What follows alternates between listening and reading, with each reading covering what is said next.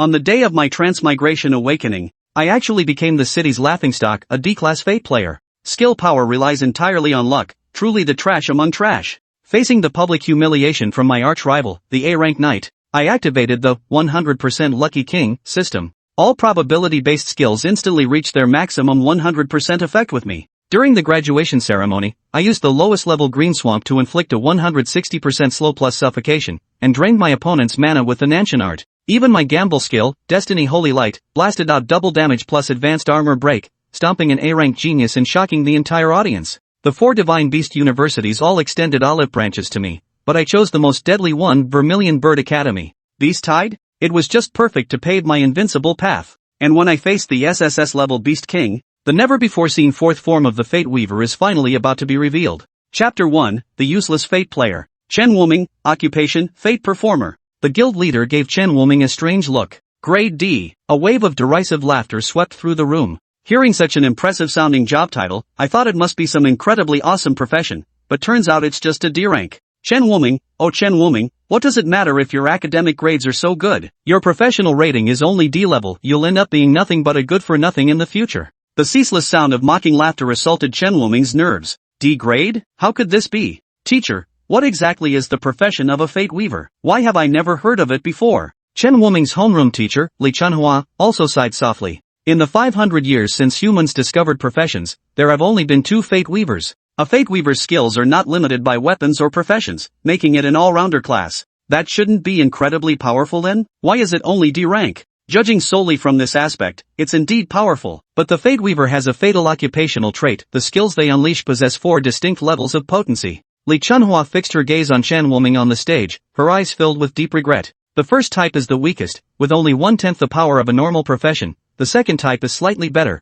possessing 1/4 the power. As for the third type, it's a skill with double the power, and the fourth type, I don't know. Unfortunately, throughout their entire combat careers, those 2 Fate Weavers rarely manifested their third form abilities, and their explosive combat potential was even inferior to healing class professions of the same tier. Chen Wuming clenched his fists and slowly stepped down from the testing platform. Ha, useless. What's the use of studying so well? Still just a D-grade profession in the end. It had been 18 years since Chen Wuming crossed over to this planet called Blue Star. Here, everyone awakens to a profession at the age of 18, and then confirms the strength of their profession through a profession rating. The strength ranking of professions from strongest to weakest is SSS, SSS, A, B, C, D, E. The E rank is classified as a lifestyle profession, but a Fate performer's abilities, whether in lifestyle skills or combat skills, fall short compared to other professions. If the E rank weren't exclusively for life-oriented professions, the Fate juggler would probably end up at the bottom of the E tier. Damn probability theory, how can there even be a profession like gambling?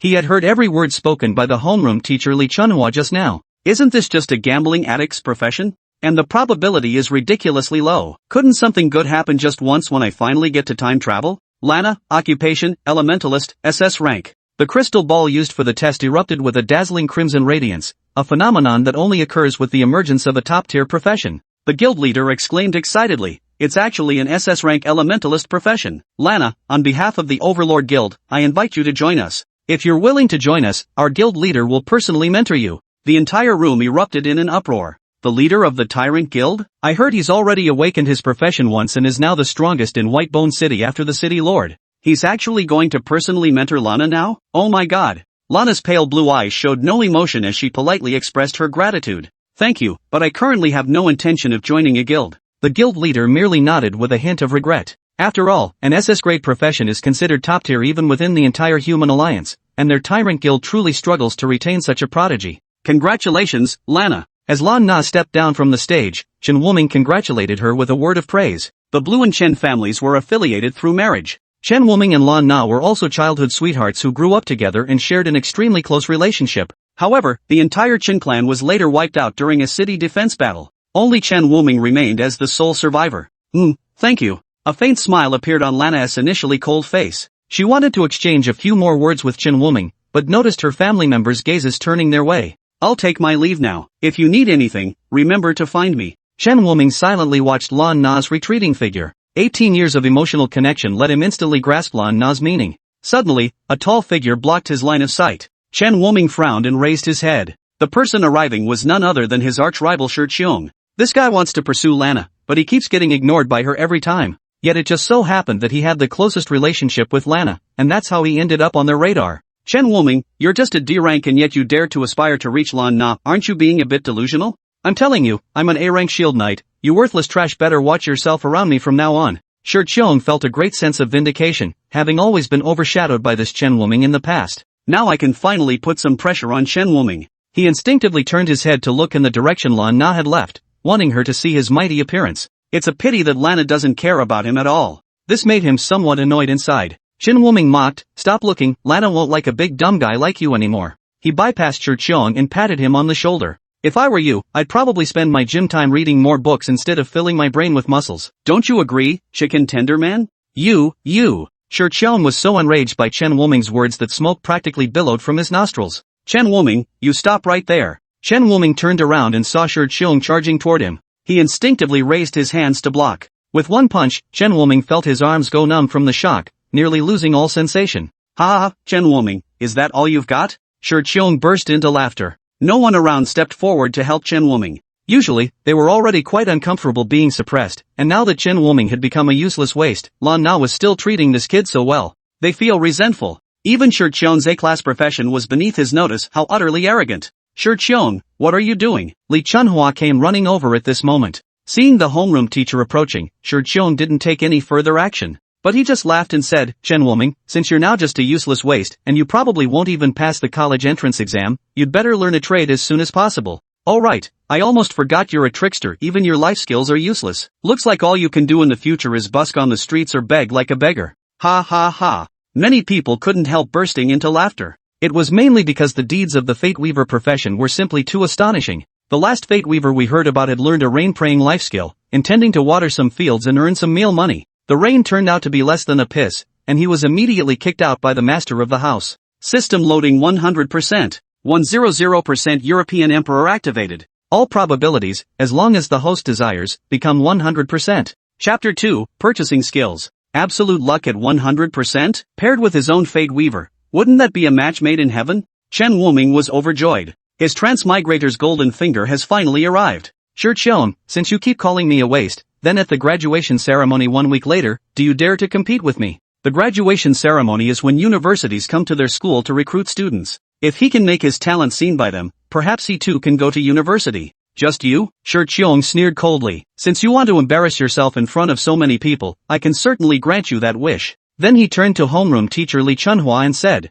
Teacher, you saw it too this time, it wasn't me picking a fight, it was Chen Wuming who came to me on his own. Everyone has seen it, so don't say later that an A-level shield knight is bullying a mere D-level profession. He walked over to Chen Wuming's side. Don't you dare run away then. I'll break one of your legs, so you can spend the rest of your life begging for a living. Chen Wuming remained silent, but the dullness in his eyes from earlier was now gone, but full of fighting spirit. Wuming, you acted rashly, Li Chunhua said anxiously. She really liked this student named Chen Wuming. He didn't want to ruin the rest of his life because of this. Teacher, rest assured, I will prove at the graduation ceremony that Chen Wuming is no waste. After bidding farewell to Li Chunhua, Chen Wuming found a skill stone shop in the city. Apart from the skills each profession inherently possesses, the only way to acquire additional skills is through skill stones. Unfortunately, the Fate Jester profession doesn't come with any skills at all, so he can only go to the store to buy some skill stones. Hello, would you like me to pick for you, or would you prefer to look yourself? I'll take a look myself. Chen Wuming opened the electronic panel on the counter. He originally intended to purchase some advanced skills, but after seeing the price, he decisively switched back to the basic skills. It's not that he didn't want to buy advanced skills, but the basic ones offered better value for money. Absorption Technique Basic. 10% chance to reduce the target's mana by 20%, cooldown 1 minute. Price, 100 drops of essence. Green Swamp Low Grade. 10% chance to reduce target's movement speed by 80% for 5 seconds, cooldown 1 minute. Price, 100 drops of essence. He. The sudden burst of laughter startled the shopkeeper. Is this kid planning to rob me? As soon as Chen Wuming thought about how these skills could synergize with Luck 100% and Fated Marksman, he couldn't help but laugh. Boss, I'll take these too. Few good thing they weren't trying to rob me, maybe just a bit dumb then. At this thought, he felt a pang of guilt. Stepping forward to offer a reminder, young man, both of these are auxiliary control type skills. What's your profession? Maybe I can help you choose? No thanks, boss. I'll just take these two. Seeing Chen Wuming's insistence, the boss said no more. After all, it's the customer's freedom to choose what they want to buy, and he was merely offering a kind reminder. Alright, 200 drops of essence. After exchanging a 200 value essence coupon for 2 skill stones, Chen Wuming was about to leave. His gaze was drawn to a skill on the electronic panel. Fate Holy Light Intermediate. 50% chance to deal holy light damage to the enemy and cause repentance. 50% chance to enter repentance and deplete mana, cooldown 5 minutes. Repentance, next attack deals 80% less damage. Price, 1000 drops of essence.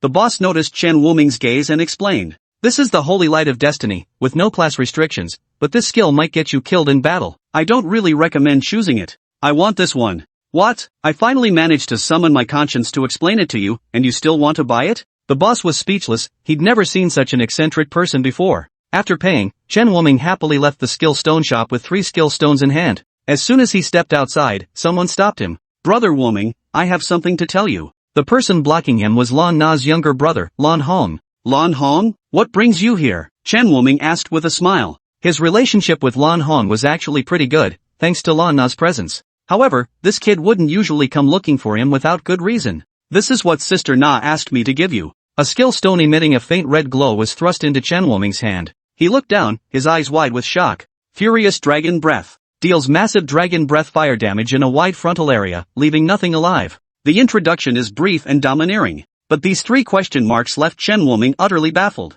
What's going on here? It was Sister Na who begged the family for it. She said, she believes in you, that even as a drama fatalist, you won't stop here. When Lan Hong spoke, his voice was noticeably tinged with disappointment. Clearly, Lan Na must have made some promise to exchange for this skill stone. That girl Lan Na, the little girl who used to follow at his heels. He thought that after becoming a good-for-nothing, she would distance herself from him, but he never expected. Give this skill stone back to Lana, or you can absorb it yourself. Brother Wuming, you can't. Lan Hong thought Chen Wuming was giving up on himself, but when he met Chen Wuming's confident gaze, he understood. Alright, I'll go back and tell Sister Na. After bidding farewell to Chen Wuming, Lan Hong walked to a car by the roadside, opened the door, and got in. Did he accept it? No %, so it still doesn't work. Blue's eyes in the back seat brimmed with disappointment. She really wanted to help Chen Wuming. Through the rearview mirror, Lan Hong noticed his sister's expression. He asked, Sis, have you really fallen for Brother Wuming? Lan Na shot him a glance but didn't respond. Seeing this, Lan Hong had no choice but to say helplessly.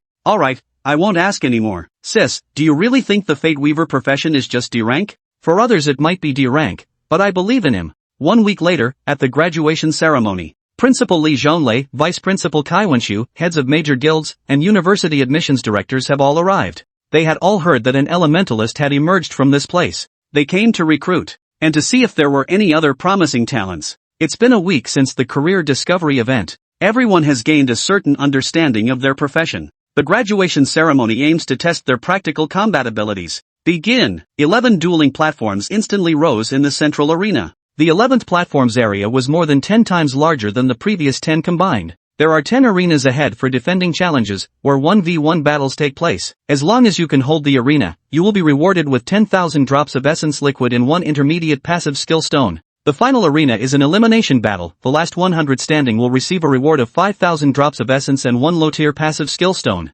Li Zhonglei finished speaking. The students present were extremely excited. The price of passive skill stones is 10 times that of ordinary skill stones, and they are extremely scarce, making them virtually priceless in the market. This time, their graduation ceremony actually awarded them passive skill stones as rewards. Everyone's eyes sparkled with excitement. I must get the passive skill stone, even if it's just a low-level one. Countless students surged toward the 11th arena. It wasn't that they didn't want to seize the top 10 spots, but this year's students not only include Lana, an SS-ranked elementalist, but also several S-ranked and A-ranked students. It was never something they could even lay a finger on. The first contender was naturally Lan Na, her blue gown shimmering brilliantly under the sunlight. No one dared to look directly at her, as if she were the goddess of heaven and earth. 10th arena, Shiqiong, A-rank shield knight, I seek your guidance. Shiqiong stepped onto the 10th arena, looking down at Chen Wuming below. No one stepped forward, but all eyes turned to Chen Wuming. They knew about the situation between Shiqiong and Chen Wuming. At this moment, they were all waiting to see Chen Wuming make a fool of himself.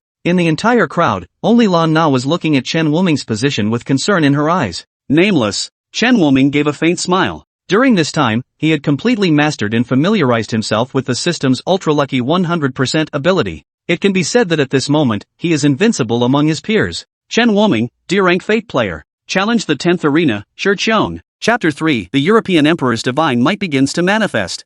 Chen Wuming stepped onto the stage one step at a time. Murmurs of derision occasionally drifted from the stands.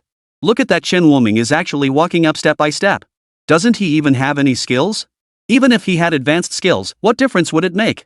With that playing with fate trait of his, he'd probably trip mid-air. Such voices failed to sway Chen Wuming. He stood on the stage, staring directly at Shi Qiong. Shi Qiong's face was twisted with scorn. Chen Wuming, I thought you'd be too cowardly to show your face. I'm not exactly brave, but I'm not scared enough to hide from a dog barking. Chen Wuming wore an innocent smile. A soft chuckle suddenly echoed from Ringwon. When the crowd looked over, Lan Na had already resumed her cool, composed demeanor. Shi Qiong was so furious steam seemed to rise from her head. She grabbed her massive shield. Enough talk. Chen Wuming, prepare to die. She charged toward Chen Wuming. Seeing Chen Wuming raise his hand to unleash a skill, a savage grin spread across his face. You've fallen for it. Mirror technique. Little did he know, Chen Wuming had already seen through his every move. Several days prior, Chen Wuming had discovered another function of the system, the ability to see through everyone's stats panel. Name, Shi Qiong. Class, Shield Knight. Level, F. Health points, 120. Mana, 80. Physical attack, 8. Strength, 0. Intelligence, 0. Stamina, 10. Agility, 5.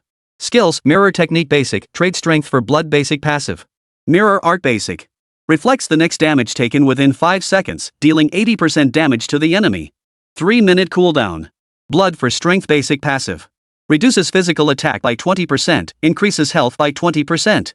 What Chen Wuming hadn't anticipated was that the Shield Knight's innate skill was actually trade blood for strength. Don't underestimate this passive class-specific skills grow stronger with level progression. When Shi Qiong reaches a rank, this low-level passive will upgrade to a high-level passive. That's when it would truly become formidable. But for now, Green Swamp. 100% trigger rate for the lucky ones. Chen Wuming saw 4 virtual cards before his eyes. A green card, a blue card, a red card, and a gold card.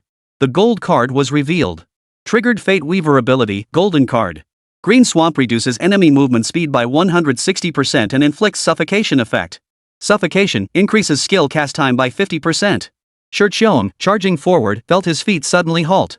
A massive green, slimy substance wrapped around his legs, pinning him to the spot, completely immobilized.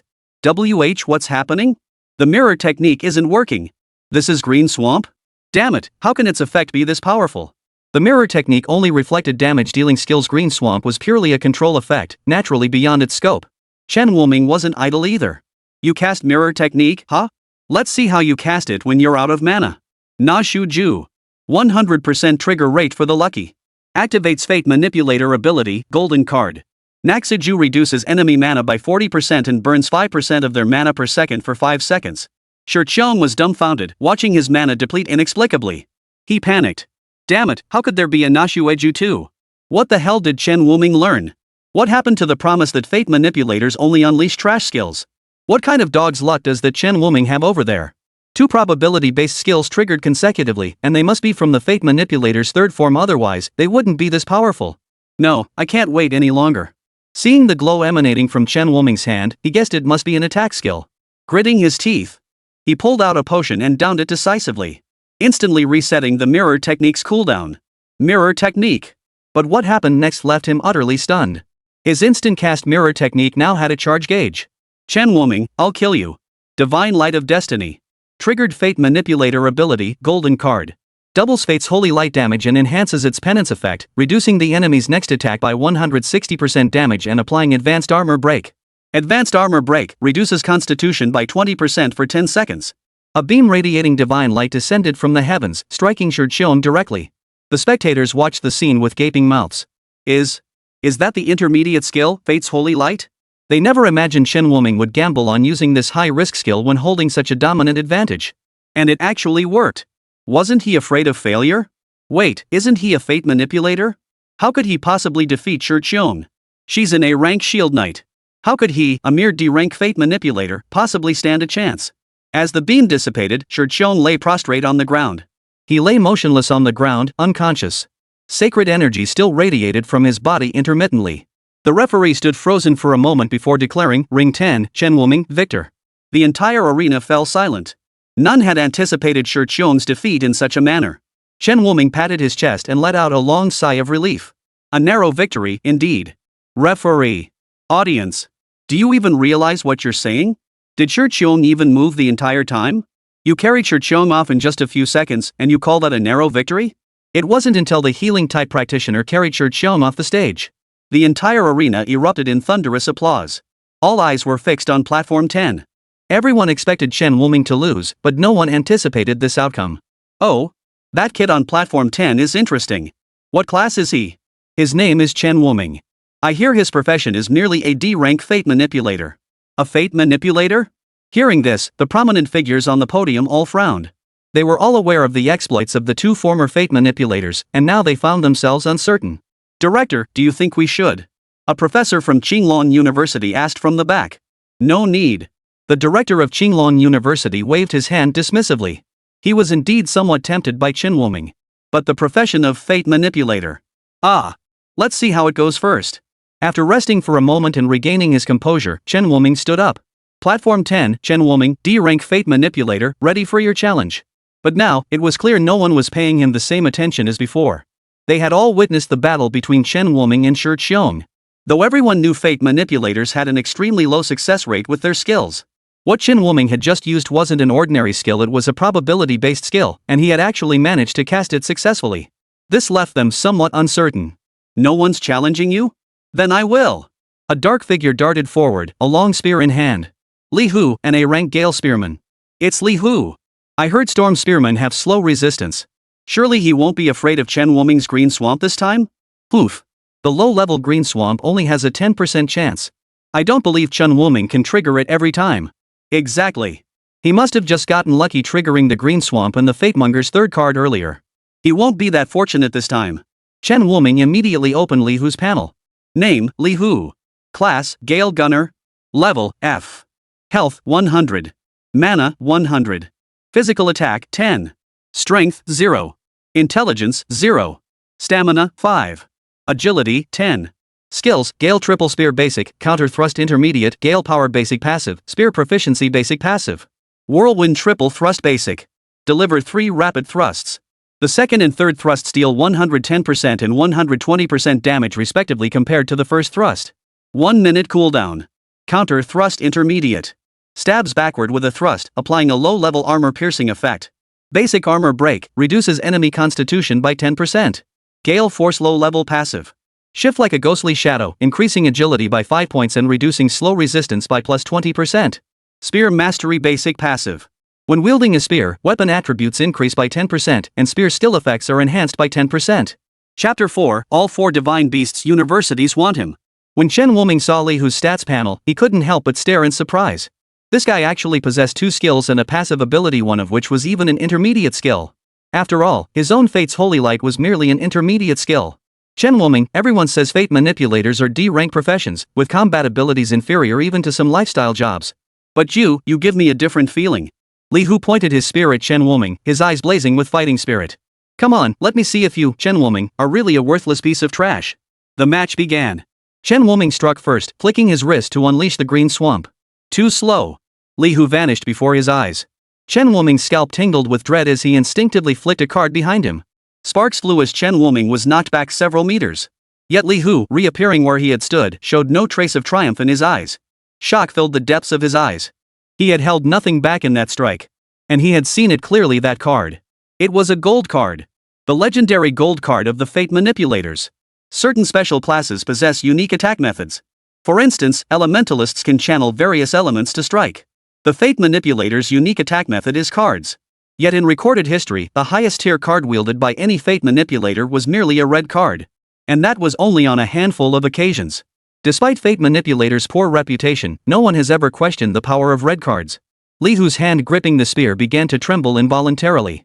That last strike had nearly knocked his spear from his grasp. Poof. Chen Wuming, you've surprised me. But from here on out, I'll be fighting you with everything I've got. Li Hu's form blurred into a ghostly shadow as he closed in on Chen Wuming.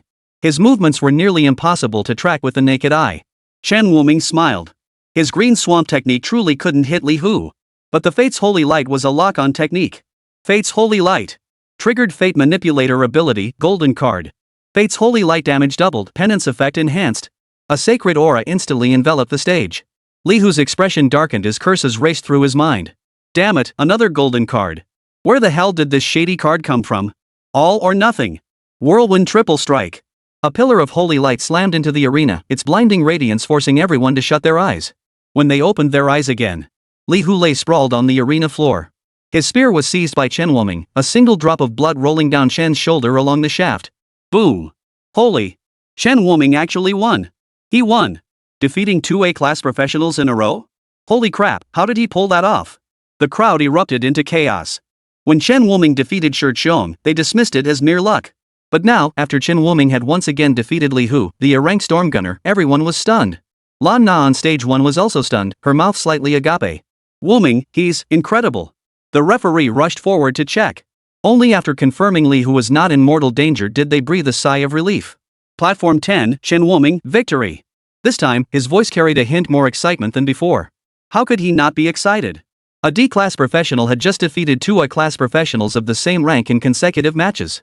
At that moment, the look in his eyes toward Chen Wuming held no trace of contempt. Director, look. We must recruit him. He's the first among fate manipulators to wield a gold card.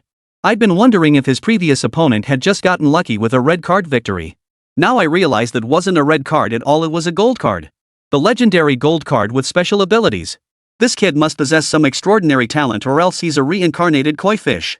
There's no way he could keep pulling off gold card skills like that. The director of Qinglong University bore no resemblance to his earlier composed self. His face flushed crimson. In his eyes, Chen Wuming resembled an unpolished gemstone, waiting for him to carve and refine it. Director. What are you still standing here for? The directors from the other 3 universities have already gone to see President Li Zhonglei. Why didn't you say so sooner? Those 3 old fools trying to snatch students from me. Only then did the Qinglong University director notice the 3 who had been beside him moments ago were gone. Forgetting all dignity and decorum, he turned on his heel and dashed off to find Li Zhonglei as well. Lan Na on stage 1 was an elementalist extremely powerful, but they'd never dared hope for her. An SS-class profession was beyond what their 4 universities could handle. Lan Na would find a better place. Now, Chen Wuming, who had consecutively defeated A-class professions, had become the hottest commodity. Even the contestants on the previous 8 stages began to envy Chen Wuming. Why him? They were all elite A-class professionals at the very least, yet now a mere D-class professional like Chen Wuming was more popular than them. It was unbearably unfair. The outcome was clear. After Chen Wuming consecutively defeated 2 A-class professionals, no one dared to underestimate him anymore. Following Li Hu, several others challenged Chen Wuming. But without exception, they were all carried off. After that, no one dared to challenge Chen Wuming again. The S-rankers had their own arena, and among the A-rankers, no one possessed the agile footwork that Li Hu had demonstrated. Bored, Chen Wuming turned his gaze toward Lan Na on platform 1. Lan Na was currently engaged in combat with S-rank puppeteer Jiang Xingyun. 2 iron puppets flanked her, poised to sandwich her between them. Lan Na raised her hand, her eyes blazing with icy blue cold energy. Ice burst. A surge of frigid energy erupted outward from her center, sending both the iron puppets and Jiang Xingyun flying off the stage in a single blow. When the referee caught Jiang Xingyun, part of his body had already frozen solid. This girl is incredibly strong. Chen Wuming's curiosity piqued. He used the system to check Lan Na's profile. Name, Lana. Class, Elementalist. Level, E. Health, 200. Mana, 300. Magic attack, 30. Strength, 0. Intelligence, 10. Constitution, 15. Agility, 10. Skills, Frost Burst Intermediate, Ice Spike Intermediate, Meteor Fire Rain Advanced, Elemental Mastery Intermediate Passive. When Chen Wuming saw Lana's stats panel, he couldn't help but twitch his lips. Is this what a peerless genius with a privileged background looks like? Talented, well-resourced, with skills starting at intermediate level and even reaching E rank. This must be the only one at today's graduation ceremony, right? The competition concluded swiftly. Principal Li Zhonglei, his face flushed with satisfaction, stood on the podium holding the list. He began announcing the names of the top 10 defenders of their respective arenas. Next, let us congratulate the following 10 students for successfully defending their platforms. Platform 1, Lan Na. Platform 2, Shi Lianshui. Platform 3, NZ Bean. Platform 4, Jiang Xingyun. Ring 9, Li Hu. Platform 10. Li Zhonglei shot Chen Wuming a meaningful look. This kid was beyond his expectations. Chen Wuming. You will each receive 10,000 drops of essence liquid in 1 intermediate passive skill stone as rewards.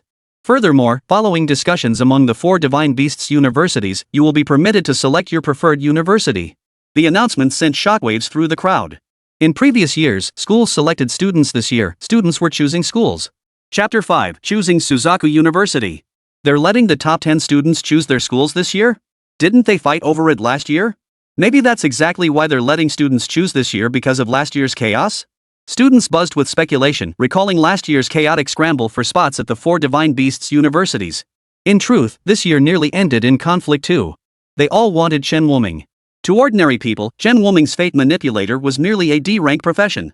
But to these high-level professionals, Chen Wuming consistently triggering gold cards was far beyond mere luck. The core issue was that the fate manipulator's gold card abilities were simply too overpowered, sometimes even capable of turning the tide of battle. If Lana and her group couldn't get it, why should Chen Wuming be any different? As it turned out, everyone had the same idea. The directors of admissions from the 4 Divine Beasts University took the stage. Their faces bore warm, welcoming smiles. Besides Lana and Chen Wuming, 2 others had yet to choose a school. They were Shi Lianxue and Jiang Xingyun. Except for the director from Vermilion Bird University, the others showed no urgency, leisurely beginning to select students from the top 100 of the 11th stage. Shi Qian was among these 100 students. He had originally had a chance to compete for one of the 10 platforms, but Chen Wuming had beaten him so badly that he hadn't fully recovered in time. This cost him a spot in the top 10. His gaze toward Chen Wuming was filled with venomous resentment. It was all because of this man. If not for Chen Wuming, how could he have ended up competing with this crowd for a spot in the top 100? Jiang Xingyun glanced at Lan Na. A hint of defeat flickered in his eyes. I choose Qinglong University. Qinglong University's admissions director, Yuan Shang, grinned so widely his face nearly split. He raised an eyebrow triumphantly at the other 3. What do you think? I'll be recruiting the most again this year, right?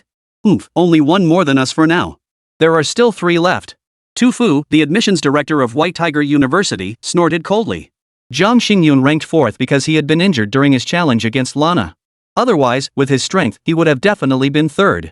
Although both Zibin and Jiang Xingyun were S-rank, and Zibin's profession was puppeteer, he was naturally overshadowed by Jiang Xingyun. Even with Jiang injured and only managed a narrow victory. 3? You still want Lana? She's out of our reach. Give it up. The voice belonged to Shi Tsong from Xuanwu University. Tu Fu shrugged. Just thinking out loud. By the way, why haven't the people from Qilin arrived yet? Heard fallen ones appeared in Stone City. Even the deputy city lord died. They must be checking the situation. Sigh, what a tumultuous time. Only Lana, Shi Lianxue, and Chen Wuming remained on the field, still undecided about which university to choose. Lan Na couldn't help asking, Wuming, haven't you decided which school to choose yet? No, I've already made up my mind. Chen Wuming looked toward Suzaku University, where not a single top 10 student had been found. Wuming, you're not seriously considering Suzaku University, are you? Among the 4 Divine Beasts universities, Suzaku has the scarcest resources. I suggest you choose either Shiryu or Byako. Hearing his choice, Lana couldn't help but frown. Even Shi Lianxue turned her head, frowning at Chen Wuming. She couldn't believe this guy was actually considering Suzaku University. There was a reason no one chose Suzaku University. Its lack of resources was only one reason. Another reason was that Suzaku University guarded Suzaku City, the southern border of the Human Alliance. Suzaku City bordered the endless mountains, which teemed with countless ferocious beasts. On every full moon night, these beasts would form a tidal wave and attack the Human Alliance. As the university is situated within Suzaku City, it serves as the first line of defense against the endless mountains. The mortality rate is extremely high. Thank you, but I still wish to attend Suzaku University. Chen Wuming offered a smile. He took a step forward, his gaze fixed on the direction of Suzaku University. Yuan Shang's heart skipped a beat. What is this kid up to? Why is he looking at Suzaku University?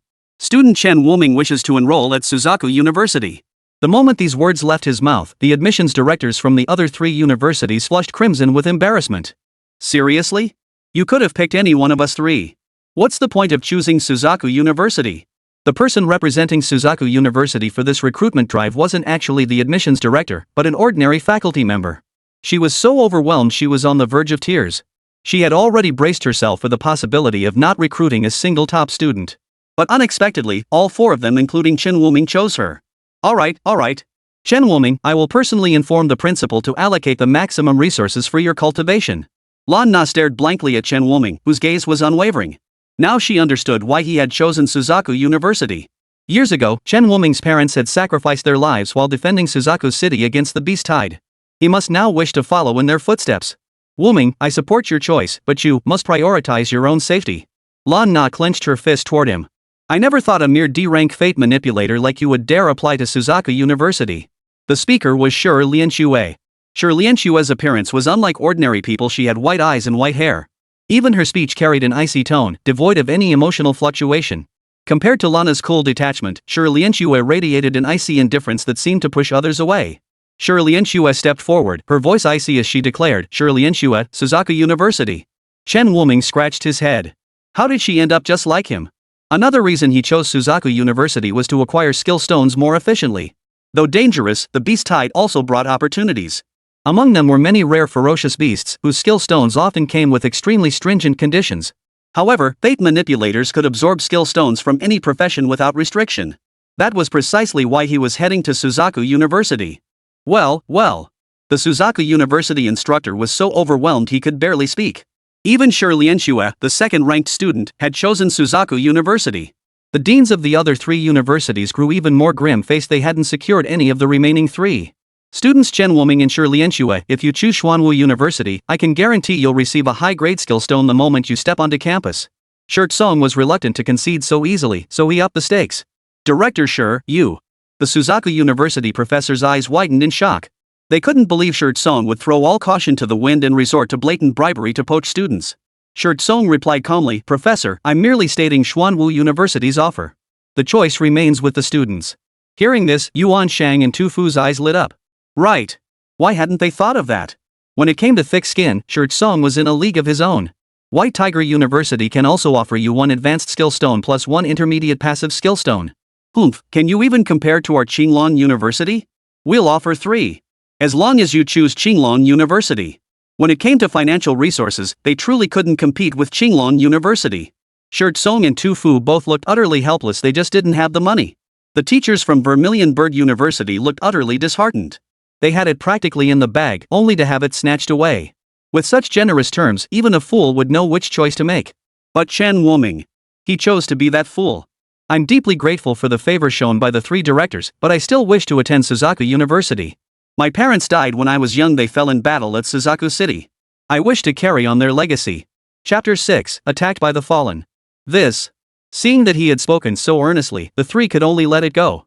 Persisting any further would truly be like pressing a warm cheek against a cold one.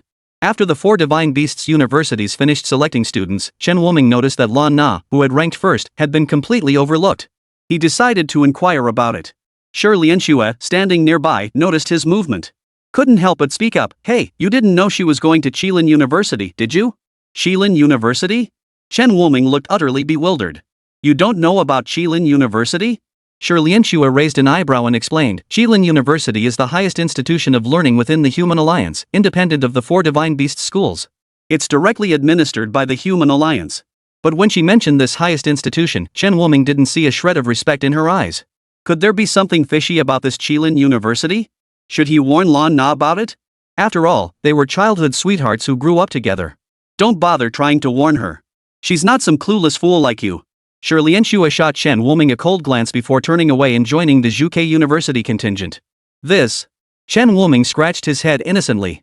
Why did he always feel Shi Lianxue took such delight in mocking him? Oh well. After all, he really did know nothing. At that moment, a crimson figure descended from the sky, landing precisely at the center of the podium. My apologies for being late. The great fallen that appeared near Stone City proved rather troublesome, though we managed to prevent its escape. Only then did Chen Wuming realize that the blood-red hue was actually stained by blood. Name, Lu Shuejuan. Occupation, Bloodthirsty Lord. Level, B+. HP, 8,900. Mana, 6,000. Physical attack, 1,000. Strength, 100. Intelligence, 50. Stamina, 2,000. Agility, 500. Skills, Blood Burst Advanced, Blood Shield Intermediate, Blood Domain Advanced Passive. This stat sheet made Chen Wuming swallow hard. What did that person just say? He killed an A-rank fallen? Keep in mind, a rank means at least 10,000 HP. How could a B+ rank like him take down an A-rank fallen, seemingly unscathed?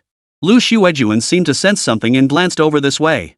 His blood-red pupils swept over Chen Wuming, and for a split second, Chen felt as though he'd been locked in the gaze of some ferocious beast. What a strange feeling, like someone's been watching me.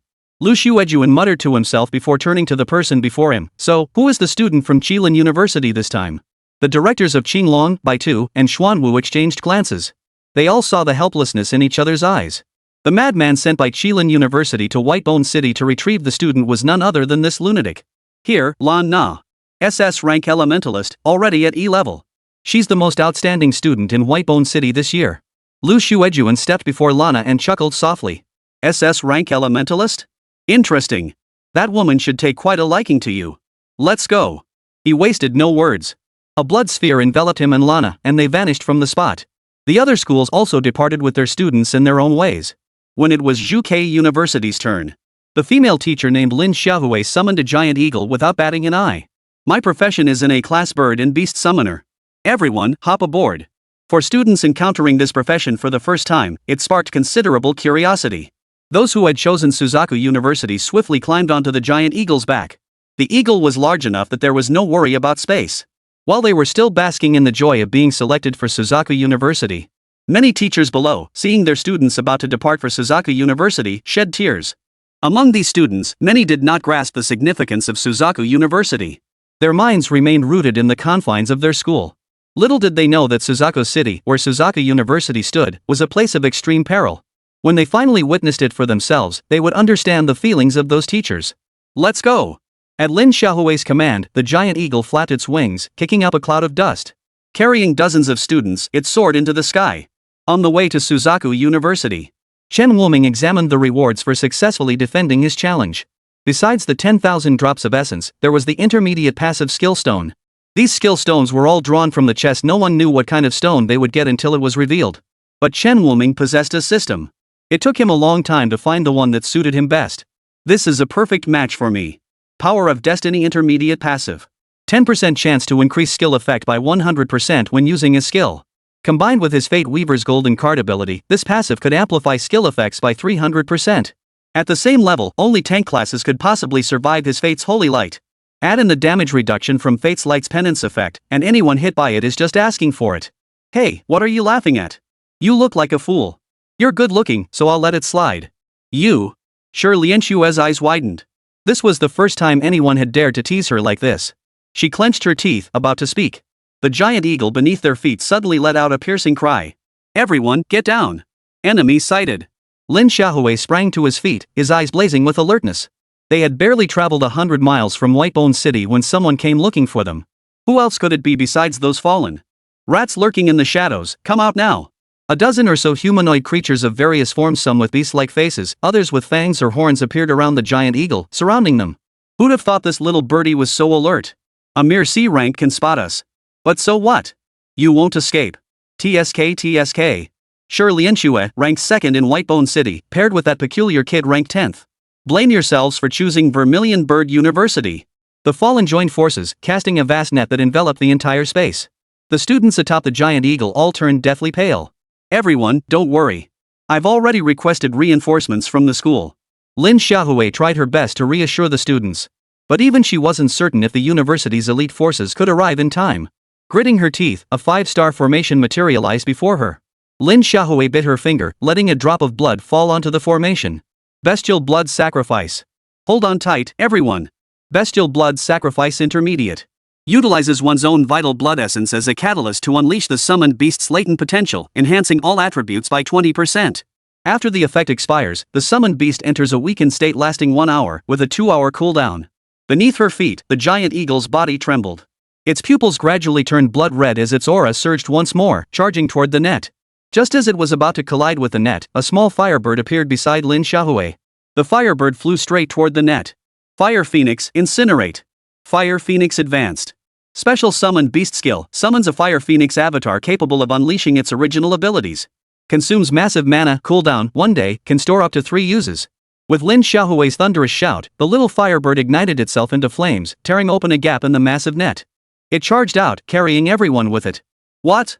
The horned figure above witnessed this scene, his expression turning grim. Damn it! When did Lin Xiaohui acquire the Fire Phoenix skill stone? Stop her.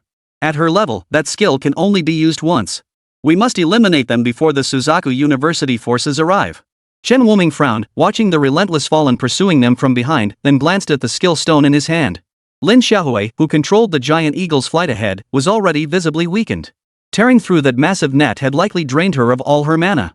Everyone, don't be afraid. The powerful ones in the nearby cities have received our distress signal and are on their way. Even as she felt herself about to collapse, Lin Xiaohui still found the strength to reassure her students. When she glanced back and saw the fallen closing in, her eyes hardened. She retrieved a blue potion from her bracelet's storage space and gulped it down. Fire Phoenix, Chaos Flame. Scorching flames instantly engulfed the fallen behind her. Lin Xiaohui could hold on no longer, coughing up a mouthful of blood. Skills drained not only mana but also the caster's stamina. Mana could be replenished by drinking potions, but stamina could not. Chen Wuming rose and surveyed the surroundings. Nearly all the students had lost their most basic combat abilities due to fear. This was the greatest weakness of these sheltered flowers. Chen Wuming, what are you doing? You can't stop them. Oh, and Shi Lian Xue. Shi Lian Xue, if they charge, can you hold them off for even a moment? Chen Wuming gripped her shoulders, his voice thick with urgency. Caught off guard by such close contact from a boy, Shi Lian Xue momentarily forgot to resist. She could only nod passively. I can, but only for a moment. What do you plan to do? A moment is enough. I need to absorb the skill stone. After that, it's up to you. Chen Wuming crouched down and began absorbing the skill stone imbued with the power of fate. This guy. Does he really think absorbing that skill stone will make him strong enough to defeat the fallen? But since you trust me so much, I won't let you down. This unexpected trust stirred an unusual emotion within Shi Lian Xue's heart. Damn it, he can still unleash the Fire Phoenix skill. The horned leader led his men in pursuit once more, though this time only 7 fallen remained. Several others were caught off guard and incinerated to ashes by Lin Xiaohui's strike. When he saw the blood trickling from Lin Xiaohui's lips, the horned man grinned. Looks like you've reached your limit. Well then, you can go die now, breaking void horn. The figure of a wild bull appeared mid-air, charging toward the giant eagle with overwhelming force. Fire Phoenix. Cough cough. Lin Xiaohui attempted to repeat his previous tactic, only to cough up a mouthful of blood. Master, please step aside and rest. Shi Lian Xue's icy voice rang out, as cold as the wind from a millennia-old glacier, devoid of any warmth. Her fingers extended, and the temperature around her plummeted by over 10 degrees. Her cherry lips parted slightly, expelling a breath of frigid air. Wall of Despair. Chapter 7, The Power of Fate, Collective Damage Reduction. A colossal ice wall rose behind them. The shadow of the wild bull crashed into the ice wall with frenzied force. The horned man let out a savage laugh. A mere F-rank creature dares to block my attack? You? His expression gradually gave way to shock. His prideful intermediate skill rending horn froze instantly upon contact with the ice wall. The shadow of the wild bull instantly transformed into an ice sculpture. How is this possible? Shi Lian Xue's snow-white eyes held nothing but coldness, her small face now utterly serious. She clenched her fists, unleashing an endless surge of frigid energy from her body. Ice blast. Amidst the stunned gazes of the crowd, the ice sculpture shattered, its immense shockwave repelling the fallen ones. The ice wall collapsed in an instant. Shi Lian Xue's aura instantly wilted. Chen Wuming, you bastard. You said it would only take a moment, why isn't it done yet? She glared at Chen Wuming, who was still absorbing the skill stone, her teeth clenched. She was unable to unleash a second ice blast. Lin Xiaohui stared in disbelief at the retreating fallen and the others, wondering what kind of monster she had summoned this time.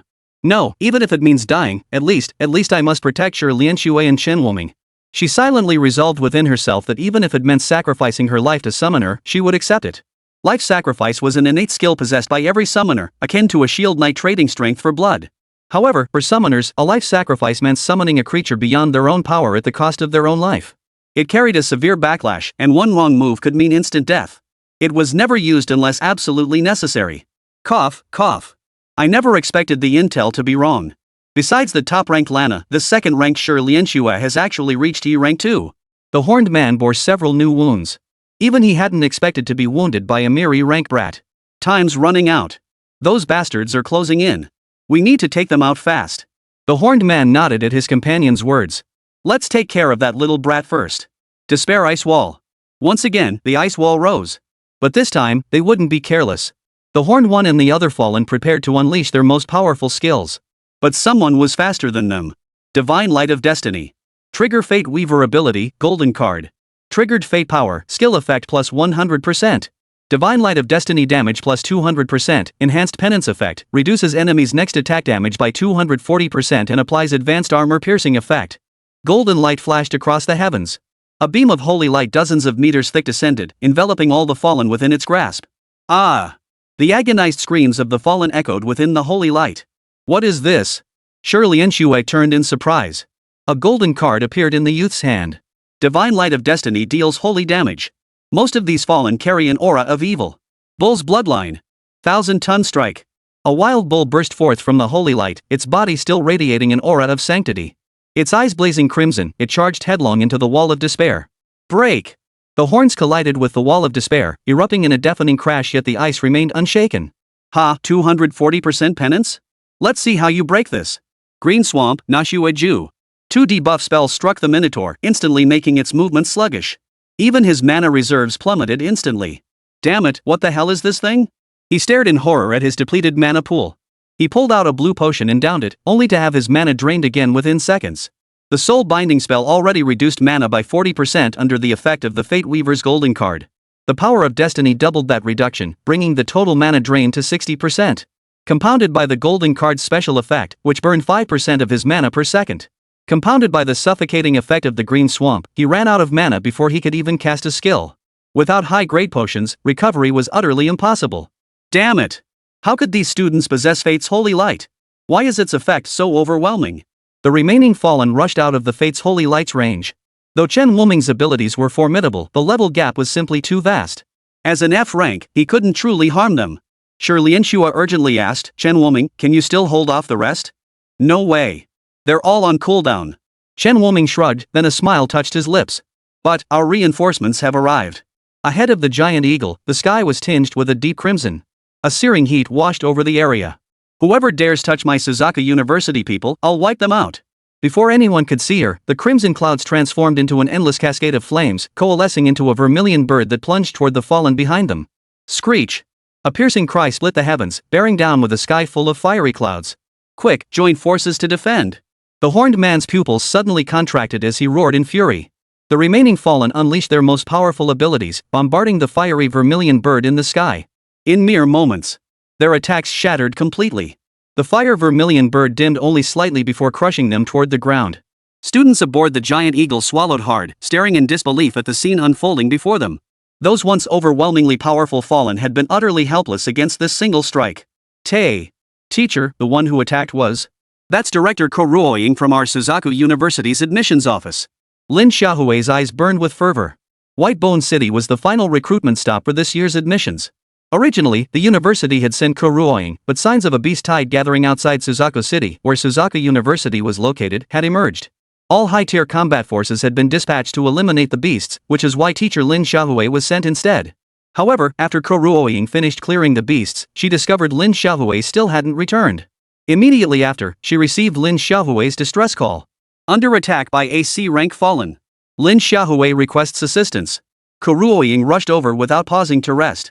She immediately saw Lin Xiaohui preparing to perform a life sacrifice, Shi Lianxue with a weakened aura, and Chen Wuming standing in front of everyone. You bastards! How dare you harm my students? All of you Fallen, die! Kuruoying hovered above the giant eagle, her furious gaze fixed on the Fallen crushed beneath the earth. Her palm rose, and a fiery lotus blossomed in her hand, brimming with destructive power. World-destroying lotus, go! The lotus appeared among the Fallen, swelling instantly. It instantly engulfed the already dying Fallen. As the lotus fully bloomed, a terrifying storm swept out from its core. The explosive tempest warped the surrounding space itself. Had Kuruoying not shielded the giant eagle, everyone present including Chen Wuming would have been obliterated in an instant. Chen Wuming's Adam's apple bobbed. That earlier strike nearly killed the Fallen one. Did it really need to be that powerful? If souls truly existed in this world, wouldn't they have been obliterated by that strike? Suddenly, he found himself curious about Kuruoying's rank. As the director of admissions at Jukai University, she must be incredibly powerful, right? Name, Kuruoying. Class, Pyromancer. Level, B. Health points, 6,800. Mana, 7,000. Magic attack, 800. Strength, 5. Intelligence, 90. Stamina, 900. Agility, 200. Skills, Vermilion Bird of Fire Advanced, Flaming Clouds over the Sky Intermediate, World-Destroying Fire Lotus Advanced.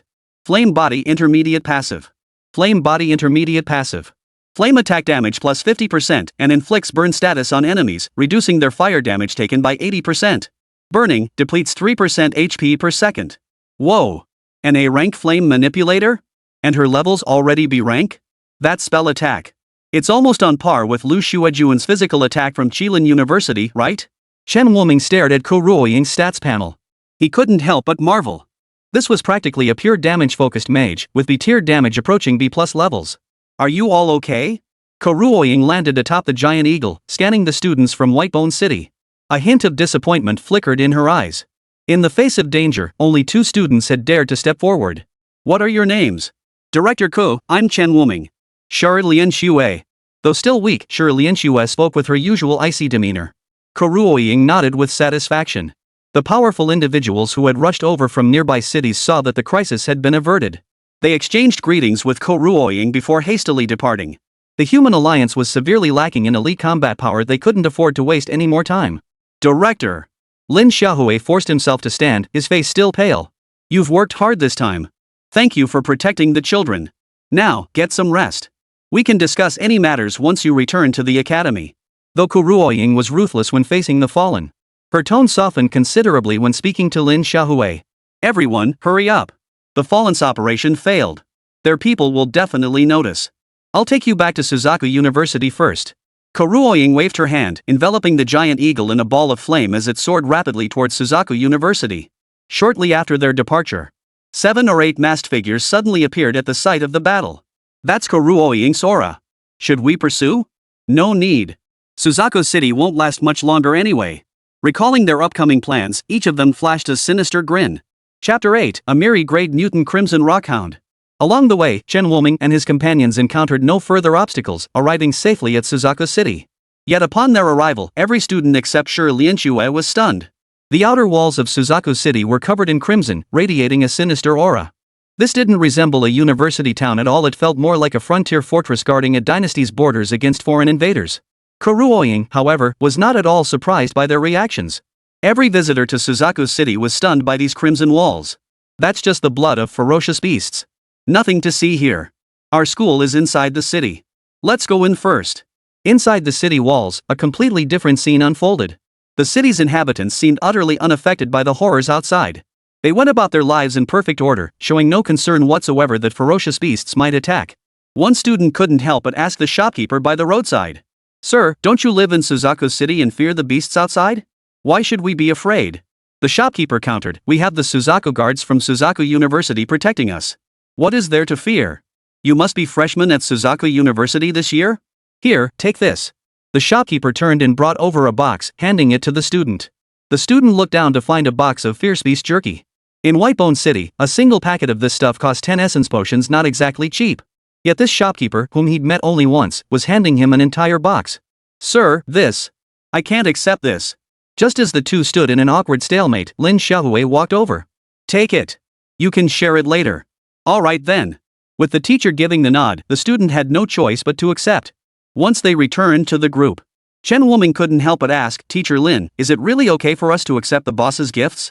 Most of these shopkeepers in the city were ordinary people with only F-rank livelihood professions. These items were the very foundation of their survival. If we refuse, it would unsettle his goodwill. You'll understand later.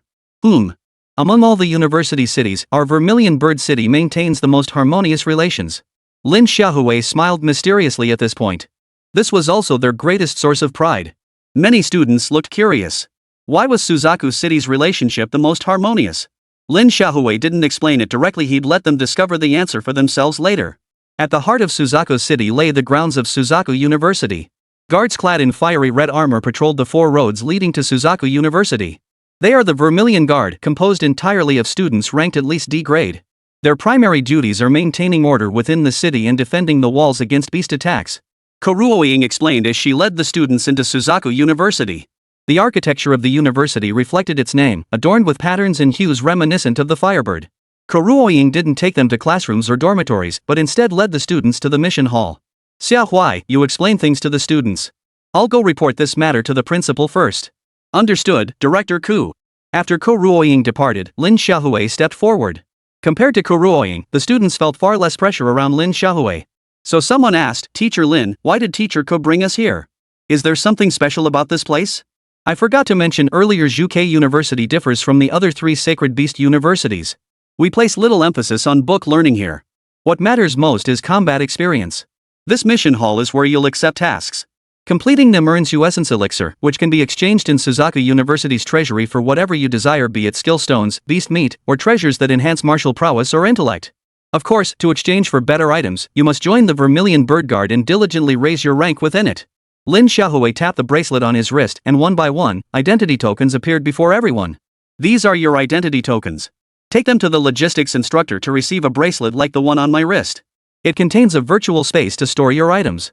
Of course, you'll need to exchange essence for the bracelet itself. Each person received their own unique identity token. Chen Wuming examined the token in his hand.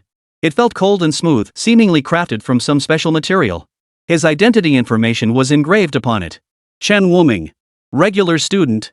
This ordinary student designation must represent my current rank. After obtaining the wristband, Chen Wuming discovered it granted direct access to Suzaku University's treasury. Except for the ordinary students section, all subsequent options remained pitch black. I'll probably have to wait until I become a Vermilion Bird Guard before I can redeem it. There was almost nothing available for exchange that interested him as an ordinary student. Hey, wanna team up for a mission? A slightly awkward voice came from behind him. Sure, Lianxue clearly wasn't adept at social interactions, her eyes darting around uncertainly. Team up for a mission? But then we'd have to split the essence we get, right? Maybe we should just go our separate ways? Chen Wuming scratched his head. Wouldn't teaming up mean splitting the rewards? Wouldn't he be at a disadvantage? Sure, Lianxue froze at his words, unsure whether he was dismissing her or genuinely thought she was foolish. Didn't you see the co-op quest? Or do you think I'm too weak to help you? Only then did Chen Wuming notice the cooperative quests category in the quest log. He felt a pang of embarrassment, he genuinely hadn't noticed it earlier. Ahem. Sorry. I genuinely didn't notice it earlier. Let's see which quest we should take on. Sure, Lianxue gave a light snort. Her fair face flushed slightly from the frustration.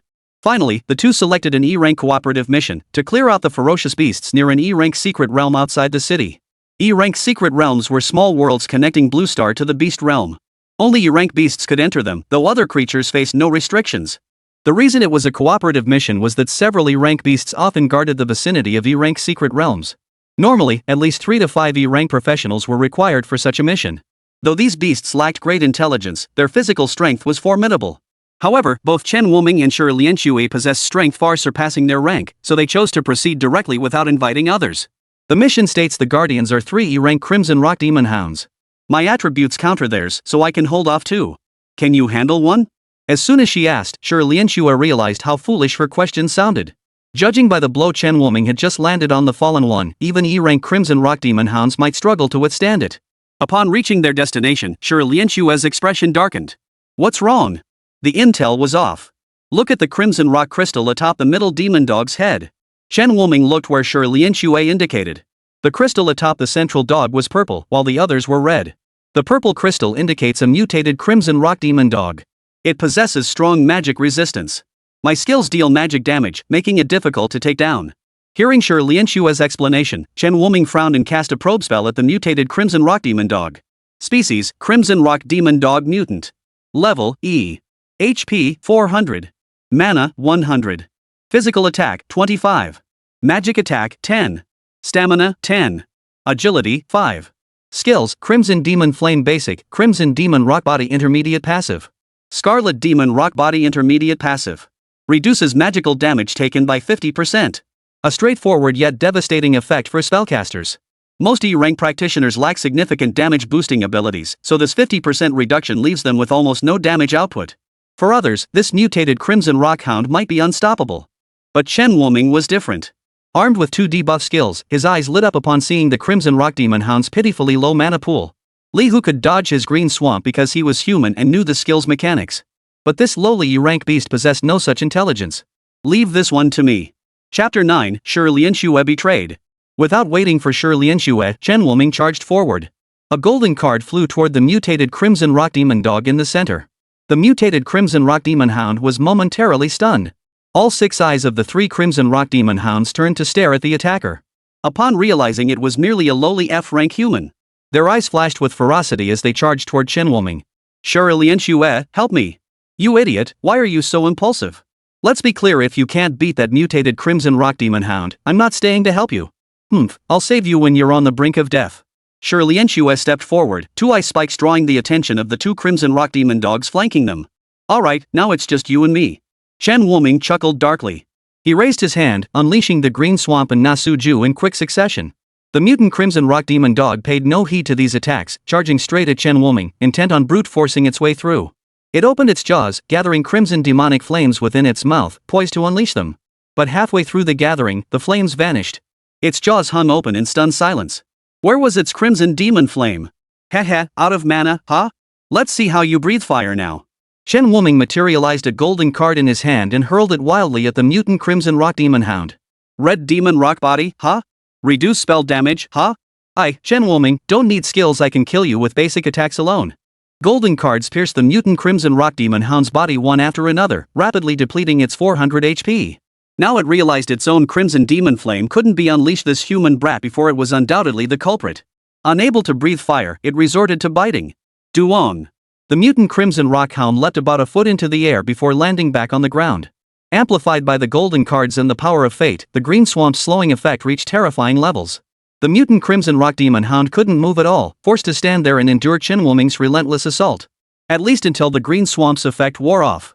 Shi Lianxue, who still had energy to spare after holding off two Crimson Rock Hounds, glanced over at Chen Wuming with the corner of her eye. Seeing that mutated Red Rock Demon Dog being thoroughly dominated by Chen Wuming, a look of shock flashed in her eyes. She had thought she already held this incredibly lucky classmate in high regard. But it turned out she had underestimated him. No, it's because he absorbed the passive skill stone from the graduation ceremony reward. That's why he's stronger than me. If I had absorbed it too, I should be about his level. Shi Lianxue kept reassuring herself inwardly. At the graduation ceremony, she had obtained the ice crystal armor. Once in combat, ice crystals would crystallize on her body, forming armor that granted a shield equal to 20% of her maximum health, increased her frost damage by 20%, and had a 10% chance to freeze enemies who attacked her. A spark of competitiveness ignited within Shi Lianxue, fueling her urgency. I'm done playing with you. Frost slash. The two Crimson Rock Hounds froze instantly as a giant ice blade descended from above their heads. The two ice sculptures shattered instantly, both Crimson Rock Hounds wounded, their injuries encrusted with frost. As they opened their mouths to unleash Crimson Demon Flames, the frost on their wounds exploded like bombs. The pristine ice crystals were instantly stained crimson. Shi Lianxue's face paled. She shot a defiant glance toward Chen Wuming. By now, the mutant Crimson Rock Demon Hound's health had been whittled down to mere tens of points by Chen Wuming. The effects of the Nasu technique and the green swamp had also faded. The first thing the mutated Crimson Rock Demon Hound did upon regaining its mobility was to kill the human boy before it. Escaped? Then let's grant you true liberation. Chen Wuming's lips curved into a smile. Holy light descended from the heavens, striking the mutant Crimson Rock Demon Dog. Under this fatal blow, it bore the impact of the divine light of destiny and charged straight at Chen Wuming. Chen Wuming made no attempt to dodge, allowing the mutant Crimson Rock Demon Hound to crash into him. Chen Wuming, what are you doing? Shi Lianxue's eyes widened as she cried out in alarm. She tried to rush over, but Chen Wuming was already enveloped in holy light, obscuring his figure completely. As the holy light faded, Shi Lianxue was about to rush forward, only to find Chen Wuming standing unscathed in the same spot, gazing in her direction. His eyes held a trace of confusion. Did you just call out to me? You're okay? I clearly saw that mutated Crimson Rock Demon Hound. Oh, you mean that? My fate's holy light has a penance effect. Didn't you know? Shi Lianxue's expression grew increasingly furious as an ice spike materialized in her hand. You bastard! Hey! What are you doing? Why are you stabbing me? Chen Wuming jumped back a step, feeling a chill run down his spine. Is Shi Lianxue crazy or something? Out of nowhere. On the way back, Shi Lianxue didn't speak to him. This made Chen Wuming wonder if he'd somehow offended this lady. Come to think of it, I haven't seen Shi Lianxue's character panel yet. Name, Shi Lianxue. Class, Ice Messenger. Level, E. Health points, 200. Mana, 300. Magic attack, 30. Strength, 0. Intelligence, 10. Stamina, 25. Agility, 10. Skills, Frost/Intermediate, Ice Blast Advanced, Sign Cold Wind Advanced, Wall of Despair Advanced, Grasp of Ice Intermediate Passive. This guy's stats are identical to Lana's and Lana's an SS-tier elementalist, no less. Why has he never heard of this Ice Herald before? Could it also be an SS-tier class? Shi Lianxue is hiding her true strength. As if sensing Chen Wuming's gaze, Shi Lianxue turned her head. What is it? Nothing. I just noticed how strong you are and wondered why you didn't compete with Lana for that first ring. Shi Lianxue's expression froze, surprised that Chen Wuming would ask this question. She turned back, her tone flat. She's your childhood sweetheart. Wouldn't you feel heartbroken if I pulled her down? Silence hung between them for a long moment. Shi Lianxue spoke again, I don't like Qilin University. Besides, my parents died in the beast tide at Juke City just like yours did. After that, she fell silent. Chen Wuming scratched his head. He understood the latter part. Shi Lianxue simply wanted to fulfill her parents' dying wish and continue protecting Suzako City. But why did she dislike Kirin University? Wasn't it the highest institution of learning in the Human Alliance? Since Shi Lianxue showed no intention of elaborating, he didn't press her. The two returned to the mission hall to submit their task. All right. Once the Vermilion Bird Guard confirms, the essence will be deposited into your wristband accounts. No sooner had they left the mission hall than their wristbands received a transfer notification for 1,000 essence units. This essence is so easy to earn. We worked our butts off for graduation and only got 10,000, but a single random mission nets us 1,000. Sure, Lien Xue couldn't help but roll her eyes at him. Where exactly did you work yourself to death during the graduation ceremony? I was a full-fledged shield knight, yet you pinned me down so I couldn't even move. You took out the Gale Spearman with a single Fate's Holy Light. You were exhausted from casting a few skills? Sure, Lien Xue, should we take on a few more co-op quests? Nah, I'm off to do the Vermilion Bird Guard promotion quest. There's not much I need from the regular student stuff. Sure, Lien Xue shook her head and walked off alone in another direction. Chen Wuming scratched his nose. This girl's still upset. Oh well. I've saved up quite a bit of essence fluid anyway.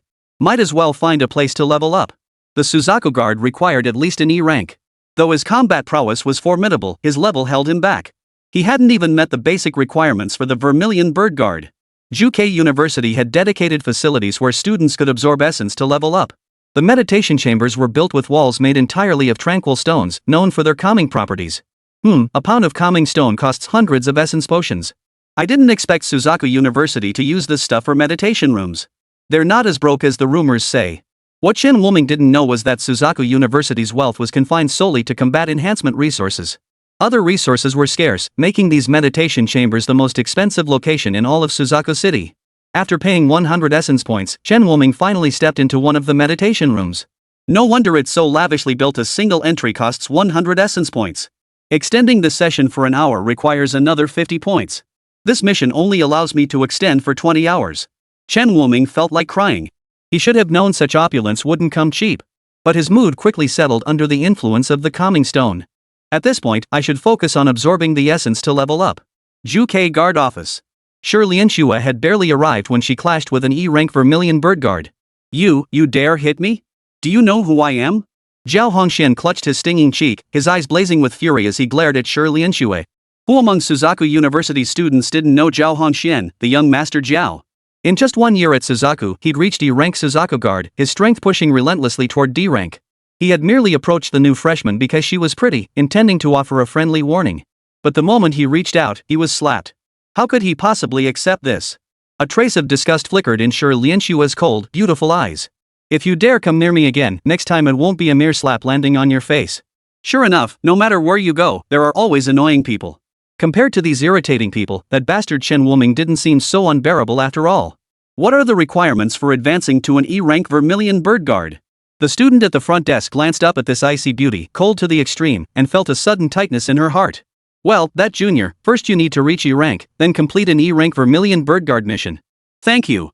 Sure Lien Xue stepped aside as the task dispatcher transmitted the mission details to her. Her brows furrowed upon reading the mission details.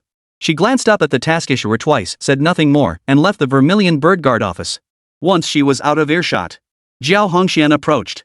How is it? Rest assured, young Master Zhao. That mission is extremely high level. Among the E-rank Vermilion Bird Guards, no one but you could possibly help her complete it. Well done.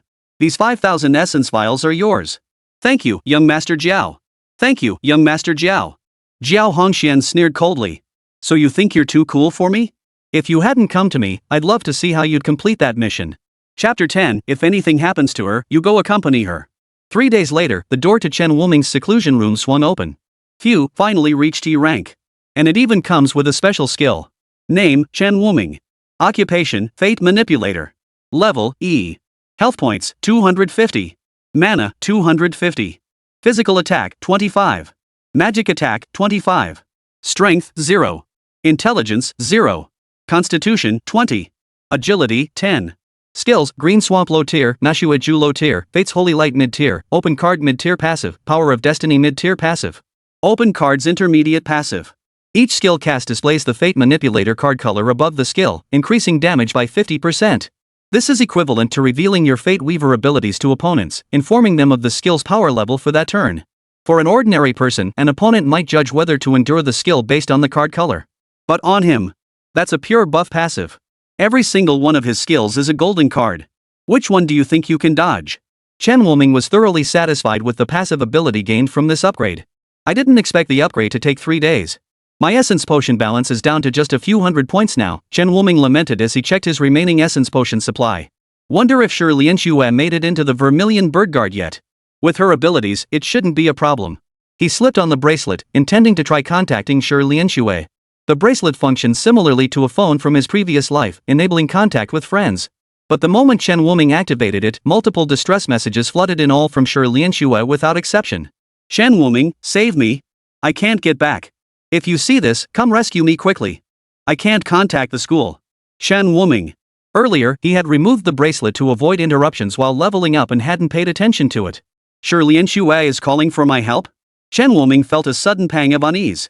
Given Shi Lianxue's character and abilities, it was almost impossible for her to seek his help. Unless she truly faced some unavoidable danger. He tried contacting Shi Lianxue, but couldn't reach her no matter what.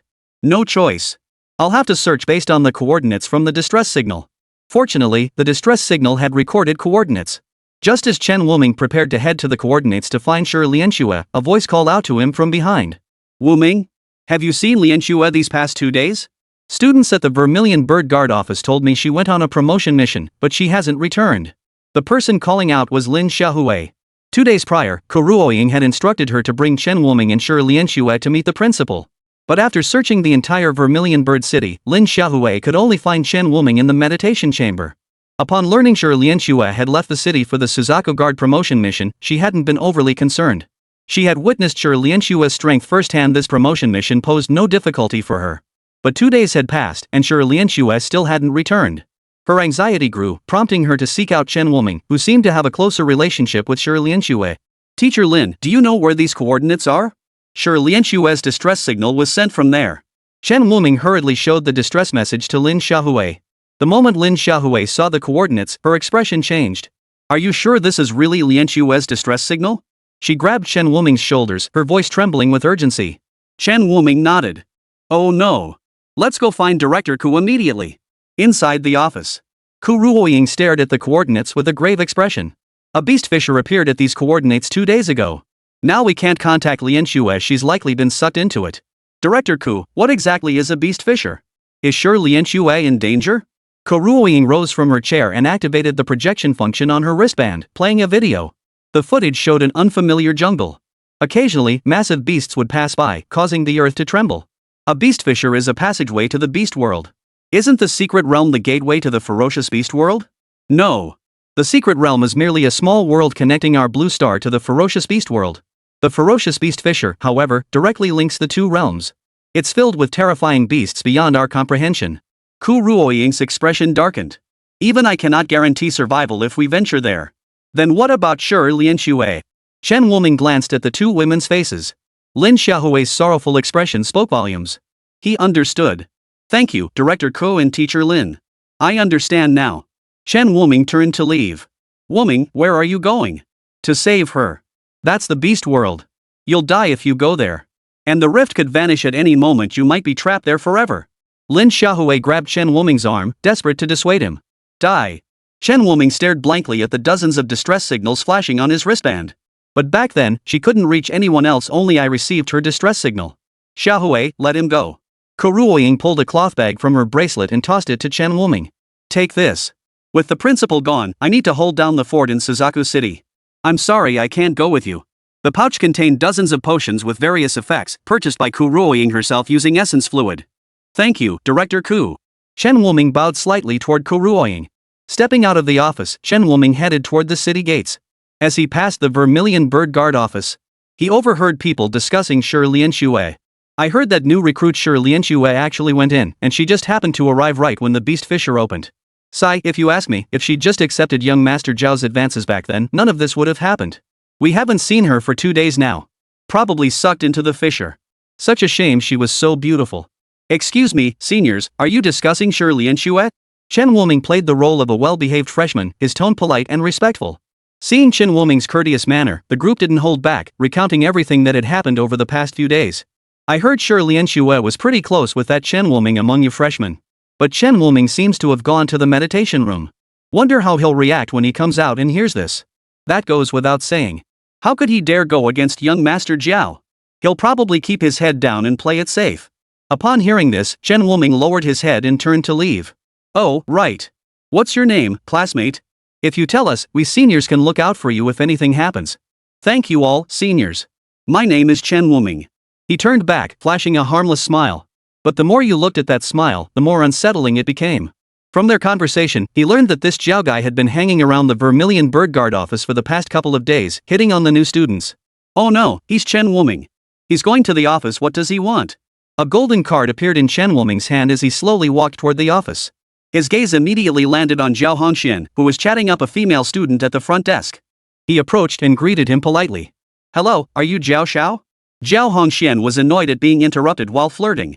But hearing the other person's pleasant tone, he couldn't quite muster anger. He grunted in response. That's me. What can I do for you? That's good. I was worried I might have come to the wrong person. What do you want? Zhao Hongxian turned impatiently to face the person speaking to him. A golden card sliced through the air, embedding itself into the wall behind him. A thin line of blood appeared on Zhao Hongxuan's face. Wiping the blood from his face, his eyes darkened with fury. You dare attack someone in the Vermilion Bird Guard's office? You? Several more golden cards flew toward him. Just as he prepared to unleash a skill, a wave of weakness washed over him. He discovered his mana had inexplicably plummeted, rendering him unable to cast any spells for the moment. He tried to flee, but his feet were trapped beneath a strange green substance, with another golden card atop it. Damn it, what do you think you're doing? Swoosh. The golden card sliced past his ear. You'd better pray Shi Lianxue is unharmed. Otherwise, you'll be joining her down there. Chen Wuming pressed the golden card against Zhao Hongxuan's throat. His gaze was icy. This so-called young Master Zhao was now nothing more than a life he could take at will. Who the hell are you? What business is Shi Lianxue to you? Chen Wuming's gaze sent a chill down Zhao Hongxuan's spine. The golden card in his hand vanished. He turned and walked toward the exit of the office. Chen Wuming. Chapter 11, Escape from the Beast World. Only when Chen Wuming's figure vanished from sight. Zhao Hongxian collapsed onto the floor, gasping for breath. That bastard, how dare he? Recalling Chen Wuming's gaze, a chill still ran down his spine. Chen Wuming had genuinely intended to kill him. Young Master Jiao. Young Master Jiao, are you alright? Get the hell away from me. Zhao Hongxian shoved aside the underlings who tried to help him up. His teeth clenched so hard they ground together. Chen Wuming, very well. You'd better die out there. Otherwise, I'll make you understand what it means to wish you were dead. Chen Wuming, having left Zhuke City, swiftly arrived at the coordinates. Lin Xiaohui had warned him the fissure was temporary and could vanish at any moment. He had to enter the fierce beast fissure as quickly as possible. Upon reaching the coordinates, he saw the fissure already beginning to close slowly, with numerous ferocious beasts already gathered around it. This must be the place. Without hesitation, Chen Wuming plunged into the fissure before it closed. When he turned back, the fissure had vanished. This meant he could no longer return to Blue Star through this fissure. I should find Shi Lianxue first. When he opened his bracelet, he discovered he could no longer contact Zhuke University. Looks like the bracelet is useless here. Thankfully, the storage function still works. After checking everything, Chen Wuming realized the bracelet now only retained its storage function. He stood up and surveyed his surroundings, noting the devastation of the forest around him. Many broken tree stumps bore frost-covered surfaces. Numerous corpses of ferocious beasts littered the area. These must all be Shi Lianxue's kills. Following the battle traces should lead me to her. Chen Wuming lifted his head and followed the direction of the beast corpses. Along the way, he encountered all manner of beast corpses, some killed with a single blow, others blown to pieces. What is this? After chasing for an unknown duration, he discovered a half-wall of ice, shattered as if by some immense force. He had witnessed Shi Lianxue's despair ice wall before. When unleashed at full power, it could barely withstand a strike from a C-rank fallen. Yet now it lay shattered, an act only a C-rank ferocious beast could accomplish. What's this? Just as Chen Wuming prepared to continue onward, he spotted a long, black object lying on the ground. It looked like the tail of some kind of creature? Chen Wuming had no idea what it was for, so he simply stowed it away in his storage space. Not daring to delay further, he pressed onward. An open clearing. Several ferocious beasts surrounded a human girl, none other than Shi Lianxue, the one sucked into the beastly fissure. Shi Lianxue was in a pitiful state. Her body bore numerous wounds, large and small, and a fong was deeply embedded in her arm. Am I really going to die in this godforsaken place? Her gaze grew icy. No, I can't die here. I have to get back. A bitter wind, thick with the scent of death, began to blow without warning. Everything it touched froze solid, turning into ice sculptures. Sighing cold. Sacred light of destiny. A blinding radiance instantly engulfed the ferocious beast before her. Chen Wuming, you. She turned in surprise to see him charging toward her. Stop spacing out. Run. Chen Wuming hoisted Shi Lianxue onto his shoulders and continued sprinting. Carried aloft, Shi Lianxue was momentarily stunned, realizing she was being carried by this guy. Her usually cold expression instantly changed. Chen Wuming, what are you doing? Put me down immediately. Put you down? Then I just have another burden to carry. Hey, Shi Lianxue, can you still unleash the wall of despair? I can cast it once more. Why? Block them. Coordinating with my green swamp should severely limit their pursuit. Oh, okay. The two ran a considerable distance before finally shaking off the few C-rank beasts chasing them. Catching their breath, Shi Lianxue began asking Chen Wuming why he had come here. Didn't you ask me to come save you? Me? Shi Lianxue hurriedly opened her wristband, which displayed several failed message notifications. Don't come. There are many terrifying beasts here. Chen Wuming, don't come to save me. I'm fine, don't worry about me. Sorry. I was going to tell you not to come later, but the messages didn't send. She deeply regretted why she'd impulsively reached out to this guy for help in the first place. What nonsense are you talking about? We're friends. If you're in danger, of course I have to come save you. Chen Wuming instinctively reached out and ruffled Shi Lianxue's hair. Friends, huh? Don't touch my head. Here, this is for you. What? Shi Lianxue lowered her head and retrieved a skill stone from her bracelet storage space, avoiding Chen Wuming's gaze. Divine Protection Advanced. 50% chance to negate all damage taken, lasts 10 seconds, 10-minute cooldown. It was an advanced skill stone and an invincibility type skill at that. Seeing this skill stone, Chen Wuming felt a wave of shock wash over him. Blood still clung to the stone clearly obtained after Shi Lianxue had slain a ferocious beast. In her haste to escape pursuit, she hadn't even had time to wipe away the traces of blood. This skill should be a significant upgrade for you too. Why give it to me? Chen Wuming wasn't entirely keen on accepting it after all, it had been earned with someone's life. According to records, divine protection skills were produced by a type of beast called angel beasts, whose attacks carried the negative effect of burning holy flames. Combined with the invincibility granted by divine protection, they were exceptionally difficult to slay. Yet now, Shi Lianxue was offering him this skill stone. A blush instantly spread across the girl's face. Furious, she slammed the skill stone into Chen Wuming's hand. I said it's for you. Why do you have to talk so much? She certainly wouldn't admit that she'd specifically hunted down angel beasts to obtain this skill stone for Chen Wuming. After entering the fierce beast world, she had tracked the angel beast tribe, secretly stalking and hunting isolated members from behind. Unexpectedly, after finally activating the divine protection skill stone, he was discovered by the angel beast tribe and pursued relentlessly. Chen Wuming gazed at the still warm skill stone in his hand and smiled. Thank you, Lianxue. You're welcome. Hurry up and absorb it. Once you're done, we'll head back. The sound of Lianxue made Shi Lianxue's body tremble slightly, her speech becoming stuttered. 5 minutes later, Chen Wuming had fully absorbed the divine protection skill stone. He led Shi Lianxue to the entrance of the fierce beast secret realm. Aren't we supposed to find a fissure back to Blue Star? Are you stupid? If the rift can lead to Blue Star, then the secret realm definitely can too. I'm not stupid. Shi Lianxue muttered under her breath.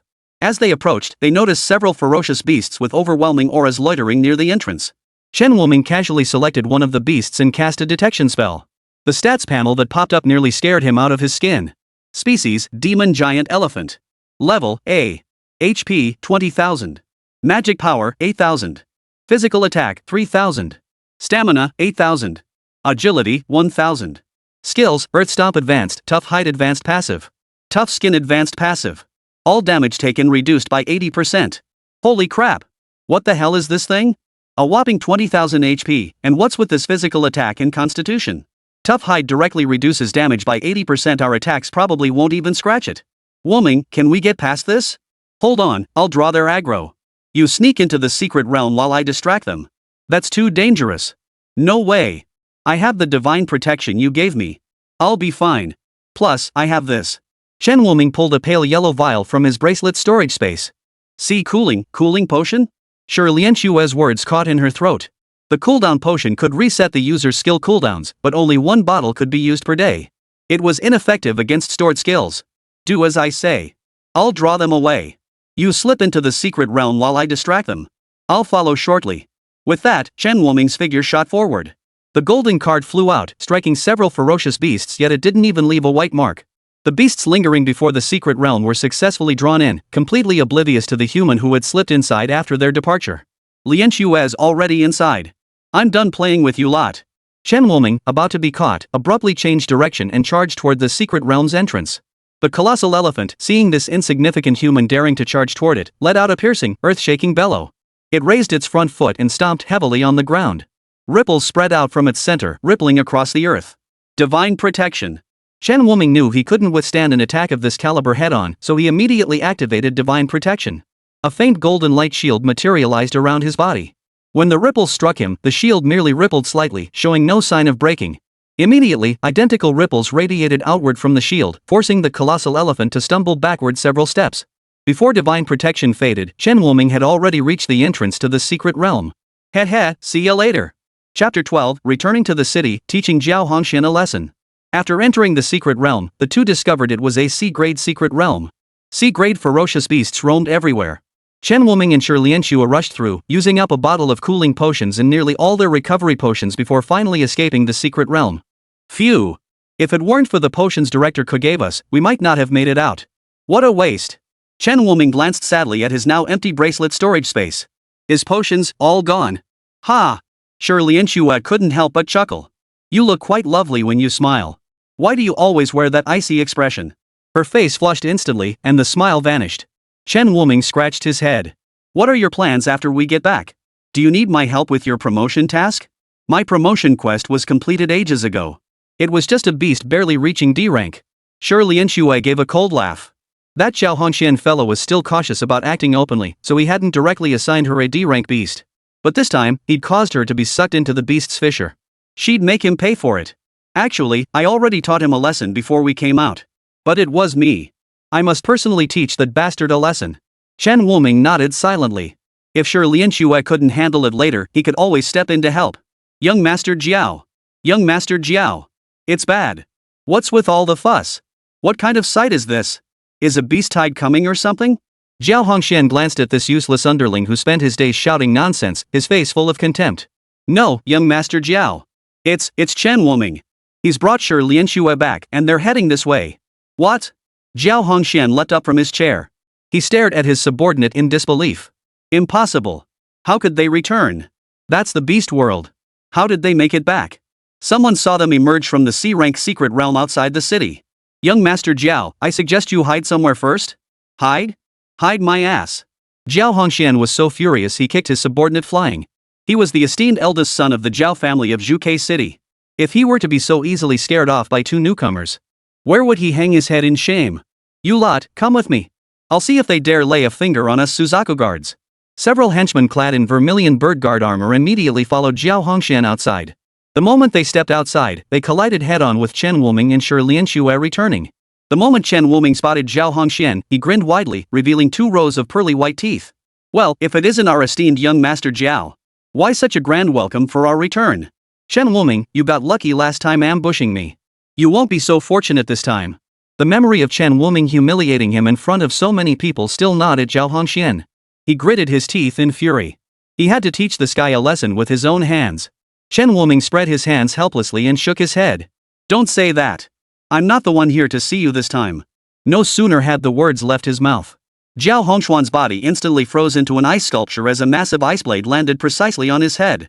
The ice shattered, revealing a layer of fiery armor now encasing Jiao Hongxian. Trying the same sneak attack twice? Do you really think I, Jiao Hongxian, am a pushover? The repeated ambushes had thoroughly enraged the young Master Jiao. Fire Giant. A colossal figure of fire gradually coalesced behind him, surging forward with his command. Crimson Lotus Beyond, Bloom.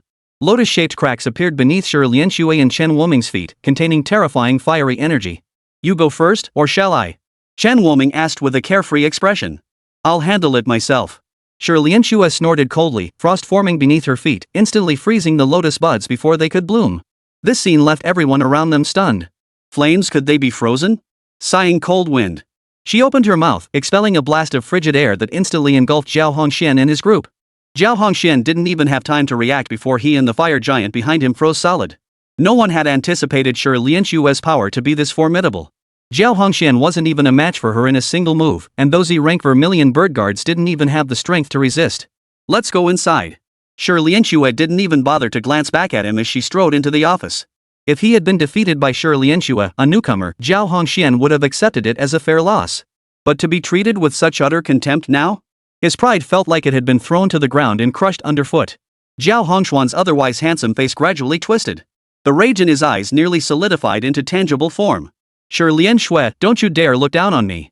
The ice binding him shattered in an instant, unleashing a towering flame that surged toward Shi Lianxue's back. Divine blessing. Chen Wuming appeared behind Shi Lianxue, arms crossed.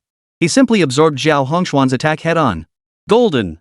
Zhao Hongshuan's brows furrowed upon seeing the golden card that appeared when the light shield materialized. After Chen Wuming departed, he had investigated Chen Wuming's background. Upon learning the man's profession was fate manipulator, it suddenly clicked why this guy had been so terrifyingly powerful in their last battle. It must have been sheer luck that made him so formidable. But this time, yet another of Chen Wuming's skills was golden. This made him suspect that the fellow might be more than just exceptionally lucky. It's just a turtle shell. Watch me shatter it. Zhao Hongxian refused to believe in bad luck, intensifying the flames in his hands. But the divine blessed light shield showed no reaction.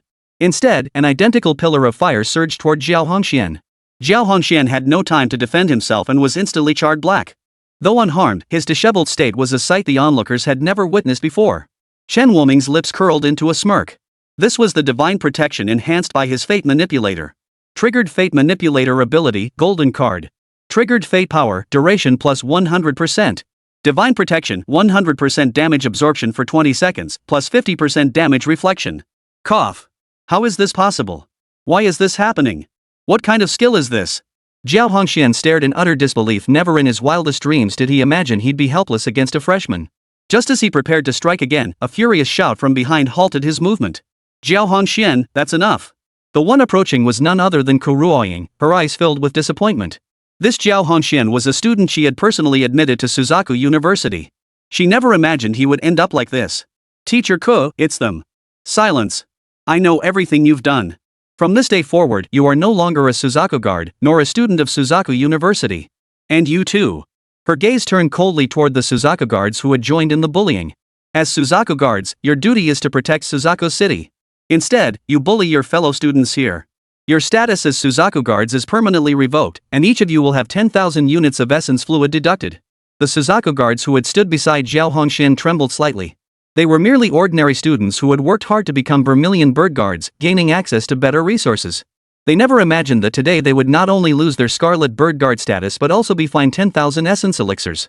To Zhao Hongxian, 10,000 essence might be insignificant, but for these ordinary students it was a fortune. Now, they were filled with regret. Why had they followed Zhao Hongxian into this mess in the first place? For a mere scrap of benefit, they had now lost even their Scarlet Bird guard status. If I'd known, I never would have followed that idiot Zhao Hongxian. Now look at me, I've lost my Vermilion Bird guard status. Exactly. That guy only has his family connections to fall back on. His strength isn't even as good as mine. Each word stabbed at Zhao Hongshuan's heart like a knife. They trampled upon his already shattered dignity. Zhao Hongshuan's expression darkened by the second, his gaze toward Kuruoying now thick with venom. Stripping me of my Vermilion Bird guard status and expelling me from Vermilion Bird University? You've got to be kidding me. I am Zhao Hongxian. I am the eldest son of the Zhao family. Gritting his teeth, his body was once again enveloped in fiery armor, and a spear forged from flames materialized in his hand. Flame Spear. Chapter 13, Becoming a Vermilion Bird Guard. How dare you? Kuruoying never expected Zhao Hongxian to dare attack Chen Wuming and Shi Lianxue right before her eyes. An intense wave of scorching heat erupted. Zhao Hongshuan's fiery armor shattered instantly, his hair scorched clean off, sending him flying backward. Guards! Throw Zhao Hongxian into the dungeon. He dared attack a classmate in my presence. Does he think I'm a mere ornament? Zhao Hongxian, most of his body charred, was immediately seized by several Vermilion Bird guards and dragged away. After today, Suzaku City would no longer have a figure known as Young Master Zhao Hongxian. Instead, it would gain a prisoner designated as 9967. Kuruoying snorted coldly. She walked over to inspect the task items Shi Lianxue had submitted, her gaze growing colder by the second. Very well. The school sent you to the office not to climb the social ladder. I bet quite a few students have been targeted by you before, haven't they? The office students trembled in fear, shaking their heads frantically. Director Ku, it wasn't me. It was. The student turned and pointed at a student steward from the Vermilion Bird Guard office. The accused student's face instantly drained of color. Director Ku, I was forced into it too. Kuruoying's eyes were filled with disappointment. If one day a fallen threatened your life, would you also betray your comrades? The student's supervisor froze. Would he? If one day he faced certain death, would he too join the ranks of those despised fallen? You are stripped of your student steward and Vermilion Bird Guard titles. Do you object? Student, no objections. He bowed his head and walked out. Chen Wuming couldn't help but marvel at Kuruoying's thunderous decisiveness. But then again, in all his time at Suzaku University, Kuruoying seemed to be the only high-level combatant he'd ever encountered. Director Ko, where are the other faculty members at our university? You mean our university's elite combat personnel, right? His thoughts exposed, Chen Woming rubbed his nose. The anger on Ko Ruoying's face gradually faded. She led Shi Lianxue, who had just received her Suzaku Guard credentials, out alongside Chen Woming. There they are, she said, pointing toward a secret realm suspended in the sky. This was the first time Chen Woming had ever seen such a thing. Secret realms could actually appear in the sky. Little Woming, you probably didn't know once we practitioners reach B rank, we gain the ability to fly for short periods. Those secret realms in the sky are all B rank or higher beast layers. Periodically, our school sends teams to clear them out, preventing B rank beasts from escaping. After Ko Ruoying's explanation, Chen Woming finally understood why he hadn't seen any other directors since arriving at the academy. Over the next few days, Chen Woming completed his mission to advance to an E-rank Vermilion Bird Guard. But on the day he and Shi Lianxue returned from completing a mission outside the city, someone approached him. You two must be Chen Woming and Shi Lianxue, right? Who are you, sir? Chen Woming looked at the man, who seemed strangely familiar. He felt like he'd seen that face somewhere before, but couldn't quite place it. My son is Jiao Hongxian. Oh, he remembered. That Jiao young master who caused Shi Lianxue to fall into the beast fissure a few days ago. What brings you here? Jiao Wide waved his hand, and the men behind him opened the boxes they held. Inside lay 2 perfectly intact skill stones. These 2 high-grade skill stones are compensation for the 2 students. Beyond that, I can give each of you 10,000 units of essence fluid provided you release Hongxian. He's just a bit hot-headed and made a mistake in the heat of the moment. Sorry, I can't make that call. Chen Woming refused without hesitation. Release Jiao Hongxian? That was impossible. If that bastard got out, the first thing he'd do would be to seek revenge on him and Shi Lianxue. Releasing your son isn't impossible. Shi Lianxue suddenly interjected, if you can provide us with 10 high-grade skill stones, 10 high-grade passive skill stones, and 1 million essence potions per person, we might consider it. Are you kidding me? Jiao Wide's face darkened instantly. Was she mocking him? Even selling the entire Jiao family wouldn't raise that much. Didn't you start this joke? Shi Lianxue sneered coldly. Your son nearly got me killed in the beast world. Do you really think my life is worth so little? 3 stones 3 at most. Plus 150,000 essence potions. That's my final offer. Bargaining? Do you think this is a vegetable market haggling session? Chen Woming rolled his eyes at him and started to lead Shi Lianxue away. The group that had been trailing behind Jiao Wide immediately stepped forward, surrounding them. Hey, Jiao family head, are you planning to resort to violence against Suzaku University students right here in Suzaku City? Chen Woming raised an eyebrow. Of course not. I merely wish to inform you both that if you refuse to accept the Jiao family's deal, your days ahead may become rather unpleasant. Jiao Wide's tone turned icy. He had already shown considerable grace by lowering himself to approach these 2. If these so-called prodigies still didn't know when to back down, then he wouldn't be held responsible. Oof. If the Jiao family head only possesses such despicable and underhanded methods, then he might have to leave Suzaku City. Who? Hearing someone dare threaten him with the Jiao family, Jiao Wide instantly turned toward the voice. Lin Xiaohui stood with arms crossed, his gaze fixed on Jiao Wide with clear hostility. He sensed the aura emanating from Lin Xiaohui. Jiao Wide's expression darkened slightly.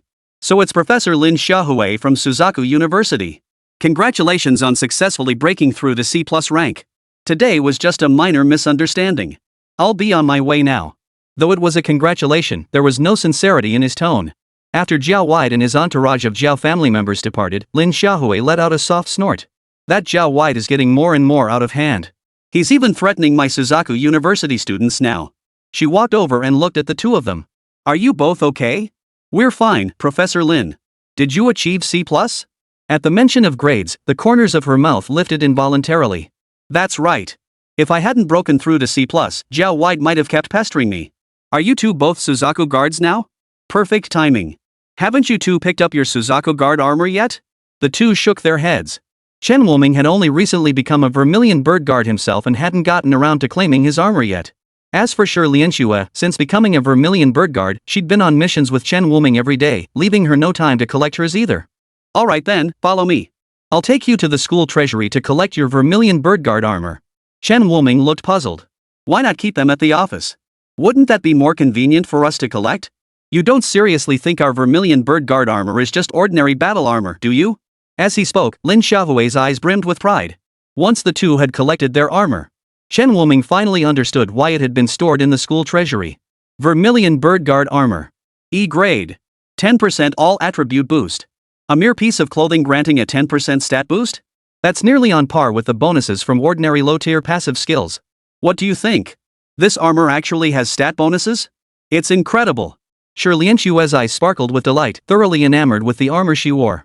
No wonder the Vermilion Bird guards wear this armor every day. It looks cool and boosts your power. Who wouldn't love that? Let me tell you, other Divine Beast universities only have E-grade or higher armor with attribute bonuses. At our Vermilion Bird University, they start at E-grade, and every tier of our armor outperforms theirs. Lin Xiaohui beamed with pride. So what if their Suzaku University was poor? They've never skimped on what students should have. It was precisely for this reason that many Suzaku University graduates voluntarily chose to stay in Suzaku City, determined to protect the city. Suddenly, Lin Xiaohui's expression stiffened. She opened her wristband to check the message Kuruoying had sent her. Her expression grew solemn. Teacher Lin, is something wrong? Asked Chen Wuming. Director Ko's report indicates that ferocious beasts are gathering in the endless mountains outside the city. More and more are surging out from the mountain depths. Tonight is likely the night of the full moon. Full moon night, beast tide. Both Lianxue and Chen Wuming looked grim. Their parents had both perished in beast tides. Especially Chen Wuming, his entire clan had been wiped out in one fell swoop. I never imagined you two would face a beast tide so soon after joining the Vermilion Bird Guard, nor that this one would come so quickly after the last, Lin Xiaohui remarked, his gaze complex. The intervals between beast waves were growing ever shorter, and Suzaku City was finding it increasingly difficult to cope. The situation at Suzaku University meant they could barely absorb any fresh recruits. If you don't wish to participate this time, I can request permission from Director Ku. After all, you've only recently joined the Vermilion Bird Guard. Chen Wuming and Lianshu exchanged glances, seeing the fiery determination burning in each other's eyes. No, Teacher Lin, we're joining. Exactly. We have no reason to back down. Night fell. All residents of Suzaku City had returned to their homes, and every shop on the streets had closed. Many opened their windows, peering secretly at the towering city walls. Upon the majestic heights, crimson beacons of hope stood steadfast. Chen Wuming and Lianxue served in Squad 8, Group 8, Regiment 8 of the Vermilion Bird Guard. Their squad leader was Bai Wangji. His profession was an A-class gunner, with a rank of D. Bai Wangji's Vermilion Bird Guard armor featured feather-like patterns not seen on Chen Wuming's group's armor, a hallmark of D-rank Vermilion Bird Guard armor. He stared intently at the countless ferocious beasts surging forth from the endless mountains. A massive cannon materialized on his shoulder, its barrel trained on the beasts below the city walls. Ruoruo, boost. Shu Ruoruo, one of the two girls in the party, waved her staff, weaving concentric rings of light around Bai Wangji's body. The cannon's muzzle began to condense a sphere of light filled with a destructive aura. The teachers standing atop the city walls were led by Lin Xiaohui, who had just been promoted to C+ rank. With the other instructors absent this time, she was the one in command. As the beasts entered range, Lin Xiaohui swung her arm. Fire! Chapter 14, The Strongest of Suzaku University. The night was instantly illuminated. Countless attacks poured down from the city walls, shaking the very earth. Countless ferocious beasts below were instantly reduced to dust by the onslaught. Bai Wangji's massive cannon vanished completely after a single strike. He seized a spear, its muzzle spewing purple flames that incinerated a flying beast approaching too close. Hey, you two newbies, don't just stand there. Come help. The aura also fell upon Chen Wuming and Lianxue. Shu Ruoruo nodded at them with a hint of shyness. Wuming, your cards are ranged attacks. Stay in the rear. Lianxue stepped forward, swinging her ice spear to sweep down a beast about to scale the city wall. She immediately hurled the ice spear forward. It landed amidst the horde of beasts and instantly exploded, shattering many of them into pieces before they could react. The sight of their comrades' shattered bodies did not instill fear in them. Instead, it only fueled their savagery. They roared and surged toward the ramparts. Bai Wangji stared in astonishment at the direction of Lianshue's exploding ice spear. He immediately shouted to Chu Ruoruo, Ruoruo, give her the cooling aura. A blue aura vanished from beneath Bai Wangji's feet and materialized at Lianshue's. Cooldown ring intermediate. Reduces target's skill cooldown by 20%. Only one instance can exist simultaneously. Upon seeing this skill, Chen Wuming, who was in the midst of throwing cards at the ferocious beast scaling the wall, was slightly startled. This was an innate skill of the special support class, the S-rank Aura Master. He hadn't expected their team to include an Aura Master. Suddenly, a mosquito-like beast had somehow crept onto the city wall. It appeared behind Chu Ruoruo. Chu Ruoruo caught the scent of blood and turned to look, her face turning deathly pale. Ah! Ruoruo! The squad members all turned around. As an Aura Mage, Chu Ruoruo possessed no combat abilities, only support capabilities, which was precisely why Bai Wangji had positioned her at the rear. You dare harm our support? Did you ask me first? Several golden cards pinned the mosquito beast to the city wall. Another card flew in, ending its life instantly. Only then did everyone recognize the attacker as the newly joined Chen Wuming. Bai Wangji ordered the others to continue fighting while he rushed toward the two. Thank you, Shu Ruoruo whispered softly. Ruoruo, are you okay? Captain, I'm fine. He saved me. She wanted to say his name. But she realized she didn't actually know Chen Wuming's name. After all, he'd only just joined the team. They'd fought side by side before they'd even gotten to know each other. Chen Wuming smiled. My name is Chen Wuming. She's Lian Xue. We're both freshmen this year. New recruits? Are freshmen this formidable nowadays? Alright, Wuming. I see you're using card attacks. You stay here and protect Ruoruo while helping us out. Bai Wangji knew this wasn't the time for small talk. He had no interest in Chen Wuming's class either, only deducing from his earlier attack style that he was a ranged class. He assigned him to the rear to protect Shu Ruoruo. Chen Wuming didn't object, he could still hunt beasts from the rear anyway. Ruoruo, do you have an attack speed aura? He noticed the golden aura beneath Bai Wangji's feet. Yeah. I gave it to the captain. Want it, Wuming? Give it to me. Attack speed aura intermediate. Increases target's attack speed by 20%. Only one can exist simultaneously. Bai Wangji, who was firing his gun at the ferocious beast ahead, suddenly felt his attack stall. What's going on? Why does my attack speed feel slower? Only then did he realize his attack speed aura had transferred to that Chen Wuming. Shock filled his eyes. How could his aura master turn against him in just a few minutes? Yet anger didn't stir within him. Perhaps Chen Wuming had simply shifted allegiance to better protect Shu Ruoruo. But the next second, a scene that stunned him unfolded. Countless golden cards flew out from behind him, striking the ferocious beasts in the sky. Each card brought down one flying beast. While other classes might have basic attacks that were just that basic, a Fate Manipulator's basic attack received skill damage bonuses. And it was a double attack bonus. This explained why Chen Wuming's stats displayed both physical and magical attack values. With the enhancement of Fate Manipulator's golden cards, Fate Power, and revealed cards, the attack power of a single card from Chen Wuming equaled that of a professional with a base attack of 175. Under such relentless assault, no beast of equal level could withstand it. Chen Wuming's relentless assault instantly eased the pressure on their side. He even cleared the airborne beasts from nearby teams. What's going on? What's that golden card? Many eyes turned their way. I can't do this anymore. I can't keep throwing. Chen Wuming shook his arm. It didn't drain his mana, but it was exhausting. In just these few minutes, he had no idea how many cards he'd thrown, and that was only because he'd already reached E rank. Otherwise, he'd have collapsed long ago. In that case, let's try a different approach. Chen Wuming pointed his finger forward, instantly illuminating the sky as a sacred aura drifted out from the clouds. All eyes were drawn to the sky, even Lian Xue stepped back.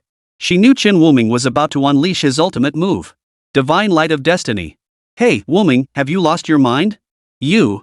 Before Bai Wangji could finish his sentence, a pillar of light descended from the heavens, engulfing the horde of beasts outside the city. It's not over yet. Chen Wuming pulled out a bottle of cooling potion. Thud thud thud. Another bolt of Fate's holy light crashed down, leaving 2 gaping holes in the beast horde. All the low-level beasts within were instantly killed. Bai Wangji's jaw nearly dropped to the floor. He'd never seen anyone so reckless, wielding the double-edged sword of Fate's holy light like this. And they all succeeded. What kind of dog-touched luck was this? Roar. At that moment, a furious roar of a mighty beast echoed from the depths of the endless mountains.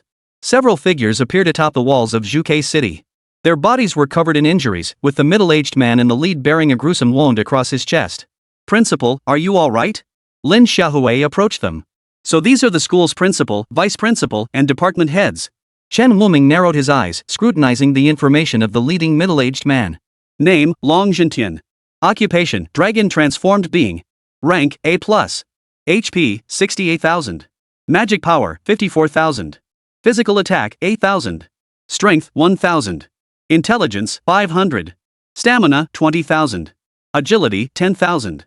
Skills, Dragon Transformation, Sky-Shattering Claw, Wrathful Dragon Breath, Dragon's Body. Passive. Dragon's Body? Passive. Possesses a physique comparable to that of the Dragon Clan, with all attributes increased by 100%. Reduces physical damage taken by 80% and magical damage taken by 90%. System, what level are these 3 question marks? Why can't I view them? Host level too low. Chen Wuming's lips twitched. But what concerned him more now was the school principal, Long Zhentian, already an A+ tier powerhouse, among humanity's absolute elite. What kind of ferocious beast could possibly wound him so severely? Especially when so many people were present. Long Zhentian roared with laughter at the furious howls echoing from the depths of the endless mountains. This time you got lucky escaping back to the beast world. Next time, I, Long Zhentian, will make sure you stay. Let the beasts of your world see that we humans aren't creatures to be bullied at will. Oomph. Your leader has fled back to his lair. "What are you still doing here?" he growled. The ferocious beasts below, trembling under the terrifying aura radiating from them, instantly exploded. Countless bursts of blood blossomed in the darkness of the night. The Vermilion Bird Guards watched the figures in the sky with excitement. These were the mightiest warriors of Juke University, who had driven that ferocious beast deep within the endless mountains back to the beast world alive and well. What overwhelming dominance! Teacher Lin, you did well. The losses this time were surprisingly minimal. Kuruoying, noticing the Suzaku guards had suffered almost no casualties this time, was pleasantly surprised. During regular beast waves, the Vermilion Bird Guard usually suffered significant casualties. But with Lin Xiaohui leading the team this time, the casualties were actually lower. Had she failed to notice Lin Xiaohui's talent in this area before? Director Ku, it wasn't me this time. We have 2 exceptional students in our class who handled most of the lower tier beasts for us, Lin Xiaohui said with a smile. Kuruoying's eyes lit up at these words. She already knew who Lin Xiaohui was referring to. 2 youngsters? How interesting. Xiaohui, bring them over here. Long Jintian and the other directors were also curious what kind of prodigies had this cohort produced. To have reduced the Juke Guards' losses so significantly, they deserved proper recognition. Lin Xiaohui approached Chen Wuming's squad, only to find Shi Lianxue, her robes now stained crimson. And Chu Ruoruo, using her healing aura to restore the wounded Vermilion Bird Guards. Where's Wuming? He went out of the city with the rest of the squad to gather skill stones. I see. Then wait for him to return and come over together. Lin Xiaohui nodded, about to return and report to the principal. Suddenly, an explosion erupted outside the city walls. Many Vermilion Bird Guards still stationed on the city walls were knocked off their feet by the blast's shockwave. Wuming. Chapter 15, Something's Wrong with Wuming. Shi Lianxue looked toward the explosion site. Forgetting her need for rest, she dragged her weary body toward the site of the blast. Lin Xiaohui felt a sense of foreboding. Wuming. He couldn't be there, could he? She turned to look at Chu Ruoruo. She saw the girl's face had gone deathly pale, and even the magic staff in her hand had fallen to the ground. Oh no! She rushed back to Long Jintian and the others at top speed. Before they could speak, her words exploded like a thunderclap. Principal, it's bad. Something's happened to Wuming. Something happened? Who? Wuming? Kuruoying immediately dashed toward the site of the explosion. The others quickly realized that this student named Wuming might be the one the principal had mentioned wanting to see earlier. By the time they reached the spot, all they saw was a deep crater in the ground. Numerous Vermilion Bird Guards lay scattered around, their armor shattered, moaning in agony. What the hell happened here? Kuruoying's eyes nearly shot flames. She couldn't find Chen Wuming among the group. A Vermilion Bird Guard, covered in dust and dirt, approached from a distance. Director Ko, we don't know what happened either. We were collecting skill stones just fine when suddenly someone yelled to run, and then it exploded. Wuming! Wuming! No sooner had the words left his mouth than Bai Wangji hurried over with his team members.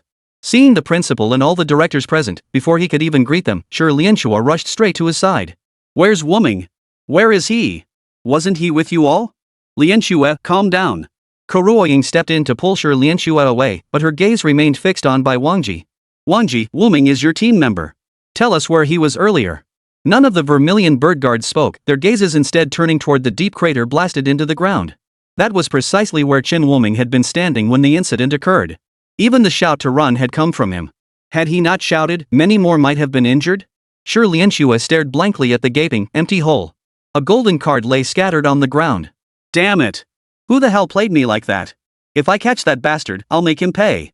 The speaker was none other than Chen Wuming. He never expected someone would ambush him with an essence bomb. Thankfully, his reflexes kicked in and he activated divine protection. Otherwise, he'd be paying a visit to the King of Hell right about now. The essence bomb was a high-intensity explosive developed by the Human Alliance, utilizing vast quantities of essence fluid as its primary ingredient.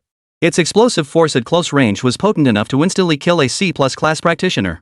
Even B-rank practitioners would suffer injuries. And someone had dared use it against him.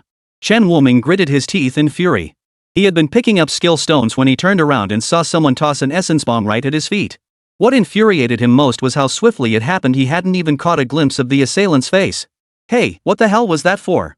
The surroundings bore no resemblance to the vicinity of Suzaku City. Towering, verdant trees grew wildly, their branches entwined with vines, and there was no sign of human habitation anywhere nearby. Chen Wuming couldn't recall a single place in his memory that resembled the scene before him. Did that explosion just blast me out of the Human Alliance territory? The thought made his face fall. Blue Star was now home to numerous races, with the Human Alliance being the most populous. However, their individual strength wasn't particularly formidable. It was only due to their large numbers and the emergence of numerous powerful individuals that they had managed to secure such a vast territory. Just as Chen Woming pondered where the explosion had transported him, a crisp voice reached his ears. "Hey, heard that beast from the Endless Mountains got chased back to the ferocious beast realm by a human alliance powerhouse. Humans really pulled off a great feat this time, finally driving that stinking beast back. That thing constantly sent its minions to plunder resources from our territory." Chen Woming hid within the bushes, watching the two pass by. To be precise, they weren't humans, but elves. Alongside humans, the other two major races were elves and dwarves. Relations between the three races weren't particularly friendly, they merely coexisted without interfering in each other's affairs. Chen Woming knew he was currently on elven territory. Though elves and humans had yet to engage in direct conflict, elves harbored deep distrust toward other races. "I must escape before the elves discover me." But he had no sense of direction, so he could only move in one direction. A crack silently appeared beneath Chen Woming's feet. He hadn't been paying attention and stepped right into it. Chen Woming. By the time he realized what had happened, the crack had vanished. Where the hell did this take me now? As the scene before him came into focus, an inexplicable sense of familiarity washed over him. Wasn't this the same monstrous beast world he'd entered with Shirley and Shue before? Only this time, the location was different. He had never seen this place before. The terrifying aura emanating from the surrounding beasts reminded him that he was indeed within the beast world. Beyond that, he spotted another figure who had fallen from the sky alongside him moments ago. The girl possessed pointed ears, emerald-like eyes that shimmered with brilliance, and pale golden hair cascading down like a waterfall, pure and untouched by the world. As Chen Woming stared at the girl, she was staring right back at him. An elf? Human? Both voices rang out simultaneously, each pausing in surprise. The elf girl rose to her feet, surveying her surroundings with a hint of confusion in her beautiful eyes. "Human, where have you brought me?" Her preconceived notion left Chen Woming utterly baffled. The problem was, it had nothing to do with him. "Miss Elf, might it be possible this wasn't my doing? Then what were you doing in the forest of life? Sister Anna really dislikes humans." The elf girl tilted her head, her gem-like eyes sparkling with curiosity. You knew I was there all along? I noticed you the moment you appeared. I just wanted to see what you were doing in the forest of life, so I followed you to take a look. That's how I ended up here." Chen Woming hadn't expected that the moment he arrived at that place, he'd been discovered by an elf. Fortunately, this elf held no ill will toward him. Otherwise, she might have ambushed him before he could even react. The fact she could follow him so stealthily suddenly piqued Chen Woming's curiosity about this fairy girl's profile. Name, Eros. Race, elf. Level, D. Health points, 500. Mana, 1000. Magic attack, 300. Strength, 0. Intelligence, 50. Constitution, 30. Agility, 50. Skills, Inspire Advanced, Hero's Blessing Advanced, Blood of the Earth Advanced, Affinity with Nature Advanced Passive. Inspire Advanced. Boosts ally stats within range by 30% for 30 seconds. Cooldown, 2 minutes. Hero's Blessing Advanced. Increases target stats by 80% for 20 seconds. Cooldown, 1 minute. Blood of the Earth Advanced. Summon 3 elemental spirits to fight alongside you, possessing 80% of your own attributes. Lasts 5 minutes. Cooldown, 10 minutes. Elemental Affinity Advanced Passive. Increases affinity with elements by 50%, reduces elemental damage taken by 50%. This stat sheet, truly impressive. No wonder it's an elemental spirit. Though the constitution is a bit low, I never expected a D-rank spirit's constitution to be barely higher than that of an E-rank fate manipulator. "Hey, human, what are you looking at?" When Chen Woming looked up, he found Eros had already moved close to him. She looked up at him curiously, her lively eyes blinking. Turns out this is an elf maiden who hasn't seen much of the world. "Shoo, keep your voice down. If those ferocious beasts hear you, they'll come and eat you." "Huh? Really?" Eros immediately ducked her head. She peered cautiously through the gaps in the grass. Chen Woming, who had been scanning the area for the entrance to the secret realm, looked over. "Human, can you take me out of here? I don't like the smell in this place." Eros curled up on the ground, her head nearly buried between her legs. Chen Woming didn't know much about the elf race. Books rarely mentioned them. Only a few sparse sentences. Nature's beloved. A proud race. When humans first sought friendship with the elves, they were driven out. Yet today he discovered that Eros, this elf, was perhaps a bit too innocent. Like a 10-year-old human child. "My name is Chen Woming. Get up. Follow me. I'll lead you out." Faced with such an innocent elf, Chen Woming couldn't bring himself to harbor ill will toward her. He decided to simply lead her in search of an exit. Eros, seeing Chen Woming willing to guide her, bounced up with delight. She happily trailed behind him. In the human world, she'd have been snatched up by traffickers in no time. Chen Woming shook his head, wondering what a normal elf was like. Meanwhile, in the forest of life. A group of elves were frantically searching for Eros. Princess! Princess Eros, where are you? Princess Anna, we've searched everywhere. There's no sign of Princess Eros anywhere in the entire Forest of Life. The elf addressed as Princess Anna bore a striking resemblance to Eros, sharing 7 out of 10 features. She was the guardian of the Forest of Life. Today, her younger sister Eros came to see her, but she had stepped out on some business. Upon returning, she discovered her sister was gone. Did you search thoroughly? Eros couldn't have left the Forest of Life, she must still be here. Anna was nearly frantic with worry. With her sister's innocent nature, any spirit or beast could easily lure her away. How could she not be frantic? Your Highness! There's a strange scent near the Lake of Life. Some of our kin saw Princess Eros lurking there. An elf guard rushed over with the news. Upon hearing this, Anna vanished instantly from her spot. She materialized at the very spot where Chen Wuming and Eros had vanished earlier. The scent of humans. Anna's beautiful eyes blazed with fury. She could never have imagined that humans would dare to sneak into the Forest of Life and carry off an elven princess. Lek, prepare all the Life Forest's people for battle. And inform Father and Mother humans have invaded the Life Forest and taken Eros. Yes.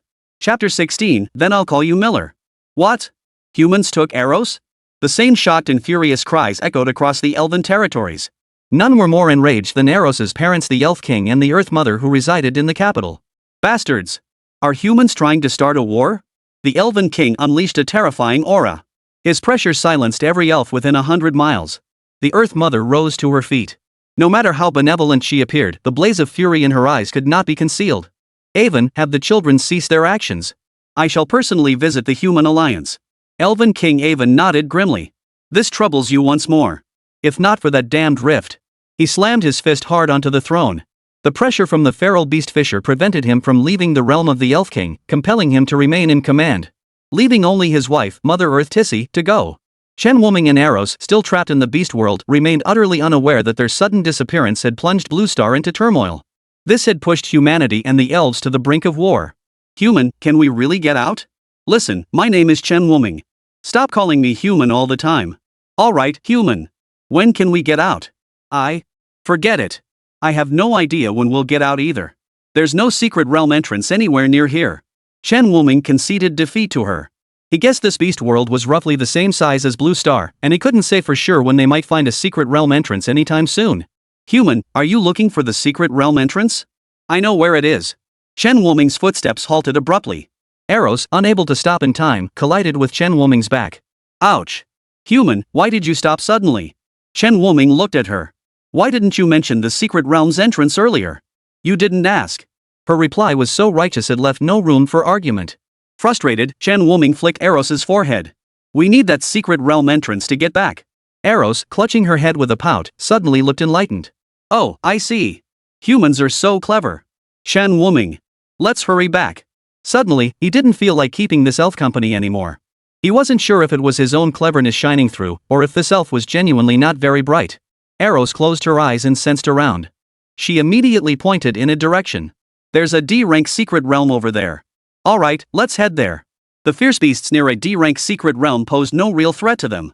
Chen Wuming's skills, enhanced by various abilities, had long granted him attack power rivaling that of a D-rank. Not to mention Eros was a genuine D-rank. Don't let her seemingly dim-witted appearance fool you. Her skills genuinely astonished Chen Wuming. According to the system's description, Eros's Earth's blood should have summoned 3 elemental spirits to fight. Yet Eros had forcibly fused the 3 elemental spirits into one, granting it 240% of her own attributes while also benefiting from Inspire and Hero's Blessing buffs. Even more insane than Chen Wuming himself. Good thing I didn't mess with this little spirit at first. Otherwise, I might not have been able to handle her, Chen Wuming muttered with a weary expression. He watched as the fused elemental spirit grabbed a D-rank ferocious beast and began flinging it around. Humans, hurry up. Let's go home. Coming. They quickly traversed the secret realm. The secret realm's location on Blue Star was not far from Vermilion Bird City, but the distance to the spirit realm was still considerable. Eros, can you find your way home? Chen Wuming turned to see Eros looking utterly bewildered. He knew right away that this clueless elf had no idea which direction home lay. As it happened, he didn't know either. He couldn't even point the way. How about, you come back with me to Suzaku University first? Then I'll have Director Ku figure out a way to send you home. To a human city? Yes. Eros' eyes lit up. She'd longed to see a human city for ages, but father and mother never let her go. They said humans were cunning one wrong move and she'd be sold off, her limbs broken, then tossed onto the streets to beg. Especially someone as beautiful as her, she might be sold off early to be someone's wife. Though Eros didn't quite grasp what a wife was. But her mother had painted such a terrifying picture that for a long time afterward, she dared not even leave the royal capital. But after meeting Chen Wuming today, she began to think. Humans weren't quite as fierce as her mother had described? As Chen Wuming approached Juke City, he sensed something amiss. It was still broad daylight. Why were so many Vermilion Bird guards stationed on the city walls? Wow, look, human. There are so many people up there wearing the same clothes as you. Eros, couldn't you just call me by my name? I'm human. They're human. Who knows who you're shouting at? Wah, but human names are so hard to remember. Eros twirled a strand of hair around her finger. Suddenly, she looked up. Human, how about I give you a name? How about Miller? Whatever makes you happy. Chen Wuming couldn't refuse Eros's hopeful gaze and simply let her have her way. As he approached Suzaku City with Eros in tow, the Vermilion Bird guards on the city walls issued a warning. Who goes there? State your identity and purpose.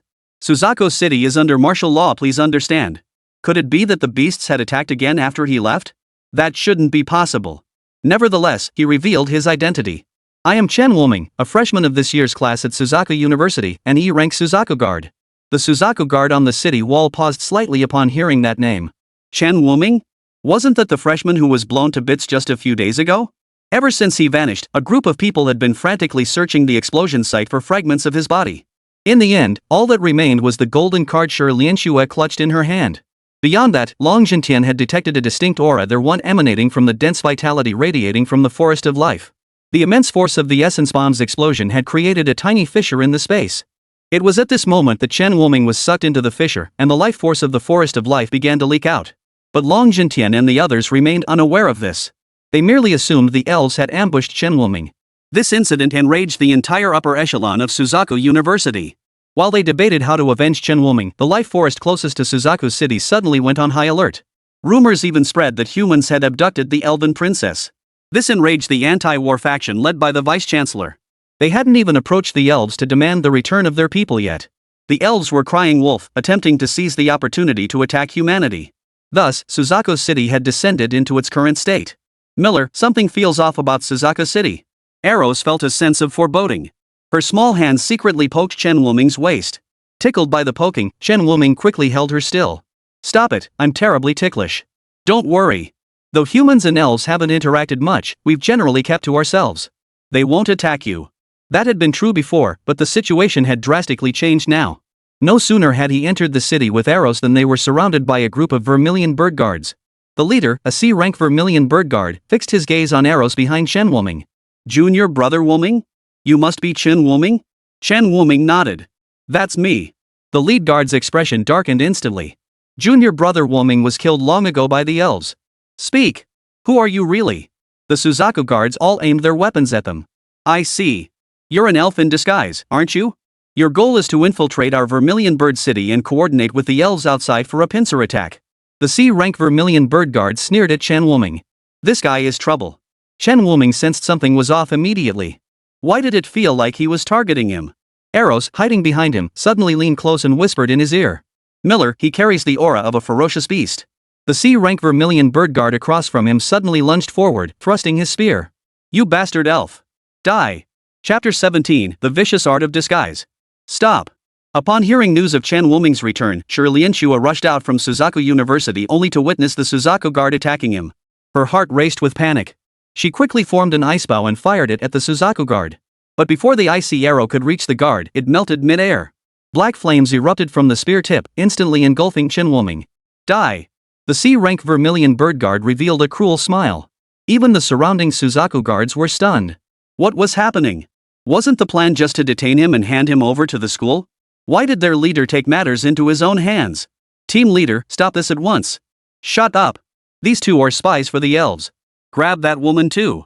The Vermilion Bird guards exchanged bewildered glances, unsure what to do. What? Do you no longer heed my orders? Have you all forgotten the Suzaku guard's strict discipline? The C-rank Vermilion Bird guard roared, and only then did they begin closing in on Eros. At that moment, Chen Wuming, engulfed in black flames, let out a few cold laughs. Who would have thought a fallen one had infiltrated the Vermilion Bird guards, and as C-rank one at that? Inspiration, Hero's Blessing. Behind him, Eros instantly cast two skills upon Chen Wuming. His attributes skyrocketed instantly. The combined effect of the two buffs granted Chen Wuming a staggering 110% increase to all attributes. Divine Light of Destiny. Triggered Fate Manipulator ability, golden card. Triggered Fate's power, skill effect plus 100%. Triggered signature card, skill damage plus 50%. Amplified by multiple buffs, the Holy Light of Destiny crashed down upon the C-rank Vermilion Bird Guard with devastating force. The C-rank Vermilion Bird Guard didn't even have time to scream before being instantly vaporized. What? The figure lurking in the shadows witnessed this horrifying spectacle and vanished into the darkness. The force that had been suppressing Shi Lianxue vanished along with it. Now free, Shi Lianxue hurried toward Chen Wuming. Wuming! She rushed forward and embraced Chen Wuming, still clutching the half-piece of his golden card in her hand. Chen Wuming raised his arms, letting Shi Lianxue calm down in his embrace. After a long moment, Chen Wuming's soft voice finally reached Shi Lianxue's ear. Don't worry. How could someone like me, Chen Wuming, die so easily? Don't forget the divine protection you gave me. Her eyes stung with tears as she punched Chen Wuming's chest hard. The blow made Chen Wuming wince. I wasn't worried about you at all. Shi Lianxue turned away to wipe the tears from her eyes before looking at the young girl who had been following behind Chen Wuming since earlier. An elf? Are you Miller's friend? My name is Arrows. Hello? Miller? Shi Lianxue shot Chen Wuming a questioning look. You're an adult now? The moment those words left her lips, the room fell silent. Chen Wuming's mouth twitched. Do you even realize what you're saying? Miller, what's a pervert? Why are you asking so many questions, kid? Here, have a piece of candy. Just listen quietly over there. With that, Chen Wuming actually pulled a candy from his wristband storage and tossed it to Arrows. Arrows examined the exquisitely wrapped candy repeatedly, marveling at its beautiful packaging. The commotion at the city gate drew Lin Xiaohui out of the academy. Lin Xiaohui was no longer merely a classroom instructor, she now served as the combat training instructor. She was also the one who arranged the daily defense of Suzaku City. When she arrived and saw Chen Wuming, her eyes went blank for a moment. Teacher Lin, what are you staring at? Chen Wuming spotted her and waved. Only after confirming she wasn't dreaming did Lin Xiaohui approach Chen Wuming. An indescribable surge of emotion welled up within her. Wuming, you're still alive. Of course I'm alive. By the way, Teacher Lin, what's going on in Vermilion Bird City? Have the beasts returned? Well. Lin Xiaohui shot a peculiar glance at Arrows, who stood behind Chen Wuming eating candy while surrounded by onlookers. It's a bit complicated. I've already notified the principal. They'll be back soon. Let's head back and wait. Chen Wuming wasn't exactly thrilled about being paraded around like a monkey either. He simply led Shi Lianxue and the ever-curious Arrows back to Suzaku University. Once they reached the conference room, Arrows continued chattering non-stop. Miller, your human food is so strange.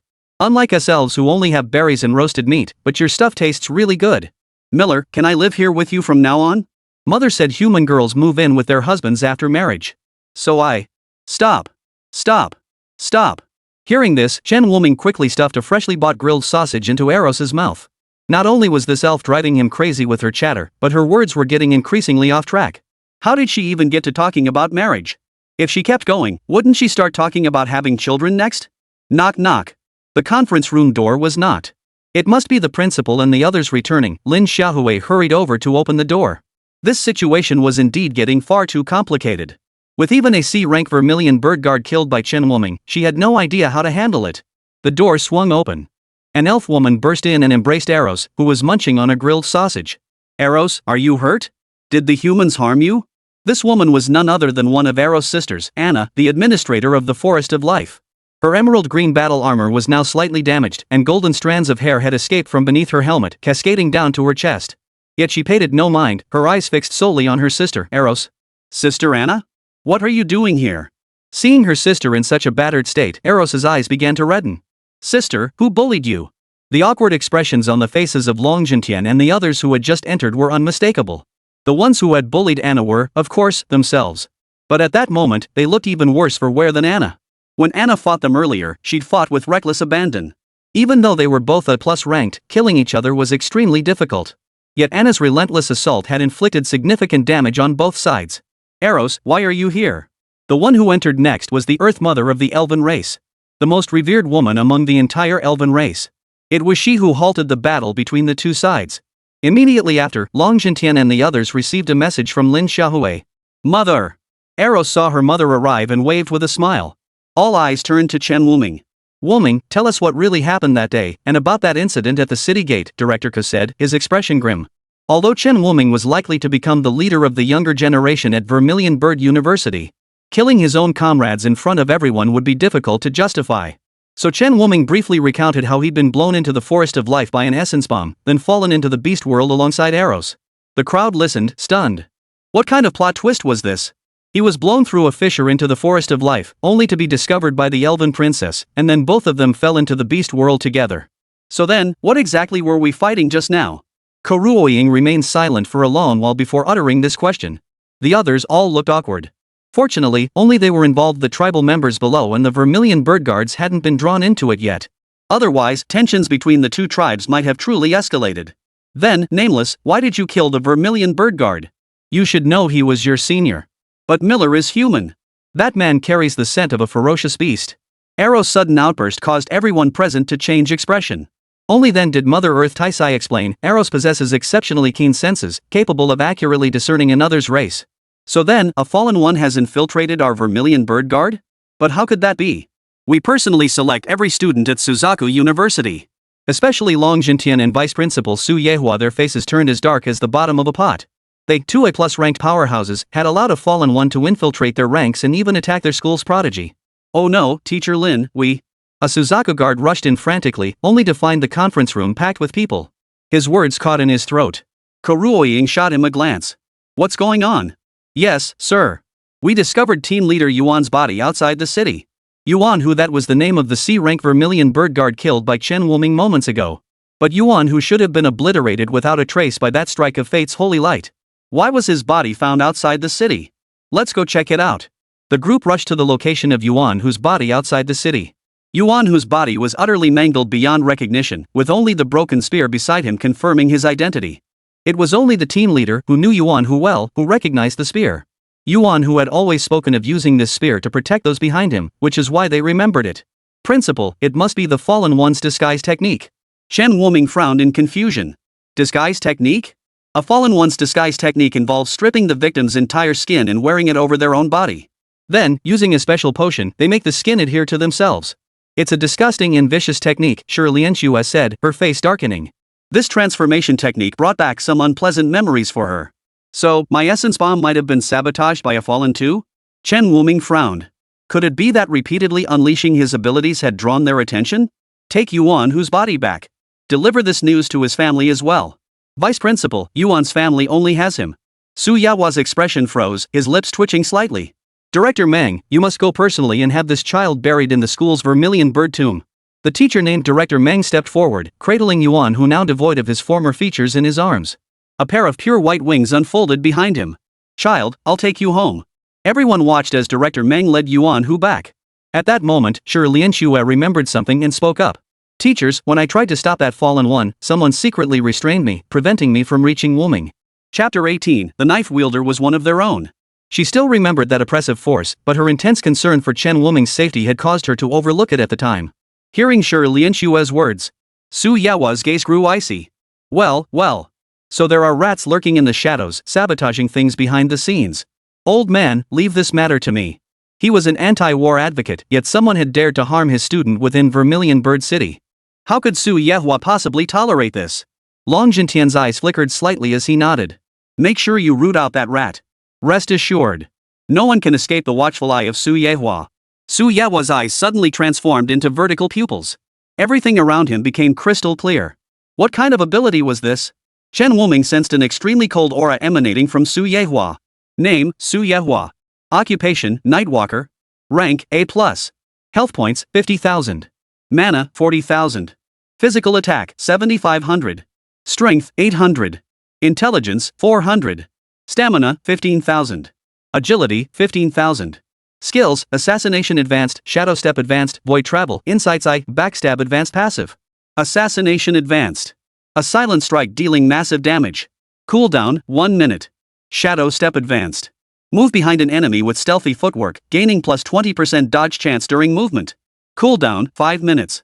Void Walk? Becomes invisible within the void, evading detection for 10 seconds. Cooldown, 10 minutes. Insight's Eye?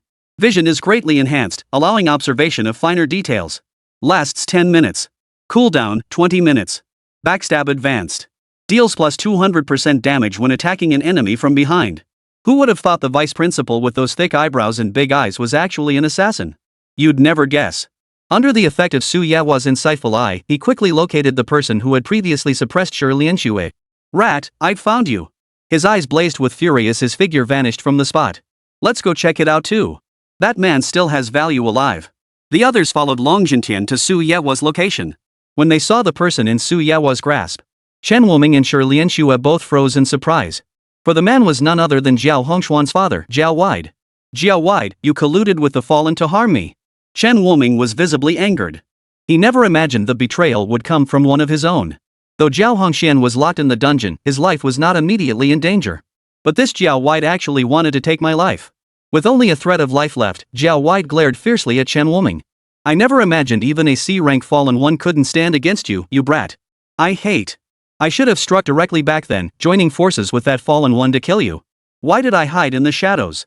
Ku Ruoying's gaze turned icy as she stared at him. Jiao Wide, your son isn't even dead yet and you dare do this? Looks like you think he's lived long enough. Ha! Being locked away in Suzaku University's dungeon is no different from death. Jiao Wide has only one son in this lifetime, and this brat ruined him. What good is all my wealth now? Chen Wuming, why won't you just die already? The essence bomb couldn't kill you, and even a C-rank fallen couldn't finish you off. Jiao Wide roared, his eyes red with rage. So you were behind the essence bomb too? Chen Wuming's eyes flashed with light, his heart boiling with rage. That's right, it was me. I sent someone. You want to know who, don't you? Too bad you'll never find out. He laughed wildly as a wave of heat surged toward the crowd. Earth's protection. Mother Earth, Tissy, reached out, and before their eyes, Jiao Wide was instantly slammed into the ground by several massive hands. Moments later, the entire Earth trembled. Where Jiao Wide had stood moments before, the Earth now gaped open. It's an essence bomb. Among those present, aside from Chen Wuming, Shi Lianxue, and Eros, none of the remaining individuals present were of low rank. Though potent, the essence bomb couldn't harm them. You humans have so many messy problems. Mother, shall we take Eros back? Anna looked at Taisai. Eros? I want to play with Miller in Suzaku City. Eros cautiously watched her mother. What's so fun about Suzaku City? Aside from the food being a bit better, there's nothing worth coming here for. It's full of humans everywhere. Feeling her mother's gaze fixed on her, Anna flinched. She seemed to have let something slip. No, I didn't sneak into Suzaku City by myself. Mother, Anna confessed everything how she'd once sneaked here alone when Suzaku City's guardians were absent. The Earth Mother sighed softly. Truthfully, she had long known her children would sneak off to explore human territory. Back when Anna and Long Jintian had clashed, she had observed from the shadows. The human strength and numbers clearly far surpassed Anna's. Yet none seemed to be fighting at full strength, which was why she had intervened. She had sensed some misunderstanding was afoot, and her hunch proved correct. What she hadn't anticipated was that her youngest daughter would be lured away by a human boy. Now she didn't even want to go back. Miller, Anna, and I can't stay with Eros for long on human territory. It would arouse suspicion among other races. Could you kindly look after her for now? Taisai's voice was gentle, like a mother's. Perhaps this was why Taisai was revered as the mother of the earth. Chen Wuming bowed slightly. Mother Earth and Princess Anna, please rest assured. I will take excellent care of Princess Eros. Hey, Miller, don't call me princess. Eros was displeased at being called princess by Chen Wuming, poking him lightly in the side with her finger. Ouch. Eros, stop poking me. Seeing how well Eros and this human got along, Mother Earth made no further delay. She took Anna and departed Suzaku City. She needed to return promptly and explain the situation to her husband, the Elf King, to prevent any conflict with the humans. After the two elves departed, the others began questioning Chen Wuming about the details of what had happened. Wuming, did you see who used the essence bomb? On this point, Chen Wuming truly had no idea. I didn't get a clear look, but I think I've seen the skill that person used before. Where? Teacher Luo Tianrui at school. The teacher named Luo Tianrui was promptly summoned to the conference room. On the way, he kept wondering why the principal had summoned him. Could it be that the principal had discovered his abilities and was about to promote him? But when he stepped into the conference room, he saw it wasn't just the principal present, but also the vice principal and a host of other department heads, along with Chen Wuming, Shi Lianxue, and that elven girl. Does he really need this many people watching for a promotion? Luo Tianrui's bewildered expression was clearly visible to everyone present. Wuming, was it really Teacher Luo who threw the essence bomb back then? Academic Affairs Director Qi Yuxuan couldn't help but speak up. This didn't look like someone with a guilty conscience at all. Director Qi, please calm down. Wuming said the skills resembled each other. He didn't claim Teacher Luo was the one who threw the essence bomb. Below, Luo Tianrui grew increasingly bewildered. What similar skill? What essence bomb? Chen Wuming stepped forward and asked, Teacher Luo, could you demonstrate your feathered sky flight skill? He had already scanned Luo Tianrui's skill using the system. White feather sky flight intermediate. Upon activation, white wings appear behind the user, increasing movement speed by 50% and enabling gliding. Lasts 5 minutes. Cooldown, 10 minutes. Certainly. Though Luo Tianrui didn't know what Chen Wuming intended to do. But since none of the leaders objected, he naturally had no complaints. He immediately activated White Feather Skyflight within the conference room. White feathers scattered as Luo Tianrui's form became ethereal. Long Jintian, who had been watching Luo Tianrui intently, suddenly understood. He finally understood what Chen Wuming meant by saying Luo Tianrui was somewhat similar. Director Qi, immediately investigate all teachers in the academy capable of using bird-type ferocious beast acceleration skill stones, along with any Vermilion Bird guards of at least C rank. Qi Yuxuan also snapped to attention, responding promptly before rushing off to investigate. What Chen Wuming had witnessed at that moment was precisely the bird feathers and a shadowy figure. Among those he knew, only Luo Tianrui possessed this skill, which was why he had asked Luo Tianrui to demonstrate it. That's sufficient, Teacher Luo. Thank you for your assistance. Chen Wuming knew that Long Jintian had now realized what he had witnessed. He motioned for Luo Tianrui to stop. Poor Teacher Luo remained clueless about why he'd been summoned until he stepped out of the office. So I'm here to demonstrate a skill? Not long after, Qi Yuxuan returned with another set of documents. Song Chang, Tactical Instructor. Occupation, Grade B Swiftwalker. Rank, C+. His specialty is speed. He possesses the Wind Eagle Spread Wings skill from the Hurricane Eagle skill stone, which is very similar to Teacher Luo Tianrui's White Feather Skyflight. Song Chang? Su Yehua couldn't help but ask, is Song Chang the only one who fits the criteria? Vice Principal, Sang Chang is indeed the only instructor at the academy who meets the criteria. How could it beat Song Chang? Su Yehua sighed softly. His figure vanished instantly from where he stood. When he reappeared, he was holding someone in his grasp. That person was Song Chang. Su Yehua flung him to the ground, his overwhelming aura bearing down on Song Chang, forcing Song Chang to kneel on one knee. Speak, Song Chang. Why did you aid Jiao White against Wuming? Chapter 19, The Ultimate Gambler. Song Chang knelt on the ground, his eyes vacant. Su Yehua kicked him hard, sending him tumbling backward. His voice boomed so loudly it nearly shattered eardrums. Speak up. Why did you do this? All these years, what exactly did I, Su Yehua, ever do to wrong you, Sang Chang, that you harbor such resentment? Why must you team up with that Jiao Wai to frame the school's prodigy? What has our Zhuke University ever done to wrong you, Sang Chang? Answer me, damn it. Seeing Su Yehua about to explode again, Qi Yuxuan rushed forward to restrain him. Principal Su, please calm down. Facing Su Yehua, whose emotions were teetering on the edge of control, Chen Wuming and Shi Lianxua both turned to Koruoying, hoping she could provide an answer. Song Chang and Principal Su were classmates at Zhuke University. They've been close since their student days. It's just that Song Chang's talent has its limits. He plateaued at C+ rank and hasn't progressed since. Koruoying's voice carried a hint of regret. No wonder Principal Su was so furious. His best friend conspiring to frame students at the university who could tolerate that? Song Chang simply lay on the ground, letting Su Yehua's accusations wash over him. Not a single word of rebuttal. This display enraged Su Yehua so much that he shoved Qi Yuxuan aside. He lunged forward, grabbed Song Chang by the collar, his eyes bloodshot. Why aren't you speaking? Don't you have anything to explain? Song Chang's vacant eyes met those of his so-called best friend. A wretched smile spread across his lips. I'm sorry, Yehua. He threatened me with my daughter. I had no choice but to do it. But he broke his promise. After I completed the task he gave me, I went to find my daughter only to discover she'd been taken by the Fallen. She was only 5 years old. Those taken by the Fallen were invariably transformed into monsters like themselves. Su Yehua released Song Chang's collar, and Song Chang collapsed onto the ground. Deprived of all strength, he looked at Chen Wuming. I'm sorry, Wuming. I shouldn't have listened to him and attacked you, causing you so much trouble. Su Yehua clenched his fists, his teeth grinding audibly. Why didn't you come find me? I'm sorry. Long Jintian closed his eyes, granting Song Chang his final shred of dignity. Yehua, lock him in the celestial prison. Yes. Thank you, headmaster. Song Chang rose unsteadily, extending both hands. Click. The specially designed gravity cuffs were fastened by his closest brother's own hands, causing Song Chang's already feeble body to slump downward further. Principal, the celestial prison is? The celestial prison is also a place to confine criminals, but unlike the dungeons below, those imprisoned here have shown remorse. They will be sent into the beast world to scout paths for us, a form of atonement. In plain terms, it was a suicide squad sacrificing their lives to chart routes through the beast world. A heavy silence fell over the assembled crowd. Song Chang's actions only highlighted the shortcomings of Suzaku University. This issue arose precisely because the university failed to adequately protect the family members of its faculty. Director Meng, this matter is now in your hands.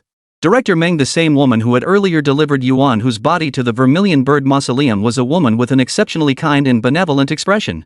Though young, she radiated a maternal, sacred glow. She bore a certain resemblance to Tissi, the Earth Mother of the Elven race. Wu Ming. The principal suddenly called his name, causing Chen Wuming to jerk his head up. As the victim in this incident, and in recognition of your earlier contributions in repelling the beast tide, you may select one item from the school treasury. What do you say? Principal, I don't want anything from the treasury. Oh? Long Jintian was somewhat surprised this youngster actually declined anything from the treasury. The treasures within Zhuke University's vault were numerous, some so coveted that the other 3 divine beast universities would envy them greatly. Then what do you want? He was curious about what Chen Wuming desired. Principal, I want the 2 skill stones we captured during the last beast tide. The real reason he hadn't noticed someone dropping an essence bomb behind him last time was that he'd discovered 2 skill stones suitable for himself. Just as he was about to pick them up, an essence bomb rolled right under his feet. He was blown away instantly, losing the chance to retrieve the stones. That's no problem. How about this? In addition to those, you may also choose any one advanced passive skill stone. Chen Wuming's face lit up with delight as he hurriedly thanked him. Thank you, Principal. Alright, Director Ko, please escort these 3 out first. Out the door. Eros, who had been holding her breath for ages, finally exhaled. Phew, finally able to speak. I was suffocating. Actually, you could have come out on your own. The principal and the others wouldn't have minded. No way. Eros pouted, clearly displeased. It's no fun being alone. I'm sticking with Miller. Lian Xue, however, kept stealing glances at Eros. She couldn't shake the feeling that this little elf princess was becoming overly dependent on Chen Wuming. We're here. Wuming, see what skill stones you need. Lian Xue, you can pick some that suit you. Both students had been key contributors during the Beast Tide siege, so Kuruoying naturally wouldn't skimp on a few skill stones. Zhuke University lacked many things, but it certainly wasn't short on these ferocious beast skill stones. However, most of these beast skill stones were unsuitable for absorption, carrying significant limitations.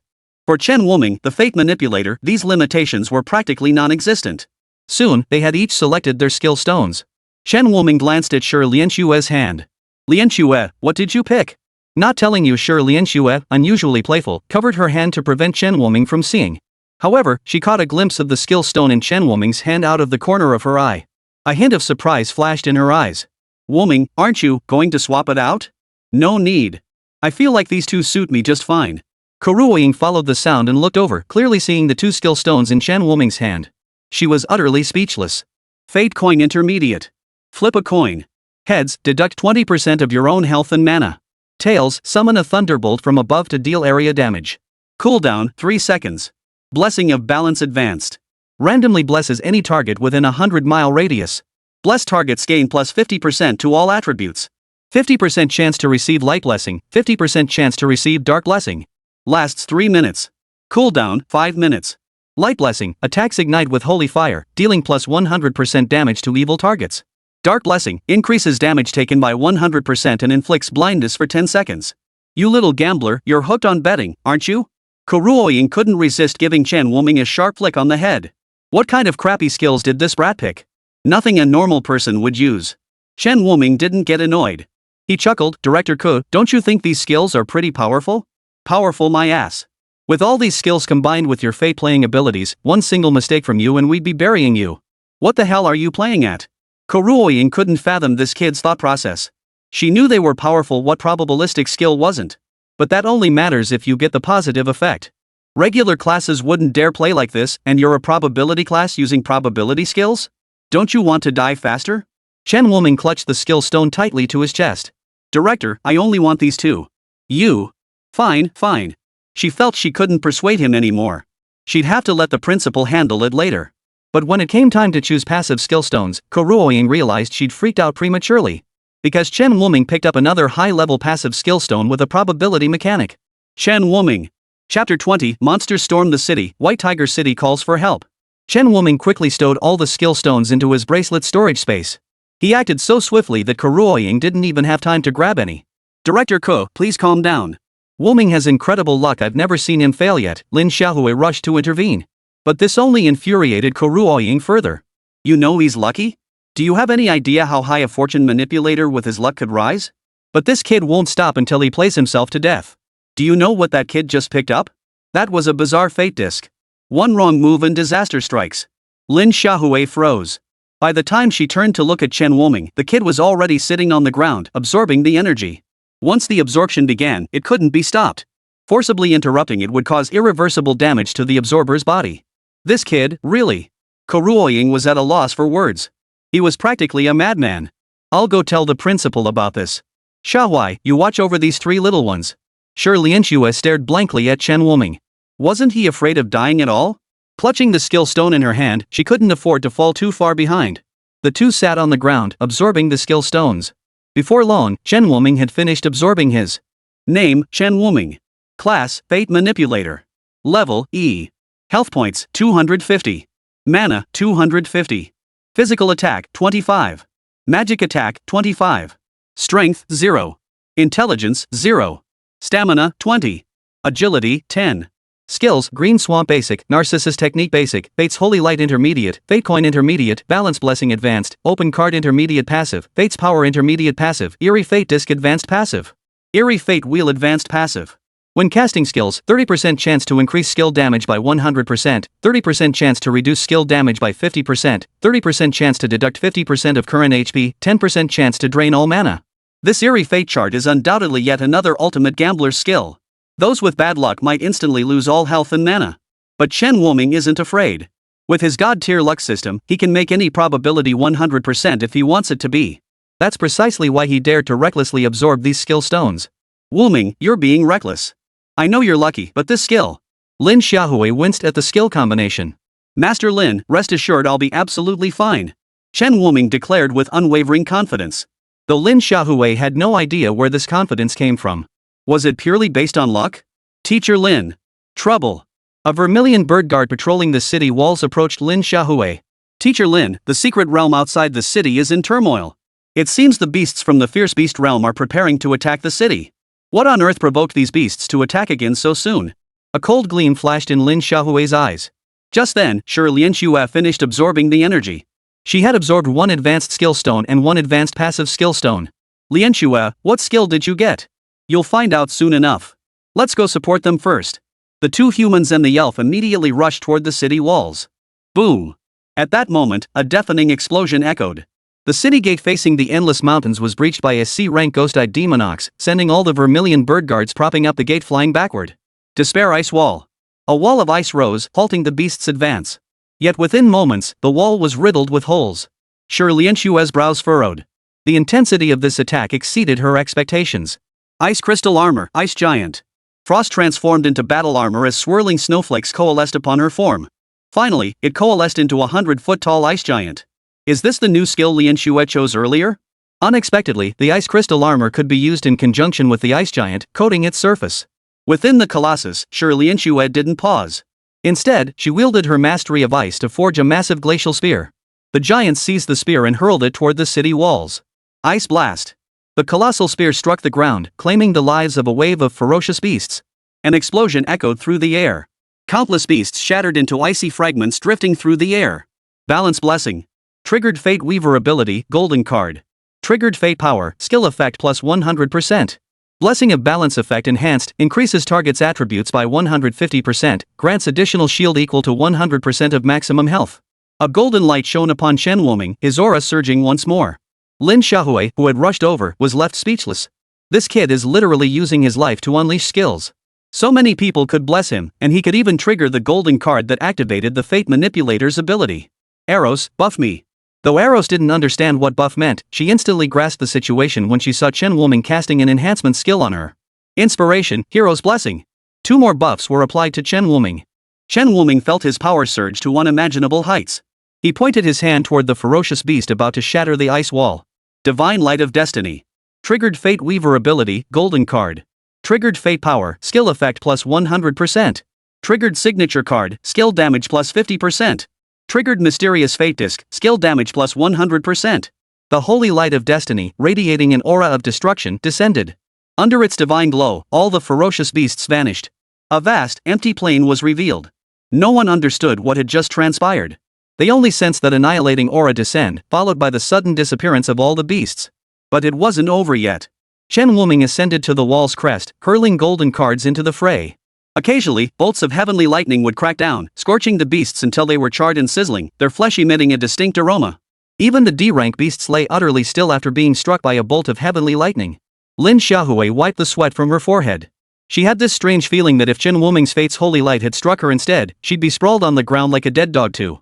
This guy, what kind of divinely favored lucky charm is he? All golden cards? Now that Chen Wuming possessed the revealed card skill, every celestial thunderbolt he unleashed revealed a golden card appearing. Even a fool could tell this was the fourth stage skill of a fate manipulator. But that wasn't all, even his basic attacks were now entirely golden cards. As if sensing something, the beasts abruptly turned and retreated back into the secret realm. Ha! What's going on?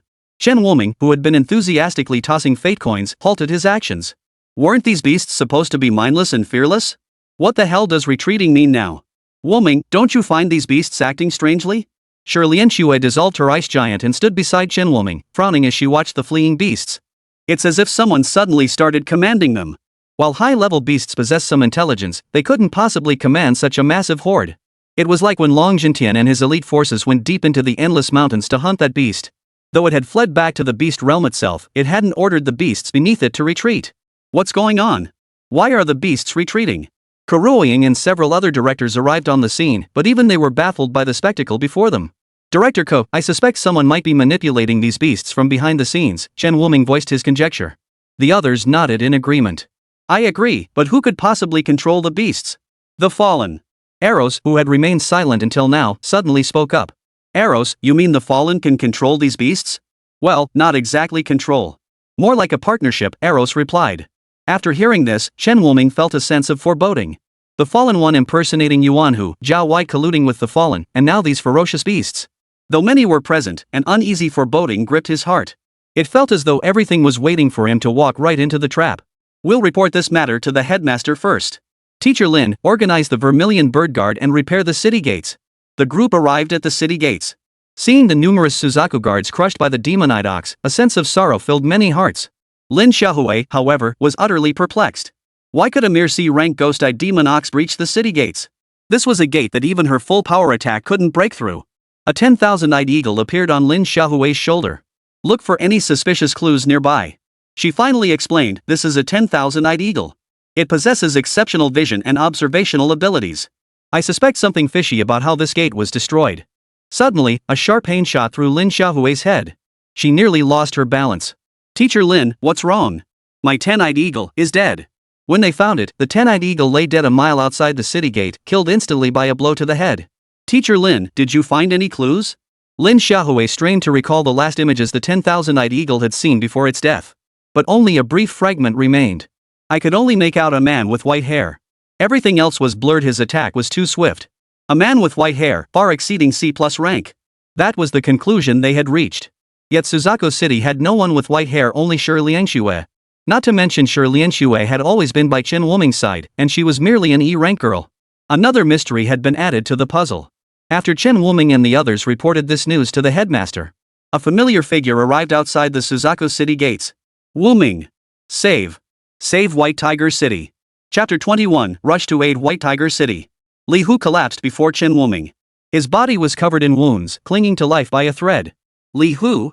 Chen Wuming recognized him as Li Hu, the man he had fought at the graduation ceremony.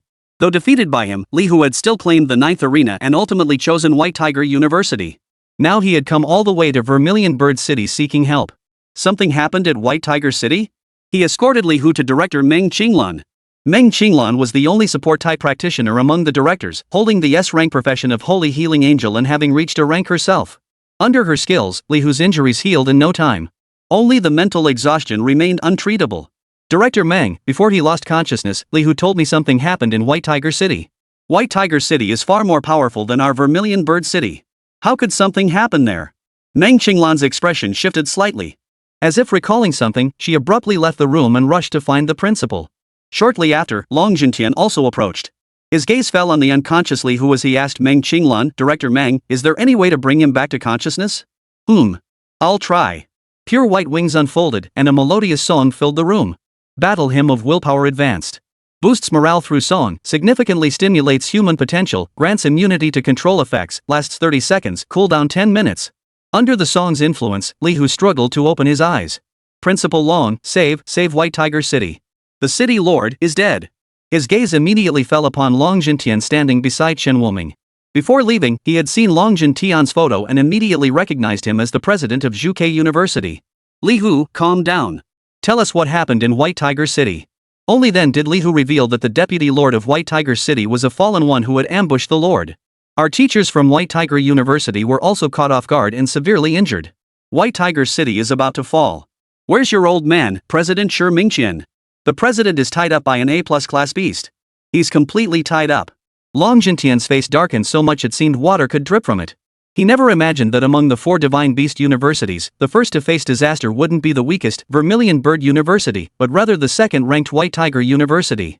Professor Meng, you will personally lead the team. Take Director Ko and Principal Su, muster 10,000 Vermilion Bird Guards, and head to support White Tiger City. He couldn't leave Zhuke City. If any powerful fallen or monsters attacked, Zhuke City wouldn't even stand a chance. After informing Ku Ruoying of this, she immediately mobilized 10,000 Vermilion Bird Guards and brought Chen Wuming along. Director Ku, why aren't you taking me? Sure, Lian Xue asked in confusion. She was clearly E-rank like Chen Wuming, so why wasn't she included? Lian Xue, you know Wuming's abilities better than any of us. His combat prowess, whether in single target or large-scale engagements, far surpasses others at his rank. Rest assured, I won't let him get hurt. As for arrows, she naturally followed behind Chen Wuming. She carried the treasure left behind by her sister Anna before she departed, which could protect her in moments of danger. Li Hu had regained his senses by now. His eyes were filled with worry. Is this group enough? Li Hu, if I recall correctly, Zhuke City should be the farthest from Baita City. Why did you come all the way here for help? Wouldn't it make more sense to seek help from Qinglong or Xuanwu? Chen Wuming arrived at Li Hu's side with arrows. Li Hu nodded. I'm not the only one seeking help this time. People have also gone to Qinglong and Xuanwu. Hey Miller, don't humans have that thing they wear on their wrists? Arrows pointed at the bracelet on Chen Wuming's wrist. She had clearly seen Miller using this magical thing to communicate with others. Li Hu gave a wry smile.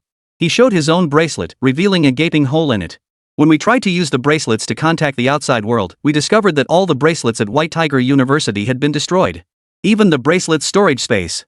White Tiger City now stood isolated and helpless. With most of its supplies destroyed, it couldn't hold out much longer. Who could possibly possess such formidable power? To destroy every bracelet in White Tiger University, right under the noses of so many powerful professionals. The Vermilion Bird Guards, riding their flying summoned beasts, quickly arrived at White Tiger City. But the White Tiger City of today bore no resemblance to its former prosperity, reduced to a battlefield. Fallen ones and ferocious beasts rampaged everywhere, wreaking havoc. Oh? Isn't this the Vermilion Bird Guard from Vermilion Bird University? Who'd have thought a rat managed to escape? The speaker wore white tiger armor, appearing to be a white tiger guard of the city. Yet the scent emanating from him made Arrows, standing beside Chen Wuming, frown. Miller, I don't like his scent. It stinks. Fallen ones, huh? Chen Wuming narrowed his eyes. A coin appeared in his hand, flicked upward, rolled, and fell. The fallen one burst into maniacal laughter at Chen Wuming's gesture. Ha ha ha ha. The coin of fate? Has Suzaku City become so destitute that you dare teach such trash skills to your students? Soon, his laughter died. For he saw the coin land heads up, with a golden card and a roulette wheel appearing atop it. Triggered Fate Manipulator Ability, Golden Card. Triggered Fate Power, Skill Effect plus 100%. Triggered Nameplate, Skill Damage plus 50%. Triggered Eerie Fate Wheel, Skill Damage plus 100%. Thunderbolt range increased by 100%, with additional 5-second paralysis effect. Boom! The fallen one's hair stood on end as his body was scorched black by the strike. He tried to move. But the paralysis effect of the heavenly thunder rendered him utterly immobile. Run! Why aren't you running? Do you want to taste my trash skill again? Seconds later, Chen Wuming flicked another coin, summoning yet another bolt of heavenly thunder that crashed down upon the fallen one's head. The D-rank fallen was now barely clinging to life. Li Hu, go avenge your comrade, Chen Wuming said flatly. Li Hu's body trembled. Clenching the spear in his hand, he walked toward the fallen one. His eyes blazed crimson as he fixed his gaze on the barely alive fallen, raising his spear. Don't kill me. Li Hu, have you forgotten me? I'm Chang Shi. I was the one who guided you when you first entered the academy. Have you forgotten? The fallen raised his head, the half-peeled human skin mask still clinging to his face. He sought to evoke Li Hu's mercy. Fallen one Li Hu gripped the spear with both hands, thrusting it again and again into Chang Shichang's body. With a furious roar, the spearhead whipped up a whirlwind. The fallen one's body was instantly torn apart. Zhuke guards. Target your opponents. Slaughter every damned fallen and beast. Ko Ruoying commanded. The Scarlet Bird Guards, already seething with rage at the city's devastation, leapt from their summoned beasts and charged toward the beasts and fallen. Blood of the earth, fuse. Inspire. A crimson spirit coalesced from the city's blood, empowered by fusion and inspiration. Fallen ones and beasts of equal rank were mere playthings before it. They were merely playthings. Suddenly, a terrifying aura descended from the heavens. Kuruoying, don't get too cocky. Chapter 22, The First Retreat. Kuruoying raised her hand, unleashing a torrent of fiery clouds that descended upon the speaker. Breaking void slash. Whoosh. A cold gleam flashed as the entire expanse of clouds was cleaved apart, the sharp blade energy shooting straight toward the heavens. Chu Tuming. As Kuruoying's voice echoed. A figure bearing a long sword appeared before the crowd. This man was Chu Tuming, the deputy city lord of White Tiger City, possessing formidable strength. Name, Chu Tuming. Occupation, Godslayer. Level, B. Health points, 8,000. Magic power, 7,500. Physical attack, 700. Strength, 100. Intelligence, 20. Stamina, 1,200. Agility, 400. Skills, Sky-splitting / intermediate, sword drawing / advanced, heaven slicing technique advanced, bloodthirsty battle body intermediate passive, mad demon sword technique intermediate passive. Bloodthirsty battle body intermediate passive. For every 1% of health lost, physical attack increases by 1%, capped at 50%. Mad demon blade technique intermediate passive. Each strike temporarily increases maximum HP by 1%, capped at 50%. He was also a B rank practitioner, and his profession was even the S rank Godslayer. His stats were slightly stronger than Director Ku's. Only his skills surpassed Chu Tuming's. Director Ku, he. Deputy City Lord of White Tiger City, Chu Tuming. Kuruoying's eyes blazed with fury. A faint smile played at the corners of Chu Tuming's lips. He looked down at Kuruoying below. Kuruoying, all these years and you're still only B rank. Seems that incident back then hit you pretty hard. Chu Tuming, shut your mouth. An endless sea of flames surged forth, coalescing into a fiery vermilion phoenix that charged toward Chu Tuming. Draw and slash. He crouched low, gripping the hilt with both hands, and swung his blade horizontally at the fire Vermilion Bird. The condensed blade energy collided with the Vermilion Bird. Flames erupted across the sky, countless tongues of fire raining down to incinerate every fallen soul and ferocious beast. The next instant, Kuruoying's figure materialized before Chu Tuming. Flames condensed around her fist and slammed toward Chu Tuming. Clang! Chu Tuming staggered back 2 steps, while Kuruoying retreated over 10 paces before halting. Oh no, Director Ku can't hold her own against that Chu Tuming. Chen Wuming decisively removed the balance blessing from himself and cast it upon Kuruoying. Feeling the sudden surge in energy from her opponent, Chu Tuming looked down. Chu Tuming, you're up against this old lady. A fiery lotus blossomed before him. Chu Tuming's pupils contracted as his long sword, channeling terrifying power, slashed toward the lotus. Sky-splitting technique. Boom! The spot where Chu Tuming stood was instantly engulfed in flames, and a pitch-black figure burst forth from the inferno. His entire face contorted in rage. Damn it, it's all that brat's fault. Chu Tuming cursed furiously. If not for that inexplicable buff skill, how could he have been caught off guard by Kuruoying? Before he could seek revenge on Chen Wuming, Kuruoying, eyes red with fury, closed in. Facing Kuruoying, whose stats now far surpassed his own after the buff, Chu Tuming was so furious he felt like spitting blood. Take out that kid. Several fallen within the city discarded their Vermilion Bird Guards and rushed toward Chen Wuming's location. Well, they certainly think highly of me, 2 C rankers and 1 C+. But he wouldn't need to lift a finger. Before the fallen could draw near, a dagger materialized from the void, piercing their hearts with pinpoint accuracy. Su Yehua, concealed within the void, finally revealed himself. Fallen ones deserve death. His gaze fixed on Chu Tuming in the air, brimming with murderous intent. Su Yehua, you old bastard, you're here too. A tiger-headed, human-bodied fallen blocked Su Yehua's path. Sensing an aura no weaker than his own emanating from the opponent, a flicker of caution crossed Su Yehua's eyes. Who'd have thought Su Yehua has become so famous that even fallen recognize me? Su Yehua sneered coldly. His form shifted eerily, appearing behind the fallen one. Yet the tiger-headed fallen one neither dodged nor flinched, allowing the dagger to pierce straight through his heart. Ouch, that stings. You're definitely an A+ Nightwalker, the tiger-headed figure remarked, staring at the dagger protruding from its chest. A bloodthirsty gleam flashed in its eyes. What? Su Yehua's eyes widened in shock. How could this be possible? Principal Su, retreat. Meng Qinglan shouted. Holy light shone upon the fallen tiger-headed being, sizzling with a sizzle-sizzle sound. So even a holy healing angel has come, but your power? Still far too weak. His gaze toward Meng Qinglan instantly turned icy. His form surged toward Meng Qinglan. Director Meng, retreat immediately. Su Yehua shouted urgently. He tried to stop the tiger-headed, human-bodied monster, but it completely ignored his attacks, charging straight for Meng Qinglan. A massive elemental spirit suddenly blocked the fallen one's path. A D-rank elemental spirit? Are you kidding me? He ignored it completely, his body smashing through the elemental spirit in one impact. By now, the target before him had shifted from Meng Qinglan to Chen Wuming. Green Swamp, Summoning Art, Fate's Holy Light, Fate's Coin. Caught off guard, the fallen one absorbed the full brunt of Chen Wuming's skills. His speed instantly slowed as he stared at his drastically depleted mana pool in his body, now scorched by holy flames and crackling with electric arcs. Fury surged through him. How dare this Miri rank brat ambush him like this? Kid, if you're so eager to die, I'll send you on your way. The fist hadn't even arrived yet, but the force of the strike sent a gust of wind ahead. A protective light barrier instantly enveloped Chen Wuming, the fist striking it and sending ripples outward. The tiger-headed, human-bodied fallen felt immense force surge through his fist. The shock sent him staggering back 2 steps. Chen Wuming, however, was sent flying backward. This can't be. The fallen one stared grimly at his fist. He could feel it clearly that force was undeniably his own. This brat, he actually possesses a rebound-type skill. He absolutely couldn't be left alive. By now, the surrounding crowd had long been led away by Su Yehua, leaving only a field strewn with fallen and beast corpses. Cough, cough. Where is everyone? Chu Tuming landed on the ground, coughing up 2 mouthfuls of blood. Staring at the empty surroundings, he was dumbfounded. In the midst of the fight, Kuruoying had suddenly bolted. They got away. The fallen one's face darkened. What? They got away. Chu Tuming's eyes widened in disbelief. They'd worked so hard to lure the Suzaku University people here, only to let them slip away like this. Are you useless? You can't even handle a Su Yehua? He's just an A+ Nightwalker, and you can't even kill Meng Qinglan. Seeing the fallen one's silence, Chu Tuming couldn't help but curse. Say another word, and I'll kill you first. Already seething from Chen Wuming's earlier provocation. Hearing Chu Tuming's complaints now. How could he possibly tolerate it? You! Chu Tuming shot him a hateful glare. In the end, he held his tongue. After all, the other man was stronger than him. What do we do now? First, we need to deal with that old bastard Shi Mingqian.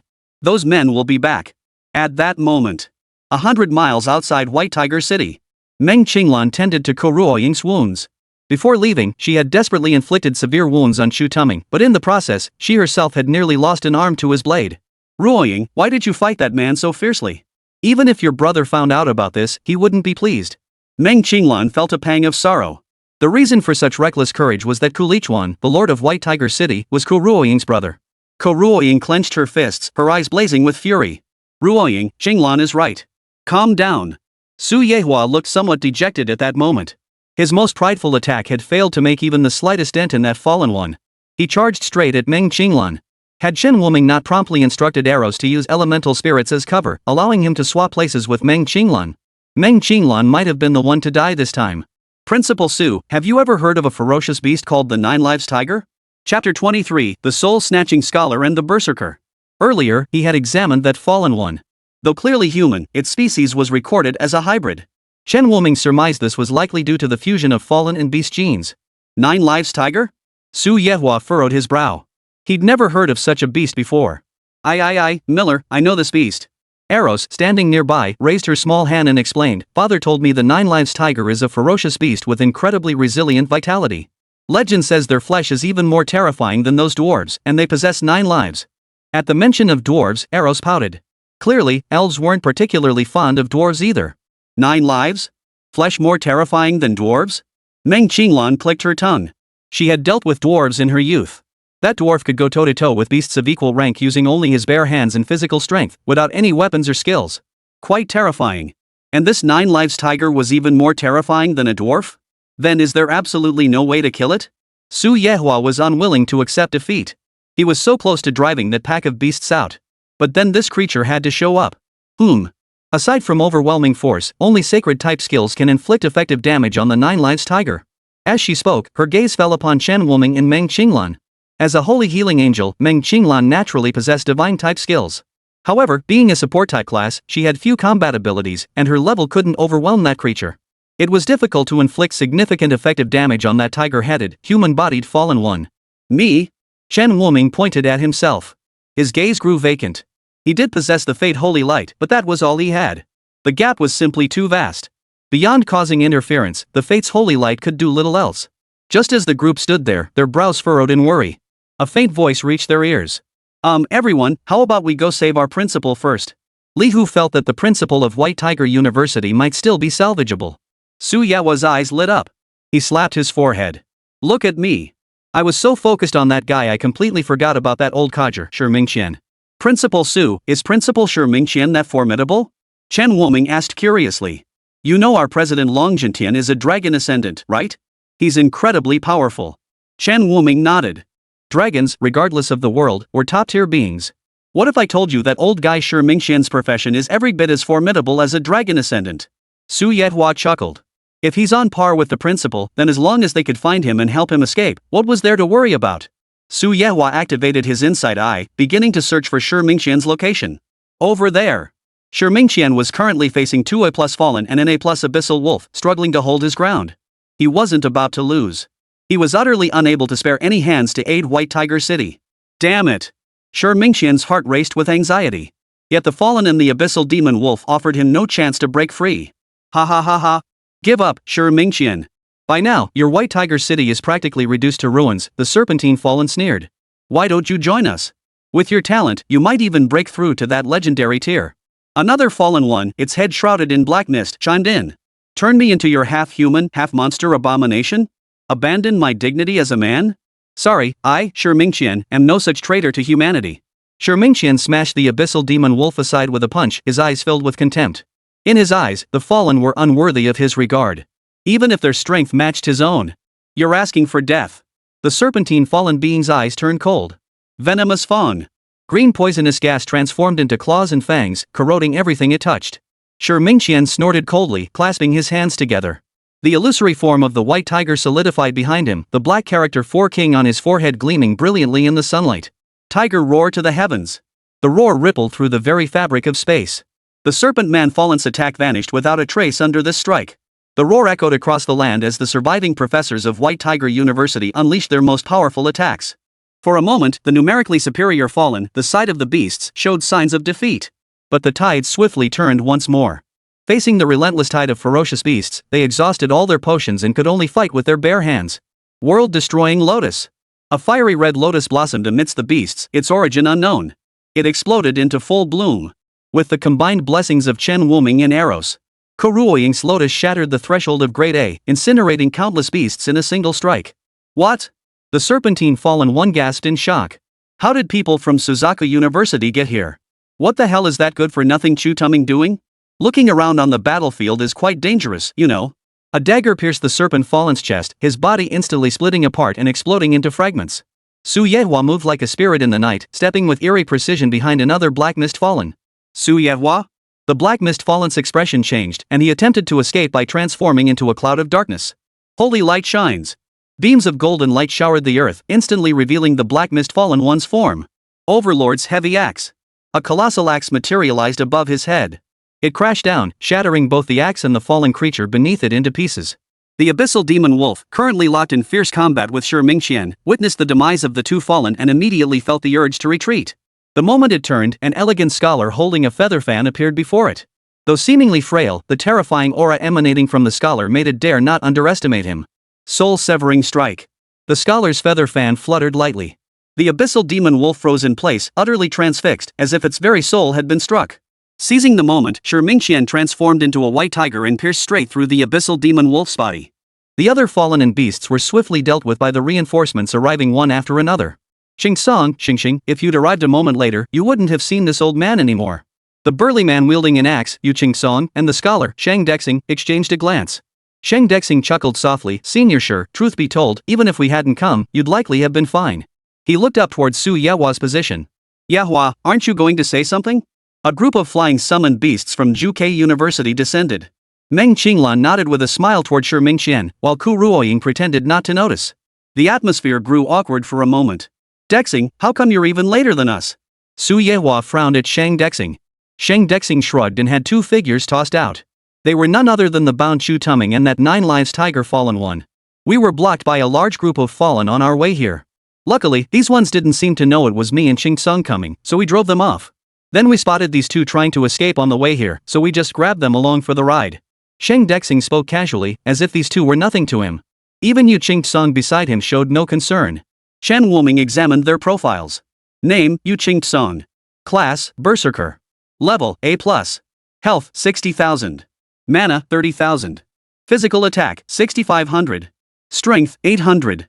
Intelligence, 300. Stamina, 14,000. Agility, 5,000.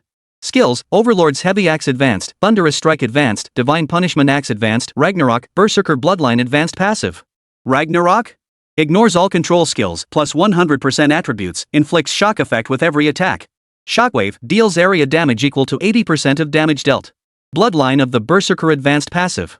Growing stronger in battle, each instance of damage taken reduces incoming damage by 1% for a short duration and increases physical attack by 1%, capped at 50%. Name, Shang Dexing. Occupation, Soul Snatching Scholar. Rank, A+. Health points, 40,000. Mana, 60,000. Magic attack, 7,000. Strength, 100.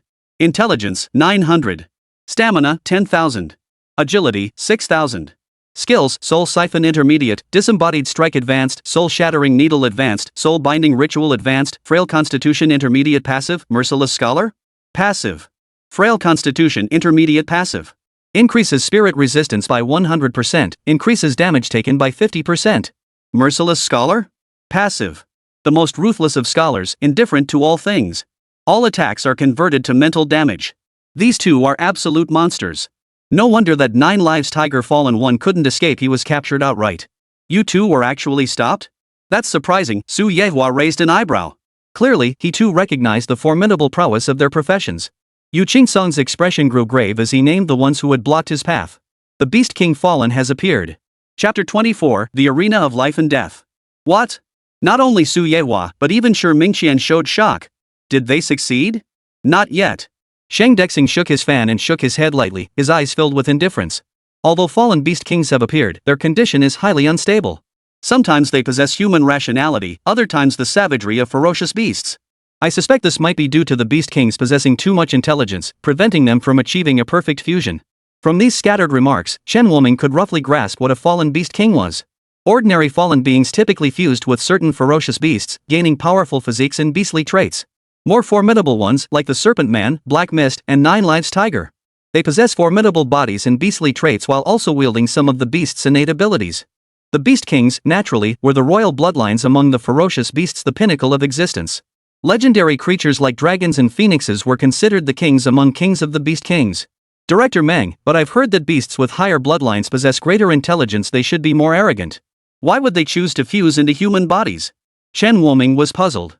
Could it be that these beast kings have lost their minds? Forced fusion was impossible. Each beast king is at least a rank and possesses extraordinary intelligence, they simply couldn't be forced into fusion. Truthfully, I'm not entirely sure either. It seems the Fallen made some sort of deal with the beasts, but the specifics? We have no way of knowing. Probably only the leader of the Fallen knows the truth. Meng Qinglan shook her head. At that moment, Shi Mingqian also noticed Eros beside Chen Wuming. Is that an elf? His words drew everyone's attention, their gazes shifting to Eros. Eros shrank back behind Chen Wuming. Miller. It's okay. Chen Wuming raised his hand to shield himself from the stares, bowing slightly. Good day, principals and teachers. I am Chen Wuming. Chen Wuming. Shi Mingqian paused briefly before recalling the intriguing youngster from Whitebone City that Tu Fu had mentioned earlier. I remember now. I heard our director Yuan Shang didn't even touch the 3 high-grade skill stones he was offered. Shang Dexing smiled faintly, his gaze fixed on Chen Wuming. Although Yuan Shang had mentioned Chen Wuming briefly upon returning to school. But having never witnessed it firsthand, he remained curious about this so-called reincarnation of the European emperor. Yu Qingson, meanwhile, rubbed his chin thoughtfully. Could this skinny kid really be as formidable as the rumors claimed? As a berserker, his mind was filled only with strength and muscle. He didn't buy into that mystical luck nonsense. Yu Qingson believed only in the muscles on his own body. Alright, everyone, follow me back to White Tiger City. Yihua, you come too. Shi Mingqian's expression was complex. He seemed reluctant to face the people from Jukei University. On the way back, Chen Wuming also quietly asked Meng Qinglan. Su Yehua and Ku Ruoying both seemed to give Shi Mingqian the cold shoulder, and even the teachers from White Tiger University kept their distance from Suzaku University. This matter actually involves the esteemed president himself. Principal Long Jintian? Chen Wuming's eyes sparkled with curiosity. He loved hearing gossip about the president. Let me tell you. Back in the day, Long Jintian, Shi Mingqian, and another girl named Lu Yi were hailed as the 3 rising stars of humanity. The 3 were also the closest of friends. They were the pre-selected successors to become the next presidents of the 3 major universities. Long Jintian was the principal of Qinglong University, Shi Mingqian was the principal of Baihut University, and Lu Yi was the principal of Zhuke University. But when Suzaku University, where Lu Yi was, faced a massive beast tide. Deeply in love, Lu Yi, who had always preferred the handsome Shi Mingqian, immediately sent him a distress signal. By the time Long Jintian received news from Suzaku City, it was already 3 days later. When he finally arrived at Suzaku City, all he could see was Lu Yi, mortally wounded after desperately defending the city walls against the ferocious beasts. Jin Tian. I might not be able to protect this land with you all anymore. By the time Mingqian arrived, it was already too late. Lu Yi had fallen, but Suzaku City had been defended. After that, Long Jintian severed his brotherly bond with Shi Mingqian and voluntarily took on the role of principal of Suzaku University, guarding Suzaku City as the foremost prodigy of humanity at that time. So it was because President Shi Mingqian didn't rescue President Lu Yi in time that relations between the two universities became so strained. Meng Qinglan remained non-committal. With the two presidents at odds, they as teachers couldn't afford to be overly friendly either. Otherwise, if President Long Jintian caught sight of them, he would inevitably blow his top. Back in White Tiger City, the eyes of the White Tiger University faculty were reddened. The place where they had spent their entire lives now lay in such ruin. A wave of sorrow welled up within them. Everyone, don't be too sad. As long as we're still here, White Tiger City will be rebuilt sooner or later, Shi Mingqian said, unable to suppress a sigh. His gaze toward Ko Ruoying brimmed with apology he owed this girl. Ko Ruoying tilted her head. She tried not to look at the old man. Yet tears stubbornly gathered in her eyes, mischievously spilling over. Chen Wuming understood her pain all too well. His family had also perished in the beast tide. Miller, something's over there, Eros suddenly tugged at his sleeve, pointing to the corpse of a ferocious beast below. Chen Wuming kicked the beast aside. Beneath it lay a blood-red skill stone. Life or death arena? Pulls both the caster and a selected target into the arena. The arena randomly unleashes attacks every second, with a 50% chance to strike the caster and a 50% chance to strike the target. The arena ends when one party dies. Chen Wuming's eyes lit up.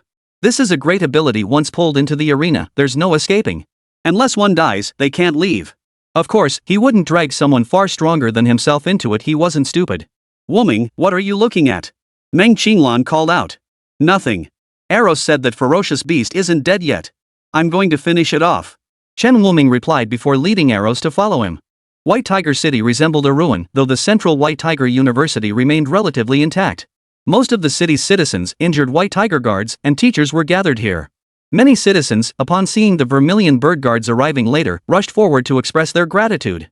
Many of them had been rescued at great personal risk by the Vermilion Bird guards who had arrived later. Among the 4 divine beast cities, the Vermilion Bird guards held the lowest overall rank, yet they treated civilians with the greatest kindness. This was a belief ingrained in the Scarlet Phoenix Guard's very bones, to defend the Scarlet Phoenix City and protect the people behind them. This was a conviction forged only on the battlefield. Don't be fooled by their low rank. The Vermilion Bird Guards possessed formidable strength, forged through countless life or death struggles. The White Tiger Guards couldn't help but feel a twinge of displeasure seeing their own city's people show such warmth toward the visiting Vermilion Bird Guards. Yet they understood that most of these people had been saved by the Vermilion Bird Guard. Upon returning to the academy, Chen Wuming was left outside. Li Hu approached then, delivering a punch to Chen Wuming's chest. Chen Wuming, Li Hu said, I've been thinking about challenging you again someday. Now I know I couldn't beat you even without a fight. He sighed deeply. He never imagined that in just a few short days, the gap between him and Chen Wuming had widened so drastically. The other man slaughtered D-rankers like chickens, while he was being toyed with like a chick. Chen Wuming, I never thought a good-for-nothing like you would dare show your face here. The unpleasant voice rang out. The two turned to look behind them. And there stood Shi Qiong, now a member of Xuanwu University. Chen Wuming, dare you face me on stage again? I'm E rank now, not the F rank loser I used to be. Chapter 25, The Secret Realm Explodes. Chen Wuming glanced at Shi Qiong's stats panel. She really had reached E rank, and her stats had increased significantly. She even gained an intermediate level skill that reflected damage back, quite impressive. But he wasn't in the mood to compete with this guy right now. Yeah, fine. You won. Happy now? After dismissing her with a couple of casual words, Chen Wuming walked away with Eros and Li Hu. Better to keep some distance from this big oaf.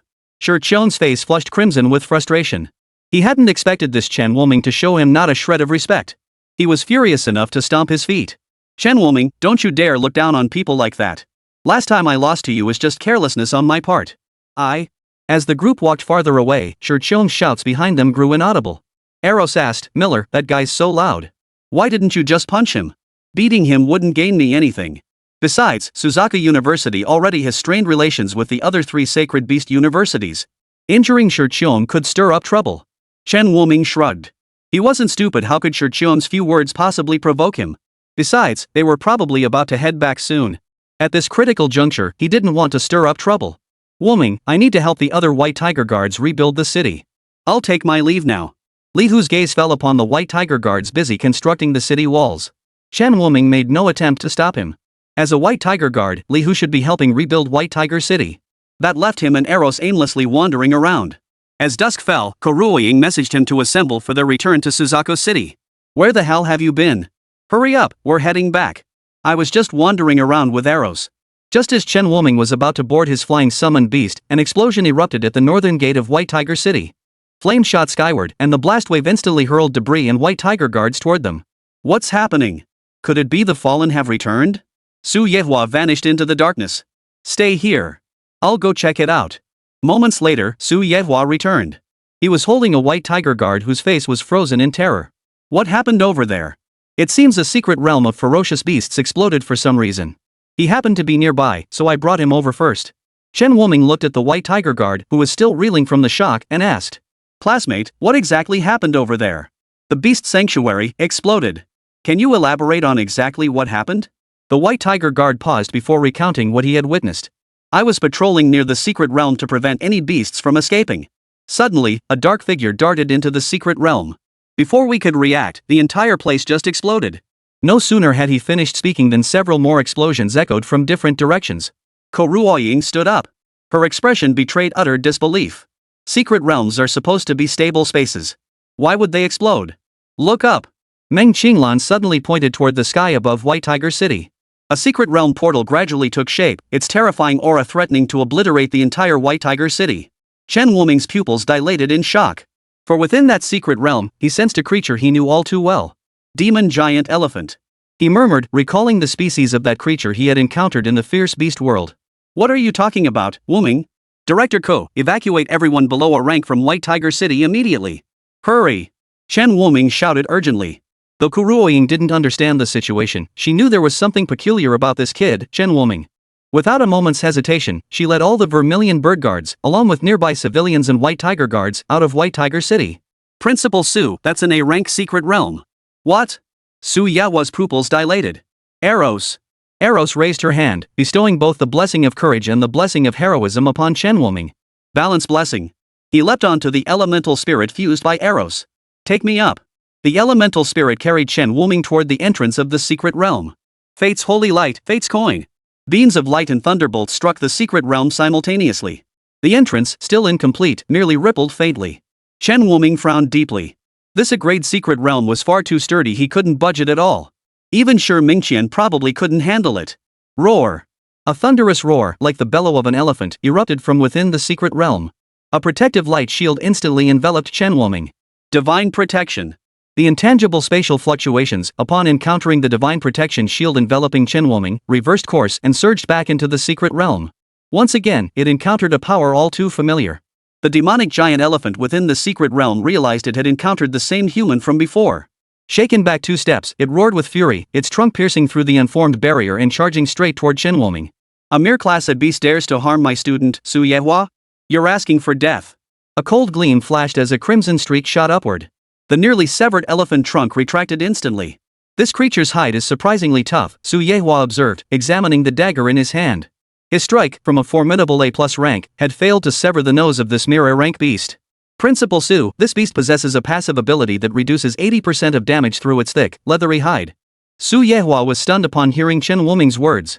This beast actually possessed the divine skill of thick, tough skin? Its damage reduction effect was only slightly inferior to Long Jintian's dragon physique. Principal Su, is there no way we can stop this secret realm from forming? He had come here specifically to see if he could prevent its creation. He hadn't expected to be unable to even shake it. Su Yehua shook his head. If it were the old man, he might manage it. But I can't. An A-grade secret realm is far too solid. But that demonic giant elephant did delay the formation by extending part of its body prematurely. As he spoke, several others from the university had also rushed over. Shi Mingqian stared blankly at the unformed secret realm. Why would an A-grade secret realm appear at this moment? Their White Tiger City had just been destroyed, and they needed manpower to rebuild. The sudden emergence of a new A-grade secret realm meant they were likely short-handed. Shang Dexing fanned himself with his feather fan, his mind racing through the images of the secret realms that had just exploded. A hypothesis formed. Gentlemen, I have a theory. Could the destruction of these realms be the work of monstrous beasts or perhaps the fallen? What purpose would they serve? Yu Qing-song, whose mind was filled only with muscle, couldn't fathom the connection. Principal Shang means that the fallen seek to destroy lower-tier secret realms, channeling more energy or spatial power to forge a higher-tier secret realm? Shen Wuming voiced his interpretation. The others nodded in sudden understanding. Exactly. Secret realms have barely appeared in recent years, their numbers fixed. Shi Mingqian's expression darkened. If they destroy all the lower-tier secret realms to forge a higher tier one, it would spell disaster for our Blue Star. The combined strength of all races across Blue Star couldn't match the number of Beast Kings in the Beast World. Their current ability to defend their territory stemmed from the absence of A+ level secret realms, the highest being merely a level. For an A+ ferocious beast to come here, it must deliberately weaken part of its physical form, lowering its rank to a grade, then slowly recuperate on Blue Star. Such cases exist. Among those Chen Wuming had encountered, the beast deep within the Endless Mountains was one such example. But it was driven back by Long Jintian and his forces. Then there was the abyssal demon wolf that attacked during the siege of Mingqian. All of them slipped through when no one was paying attention.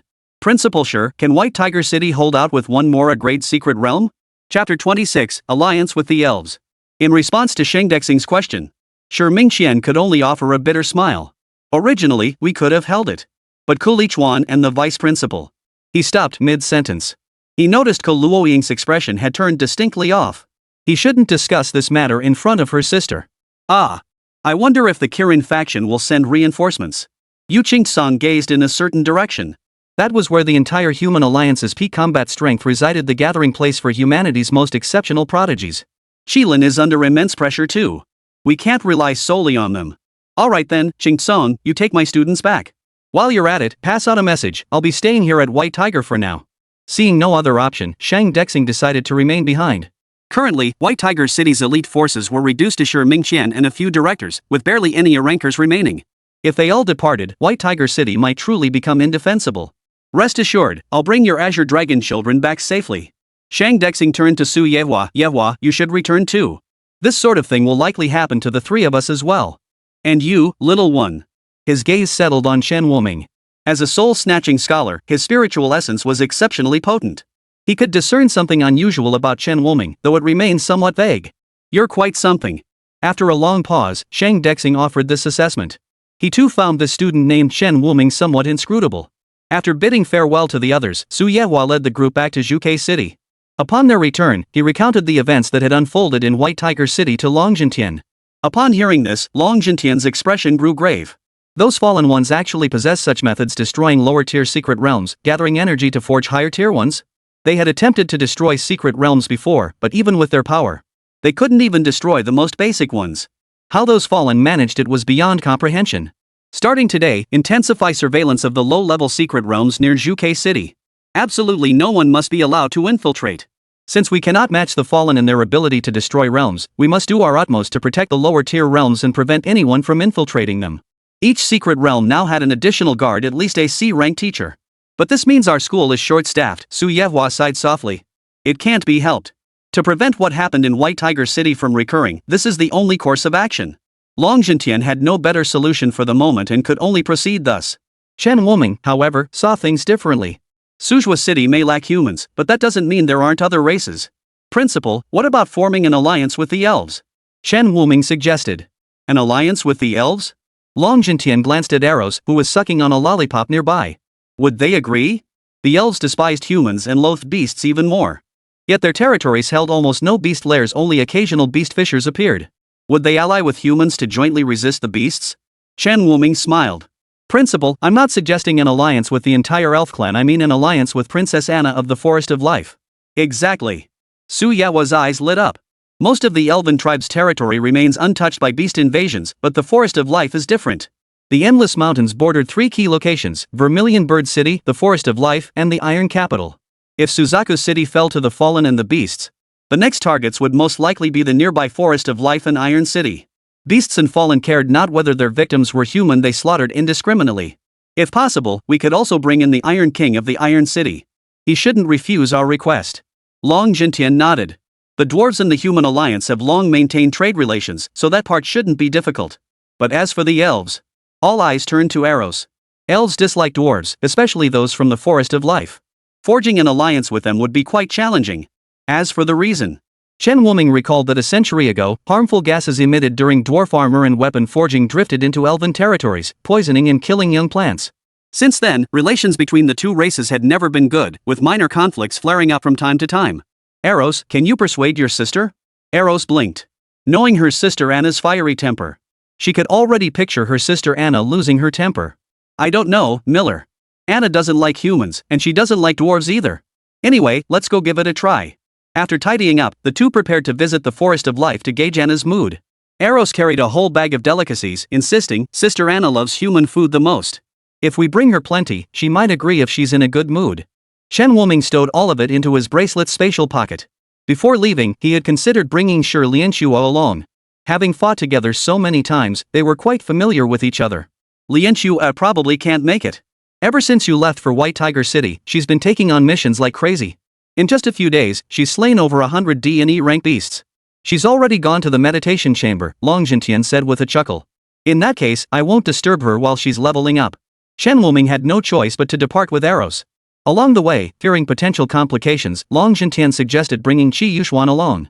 However, Chen Wuming feared Zhuke City might also come under attack and declined the offer. After all, he possessed divine protection and could shield Eros during danger. At the very least, Eros possessed Anna's abilities. With the techniques of an A+ powerhouse, ordinary beasts and fallen couldn't touch her. Several days later, deep within the Forest of Life, Anna, clad in an emerald green gown, lay resting with her eyes closed upon a bed woven from vines. An elf whispered 2 sentences into her ear. Her eyes snapped open. Eros has returned? Yes, your highness, and what? The elf hesitated before saying, and the little princess has brought a human with her? The mention of humans. Anna immediately thought of that peculiar human, Chen Wuming. I see. Have Eros bring Miller directly over. Yes. On the way, the elf pondered, why did Her Highness Anna call that human Miller? Didn't Her Highness detest humans the most? Soon, Eros arrived at Anna's location with Chen Wuming in tow. She happily threw herself into Anna's arms. Sister Anna, I missed you so much. You finally remembered to come back? Did you forget about your sister while playing with Miller? Anna's fingertips gently brushed through Eros's golden hair. Oh, sister, Miller and I brought you a present too. Eros had Chen Wuming take out all the delicacies, neatly packed in insulated boxes and still steaming. At the sight of the food, Anna's eyes lit up. But she quickly averted her gaze and looked at Chen Wuming. Did you come here for something? Chapter 27, The Proud Lake. Seeing his purpose exposed, Chen Wuming bluntly stated his intention to form an alliance. Princess Anna, Suzaku City wishes to form an alliance with the Forest of Life and the Iron Capital to jointly resist the ferocious beasts. No. Before he could finish, Anna flatly refused. Miller, you should know I despise humans and dwarves alike. If not for your connection to Eros, do you think you'd be standing here speaking to me? Anna shot Chen Wuming a cold glance. Miller had crossed the line. Chen Wuming shot a pleading glance at Eros. Understanding the look, Eros wrapped her arms around Anna's and began to pout. Sis Miller came with sincerity. Just agree to him. Anna sighed and ruffled her little sister's hair. Sincerity? Could she be referring to this human food? What's the reason? Anna relented. Your Highness Anna, it's like this. Chen Wuming explained how the Fallen could destroy lower-tier secret realms and forge higher-tier ones. At first, Anna's expression remained relaxed. But as she listened further, her expression grew increasingly grave. She too realized that if this matter wasn't handled properly, it could escalate into a major crisis. No wonder Suzaku City had approached her for an alliance. This matter. I need 2 days to consider it. Sister. Eros, I must discuss this with father and mother. For the next 2 days, take Miller for a stroll in the Forest of Life, Anna said. Lek. What is it, your highness? A male elf clad in armor approached. I must journey to the royal capital. While I am away, you are responsible for protecting the princess and Miller. Lek glanced at Chen Wuming, his gaze tinged with hostility. Yet he responded with respectful obedience, yes, your highness. After leaving Anna's residence, Eros led Chen Wuming to the elven settlement within the Forest of Life. Here, there were no grand structures, only countless towering trees reaching into the clouds. The elves all lived within these colossal trees. Miller, come up. I'll take you to the treetops. Princess, you mustn't. The giant trees cannot bear the weight of humans. Lake stepped forward to stop him. But when Eros's clear gaze met his heart skipped a beat. Miller isn't a bad human. He's Eros's good friend. This. Seeing Lex so conflicted, Chen Wuming also felt it would be better if he didn't go up. Eros, maybe we should just drop it? After all, he was human. It wouldn't do to violate the elves' taboos. Eros sat sulking beside the giant tree, her cheeks puffed out in displeasure. The surrounding elves, seeing their most adorable little princess sulking, gathered around to comfort her. Princess, Lek has his reasons. Shall we stop being upset? Princess, you adore the sweet spring water from the giant tree's crown, don't you? I have some at home, let me fetch it for you. It was clear that Eros was not only the beloved princess of the elven royal family, but also cherished by the entire elven realm. Lek, standing nearby, felt at a loss seeing the princess upset. He glanced at the silent Shen Wuming. He leaned closer and whispered, Miller, could you please calm the princess down? Giant would peak, it's not that I don't want to, but I genuinely can't let you go up there. Lek's face was etched with distress. He had to uphold his duty, yet he didn't want to see the little princess unhappy. Shen Wuming retrieved a piece of malt sugar from his bracelet storage space and approached Eros. If we can't go to the giant tree summit, then let's find somewhere else to play. Eros, if you keep sulking, there'll be no one to take me out anymore. I still want to see other interesting places in the forest of life. Eros, who loved sweets, stared intently at the malt sugar in Shen Wuming's hand. Her face instantly broke into a smile. Then I'll take Miller to see the fountain of life. Eros snatched the candy and stuffed it into her mouth. The fountain of life was the very source of vitality for the entire forest of life. It could be said that the fountain of life was the very lifeblood of this lush forest. As long as the fountain of life did not run dry, the verdant greenery here would never fade. Upon arriving at the fountain of life, Shen Wuming felt his body grow noticeably more comfortable. The air here was exceptionally fresh. Miller, try some. Eros scooped a ladle of the spring's water and offered it to Shen Wuming. Shen Wuming glanced around. Seeing many elves drinking directly from the spring, he accepted the ladle and took a sip. The cool water washed over him, cleansing every pore in his body. Strength +1. Intelligence +1. Shen Wuming's eyes lit up. He hadn't expected that drinking from the spring would increase both his strength and intelligence by 1 point. These two attributes typically required consuming rare celestial treasures to enhance. This fountain of life seems no ordinary thing. Miller, does it taste good? Eros asked, eyes brimming with anticipation. It's delicious. Very sweet. Hearing Shen Wuming's praise, Eros's beautiful eyes crinkled into a smile. At that moment, Lek approached carrying a leather water flask. He handed the flask to Shen Wuming. This is likely your first taste of the fountain of life's water. At most, it can boost your martial prowess and intellect by 10 points. That should suffice. Consider it your reward for accompanying the princess. With that, he walked a short distance away, silently guarding Eros's side. Thank you, Shen Wuming said, glancing at Lek. Lek snorted coldly and turned away. Are all elves this proud? Except for Eros, that is. After Shen Wuming finished drinking the spring water, both his strength and intelligence reached 10. While others could only gain either physical strength or intelligence bonuses, as a fate manipulator, he received both. Combined, they totaled 20 points equivalent to a 20% enhancement. Moreover, this 20% was a base enhancement, capable of being further amplified by fate manipulator abilities and the power of destiny. Miller, should we go pick some spirit fruits next? Spirit fruits? Shen Wuming asked curiously. What kind of special fruit was that? Yes. The spirit fruits are within the medicinal garden's secret realm. Eros pointed in a direction. This secret realm felt slightly different from the ferocious beast secret realm. The fierce beast secret realm radiated a wild, savage aura. But this medicinal garden secret realm offered a soothing fragrance of medicinal fruits, refreshing to the soul. There's actually a secret realm like this? This was the first time he'd ever encountered such a unique secret realm. Lek glanced at him. There's plenty more you haven't seen. You humans are too selfish. So much is hoarded by your so-called clans. Of course someone ordinary like you wouldn't get to see it. So you're saying humans have secret realms like this too? Of course. Besides the fierce beast domain and the medicinal garden, there are also special domains like mineral deposits and essence domains. But they're all in the hands of your clans. Lek sneered coldly. Shen Wuming heard such things for the first time. No wonder those family members were always so much stronger than ordinary students like them. It wasn't just about their professions, it was also about access to special resources. Ordinary people simply couldn't access them.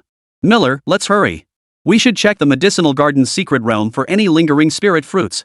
I'll tell you, spirit fruits are absolutely delicious. In Eros's eyes, things were simply either tasty or not. But Princess, with His Highness absent, just the few of us venturing into the medicinal garden's secret realm might. Lek hesitated. Is there some kind of danger lurking in the medicinal garden's secret realm? Eros waved her hand dismissively. It's fine, Lake. We just need to avoid the higher level areas. Come on, Miller. Ignoring Lake, she grabbed Shen Wuming's hand and plunged into the secret realm of the medicinal garden. Seeing this, Lake quickly followed suit. Chapter 28, Picking Spirit Fruits in the Secret Garden. Upon entering the secret realm, The scenery around them shifted, and even the secret realm behind them vanished. Stop looking around. The exits for these special secret realms are always at the center. We're in an intermediate zone now, still quite a distance from the core, Lake said, scanning the surroundings warily. Eros, is this place dangerous? Why does Lake seem so tense? Eros shook her head. It's not really dangerous, you know. It's just that sometimes we run into races from other planets. Ha? Chen Wuming froze momentarily, blurting out, aliens? Well, you could say that. Most are similar to me and Miller, but occasionally we encounter races we've never seen before. Eros skipped across the grass. A stark contrast to Lake, who remained constantly vigilant. For safety's sake, Chen Wuming remained ready to unleash divine protection and make a run with Eros. After walking for a while, the trio spotted a tree on a small platform surrounded by lake water. Hanging from its branches were 4 or 5 bright orange fruits. Miller, look. Those are spirit fruits. Eros nearly drooled at the sight of the fruit.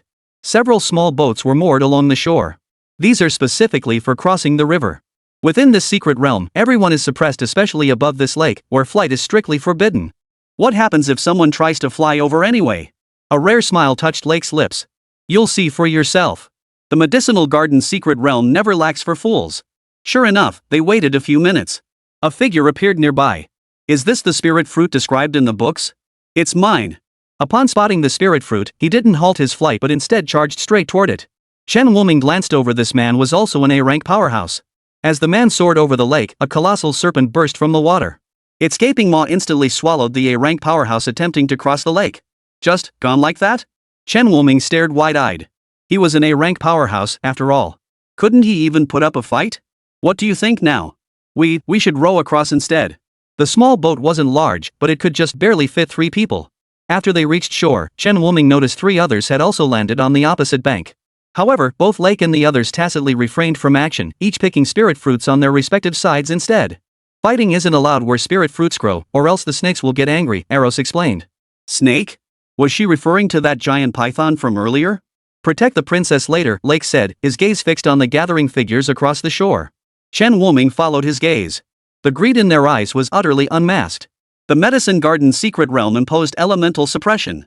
While A-rank powerhouses could still fly, their elemental abilities were largely suppressed to around C rank. Princess, you and he leave first. I'll follow shortly. Lake had already drawn the long sword at his waist, preparing to single-handedly block those greedy individuals. Eros turned to look at Chen Wuming. Is it okay, Miller? Only C rank. Shouldn't be a problem. Lake glared at Chen Wuming. Don't mess around. If the princess gets even a scratch, I won't let you off the hook. He himself was an A-rank powerhouse, but his abilities were limited within the secret realm. Otherwise, he could have handled this bunch of nobodies single-handedly. Little did Lake realize that under Eros's dual buffs and the blessing of balance, Chen Wuming's attacks had long surpassed C-rank threats. His strength and intelligence had even reached 10 points each, making him far more formidable than before. The moment the small boat touched shore, a barrage of attacks surged toward them. Lake raised his shield in his left hand, blocking the onslaught. Miller, take the princess and leave first. Holy shield. A massive golden shield rose before Lake, deflecting every strike. But it dimmed considerably. They're trying to escape. Stop them. 2 raiders rushed forward, attempting to snatch the spirit fruits from Chen Wuming and Eros' hands. Boom. Thunderbolts crashed down, electric arcs dancing wildly across their bodies. The 2 men were instantly struck, smoke rising from their bodies. Chen Wuming walked over, rubbing his hands together, and sneered. You think you can steal my spirit fruit with just C-grade stats? Go take a swim. With 1 kick each, he sent both thieves tumbling into the lake. But to his surprise, the giant python didn't immediately surface to swallow them. People who fall into the water aren't in immediate danger, you know. Chen Wuming couldn't help but smirk. The other raiders watching Lake were stunned to see their 2 comrades taken out in an instant. Impossible. How could this kid be so strong at a mere E rank? Wait, look at what he's holding. One of them stared in horror as Chen Wuming walked toward them, flipping a coin. Almost everyone recognized it. The fate coin? No wonder those 2 lost. This kid's insane, he dares use the fate coin. It's worse. Look at that golden light on him. Doesn't it resemble that cursed blessing? Everyone's eyes twitched again. What the hell kind of skill did this kid learn? Gambling reincarnated. Everyone, don't panic. The fate coin only has a 50% chance. We just need to. Boom. Before he could finish, a bolt of heavenly lightning struck the man squarely on the head, sending a wisp of black smoke billowing upward. Golden cards and an eerily spinning fate wheel were also present. Even Lek was dumbfounded. What kind of skills had this human mastered? Fate coin, eerie fate disc, balance blessing. He couldn't discern the rest, but he sensed that the bonuses Chen Wuming possessed were far more than just these.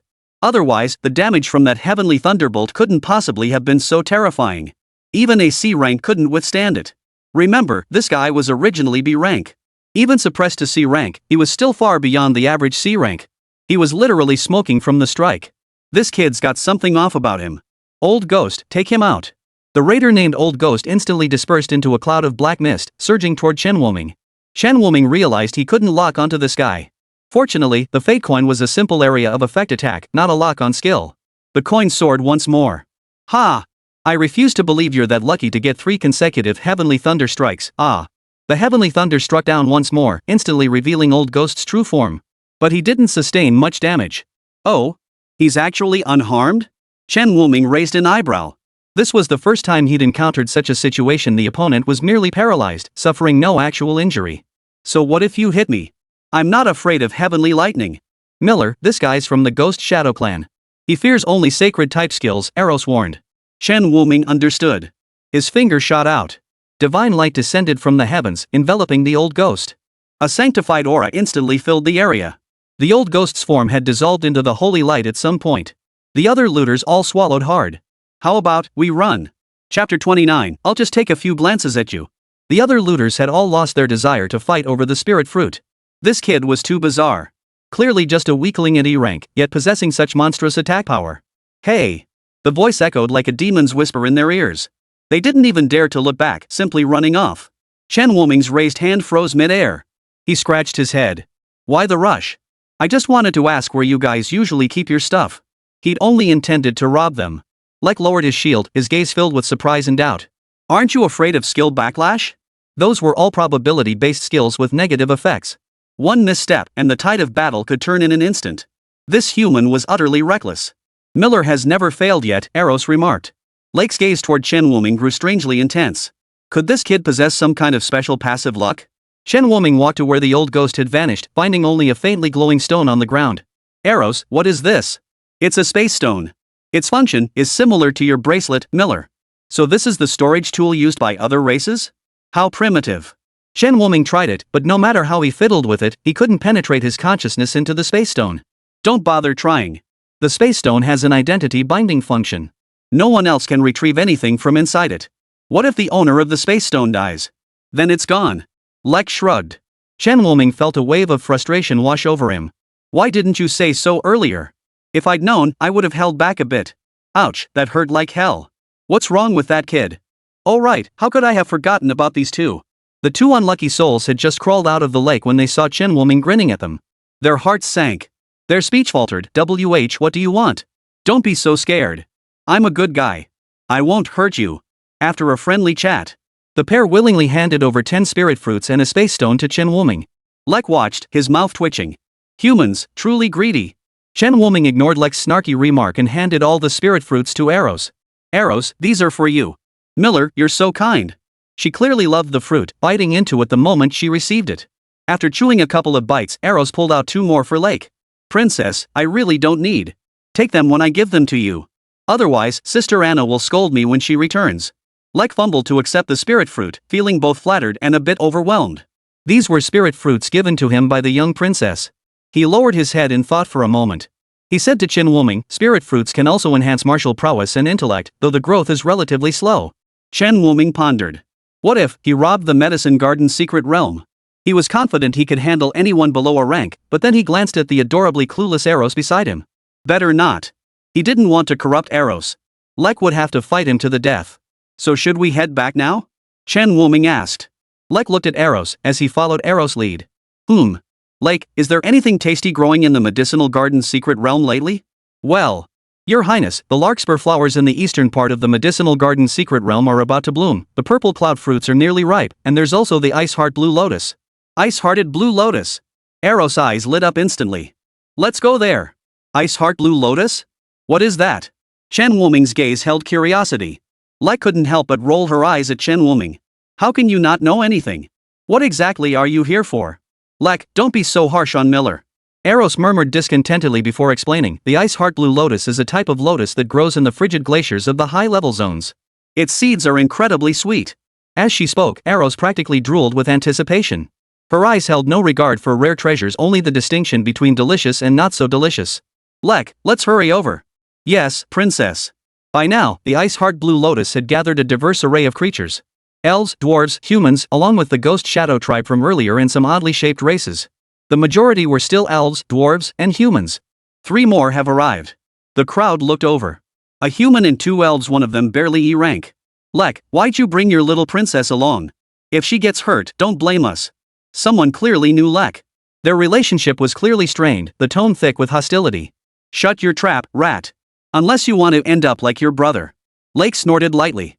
Chen Wuming looked over. Though humanoid in form, the figure bore a long, black tail trailing behind it. Name, Rat. Race, Voodoo Rat. Level, C suppressed. Skills, Poison Mist Intermediate, Venomous Fangs Intermediate, Plague Rat Swarm Advanced. Voodoo Rat? Chen Wuming narrowed his eyes. Voodoo rats typically travel in packs. While individually weak, their numbers are overwhelming. Many ants can bite an elephant to death. Moreover, this creature called Rat had a significant grudge against Lek.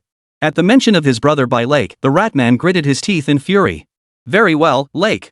I hope you can protect your little princess and that human. I don't like the look in your eyes. Ha? Chen Wuming pointed at himself. He couldn't hold back. Are you out of your mind? I only looked at you twice, and now you're blaming me? Your brother deserved to die.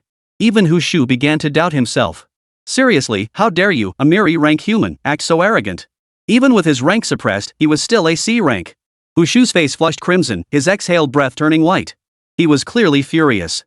Fine, fine. Let's see if you're still so cocky later. He shot a hateful glance at Chen Wuming and his 2 companions. The ice-heart Blue Lotus was about to bloom. He refused to waste this opportunity on some E-rank nobody. Several members of the spirit tribe nodded in acknowledgement toward Lek. The others, having no quarrel with Lake, remained silent. Offending Lek brought them no benefit, especially since the elves were famously united. Even if they weren't from the same planet, they would come to the aid of any kin in trouble. However, their gaze was fixed on Chen Wuming. Elves were notoriously disdainful of other races. So how did Lek end up associating with humans? Eros, it seems the elves all get along quite well? MHM. It's said to be an ancestral decree passed down by the elven forefathers. Elves must not harm their own kind. Chen Wuming sighed softly. If only humans could ever unite as strongly as the elves. Look! The ice-heart lotus is about to bloom. Chapter 30, Ice-hearted Blue Lotus. The azure lotus at the center slowly unfurled. Some couldn't wait and rushed toward the lotus first. But neither Hu Shu nor Leke nor any of the other elves stirred. Lek, aren't we going? Remember what I told you? The secret garden of medicinal herbs is never short of fools. Lek shook his head. The next moment, the ice-heart Blue Lotus bloomed fully, unleashing bone-chilling cold. Those who charged forward first instantly froze into ice sculptures, crashing to the ground and shattering into pieces. Chen Wuming felt a chill run down his spine. Had he entered alone, he might have come too close. If that had happened, wouldn't he have ended up just like these ice sculptures? I wonder if divine protection can withstand this chill. Suddenly, Eros grabbed Chen Wuming's hand. Miller, we'll stand back. Leave this to Lake. She pulled Chen Wuming swiftly out of the fray for the ice-heart Blue Lotus. Skills erupted around the lotus, reducing many to dust under the barrage. Lek and the other elves found themselves without rivals for the moment. Let's deal with these elves first, then discuss how to divide the ice-heart Blue Lotus, shall we? A voice rang out, halting everyone's actions. Right. If these elves band together, none of us stand a chance against them. Take them out first. Lek's gaze turned cold. He looked at Hu Shu. It was this guy who suggested taking them out first. Holy shield. Earth's blessing. The tide of battle turned abruptly. The elves, who had been moving freely across the field moments before, now found themselves the targets of every attack. They were instantly overwhelmed. Thanks to the defensive skills of Lek and another elf, they barely managed to block the attacks. But the rat-like creature had no intention of letting the elves off. He shouted to the others nearby, a young elf princess is watching right here. If we capture her, we can make sure these elves won't dare challenge us again. Rat, what are you doing? Lek cried out in alarm. He could die, but the princess absolutely couldn't come to harm. But Rat ignored him and charged forward first. The few members of the one-person races hesitated briefly before following suit. The elves were too numerous. If they didn't find a way to kick the elves out of the picture, they wouldn't get a single drop of soup. Why are they charging at us? Chen Wuming rose to his feet. When he recognized the leading rat, he instantly realized they were targeting Eros. Balance blessing. Eros, help me. Eros looked equally displeased. She had finally settled down to chat and eat fruit with Miller, yet some tactless fool dared to interrupt them. Inspiration, hero's blessing. 3 layers of buffs were cast upon Chen Wuming, instantly amplifying his aura significantly. Divine Light of Destiny. The mole tried to dodge, but the Holy Light of Destiny's range was too vast he couldn't escape in time. As his vision turned completely white, he heard the rumbling of thunder. The next instant, lightning struck him with pinpoint accuracy, sending a wave of numbness coursing through his entire body. Damn it, I got careless. Plague rat swarm. Countless rats appeared, swarming toward Chen Wuming and arrows. Chen Wuming remained unfazed, retrieving an item from his bracelet's spatial pocket. Good thing I prepared something special in advance. In his hand was an essence bomb. In a place with such suppressed levels, essence bombs were invaluable. A deafening explosion echoed through the air. All eyes turned toward Chen Wuming's position. A massive crater filled their vision, but Chen Wuming was nowhere to be seen.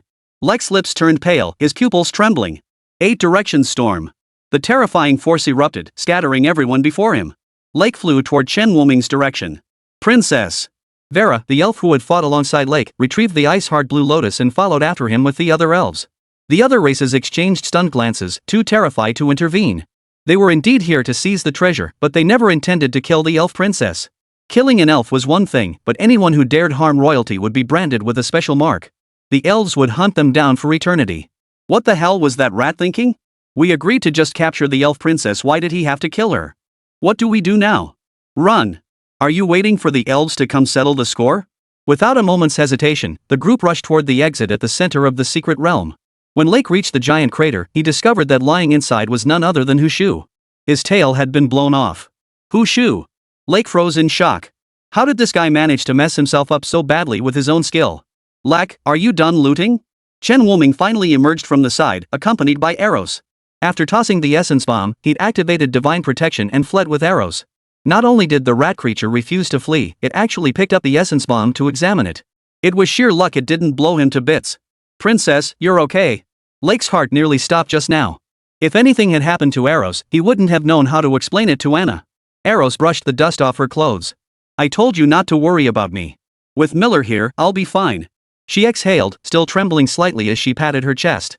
Miller, was this the thing that blew you into the forest of life? It really is terrifying. The other elves arrived just then. Seeing the barely alive mole rat, they all gasped in shock. Following Lake's lead, they bowed respectfully toward Arrows. Greetings, Princess Arrows. Vera retrieved the Ice Heart Lotus from her space stone and presented it before Arrows. Princess, this is the Ice Heart Blue Lotus. Thank you for your efforts. The Ice Heart Blue Lotus contained 12 lotus seeds in total. Arrows took 6 and said, I'll take these 6. The remaining seeds and the lotus itself are yours, Vera. You came here because Cassie needed the Ice Heart Blue Lotus for her medicine, correct?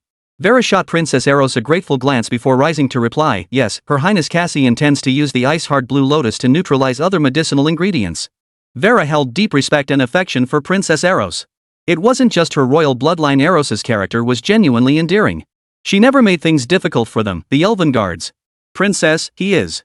Vera had noticed Chen Wuming beside Arrows from the start but hadn't found an opportunity to speak up. He was a human. The elves despised other races, and the royal family even more so. Yet this human was allowed such closeness with Princess Arrows. His name is Miller. He's my good friend.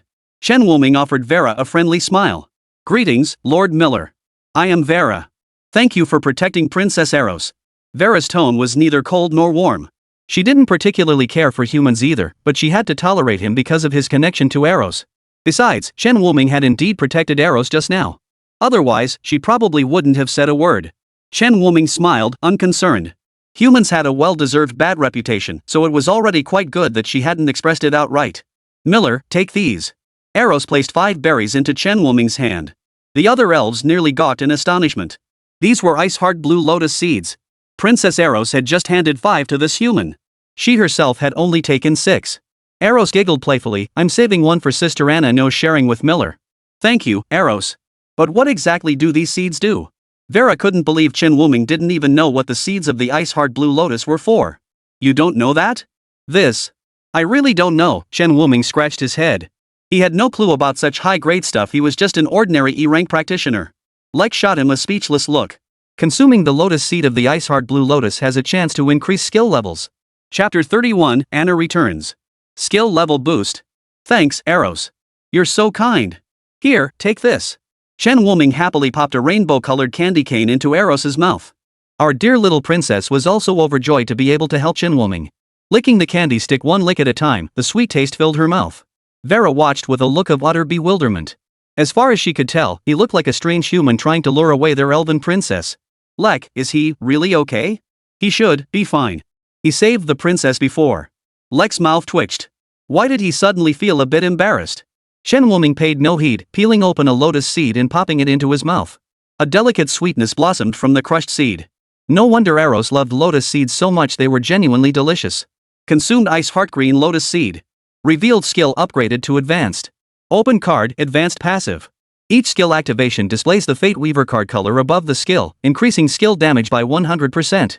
Consumed ice heart blue lotus seed. Green marsh skill upgraded to intermediate. Consuming ice-hearted blue lotus seeds upgrades green marsh skill to advanced. Consuming ice-heart blue lotus seed upgrades the absorption technique skill to intermediate level. Consuming ice-heart blue lotus seed upgrades the absorption technique skill to advanced. Absorption technique advanced. 10% chance to reduce multiple targets' mana by 40%, 1 minute cooldown. Green marsh advanced. 10% chance to reduce multiple targets' movement speed by 80% for 20 seconds, 1 minute cooldown. 5 lotus seeds instantly upgraded all 3 of Chen Wuming's skills to advanced level. Upon advancing to advanced skills, both the low-level techniques Absorbing Art and Green Marsh unexpectedly transformed into area of effect abilities, with the effects of Absorbing Art even being enhanced. Not only that, but their lock-on abilities. This Nashua Ju now, could it possibly drain all mana instantly? Shen Wuming shot a dark look at Lek. What are you doing? Why are you looking at me like that? Lek felt goosebumps rise all over his body. The Ice Heart Blue Lotus Seed only has a chance to enhance it. If it doesn't work, you can't blame me. He assumed Shen Wuming was venting frustration over his own failure and desperately tried to appeal to his conscience. Little did he know, Shen Wuming was merely testing his skills on him. Forget it. At least he'd protected me once. It wouldn't be fair to hold this against him. Damn human brat, daring to ambush me. Lek and Vera heard the commotion and immediately turned toward the massive crater. There, the rat-like creature clutched an empty medicine bottle in its jaws, its aura surging violently. Its gaze locked onto Chen Wuming. It was all this kid's fault. How dare he lure me with that strange weapon? Chen Wuming retorted, don't go slandering me, you were the one who chose to catch it. Yeah, exactly. Eros nodded in agreement, sucking on a lollipop. Rat, you're in this state now. Are you still going to oppose us elves? Lek's eyes narrowed with caution, fearing the rat might lash out in its death throes and harm Eros. Oppose you? As long as you all die here, no one will know it was me, rat. Those fools are nothing but cowards, they'll forever crawl beneath my feet. Rat roared. A massive rat materialized before the group, its body radiating a pungent stench. Only one tail was missing from its rear. The rat screeched, human. You will pay for your actions. His aura was distinctly different from before, radiating an eerie and unstable energy. Oh no, it's the berserk potion. Protect the princess. Vera recognized the eerie aura emanating from the rat. The other elves swiftly unleashed their abilities, shielding Eros behind them. Shen Wuming watched the rat and suddenly wanted to test his upgraded skill. Miller, should we retreat first? Eros tugged at Shen Wuming, ready to flee. When she couldn't pull him away, she looked at him in confusion. Eros, you stay back. I'll go help Lek and the others. With that, Shen Wuming charged toward the rat. Eros' eyes widened. What is Miller trying to do? Inspiration, hero's blessing. Feeling the surge of power coursing through them, Lek and Vera turned to look behind them. They saw Chen Wuming charging toward them. Miller, what are you doing here? Hurry up and get the princess out of this place. Lake's voice was urgent. What the hell does this guy want? Vera's expression darkened. If the princess were harmed, she would never let this human off the hook. Fate's holy light, Fate's coin. Though the skill description suggested it was a lock-on ability, he needed to guard against any other tricks this rat might have up its sleeve. Shen Wuming opened with the lock-on skill Divine Light of Destiny to disrupt vision, followed by the paralysis effect of Heavenly Thunder from Fate Coin. Finally, he unleashed the Green Marsh's Nashue Ju. After unleashing the entire skill combo, he swiftly retreated. Ha. Human, these tricks of yours are useless against me. The rat, fueled by a rage potion, saw its stats skyrocket, even its resistances increased, so the Thunderbolt's paralysis barely phased it. Even the Green Swamp spell proved largely ineffective. The rat burst out of the Holy Light's range, snarling, Plague Rat Swarm. Vera positioned the elves to block the front. Lek, take the princess and leave first. Earth's blessing. The scene fell silent for several seconds. Nothing happened. Lek, who had been ready to obey Vera and flee with the princess, couldn't help but turn back. There stood the rat, arms raised high, gazing upward at the night sky at a 45-degree angle. What trick are you playing, rat? The rat looked at his magic gauge in horror. It had plummeted to its lowest point. What the hell? He frantically pulled out a blue potion, ready to use it. A lightsaber flew through the air, shattering the potion bottle in his hand. Who's there? The next instant, Wushu's massive rodent form was lifted by a single hand belonging to the arriving figure. Anna's icy voice rang out. A voodoo rat dares to attack my elven princess? It seems your voodoo rat clan has grown far too comfortable. Even with the level disparity, Anna effortlessly dominated the rat. The rat clearly recognized the stunningly beautiful woman before it. Fear flickered in its pupils. Hey Anna, I was wrong. Please spare me. Snap. The massive rodent head lolled to the side as the mole rat breathed its last. Anna tossed the rat aside, shook her hand, and grimaced with disgust. This species is truly revolting. Greetings, Princess Anna. Lek, Vera, and several other elves from different planets all bowed before her. She merely gave a slight nod before stepping past them to stand before Eros. Sister, this is for you. Eros grinned, presenting the lotus seed from the ice heart blue lotus. She held it out with both hands, as if presenting a precious treasure. Anna smiled faintly and tapped Eros's forehead. How dare you venture into the medicine garden's secret realm while I'm away? What if you encountered danger? I'm not afraid. Leke and Vera are protecting me, and Miller is right beside me. Nothing will happen. When Anna mentioned Chen Wuming, she shot him a disapproving glare.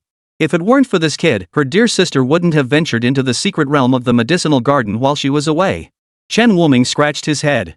Princess Anna, about that collaboration we discussed. Poof. It's already taken care of. You can head to the Iron Capital now. And?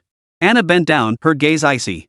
If you ever dare take my arrows to such a dangerous place again, watch out, I'll turn you into fertilizer for the Forest of Life. Chapter 32, Journey to the Iron Capital. When Chen Wuming departed the Forest of Life, an arrow still followed by his side. At first, Anna had been reluctant to let her sister tag along with Chen Wuming on his travels. But Eros refused. Only after persistent pleading did Anna finally give in. On top of that, she handed Chen Wuming a branch from the central life tree of the Forest of Life. It holds the full force of my attack. If you fail to bring Eros back unharmed, you'll stay here forever. Recalling Anna's threatening warning, Chen Wuming wiped the cold sweat from his forehead. Eros, wouldn't you be safer staying with your sister?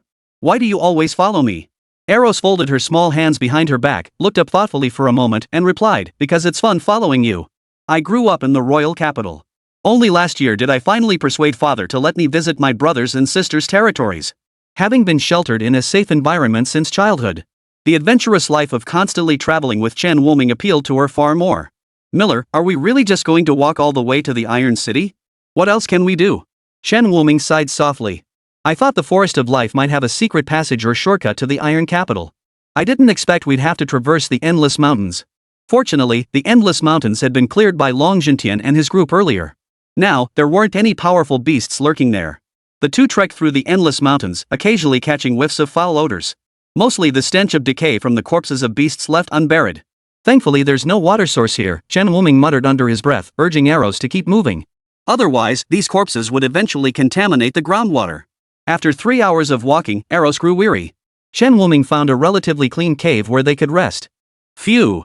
Miller, just how vast are these endless mountains? And why is it nothing but beasts everywhere? Even the trees are withered. She disliked these barren mountains intensely. Nothing like the lush greenery everywhere in the Elf King's domain. Everywhere you went, it was a sea of vibrant green. Have something to eat. You've been talking nonstop the whole way, it's rare you don't complain about being tired. Chen Wuming unscrewed the cap and handed Eros a bottle of lemon-flavored soda. Eros gulped down a big mouthful. A tingling sensation shot up her throat. Wow!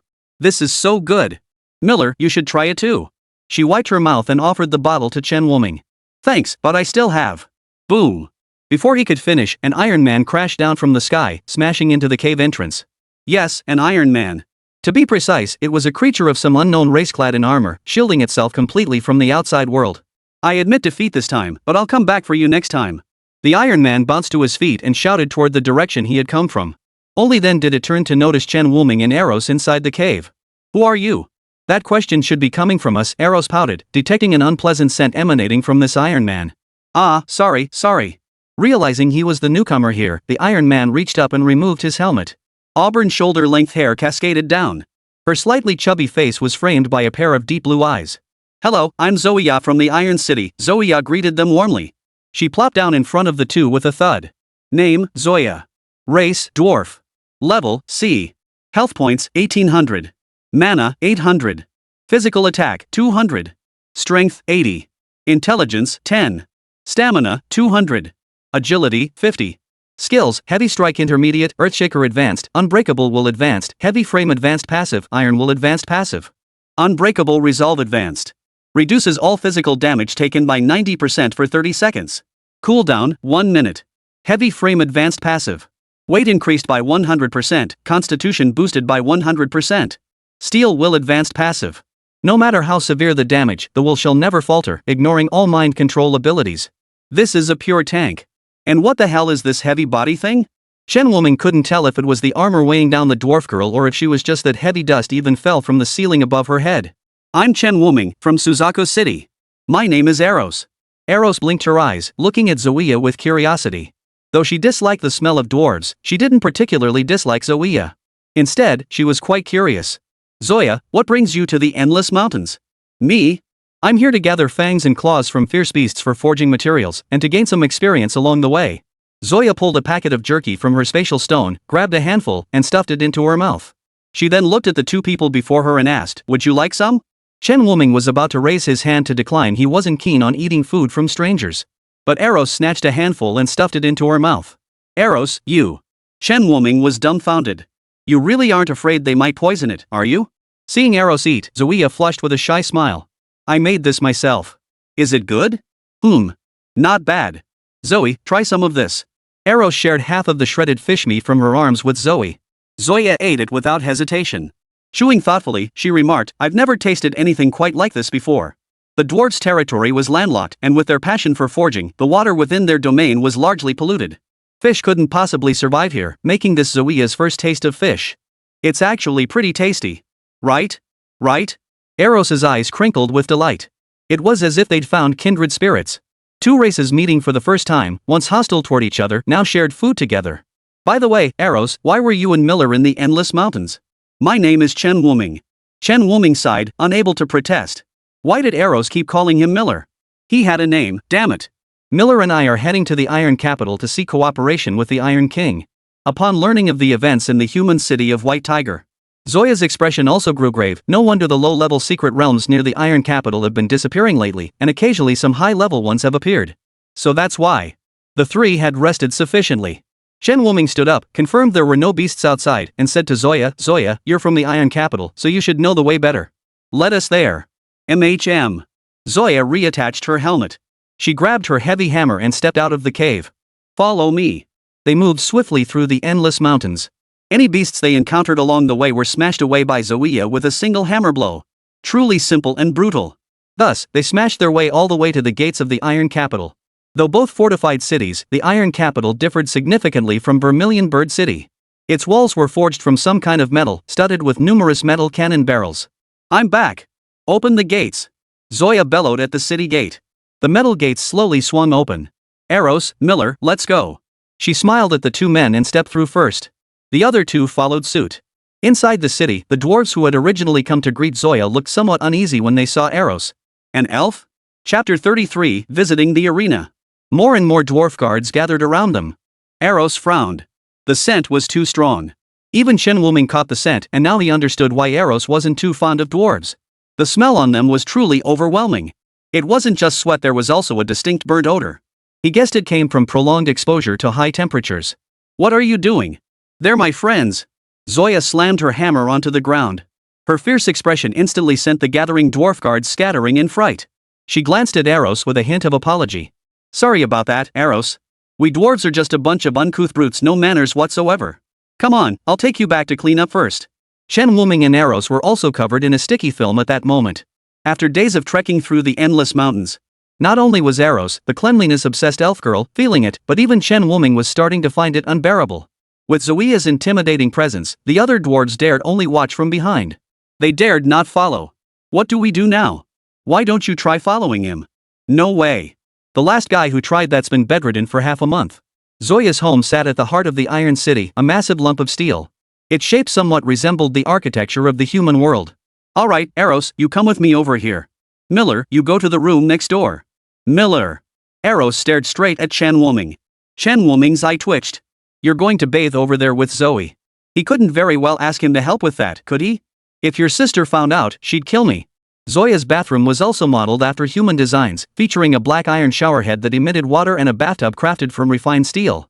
After bathing, Chen Wuming retrieved fresh clothes from his bracelet storage space, changed, and stepped out. A pair of long, flawlessly white legs came into his view. He instinctively looked up.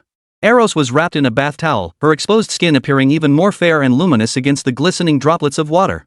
Miller, I didn't bring any clothes. Chen Wuming turned his head away. He didn't have any girl's clothes either. Zoya? Don't look at me, she can't fit into my clothes. Zoe, already dressed in casual attire, shook her head helplessly. She didn't even reach Eros's chest, and her baby-faced cheeks made her look more like an ungrown girl. Most dwarves stood only around 4 feet tall. As an elf, Eros was naturally tall and slender. Zoea's clothes barely covered her upper body and kept slipping off her lower half. Then wear mine for now. This set is new. Chen Wuming had no choice but to pull a fresh outfit from his wristband and toss it to Eros. Oh. Eros responded, catching the clothes and bringing them to her nose to sniff. I haven't worn it, it's brand new. Only then did she set the clothes down and untie her towel to get dressed. Chen Wuming quickly turned away, listening to the sounds of dressing behind him. His mind went blank. If Eros was just innocent, fine, but why wasn't Zoea reacting at all? Dressed. Only then did Chen Wuming dare to turn around and look. His clothes were a bit too big for Eros, always leaving one shoulder exposed.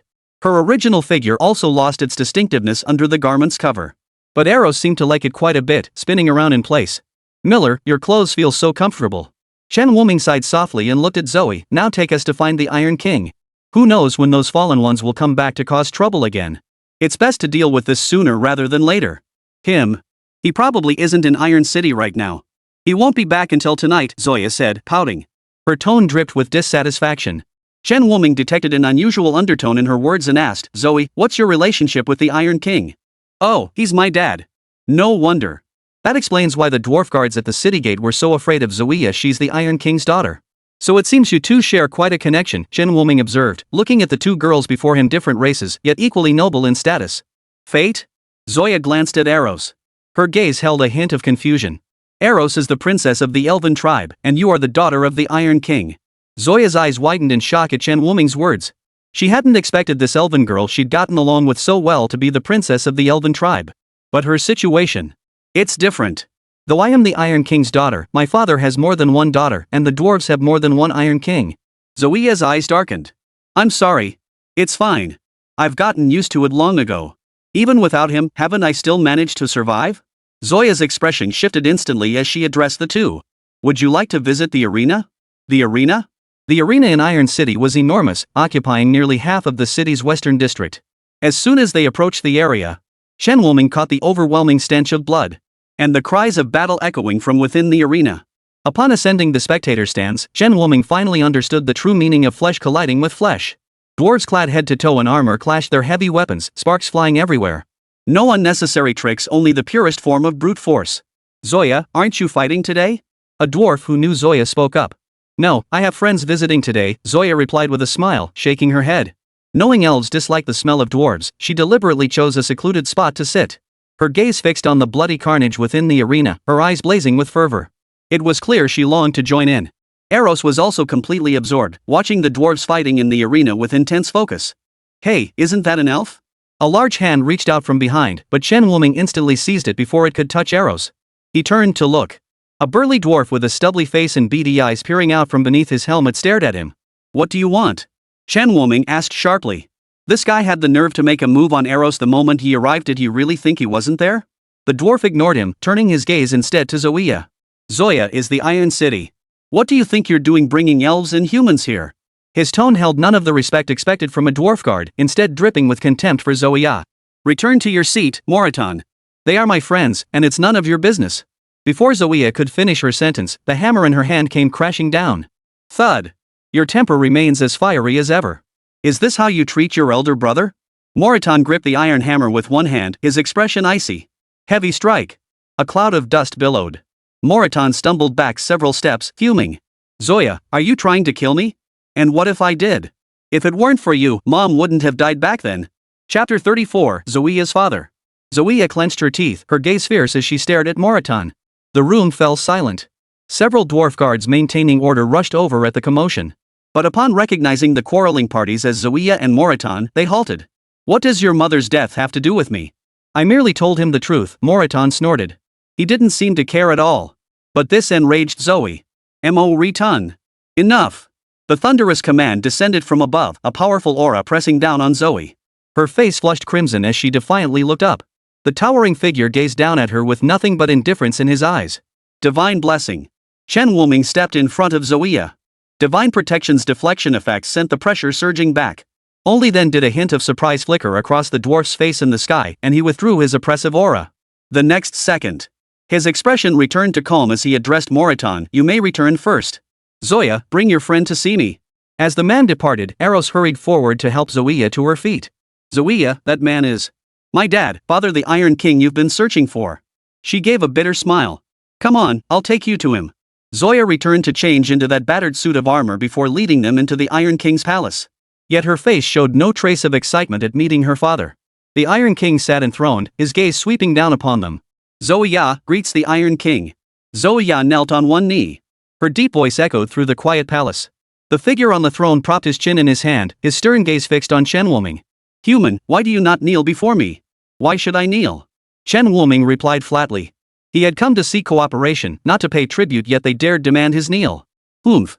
An overwhelming pressure bore down upon him, prompting Chen Wuming to immediately activate divine protection. The pressure rebounded, forcing the Iron King to sit upright. He brushed the rebounding pressure off his body. Not bad.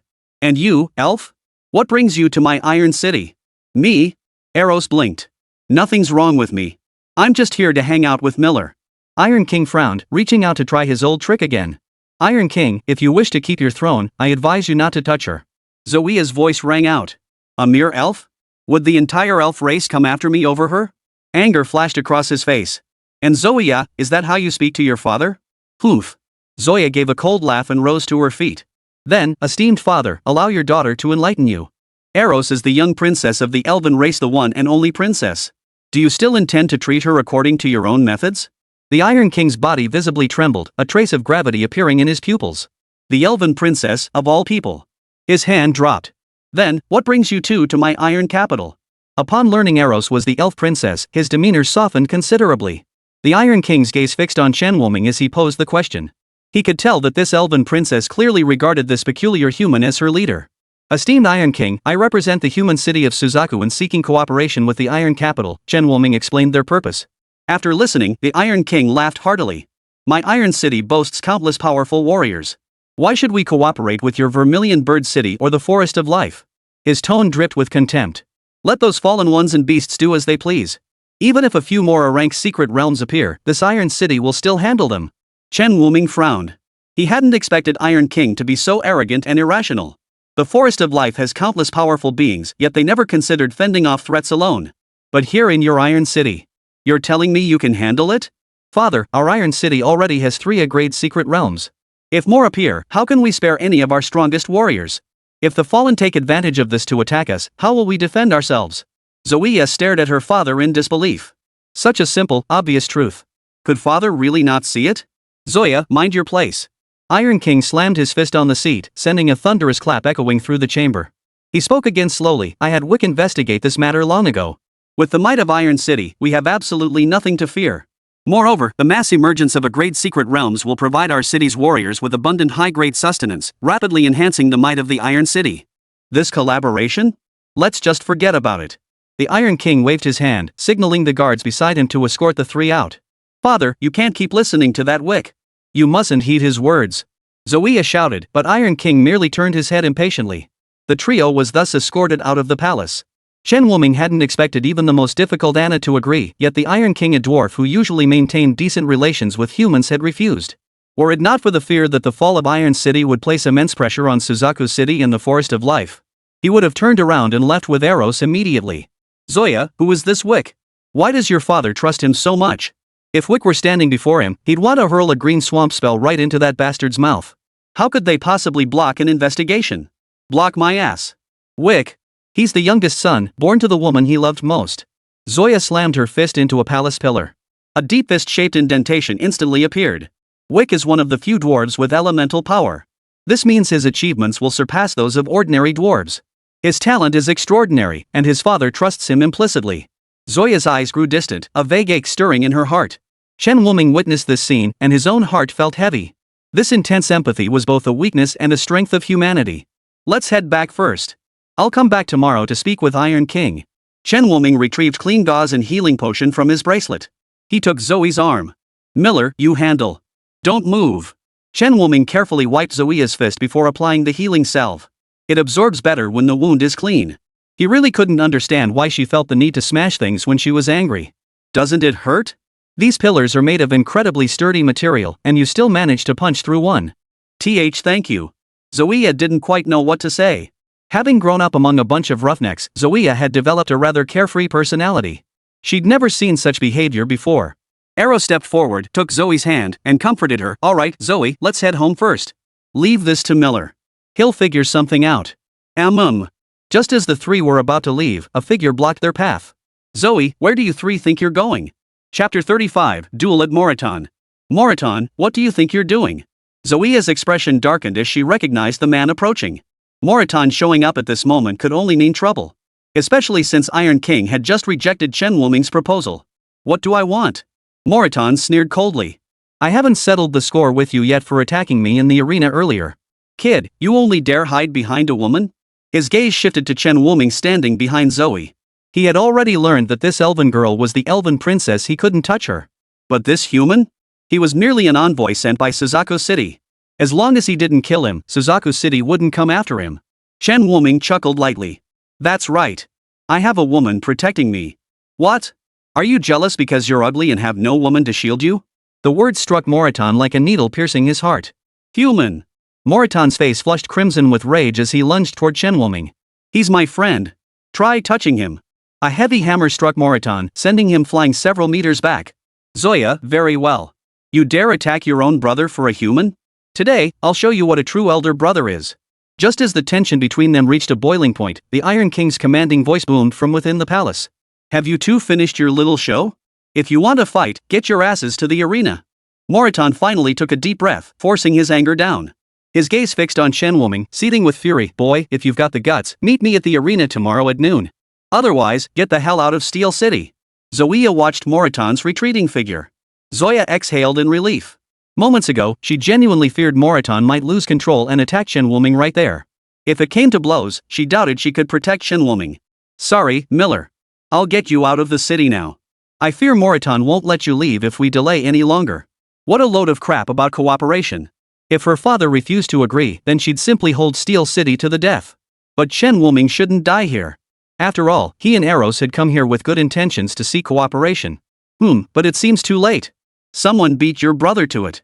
Chen Wuming looked up at the tightly shut city gates and the increasing number of guards. Seeing this scene, Zoya instantly understood this was her father's doing. Father, you. Zoe, take your friends back. Wick says he wants to meet with them tomorrow. Her fingers gripped the hammer handle so tightly they turned crimson. Her entire face flushed crimson with suppressed emotion. Zoya lowered her head, fighting back tears. I'm sorry, Eros, Miller. If it weren't for your connection to me, he probably wouldn't treat you this way. The atmosphere fell into an immediate silence. Chen Wuming and Eros exchanged a glance, each reading the same thought in the other's eyes. It's okay, Zoe. Miller and I aren't blaming you. Eros wrapped an arm around Zoe's shoulder from the side. Her elven body felt slightly cool, unlike the dwarf's fiery warmth. Zoe sobered up considerably, turning her head to wipe away the tears at the corner of her eyes with her arm. When she turned back, her smile was confident once more. Let's head back first. Don't worry, even if they try to back out tomorrow, I have a way to get the two of you out. Night. Zoe let her hair fall straight before her eyes as she held a photograph between her fingertips. It was a picture of her and her mother. Ha! Zoe, what are you looking at? Eros stirred groggily, rubbing her sleepy eyes. Zoe quickly stowed the photo inside the space stone. And nothing. I'm just thirsty. I'll get up and get a drink. She returned to bed and lay down. Eros, lying beside her, instinctively reached out and embraced her. Her half-asleep voice was hazy. Zoe, don't be afraid.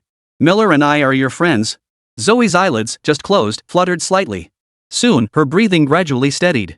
Seated cross-legged in the living room, Chen Wuming absorbed the essence Eros had given him, along with the unidentified grade skill stone from the life and death arena.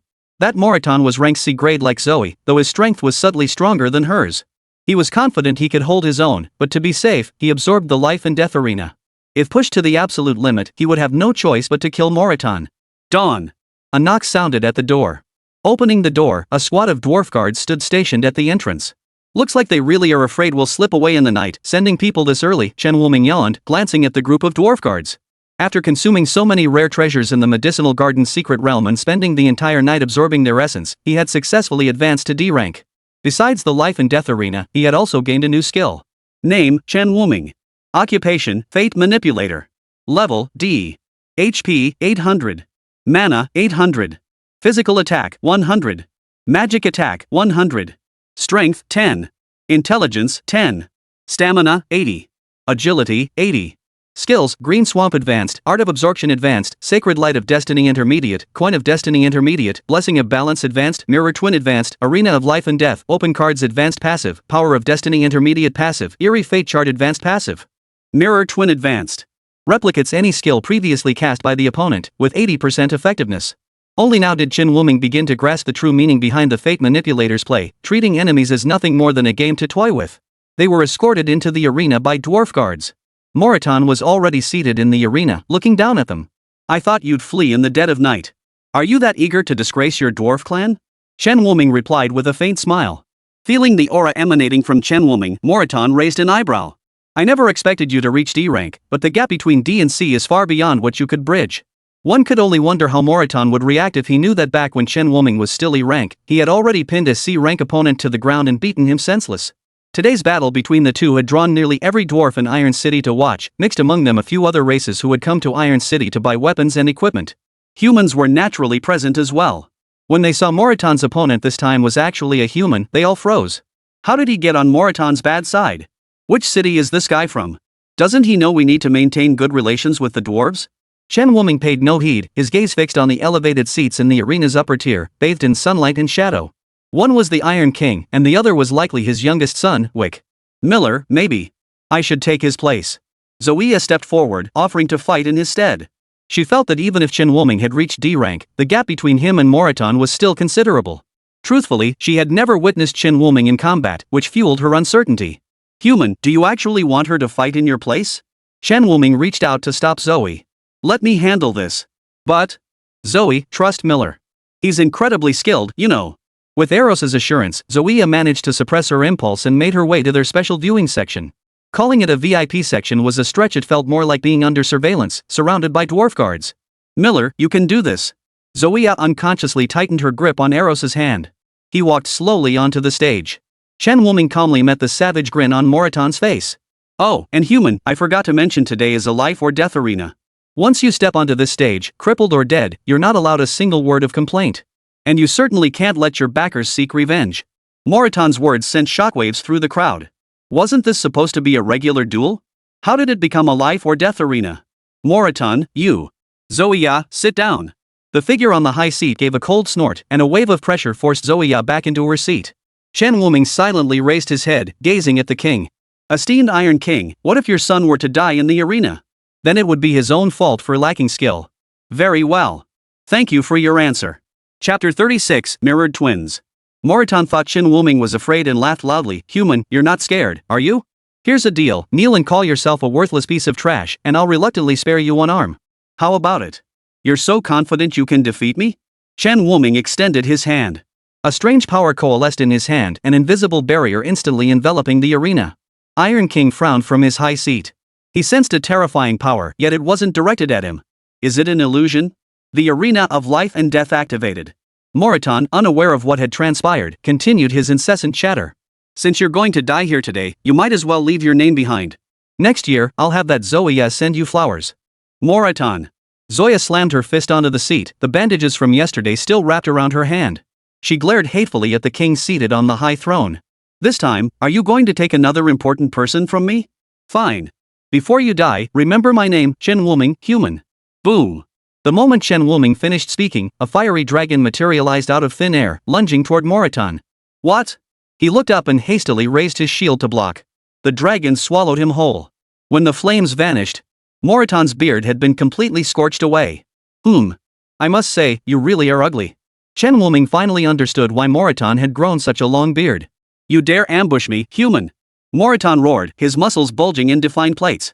The fabric of his upper garments instantly ripped apart under the strain. He stomped his foot down so hard that cracks appeared in the steel arena floor. Blessing of balance, sacred light of destiny. Before Moritan could close in on Chen Wuming, the holy light enveloped them both. Chen Wuming was sent flying by Moritan's punch, crashing into the arena's barrier. He took Moritan's punch head-on and came out unscathed? The spectators stared in disbelief at the unscathed Chen Wuming, their jaws nearly hitting the floor. Moritan was a C-rank powerhouse, after all. How could a mere D-rank fighter take that blow unscathed? The next instant, a lightning serpent plunged from the sky toward Moritan, instantly dispersing the holy light. Electric arcs crackled around Moritan's body, the few strands of hair he had standing on end. He opened his mouth and spat out a cloud of black mist. Chen Wuming. I'll kill you. Kill me? You'd better be able to cast your skills first, Chen Wuming sneered. He flung both Green Swamp and Nasuju aside. Fate Coin. Already immobilized by the lightning serpent's shock in the arena of life and death, Moritan couldn't dodge the skills and took 3 more hits head-on. When he tried to attack again, he discovered his mana had plummeted to 0. Ha! Moritan was stunned.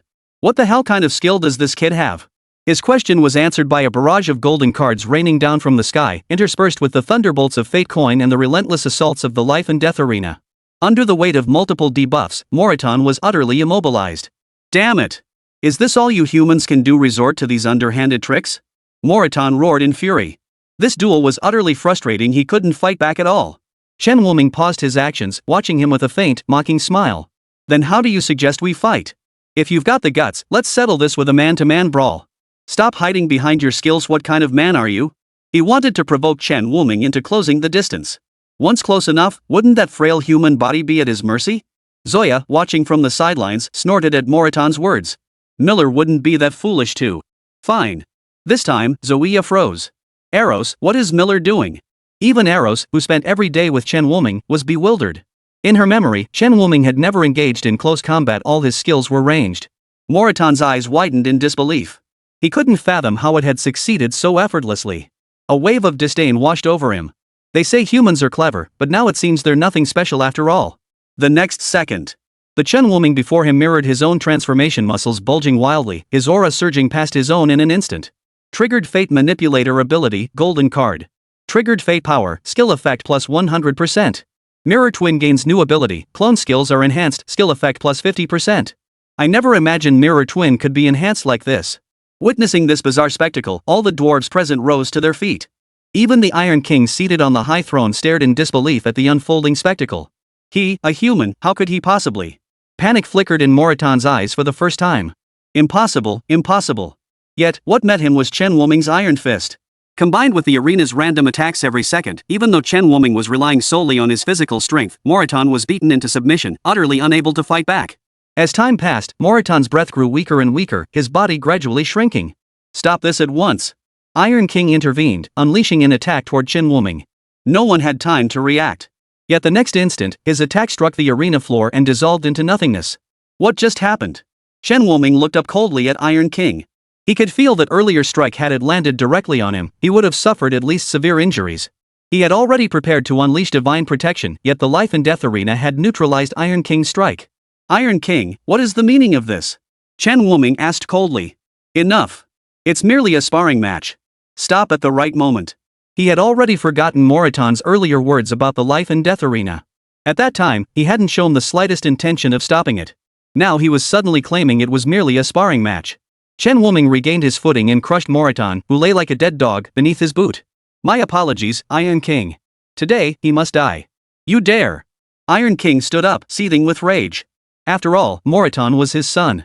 If he died before his eyes, how could he ever face the other dwarf kings again? My apologies, Moritan. Today, you must die. In the horrified gaze of the dwarves, a golden card pierced through his chest. With Moritan's death, the power of the death arena gradually dissipated. Ah! Iron King's eyes instantly turned red. How dare you, you bastard! A terrifying aura surged toward Chen Wuming. Father, stop! Zoya and Eros appeared before Chen Wuming, their arrival unnoticed. Get out of my way, you traitorous scum! A massive hammer swung toward the three of them. Chen Wuming shielded them behind him. Eros, keep an eye on Zoya. He gripped a branch in his hand, the one Anna had given him before leaving the Forest of Life. As the hammer descended, the branch vanished from Chen Wuming's grasp. A more frenzied force swept across the entire arena. Who dares lay a hand on my elven princess? Chapter 37, Trusting the Iron King of Wick. The giant hammer flew backward in an instant. A shadowy figure materialized before Chen Wuming. It could only be Anna. Centered on Anna's phantom form, boundless green energy spread outward as a colossal tree shot up from the ground. Green fury. The tree rapidly grew into a colossal entity, its crown gathering countless bolts of thunder that crashed down upon the Iron King.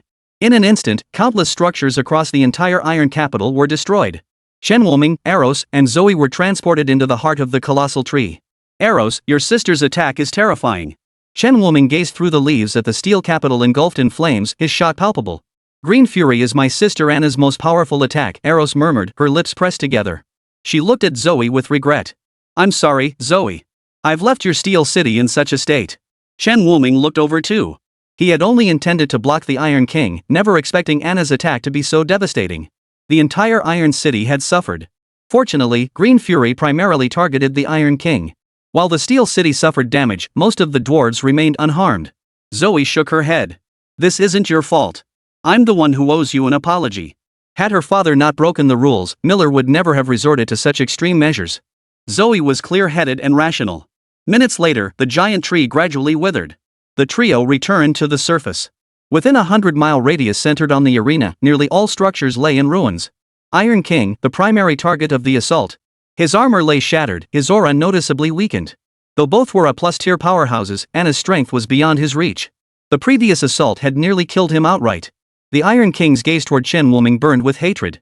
His Iron City had been reduced to this state all because of that brat. Human, you've gone too far. Father, enough. The girl's voice brimmed with endless disappointment. Even Iron King couldn't help but turn his gaze toward her. Zoe gazed at her stubborn father with heartbreaking sorrow. Do you still not understand? Even the Life Forest, with its formidable powerhouses, has chosen to cooperate with Suzaku City. And you? You believe everything Wick says. What about your judgment as the Dwarf King, as an A+ ranked powerhouse? She pointed at the countless collapsed buildings surrounding them. You're responsible for all this. If you persist in this path, I will lead everyone out of the Iron Capital. Many dwarves crawled out from the rubble. The earlier attack hadn't targeted them, they'd merely suffered minor injuries from being pinned under the buildings. They now understood what had truly transpired. All eyes turned to the Iron King. What nonsense are you spouting? I am the Iron King. I am the ruler of the Iron City. You are merely my daughter, how dare you defy me? Faced with so many questioning eyes, the Iron King grew furious and humiliated. He tried to use his status as her father to intimidate Zoe. Suddenly, the Iron King froze, then spun around and dashed toward the ruins behind him. Wick! Wick, he shouted, searching for his precious son. Shen Wuming shook his head helplessly. Just moments ago, when unleashing the Green Fury, he had seen Wick flee atop the giant tree.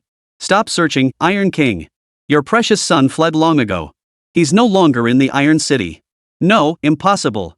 Iron King refused to believe the son he had pinned his hopes on would abandon him and flee. Human, my Iron City will never cooperate with you. Dwarf guards, seize these three at once. Yet no one obeyed his command anymore. Exhausted from resisting the Green Fury, the Iron King had no strength left. He collapsed onto the ground. He muttered, you too? Are you all going to betray me? Shen Wuming cast a pitiful glance at the Iron King. He addressed Zoe, we must abandon the Iron Capital now. The rest is up to you. He had notified Kuruoying yesterday upon learning of the city's lockdown she should be arriving shortly. If the Iron King refused to cooperate, they would have no choice but to evacuate all the innocent people. This was the solution reached after yesterday's discussions with Suzaku City. Suzaku City currently lacked manpower, and these dwarves would provide a much-needed boost to their fighting strength. Zoya stepped forward. Citizens of Iron City, the gentleman beside me is Miller, representative of Suzaku City. The lady here is Princess Eros of the Elven tribe. They have come seeking our cooperation to jointly defend against the fallen and the ferocious beasts. With the Iron King's refusal, our city's strength alone cannot ensure our survival. Many nodded in agreement. Their Iron King couldn't even withstand a single strike from that elf. If the elves were seeking alliance, what made them think the Iron City could stand alone? Therefore, today, I, Zoya, as the Iron King's daughter, invite you all to relocate to Suzaku City. Those who wish to go may join us. At these words, many dwarves fell silent. The Iron City was their home. Unless absolutely necessary, they truly did not wish to leave. Zoya, is there truly no other way? Zoya's gaze fell upon the despondent Iron King. There was. But now, Iron City cannot be defended. Anna's most devastating strike had already breached the city walls. Once the beast tide surged in, compounded by the fallen's incursions, holding the line would be utterly impossible. I want to go with you. At least in Suzaku City, we might survive. Staying here means certain death, and besides. The dwarf who spoke first shot an oblique glance at the Iron King. The implication was clear, he no longer trusted their king. With one leading the way, more and more dwarves voiced their desire to go to Suzaku City. The dwarf guards wavered. Their duty was to guard the Iron Capital, a responsibility bestowed upon them by their very identity. But now, an empty city, was it truly necessary? The Iron King watched his subjects one by one turn toward his daughter, whom he had never favored, his expression darkening by the moment. Zoya, are you attempting to betray the dwarf clan? This statement stunned all the dwarves who had sided with Zoya. Betrayal was a grave crime. Traitors rarely met a good end and were despised by all. Just look at the fallen for proof. Betrayal? Ha, Iron King, you certainly have a way with words. From the sky, dozens of enormous birds appeared, their arrival unnoticed until now. At the forefront stood Su Yewa, his gaze calmly fixed upon the steel metropolis below, now reduced to ruins. His gaze grew colder.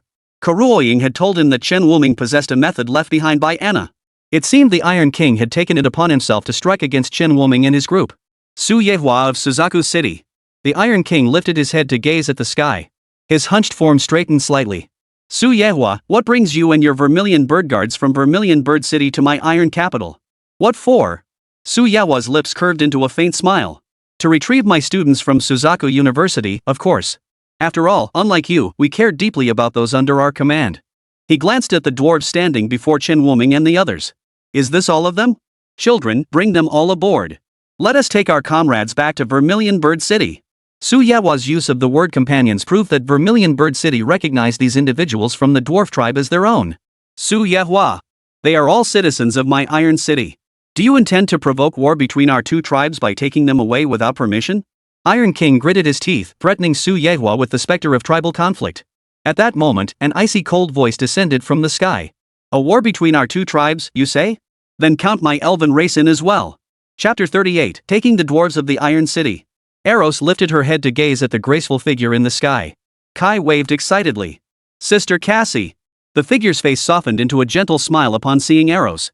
I was just coming to find Anna when I heard you were in danger.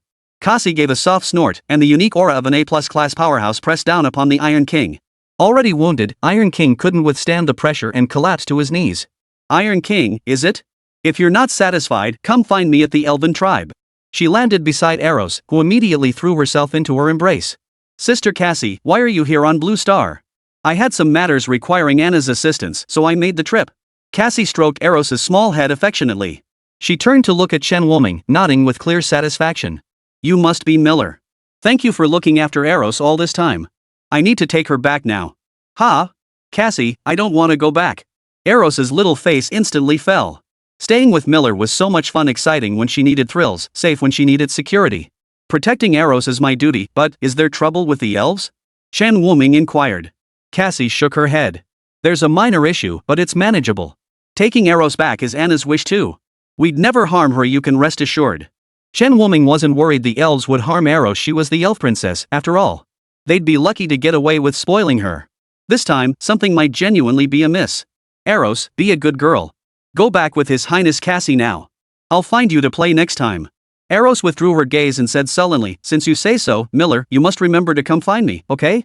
Alright, I definitely will. Chen Wuming handed over all the snacks he'd prepared for Eros from his bracelet storage space. The two departed. Alright, Wuming. Let's head back too. Su Yewa shot a peculiar glance at Zoya standing beside Chen Wuming.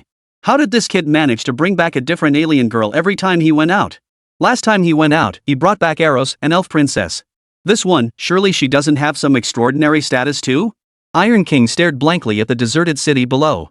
His subjects, his daughter, his beloved youngest son Wick all had abandoned him. Perched atop the flying bird, Su Yewa leaned close to Chen Wuming and nudged him with his elbow. Hey, kid, who's this dwarf girl next to you? He was actually dying to ask if Zoya had reached adulthood. Being a dwarf, Zoe was petite and slightly plump, with a baby-faced Lolita appearance that made her look like an uniged human girl no matter how one looked at her. Principal Su, this is Zoya. She's the Iron King's daughter. Su Yewa's eyes widened. No way he'd actually found another dwarf girl with an extraordinary background. She should be of age now, right? Chen Wuming rolled his eyes. Principal Su, what nonsense are you thinking? We're just friends. Right, friends. Then why don't you go comfort your friend? Su Yewa pursed his lips. That girl hasn't spoken a word since she arrived. Her father's situation must have hit her hard. Chen Wuming followed Su Yewa's gaze and saw Zoya sitting alone at the edge, staring blankly at the clouds drifting by. Zoe! Ha! By the time Zoya snapped out of her trance, Chen Wuming had already sat down beside her. What were you thinking about? You seemed so lost in thought. I just don't understand. Does he only have eyes for Wick? Her gaze grew dim. Countless times she'd tried to prove herself, yet her father never once acknowledged her. Not even when she became the youngest D-ranked dwarf in all of Iron City. A warm hand rested on her head. Chen Wuming's gentle voice murmured by her ear, "It's not your fault. I think you're truly remarkable, Zoe. At an age similar to mine, you've already become a D-rank powerhouse. And I only reached D rank this morning. In my eyes, you're far stronger than that cowardly wick who only knows how to run away." Chen Wuming's words swept over her like a spring breeze, stirring the quiet heart of the young girl. She swatted his hand away and turned her head, protesting. "Don't touch my head. Touching it stunts your growth. As if not touching you would actually make you grow taller." Zoe immediately stood up, stomped over to the side, and sat down again, her cheeks puffed out in annoyance. "What's the big deal? It's not like I don't want to grow taller. What can I do if I'm just short? Miller's so mean. But he's not a bad person. Heaven shouldn't punish him." Back in Suzaku City, Su Yewa went to arrange lodging for the dwarves. Chen Wuming stared at Zoe and Shi Lianshu, both glaring back. "How could you go out and bring back a girl?" Shi Lianshu shot Chen Wuming a dangerous look. Even though he hadn't done anything, Shi Lianshu's gaze made him feel uneasy. "Lianshu, I really didn't do anything. Here's what happened." After hearing Chen Wuming's explanation, Shi Lianshu's gaze towards Zoe now held a hint of sympathy. Not being acknowledged by one's own father was an indescribable frustration for any child. Still, she shot Chen Wuming a disapproving glare. "Just so you know, Lana came by earlier. I told her you brought arrows back. You didn't say anything out of line, did you?" Chen Wuming felt a bad premonition. He was a man of integrity, nothing untoward had occurred. Surely this girl wouldn't be spreading rumors about him? "No, I just said you went out once and brought back a stunningly beautiful elf girl and elf princess, no less, and then you accompanied that elf girl home." Shi Lianshu blinked innocently, her expression pure innocence. "It wasn't you." Chen Wuming's eyes widened in shock. It was true, but phrasing it like that could easily be misunderstood. He could already picture Lan Na's piercing glare when they met.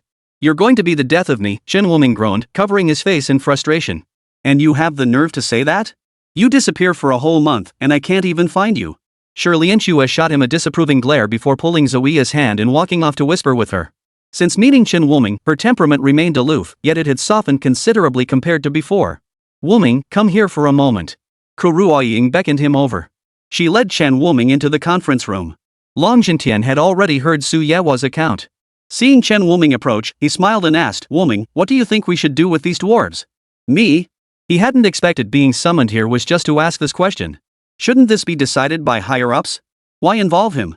Nevertheless, Chen Wuming gave it serious thought before replying, "Principal, I believe we can certainly accommodate these dwarves to reside in Juke City." "You mean like the city of 100 tribes? City of 100 tribes?" This was the first time Chen Wuming had ever heard of such a place. Long Jintian nodded and produced a dossier. The city of 100 tribes is an independent city located north of our human territories. Its residents comprise members of various races, belonging to no single tribe exclusively. Chen Wuming examined the documents and discovered that the city's concept aligned remarkably with his own vision. His vision was to integrate all races. Any not in particularly hostile relations could be welcomed. This would greatly enhance Juke City's capabilities across all fronts. For instance, dwarves skilled in construction and forging, elves adept at cultivation and healing, and other races as well. We share this vision, but managing the dwarves is a headache. This very issue troubled them. If humans were solely in charge, discontent among the dwarves would inevitably grow over time. Chen Wuming voiced his suggestion. "But headmaster, don't we still have Zoe? Zoe is the Iron King's daughter. Is that acceptable? Though she is the Iron King's daughter, we've heard Zoe isn't particularly favored. Would the dwarves listen to her?" "Of course they would," Chen Wuming replied with unwavering confidence. Being favored and being capable of leading the dwarves are two entirely different matters. Just look at how dwarves were willing to follow her at her command back then. In the Iron City, among the common folk, the Iron King's words might not hold as much weight as Zoe's. This was largely because Zoe never used her status to lord over others, treating all dwarves' guards included equally. When Zoe learned of this, she was startled. What? Manage the dwarves? Didn't that make her usurping her father's position? Chapter 39, Dwarves Attack the Forest of Life. Zoe was forcibly thrust into the spotlight. Staring at the crowd of her kin below, her mind went blank. At first, she'd only wanted to save her people in the Iron City. She never imagined leading them. Now she was thrust into this role. For a moment, Zoe didn't know what to say. Just as she stood there flustered, Chen Wuming stepped forward. "You should all know me. I'm Chen Wuming, Zoya's friend. You can call me Miller if you like. You can settle down in Suzaku City with peace of mind. On behalf of Suzaku City, I welcome you all. And don't worry, we won't discriminate against you just because you're not human. Chen Wuming turned to Zoya beside him. Zoya will serve as a combat instructor at Suzaku University and participate in discussions regarding university and city affairs. As the words fell, Zoya looked at Chen Wuming in disbelief. I can? Of course you can. Long Jintian stepped forward, surveying the assembled dwarves below. His eyes betrayed unmistakable delight. The dwarves' unmatched skills in forging and architecture meant that fully integrating them into Suzaku City would be a blessing for all involved. From this day forward, any race willing to obtain residency in Suzaku City may enroll in Suzaku University. You will be accorded the same respect as humans. In truth, they had already sensed it when the Vermilion Bird Guards escorted them back. There had been not a trace of discrimination in their eyes. Following the Zhao Hongxian incident, the Vermilion Bird Guard had tightened its vetting process and conducted a thorough re-examination. All members exhibiting character flaws or conduct vastly different from the Suzaku Guard's principles were expelled. The Suzaku Guard of today is the true Suzaku Guard. They treat all races equally. Except for the fallen and the ferocious beasts, they are the enemies of humanity in all races. Seeing that it was about time, Chen Wuming motioned for Zoya to step forward. Zoya understood and took a deep breath. Addressing the dwarves below, she declared, "Fellow dwarves, I, Zoya, pledge to you all, Suzaku University and Suzaku City will never force you to stay. Should any of you wish to leave, I will request the Chancellor to arrange transportation to other dwarf territories. You will never be compelled to remain." Nearly all the dwarves pondered her words, yet not a single one contemplated leaving. They pondered what they could contribute to Suzaku City and what their own worth truly was. Only by possessing sufficient worth could they ensure their own long-term survival. "We are willing to follow your highness, Zoya." Their decision came swiftly. Zoya had rescued them from peril, so they crowned her their queen. The wisdom of their choice was soon proven.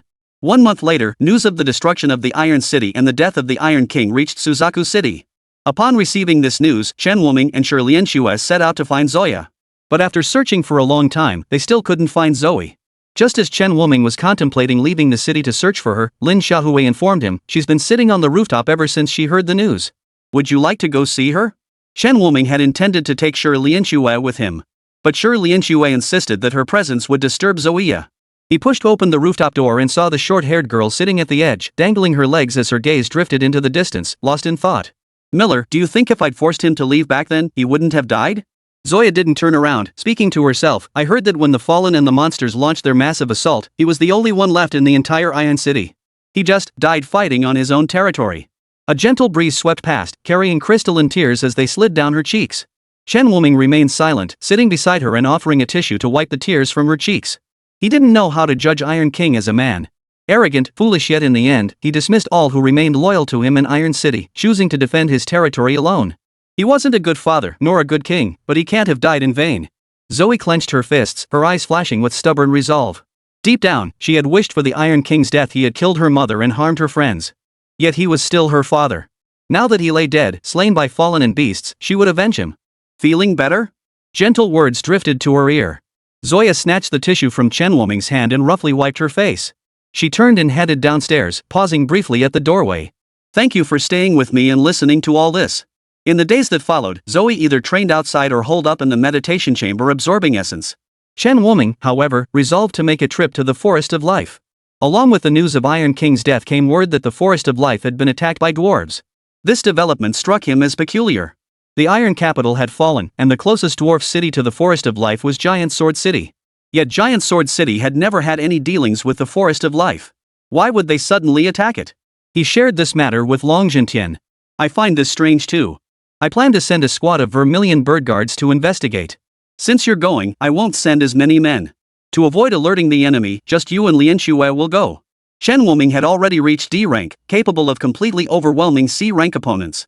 Shi Lianxue had also reached D rank and shared a long-established synergy with Chen Wuming. Compared to a standard C-rank Vermilion Bird Guard squad, they might prove more effective. "Oh, take this."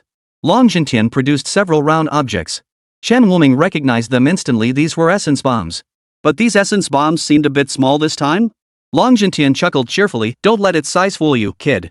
These have been specially concentrated using advanced technology. Their power rivals AB rank powerhouses strike not quite there yet, but close enough. Keep it for self-defense, but remember these essence bombs pack immense power. Make absolutely sure you don't get caught in the blast." He emphasized this with utmost seriousness. Chen Wuming's eyes lit up with wild excitement. With this in hand, he feared no one below B rank. He was blessed by the gods, able to completely ignore the explosive power of the essence bomb. When the time comes, pull the pin, activate the divine protection, and all creation shall be extinguished.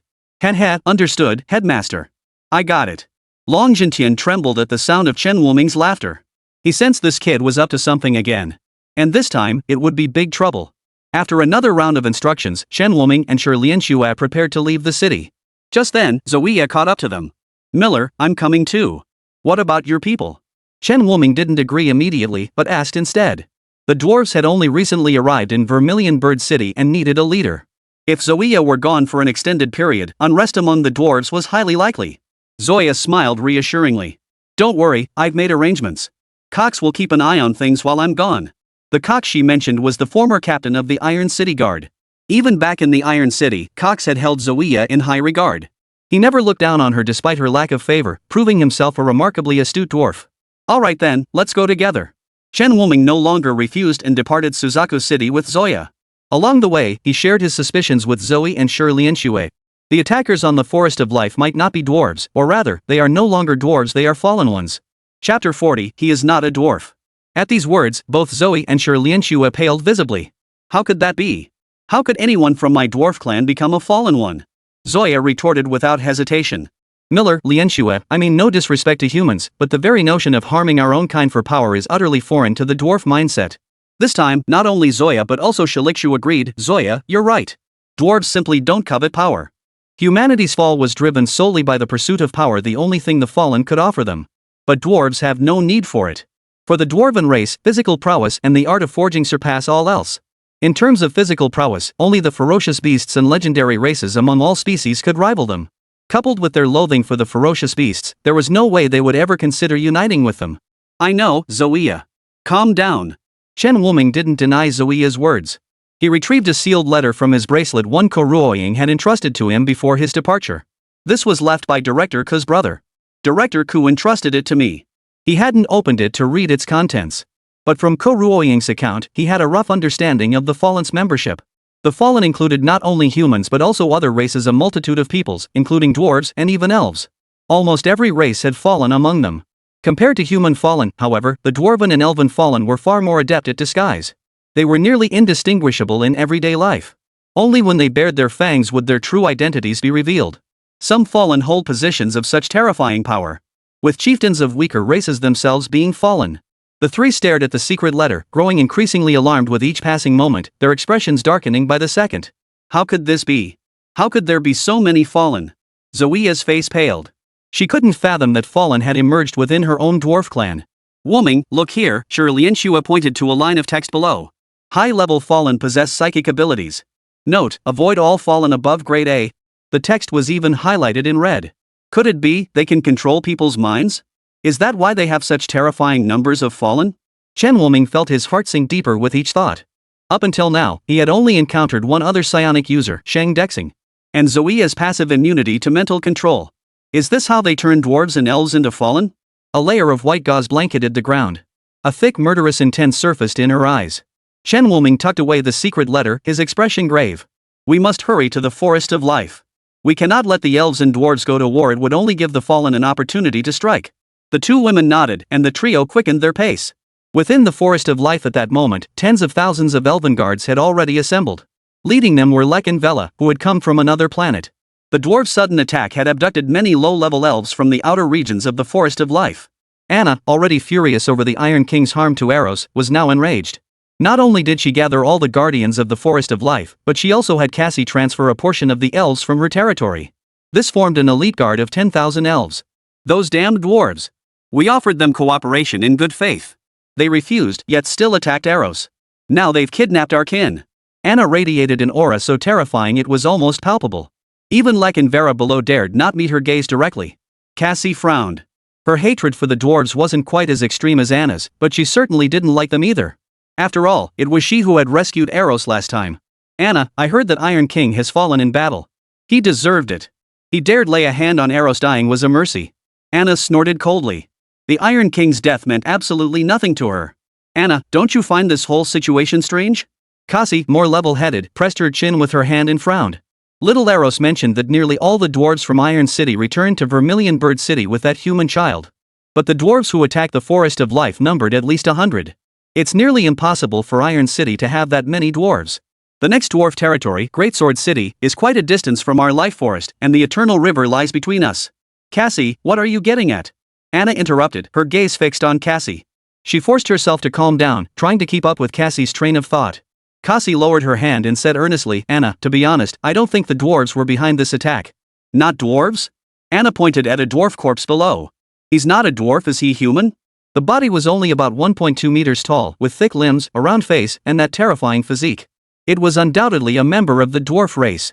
Anna, that's not what I meant. Cassie didn't know how to explain it either. She just had this bad feeling in her gut. She couldn't shake the feeling that some sinister plot lay behind this, waiting for them to declare war on the dwarves. Seeing her best friend like this, Anna forced down the anger rising within her. Cassie, I know your instincts are usually spot on, but this time the evidence is practically staring us in the face. 3 days. If you haven't found any other clues in 3 days, I'm taking the men to Greatsword City. Okay? Watching Anna walk away, Cassie sighed helplessly before turning to Lake and Vera. Please bring that body over here. After Anna left, he headed to Eros's residence. Eros. Inside the room. Eros lay in a cradle woven from vines, puffing out her cheeks in sulky displeasure. Hearing her sister call, she snorted and rolled over, turning her back to Anna. Anna sighed softly and walked over to sit beside Eros. She reached out to stroke Eros's head. What's wrong? Still mad at your sister? Why won't you believe what Sister Cassie said? Eros sat up abruptly and hugged Anna tightly. She didn't want Anna to go to war with the dwarves. If that really happened, how could she face Zoea? Eros. Anna shook her head. Sister is the mistress of the forest of life. She ought to seek justice for our kin in the woods. And this time, the evidence is irrefutable. You saw it yourself, that dwarf. That wasn't a dwarf. Eros repeated Cassie's words. Her gaze was unwavering. Sister, he reeks of a foul stench worse than any dwarf's. He's no dwarf. Chapter 41, Proof he's not a dwarf. Anna, who had been resolute. Somehow, under her sister's gaze, a flicker of doubt stirred within her. She stood up and turned away. Cassie is already investigating. I'll go prepare for the assault on Greatsword City. Eros's eyes held a hint of melancholy. One sat alone on the recliner. If he were here, he would surely find a way to dissuade his sister. Suddenly, Eros lifted her head, her eyes sparkling with joy. Miller's here. She jumped off the lounge chair and ran toward the edge of the Forest of Life. Outside the Forest of Life, Chen Wuming surveyed the devastation surrounding the perimeter. Countless trees lay toppled, and a pungent scent of blood permeated the once vibrant forest. I wonder how Eros is faring, Zoea said anxiously. No sooner had she spoken than the elven girl's figure appeared before them. Miller, you must go persuade Sister Anna. She's preparing to attack Giant Sword City. Eros's voice was filled with urgency as she grabbed Chen Wuming's arm, pulling him back toward the forest. Whoosh! Chen Wuming's body stiffened. He pulled Eros back with lightning speed, and the girl stumbled into his arms. The next instant, the giant sword cleaved down before them. A deep ravine gouged into the ground. Zoe had already drawn her weapon, her eyes darting in alarm toward the wielder of the giant sword.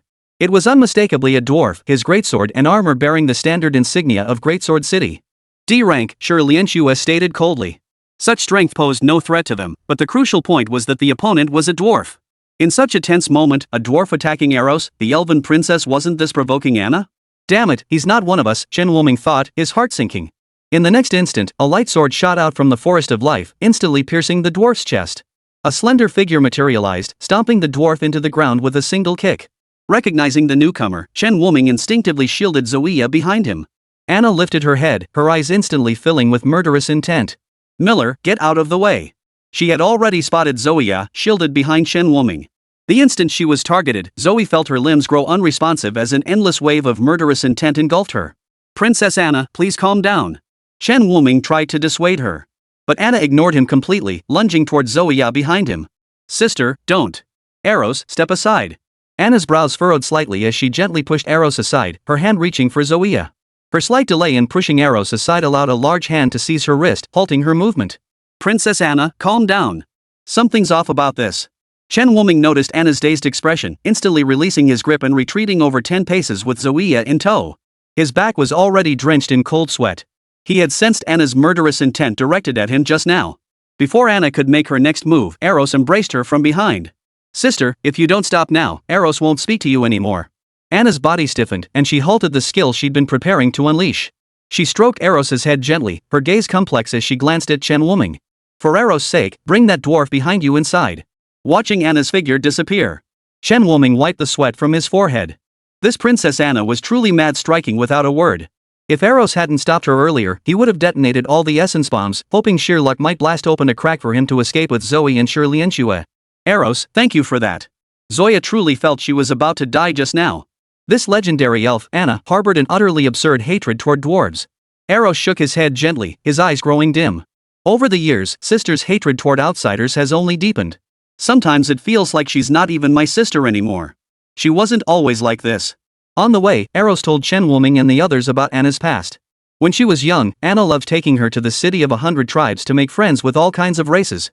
Sometimes the Elf King would catch them and punish her. Yet Anna would sneak back the very next time. But sister started hating other races at some point long before the Iron Capital polluted the forest. Eros pressed her lips together, her fists clenched tightly. She truly feared that if her sister continued down this path, it would lead to disaster. They walked all the way to the center, but Anna was nowhere to be seen. Only Cassie sighed helplessly. Sister Cassie, what's wrong? Where's sister? Oh, it's little Eros. I heard you were attacked outside. Are you all right? I'm fine. My sister saved me. Cassie's gaze swept over the people following Eros. Her eyes lit up when they landed on Zoya. Little sister, you're a dwarf, aren't you? Startled by Anna earlier, Zoya hesitated to answer. She glanced at Chen Wuming, who nodded. She finally replied, yes, I'm from the dwarf clan. Wonderful. Cassie stepped forward, taking Zoya's hand. Come with me, I've been needing a normal dwarf. She led the group into a room crammed with potions, where a cauldron sat in the center. Chen Wuming recalled that Cassie seemed to know alchemy. Could it be she'd discovered a potion to distinguish dwarves from fallen? Come on, dwarf sister. Squeeze a drop of blood into this vial. Cassie handed over a clear bottle containing some unknown blue liquid, her eyes brimming with anticipation as she looked at Zoe. Without hesitation, Zoe flicked her finger with the small knife at her waist, sending a crimson droplet rolling down. The blue liquid in the vial began to change. After several transformations, its color faded completely, becoming transparent and colorless. Cassie produced another vial. Its contents had turned pitch black, thick and murky like ancient grime scooped from a foul sewer. See? I told you I could prove this guy isn't a dwarf. Cassie declared triumphantly, lifting her chin. She paused, glancing at the others. By the way, where's Anna?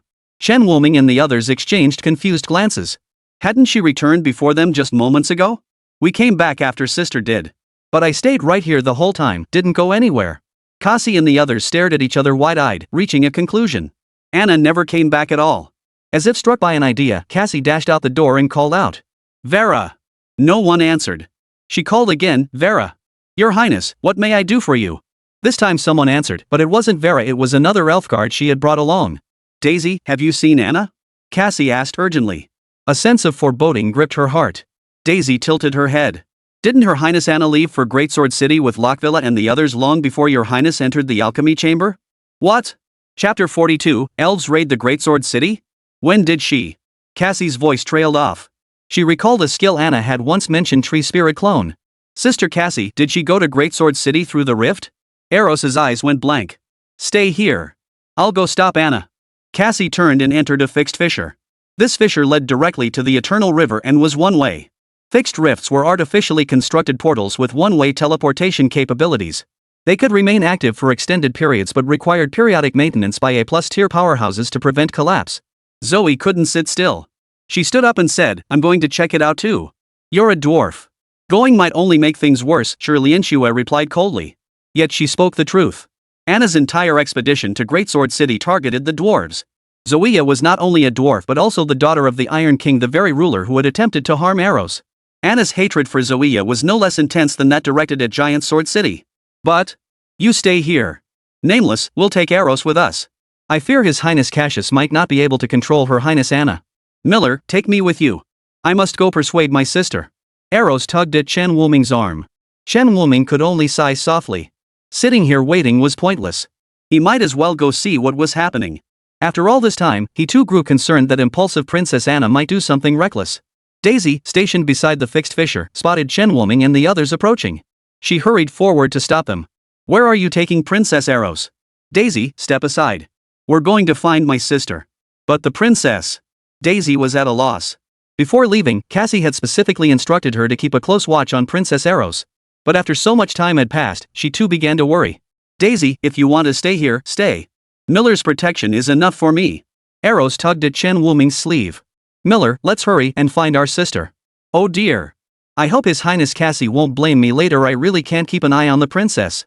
Princess Eros, wait for me. I'll go with you both. Daisy hurried after them. Only Zoea remained behind. Her gaze fixed on the dwarf corpse within the room, and she slowly made her way over. Anna, why won't you listen? I told you that guy isn't a dwarf. His blood is nothing like a normal dwarf's. Cassie blocked the front of the group, pleading. The entire elven guard halted in their tracks, frozen by the two princes' heated argument. Before them lay the boundless eternal river. No one knew its depth. Those who fell into it never returned. The only path from the Forest of Life to the City of the Great Sword required crossing the eternal river. While the fixed rift could provide directional teleportation, if the eternal river lay in the path, the connection would be severed, making crossing impossible. Cassie, are you implying that fellow is a fallen one? It's not impossible. If dwarves can become fallen, then couldn't we elves become fallen too? Anna met Cassie's gaze, stepping forward slowly. You should know that over the years, only humans have become fallen. If that creature isn't a dwarf, then is it a dwarf who has become fallen? She didn't fully trust Cassie's experimental results. More importantly, there was only that one dwarf. Who knew if Cassie's experiment had gone wrong? At that moment, Cassie produced another vial of clear, transparent liquid. Anna, I know you won't believe it, so I brought the experimental results from that dwarf girl too. The dwarf girl? Anna frowned slightly. Memories of the tree spirit's avatar from the Forest of Life flooded her mind, and she looked back at the bottle of murky liquid. Could it be that fallen truly exist among the dwarves? No, shouldn't only humans produce fallen ones? Anna's mind flashed back to the scene of her non-human friends dying by the blades of their own kind. Back then, they had ventured together into a secret realm fissure. After obtaining treasures, they became hunted. Yet when they encountered relatives of their own kind, they had brutally drawn their blades and slaughtered them. From that moment on, Anna came to believe all those races were filthy and disgusting. Even without the emergence of human fallen, such scenes of plundering treasures among kin would still occur. Yet now, Cassie was telling her that the dwarf was not actually a dwarf at all. He was most likely a fallen one. You elves gathered here, are you planning another ambush on my giant sword city? A furious shout echoed from across the eternal river. Tens of thousands of dwarves and the elven guard faced each other across the river, both sides brimming with murderous intent. The Great Sword King of Great Sword City, why did they have to show up too? This situation is already chaotic enough. Cassie muttered under her breath. She felt as though they were enveloped within a giant hand, compelled to act according to its master's will. Yet they were powerless to resist. We ambushed your Great Sword City? Anna sneered coldly. King of the Great Sword, what a joke. We elves aren't as shameless as you dwarves, traveling thousands of miles to invade my Forest of Life. Bull. The Great Sword King trembled with rage. He thrust his giant sword forward, fury boiling over. Anna, stop pretending. Over half a month ago, your elves colluded with beasts to destroy our dwarven ironhold and slay the Iron King. Now you send men to ambush the citizens of Giant Blade City. I never imagined the Lifewood would stoop to such vile deeds. When he first heard the news, he refused to believe it. The elves' conduct was well known to all. The Great Sword King had dismissed it as nothing more than a scheme by the Fallen to sow discord. But the recent elven assault had truly enraged him. They had openly ambushed and killed his Great Sword City guards, their bodies still bearing the aura of the Forest of Life. That was why he had mobilized his army to demand answers from Anna. Upon hearing the Great Sword King's words, Cassie's beautiful eyes widened in shock. Hold on there, Great Sword King. Don't just spout accusations. We've been holed up in the Forest of Life this entire time. Look, we haven't even crossed the Eternal River yet. How could we possibly have attacked you? Oomph. Perhaps it was done by someone you secretly sent. The giant Sword King had intended to cross the river immediately, but his steps halted upon seeing Cassie. He recognized Cassie, the elven princess from another planet. With two A+ level powerhouses present among the elves now, he had to be cautious. You? Cassie, it seems we've been played. Anna finally parted the fog that had shrouded her heart all these years. Why had her friend's closest relative suddenly attacked, wearing a face so utterly different from their usual self? The dwarves of Great Sword City who attacked the Forest of Life. The elves of the Forest of Life who attacked Great Sword City. Played? What do you mean? The Great Sword King frowned. What on earth was this Anna talking about? Trying to shirk responsibility? Before he could say more, the heavens shifted abruptly. Multiple fissures opened along the Eternal River. A chilling laughter echoed from within. Giant Sword King, Anna, oh, and a certain elf prince from another planet? Ha ha ha ha. Since you've come, you'll all stay here. Chapter 43, Divine Blessings Infinite Rebound. Elven Guard, retreat immediately. Cassie reacted swiftly, ordering the guard to fall back. But the moment the Elven Guard took 2 steps back, they collided with an invisible wall. Out of the way. Lake raised his shield and charged forward. Boom. A powerful rebound force instantly sent him flying backward, crashing to the ground several paces away. His expression darkened. No good. It's a spatial restriction skill. The Great Sword King on the opposite bank refused to believe it. He swung his sword sideways with terrifying force, striking the transparent barrier. It merely rippled, then an even more terrifying force rebounded, instantly knocking him back several paces. Impossible. It actually doubles the rebound. The giant Sword King's face twisted in fury. Several figures emerged from the fissure in the eternal river. There are humans, elves, and dwarves. Without exception, every last one of them was a fallen being. Anna clenched her fists, her face turning ashen as she stared upward. Eros, I should have trusted you. But words were useless now. The lightsaber gripped in her hand, Anna's aura erupted, her face covered in green patterns. Tree spirit possession? Summon the tree spirit to oneself, attributes plus 100%. Within the life forest, attributes plus 200% with no duration limit. Lasts 1 minute, cooldown 10 minutes. Cassie, protect them. I'm going to cut down these fallen ones. Anna, don't be reckless. Cassie tried to stop her, but it was too late. A white flash streaked across the sky as battle ripples echoed out. Cassie and the Great Sword King shielded their tribesmen behind them. The green patterns on Anna's face glowed brighter as she channeled every ounce of her power. Fallen ones, you shall all perish. Countless holy spears of light erupted, piercing toward the fallen. A crimson shield blocked their path, shattering the holy spears as they struck, only to regenerate endlessly. Cracks began to appear on the blood shield. Just as the shield seemed poised to shatter, the form of an elven fallen being began to fade into nothingness. Cassie's pupils contracted at the sight. Anna, watch your back. 2 massive vines shot out from either side of her, lunging toward Anna's back. Get out of the way. A massive, blunt sword materialized, crushing the vines beneath its weight. Anna whipped her head around. The smile peeking out from beneath the elven cloak sent a chill down her spine. Princess Anna, you're still so impulsive.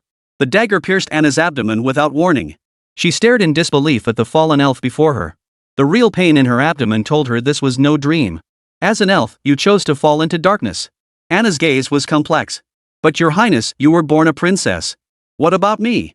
No matter how hard I strive in this lifetime, I can never become a princess. Yet you, my lord, can grant me everything I desire. The elf revealed the scarred, hideous face concealed beneath her cloak. Anna raised her hand and thrust her sword forward. The blade passed through nothing. The lightsaber pierced straight through the fallen elf's chest. Her form dissolved into nothingness. The other fallen had already burst forth from behind the blood shield. The human fallen leading them stood atop a tiger-like beast radiating a terrifying aura. The legendary Princess Anna seems rather unimpressive, doesn't she? The human fallen sneered. The strange patterns on Anna's face gradually faded. Clasping her abdomen, she rose to her feet and met the fallen's gaze, her eyes holding no trace of fear. Is this all you fallen have left? If we were in the forest of life, I'd slaughter every last one of you. Her words held no exaggeration. As long as she neared the forest of life, the tree spirit possessing her would greatly enhance her power. Even several opponents of equal rank would struggle to overcome her. Ha! I admit we're no match for you in the forest of life. But this is the river of eternity. Cassie needed to protect the elven guard and couldn't spare the hands to help her. The Great Sword King faced similar constraints, and given the strained relations between elves and dwarves, he might not intervene even without this cursed barrier. Your Highness Cassie, please go aid Princess Anna. Vela and I can handle this here. Lek gritted his teeth, kneeling to plead with Cassie. Can you two handle it? Vera hesitated for a moment before stepping forward. Princess Cassie, please go aid Princess Anna. Rake and I will protect our kin. Please, Prince Cassie, go aid Princess Anna. The elven guard behind them spoke in unison without hesitation. It could be said that even if they all perished, it would not matter, but nothing must happen to Anna. She was their princess. Cassie gritted her teeth and tossed a purple vial to both Lek and Vera. If anything happens, protect everyone. Turning, the diamond-shaped mark on her forehead flashed, and a dense forest materialized out of thin air on the barren land. Forest of Life? Temporarily projects a fragment of the Forest of Life. Lasts 10 minutes. Cooldown, 1 hour. Cassie's form merged into the Forest of Life, her voice echoing through the space. Anna, take them out. The fallen's expressions darkened. They had assumed Cassie was merely an ordinary A+ tier powerhouse, only now recognizing her true identity. She is the only member of the elven race currently capable of wielding the Forest of Life skill. Before them, Anna's abdominal wound instantly healed. Her entire face became covered in green patterns, and the aura emanating from her grew increasingly frenzied. Her eyes turned a luminous green. She pointed her finger forward. Judgment! Quick, defend together! The clash of light and darkness caused even the eternally tranquil waters of the River of Eternity to ripple. Shen Wuming and the others outside the barrier heard the commotion within. What on earth is happening inside? From the outside, the barrier offered no glimpse of the events unfolding within. How is it, Daisy? Can you open it? Eros was growing impatient. She had a terrible feeling. If they didn't hurry inside, Anna, Cassie, and everyone else might be in trouble. Daisy shook her head. She tried every possible method. But this damn barrier just wouldn't budge. Surely Inchuat also climbed down from the ice giant. Wooming, do you have any way to break through? They'd all tried their methods, but this damn barrier wouldn't budge. It even bounced back stronger attacks at them. Zoya set down her hammer, panting, her eyes filled with hope as she looked at Chen Wooming. I actually have a way. Step back a bit. Surprised that Chen Wooming actually had a solution, everyone stepped back, giving him space. Chen Wooming's solution was actually quite simple. The barrier reflects attacks, right? And the rebounded damage would be even greater, right? Well, that just so happens to be exactly what his Divine Protection does. Divine Protection. After activating Divine Protection, Chen Wooming began unleashing relentless attacks on the barrier. The barrier immediately doubled the damage back at Chen Wooming, only for Divine Protection to reflect it back again. Chen Wooming's attacks grew increasingly powerful with each rebound. Even the earth trembled. What's happening? Someone's attacking the barrier. The human fallen sensed the barrier's tremors, their expressions filled with disbelief. This was personally cast by the Lord himself. How could anyone here possibly shake it? The barrier's tremors grew ever more violent. Those trapped within gradually heard the growing clamor of impact from outside. An increasingly terrifying aura permeated the air, palpable even to those sheltered by the barrier. Hurry up, the Divine Protection is about to end. Chen Wooming calculated the time. The light shield around him was growing dimmer by the second. He had to escape before the Divine Protection ended.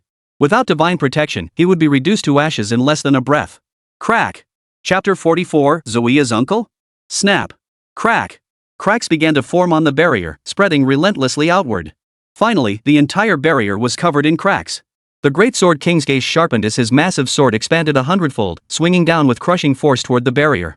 The barrier, already teetering on the brink of collapse, shattered completely under the giant Sword King's strike. At the same time, it revealed Chen Wooming and the others beyond the barrier. Still, quite the spectacle. The fallen one's chest heaved with fury. If an A+ rank powerhouse had broken it, that would have been one thing. They never imagined it would be shattered by these worthless scum. The human fallen one leading them burned with even fiercer rage upon seeing Chen Wooming. You again, you insignificant insect, ruining my plans. I'll take your life. Knowing the mission was now impossible, he abandoned Anna and charged straight at Chen Wooming. His speed was so blindingly fast that even Anna couldn't react in time. Facing the terrifying aura closing in, Chen Wooming couldn't even flee. Am I going to die here? Without Divine Protection, what could he do? Earth Vein Sword. A massive, earth-colored sword rose from the ground before Chen Wooming, colliding with the human fallen. Sand and stones flew everywhere in an instant. The human fallen was halted, his expression darkening. He glanced back at Anna, who had drawn near, and gritted his teeth, snarling, Sword King, you will pay for your actions today. Let's go. A fissure instantly appeared before him, offering an escape route. Where do you think you're going, fallen one? Anna hurled her lightsaber into the fissure. A piercing scream echoed from within the fissure before it slammed shut. Phew, that scared the hell out of me. I thought I was done for, Chen Wooming patted his chest. If the Great Sword King had been even a moment slower, he might have been a corpse by now. The patterns on Anna's face faded away, and Cassie returned to her original form, though her complexion remained pale. The strain was clearly taking its toll. Daisy, didn't I tell you to watch the princess? Do you have any idea how dangerous that was? Cassie stood before Daisy with her hands on her hips. Daisy kept her head down, not daring to argue. Suddenly, she sighed. Pulling Daisy closer, she pinched her cheek. Can't you argue back sometimes? You're so good at this every day, I can't even bring myself to scold you. But your highness, I shouldn't have brought the princess here, Daisy murmured softly. A jade-like hand ruffled her hair. Cassie isn't blaming you. In fact, I owe it to you for bringing them here. Otherwise, I might have truly perished here. Anna sighed softly, her gaze toward Eros filled with regret. If only she had listened more to her sister back then. She nearly lost herself, Cassie, and so many of their people. Thankfully, they had arrived just in time. Sisters, you owe Miller a huge thanks this time he was the one who broke through the barrier. Eros ran up to Anna, eager to take credit. Though the credit wasn't hers to claim. Miller? Cassie's curiosity grew. How did you break the barrier? Ever since she saw them, she'd been itching to ask how the barrier had been breached. Not a single A+ ranker among them, how had they shattered a barrier even they couldn't breach? Cassie! Anna called out. Cassie turned to look. She saw the Great Sword King crossing the river of eternity alone, approaching them. She frowned involuntarily. Great Sword King, the misunderstanding between us has been cleared up. What brings you here? The elven guard behind him had already gone on alert, unsure of the Dwarf King's intentions. My two elven lords, there's no need for such tension. I'm not here for you. The Great Sword King smiled. I'm here for my niece. He pointed to Zoe standing behind Chen Wuming. Does Zoe remember me? Uncle? Zoe tentatively asked. The giant Sword King's figure before her merged with the one in her memories, and she finally confirmed that this man was indeed her mother's younger brother, the giant Sword King. The giant Sword King is actually Zoe's uncle? Chen Wuming breathed a sigh of relief. He had feared the giant Sword King had come to confront Zoya. After all, Zoya's actions in Vermilion Bird City were tantamount to usurping the Iron King's authority. Zoya, can you tell me what really happened? The giant Sword King lowered his weapon and crouched down beside her. Facing her uncle's concern, Zoya tearfully recounted all the hardships she had endured over the years. Fury ignited in the giant Sword King's eyes. His sister had been dead for all these years, yet the Iron King had concealed it, always making excuses that she had taken Zoya out traveling and was not in the Iron Capital. He, too, had been preoccupied with affairs in Greatsword City, never personally visiting the Iron Capital. How could your father do such a thing? When she married him all those years ago, he promised he'd treat her well. The Greatsword King slammed his fist into the ground. Taking 2 deep breaths, he pulled his poor niece into his arms. I'm sorry, Zoya. It's all Uncle's fault. I should have discovered this years ago. It's okay, Uncle. I don't blame you. He's already gotten his just deserts. Instead, Zoya comforted the giant Sword King. The Great Sword King gazed at his niece with heartache. Zoya, why don't you come back to Giant Sword City with me? Lauren misses you too.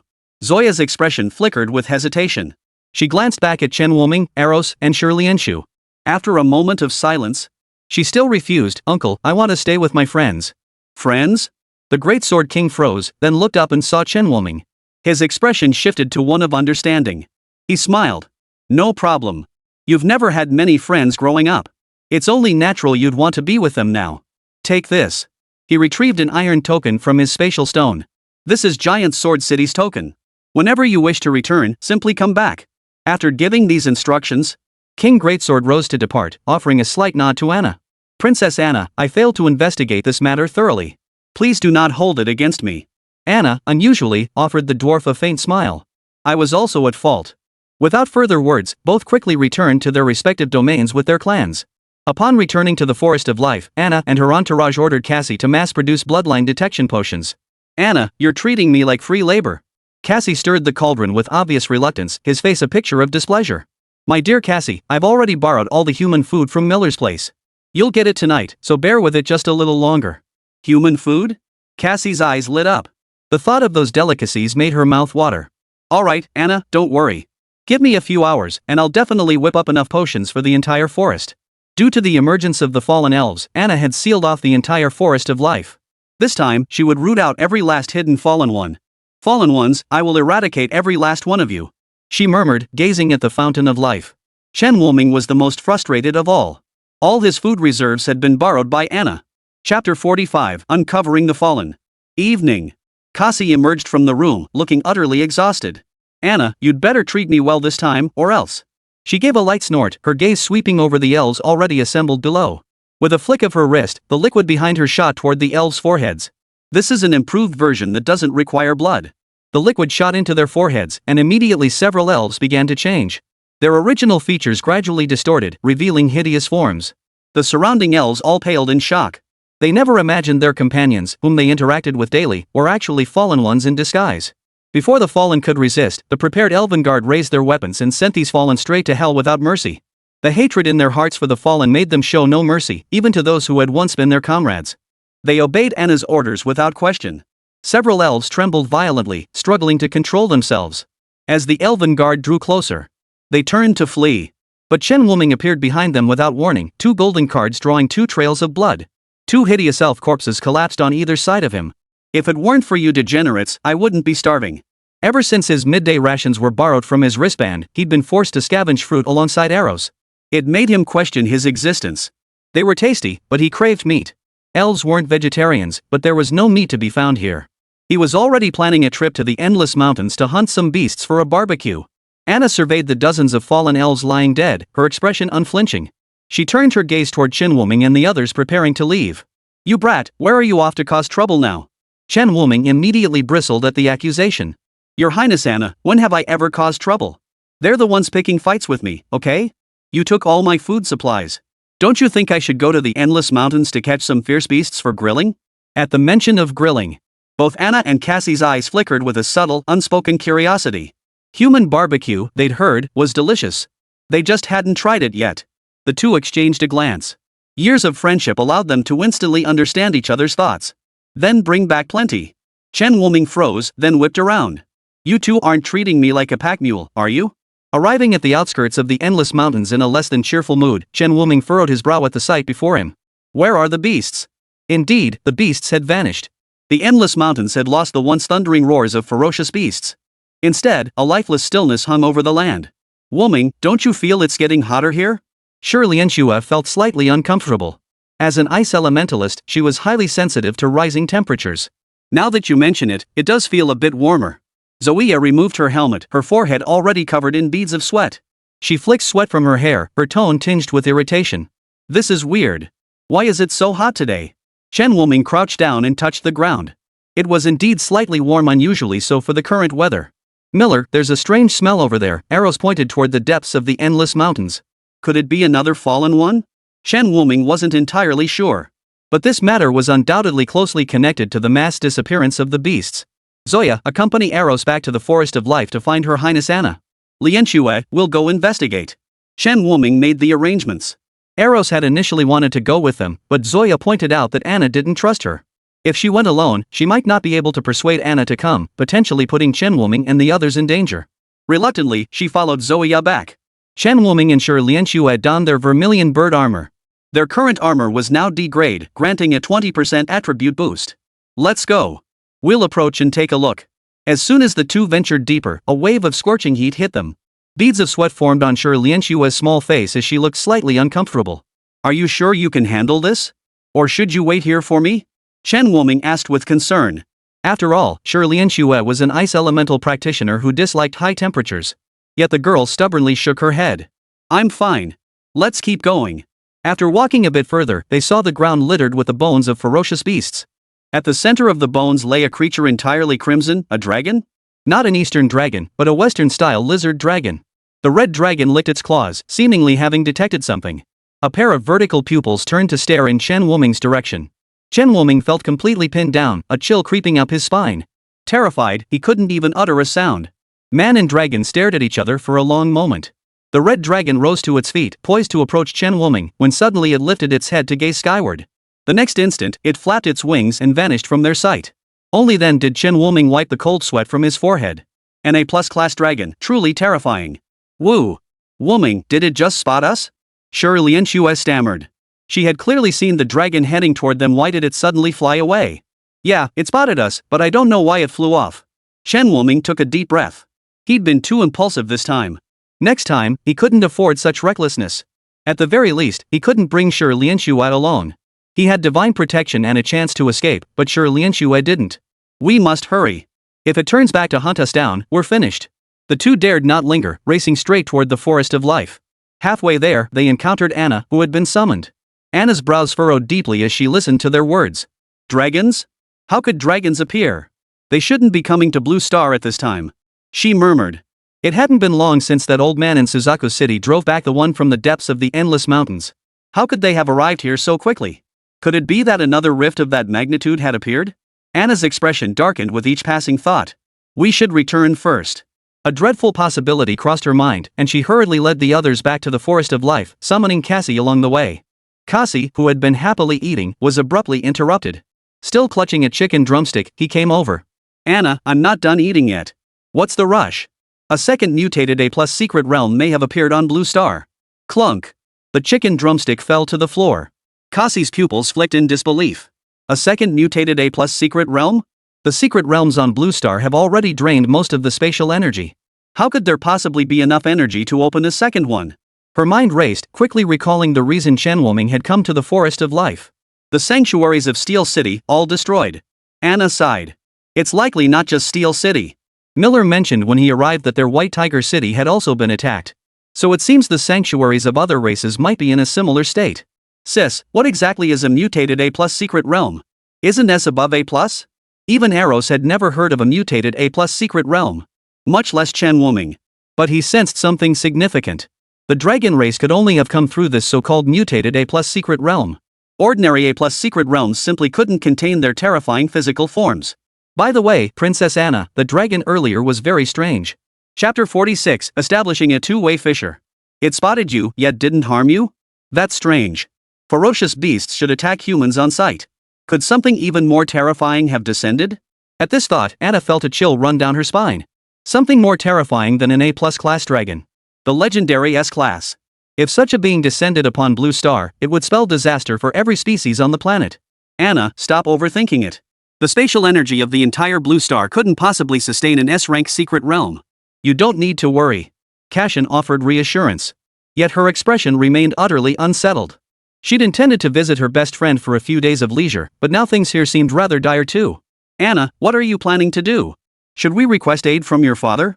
The appearance of dragons near your forest of life isn't a good sign for you. Anna crossed her arms and frowned. Truthfully, she didn't want to ask the royal capital for help.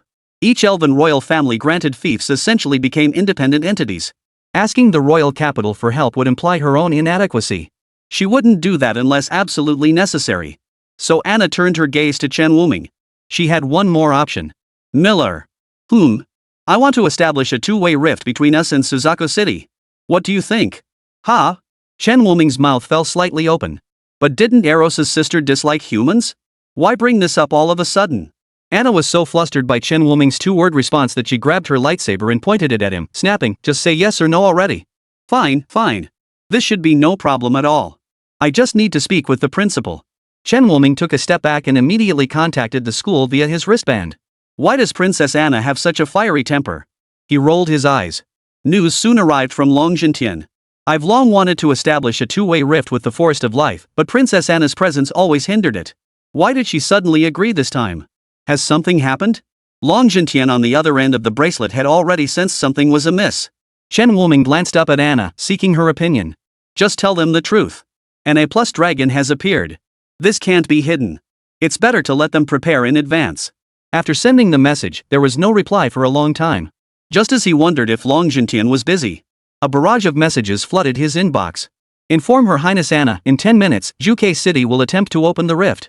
Have the Forest of Life prepare. Seeing Long Jintian's urgency, Chen Wuming knew this matter was no trivial affair.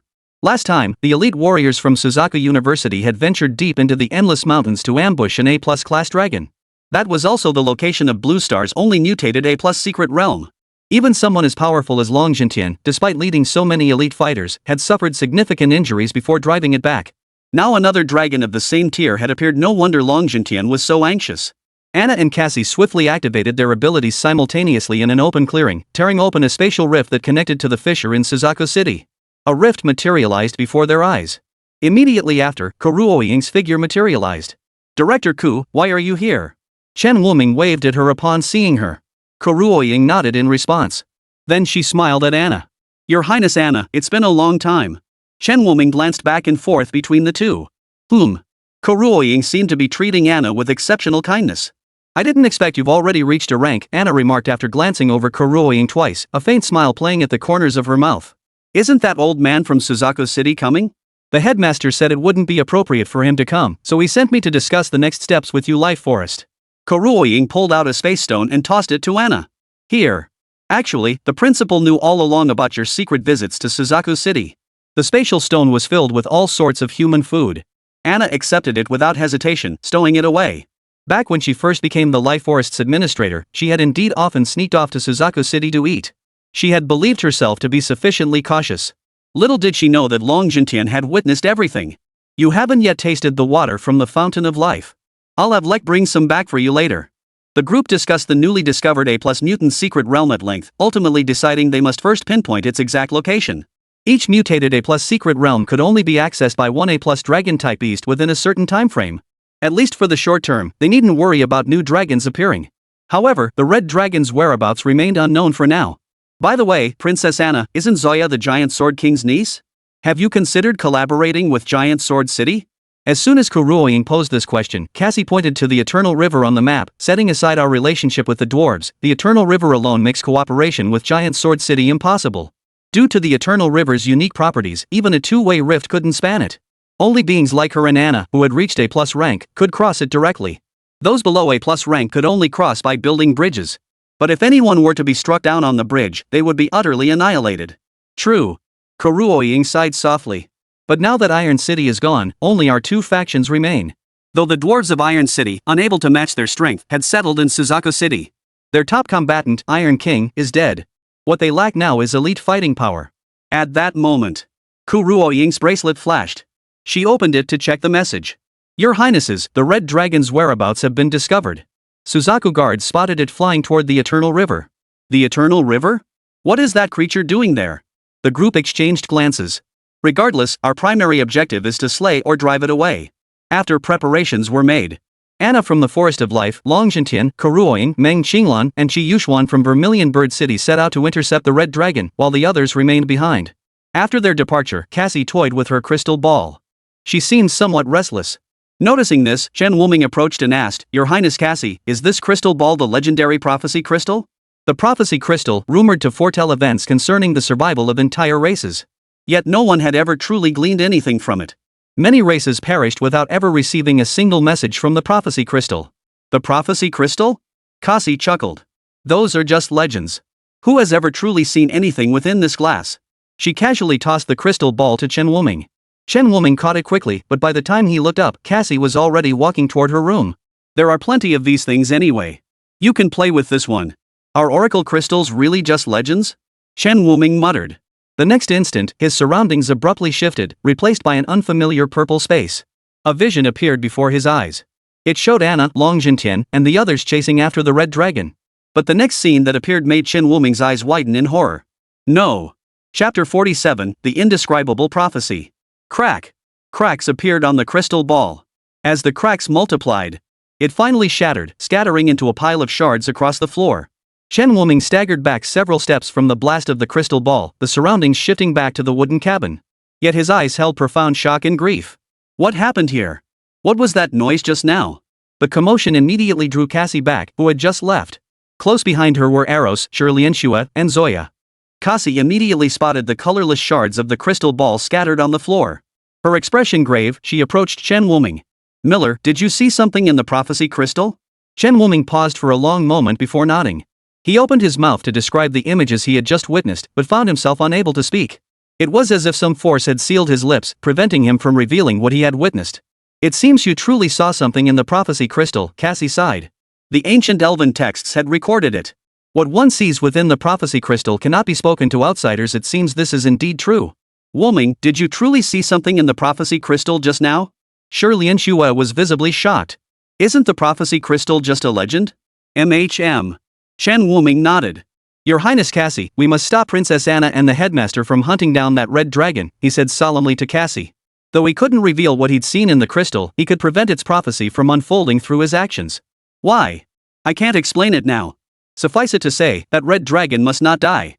The mere thought of the consequences after the red dragon's death sent a chill down Chen Wuming's spine. Shirlianshua immediately contacted Kuruo-ying through her bracelet.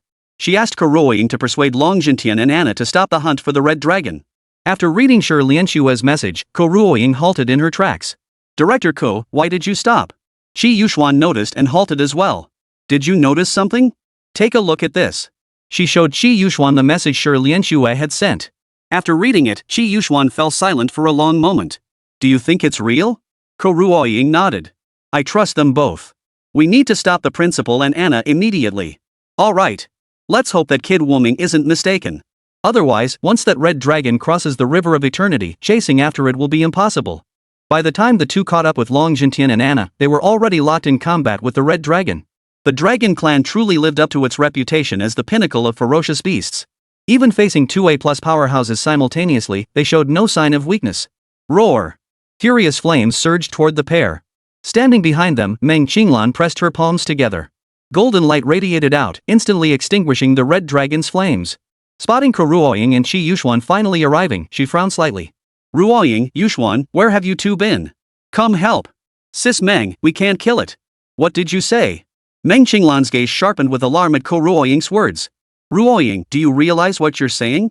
This is a dragon. If we let it go, do you have any idea how many innocent people will suffer for no fault of their own? A hint of reproach now tinged Meng Qinglan's usually gentle face. She rarely lost her temper. Her profession demanded an aura of approachable authority. But Kuruo-ying's words this time truly infuriated her. Releasing a ferocious dragon beast? Are you kidding me? Sis Meng, let me explain. If we kill it, the human alliance will face utter destruction. Hearing this, Meng Qinglan's lips pressed into a straight line as her eyes fixed intently on the two approaching figures. She wanted to see why Kuruoying would say such a thing. Upon seeing the message Shi Lianshu sent, Meng Qinglan swiftly waved her hand toward the sky. The red dragon retreated step by step, its body now covered in wounds large and small. Strange, Long Jintian murmured in puzzlement. This dragon seems unusually weak. Who cares? The beasts must die. Anna swung her lightsaber, unleashing a barrage of miniature blades toward the red dragon, aiming to deliver the final blow. Suddenly, a light shield materialized before the red dragon. Seeing this, the red dragon seized the moment while the shield held, flapping its wings and fleeing into the distance. Anna's expression darkened. Long Jintian, what do you humans think you're doing? Her voice was filled with rage. She had been so close to capturing that red dragon. Even Long Jintian hadn't reacted in time. Qinglan, what are you doing? Long Jintian remained relatively composed, however. He knew Meng Qinglan well enough to trust she wouldn't act recklessly. There must be a reason for this. Old man, if you don't give me an explanation today, I won't let this go. Anna's beautiful eyes were frozen with utter coldness. What's going on with Qinglan? Long Jintian sighed softly, looking over.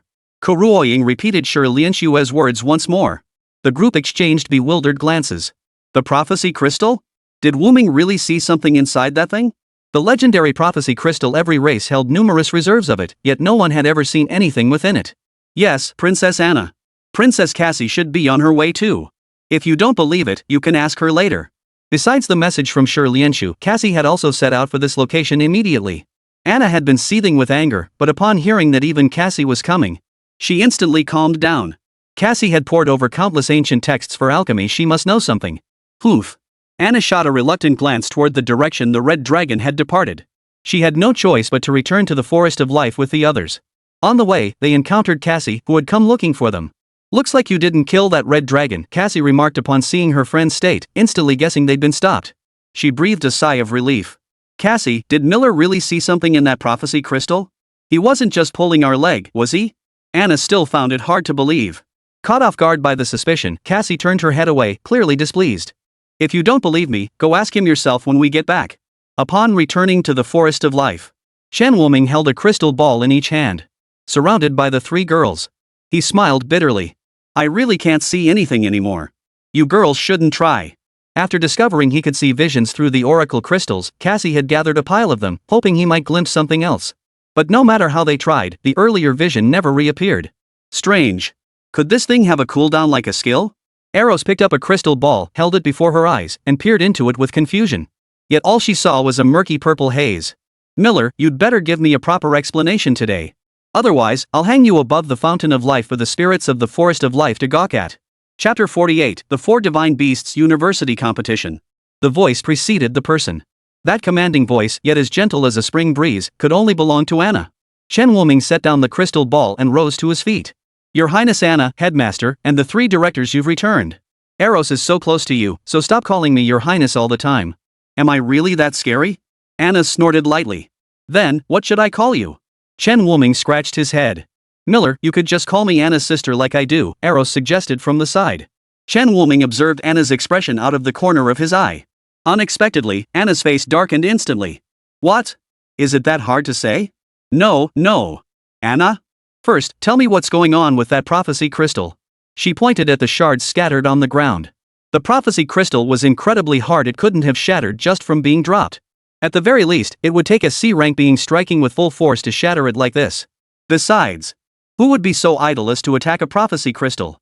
So Anna suspected that Chen Wuming had truly seen something, causing the crystal's energy to be completely drained and shattering it.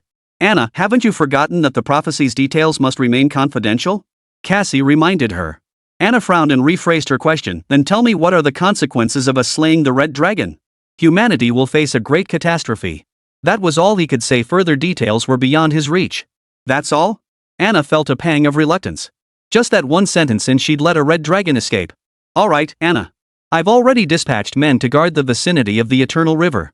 If that red dragon appears near the river, they'll definitely return with news. She had earlier asked Chen Wuming and Shi Lianshu again about the scene when they first encountered the red dragon. She confirmed that the red dragon truly held no hostility toward them, having merely sought to approach them at the time. Moreover, judging by Anna and Long Jintian's demeanor, the red dragon seemed unusually easy to handle. This was quite different from the dragonkin they had encountered before. Anna's anger subsided considerably. Having known Chen Wuming for some time, she understood he wouldn't act recklessly. Otherwise, he wouldn't have allowed his sister to stay with a human all this time. Since Long Jintian was unsuited for prolonged stays in the Forest of Life, he returned to Zhuke City first.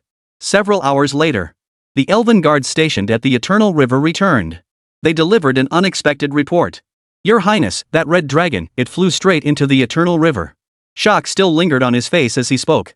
Just as he had witnessed it. Flew into the River of Eternity. Isn't that a dead end? As silence fell upon the group, Zoya raised her hand timidly.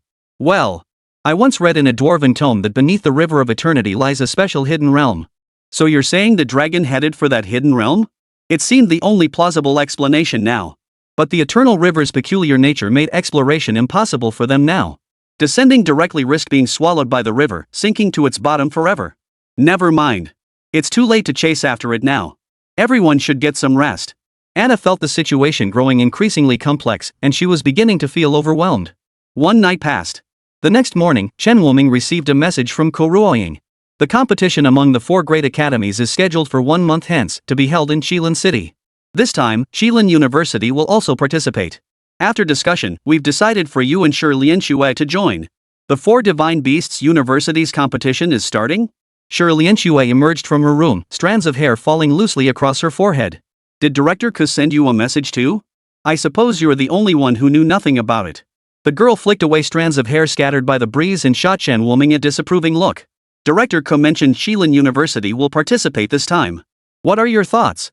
Chen Wuming looked up at Shi Lianxue. He recalled how strongly Shi Lianxue had resisted Qilin University. Sure enough. When he mentioned Qilin University's involvement, Shi Lianxue's brows furrowed slightly before quickly smoothing out. It is somewhat unexpected. Those arrogant snobs actually joining. Your childhood friend should be participating too, right? A flash of nostalgia flickered in Chen Wuming's eyes. Come to think of it, it had been ages since he last saw Lan Na. Wondered how she was doing now. Probably already C rank by now? In this competition, you'll likely be targeted by the Qilin University students, Shi Lianxue remarked, a rare faint smile touching her lips as if she'd just thought of something. Target me? Why would they target me? Chen Wuming was speechless. He was just an ordinary fate manipulator, what was there to target? Shi Lianxue watched Chen Wuming's retreating figure, her lips curving upward. He really was a block of wood. When she heard that Chen Wuming and Shi Lianxue were going to participate in the university competition, Eros had wanted to tag along. Eros, it's not appropriate for you to go this time. Ha? Why not? Eros lowered her head in disappointment upon hearing she couldn't go. Anna crouched down to comfort her. Miller is heading to Qilin City this time. There are many old-timers there, and some of them don't like us elves. It wouldn't be appropriate for you to go. Shall we wait for Miller to return here in the Forest of Life? With Anna's explanation, Eros reluctantly nodded. Still looking sullen. Chen Wuming smiled and pulled out his trump card. I hear Qilin City has all sorts of delicious treats. If you stay put in the Forest of Life, I'll bring you some when I return. Sure enough, at the mention of tasty treats, Eros's eyes lit up. Zoya stood nearby, feeling a bit flustered. Then what about me? Chen Wuming and Shi Lianxue were returning to Qilin City. As a dwarf, she couldn't accompany them to the human core city. The Forest of Life was elven territory, and she could only stay here because of Chen Wuming. Chen Wuming was leaving. So what about her? Zoya, you should stay here. Anna's pale hand gently rested on Zoya's head. Princess Anna. Zoya looked up, puzzled, at the elven princess. Don't call me your highness anymore. Just call me sister, like you do with Eros. Anna's tone was flat, devoid of any discernible emotion. Yet from her actions, Cassie could tell. Her dear friend had reconciled with her past self. Hatred and disgust would no longer cloud her judgment. Zoya, please stay here. If you leave too, I'll be so bored all alone. Eros quickly grabbed hold of her last remaining friend. She tugged at Zoya's arm, whining like a child. Zoya still felt a bit uneasy, lowering her head and murmuring a soft mm. Seeing this, Chen Wuming finally relaxed. He had been considering whether to escort Zoe to Giant Sword City first, but now it seemed unnecessary. Well then, Eros, Zoya, and the 2 sisters, Lianxue and I will be heading out first. Now that the Forest of Life and Vermilion Bird City shared a 2-way rift, they could teleport swiftly. Just as he was about to step into the rift with Shi Lianxue, Anna stopped him. Sister Anna, what? Take this. Anna produced a branch from the Tree of Life, radiating the same potent energy as the one she had given him before. Chen Wuming didn't take it. After returning last time, Cassie had explained to him that while branches from the Tree of Life could store power, but for the person storing it, the cost was tenfold an exceptionally taxing endeavor. Unless it was someone truly important, people generally wouldn't do this. Sister Anna, I can't accept this. Chen Wuming took a step back, intending to refuse. Take it. Just take it. Anna impatiently shoved the item into his hands. If something happens to you, Eros will be heartbroken. Without giving Chen Wuming any chance to refuse, they shoved both of them into the crevice. Kasi and Zoya exchanged a glance and shrugged helplessly. What did you say? What did you say you were worried about happening to him? Don't you dare say that. Chapter 49, The 10 Great Qilin Sons. Back to Vermilion Bird City. The two quickly made their way to Qilin City. Besides them, several other students were also participating in this competition among the 4 great academies. But in terms of combat prowess, none of them could match Chen Wuming and Shi Lianshu. They were merely going through the motions. Zhuke University's shortage of students was simply unavoidable. By the time they arrived at Qilin City, the representatives from the other 3 universities had already gathered. Qilin City was more than twice the size of Suzaku City. Chen Wuming could sense the presence of countless powerful individuals within the city. Wuming. Li Hu walked over, punched him on the shoulder, and laughed, surprised I'm here too, huh? Li Hu now appeared even more capable, his aura having clearly reached D rank. It's been a while since we last met. How is White Tiger City now? With the help of Qinglong and Xuanwu, White Tiger City has almost returned to its former state. As he spoke, Li Hu's eyes dimmed slightly. But some people never came back. At this, Chen Wuming could only pat his shoulder. Let's not dwell on that. I hear Qilin City is coming this time. The top 10 spots probably won't be ours. Only after speaking did Li Hu notice Shi Lianshu accompanying Chen Wuming. His expression turned slightly peculiar. He pulled Chen Wuming aside and whispered in his ear, Hey, Wuming, I thought you and Blue, the campus beauty, were pretty close? But it seems like you and this Shi Lianshu have something going on too. Chen Wuming couldn't help but glare at him. What are you talking about? Lianshu and I are just regular friends. Lan Na is my childhood sweetheart. It's nothing like what you're imagining. Fine. My bad. Li Hu lifted his head, stealing a few glances at Shi Lianshu. He sighed inwardly. My good buddy, you'd better start thinking about how you're going to explain this to Lan Na later. But worry quickly flashed in his eyes. Wuming, did you know Lan Na became a Qilin son? The Qilin child was the title bestowed by Qilin University upon the strongest combatant among its students. Kirin child? Chen Wuming was slightly taken aback. He couldn't help but marvel inwardly. Truly a prodigy. She'd only been enrolled for a few months and had already become a Qilin child. There are only 10 Qilin children in the entire university. That's right. And I heard the top-ranked Qilin child is pursuing Lan Na, but she keeps turning him down. Chen Wuming nodded. That certainly fit Lan Na's character. But what does that have to do with me? He and Lana were merely childhood friends, not boyfriend and girlfriend. Li Hu covered his eyes with one hand, unable to bear watching any longer. Are you playing dumb or what? That guy heard Lan Na had a childhood friend and was even planning to hand over the family's secret skill stone to him. He immediately assumed Lan Na rejecting him must be because of this childhood friend. You tell me, does that have anything to do with you? Chen Wuming finally understood. So this guy couldn't win Lan Na over and now he's coming after him? Unable to win the heart of the one you love, you resort to attacking those close to her. That's the behavior of a petty villain. Shi Lianshu had appeared behind them at some point. She delivered a scornful sneer. At that moment, the crowd suddenly fell silent. All eyes turned toward the direction of Qilin University in the city center. 10 lotus platforms descended, carrying 10 figures radiating terrifying auras onto the grounds. These 10 were none other than the Qilin disciples. Each Kirin son ranked at least C-grade, making them overwhelmingly dominant forces in this contest. Yu Qinghuan swept a glance over the students below and let out a deeply disdainful snort. Looks like a bunch of useless trash. His words instantly offended every student present from the 4 major academies. Who is this guy? How dare he be so arrogant?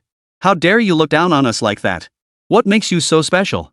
Yu Qinghuan ran his fingers along the hilt of the long sword at his waist and spoke softly. Yu Qinghuan, 6th Qilin son of Qilin University.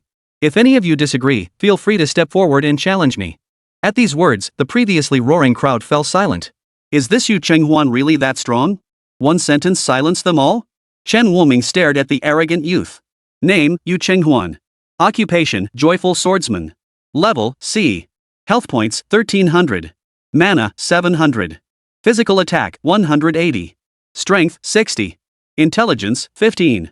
Stamina, 120. Agility, 70. Skills, Swift Shadow Sword Intermediate, Sword Heart Intermediate, Joyful Sword Technique Advanced, Joyful Body Advanced. Sword Heart Intermediate. Enter the Sword Heart state. Sword techniques gain plus 50% power. Lasts 1 minute. Cooldown, 5 minutes. Joyful Sword Technique Advanced.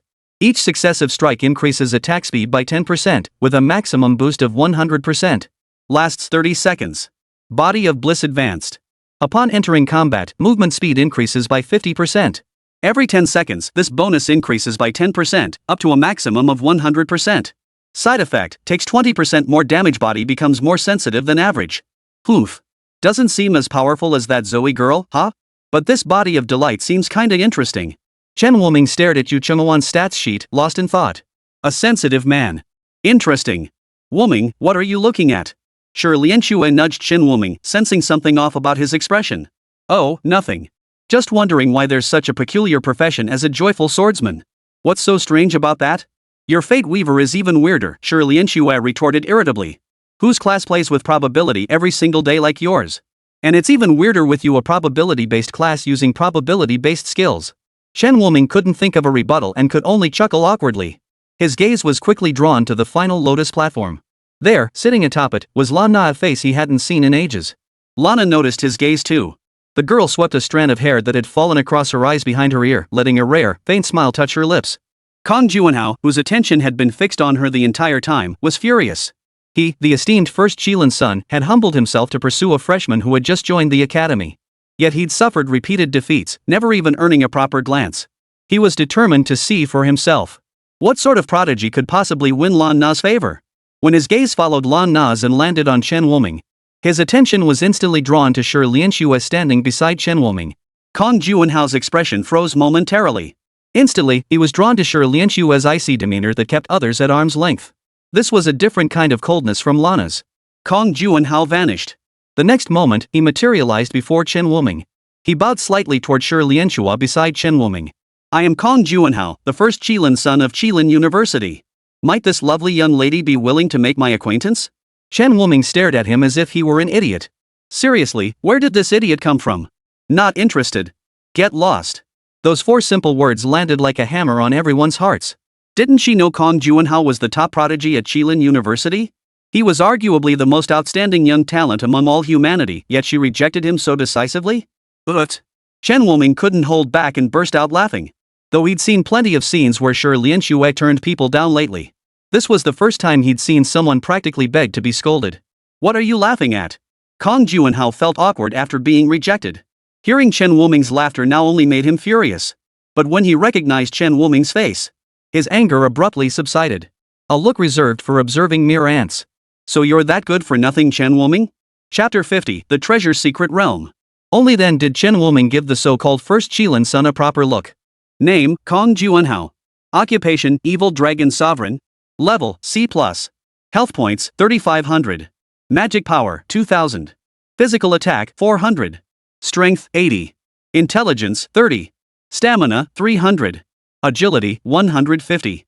Skills, Venomous Dragon's Venom Advanced, Body transforms into Evil Dragon Advanced, Evil Dragon Summon, Evil Dragon's True Form. Passive. Transform into an Evil Dragon Advanced. Transform into an evil dragon, gaining a dragon's body for 2 minutes. Cooldown, 10 minutes. Summon Evil Dragon? Summon a corrupted dragon of equal level to yourself for 10 minutes. Cooldown, 30 minutes. True form of the corrupted dragon? Passive. Gain partial dark dragon abilities, stats plus 80%. Side effect, lust. No wonder this guy was pursuing Lana and giving Sure Lian Xue that kind of look. Chen Wuming narrowed his eyes, showing no trace of fear. Very well. What brings the first Qilin son to me? If it's about your peculiar side effect, forget it, I'm not into men. What do you mean by that, Wuming? Li Hu sensed something amiss in the remark. Yi Han shot Kong Juanhao a look and instinctively took a step back. The first Qilin son's reputation for being a womanizer was common knowledge, but no one expected him to have an interest in men as well. Many eyes shifted, their expressions shifting. Some even began to look eager. Kong Juanhao's face darkened instantly. He erupted in a torrent of curses. Chen Wuming, stop slandering me. When the hell have I ever liked men? His calm demeanor shattered instantly. Chen Wuming also took a step back with Sure Lian Xue. He warned the girl beside him, Lian Xue, we should keep our distance from him. I hear people like him aren't quite normal. It wouldn't be surprising if he did something in public. Chen Wuming. Kong Juanhao could no longer hold back. His right hand instantly transformed into a dragon claw, lunging toward Chen Wuming. Chen Wuming's eyes turned cold. He flung the golden card in his hand. Before their attacks could collide, a voice filled with authority descended. Enough!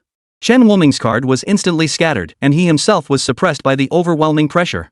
Kong Juanhao, however, remained completely unaffected and charged toward him. Ice Giant. 10,000 flames incinerate. Two utterly contrasting skills instantly converged on Kong Juanhao. Kong Juanhao's expression changed as he stumbled backward. The terrifying attack struck the ground before Chen Woming, kicking up dust. Lana and Shi Lianxue exchanged a brief, calm glance before both turned their gaze to the figure in the air. It was he who had just intervened to suppress Chen Woming. Vice Principal Lu, what do you think you're doing? Lan Na's question sounded more like an accusation. Lu Yuan, confronted by his own student, instantly flew into a rage. Lan Na, is this how you speak to the principal? He made no effort to conceal his aura as he pressed forward toward Lan Na. A flash of light flickered in Lan Na's pale blue eyes. As she raised her hand, a terrifying phantom began to coalesce behind her. Just then, another voice old and kind echoed across the heavens. Yuan, you've crossed the line this time. Lu Yuan's expression shifted instantly. He quickly dropped his stance and clasped his fists in apology. My deepest apologies. I was simply overcome by urgency. Your punishment is 1 month's worth of essence fluid. Should such an incident occur again, you will be assigned to guard the secret realm. Yes. Lu Yuan's eyes darkened, daring not to challenge the speaker. A spatial stone fell from the air into Lana's palm. The voice sounded again, this time, Yuan was in the wrong. Would these items suffice as compensation for your friend? Lan Na glanced at the contents over 100,000 drops of essence alone, along with numerous potions and precious natural treasures. Thank you, Headmaster. Heh. After the trial concludes, bring your friend to see me. The voice faded away. The dark cloud that had hung over everyone's heads finally dispersed. Lan Na glanced at Lu Yuan and Kong Juanhao before approaching Chen Woming alone. Woming, it's been a long time. You've grown stronger. Her voice carried a hint of longing. Her gaze softened at that moment. She placed the space stone into Chen Woming's hand. Take this. You must be in desperate need of resources right now. You don't want it? Chen Woming stared into the girl's pale blue eyes for a long moment. It had been a while since they last met. His childhood sweetheart seemed even more strikingly beautiful now. Whether it was due to the nature of her profession or not, Chen Woming felt Lan Na's aura now carried an air of greater nobility. Lan Na gently tapped his forehead with her finger. Do I look like someone lacking resources? Guess not, Chen Woming chuckled awkwardly. After all, she was the heiress of the Lan family, a student at Qilin University, and the 10th Qilin son. How could she possibly lack resources? Then I won't hesitate to accept. Seeing Chen Woming accept, two faint dimples finally appeared on Lan Na's cheeks. She caught Shi Lianxue's gaze. She gave a soft snort. Aren't you going to explain what that fairy princess business was all about? Well. Chen Woming looked awkward. Just then, Shi Lianxue added, seemingly unfazed by the situation, oh, and after you left, he brought back a dwarf girl, pretty cute. Ha? Chen Woming's eyes widened instantly. Go on, go play somewhere else. Stop stirring things up. He waved his hand, trying to shoo Shi Lianxue away. A sudden, stinging pain shot through his ear. Then a warm breath tickled his ear. We'll settle this later. Lan Na shot him a disapproving glare before returning to her lotus seat. Bro, you're this one. Li Hu gave him a thumbs up. I thought you were the fool, but turns out I was the one who was foolish. Besides Lana and Shi Lianxue, he even had girls from other clans. As a single guy, what right did he have to call others stupid? What are you talking about? They're just friends. Chen Woming retorted. But Li Hu didn't buy it for a second, covering his ears instead. He was clearly refusing to listen or believe. Chen Woming shot Shi Lianxue a look of resentment. Little did he know, Shi Lianxue had already turned her head away, gazing at the sky, the ground, the vast landscape stretching for miles anywhere but at him. The competition among the 4 grade academies, oh wait, now it should be called the 5 grade academies, was about to begin. At the center of the arena stood a fissure leading to a secret realm. Lu Yuan held the microphone and explained, this is a treasure realm. Within lie all manner of rare treasures and precious metals. Your task is to venture into the realm and acquire these treasures. Your scores will be based on the value of the treasures you bring out. You may keep treasures worth up to half the total value of what you retrieve. After Lu Yuan finished explaining the rules, even the students from Qilin University were surprised to discover this trial was a treasure hunt. The treasure realm was arguably the richest of all hidden realms. Being able to keep half the value of their loot represented a considerable fortune for them. Even a flicker of excitement flickered in Lan Na's eyes. Though the Lan family was wealthy, certain items still required acquisition through special channels. However, there is something I must remind you all. Lu Yuan's expression suddenly turned serious, and the previously boisterous crowd instantly fell silent. Everyone wondered what could possibly make Lu Yuan so solemn. Within the treasure's secret realm, no one's rank will exceed B tier. For you, however, this is extremely dangerous. It means that if you encounter peril, even with special means of calling for help, your teacher won't be able to rescue you in time. The treasure's secret realm isn't just inhabited by humans. It's teeming with countless other races, including those not even from Blue Star. Opportunity comes hand in hand with danger. I hope you understand this. Among the students present, only those from Qilin University, Shilianxue, and Chen Wuming who had experienced the Medicine Garden secret realm and understood the rules of special secret realms showed no surprise at this revelation. What intrigued Chen Wuming, however, was that Shilianxue seemed to have known these special secret realm rules long before. He rarely heard Shilianxue speak of her parents, only knowing they had perished in the beast tide. Now it seemed this girl's background was likely no simple matter either. Her background likely rivaled that of the Lan family. After finishing his instructions, Lu Yuan waved his hand, and the fissure leading to the treasure's secret realm abruptly opened behind him. Everyone rushed in, afraid of being left behind. Wuming, I'm going in first. You should hurry too, Li Hu said as he followed his schoolmates into the secret realm. Chen Wuming and the Zhuke University group, however, showed no urgency. Another group shared their mindset, the students of Qilin University. They all understood that even if they obtained the treasures, they would need to be able to defend them. Only when most had entered did Chen Wuming lead his group toward the entrance. At the fissure entrance, his gaze locked with Kong Juanhao's, filled with venomous hatred. Don't let me catch sight of you inside, or you'll be stuck there forever. The sentiment is mutual, Chen Wuming replied coldly. He turned to warn the others, once inside, we may become separated. Find your companions immediately and regroup. With that, he led the way into the secret realm. Chapter 51, The Merit Seed of a Lifetime. Stepping into the secret realm. The scenery before his eyes instantly became unfamiliar. Let's locate Lianxue first. Chen Wuming activated the location function on his wristband. Chat functions were disabled within the secret realm, but their bracelets could still locate each other. Soon, he spotted the white dot representing Lianxue on his bracelet. She's not too far away. Chen Wuming closed the map, intending to reunite with Lianxue first before searching for the other Suzaku University students. Human? Chen Wuming turned toward the voice. To his surprise, it was an octopus monster, its gaze carrying a hint of wariness. Need something? Chen Wuming asked.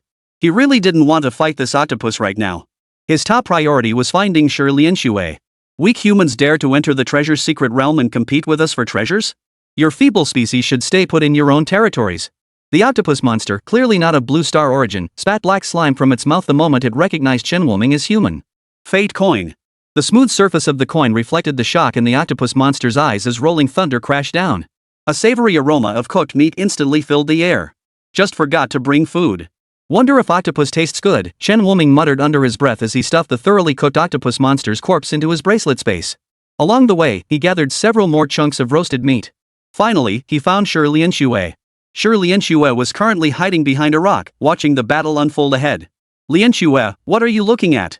The sudden voice from behind startled Lianxue. Only when an ice spike came within half an inch of Chen Wuming's forehead did she recognize the speaker. Are you trying to get yourself killed? Lianxue glared at him indignantly before turning her gaze back to the battle. It's the merit relic of a lifetime. Chen Wuming peered over her shoulder. There stood a dilapidated temple, and in the center of it, a stone statue held a string of prayer beads. Those are the prayer beads? Yes. It's made from the relics of an enlightened monk, crystallized from a lifetime of merit. It can be used to craft special items and equipment. We can trade it for a lot of points. After hearing Lianxue's words, Chen Wuming turned his gaze to the two leaders engaged in combat on either side. Potter. Race, Goblin. Level, C+. Curry. Race, Sand Sprite. Grade, C+. Curry, do you sand goblins have it in for us goblin kin? Humph, Potter, you alone don't speak for all goblins. Besides, in the treasure realm, treasures go to those who can claim them. Do you really think you can just talk your way into others handing over their loot? Curry's side clearly outnumbered Potter's. Though the average strength of sand goblins fell short of that of earth goblins, their sheer numbers and regenerative capabilities were truly terrifying. Potter clenched his fists, his face twisted with reluctance. He simply couldn't bear to abandon the merit relic he'd spent a lifetime pursuing. I'm sparing your life out of respect for the goblin clan, Potter. Don't bite the hand that feeds you. Curry snorted coldly. He led his men into the temple. Lianxue frowned, about to follow, but was pulled back by Chen Wuming. What are you doing? Once it's in their hands, it'll be impossible to retrieve, Lianxue whispered. No matter how formidable their combat prowess, they were ultimately only D rank. Chen Wuming gave a mysterious smile. He waved the object in his hand. Just watch. When she recognized it, her expression turned peculiar. Wuming, how did you get this? After entering the temple, Curry and the others snatched the Buddhist beads from the statue's hand. Who would have thought humans could actually produce such treasures? Seems this race isn't entirely useless after all. Only human monks could produce relics like these. But the final possessors were rarely human. He glanced at the Buddha statue while holding the beads. A single strike sent the statue crashing to the ground. Only humans would believe in such ethereal nonsense, Curry sneered. As he stepped out of the temple, he noticed that Shat and his crew were still waiting outside. He frowned involuntarily. Hey, you guys still want to steal it now? A goblin gripped his weapon tightly, ready to charge forward. Shat raised a hand to stop him. Don't be impulsive. Yes, Captain. Witnessing this, Curry's eyes flickered with disappointment. He muttered under his breath, bunch of cowards. All the goblin's eyes twitched uncontrollably. They itched to tear Curry apart, but Shat wouldn't allow it. All they could do was glare helplessly. Curry's done for. No sooner had Shat spoken. A terrifying explosion erupted where Curry and his group stood, reducing the sand goblins to dust in an instant. Simultaneously, two figures materialized before Shat. Chen Wuming, beads clutched in his hand, looked at Shat. You spotted us from the start, didn't you? He had seen Shat's stats panel. He knew Shat possessed the passive skill, keen perception. He had caught him glancing their way several times. Shat was slightly surprised, though he didn't show it. He merely moved a little further away from Chen Wuming. Human friend, you may take the relic. We hold no grudge. Judging by how he'd just instantly killed Curry, he knew his group stood no chance against these two. Moreover, the others didn't seem to harbor any ill will toward them. Chen Wuming's lips curved slightly upward as he tossed a space stone to Shat. This is? From the leader of the sand spirits. You don't mind I took a portion of his belongings, do you? This time, Shat was genuinely shocked. Who else would share their spoils like this? When he looked up again, Chen Wuming and Shi Lianxue had already left. On the way, Shi Lianxue couldn't help but ask, Wuming, why did you share the items from the space stone with him? Isn't that giving something away for no reason? He spotted you long ago but never exposed you. That was my way of thanking him. Even if he's an outsider, someone like that is worth cultivating a relationship with, Chen Wuming explained. The goblin race was vast. Befriending one like Shat might prove useful in the future. Over the next few hours, Chen Wuming located several more students from Zhuke University. Do you have location data for the others? He glanced at his wristband. He discovered the location data for the remaining individuals had vanished. The others glanced at their own wristbands and shook their heads in unison. No. Had something gone wrong? Chen Wuming turned to ask Shi Lianxue, could there be some special place inside this treasure realm that blocks the bracelet's tracking? Hearing his question, the others began to recall. Shi Lianxue pondered for a moment and actually recalled one such place. I heard that a special passage sometimes appears at the center of the treasure secret realm. It leads to the treasure hall, where the most precious artifacts in the entire realm are kept. So they went through that passageway? The bracelet's unique feature meant that even if the wearer died, the location data wouldn't be lost. Unless it was destroyed along with the wearer. Highly likely, Shi Lianxue nodded. Alright, let's go check it out. Chapter 52, The Secret Realm's Central Tunnel. As they walked, they stored every treasure they encountered into the bracelet's spatial pocket. Soon, they arrived at the center of the treasure realm. So many people. A diverse crowd of races had gathered here, seemingly engaged in discussion. As they drew nearer, Chen Wuming and the others could finally make out their words. Why not use human blood to activate it? I agree. Humans are the weakest here. Let's use theirs. Every word reached Chen Wuming's ears without exception. It couldn't help but spark a hint of confusion within him. Why did they all say humans were weak? Clearly, on Blue Star, humans were one of the three major races. Had humans on other planets all become mere prey on the chopping blocks of other species? Wuming. A familiar voice reached his ears. Lana was approaching him. Lana, you're here too. Chen Wuming nodded. What's this crowd gathered around here for? Opening the passage requires blood, and coincidentally, no one brought any beast blood this time. Lana's gaze turned cold as she surveyed the other races. They're planning to use human blood instead. Oof. Among all the races here, humans are the weakest. If not yours, whose else would they use? A lizard man approached. Upon seeing Lan Na and Shi Lianxue, he flicked his long tongue across his own arm. He bowed slightly. Ah, two beauties. My apologies for not noticing you earlier. His gaze swept over Chen Wuming. Upon discovering Chen Wuming was only a D rank, his eyes flashed with contempt. Kid, hand over these two women by your side, and I won't use your blood to open the passageway. How about it? Chen Wuming ignored him, turning to ask Lana, how much blood does it usually take to open this passage? Several liters. The words had barely left her mouth. The onlookers from other races, who had been watching the spectacle, gradually grew terrified. Blood gushed forth like a fountain as the lizard man collapsed. Chen Wuming wiped the blood that had accidentally splattered onto his hand. They tossed the lizard man into the tunnel. Did you see what just happened? That human actually took out a C-rank lizard man in one hit? He's not human, is he? Chen Wuming glanced at his blood-stained clothes, feeling rather displeased. My clothes are expensive. Hearing this, the other races moved a little further away from him. This human seemed somewhat different from ordinary humans. Lana's lips curved into a faint smile. You've really changed a lot these past few days. Seems like you're still not quite there. Sure, Lianxue glanced at the tunnel entrance, which hadn't been fully opened yet. Oh, then just toss in a few more. Who was it who mentioned throwing humans in earlier? Chen Woming scanned the group. The members of the species who had earlier advocated using human blood all clamped their mouths shut. This human is quite the hothead. Among the elven contingent, Eric chuckled softly. His gaze toward Chen Woming held a hint of admiration. Hey, Chen Woming, what are you doing?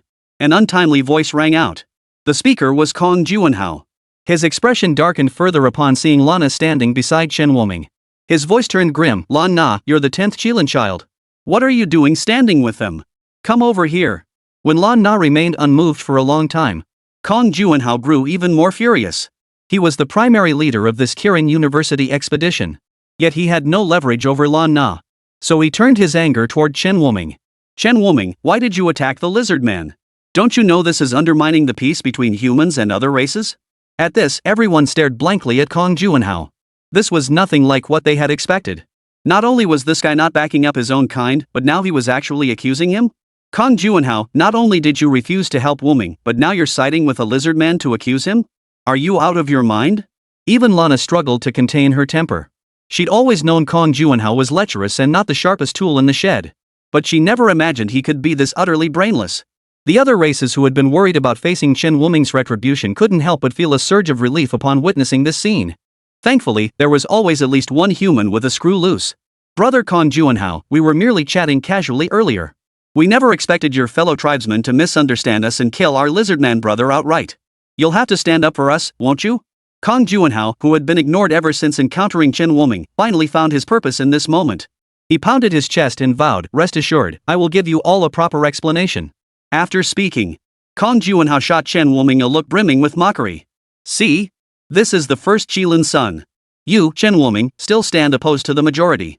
Let's see what you have to say now. Chen Woming, did you hear that? You. Before he could finish, 2 skills, 1 blue, 1 green slammed into him. Green marsh, absorbing technique. Immediately after, a coin snapped against his skull. Oh no! An ominous foreboding washed over him. Transform into an evil dragon. Boom! Thunderous energy instantly surged through Kong Juanhao, transforming his once handsome face into a charred mess. His hair, meticulously groomed by Kong Juanhao every day, now stood on end like antennae. The sight was utterly comical. Senior Kong. The other students trailing behind Kong Juanhao tentatively called out. Due to the paralyzing effect of the heavenly thunder, Kong Juanhao's mouth twitched as he tried to speak. Hey, Chen Woming. How dare you lay a hand on Senior Kong? We're fellow countrymen, after all. Senior Kong was only concerned about you and gave you a gentle reminder. How could you be so heartless? Chen Woming shot them a cold glance. The students who had spoken immediately shut their mouths. They sensed that if they continued, Chen Woming might just turn his fists on them next. The next second, several golden cards shot out, piercing the bodies of 1 beastman and 1 gorilla. These 2 were the ones who had just suggested using human blood to activate the underground passage. Chen Woming, what are you doing?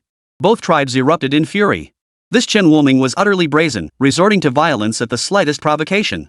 Didn't he fear igniting war between humans and other races? They were talking trash. I just taught them a little lesson. As for the remaining blood in the tunnel, I'll leave that task to you too. How does that sound? Chen Woming's lips curled slightly as he shot them a threatening glance. The beastmen and great ape tribes dared not speak their anger aloud. Their elite warriors hadn't arrived yet, and they were no match for Chen Woming. They turned their gaze back to Kong Juanhao, but he was gritting his teeth in fury, completely ignoring their pleading looks.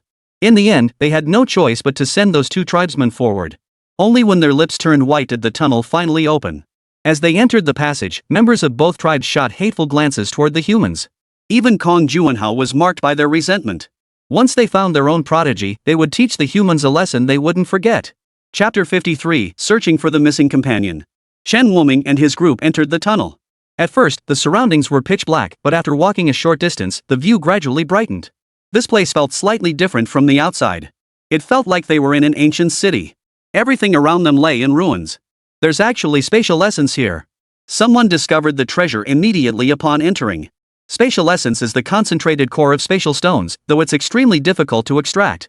Who would have thought it would be readily available here? The alien who first spotted it was struck down before his hand could touch it. A single attack severed his arm, leaving it lying on the ground. Oomph. Do you lowly races truly believe you can lay claim to the essence of space? The attacker was a fire lion, lion-headed and human-bodied. Seeing no one else dare step forward, the fire lion lifted its chin slightly. Inferior races are just that, inferior. With a dismissive snort, he reached out to grab the essence. But someone moved faster than him. The spatial essence vanished before his eyes. Fire Lion frowned, turning his gaze toward the figure. I'll answer you with your own words. An inferior race has no right to possess the space essence. Hieric's lips curved slightly as he glanced sideways. The fire in the Fire Lion's heart cooled instantly, and he involuntarily took a step back. Elves, you lot. This essence of space is mine. Any further objections? Hieric's gaze turned cold. Fire Lion swallowed the words on his lips. He could sense Hieric's power, a C+ tier existence. If he uttered another word, this elf might strike him down without hesitation. Eric nodded with slight satisfaction. Instead of storing the spatial essence within the space stone, he tossed it toward Chen Wuming's position. Take it. Chen Wuming caught the essence and looked up at him. For me? I sense a familiar aura about you. You must have a significant connection to my kind. Consider this gift my token of welcome. Herrick offered a modest smile before glancing at the others present. He is a friend of my elven kind. Think twice before harming him, lest you face the consequences of offending me, Hyeriku. With that, Hyeric gave Chen Wuming a slight nod before leading his kin away in another direction. After Hyeric departed, many eyes turned greedily toward the space essence in Chen Wuming's hand. Chen Wuming pretended not to notice, casually stowing it into his bracelet's spatial pocket. Let's go. We need to find our people. Though blood was required to activate the passageway, it wasn't the only way to enter. Occasionally, fissures or vortexes would appear above, pulling some individuals into the tunnels prematurely. But if the tunnel entrance remained sealed, they couldn't escape either. Just as Chen Wuming led his men away, the alien tribesmen closed in. Human, the essence of space is not something you can possess. I advise you to hand it over immediately. Now that Hyeric is gone, no one can protect you. In the shadows. Eric led a squad of elves, observing Chen Wuming's movements. Captain, are we really doing the right thing? The aura emanating from that human cannot be faked. It truly carries the power of our elven race. He won't get hurt with me here. I just want to see what this human is truly capable of. Hieric's gaze remained fixed on Chen Wuming, who appeared utterly relaxed. He was curious what hidden tricks did this fellow possess? Despite being only a D rank, he showed no sign of panic when facing so many C rank powerhouses. What Hyeric didn't know was that even C+ rankers wouldn't stand a chance against Chen Wuming, let alone mere C rankers. Do you truly desire this space essence? Chen Wuming's lips curved into a faint smile.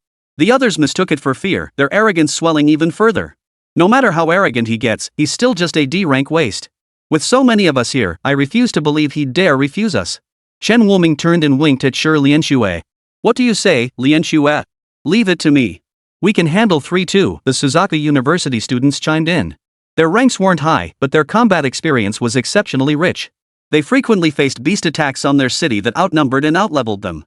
Handling ordinary C-rank beasts was more than manageable. Hey! What are you guys babbling about? The others couldn't help but ask. Chen Wuming turned his head. Nothing much. Just discussing how to divide you up. Snap. With a sharp snap of his fingers. The group was instantly engulfed in blinding white light, their screams drowned out. When the light finally faded, Eric saw several figures lying motionless on the ground. They were all those who had tried to seize the space essence. Chen Wuming and his group had vanished without a trace, leaving only the battle scars on the ground as proof that they had indeed fought. Captain, should we go after them? No need. It seems I underestimated humans. Though their ranks are low, their combat prowess is not to be underestimated, Hyeric mused, rubbing his chin. He felt somewhat surprised. We should hurry and find the Emerald Jufru too. His Highness Cassie is waiting for us. Captain, my scent rat found them, exclaimed the rodent summoner in the group, his voice brimming with excitement. Earlier, Chen Wuming had tasked him with searching for the remaining teammates. Now, at last, they had been found. Oh? Where are they? Chen Wuming inquired. After sharing the scent rat's vision, the team member looked puzzled. They're in a very strange place. What kind of place? The place is covered in water. They're all inside a bubble, and they seem unconscious? After hearing the description, the group was all a bit stunned. Was there such a mysterious place in the treasure's secret realm? Chen Wuming looked at him. Do you know how to get there? The rodent summoner nodded and led them westward. After about 10 minutes, they arrived at a vast, empty hall. There's nothing here. Where's the water?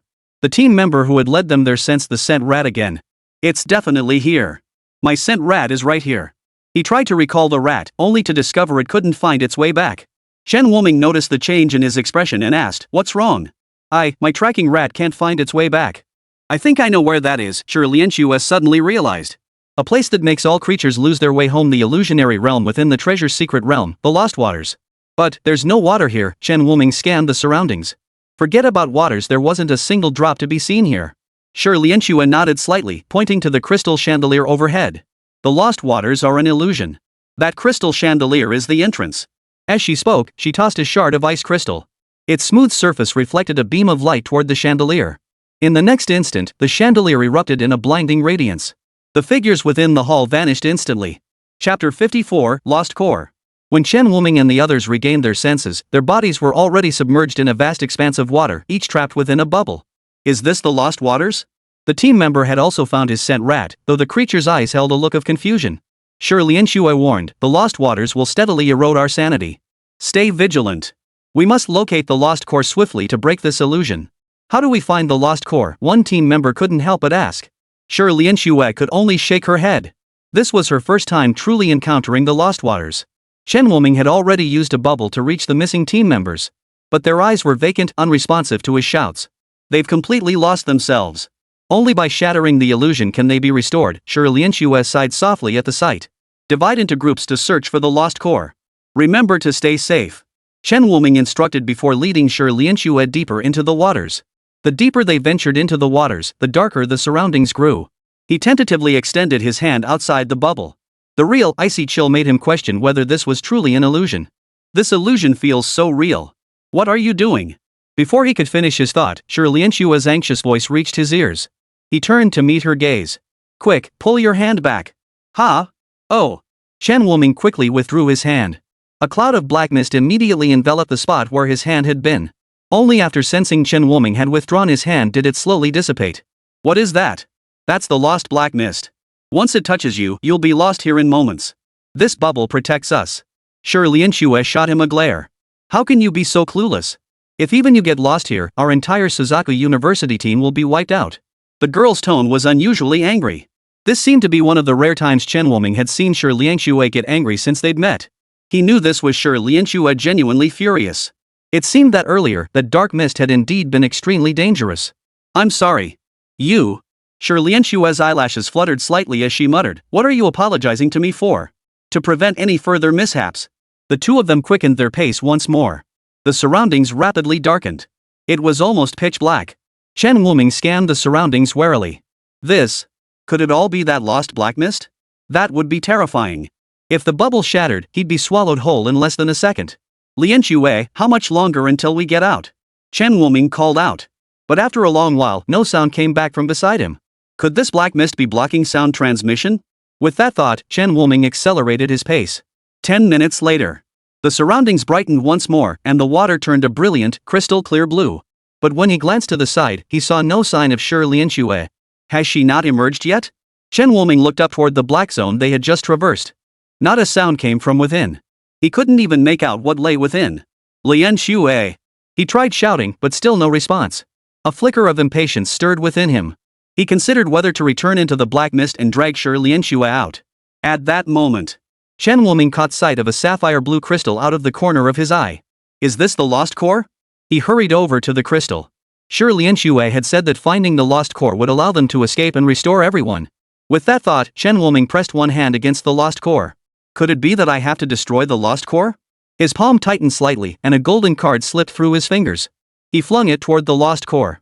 Suddenly, several whirlpools appeared around the Lost Core. Chen Wuming's expression changed as he tried to flee. But a powerful suction pulled him directly into the vortex. After Chen Wuming vanished, the vortex disappeared as well. The waters surrounding the crystal were instantly shrouded in darkness. Cough, cough. After an unknown period of time, Chen Wuming finally awoke. Adrift on the endless sea, he clung to a piece of driftwood, unsure how long he had been floating. Where am I? Chen Wuming felt a sharp pain in his head. He only remembered being swallowed by a whirlpool before losing consciousness, with no clue how he ended up here. First, I need to find a place to go ashore. Perhaps from drifting at sea for too long, he felt utterly drained, on the verge of collapse. Chen Wuming lifted his gaze. Finally, he spotted an island amidst the empty expanse of water. He forced his barely functional arms to paddle toward it. Upon reaching the island, Chen Wuming retrieved a bottle of stamina potion from his wristband storage space and downed it in one gulp. Only then did he regain a little strength. He stood up and surveyed his surroundings. There was no sign of human life on the island. Beyond this small island, the vast ocean seemed to hold nothing else. I wonder how Lien Xue and the others are doing. He must not have succeeded in breaking the illusion, otherwise he wouldn't have been mysteriously transported to this place. First, I'll look for a way to get back. Chen Wuming sighed softly and began walking deeper into the island. The trees on the island were lush and dense, yet it seemed no other living creatures existed besides the plants. And why do these trees look so familiar? Chen Wuming scratched his head. He wasn't particularly knowledgeable about plants, but he felt certain he had seen these trees somewhere before. Vigorous plants. Weren't these exactly like the plants in the Forest of Life?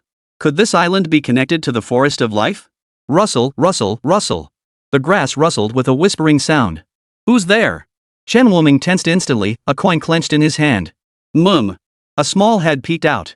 The uninvited guest revealed itself before Chen Wuming, yet he found himself momentarily stunned. For this uninvited guest looked strangely familiar. Emerald green eyes that sparkled like jade, pale golden hair, and the lingering baby fat on her cheeks. Wasn't this just a miniature version of Eros? Eros? Who's Eros? The two stared at each other blankly. Chen Wuming confirmed that this elven girl before him was definitely not Eros. But the resemblance between them was uncanny. The elf girl seemed completely unafraid of Chen Wuming. She hopped out of the grass and circled him twice. Her delicate little nose twitched as she sniffed the scent on Chen Wuming's body. Her eyes curved slightly, revealing a sweet smile. Hello, human. I'm Ailu. Ailu moved slightly closer to Chen Wuming. Her nose twitched and a satisfied expression spread across her face.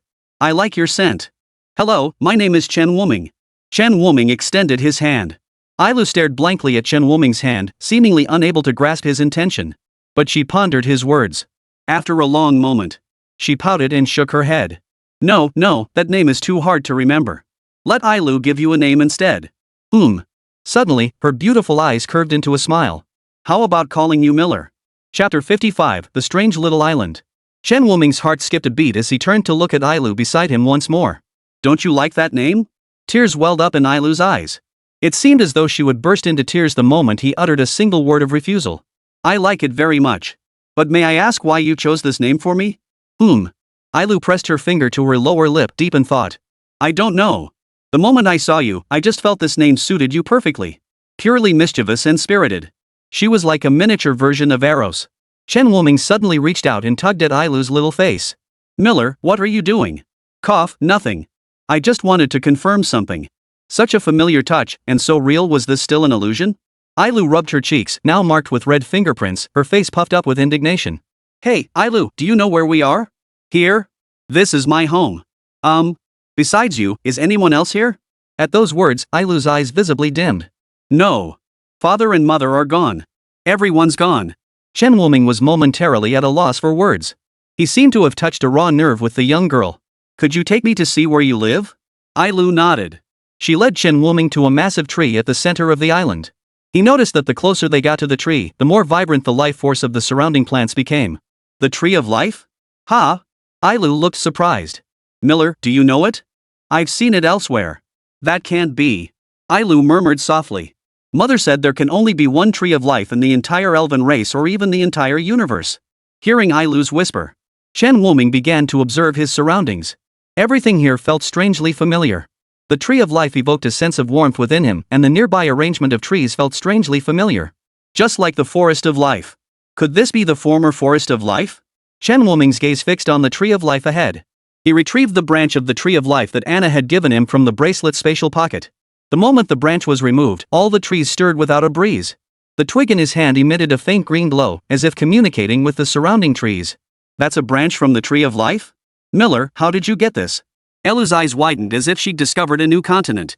For though the current Tree of Life stood tall, it lacked the lush vitality of the Forest of Life in Chen Wuming's world. A certain elder sister gave it to me, Chen Wuming murmured, seemingly sensing the Tree of Life's yearning for the branch in his grasp.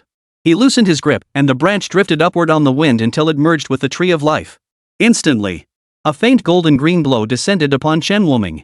Miller. Ailu grew concerned, reaching out to touch him. Don't worry, child. I won't harm him. A gentle female voice emanated from the Tree of Life, soothing Ailu like a spring breeze. Ailu's heart instantly settled. After a long while, Chen Wuming finally opened his eyes again. Simultaneously, a green pattern appeared on his forehead, flickering briefly before vanishing. My rank has actually reached C class. Not only that, but he had also gained 2 new skills. Blessing of Life? Passive. The most devout blessing from the Tree of Life, attributes plus 100%, spirit affinity plus 50%. Destiny? Destiny's chosen, cards can transform into any form, 10% chance to deal 200% damage. Name, Chen Wuming. Occupation, Fate Manipulator. Rank, C. Health, 1800. Magic points, 1800. Physical attack, 150. Magic attack, 150. Strength, 20. Intelligence, 20. Stamina, 100. Agility, 100. Skills, Green Swamp Advanced, Art of Absorption Advanced, Sacred Light of Destiny Intermediate, Destiny Coin Intermediate, Blessing of Balance Advanced, Mirror Twin Advanced, Arena of Life and Death, Destiny's Mandate, Open Cards Advanced Passive, Power of Fate Intermediate Passive, Eerie Fate Chart Advanced Passive, Blessing of Life? Passive. Destiny was an innate skill granted upon reaching C rank, while Life's Blessing had just been bestowed by the Tree of Life. What Chen Wuming hadn't anticipated was, both of these turned out to be skills marked with 3 question marks. Miller, are you okay? Seeing Chen Wuming hadn't spoken for a while, Ailu finally asked. Don't worry, I'm fine. Chen Wuming lifted his head to gaze at the colossal Tree of Life before him, clasping his fists and bowing slightly. Thank you, Elder, for your blessing. I will certainly help the elven race survive this calamity. Earlier, within that beam of light, he had witnessed the prophecy of the Tree of Life. The elven race faced a siege from all races across the cosmos, their people subjected to a catastrophic annihilation. Even other races on Blue Star were caught in the crossfire, with every continent on the planet submerged. Only some mysterious force intervened, protecting Blue Star from shattering. Catastrophe? What catastrophe? Ailu asked, puzzled. Never mind, Ailu. Look at this, do you like eating this? Chen Wuming retrieved a candy cane from his wristband storage space. This was Eros's favorite, but he wasn't sure if Ailu would like it. The next second, Ailu shoved the plastic wrapper straight into her mouth. Yuck, yuck. Miller, this tastes awful. You have to unwrap it. Watch me. Chen Wuming showed Ailu how to open the plastic wrapper, and couldn't help but recall Eros's first time eating a candy cane. It had been just like this. So sweet. Miller, I want more. The two leaned against the Tree of Life as Chen Wuming continuously pulled treats from his bracelet storage space to feed the lonely elf girl. Seeing Ailu's smile, he couldn't help but smile along with her. 3 days later, Chen Wuming gazed out at the boundless ocean, crouching down to gently rub Ailu's sleeping cheek. It feels just the same. He chuckled softly. Senior, please take her back for me. The next moment, Chen Wuming vanished from where he stood. A golden card drifted through the air, gently settling over Ailu's face. Me? Miller? Who is that? The girl clutched the golden card in her hand. Confusion filled her eyes. Why did this unfamiliar name appear in her mind? She stared down at the card in her hand, feeling as though something profoundly important had been torn from her heart. On this vibrant island, countless plants grew wildly. The sea gradually receded, and the Tree of Life sprouted new branches. Lu. A familiar voice echoed from the horizon. Ailu spun around abruptly. Her parents and clan members, vanished for years, miraculously appeared on the horizon. Father, mother, and everyone else, Ailu waved cheerfully. Suddenly, she felt her cheeks grow damp. She wiped it away. Am I crying? Ailu looked again at her loved ones drawing nearer, but instead of joy, a crushing sense of despair now weighed on her heart. When Chen Wuming opened his eyes, he found himself in complete darkness. No! It's the black mist. This time, he had no protective bubble around him. His first instinct was to activate divine protection. Even so, the black mist bypassed the protective barrier and seeped directly into his body. Could I be lost here the moment I return? Suddenly, a bright green light erupted from Chen Wuming's embrace, dispelling the black mist surrounding him and creating a luminous space around him. Was this left by the predecessor? His gaze fell upon the lost core before him. The lost core had lost the brilliance it possessed when he first encountered it, now appearing grayish-white. Chen Wuming reached out and touched it lightly. The lost core instantly crumbled into dust. The scene around him shifted. It reverted to the hall they had entered upon entering the illusion, the crystal chandelier hanging from the ceiling now shattered into pieces scattered across the floor. Ugh! My head hurts. Captain, how did you get here? Are we out now? All the students who had followed Chen Wuming into the Lost Waters and been trapped there had now emerged. After Chen Wuming scanned the hall, his expression darkened further. Has anyone seen the vice captain? Chapter 56, Shirley Xue is missing. Only then did everyone realize. Shirley Xue was missing. Captain, wasn't the deputy captain with you the whole time? We were separated by the lost black mist. I cleared the lost waters, why hasn't she returned? Chen Wuming's voice trembled as he spoke. Should he have returned to the black mist first to find Shirley Xue? A wave of panic washed over him. Captain, don't panic. The lost waters have been dispelled. The deputy captain must have emerged, though she might not be in the same place as us. The speaker was Pang Lang, the student who had earlier used the scent tracking rodent to search for their comrades.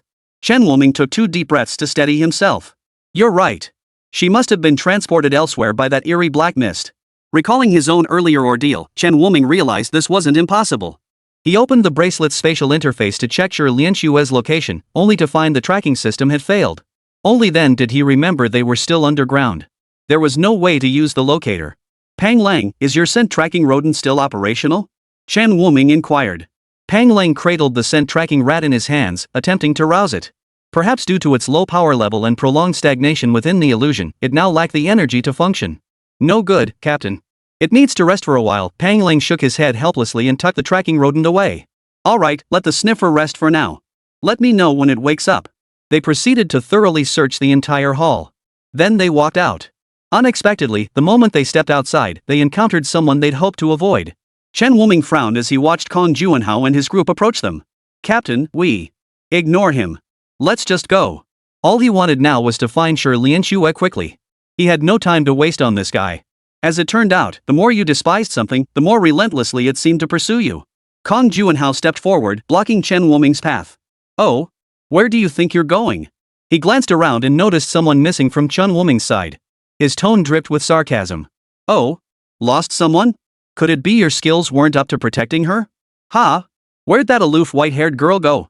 The students from Qilin University trailing behind Kong Juanhao also noticed the change. Their gaze toward Chen Wuming grew even more contemptuous. And this is supposed to be the captain? Can't even protect his own team members. What kind of captain is that? Exactly. If I were him, I wouldn't even have the face to go back and see the principal. The Suzaku University student clenched his fists, his anger nearly boiling over. What do you lot know?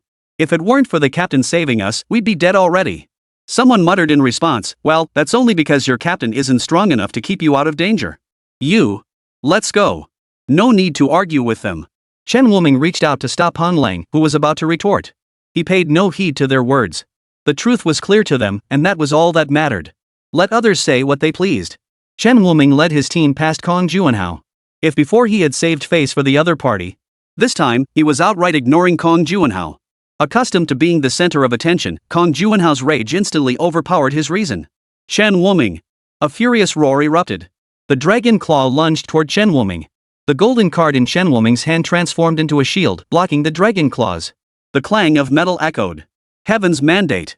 Chen Wuming's eyes grew icy. The card in his hand instantly transformed into a spear, thrusting from behind the shield straight toward Kong Juanhao's eyes. The golden spear in Kong Juanhao's pupils grew ever closer. Evil dragon incarnate. The spear pierced the evil dragon's body, sending a spatter of blood flying. Kong Juanhao's furious voice erupted. Chen Wuming, do you dare harm your own kind? Once I leave this secret realm, I'll tell the headmaster. Chen Wuming merely smiled faintly, flicking the blood from the spear tip. Kong Juanhao, I'm busy right now and don't wish to waste time with you. If you dare obstruct me again, don't blame me for killing you. Kong Juanhao's eye twitched violently. This man's audacity far exceeded his wildest expectations. How dare a mere student from Juke University repeatedly defy him, even raising a hand against him? The more he thought about it, the angrier he grew. He opened his massive dragon maw. The team members behind him saw this and hurriedly pleaded, Captain, calm down. He's still one of us. Shut up. Venom Dragon's liquid. A murky green liquid spewed from Kong Juanhao's mouth. The attack engulfed every single person from Suzaku University within its range. Poof. Once I wipe you all out, I'll see who dares report me. Get behind me. Chen Wuming stepped forward, his body radiating golden light. He hadn't expected Kong Juanhao to target others as well. 10,000 miles of frozen ice. A cold voice rang out. The surroundings began freezing at a terrifying speed. Even the venomous dragon's venom instantly crystallized into an ice sculpture, shattering upon impact with the ground. Kong Juanhao felt a chill rise from the depths of his soul. Who? He looked up to meet the gaze of Lan Na, whose entire being radiated icy coldness. Lana, what are you doing? Kong Juanhao swallowed hard. For some reason, he the first Qilin's son felt a palpable threat of death emanating from Lan Na. Lana ignored him, walking straight up to Chen Wuming. Her small hand tapped Chen Wuming's cheek. She pouted, why did you leave without waiting for me after coming in? Do you have any idea how hard I searched for you? Chen Wuming stammered. Upon entering the tunnel, he'd been so preoccupied with finding his teammates that he'd completely forgotten about Lana. He'd assumed she'd be following her school team. Remember to bring me next time, Lan Na said, tiptoeing to tap Chen Wuming's forehead. When her gaze fell on Kong Juanhao again, it instantly turned icy. Kong Juanhao, didn't I warn you not to bother him? Are you ignoring my words? Lana waved her hand, unleashing a gale-carrying scorching heat toward Kong Juanhao. This combined elemental attack forced Kong Juanhao to react swiftly, spewing a torrent of venom. The two attacks collided, instantly reducing the ancient buildings nearby to rubble. Lan Na, have you lost your mind? Kong Juanhao's vertical pupils were filled with shock and fury. Lana had held nothing back against him just now, and this truly revealed her formidable strength. She was likely not far behind him, the first Qilin son. Just as Lana prepared to strike again, a figure stepped between them. Hold your hand, Lan Na. Remember the headmaster's instructions. Lan Na looked up. The sixth Qilin child Yu Qinghuan. Yu Qinghuan, mind your own business. She thinks she's so special just because she's gifted. She thinks she can walk all over me just because she's new here? Today, I'm going to teach her a lesson she won't forget. Kong Juanhao crouched low, ready to attack Lana again. Lana tilted her head, sneering, see? This time, I didn't start it. Yu Qinghuan frowned at the remark. His right hand gripped the sword at his waist. Yu Qinghuan, get out of my way. Facing Kong Juanhao's assault, Yu Qinghuan showed no sign of panic. She calmly watched the venomous liquid closing in. Her thin lips parted slightly, the joyful sword technique. Like a gentle breeze sweeping by.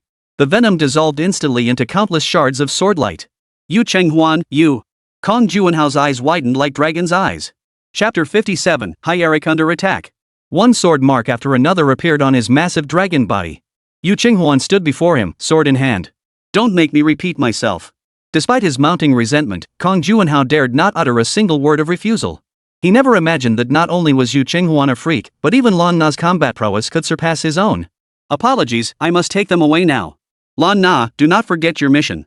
Yu Qinghuan clasped his fists in salute, his gaze lingering briefly on Lan Na's face before leading the Qilin University group away. Oof.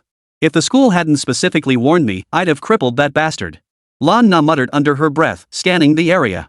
Didn't Lian Xue come with you? Only then did Chen Wuming recount how he and Shi Lian Xue had entered the Lost Waters together, and how Shi Lian Xue had vanished into the black mist of the Lost Realm. Lian Xue must have been teleported elsewhere after emerging from the illusion. Lan Na pondered for a moment before saying, the Lost Black Mist doesn't only exist within the Lost Waters. Sometimes it connects to other lost illusions. It's highly likely that Lian Xue was sent to another illusion. Hearing this, Chen Wuming grew even more anxious. Then we must find her quickly. While lost illusions can cause disorientation, they don't pose other dangers, Lan Na offered reassurance. No other dangers? Chen Wuming breathed a slight sigh of relief. After leaving the hall, Chen Wuming asked, Lana, don't you need to stay with your schoolmates? No need. They have their own tasks to handle. I don't need to. She replied simply, unwilling to reveal more. Suddenly, Lana spoke up, by the way, you seem to have a good relationship with the elves, right? Chen Wuming stiffened. Was this because she intended to confront him about Eros? The elf who came in with us seems to have run into some trouble. Eric? Given the elves' cohesion and combat prowess, could they possibly have enemies here? Probably, but the race attacking them is a bit strange. Lana frowned, recalling the details carefully. Yet she suddenly realized she couldn't recall the enemy's exact appearance. It was as if some force had deliberately erased it. What's wrong? I can't quite recall what those creatures look like. Lana's voice grew quieter. Pang Lang. Pang Lang understood at the sound of Chen Wuming's voice. Ground-penetrating moles surged out in all directions. Radiating out from him, the mole rats continuously relayed the movements occurring above ground back to him. Pang Lang analyzed the races on the surface based on the mole rats' perceptions. Captain, detecting fluctuations similar to elven attacks. Lead the way. We're coming immediately. Elven attacks typically carried sacred or natural auras, making them easily distinguishable. The group following behind Chen Wuming readied themselves for battle as they followed Pang Lang toward the source of the elven attack fluctuations. Lan Na couldn't help but glance at Chen Wuming beside her. Why did he care so much about the elves? Was it because of that Eros? Time offered Lan Na little room for contemplation. The elven squad led by Hierarch was approaching their position. Everyone, be cautious. Someone is rapidly approaching from ahead. His senses were exceptionally sharp, detecting Chen Wuming's approach the instant he appeared. When he recognized the familiar aura, his heart leapt into his throat. Chen Wuming, you must leave now. Hierarch shouted. At that moment, Chen Wuming also caught sight of Hierarch's current state. An evil aura swirled around his wounds, preventing them from healing. His entire aura had grown noticeably weaker.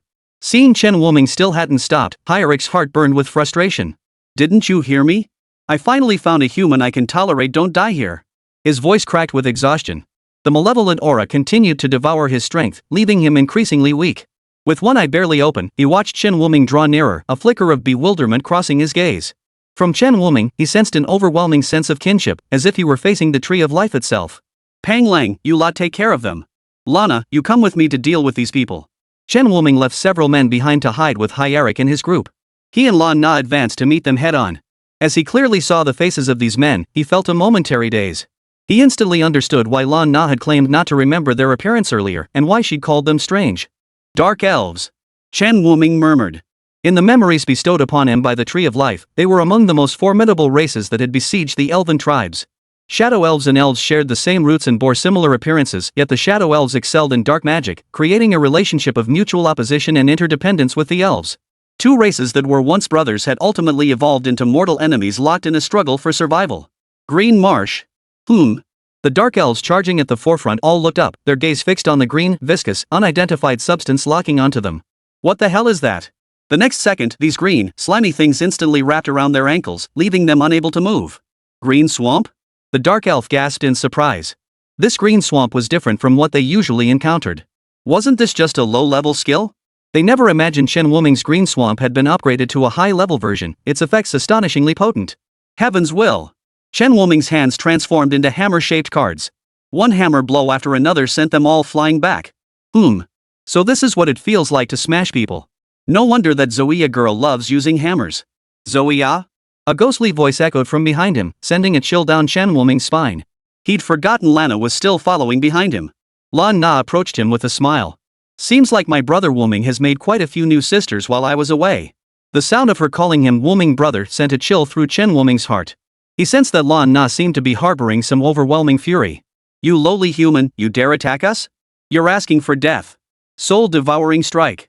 Several flying swords shot out from the dark vortex, striking straight for Lana's back.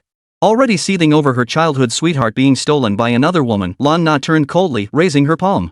10,000 miles of frozen ice. A terrifying chill erupted. The flying swords froze instantly, shattering into countless fragments. The dark elves themselves became lifelike ice sculptures. A bunch of dark elves hiding their true forms nearly made me look foolish. Now they dare attack me? They're asking for it. The thought of how she'd wanted to exchange a few more words with Chen Wuming earlier, only to forget his face entirely, made her furious, fearing she'd ruined her image in Chen Wuming's eyes. I'll just wipe you all out. The air around Lan Na grew fiery hot, a flickering flame dancing wildly at her fingertips. Blaze. Lan Na, wait. A hand landed on Lan Na's shoulder. Chen Wuming stepped forward, using his destiny to transform his card into a golden rope. He bound all the dark elves, now frozen into ice sculptures, with it. Fearing it might not hold, he called Pang Lang and the others back to add several more layers of binding.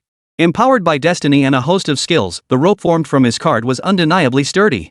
Any forced escape attempt would transform the restraining rope into a weapon of attack. All done. Chen Wuming wore a satisfied expression as he surveyed the figures bound like dumplings.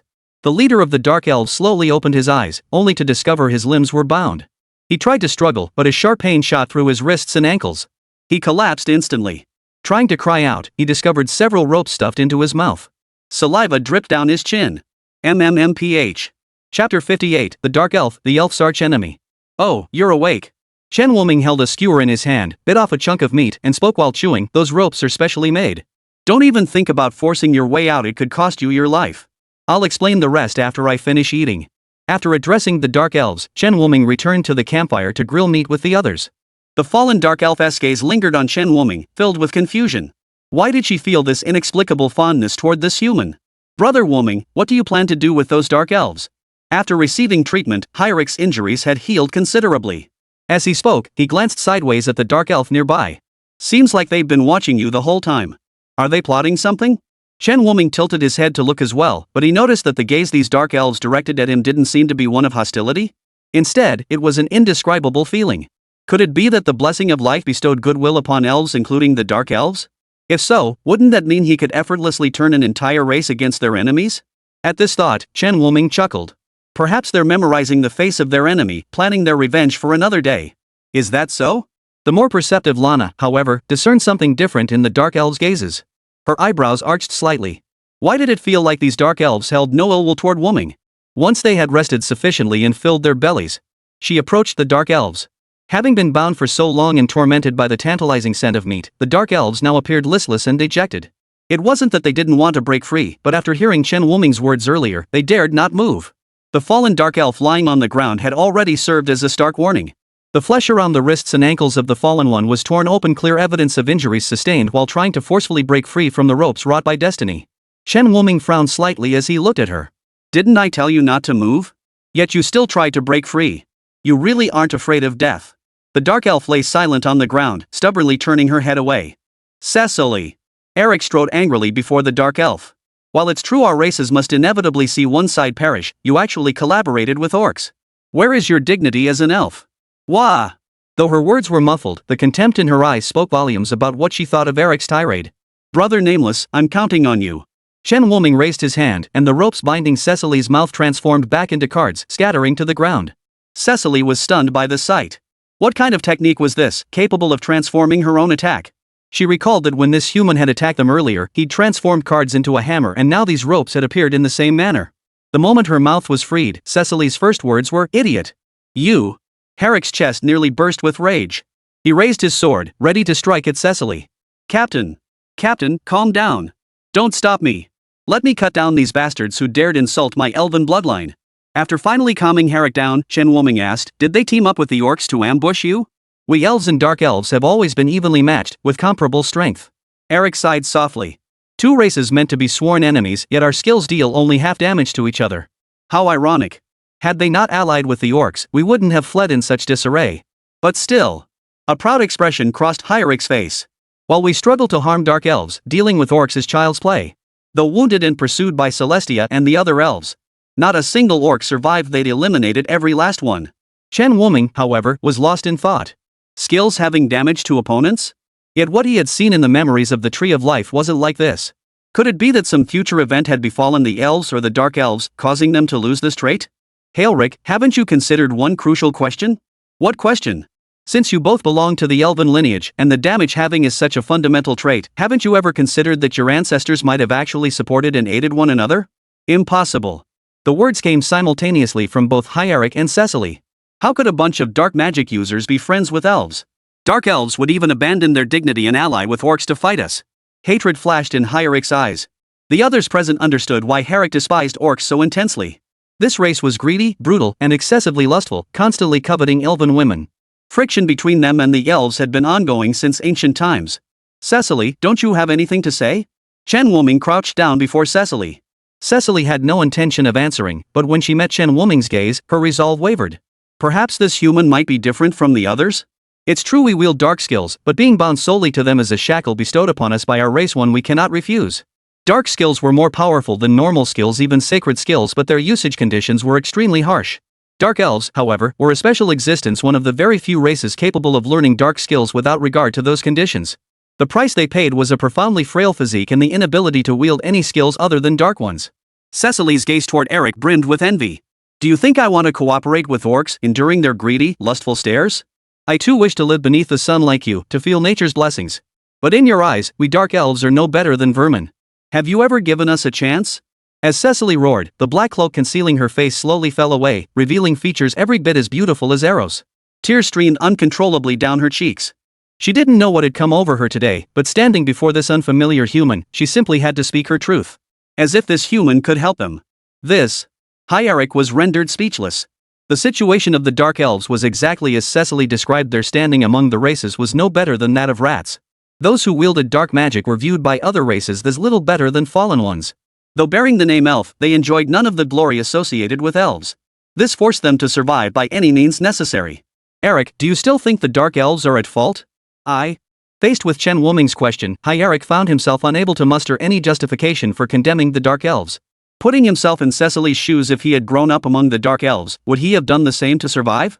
Perhaps he would too. Eric's gaze cleared, and he bowed deeply to Cecily. I'm sorry, Cecily. I didn't understand the dark elves' situation. I apologize for my earlier words. Chen Wuming smiled faintly, then raised his hand slightly to release the ropes binding Cecily and several other dark elves. Because of this incident, the elves following Hyric's attitude toward the dark elves improved considerably. They even volunteered to tend to Cecily and the others.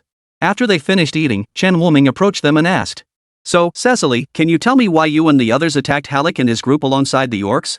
According to the earlier account, it seemed Cecily had initiated the attack on Hyaric. Yet her explanation clearly indicated she had no desire to provoke conflict, a glaring contradiction. Hearing Chen Wuming's words, She set down the fruit in her hand, her dark, luminous eyes fixed on Chen Wuming's face. Can I trust you? If you find me trustworthy, then trust me. After a moment's hesitation, Cecily decided to trust this human who made her feel an irresistible urge to draw near. Yes, it is the Elder's wish. Chapter 59, Willing? Pang Lang's expression visibly froze. I'm no scholar, but I know the royal family of elves are addressed as Your Highness. How come you've suddenly got an elder? Dark elves have no royal family. Cecily seemed to have little patience for anyone besides Chen Wuming. Seeing this, Pang Lang could only scratch his head awkwardly. He muttered under his breath, why is this dark elf so cold to me? It's not like I'm as handsome as the captain. It wasn't until Chen Wuming inquired that Cecily finally shared some information with them. It turned out the high priestess of the dark elves had received a revelation from the elven god through prayer. Only the elders can approach the high priestess. She told us that to end the dark elves' life of constant flight, we must kill the elves and completely replace them.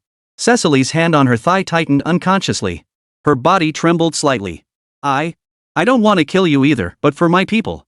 Now the others finally understood why Cecily and her group had ambushed Eric. The dark elves following behind Cecily exchanged glances. They had intended to stop Cecily from revealing these matters. But seeing Chen Wuming before them, a glimmer of hope flickered in their hearts. The hope that Chen Wuming might save their dark elf clan, though utterly absurd and laughable. So what do you think now? Chen Wuming couldn't help but frown. Rumors like this were circulating within the dark elves? He was starting to wonder if that high priest wasn't just a figure invented by the elders to control their race. If you still intend to kill Eric and the others, then I'll have no choice but to bind you and take you back. I don't know. Cecily shook her head uncertainly. Truthfully, she wanted to kill Eric to fulfill the elders' mission. But the human before her made her hesitate. Chen Wuming sighed softly. Under normal circumstances, he would have simply killed him. But the Tree of Life wanted him to save the elves. He suspected that the elves might not refer solely to the fairies, but also to the dark elves. I understand. Chen Wuming once again used destiny to transform the card into a rope, tossing it to Pang Lang. Tie them up. Got it. 3 minutes later, Chen Wuming punched Pang Lang. Ouch. Captain, why'd you hit me? Did you really think you could carry them? Chen Wuming pointed impatiently at the group, who looked like bundles of rice dumplings. A few minutes later, Cecily and her 3 companions were all bound with ropes. Led by Chen Wuming. Just then, the tunnel began to shake. Pang Lang lost his balance and plopped down onto the ground. Ouch, my butt. What's happening here? The Earth Treasure has activated, Cecily remarked calmly, observing the trembling walls. The Earth Treasure? This is the first time it's appeared in the Treasure's secret realm in all these years. Eric, however, seemed genuinely surprised.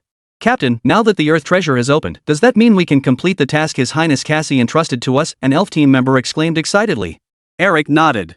Their primary objective in entering the treasure realm was to seize the emerald Jew fruit for Cassie, but they had yet to locate the emerald fruit tree.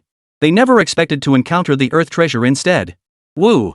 Eric started to call Chen Wuming over, but suddenly forgot his name again. For some reason, he kept forgetting Chen Wuming's name. Seeing Eric forget his name again, Chen Wuming had no choice but to use the name Eros had given him. Just call me Miller. He had grown accustomed to this name given to him by outsiders. Eric's eyes lit up instantly. Great! That's much easier to remember. Miller, let's go to Earthbound together. There should be plenty of treasures there. We still need to find someone. Chen Wuming firmly refused. Compared to the treasures of the Earth Store, sure Lien Xue was more important. You mean the people swallowed by the illusion? They'll appear in the Earth Store. Cecily didn't even lift her eyes, merely staring silently at her bound wrist. As if speaking to herself. The Earth Store? Chen Wuming considered whether to respond to Cecily's words, but she remained bowed, seemingly unconcerned with his thoughts. Miller, did any of you go missing in the illusion? Eric asked. Yeah, they entered the Lost Black Mist and never came out. So then, it's possible they're in Xidagarba. Deep within Xidagarba lies a peculiar place where all who become lost within the illusionary realm end up. Chen Wuming couldn't help but glance back at Cecily, only to find her still silent. He nodded. Alright, let's go together. The location of the Earth Store Bodhisattva was where they had descended from above. But now the staircase had vanished, replaced by a colossal tombstone. Many people had already entered it. Look, that's the Earth Store. Chen Wuming followed Eric's pointing finger. Anyone who touched the stone tablet vanished instantly. Is this also a kind of illusion? To be precise, it's similar to the secret realms on our blue star. That massive stone monument is the entrance to the secret realm. A peculiar pattern flickered in Lana's eyes. But no one noticed this scene. Let's hurry over, Chen Wuming said. Cecily remained silent behind them. The next instant, the ropes binding their hands dissolved into cards, releasing them from their restraints. Several dark elves looked up at Chen Wuming ahead. I want to save my friend, but someone might try to stop me. Will you help me? Chen Wuming's words were soft, as if he were asking a friend. You trust us? But we're dark elves, one finally blurted out. This human held too many mysteries for them. From the inexplicable warmth they felt toward him to his impossible to remember name, Chen Wuming was shrouded in mystery to their eyes. Chen Wuming's lips curved slightly. As Halleck said, you and they are both of the elven lineage. Bearing the name elf, I choose to believe in you to believe you are not as the myriad races describe. Their bodies trembled, as if something deep within them had been struck. A captivating curve touched the corner of Cecily's lips. Since you trust us, we will never let you down. When the dark elves lifted their heads again, their eyes brimmed with confidence. Dragging their cloaks over their heads, their features once more became indistinct. Dark Star. Cecily's form dissolved into a shadowy blur, instantly lunging toward the orc and giant ape guarding the tombstone. The other dark elves followed suit. Eerie dark energy seeped from their bodies. Several dark creatures materialized, closing in on the tombstone. The orc and gorilla lurking before the tombstone both startled. Dark elves. Everyone, be careful. No sooner had they shouted than a dark shadow materialized behind them.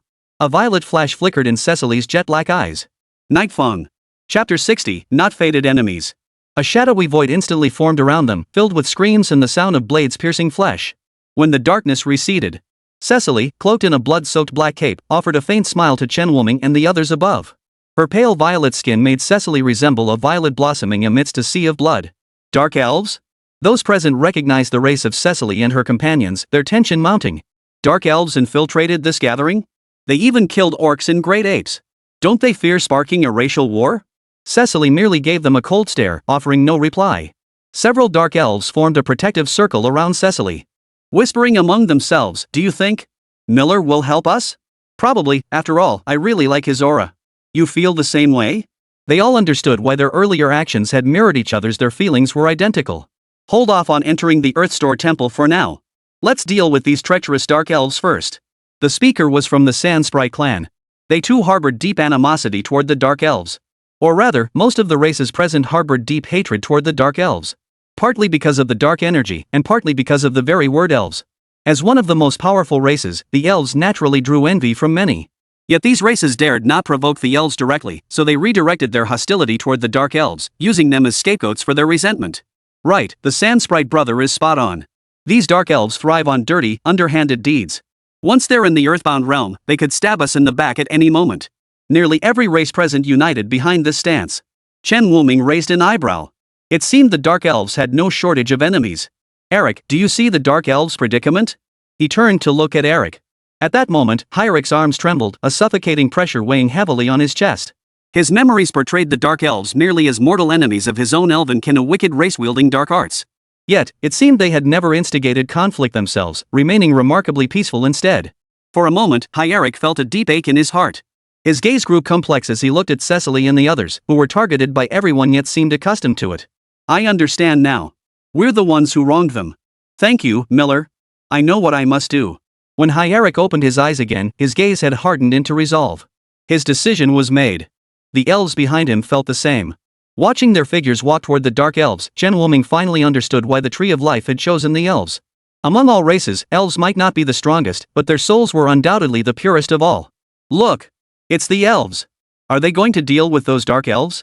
Haha, this should be entertaining. Elves have always despised the dark elves. Everyone stopped what they were doing upon seeing Hyeric.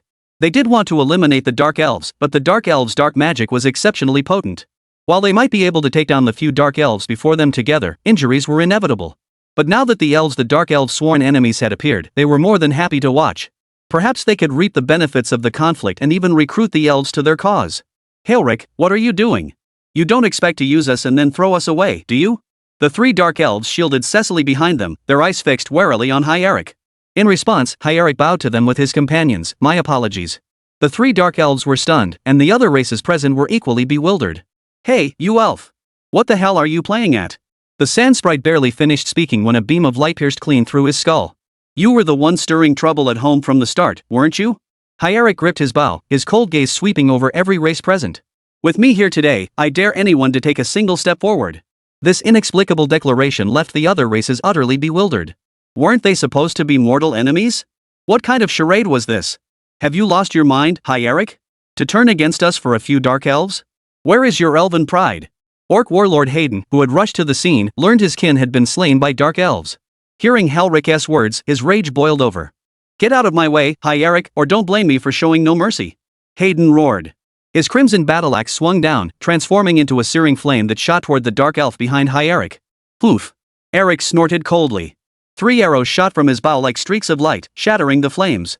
Another streak of light shot straight toward Hardin's face. Caught off guard, Hardin raised his battleaxe to block, but the overwhelming force sent him staggering back several paces. His eyes instantly turned red. "You've gone too far. Brothers, avenge our kin." A crimson mist began to emanate from Hardin and the other orcs. "Oh no, it's orc frenzy. We'd better keep our distance and avoid getting caught up in this mess." Other races quickly stepped back upon seeing the commotion. Orcish frenzy is an innate racial ability of the orc clan. It enhances the group's attributes and induces a berserk state that ignores pain. They're in trouble now. Lana instantly recognized Hayden's skill. Orcs possessed another immense advantage: their sheer numbers were overwhelming. In just a moment, orcs sensing the frenzy nearby began converging here. Over 100 could be seen at a glance. "Eric, we're grateful for your words earlier, but you should leave. There are too many orcs. If it comes down to it, we'll just retreat into the Earthbound." A dark elf spoke up. Eric simply watched the ever-growing horde of orcs before him. He chuckled softly.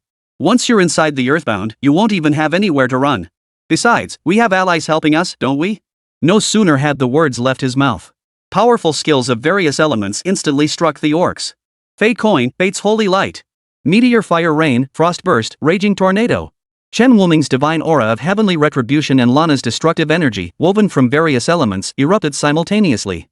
Hundreds of orcs suffered heavy casualties in an instant. In the distance, a sky filled with poison arrows descended upon the orcs' heads. "Who the hell is that?" Hayden's heart raced. He never imagined any race besides the elves would dare attack the orcs. A spear streaked across the sky, transforming into lightning as it instantly pierced Hayden's shoulder. Hardin staggered back several steps, clutching his shoulder, only to see the spear transform into a golden card that drifted to the ground. His mind was thrown into turmoil. How could the attacker possess such terrifying strength? As a beastman fanatic, how could he be defeated so easily? "Stop hiding. If you're a man, come out and fight me. You want to face me head-on? I'll grant your wish." Hardin's pupils contracted as the darkness in his eyes expanded, consuming his entire vision. Boom! Chapter 61, The Coffin Guardian Spirit. The heavy hammer pinned Hardin beneath it, sending all the surrounding orcs flying. Chen Wuming stood atop the hammer, looking down at the orcs below. A smirk touched his lips as he waved toward Porter in the distance. Those poison arrows had been fired by the goblin squad led by Porter. Potter breathed a silent sigh of relief. "Phew! Looks like this terrifying human might owe me one." The goblins were at a disadvantage. Potter had precisely targeted Chen Wuming's human identity, coupled with the elves' and dark elves' recent peculiar actions. He surmised there must be some hidden conflict between the two races. The moment he saw Chen Wuming intervene, he decisively ordered his kin to assist. I'm Potter. Do you remember me?" Potter cautiously approached Chen Wuming with his clan, his eyes darting toward the fallen orcs strewn across the ground. He felt a surge of shock. Indeed. His decision to intervene had been correct. The man before him was terrifyingly formidable. Just the two of them possessed such formidable combat prowess. "Just call me Miller." Chen Wuming's voice came from before him. Potter looked up in surprise, only to find Chen Wuming reaching out toward him. A chill ran down his spine. He intends to kill me. Stay. Fate Coin, Heavenly Thunder. The aura of divine retribution leaked out, and Potter, terrified, quickly crouched down, clutching his head. "I'm sorry, I shouldn't have." Boom! A deafening explosion echoed. Potter opened his eyes to find himself completely unharmed. Only then did he turn to look. Where the sand spirit had been, a deep pit now gaped. It turned out Miller hadn't been trying to kill him, but to deal with the sand spirit. "Sorry to scare you," Chen Wuming said with a kindly smile. But no matter how Potter looked at him, he didn't seem kind at all. This human named Miller possessed strength far surpassing C rank. Even a C+ ranker wouldn't stand a chance against him. "And no. It's fine. You're heading into the Earth Treasure too, right? Come along." Upon hearing this, Potter hurriedly followed. Once Chen Wuming and his group had all entered the Earth Store, the hidden races began to emerge one after another. Seeing the ground littered with orc corpses and the orc warlord Hayden reduced to a paper-thin figure, they all shuddered inwardly. Which star system does this human come from? Why have we never encountered him before? After entering the Earth Store, Chen Wuming and his companions arrived at a gloomy graveyard. Yes, a graveyard. Numerous coffins were arranged around them. Where are the others? Chen Wuming then realized that aside from himself, Lan Na, and the group from Juke University, everyone else had vanished. Lan Na explained, the Earth Store is organized by race. Each race has its own designated space. I see, Chen Wuming nodded. Still, this meant that Hyeric, Cecily, and Potter wouldn't encounter any other dangers, which was a relief. They walked forward for a while, but all they could see were coffins, and more coffins. Lana, do you know where the treasures are in this place? Chen Wuming stroked his chin, his gaze settling on a nearby coffin. Surely they aren't inside these? He had only voiced the thought aloud, but to his surprise, Lana nodded in agreement. You guessed right. The best things in this cemetery are inside the coffins. But? Lana flashed a rare, sly smile. Each coffin is guarded by the spirit of its deceased owner. You have to defeat them to claim the treasures inside. What happens if you can't defeat it? Pang Lang's hand already rested on the coffin as he asked curiously. You die. Pang Lang's expression froze instantly. His hand snapped back. Sis Lan, next time warn me sooner. I almost opened it. The other Suzaku University students also stepped back. Sis Lan, can't you tell the rank and power of the guardian spirit inside the coffin? Here. Lan Na pointed at the patterns on the coffin lid. 1 line represents D rank, 2 lines represent C rank, 3 lines are C+, and the highest is 4 lines for B rank. But I must warn you. Her expression turned serious. Guardian spirits record the coffin owner's peak combat strength in life. Once they become guardians, they fear neither death nor injury. They'll pull you into a special space where neither I nor Wuming can intervene to help you. Hearing Lana's words, Pang Lang's eyes flickered toward the coffin and his hand froze mid-motion. 3 lines. That meant C+. His own rank was only C, and as a summoner, his physical body wasn't as resilient as other classes. Thankfully, he hadn't opened the coffin on his own. Is there a limit on how many times you can open this coffin? Chen Wuming asked. No. Since there isn't, everyone should start with the lowest level ones first. Once you feel confident, move on to the next tier. Don't act recklessly, he cautioned. The team members nodded in agreement and went to search for a nearby coffin with patterns. Chen Wuming then turned his gaze to Lan Na, who had been trailing behind. Lan Na, aren't you going to try? I want to watch you go in first. Chen Wuming couldn't help but glance back, only to find Lana smiling warmly at him. It reminded him of childhood days when they played until dusk. After Chen Wuming walked Lan Na home, the little girl would always stand at the doorway, watching him get into his car before she'd go inside. All right. In the end, Chen Wuming chose a coffin with 3 stripes. Are you sure about this? Don't worry. If a living C+ couldn't handle me, how could a dead one? Chen Wuming placed one hand on the coffin lid and flung it open in one swift motion. He was instantly sucked inside. As Chen Wuming vanished, Lana turned her head to look in one direction. Someone had appeared there without her noticing. Can we go now? The figure was none other than Yu Qinghuan, flanked by all the Qilin disciples except Kong Juanhao. Yes, let's go. Lan Na and the group of Qilin disciples gradually faded into the night. Chen Wuming opened his eyes within the coffin world. A figure radiating a ghostly blue glow appeared before him. Facing Chen Wuming's arrival, the man slowly rose, his aura thick with malevolent energy. It nearly engulfed him. Is this guy's aura really only C+? A rare look of gravity flashed in Chen Wuming's eyes. The beastman warlord Hayden had also been C+, but his aura was nowhere near as terrifying as this man's. Name, Jia Ziyan deceased. Occupation, Earth Lord. Level, C+. Health points, 3800. Mana, 2600. Physical attack, 420. Strength, 100. Intelligence, 30. Stamina, 500. Agility, 130. Skills, Earth Rift Intermediate, Earth Shatter Advanced, Earth Armor Intermediate, Earth's Will. Passive. Earth's Will? Passive. Imbued with the indomitable will of the boundless Earth, impervious to mental attacks, plus 200% to all attributes. A passive with a 200% bonus? Chen Wuming's heart skipped a beat. He had never encountered such a terrifying bonus before, no wonder the man before him radiated such overwhelming power. But for him, 200% was still insufficient. The moment the card appeared in his hand, the man across from him had already moved. Each heavy step sent tremors through the earth, as if he truly embodied the will of the land itself. Heaven's mandate long spear. Chen Wuming gripped his spear, twisted his waist, and hurled it forward. Fate coin Heavenly Thunder.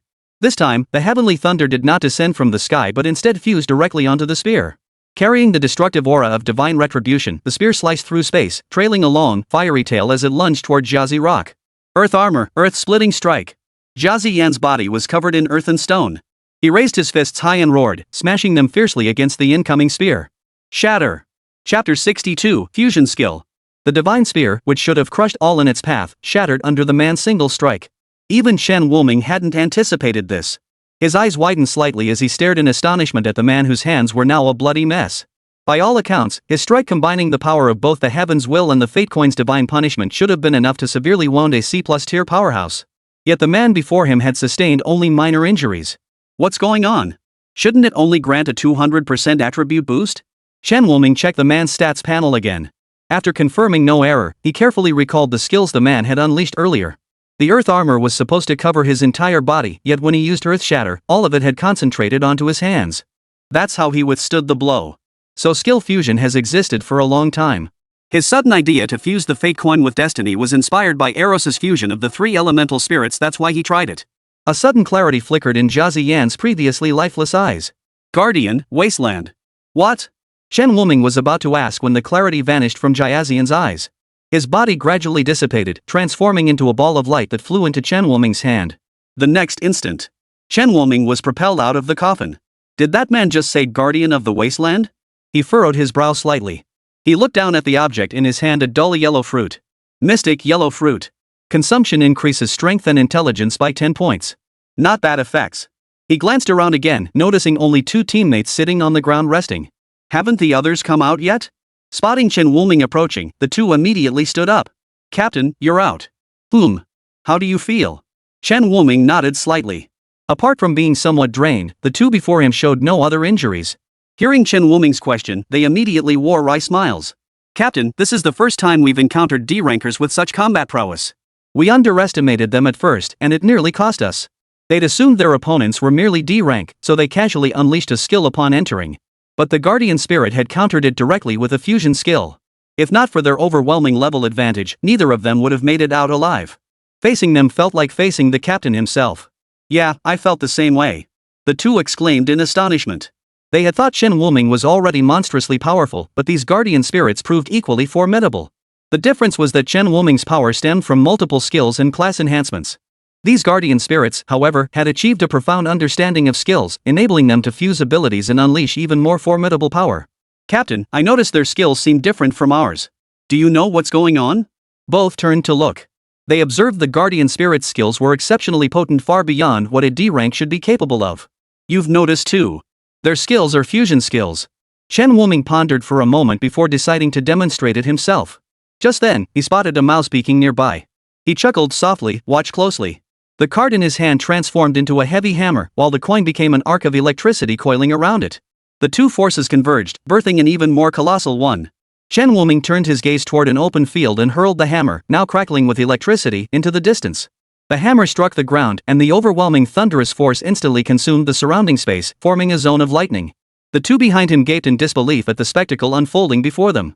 Skills could be used like this? But why did the captain throw it so far? Was he afraid of hurting them? Soon they noticed a dark figure rising like a wisp of smoke from the area engulfed by lightning.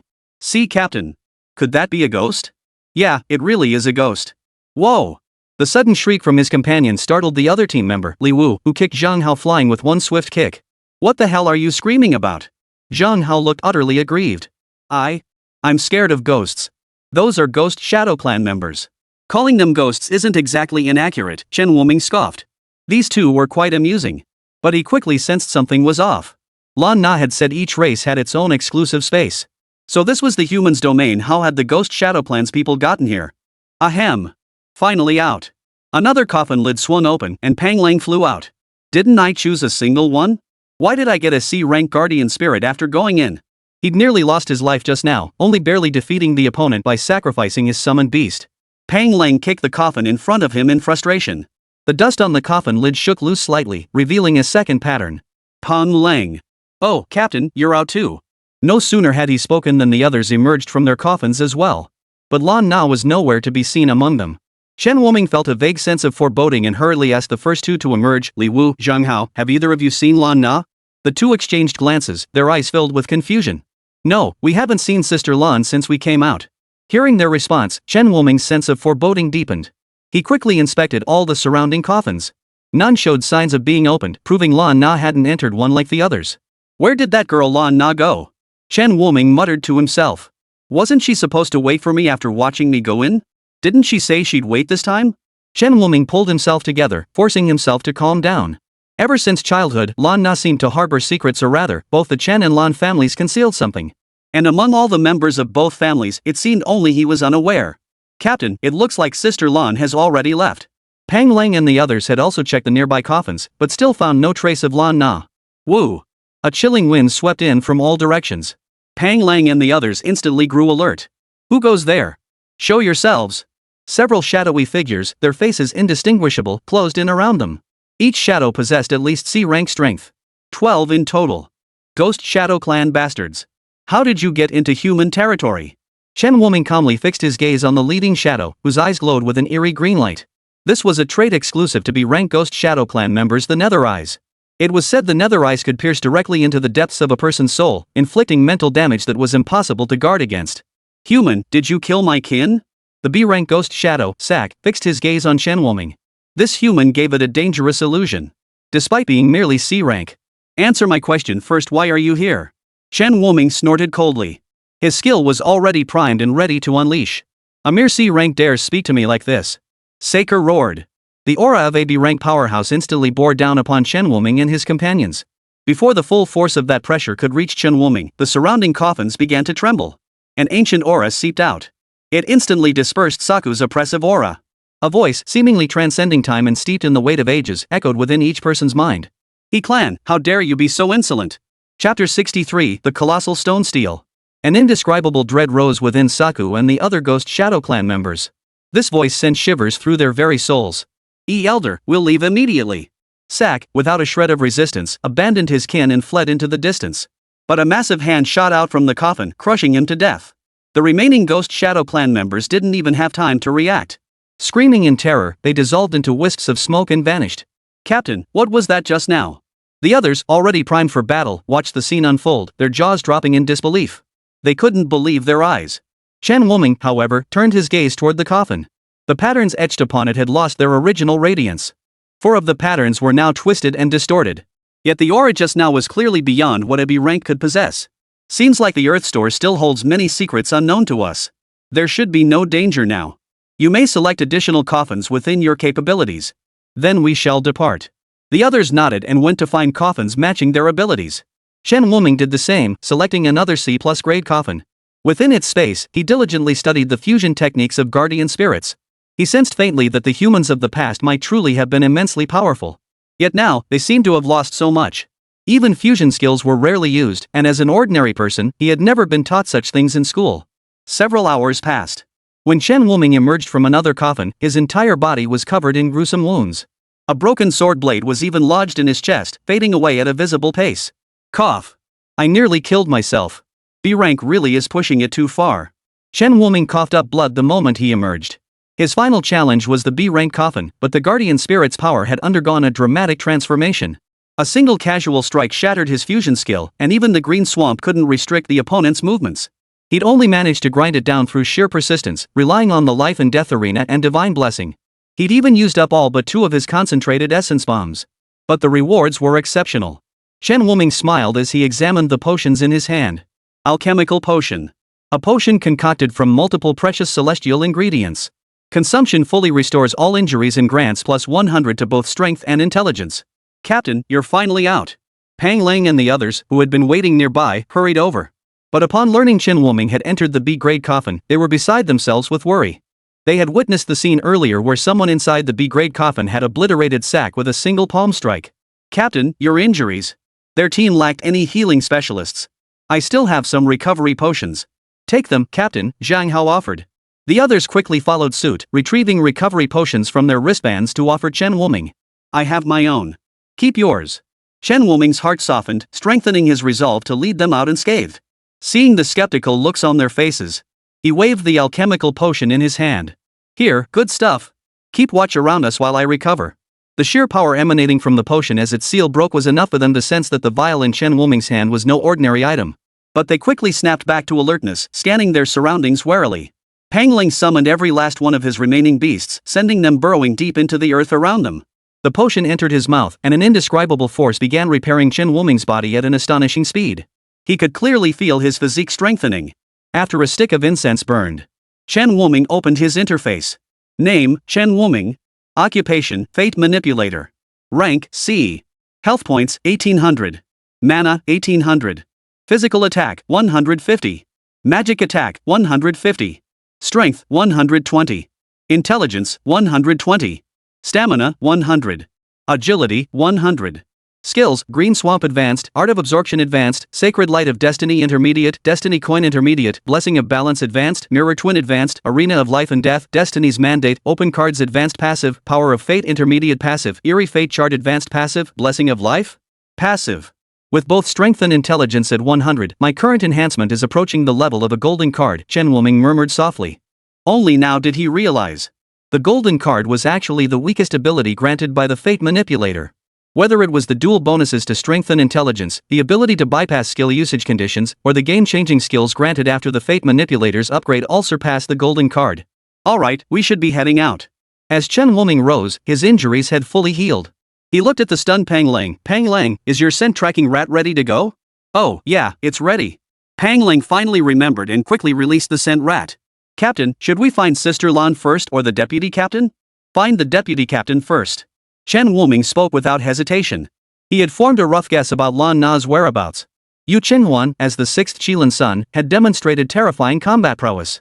Combined with his peculiar attitude toward Kong Juanhao, it was highly likely Lan Na had left with Yu Qinghuan after he entered the coffin. As for what they were doing, Chen Wuming had no clue.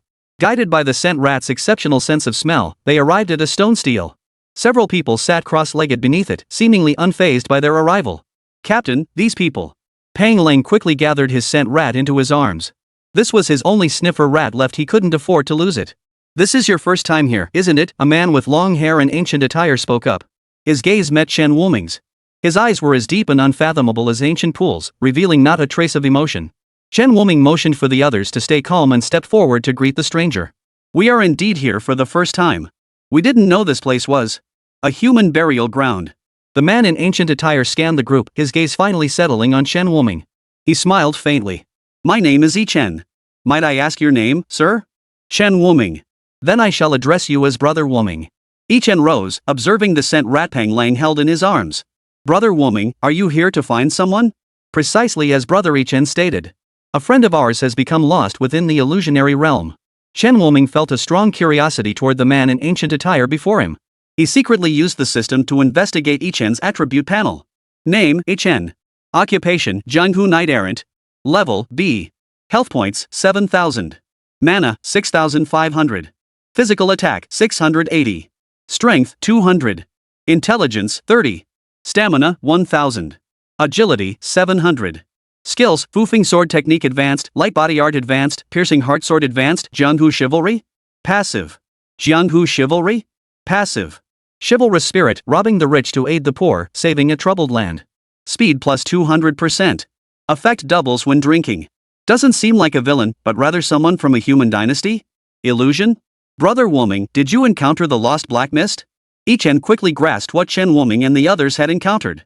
Pointing to the stone stele behind him, he said, then Brother Wuming might be in a bit of trouble. To rescue those lost in the illusion, one must master the skills inscribed on this stele.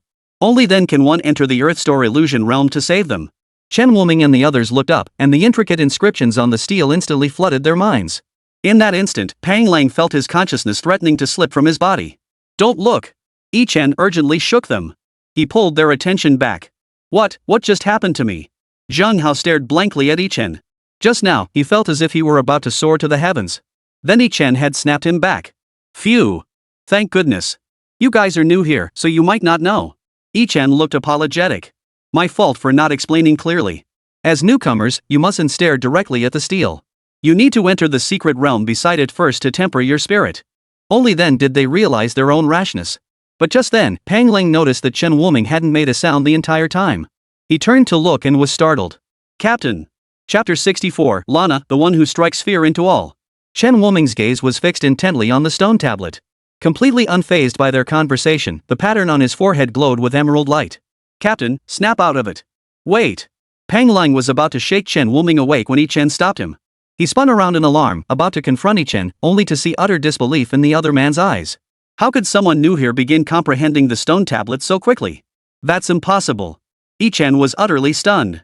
He had spent 3 full years tempering his spirit here before daring to attempt deciphering the stone tablet. Yet Chen Wuming could comprehend it the moment he arrived. What on earth was this guy's background?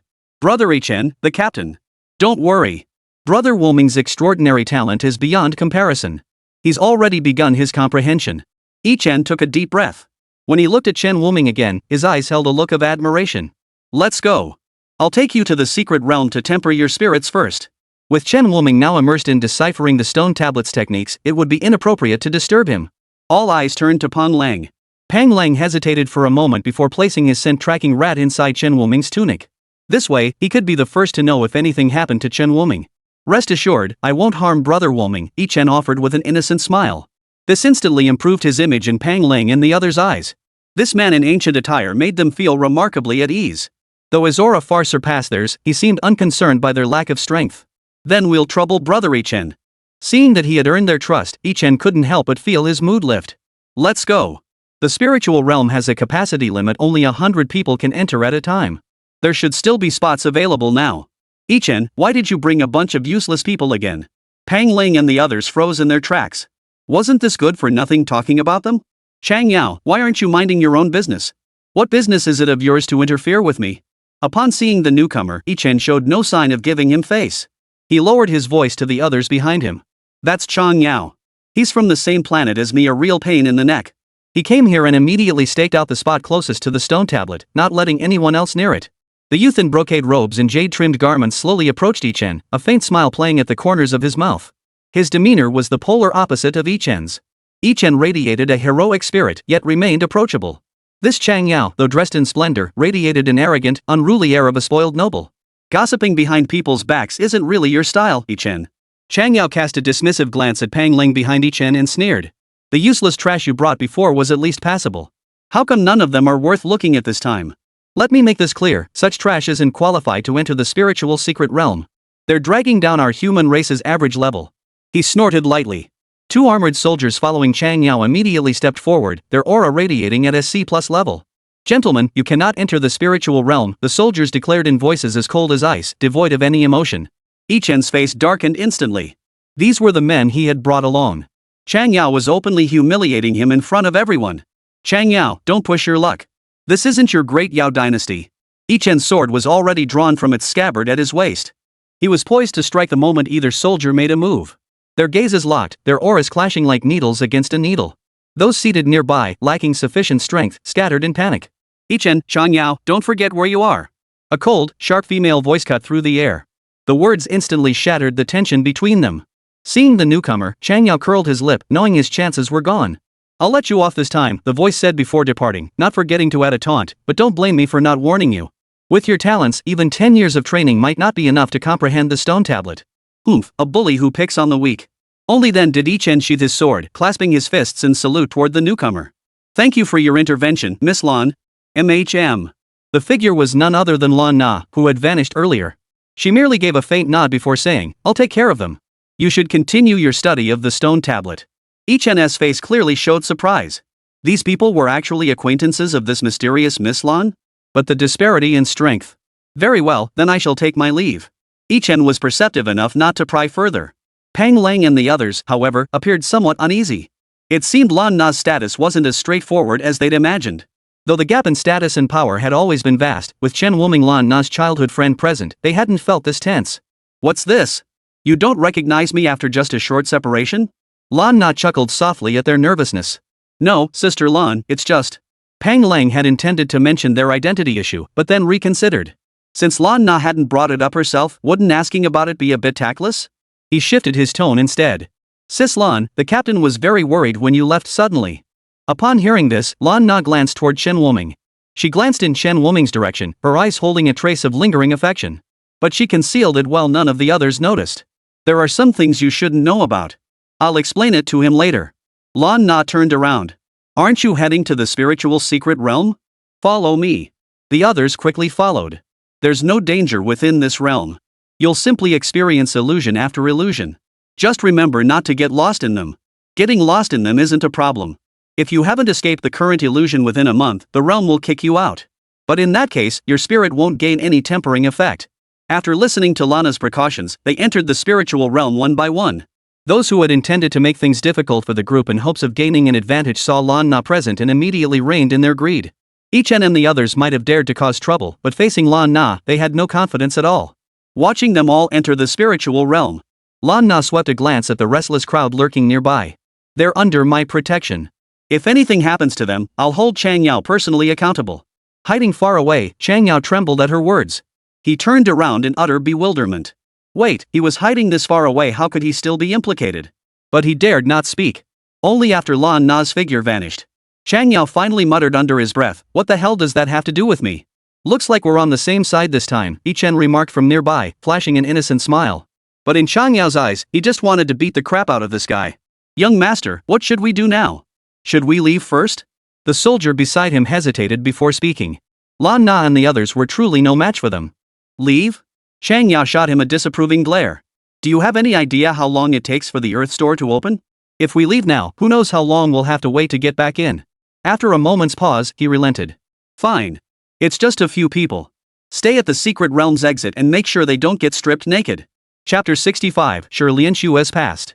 A faint image appeared in Chen Wuming's mind, demonstrating a certain skill. After the vision completed its display, a familiar voice suddenly echoed in his mind. Triggered, 100% luck god. Successfully learned new skill Dream Heart. Dream Heart? Passive. Freely traverse all illusory realms without being deceived by any false appearances. The next second, Chen Wuming's gaze sharpened. When he opened his eyes again, he found his consciousness had returned to his body. Brother Wuming? Yi Chen's uncertain voice reached his ears. How much did you learn? Yi Chen eyed Chen Wuming suspiciously. Could this newly acquainted brother have mastered 10% of the skill upon arrival?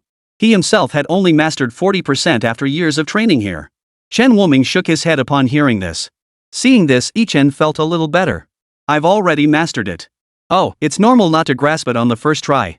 Brother Wuming, you shouldn't dwell on it too much. Mid-sentence, Yi Chen suddenly sensed something amiss. His lips trembled as he spoke again. What did you just say? I said I've learned it. Then why did you shake your head? Oh, that's because I originally thought this stone tablet contained some offensive skill. I never imagined it would be a passive ability for traversing illusions. Crack! Something seemed to shatter inside him. Yi Chen clutched his chest, gasping for breath. He deserved to ask that question. What kind of ordinary person could possibly catch Lana's eye? Chang Yao, seated nearby, jolted so violently his fan clattered to the floor. The worthless fool he'd looked down on had actually mastered it in one go? Many turned to look upon hearing Chen Wuming's words. Some looked on with suspicion, others with disdain, and still others with utter contempt. Hardly anyone believed Chen Wuming had mastered it in one go. But Chen Wuming paid no heed to their stares. He scanned his surroundings and realized his team members had vanished. Yi Chen, where are the others who came with me? They've gone to temper their spirits in the spiritual realm, Yi Chen replied, his voice tinged with self-doubt as he pointed toward the nearby spiritual realm. Learning that Pang Lang and the others had already entered the spirit realm, Chen Wuming felt little concern. His gaze returned to the massive stone tablet before him. After obtaining the Dream Heart, he could now perceive something different through the steel.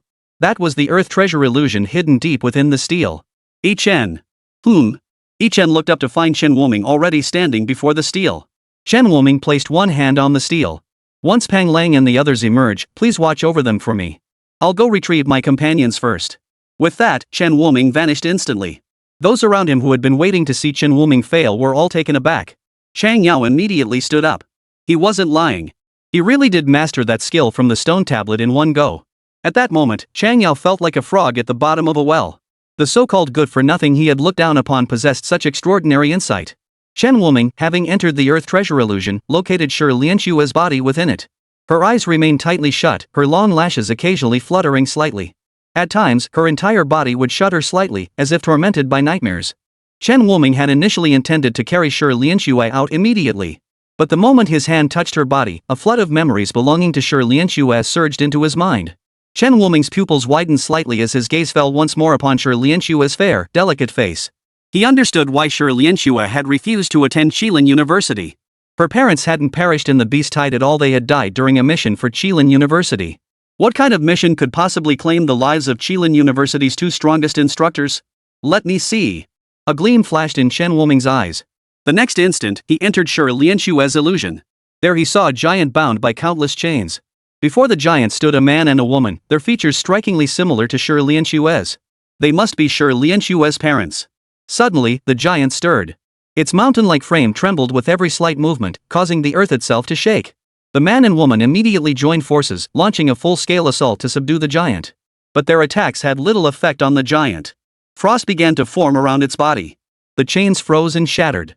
New chains appeared, wrapping around the giant. Yet the rate at which they formed couldn't keep pace with the giant's destruction. We can't hold it back. Damn it, why is the frost giant awakening now? The frost giant's aura intensified, and in an instant, it tore free from all the chains. His first target after breaking free was Shi Lianshua's mother, standing closest to him. Xiao Shuang, run! I'll hold him off.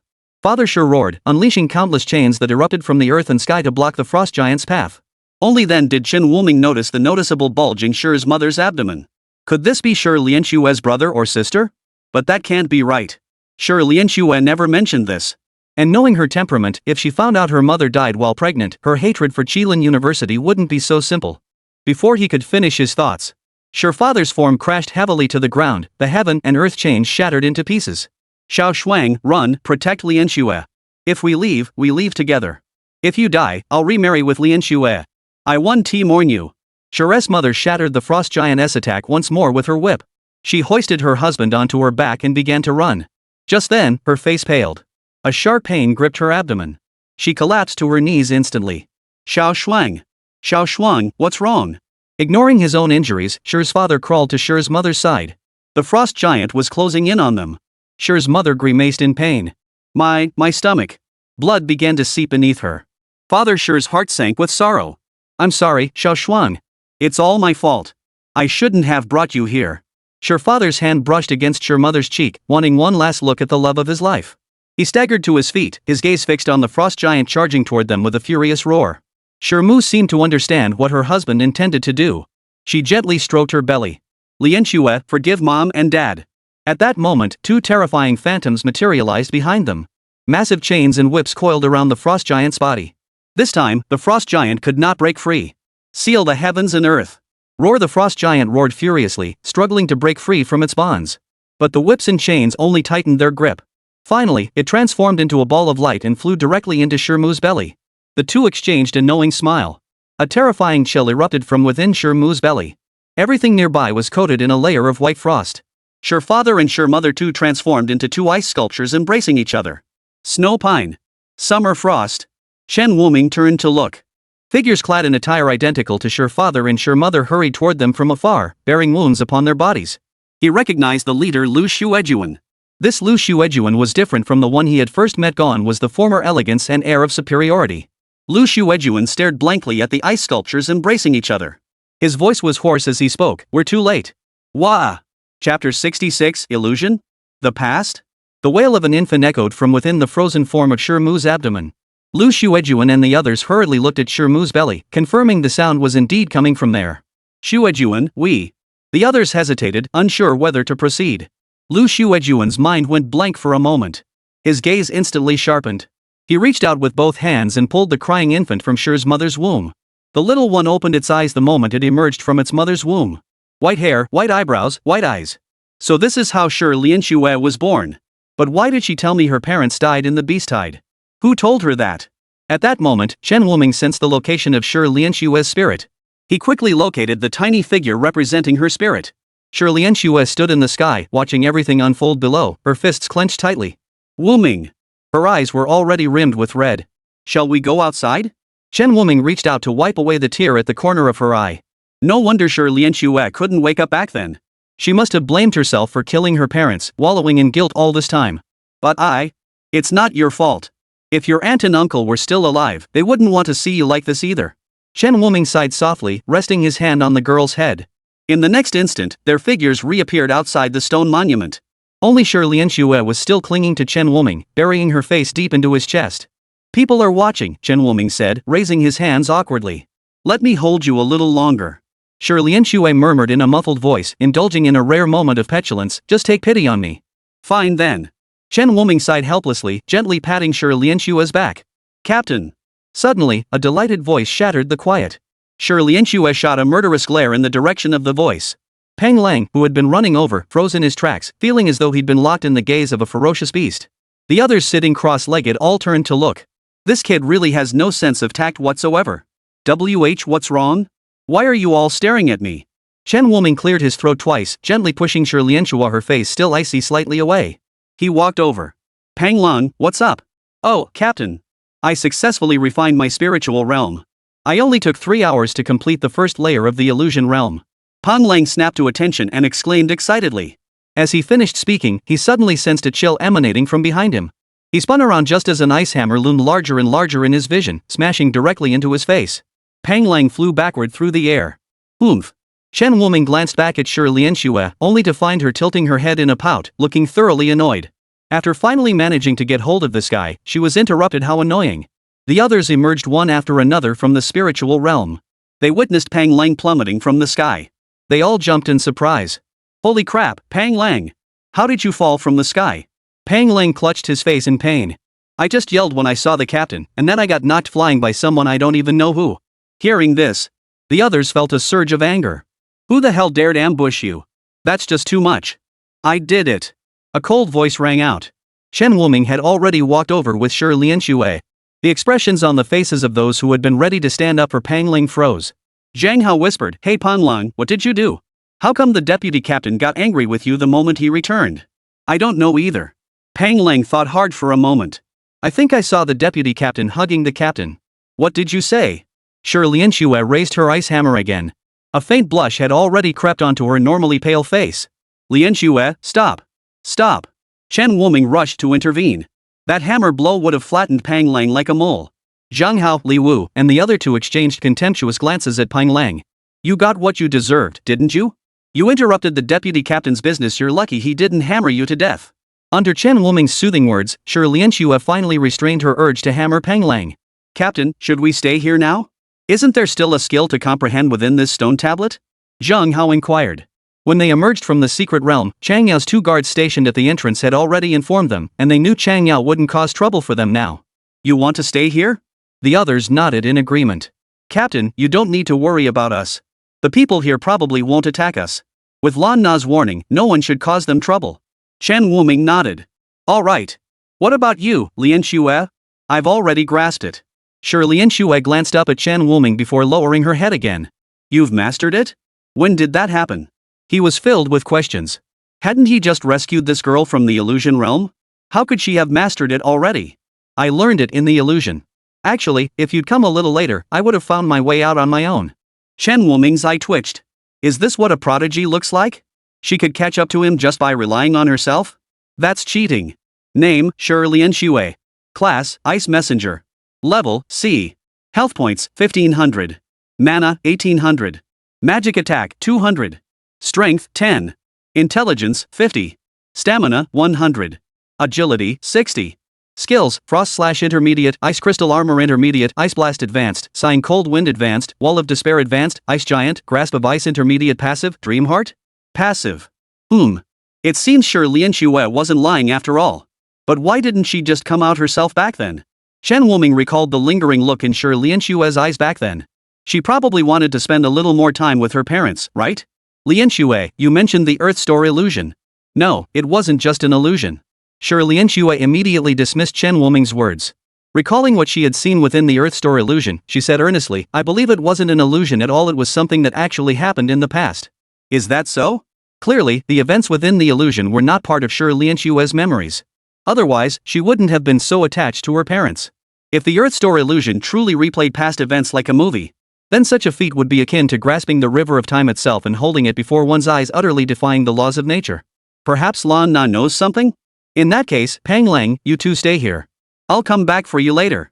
Chen Wuming brought Shi Lianxue to find Yichen. He inquired about Lana's whereabouts. You're asking about that Miss Lan? Honestly, I'm not quite sure where she went either. I only know she comes by once every so often. Yichen shook his head, genuinely unaware of her whereabouts. At that moment, Chang Yao opened his eyes. I know. Hidden within the Earth Store illusion realm lies a secret realm, a battlefield where people from Qilin University usually go. How do we get there? Chen Wuming looked at the man who had targeted him. Chang Yao sneered. I haven't even mastered the skills engraved on the stone tablet. You're asking me? Who am I supposed to ask? You haven't even mastered it, yet you know where Miss Lan went? Don't tell me you're just making this up? Yichen scoffed. Yichen, you're looking for a fight again, aren't you? You think you can even touch me? The two started again. Chen Wuming ignored them, approaching the stone tablet once more and placing a hand upon it. Within the stone tablet space, amidst countless illusions, there was a faint, dim light. Let's go. Chapter 67, The Breach in the Battlefield. So, any way to seal it? No, the gap is too wide. Even if I were drained dry, I couldn't fill it. Kong Juanhao's lips turned pale, his mind growing hazy. The wound on his hand had stopped bleeding. Everyone stared at the gap before them, now several times larger than it had been decades ago, their faces clouded with distress. Is it truly impossible with just him? 10 Qilin children gathered in this desolate place, watching the breach before them deteriorate further. Though they'd used Kong Juanhao's blood to suppress the collapse, he was ultimately only a C+ rank. The energy in his blood was utterly insufficient to contain the breach. I did as you asked. Next time, I won't be coming back, Kong Juanhao muttered, sitting on the ground and shoveling various rare treasures into his mouth. The expressions of the others darkened. Their mission was to contain the breach, but they hadn't anticipated it deteriorating to this extent over the years. Even Kong Juanhao alone couldn't hold it back. Someone's coming. Ji Mang, the second Qilin's son, glanced back. His brow furrowed. Lan Na, it's your two friends. Wu Ming and Lian Xue? Lan Na paused in surprise. How did they get in? Regardless of how they got in, you need to get them out of here immediately. Danger could appear at any moment in this breach. They're not safe here. Ji Mang summoned a talisman, which instantly transformed into chains that temporarily sealed the breach. We should leave soon too. Everyone nodded in agreement. Yu Chenghuan casually grabbed Kong Juanhao off the ground and pulled him to his feet. Hey! I just lost a ton of blood, can I get a break? Yu Chenghuan shot him a dismissive glance. If you want to die, stay here. Chen Wuming, who was rushing over, spotted the 10 figures and Kong Juanhao among them. A hint of caution flashed in his eyes. Lan Na. How did you two end up here? The Dream Heart, have you both mastered it? Lan Na asked uncertainly. Yeah, we've mastered it. Chen Wuming answered as if it were the most ordinary thing in the world. He didn't notice the slight twitch at the corners of the others' mouths. They had only reached this place by using special items. Chen Wuming, stop joking around. How could you possibly have mastered the Dream Heart in such a short time? Kong Juanhao managed a sarcastic remark despite his lips turning pale. Only then did Chen Wuming notice the state this guy was in. He seemed to be in pretty rough shape. What had he been through? But he soon realized. This battlefield looked strangely familiar. He felt like he'd seen it before. Lian Xue. Chen Wuming turned to find Shi Lian Xue staring blankly at their surroundings, just like him. Wasn't this the very place he'd seen in Shi Lian Xue's illusion? He glanced toward the area not far behind Lan Na. A pitch-black hole had materialized there out of nowhere, sealed shut by countless chains. Ahem. The coughing sound snapped Chen Wuming back to attention. Ji Mang stepped before him. I am Ji Mang, the second Qilin's son. Brother Wuming, there's nothing to see here. Let's leave this place first. She glanced back at the gap with a look of deep concern. He didn't know how long his seal could hold. It was best to leave quickly. Lian Xue, let's go. Lan Na observed the two, who seemed preoccupied. A vague sense of foreboding crept into her heart. Why did she feel like she was about to be left behind? Before leaving the battlefield, Chen Wuming glanced back. But he noticed a pair of eyes watching them leave from within the gap. He tried to check with the system. But the prompt that appeared left him utterly baffled. No target. Could it be that his nerves had gotten the better of him, causing him to hallucinate? What's wrong, Brother Wuming? Ji Mang followed Chen Wuming's gaze and looked back. Is there something over there? Nothing. Must have been my imagination. He didn't dwell on it. After all, with his abilities, it made no sense that Chen Wuming would notice something he couldn't. When they emerged from the gathering place and stepped outside the stone monument, Chen Wuming noticed the crowd had thinned considerably. Captain? An uncertain voice called out. Li Wu supported the unconscious Pang Lang as he approached. Recognizing Chen Wuming, his body trembled. Li Wu, what happened? What's wrong with Pang Lang? Where are the others? Chen Wuming's heart tightened. He had only been gone for 2 hours, how could things have turned out like this? Captain, just a week after you left, Yichen and Shanyao were also called back home due to family matters. After they left, you, the deputy captain, and Sister Lan were nowhere to be found. Some people started targeting us. Pang Lang sacrificed the scent tracking rats to cover our retreat. As a summoner, the complete loss of all summoned beasts would inflict immense backlash upon the summoner. That was why Pang Lang had clutched the scent rat to his chest the entire time. After hearing Li Wu's words, Chen Wuming clenched his fists so tightly they cracked. His face darkened to a terrifying shade of grim. Who dared to attack you?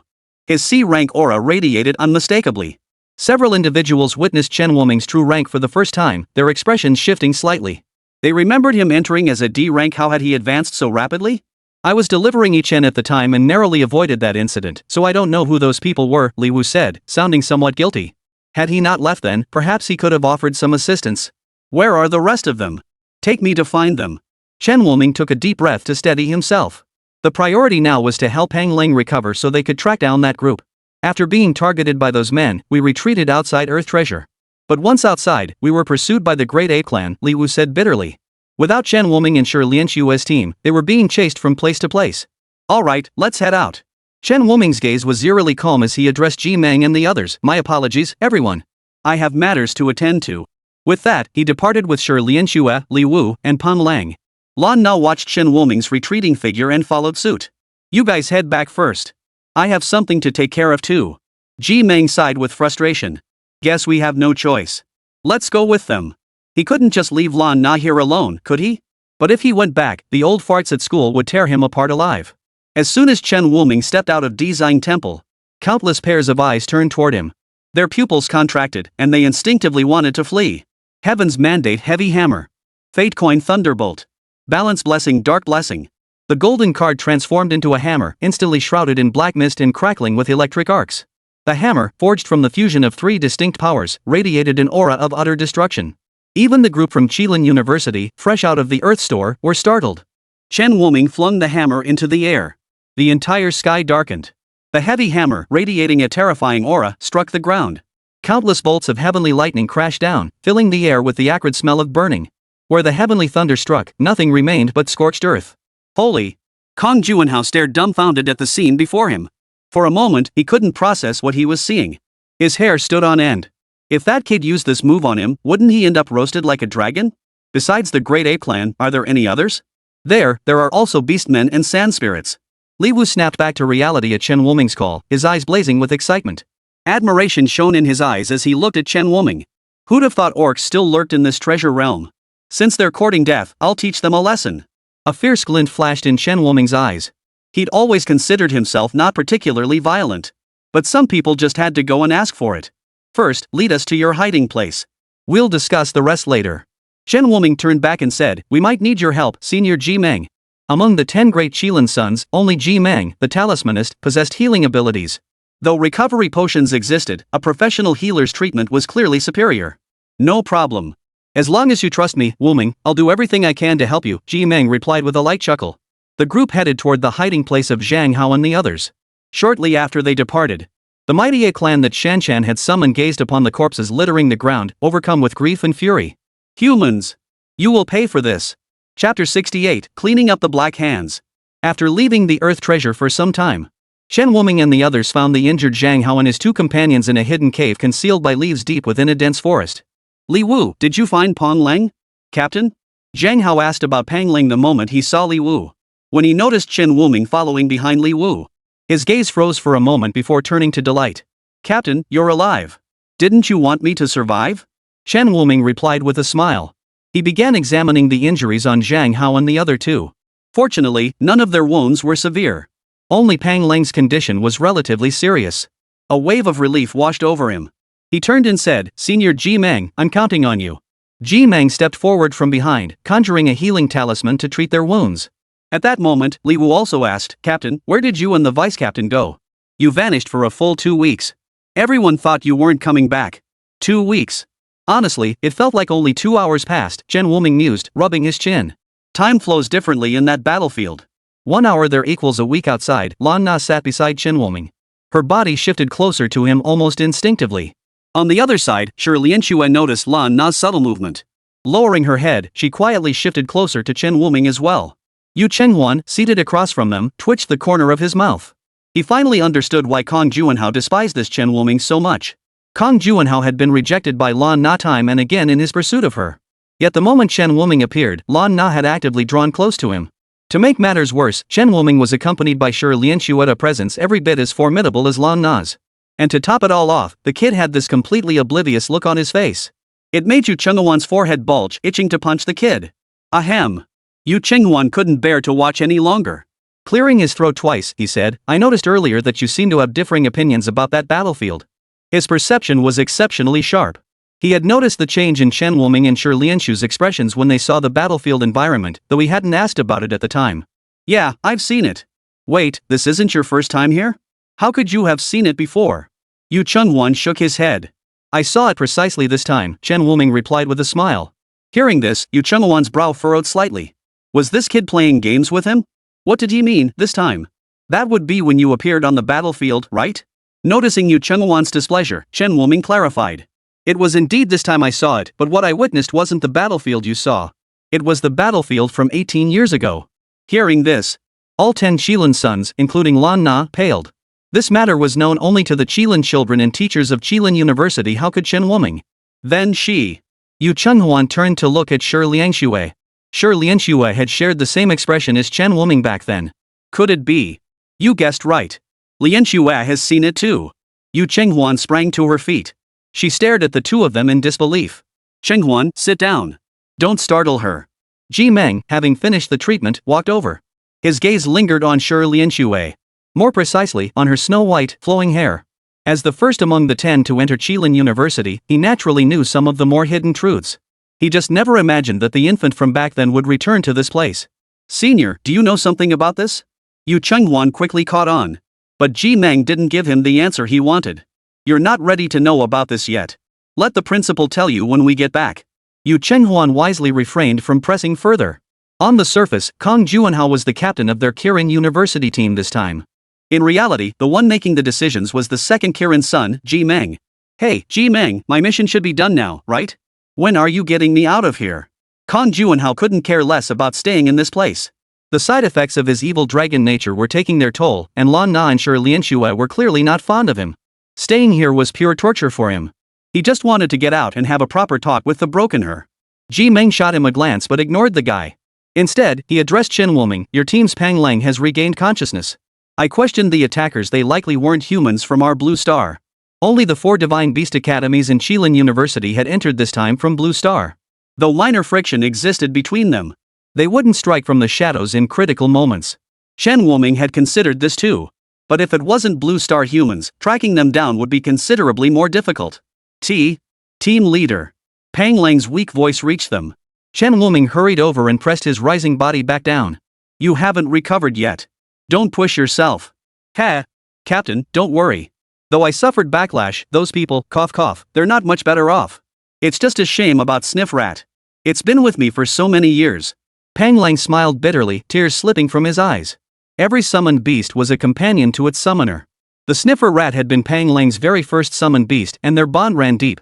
Chen Wuming watched the scene, his heart tightening with pain. Captain, don't look like that. I'm counting on you to avenge my summoned beasts. Pang Lang let Li Wu help him to his feet. Though Sniff Rat is dead, its scent remains on those men. I can track their location. This technique was originally meant for locating his own summoned beasts. After undergoing the Coffin Guardian Spirit's fusion skill, Pang Lang had successfully adapted this technique to track residual scents of summoned beasts. Rat beast detection. Pang Lang's consciousness spread outward with the skill, covering the surrounding area. He quickly located the group. Captain, I've detected the scent of the scent-seeking rat. It's in a marsh 3 kilometers north of D-zone. Their uniforms look like they're from Blue Star. Are we sure we should ambush them? We've already done it. What good does it do to say that now? That bastard's ruthless, he actually made his summoned beast self-destruct. Damn it! A group of disheveled individuals darted through the jungle, completely unaware that they had already been targeted. A dozen meters away, several C+ rank power apes watched them from the treetops. Driven by Chen Wuming's brutal slaughter of their kind, they had resolved to hunt humans in turn. Go! What the hell? The group had barely turned around when several powerful gorillas charged toward them. Their pupils instantly contracted. No! It's the Great Ape Tribe. Block them! But their wounds hadn't fully healed yet. How could they possibly stand a chance against the enraged Great Ape Clan? In the blink of an eye, all of them were sent flying. The leader coughed up a mouthful of blood and urgently interrupted. We have no grudge against you. Why did you ambush us? No grudge? You despicable humans. You slaughtered our kin and dare claim no enmity? Die, every last one of you. These words did nothing to calm the great ape's fury. Instead, they only enraged them further. No. As the man was knocked down, he caught sight of a familiar figure standing nearby, smiling at them. Help me. His hand was raised only to be snapped clean off. Blood spattered everywhere as the mighty ape's brutal assault left not even a whole corpse behind. Chen Wuming, lurking in the shadows, let out a pair of disapproving clicks. Thanks for the help. Now it's your turn. Chapter 69, Kong Juanhao, you really? The vortex formed by the dual forces of ice and fire instantly sucked the mighty apes inside. Lianxue, Lana called out. Sure, Lianxue understood, a cold gleam flashing in her eyes. Ice blast. Explosions erupted within the vortex, the chaotic force clearing an entire area. Not a single intact corpse remained. Once the vortex dissipated, Chen Wuming calmly walked into the battlefield, collecting all the undamaged space stones. Lana, Lian Xue. He tossed one to each of the two women behind him. After all these years, you still insist on being polite? Lana chuckled softly. She didn't refuse, however, and tucked hers away. Consider it payment for your help. This might not be enough as payment. Chen Wuming chuckled. A flash of murderous intent flickered in his eyes, instantly lowering the temperature around him by several degrees. You're right. This alone won't suffice. Meanwhile, elsewhere.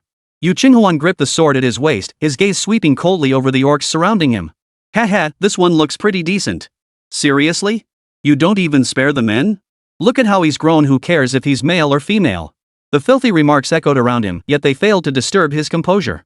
Disgusting race. Joyful sword technique, sword heart, swift shadow blade.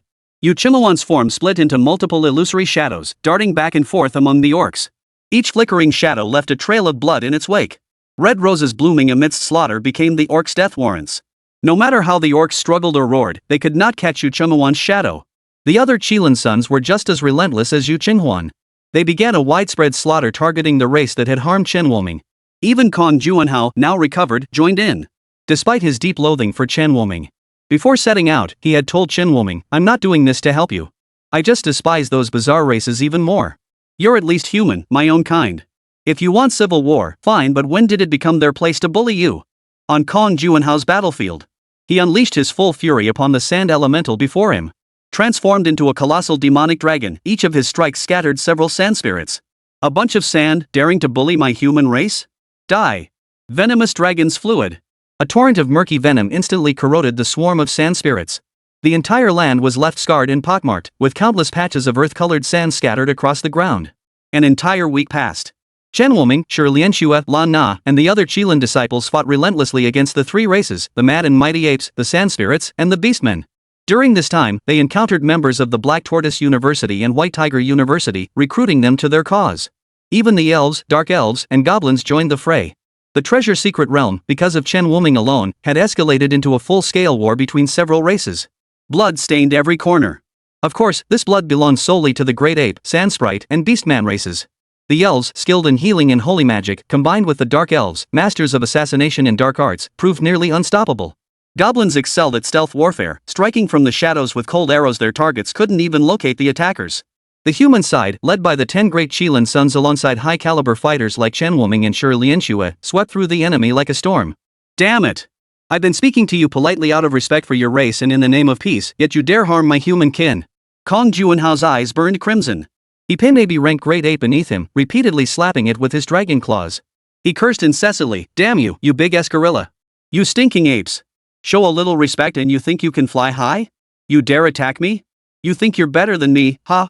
With that, Kong Juanhao pried open the ape's jaws and unleashed a mouthful of venomous dragon saliva directly into its throat. The gorilla's eyes bulged as its fists pounded relentlessly against Kong Juanhao's dragon body, producing thunderous thuds. But Kong Juanhao was already in a bloodthirsty frenzy, ignoring his own injuries until the mighty ape was reduced to a pile of white bones before he let go. "Damn it, Chen Wuming, you owe me big time, you hear me?" His body was covered in injuries. Fighting above his level nearly killed him here, even shattering one of his dragon wings beyond use.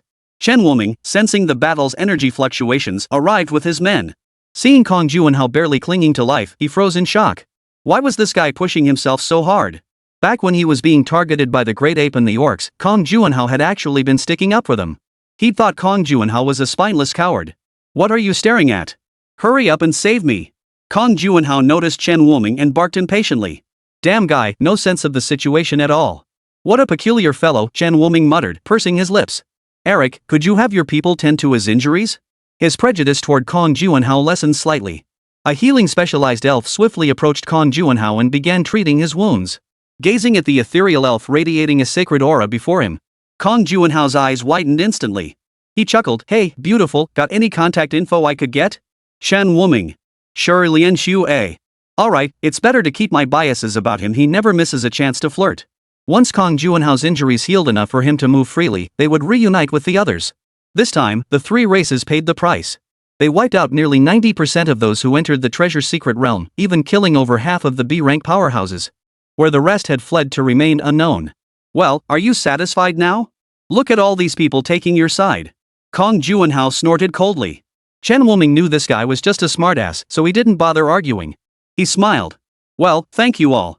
You. Kong Juanhao clearly hadn't processed Chen Wuming's words. This Chen Wuming was actually thanking him? In his mind, the scenario played out like this. Chen Wuming would retort with a sharp comeback. This unexpected gratitude actually made him feel a bit awkward. Fine, fine. I won't hold it against you this time. You're clearly only a C rank, yet your strength is so absurdly high. I, Kong Juanhao, have to admit I'm pretty impressed with you. Kong Juanhao lifted his head haughtily and showered Chen Wuming with praise. Wuming, it's almost time to head back as agreed with the principals. Is there anything else you need to do? Ji Meng and the others were already preparing to leave.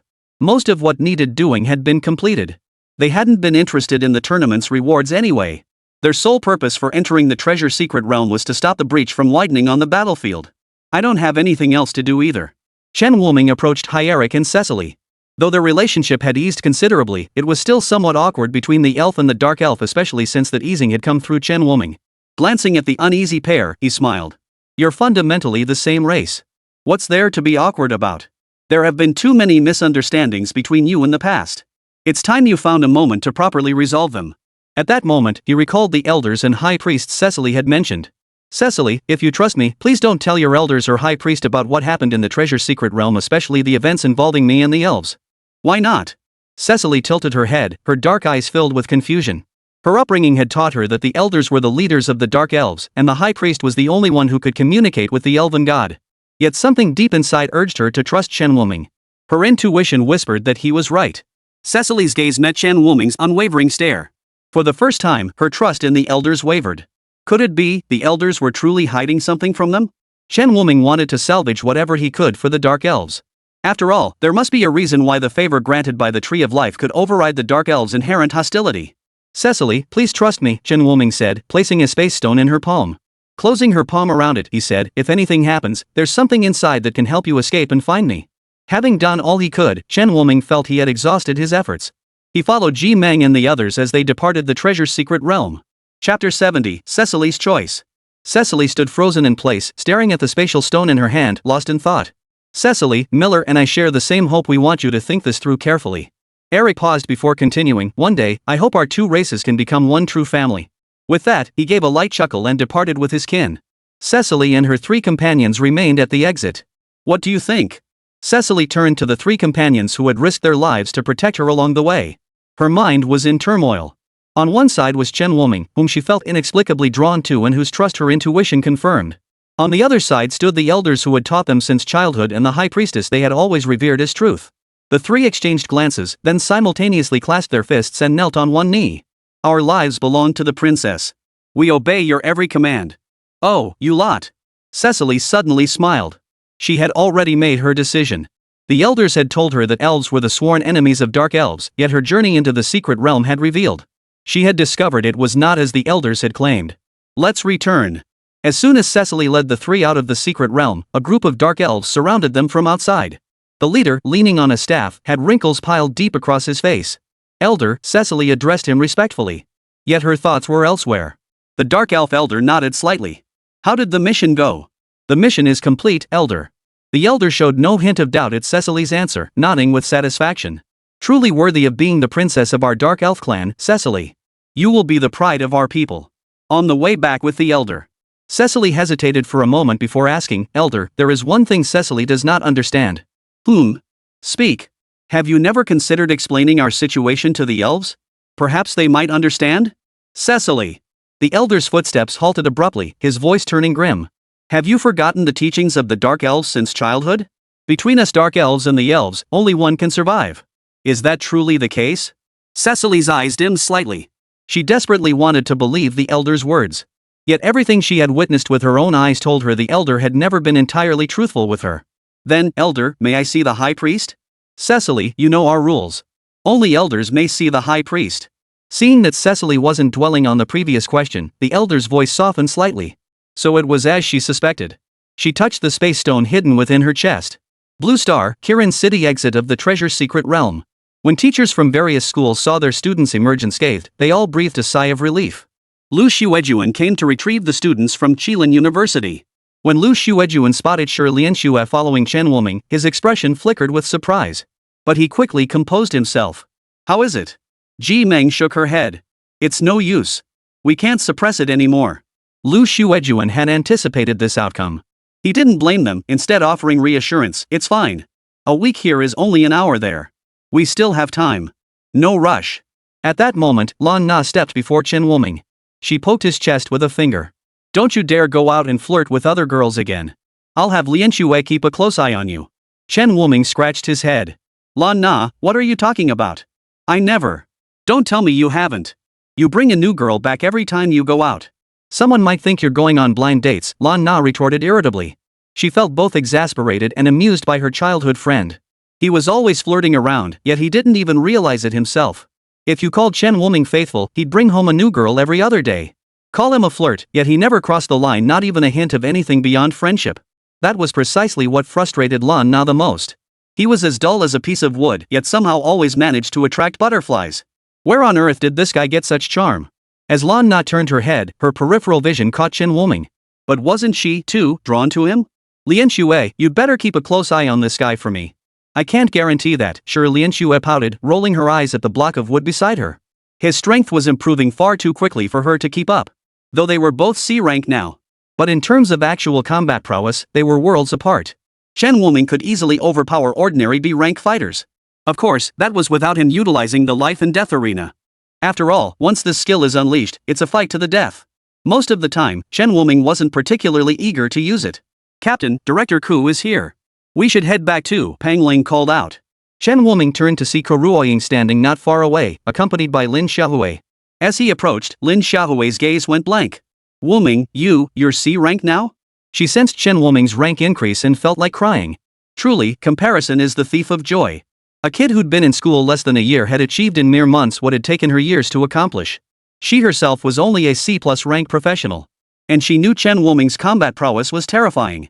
Did that mean she couldn't even beat him now? This thought made Lin Xiaohui feel even more dejected, as if a dark cloud hung over her head. Chen Wuming watched Lin Xiaohui's dramatic shift in mood over mere seconds with curiosity. He wanted to offer comfort but didn't know what to say. Director Ko, Teacher Lin, I've got to tell you the captain's become so powerful now, even B rankers can't stand up to him. Pan Lang rushed over excitedly, recounting how Chen Wuming had dominated other races with overwhelming might within the secret realm. He didn't notice at all that Lin Xiaohui's face was growing darker by the second. Finally, unable to bear it any longer, Lin Xiaohui kicked Pan Lang squarely in the rear. You clueless brat. Can't you see your teacher is right here? Still unsatisfied, Lin Xiaohui dragged Pang Lang by the ear to the side.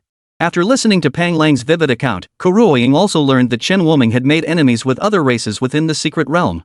Wuming, you've now made enemies with 3 races: the Beastmen, the Mighty Apes, and the Sand Spirits. You must be doubly cautious from now on.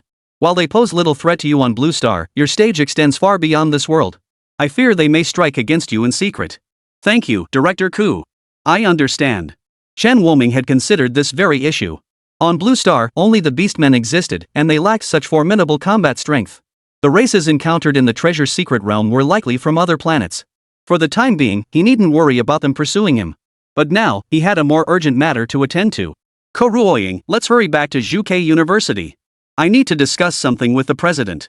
Seeing that Chen Wuming didn't seem to be joking, Kuruoying didn't linger further. She gathered the Suzaku University personnel and headed back. Upon returning to Suzaku University, Chen Wuming immediately proposed his plan to travel to the Eternal River to Longjintian. Of course, without hesitation, Longjintian firmly rejected the idea. No way. Not a single soul who's entered the Eternal River has ever come out alive. You absolutely cannot go in. Chapter 71, Secrets Too Painful to Voice.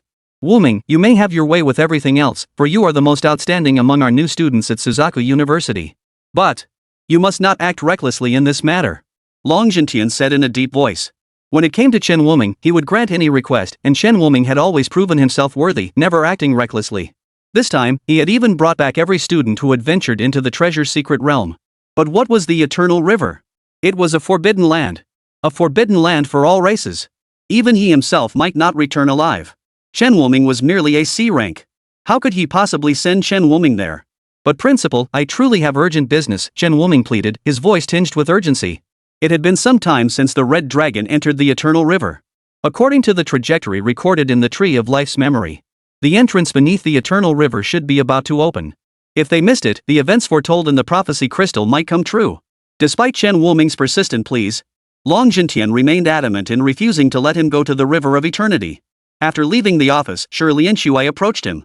Seeing the look on Chen Wuming's face, she asked with concern, "Did the principal still refuse? Could you tell me what exactly you need to do in a place like the River of Eternity?" But I can't say," Chen Wuming sighed softly. "All I can tell you is that it concerns the prophecy within the prophecy crystal." "Didn't you tell the principal?" "I did, but he refused." Chen Wuming glanced back. He also said he'd send someone to investigate. But he refused to agree to this proposal, for beyond him, entering the River of Eternity meant certain death for anyone else. No one else could even find the entrance. "Oh, right." Seeing Chen Wuming so downcast, Shirley and Shui took out a flower. "This was given to me by the spirit of the Forest of Life earlier.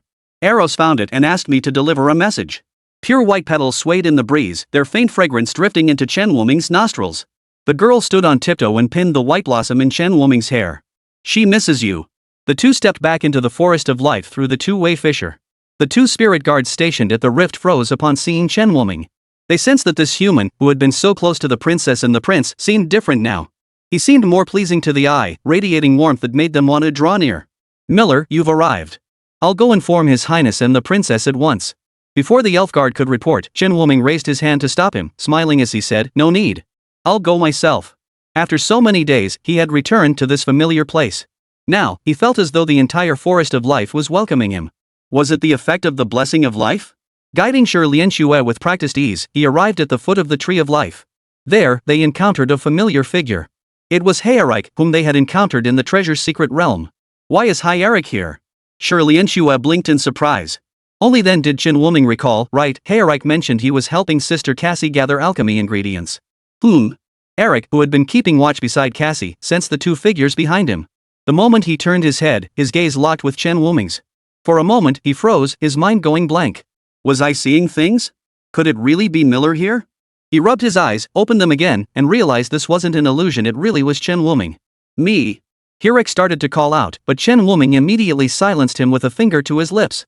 Before he could process his confusion, Chen Wuming and Shirley and Shui silently approached Eros from behind. Before his hand could touch Eros's shoulder, a soft body slipped into his embrace.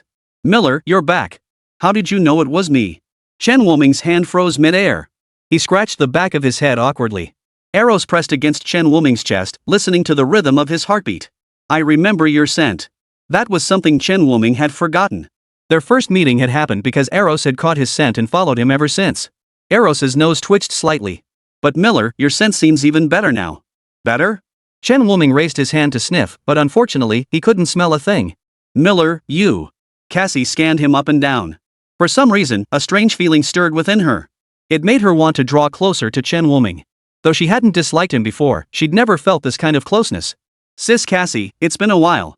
Long time no see. I heard you encountered Hyerik in the secret realm. Thank you for helping him." She had already learned about the incident between Hyerik and the Dark Elves in the secret realm. Had Chen Wuming not intervened, it was uncertain whether Hyerik would have returned this time. "It was nothing. Eros is my good friend. Helping the elves is only right." Chen Wuming gently patted Eros's head, who was still clinging to her lap, refusing to get up. "Get up now, or Sister Anna will see and be displeased." "Why would I be upset?" Anna had approached unnoticed. The moment she arrived, she heard Chen Wuming teasing her from behind. She pinched his ear in annoyance. "Is that how Shao Miller sees me, as an unreasonable elf?" The sharp sting in his ear made Chen Wuming's expression change instantly. He stammered awkwardly, "Not at all, Sister Anna is the most reasonable person there is." "That's more like it." Anna's eyes narrowed instantly. She sensed that Chen Wuming's aura had lost her own power and gained a familiar presence instead. "Miller, where's the branch I gave you?" "Huh?" Chen Wuming touched his chest. Only then did he recall that on that small island within the Lost Core, the branch had been taken by the Tree of Life. Confirming the branch was indeed no longer on Chen Wuming. Anna's voice turned icy. "Did someone attack you in that secret realm?" Her branch would never vanish without cause. The only possibility was that Chen Wuming had encountered a formidable foe, triggering the power she had sealed within it. The thought that someone dared to lay a finger on someone under her protection filled Anna with intense displeasure. Chen Wuming knew Anna had misunderstood. He explained, "Sis Anna, I'm back safe and sound, right? The branch. I accidentally lost it." He had intended to mention the island, but suddenly realized the events there were utterly unspeakable. Just as he had seen in the prophecy crystal. To say the life branch had been used would mean he had faced mortal danger. As for the race that had attacked him, if he revealed that, Anna would likely go after them without hesitation. With the elves' crisis still unresolved, Chen Wuming didn't want to make too many enemies for them. Lost it by accident? Anna frowned, her face brimming with disbelief. This Miller was treating her like a child. The branch was infused with her power, it couldn't possibly be lost unless Chen Wuming had deliberately discarded it. The realization hit Anna like a lump in her throat. This kid. How dare he discard something she gave him? Poof. Unaware of Anna's inner turmoil, Chen Wuming stared blankly at her retreating figure. Did I say something wrong just now? A question mark hung over Chen Wuming's forehead.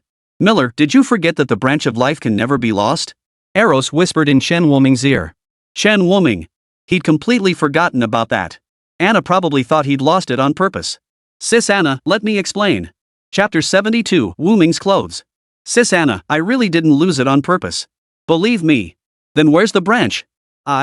Seeing Chen Wuming stumble over his words for so long, Anna felt even angrier inside.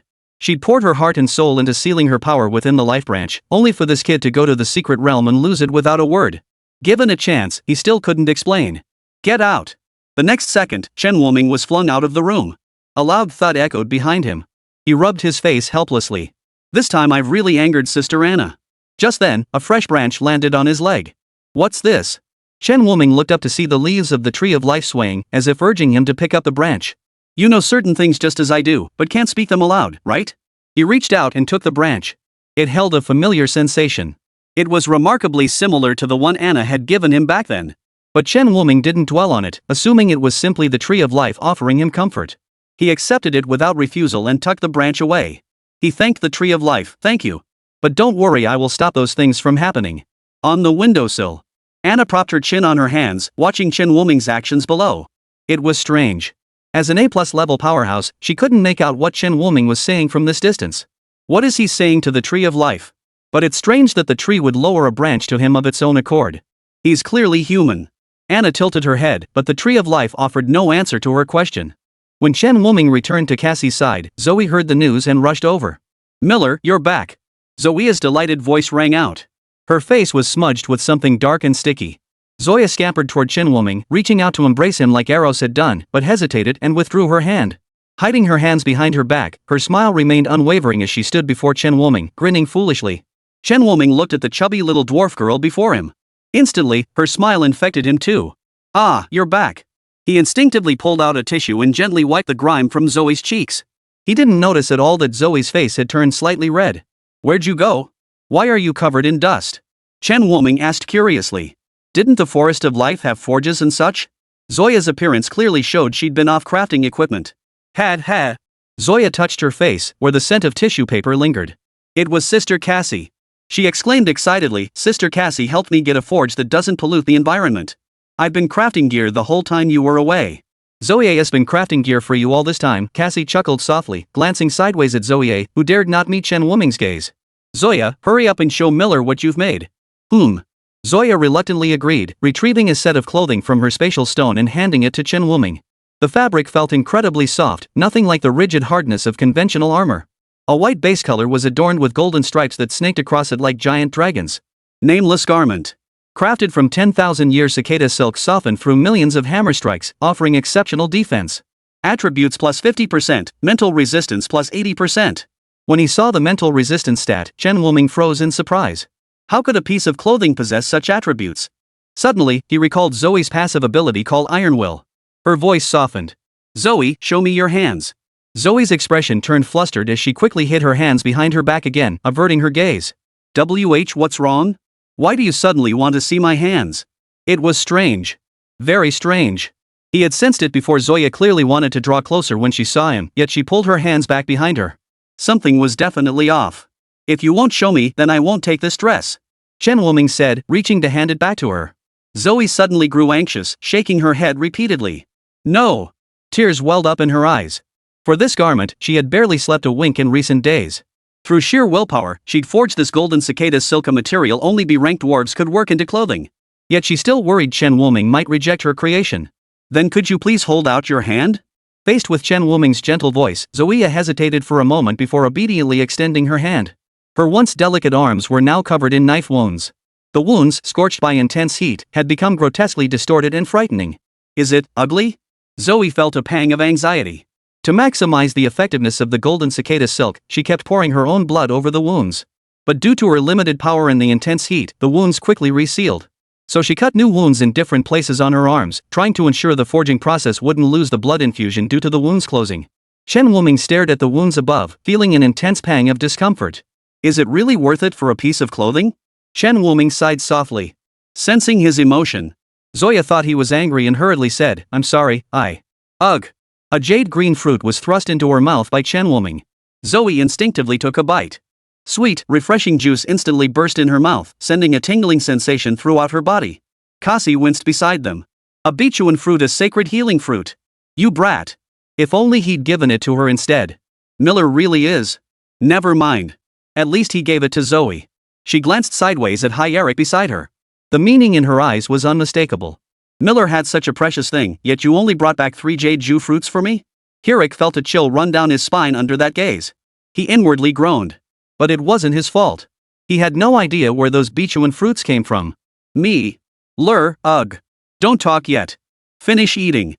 At Chen Wuming's insistence, Zoe obediently swallowed the entire Bichuan fruit. The wounds on her hands vanished instantly. Her aura even reached C+ rank.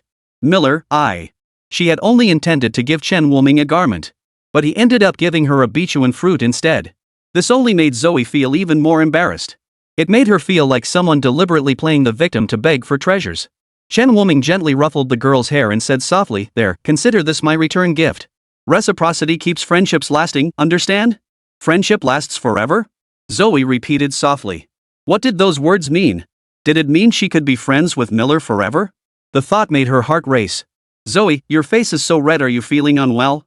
Eros giggled, poking her plump cheek playfully. Zoe reacted like a cat whose tail had been stepped on. She retorted immediately, Don't be silly. I'm fine, you're imagining things. Her denial came in 3 quick bursts. The others present, except for the wooden-headed Chen Wuming and the innocent Eros, all sensed something amiss. Sure, Lianxue silently thought, Lana, look at him. I can't help it either. If you must blame someone, blame yourself for falling for a 1,000-year-old blockhead. Chapter 73, Don't You Dare Die in the River of Eternity. Evening. Chen Wuming brought out the food he'd specially brought from Juke City. Eros and Zoe's eyes lit up with excitement. Even Cassie wore an expectant look. Though a 2-way rift now connected them to Suzaku City, they couldn't exactly shuttle between the 2 places daily. After all, for the common folk of Suzaku City, elves still weren't entirely accepted in their hearts. Even the dwarves who had settled in Suzaku City occasionally experienced minor conflicts. However, thanks to Suzaku University and Zoe's mediation, no major conflicts had erupted between the 2 sides, only lingering resentments remained. Chen Wuming's skewers sizzled with dripping oil. A generous sprinkle of cumin powder sent waves of rich aroma through the air, making everyone present swallow hard. Can I eat now, Miller? Eros's mouth watered so much it seemed ready to drip. It had been ages since she'd tasted Chen Wuming's skewers. Just a little longer. Eros, go get Anna to join us. Got it. I'll go right now. Fearing she might miss out on the skewers, Eros dashed off to Anna's room to fetch her. Anna was leaning against the leaf bed, engrossed in a book. The door suddenly swung open. Startled, she quickly hid the book beneath her body. Who's there? When she recognized Eros, Anna grew even more nervous. Eros, why didn't you knock? Sis, were you looking at something just now? And no, nothing. Never mind me, what brings you here? Eros instantly forgot what she'd meant to ask, wrapping her arm around Anna's. Miller brought some skewers. Let's go eat, sis. No way. The moment she heard it was roasted by Chen Wuming, Anna felt a surge of irritation. How dare that kid reject the twig she gave him? She refused to eat anything he grilled. Hey. Sis, aren't you eating? But you always loved Miller's skewers, they're so delicious. Eros looked puzzled and muttered under her breath, Fine, if sister doesn't want any, then Eros can have a couple extra skewers. Hearing this, Anna was instantly transported back to the first time Chen Wuming had made skewers. That tantalizing taste on her tongue. I'll go with you. But didn't you say you weren't eating? I'm hungry. Oh. Seeing Eros successfully bring Anna over, Chen Wuming flashed them a smile. Sister Anna, Eros, you're just in time, the first batch is ready. Faced with the tempting, fragrant skewers Chen Wuming offered, Eros stuffed one into her mouth the moment she got it, her pink lips instantly becoming greasy. She kept praising as she ate, Miller, yours are just so delicious. Even the ones Zoe brought back from Suzaku City before weren't as good as yours. Is that so? If you like it, eat more, there's plenty left. Chen Wuming chuckled softly, focusing on the skewers in his hands. Anna looked at the skewer thrust into her hand, and the resentment in her heart faded a little. Perhaps he had his reasons? Like, maybe he'd actually encountered a formidable foe but didn't want to burden me, so he lied about losing it. Would he rather have me hate him than trouble me? At this thought, the resentment in Anna's gaze toward Chen Wuming vanished, replaced by regret. The way she'd treated him earlier must have hurt him deeply, right? Anna silently ate her skewered meat. This peculiar demeanor caught the attention of her close friend Cassie. Her eyes grew curious. Her intuition told her Anna seemed to be hiding something. After dinner, Anna pulled Chen Wuming aside. After hesitating for a long time, she wanted to apologize to Chen Wuming for her earlier attitude. Unexpectedly, Chen Wuming spoke first, interrupting her. Sister Anna, I'm sorry. I didn't mean to lose your branch, but please believe me, there's a reason for all this. Seeing the earnest look in his eyes, Anna held back her apology. She nodded calmly. I believe you. Chen Wuming, who had prepared a lengthy explanation, was suddenly at a loss for words. His eyes widened. No. Why was Sister Anna being so easygoing today? He'd even researched plenty of sweet talk to win her over, planning to charm Anna first before asking her to help him enter the river of eternity. Sis Anna, there's something I need to ask of you. Go ahead. So Chen Wuming revealed his plan. He wanted to infiltrate the eternal river while keeping it hidden from Long Jintian. If Long Jintian found out, he'd surely try everything to stop him. After hearing this, Anna frowned. Furrowed her brow. Miller, do you understand what entering the river of eternity entails? I know. I won't act recklessly, but there are things I must do, Chen Wuming replied softly. Is it because of the prophecy? Having risen to the rank of highness, Anna was no fool. She understood the purpose behind his actions. What she could conceive, Long Jintian could too. Yet the risk was too great, and Long Jintian refused to let Chen Wuming take it. Are you confident? Not entirely sure yet, but probably 70 or 80%. Chen Wuming wasn't entirely certain if divine protection could withstand the erosion of the river of eternity. If it couldn't, then there might be no chance at all. Anna's face twisted with conflict. Logically, Chen Wuming was trying to save the human race, and as an elf, she shouldn't stand in his way. But many humans have targeted you. Do you think this is worth it? Anna didn't outright refuse, instead posing a question to Chen Wuming. She gazed into Chen Wuming's clear eyes, feeling as if her very soul was being drawn in. Yes, it's worth it, Chen Wuming replied with a smile. He did not tell Anna that his journey into the river of eternity was not only to save the human race, but also the elven lineage. But he didn't tell the princess before him. It wasn't distrust, but rather a desire to spare Anna from worry. Anna said nothing more, merely responding with a quiet nod. Understood. Meet me at the designated fissure in the eternal river at 4 o'clock. 4 in the morning. At the fixed fissure leading to the eternal river, the elven guards who had been stationed there had been diverted by Anna on other business. Chen Wuming stood before the fissure, glancing back. In the moonlight, a slender figure stood not far away, watching him. Go. I've diverted everyone near the river of eternity. Lake will be waiting for you there. Don't die. A necklace was flung into his hand. In the darkness, the emerald gem glowed faintly. This is the emerald necklace. Wear it. Emerald symbolized blessings among the elves. Whoever wore the necklace would receive the protection of the elven gods. Chen Wuming's lips curved upward, revealing 2 rows of pearly white teeth. Thanks, Anna. He slipped on the necklace and stepped into the directional fissure. On the other side of the eternal river, Lek, who had been waiting by the fissure, swiftly guided Chen Wuming to the exact spot where the red dragon had previously dived into the eternal river. That dragon entered from this very spot last time. Lek paused mid-sentence. Are you really going in? Yes. Thank you for your help. While I'm gone, you must protect your princess. Chen Wuming patted the proud elf guard captain on the shoulder. He leapt down. May the gods protect you. Enveloped in golden light, Chen Wuming's figure vanished instantly into the eternal river. Lek stared fixedly at the spot where Chen Wuming had vanished, his lips moving slightly. You must come back alive. Chapter 74, The World Beneath the Eternal River. After entering the river of eternity, Chen Wuming opened his eyes to find nothingness before him. He quickly checked the protective barrier formed by divine blessing and found it remained completely intact. Phew. Thank goodness. It seems the divine protection can withstand the eternal river's erosion. But why does this place look so strange? Chen Wuming looked around. All he could see was emptiness, an environment more unsettling than darkness itself. This won't do. I need to find the entrance quickly, or once the divine protection wears off, I'm done for too. He immediately swam deeper into the abyss. That red dragon might possess A+ strength and formidable physique, but it couldn't endure the eternal river for long either. Therefore, the entrance couldn't be too far away. With that thought in mind, Chen Wuming soon discovered a man-sized fissure entrance several hundred meters below. Is this it? Without hesitation, he plunged straight in. After a tumultuous tumble, Chen Wuming emerged in a dense forest. Is this the world beneath the eternal river? But it looks no different from Blue Star, he mused, surveying his surroundings in confusion. Though he knew the impending calamity facing both humans and elves was intricately tied to this entrance beneath the eternal river, he remained unclear on the nature of that disaster. Whether it was the prophecy crystal or the memories of the Tree of Life, the information was fragmented and incomplete. He grasped only a few key points. According to the memories, it seems a human caused the disaster for the human race? Chen Wuming frowned. In the prophecy, the figure he had seen was not a fallen one. Yet it was precisely such a person who would overturn the entire human race. Chen Wuming closed his eyes, and every rustle and whisper became audible to him. Soon, he detected the sounds of living creatures moving. Over there. Heading south, it wasn't long before Chen Wuming discovered a city. Indeed, not a fortified settlement, but a city. There were no walls, no guards, just skyscrapers, just like in his previous life. In contrast, the people in the city all seemed to carry a powerful aura. Chen Wuming arrived on the city streets. He found it strikingly similar to his previous life. He casually cast a probe at a hurried office worker. Name, Huang Hao. Race, human. Level, C. Even random passers-by are C rank? What puzzled Chen Wuming, however, was that none of the people here seemed to have professions. They looked like ordinary people, yet they possessed levels.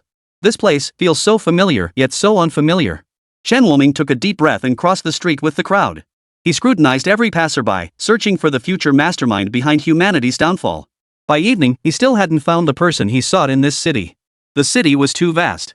He couldn't simply destroy this bustling metropolis. Sigh. Who knows when I'll find that person? Chen Wuming sat on the steps in front of a shop, casually opening a chilled can of Pepsi and gulping it down. Every person he encountered on the street became a target for his investigation. At first, Chen Wuming thought this city might connect to others, but he discovered nothing but wilderness and dense forests beyond its borders. Yet the residents of these cities could travel to other places via subway. He had tried taking the subway or other forms of transportation, but the moment he left the city limits, he would always find himself back at the city center. Perhaps it was because he didn't belong here. Gazing at the familiar streets, now a stranger in his own city, Chen Wuming felt a pang of loneliness. Just as he finished his Coke and looked for a trash can to toss it in, planning to find a place to stay for the night, a soft, girlish voice sounded behind him. Brother, could I have this bottle? That trash can has glass in it. Chen Wuming froze, turning to find a small, thin girl standing behind him. Her hair was slightly disheveled, her small face smudged with dirt, barefoot, clutching a torn sack in one hand, with noticeable bruises on her arm. He felt strangely familiar with this little girl, yet couldn't quite place her. Is it okay? Seeing Chen Wuming staring at her, the girl took a couple of frightened steps back, yet her eyes remained fixed on the bottle in his hand. Chen Wuming picked up the bottle to examine it, then glanced back at the trash can. He saw that it was indeed filled with glass shards. The girl's hands bore several cuts, likely from rummaging through the trash. His heart softened involuntarily. He bent down and handed the bottle to the girl. Here. Thank you. The girl took the bottle and carefully placed it into the torn burlap sack. She didn't forget to bow to Chen Wuming. Watching her limp away, Chen Wuming's brows furrowed. System, check her profile. Name, Chen Baitao. Race, human. Level, none. Chen Wuming's body trembled. His pupils suddenly contracted. Chen Baitao? Wasn't she the one prophesied to destroy the human race? And she was this beggar-like little girl. If I were to eliminate her now. Chen Wuming's heart was torn. He simply couldn't bring himself to harm such a pitiful little girl. After standing there for a long time, Chen Wuming took a deep breath. He decided to follow her and see. After all, the system's current interface indicated that Chen Baitao possessed no level or attributes whatsoever. How exactly would she become the catastrophe that would destroy the human race years later? Night deepened. Chen Wuming kept trailing behind Chen Baitao. The young girl limped along slowly, taking 2 or 3 steps for every one Chen Wuming took. Chen Wuming showed no sign of impatience, following her with unwavering patience. They wound through several alleys. The girl finally stopped before an iron gate in the alley. It's me. I'm back, Chen Baitao whispered softly. But there was no response from inside. Only after she repeated her words did the door open. Out stepped a burly man with a face full of fleshy bulges. The moment he emerged, he barked. Are you Newt? Who could hear you speaking so softly? Chen Baitao lowered her head in fear, whispering an apology. I'm sorry. Ignoring her words, the man grabbed her hair and yanked her inside. Pain brought tears to Chen Baitao's eyes, but she dared not utter a word of protest. Chen Wuming, watching from the shadows, trembled with rage. Now he understood where the girl's injuries had come from. Chen Wuming glanced up at the surveillance cameras lining the alley. He shot out several cards, directly blocking the camera's view. He slowly approached the iron gate. The voices inside reached his ears. You've been out all day and this is all you've got? Where the hell did you go off to play around again, you? Did you go report me to the police again? No. I didn't, With the girl's piercing scream, the iron gate shattered into pieces. The burly man wielding the club and his cronies watching the spectacle stared dumbfounded at the gaping hole in the gate. And Chen Wuming, standing in the doorway, radiating a murderous aura. Chen Wuming looked at the girl lying on the ground, clutching her arm. Brother! Brother? Damn it, did you call this guy? The burly man grew even angrier, raising his club to strike Chen Baitao again. A card shot out at lightning speed, piercing straight through his arm. The club clattered to the floor. Arg, you bastard, how dare you hurt me? The burly man clutched his arm, his expression twisting into a savage grimace. Beat the out of this punk. A measly C rank dares to ambush me? I'll make him regret it today.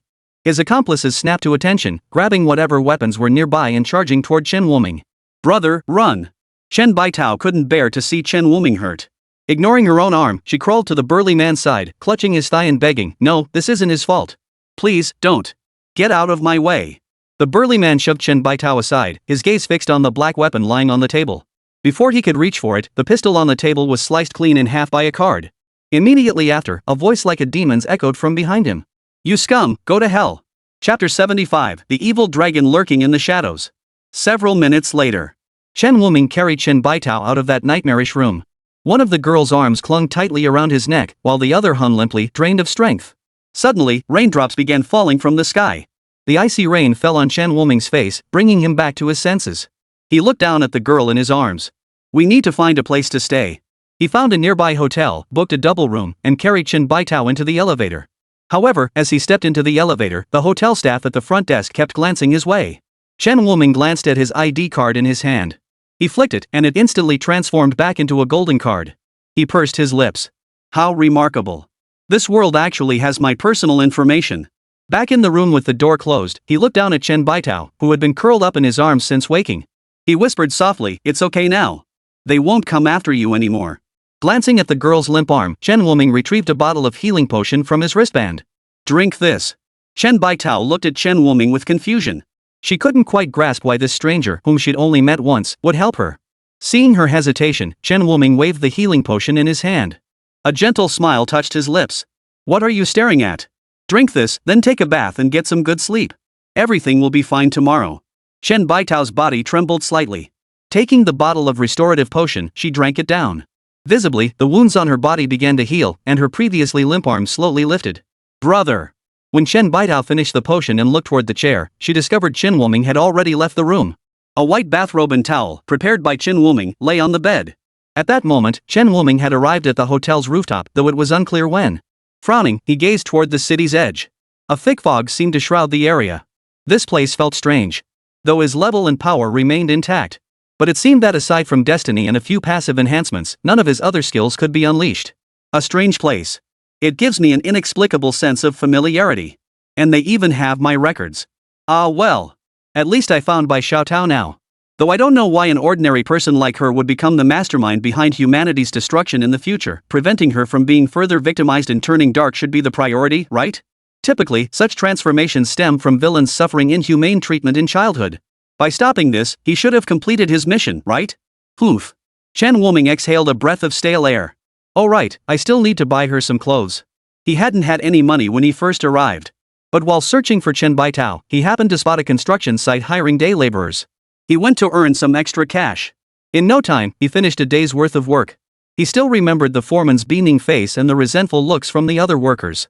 He found a department store, picked out a few outfits based on Bai Xiaotao's measurements, and headed back to the hotel. As soon as Chen Wuming entered the hotel lobby, he saw two police officers standing at the front desk, seemingly discussing something. The front desk clerk spotted Chen Wuming returning and immediately pointed at him, shouting, "Comrade, it's him." "Chen Wuming? Sir, please show us your ID." A police officer stepped in front of Chen Wuming, his watchful eyes constantly observing the man's facial expressions. At that moment, Chen Wuming desperately wanted to flip off the front desk clerk. So he was being mistaken for a human trafficker? Sure. He pretended to reach into his pocket, secretly conjuring an ID card with his magic before handing it to the officer. The officer pulled out his phone to verify the ID's details. Only then did he return it to Chen Wuming. "Sorry, sir. We received a report that you lured a minor. May we inspect your room?" "Of course, no problem." Chen Wuming hadn't done anything wrong, so he had nothing to fear. Another officer's gaze fell on the bag in his hand. Chen Wuming explained, "These are clothes I bought for her. Comrades, you can inspect them if you like." The officer reached out to take it, but was stopped by his partner. Clearly more experienced, he whispered, "We'll see once we're in the room. Don't rush it." Though their voices were low, Chen Wuming's senses were no longer those of an ordinary person. Such whispered conversations were as clear to him as loud voices spoken right in front of him. They arrived at the door. Instead of opening the door immediately, Chen Wuming pressed the doorbell. After a long wait, Chen Baitao's timid voice came from inside. Is that you, brother? Mei Chem, I'm back." Hearing Chen Wuming's voice, Chen Baitao inside finally lowered the clothes hanger she'd been clutching. There really were no weapons left in the room. This was the only thing she'd managed to find after searching for ages. After opening the door, Chen Wuming froze in place. Chen Baitao was draped in a white robe, its sash untied at the waist. Beneath, her skin was smooth and exposed, teetering on the edge of revealing too much. He hurried forward and pulled the sides of the bathrobe closed. "Why didn't you tie it properly?" "It's too big. I couldn't tie it." At that moment, Chen Wuming felt two pairs of eyes fixed on him from behind. This time, even if he hadn't misunderstood, it would surely become a misunderstanding. Only after he had escorted Chen Baitao inside and secured her ties did the two police officers step in. One of them, with a hostile glare, fixed his eyes on Chen Wuming. He watched Chen's every move. Chen Wuming sat quietly by the side. Though he no longer feared these men, they were innocent bystanders, no reason to resort to violence. After the seasoned officer finished questioning Chen Baitao, he stood up and sighed softly. "It's all right. This young man had nothing to do with it." "Master, what exactly?" "It was that gang." "Young man, could you tell me exactly where you rescued this child?" Chen Wuming nodded with a smile and told the veteran officer the location of the alley. After all, the surveillance hadn't caught him. Even if they saw him, it wouldn't be his fault if those people died. Even if it did implicate him, so what? He wasn't from this world anyway. After the two left, Chen Baitao clutched the front of her shirt and tugged at Chen Wuming's sleeve. "HM? What is it? Brother, should I take off my clothes?" "Ha?" This question completely threw Chen Wuming off balance. Where on earth had she picked up such lewd language? "Who told you that?" I was watching TV outside the mall, and the people on it said, if you can't repay them, offer yourself instead." Chen Baitao's little face was utterly serious, showing no hint of jest. "I don't have any money to give you, so..." As she spoke, her hand reached to pull down her shirt, only to be stopped by a large hand. Then, Chen Wuming's gentle voice came from above her. "No, little peach, your heart is enough. Just promise me you'll live well from now on. That's the best repayment." "Really?" Chen Baitao's innocent expression stirred compassion in Chen Wuming. "It's true." He ruffled the girl's hair and whispered, "Go to sleep now." Before long, Chen Baitao drifted off to sleep. Surrounded by Chen Wuming's reassuring presence, the girl slept soundly. After placing Chen Baitao on the bed, Chen Wuming gazed outside at the moonless night that didn't feel dark. Could this be an illusion? Probably not. He possessed a dreamlike heart. If this were an illusion, he should have sensed it the moment he entered. Moreover, Chen Wuming discovered something else. He seemed unable to see the sun or moon in this place. Though the daytime was bright, he could not find the sun when he looked up. Night was no different. Not a single star graced the sky, let alone the moon. And that dragon, it must have entered this place too. So why haven't I sensed any aura of a ferocious beast? Chen Wuming furrowed his brow slightly. That dragon was A+ grade. Even though the Eternal River had eroded its power to less than a tenth of its former strength, for the inhabitants of this world who possessed only nominal ranks yet lived lives indistinguishable from ordinary humans, it remained an unmatched calamity. Yet he still detected no trace of the beast's presence. This place is definitely strange. He just hadn't discovered it yet.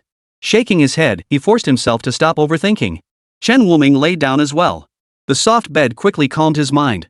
As he closed his eyes, in the void of darkness, it seemed as though a malevolent dragon was surveying the entire city. Humans from Blue Star. How did they end up here? Chapter 76, Unexpected Events, A Sense of Unease. Chen Wuming awoke early. As he sat up, Chen Baitao was already sitting on the bed, watching him. "Brother, you're awake." Her voice was still soft but clear. Compared to yesterday, her voice held less fear and more of the lively spirit befitting a young girl. Morning. After taking Chen Baitao out, he realized this girl had virtually zero social experience and even struggled with basic self-care. She also had virtually no discernment when it came to strangers. But he felt somewhat relieved. After all, these traits were crucial prerequisites for her future dark transformation into a calamity for humanity. Without them, she wouldn't have become what she was. She was probably just being taken advantage of. During this period, Chen Wuming spent his time either searching for traces of the Dragon Clan within and outside the city or teaching Chen Baitao how to navigate society.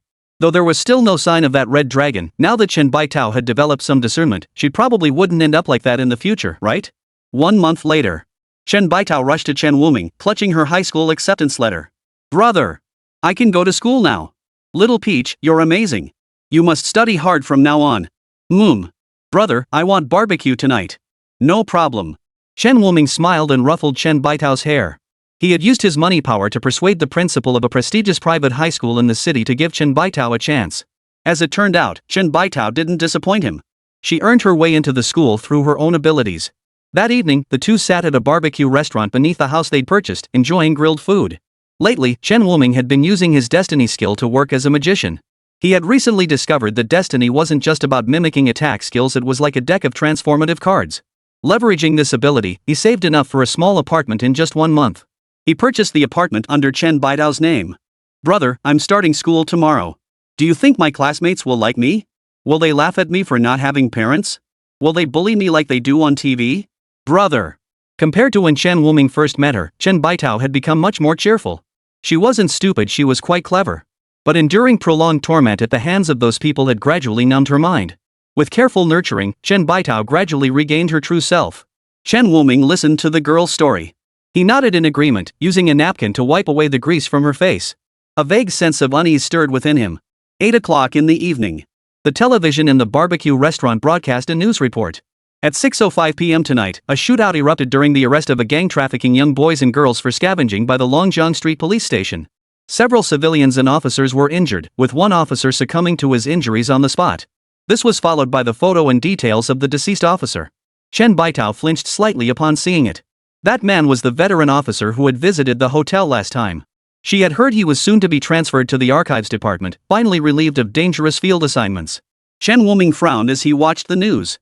He felt both regret and confusion. Why did this group have so many firearms? The burly man last time had a single handgun, yet now so many firearms had appeared. If this world truly mirrored his past life, such a quantity of firearms simply shouldn't exist. He quickly zeroed in on the elusive dragon clan as the source of his doubts. Could it be connected to that dragon? It shouldn't be. Why go through all this trouble? Why not just strike directly? Hope I'm overthinking this, Chen Wuming shook his head, trying to dismiss the wild thoughts. After finishing their barbecue, the two headed back. Just as Chen Wuming was about to lie down to sleep, an explosion erupted not far from their residential complex. He shot upright in bed, his gaze fixed on the towering flames. For some reason, the unease in his heart grew more pronounced. He pressed one hand to his chest, trying to slow his racing heart. Brother! Suddenly, Chen Baitao's panicked voice echoed outside the bedroom door. Thinking something had happened to her, he rushed to open the door. A soft body instantly wrapped around him. Chen Wuming stiffened, his hand resting on Chen Baitao's head. It's okay, little peach. Don't be afraid. Big brother is here. Chen Baitao murmured in response. For some reason, after that explosion, an overwhelming sense of unease had gripped her heart. It felt as though she was about to lose something precious. Before Chen Wuming could say more, chaotic footsteps echoed in the hallway outside. They seemed to be heading this way. Thinking he'd been overthinking it, Chen Wuming was about to comfort Chen Baitao. A violent pounding erupted against the door. Accompanied by curses, "Open the door, Chen Baitao. I know you're in there. Don't think having someone protect you means you'll get off scot-free. Open up now, or I'll break this door down." Chen Wuming felt his trembling body, and rage surged within him. Why would these people never let Chen Baitao be? What had she done wrong? The pounding on the door grew louder and louder.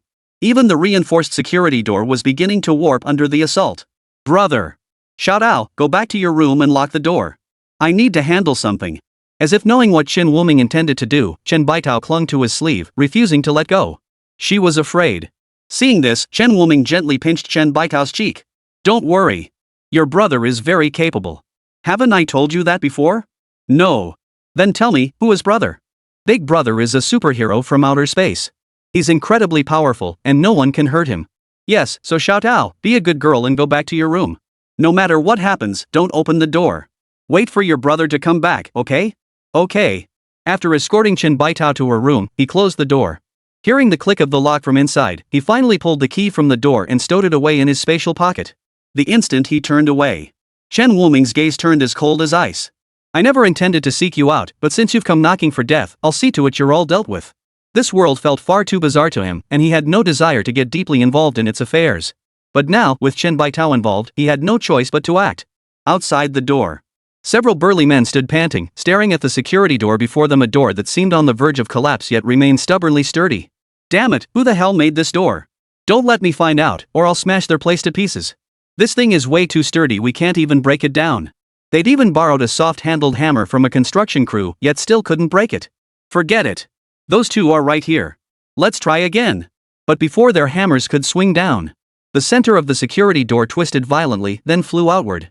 It embedded the people standing before it into the hallway wall. More golden cards flew out, transforming into a cloth that wrapped around the hallway's surveillance camera. Only then did Chen Wuming's figure slowly materialize before the stunned gazes of the crowd. I hear you've been looking for me? The sole remaining leader swallowed hard, his Adam's apple bobbing. Out of the corner of his eye, he glanced at the figures embedded in the wall. They were utterly silent, now likely crushed into pulp. Before he could utter another word, a hand clamped down on his throat. Chen Wuming's icy gaze locked onto his. Take me to your hideout and find your boss. Dare to utter another word, and I'll kill you on the spot. Chapter 77, The Bone Dragon Hidden in the Factory. Hidden in the room, Chen Baitao hugged a pillow, leaning against the doorframe as she listened intently to the sounds outside. Her heart remained heavy with worry. Until the footsteps outside grew fainter and fainter. Brother, she whispered softly. But no response came from outside. This made her feel deeply uneasy. She turned her head to look at the fountain pen Chen Wuming had bought for her, sitting on the desk. Chen Baitao rushed over, grabbed the pen, flung open the door, and dashed outside. But all she saw was an empty living room, a broken security door, and a thick, overpowering smell of blood. Brother! Hurried footsteps approached. But it wasn't Chen Wuming. Instead, it was a group of police officers responding to the emergency call. The moment they entered the hallway, they caught the pungent scent of blood and immediately rushed inside. There they found Chen Baitao, clutching a pen in her hand, clad in a fluffy pajama set, her eyes bloodshot and glistening with tears. Little girl, don't be afraid. We're the police. One officer, visibly haggard, recognized Chen Baitao immediately. He was the one who had accompanied the senior officer on the previous inspection. After examining Chen Wuming, he had followed his mentor to the location Chen had described and witnessed the horrific state of those people. Combined with the manner of these latest deaths, he felt more strongly than ever that the young man was no ordinary person. The young officer's eyes were slightly reddened. Yet his professional duty kept him composed. Xiao Tao, do you remember me? Can you tell me where your brother went? Chen Wuming dragged the ringleader to an abandoned factory building on the outskirts. The moment he stepped inside, he sensed an overwhelming aura. He was absolutely certain. This was the aura of the Red Dragon. Yet this aura felt peculiar, as if mingled with something else. Come out already! Chen Wuming shouted. He was certain the other party had spotted him long ago, yet for some reason, it had yet to reveal itself. The words had barely left his mouth. What appeared before him wasn't the dragon, but a group of burly men wielding cleavers and steel pipes. Many even held guns in their hands. Chen Wuming frowned at them. Where did you get those guns? The dead don't need to know that much. Bang! As one man fired, the others followed suit. Chen Wuming was instantly engulfed in a hail of bullets. The shield formed by the cards enveloped him layer by layer. Every bullet lodged in the first layer of cards. He glanced at the man in his grasp, who had long since fainted from terror, and sneered, seems you weren't that important after all. The moment the hail of bullets ceased, the cards around him transformed into flying blades. Each blade struck the wrists of the gunman with pinpoint accuracy. The clatter of guns hitting the ground echoed in succession. Then, someone shouted, "Kill him!" Men charged at Chen Wuming from all directions. Are these guys crazy? Don't they fear death? This chaotic scene left Chen Wuming momentarily bewildered. Didn't they fear his abilities? Wasn't ignorance supposed to breed fear? Facing these ordinary people with high ranks but no matching strength, Chen Wuming quickly took them all down. Aren't you coming out? These puppets of yours won't stand a chance against me. Chen Wuming roared into the unusual darkness deep within. There was no trace of rationality in these people's eyes, they were clearly under control. After a long while, a deep, resonant voice finally emerged from the darkness. Oh, I didn't expect you to see through it. Heavy footsteps echoed one after another. When Chen Wuming finally saw the true form of the colossal creature, horror washed over his face. Before him stood a dragon. But not a red dragon. It was a skeletal dragon, nothing but bones. 2 emerald flames burned within its gaping, blackened eye sockets. You are a bone dragon, he couldn't help but ask. Among the dragon clans, few possess the ability to manipulate minds, the subordinate race of the ghost dragon, the bone dragon. A formidable skeleton and an unfathomable power of mental control. No, it was clearly a red dragon that entered. Chen Wuming took a step back. His expression grew wary. During their first encounter, the red dragon had shown him no hostility. But this bone dragon was different. He could feel its overwhelming hatred directed at him. Upon hearing Chen Wuming mention the red dragon, the soul fire in the bone dragon's eyes flared intensely. The creature you speak of is dead. What? If it weren't for that bastard, I could have taken full control of this place long ago, that traitor. The bone dragon's tone was filled with fury. His gaze toward Chen Wuming grew increasingly furious. Its massive claw instantly slammed down toward Chen Wuming. God help me. The next instant, Chen Wuming's body flew backward. His right hand trembled slightly. Damn it, I forgot skills can't be used here. Chen Wuming gritted his teeth as he stared at the bone dragon before him. This bone dragon was likely A+ grade, but for some reason, it seemed wounded and unable to unleash its full power.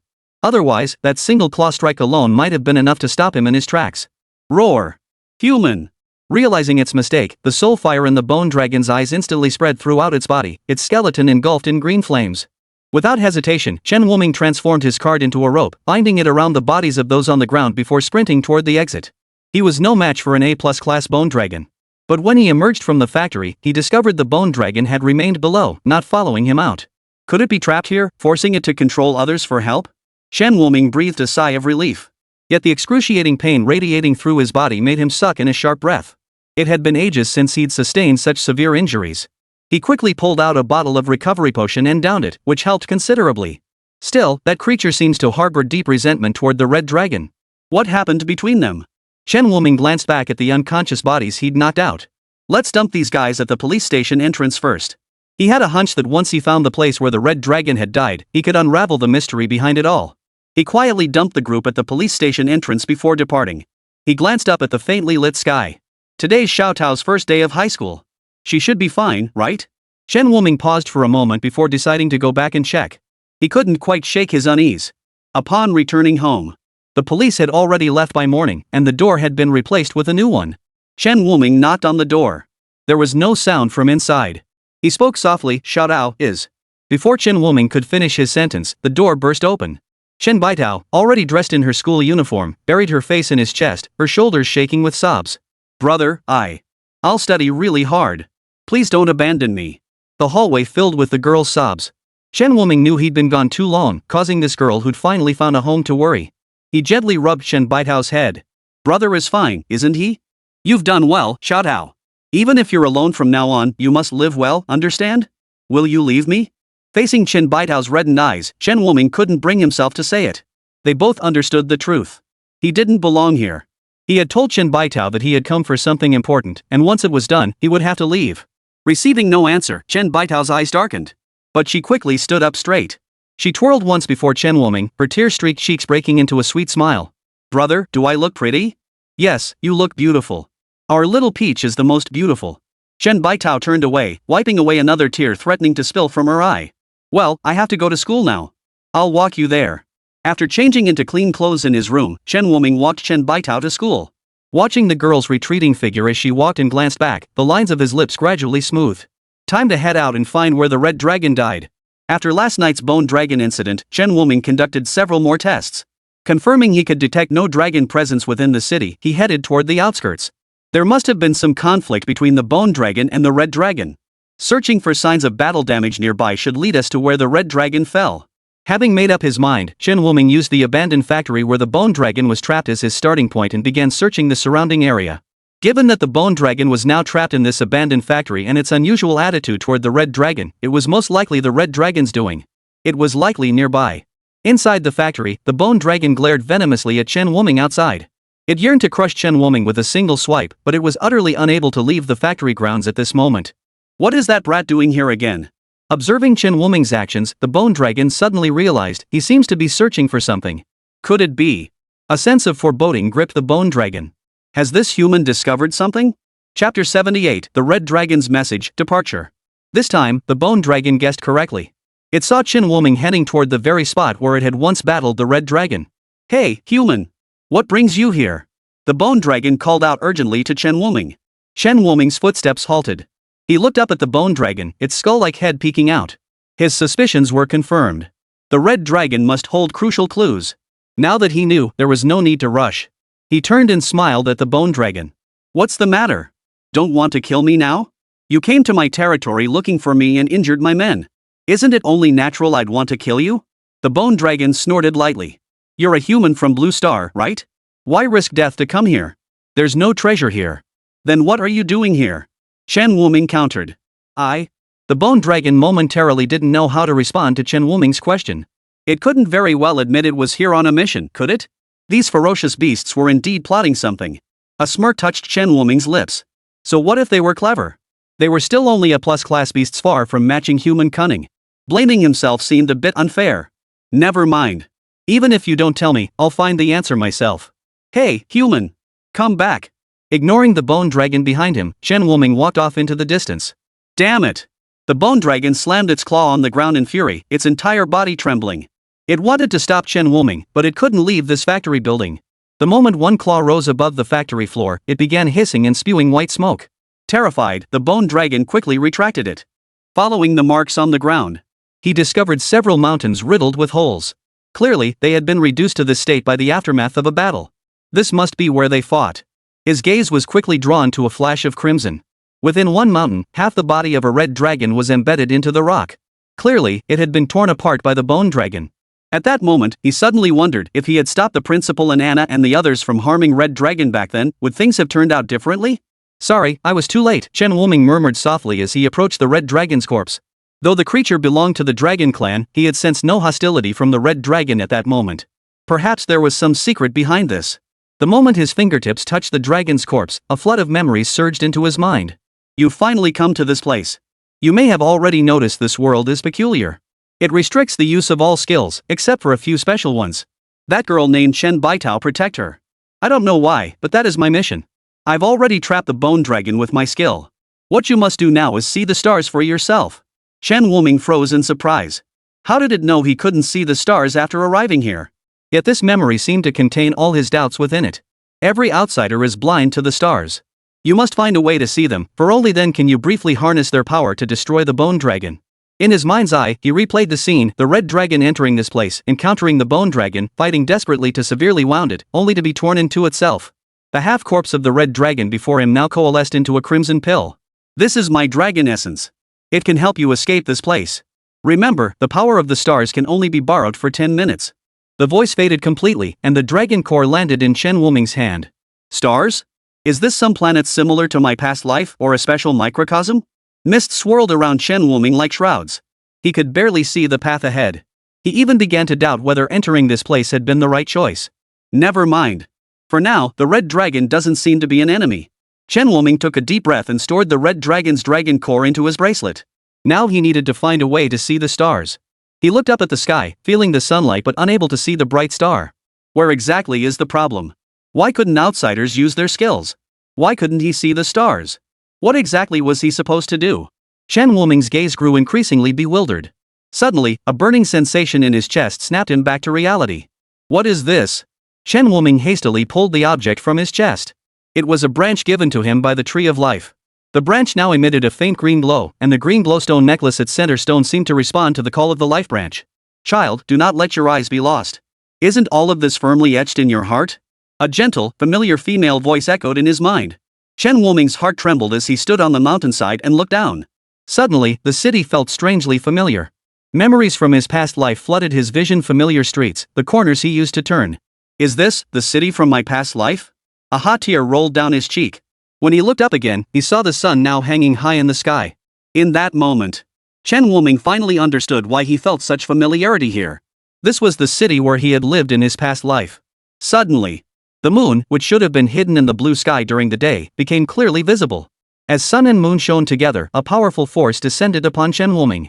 He felt his strength steadily surge upward, reaching the peak of a rank before halting just a hair's breadth away from breaking through to A+.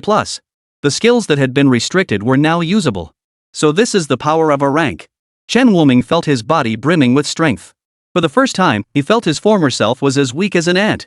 At that moment, the bone dragon, which had been hiding in the factory building, extended one of its claws.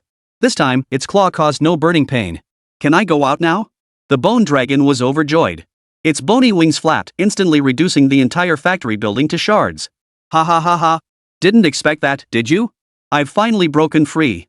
Your skills are useless against me. Now, this city is mine for the taking. Is that so? A soft chuckle echoed from above. The bone dragon snapped its head upward. The figure beneath the sun's rays bore golden halos swirling in its eyes, radiating an overbearing aura that looked down on all. Your rank, how is this possible? The soul flame within the bone dragon's eye sockets trembled violently. Despite being only a rank, the figure gave it an overwhelming sense of invincibility. I don't know what that bastard left you to break through to a rank, but I'm A+. I'm not afraid of you, human. The bone dragon flapped its wings and charged straight at Chen Wuming, who stood like the son of the sun. Blinding light erupted in the sky. The bone dragon's body crashed to the ground like a meteor, reducing the already dilapidated factory to ashes in an instant. Bone Dragon, you are no match for me now. The card at Chen Wuming's fingertips transformed into a miniature blazing sun, crashing down toward the fallen Bone Dragon. No, impossible. You're only in A rank, how could you be this strong? The Bone Dragon roared furiously, Bone Shield. The miniature sun reached its target, its intense heat exploding outward, engulfing everything in terrifying energy. The storm raging on the outskirts drew the attention of the entire city. Fortunately, Chen Wuming had carefully controlled the force, sparing them from harm. Look, is that a person up there in the sky? They saw Chen Wuming, yet his features remained indistinct. Even when zooming in with their phones, his face remained a blur. It was as if he shouldn't exist at all. Only one person saw him clearly. It was Qin Baitao, who had introduced herself in the classroom. She saw the sun outside the window. Brother! Chen Wuming stared down at the dying bone dragon below, frowning as he surveyed his surroundings. The space was already fracturing, and his body was nearing its limit. He could faintly sense this world rejecting him, seeking to erase him entirely. Ha ha ha ha! You unleashed such overwhelming power, this world can no longer contain you. Cough cough.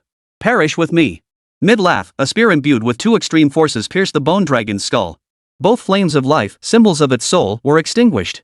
You talk too much. I won't die. Chen Wuming muttered under his breath. He retrieved the dragon core from his bracelet and clutched it to his chest. The sound of cars reached his ears. People were already heading this way. His gaze instinctively fell upon one of the vehicles. Inside sat Chen Baitao, whom he had rescued from the school. Sorry, Xiaodao. Looks like there's no time for goodbyes. The surrounding space was already collapsing. If he didn't leave now, he would be in danger. Following the method the red dragon had taught him, he crushed the dragon's core in his hand. Instantly, a vortex formed before him, sucking him in. The moment he departed, the world fell silent. The factory buildings below, which had been destroyed, were restored to their original state. Those who had rushed to the scene all halted in their tracks. Confusion filled their eyes. What were we just about to do? Only one person. Chen Baitao clutched a photograph tightly in her hand, a group photo. A photo of her and Chen Wuming. But the face beside her in the picture was blurred beyond recognition. Even she couldn't recall his appearance, nor remember his name. She seems to have forgotten someone very important. Brother, why can't I remember what you look like? Have you abandoned Xiao Tao? Chapter 79, Chen Wuming returns severely wounded. Upon the eternal river. Long Jintian, Meng Qinglan, and Ku Ruoying stood together, gazing down at the tranquil river below. Still no sign of that brat Wuming? Principal, the eternal river has always been treacherous. Not a single beast lowered into it by rope has ever emerged unscathed. Damn it! Long Jintian slammed his fist hard onto the ground, his expression darkening. A week had passed since Chen Wuming's departure. They tried to find Chen Wuming but discovered they couldn't reach him. Only then did Long Jintian recall Chen Wuming's mention of heading to the eternal river. He hurriedly dispatched men to inquire at the Forest of Life. Upon learning that Anna had placed Chen Wuming in the River of Eternity, he nearly stormed over to demand answers. Fortunately, Meng Qinglan intervened. Otherwise, given Anna's temperament, a confrontation between the two would have been inevitable. That would have shattered the alliance Chen Wuming had painstakingly built as a mediator. It's been a month, and that boy still hasn't returned. Ku Ruoying was deeply worried. That child is being far too reckless, Meng Qinglan sighed softly. Principal, should I go down and try again? No. Meng Qinglan's words were cut off by Long Jintian. The first time, she had relied on her defensive skills to infiltrate a few meters into the eternal river, but within mere seconds, she nearly lost her life. This time, no matter what, Long Jintian refused to let her try again. Principal, there's an urgent matter at the school that requires your immediate attention. A teacher emerged from the fissure. I understand. Long Jintian glanced back at the eternal river. His eyes held regret, all because he hadn't paid enough attention to Chen Wuming back then. Let's head back first. Shortly after they departed, a vortex appeared above the banks of the eternal river. Immediately, a blood-soaked figure tumbled out, crashing onto the ground. There seems to be a sound over there. Let's go check it out. The Vermilion Bird guards clad in their armor and the elven escorts rushed over from two directions simultaneously. The two Vermilion Bird guards recognized Chen Wuming at a glance. Upon seeing it was Chen Wuming, both froze in unison. Is that Wuming? Bai Wangji asked uncertainly. Chu Ruoruo beside him immediately confirmed, it is Wuming. The elves opposite them reacted even faster. It's Miller. Quick, take Miller back. Before the two could react, the elf guards had already seized Chen Wuming and were hurrying him toward the Forest of Life. Wait! Bai Wangji cried out urgently. Chen Wuming was their Zhuke University student, shouldn't they be the ones taking him back for treatment? And why were these two elves more anxious than they were? The remaining elf guard glanced at the two. These two seemed to know Miller? With that thought, his tone softened slightly. Please don't worry. Our elven healing methods are beyond anything your Vermilion Bird City could match. Miller will be fine. Bai Wenji was instantly speechless.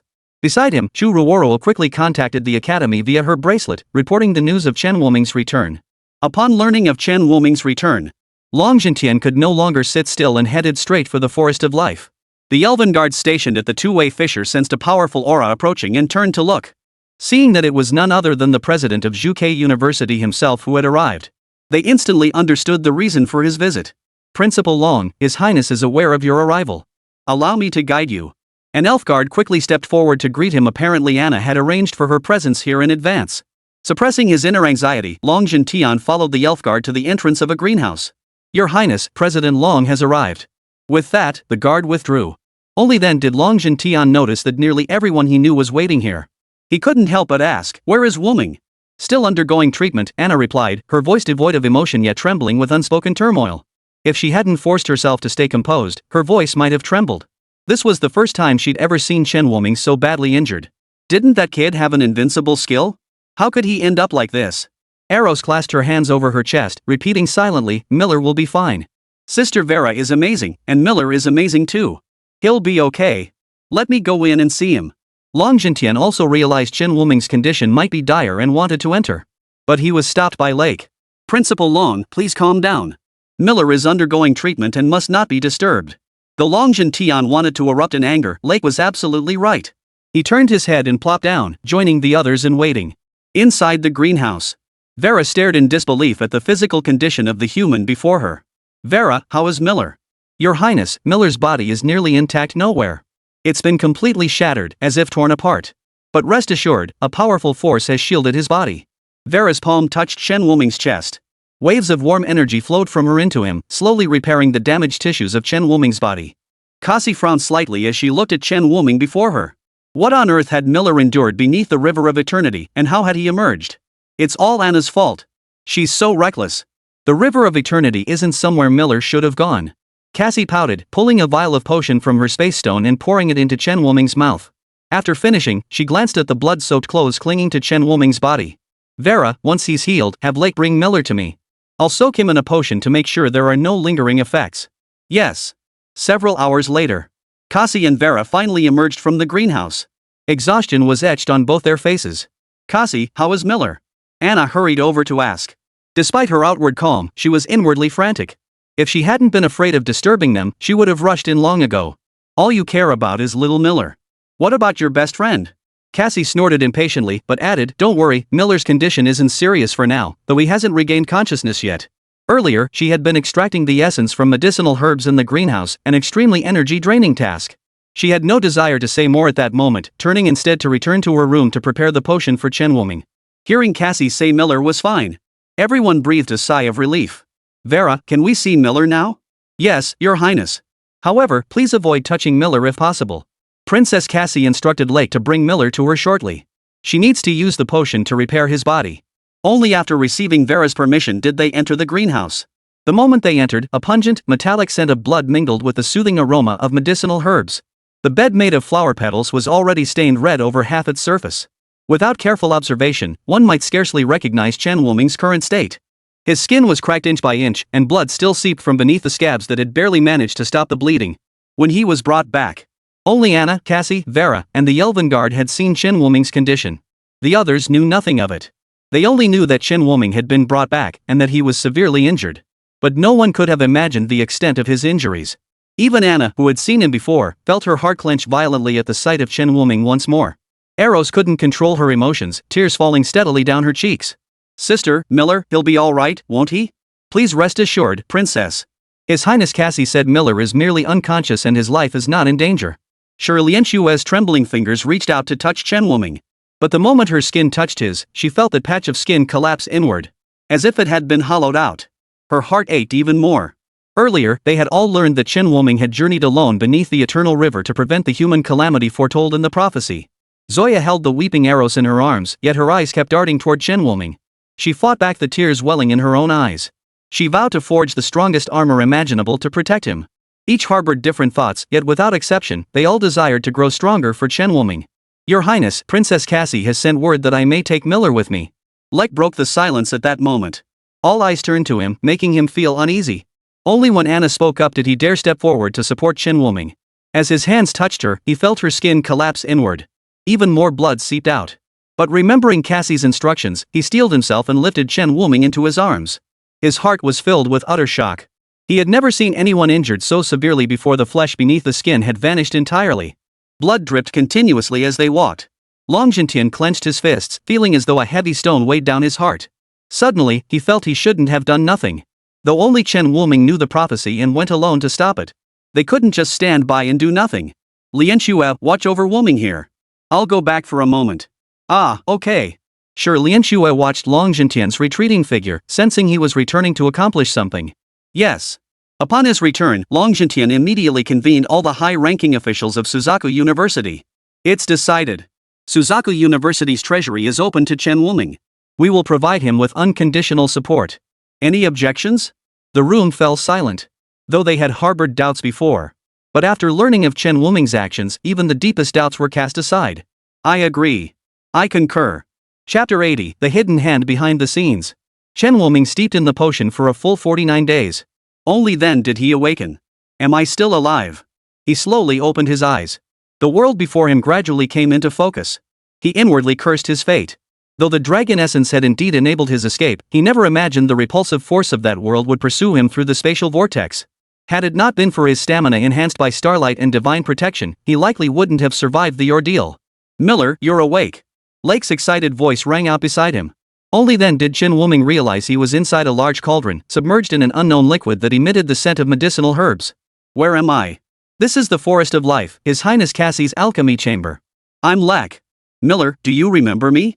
Seeing the confusion in his eyes, Lake asked anxiously. He feared Chen Wuming had suffered brain damage and lost his memory. If that were the case, how would he explain this to the two princes and the princess later? Oh, I remember. Chen Wuming's consciousness was still hazy. When he finally grasped his situation, his eyes widened in shock. Lek, why are you boiling me? Lek held a fan in his hand, and the heat beneath the pot was still intense. Wasn't he boiling him? His Highness Cassie said not to let the temperature drop, so I thought I'd keep an eye on the heat. Lek awkwardly tucked the fan behind his back. This medicinal broth. Chen Wuming examined his body. He discovered his injuries had nearly healed completely, and his skin had fully regenerated. He felt a surge of joy. Lek, thank you. Where's my bracelet? It's on the table. I'll get it for you. Not long after. Upon hearing that Chen Wuming had awakened, Shi Lianxue, Eros, and Zoe rushed over. When I saw Chen Wuming being supported by Lake, Eros suddenly tackled him to the ground, looking utterly aggrieved. Miller, why did you do something so dangerous? I was so worried about you. Chen Wuming, whose body hadn't fully recovered, could only let Eros pour out her longing and worry for him over this period. Only when Shi Lianxue and Zoe pulled Eros up did he manage to rise. Lianxue, Zoe, why are you crying too? I'm not crying, Shi Lianxue declared haughtily, turning her head away, though her eyes still darted toward Chen Wuming. Zoya, biting her lower lip, asked, Miller, why didn't you wear the clothes I gave you? She thought that if Chen Wuming had worn her clothes, perhaps he wouldn't have suffered another wound, and she might have felt she was of some use. Instead of standing here helpless like this. She lacked Eros' courage, didn't possess Shi Lianxue's twisted talent, and couldn't utter words of comfort. All she had was forging. Only then did Chen Wuming recall that the clothes Zoya had given him were still tucked away in his bracelet. But he couldn't tell her he'd forgotten to wear them. That would only hurt Zoya's feelings. So he said, Zoe spent so much time making this outfit. I don't want to tear it. I want it to stay with me longer. Those words pierced Zoya's heart. Her gaze went blank as she stared into Chen Wuming's sincere eyes. Miller said he wanted it to last longer. My clothes? Zoe's face grew redder and redder until even Eros sensed something was wrong. Zoe, why are you blushing? I'm not. Zoe instinctively protested. Only to find everyone staring at her. Chen Wuming, however, remained oblivious to how his words had pierced the girl's heart, continuing his conversation with Leke. Lek, while I was away, did anything unusual happen? Any movement from the beasts? Lek was taken aback. Not Miller? You're stiffer than the tree of life. Shi Lianxue covered her mouth and giggled. She was already accustomed to Chen Wuming's wooden demeanor, but this time, he deserved a reward. This time, Chen Wuming hadn't brought back another girl. In the past, whenever Chen Wuming was gone for an extended period, he'd always return with a girl in tow. After meeting with Anna and Cassie, Chen Wuming and Shi Lianxue planned to return to Vermilion Bird City. He needed to discuss his recent ordeal with Long Jintian and the others. Naturally, they brought Eros along too. She declinged to Chen Wuming the moment she saw him. Zoe didn't come along this time. She said she needed to craft better equipment for Chen Wuming, determined to prevent him from getting injured again. Upon returning to Suzaku City, Chen Wuming immediately sought out Long Jintian. He described the world beneath the Eternal River to the senior officials of Suzaku University. After hearing his words, were plunged into shock. Long Jintian was the first to recover. So, Wuming, are you saying the beasts might be plotting something, and there could be factional strife among them? Yes, though that red dragon is peculiar. It seems to know something. Chen Wuming still harbored lingering thoughts about the red dragon's parting words. When he tried to mention Chen Baitao's existence, he found the words stuck in his throat. Just like with the prophecy crystal and the memories of the Tree of Life, some force restrained him. So then, perhaps we need to reconsider our stance toward the beasts? Ko Ruoying frowned. Had Chen Wuming not intervened last time when Long Jintian and Anna joined forces, the red dragon might have been slain. Had the red dragon perished then, the beasts beneath the Eternal River might well have succeeded in their scheme this time. I don't think so. Chen Wuming paused to consider before speaking. Director Ko, have you ever encountered such a unique beast before? At this point, everyone present pondered for a moment. After years of battling beasts, they had indeed never encountered such a situation. Therefore, I suspect the issue doesn't stem from internal conflict among the beasts. He recalled the bone dragon's furious gaze when it mentioned the red dragon. It was clearly unexpected. This suggested there was no internal conflict among the beasts. It remained a simple case of survival of the fittest. The only anomaly lay with the red dragon itself. Suddenly, he recalled the words Kalichuan had left behind. High-level fallen possess psychic abilities. Note, stay away from all fallen above a rank. Fallen beings above a rank possess psychic abilities, which must include mind control skills. This meant that what the red dragon had said to him back then might not have been its own words. Rather, they were intended for him by the entity controlling the red dragon. But what kind of power would it take to control an A+ class dragon? And why would the fallen assist him? Aren't they supposed to be allied with the beasts? Director Ko, do you recall the words left behind by Lord Kulichuan? Chen Wuming looked at Ko Ruoying. Ko Ruoying's body trembled at the mention of her brother's name. But her attention was quickly drawn back by Chen Wuming's words. His words? Her eyes widened instantly. Like Chen Wuming, she instantly sensed something was terribly wrong. Could everything we've done be part of the Fallen One's plan? The thought sent a chill down Ko Ruoying's spine, soaking her back in cold sweat. If there was a prophet-like figure among the Fallen who could foresee Chen Wuming seeing the visions in the prophecy crystal, they would have stopped Long Jintian and Anna from hunting the red dragon. Then, foreseeing that Chen Wuming would journey alone to the world beneath the Eternal River and leave those messages on the red dragon. The more she thought about it, the more her heart pounded.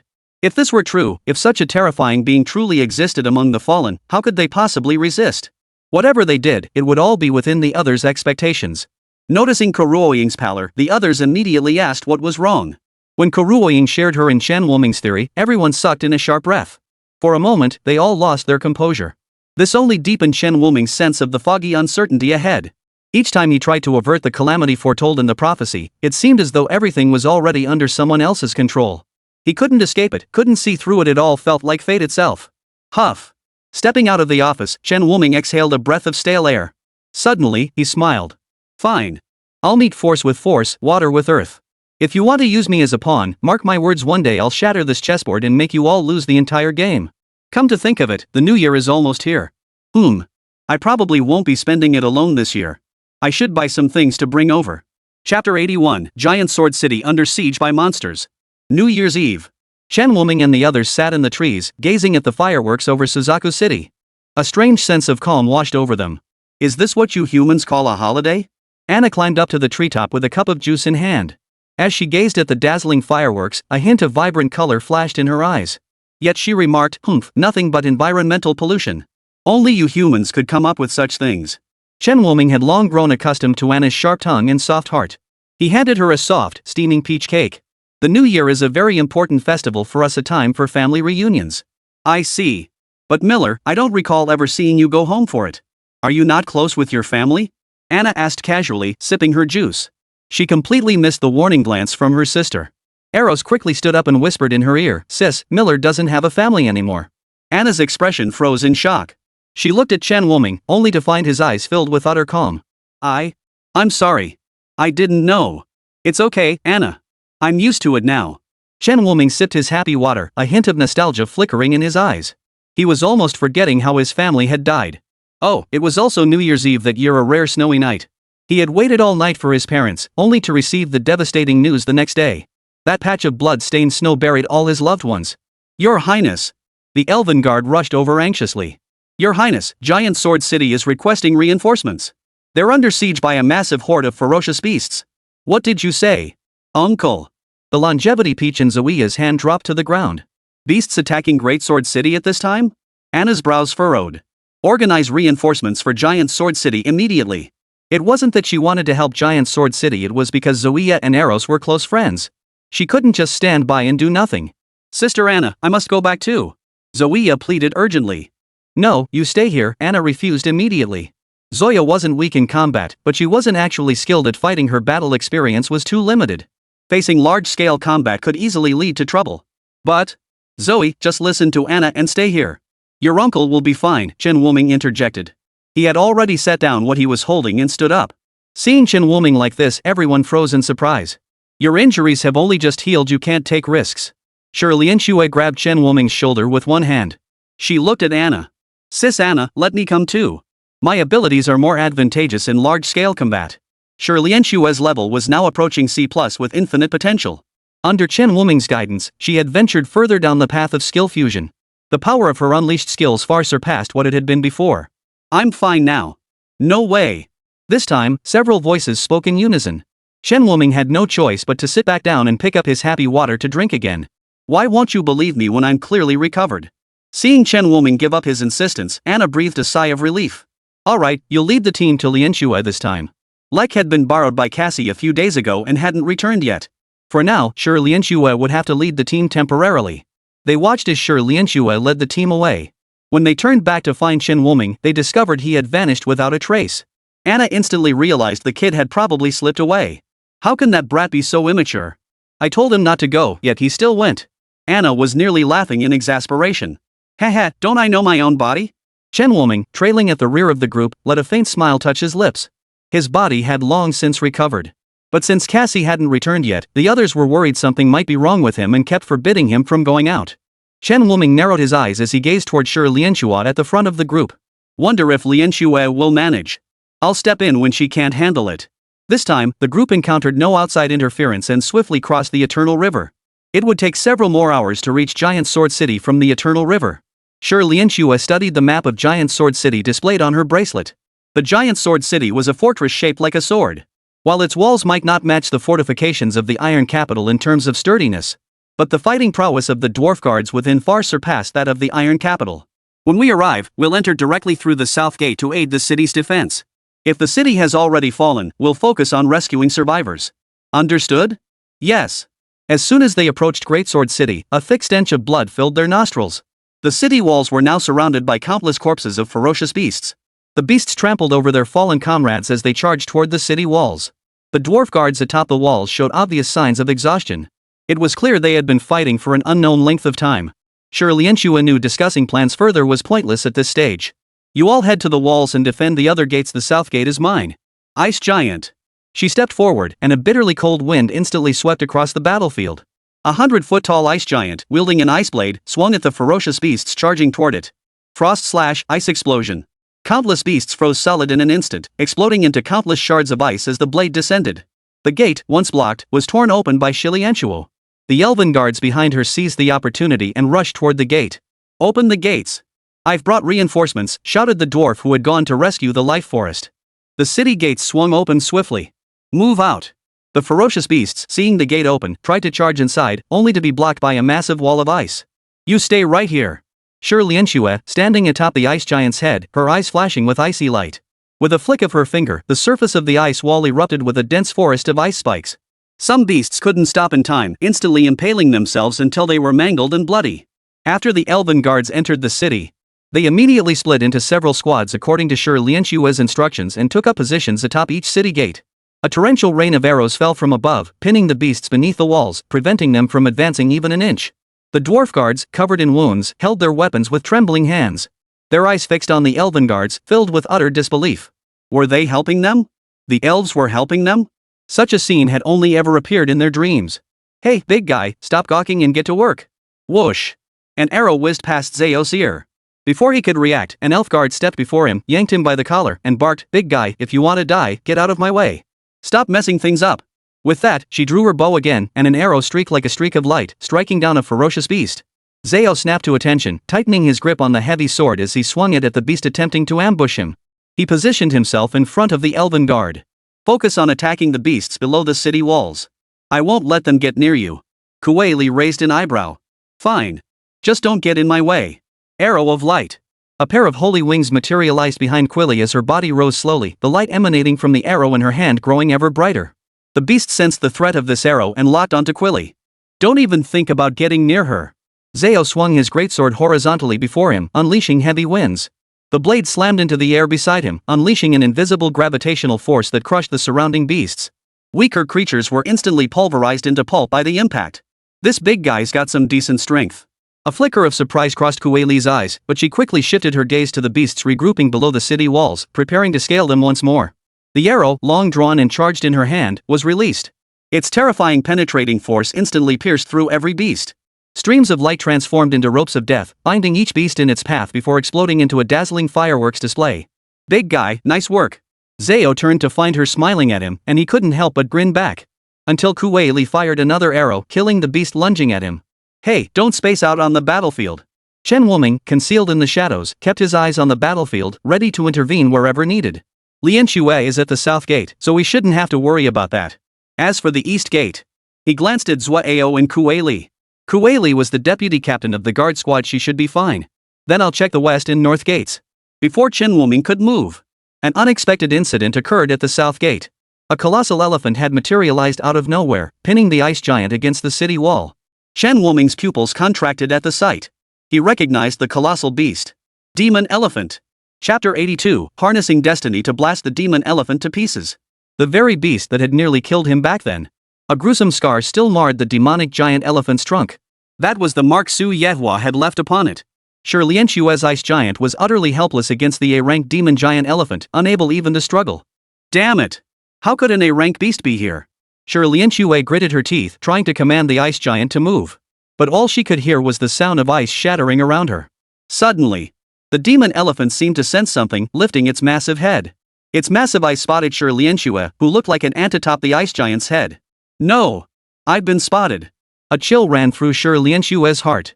She immediately abandoned the ice giant, using it as the target for her ice blast spell. Ice explosion. The 100-foot-tall ice giant exploded, scattering shards that obliterated most of the beasts that had gathered nearby. Roar feeling provoked, the demonic giant elephant's eyes turned even redder as its aura locked onto Sure Lian Xue. The earth rippled in waves, surging straight toward Sure Lian Xue. It's over. That was the only thought in Sure Lian Xue's mind. Divine protection. At that moment, a figure appeared before her, pulling her into an embrace. Both were sent flying dozens of meters by the shockwave before crashing to the ground. Sure Lian Xue lay motionless against Chen Wuming's chest, her ears filled with the steady thump-thump of his heartbeat. Are you okay? Chen Wuming looked down at Sure Lian Xue in his arms. I found him still spacing out. What the hell is wrong with you?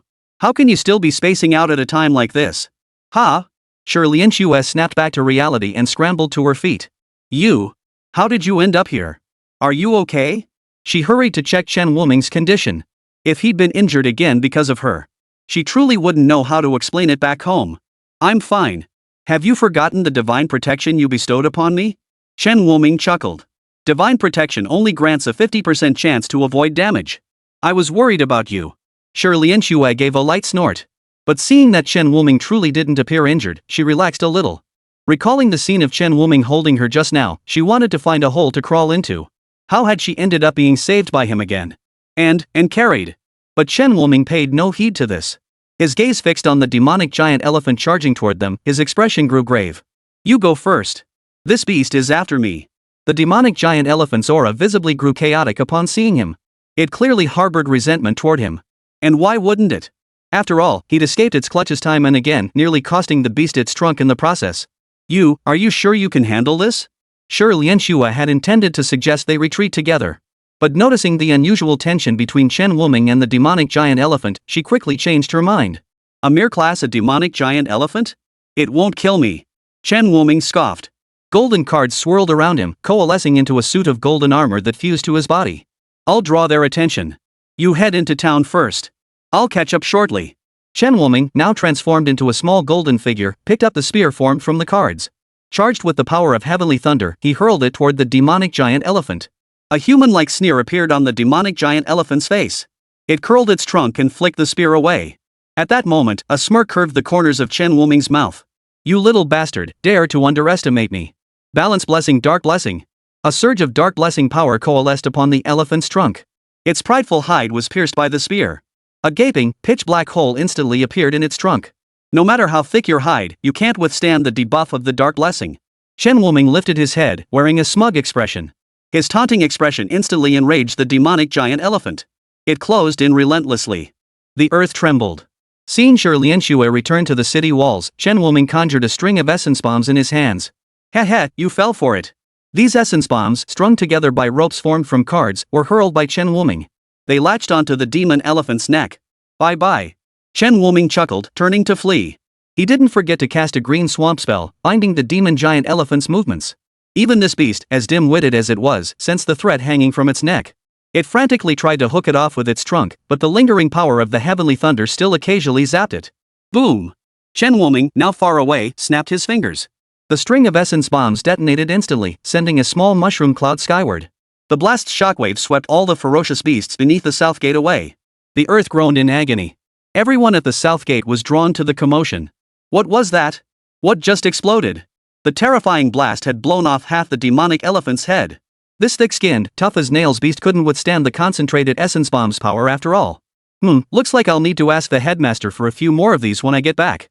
While they're troublesome against humans, they're incredibly effective against these mindless beasts. Chen Wuming tossed an essence bomb in his hand as he played with it. These were the ones he'd packed up from the school's treasury. Most of the essence bombs were now stored within his bracelet. His bracelet had long since been upgraded to the highest grade, its storage space now immense. Perhaps it was the explosion that killed the demonic giant elephant, attracting the beast's attention. Now, most of the beasts at the south gate were surging toward him. Boom! Before the beasts could draw near, massive catapults on the city walls hurled boulders into their ranks. Catapults fueled by fire element stones as ammunition. Each launch sent bursts of flame erupting across the battlefield. Human friend, we'll cover you. Hurry back. Dwarf guards on the city walls shouted to Chen Wuming outside the city.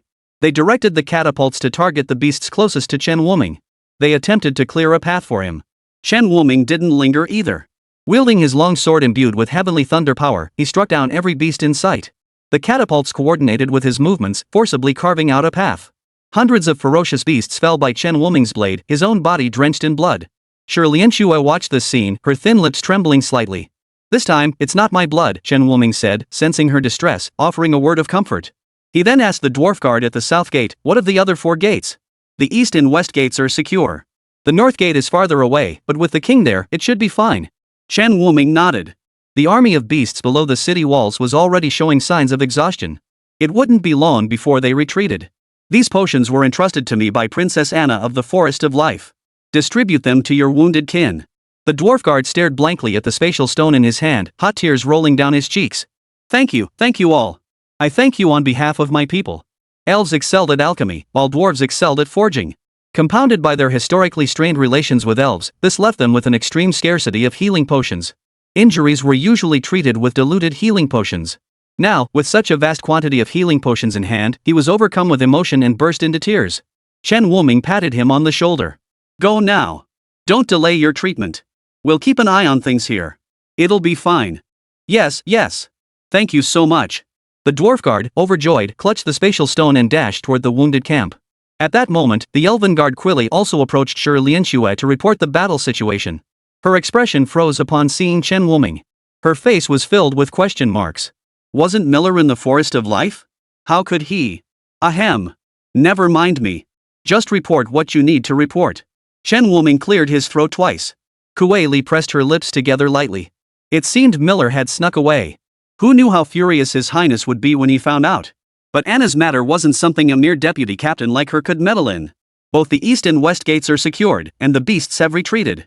76 members of our guard were injured, while none of our own suffered casualties. The dwarves from Giant Sword City sustained heavier losses. I've already dispatched personnel to tend to their wounds. No intelligence from the northern sector?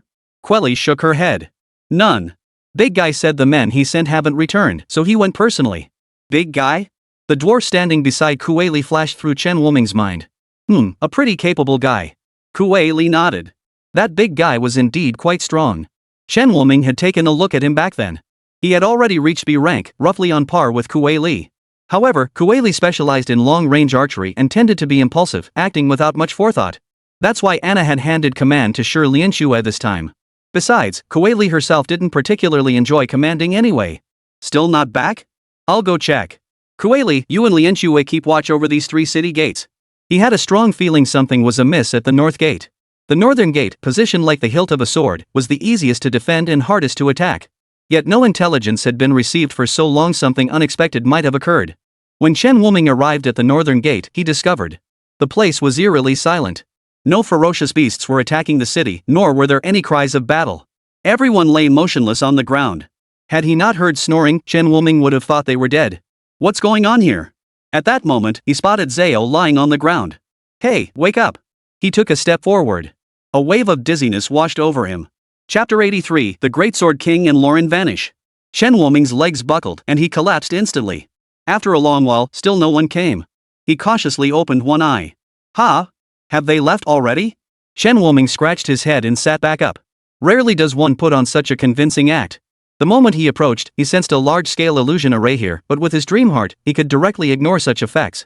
He thought feigning unconsciousness might lure whoever was lurking behind him out into the open, but the person hadn't made a single sound. But who could have set up such a massive illusion array? He glanced around.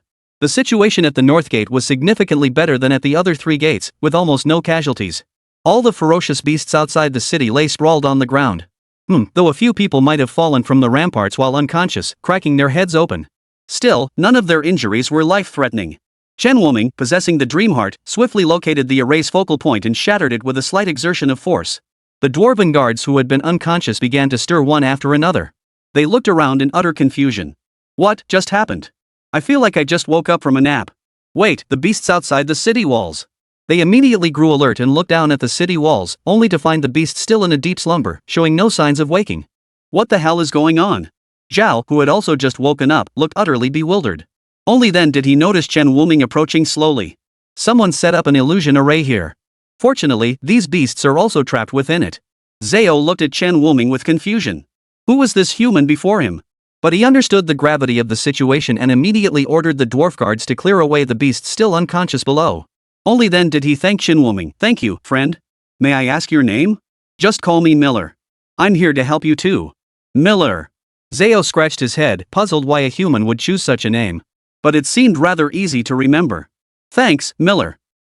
Did you happen to see our king when you came over? You didn't know? The two stared at each other blankly. Chen Wuming had come over and not seen the Greatsword King, assuming he might have gone elsewhere. But judging by Zhao's expression now, it seemed the Greatsword King had also been near the north gate, yet now he was nowhere to be found. Is there any way you can contact your king? Chen Wuming asked. Zhao paused, then retrieved a deep blue stone from the spatial stone. This is a pair of mother and child stones. The one in my hand is the child stone. Crushing it will lead us to the mother stone, which is on the king's body. He crushed the child stone in his hand, and a stream of blue light shot toward the city gates. The king is outside the city. Stay here and handle the aftermath. I'll go check it out. Chen Wuming stopped Zhao Ao's movement and chased after the streaking light. Before Zhao Ao could react, Chen Wuming had already dashed out. Hey, you! Deputy Captain! Deputy Captain! The king is gone! Zhao shot a glare at the dwarf guard who had just run up. Didn't you see me crush Lian Xian's hand? But why are you still standing here, Deputy Captain? The guard scratched his head. Shouldn't he be searching for the king? Are you stupid? The captain's gone, the king's gone, and if I leave too, who's gonna guard the city? Zhao paused mid-sentence. Right. If he had left just now, Giant Sword City would have been completely leaderless. Realizing this, he cast a grateful glance toward the direction Chen Wuming had departed. Now he understood Chen Wuming's intentions. Chen Wuming, who had given chase, stared blankly at the spot where the streak of light had descended. This, the River of Eternity? The spot where Ziyan's light had fallen was indeed near the Eternal River. The Eternal River flowed between the Forest of Life and the Giant Sword City, with its bend located north of the city. And that streak of light had landed precisely at that bend. Could the Great Sword King have entered the Eternal River? He hurried to the vicinity of the Eternal River. There was no sign of the Great Sword King. Chen Wuming stared at the perfectly still Eternal River, his heart filled with frustration. Last time he dared to enter the Eternal River because he knew there was an entrance there. But this time, he had absolutely no information. Moreover, without the Dragon Dan, once he entered the Eternal River, he would be unable to escape. Though divine protection could sustain him for a time, attempting to surface after entering would feel like being crushed by 1,000 mountains. Unless he turned to white bones, there was no escape. Damn it. I need to stay calm. The mother rock being nearby doesn't mean the giant sword king is the eternal river. Maybe he just lost the mother rock somewhere around here. He exhaled deeply and quickly scanned his surroundings once more, desperately seeking any sign of something amiss. There were almost no traces of battle here. As an A+ tier powerhouse, the Great Sword King must have flown here. He knew full well that flight was impossible above the Eternal River and would never make such a foolish mistake. But why would the Mother Rock be left here? Perhaps the Great Sword King did this intentionally. He wanted those searching for him to discover something. But there seemed to be nothing of note nearby. Chen Wuming scanned the area and the card transformed into a heavy hammer in his hand. Instantly, it became entwined with the power of heavenly thunder. If it's not on the surface, then let's tear this place open and see. He swung the heavy hammer down onto the ground. A thunderous impact shattered the earth, revealing what lay hidden beneath. It was a sword pendant. Is this all there is? Chen Wuming bent down and picked it up, finding it to be just an ordinary pendant, nothing special, and nothing else around. He had no choice but to give up. I'll go back and ask the people of Giant Sword City. There were no more clues here. Shortly after Chen Wuming departed, a figure appeared above the Eternal River, carrying the vanished Giant Sword King. The flight restrictions of the Eternal River vanished completely for this individual. The Giant Sword King in his grasp glared with intense wariness. Who exactly are you? What do you want? The man before him was like a shroud of mist, utterly inscrutable. Had he not sensed not a shred of hostility emanating from the stranger, making it impossible to discern friend from foe? He would have fought to the death. To save you. The man's voice was hoarse beyond recognition, devoid of any discernible emotion. The man gazed in the direction Chen Wuming had departed. He murmured, "Don't let me down." Both figures vanished once more, their whereabouts unknown to anyone. When Chen Wuming returned to Giant Sword City, Zhao and Shi Lianxue had already arranged matters within the city. You're finally back. Did you find the Giant Sword King? Chen Wuming shook his head. The trail ended at the Eternal River. I searched every inch of that area, but all I found was this. Zhao's body trembled visibly when he saw the pendant Chen held out. This is Lauren's pendant. Lauren? Chen Wuming recalled the Giant Sword King mentioning him. Wasn't he Zoea's cousin? Are you sure? I found it buried in the soil along the Eternal River. I couldn't possibly be mistaken. Zhao's expression grew grave. This pendant was personally crafted for Lauren by our king. Yet just a week ago, Lauren vanished without a trace. Chapter 84, Deploying Troops to Guard Giant Sword City. Zhao recounted the strange events that had unfolded a week prior to Chen Wuming.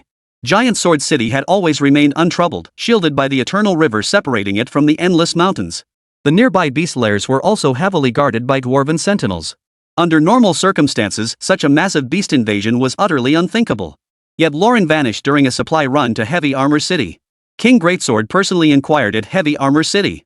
Yet Heavy Armor City held no records of Lauren's visit during that period. Not a single soul had spotted his party along the roads connecting the two cities.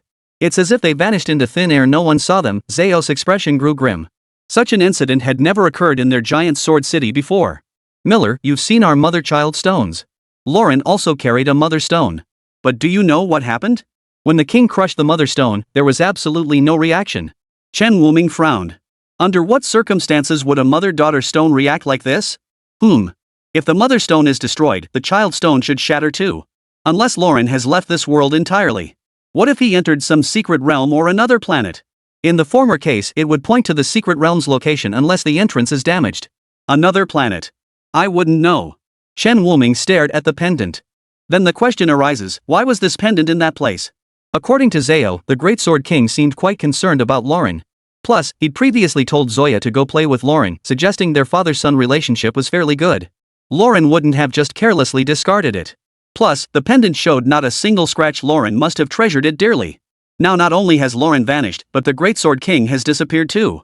Wuming, what should we do now? Shi Lianxue had intended to leave as soon as Chen Wuming returned.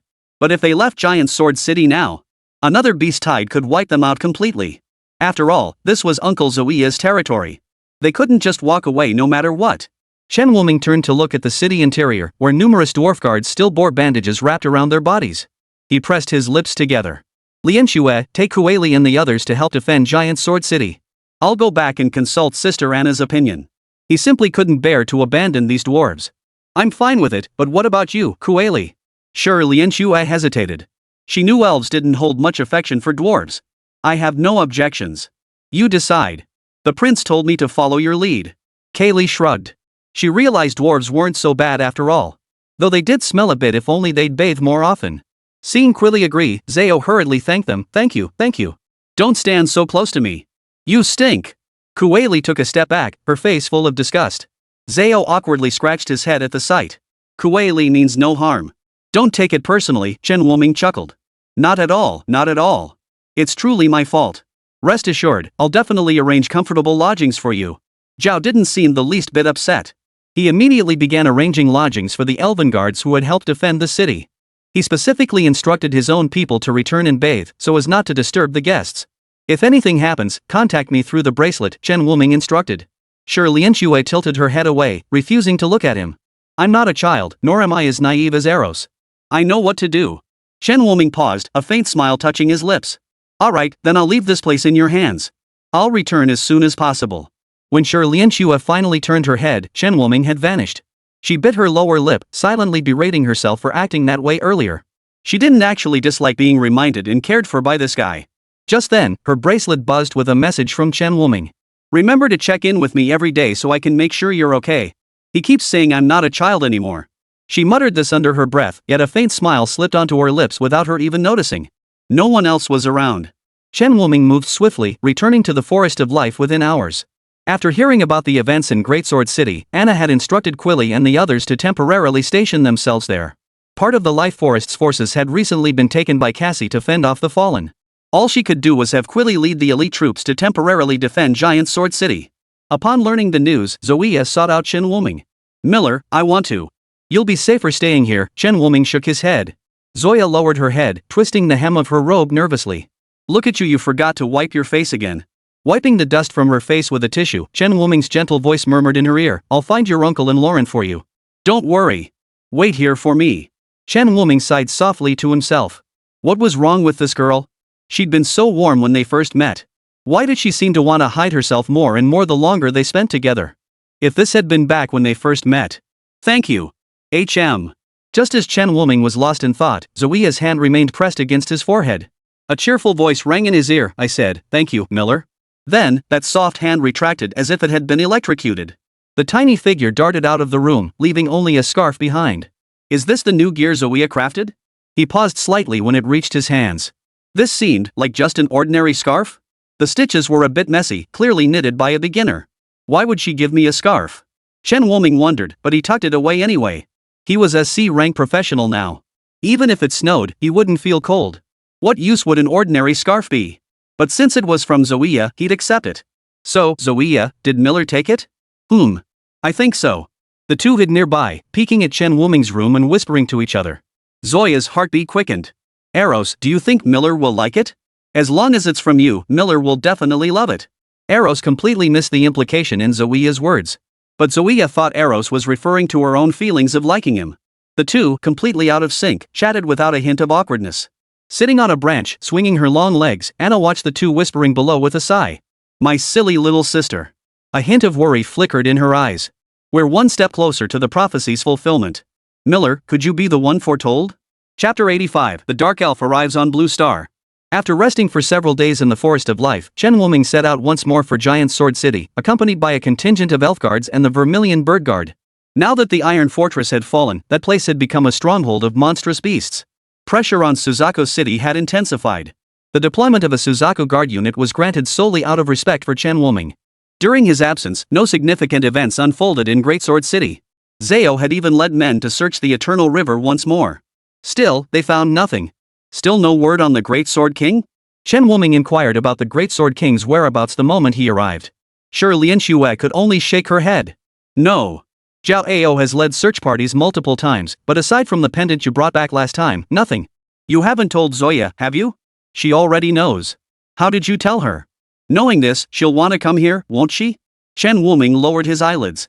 Even if I hadn't, how long could I have kept it hidden? Don't worry. I promised her I'd find the Great Sword King in Lauren. Ku Ali. He turned and called her over. You and Zhao Ao handle these people.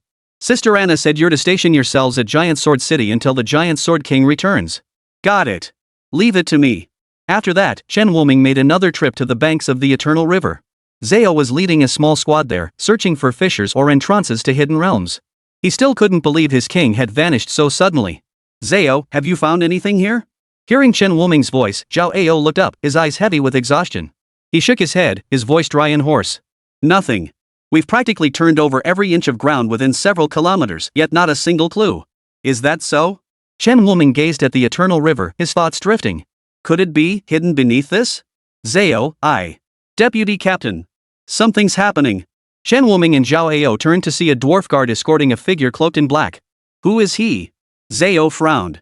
Deputy Captain, he's here to see Miller. Hearing his subordinate's words, Zhao's temper flared instantly. He snapped, just because he said he was looking for Miller, you bring him here? What if he's Miller's enemy? The dwarf guard hastily explained, no, he has something that belongs to Miller.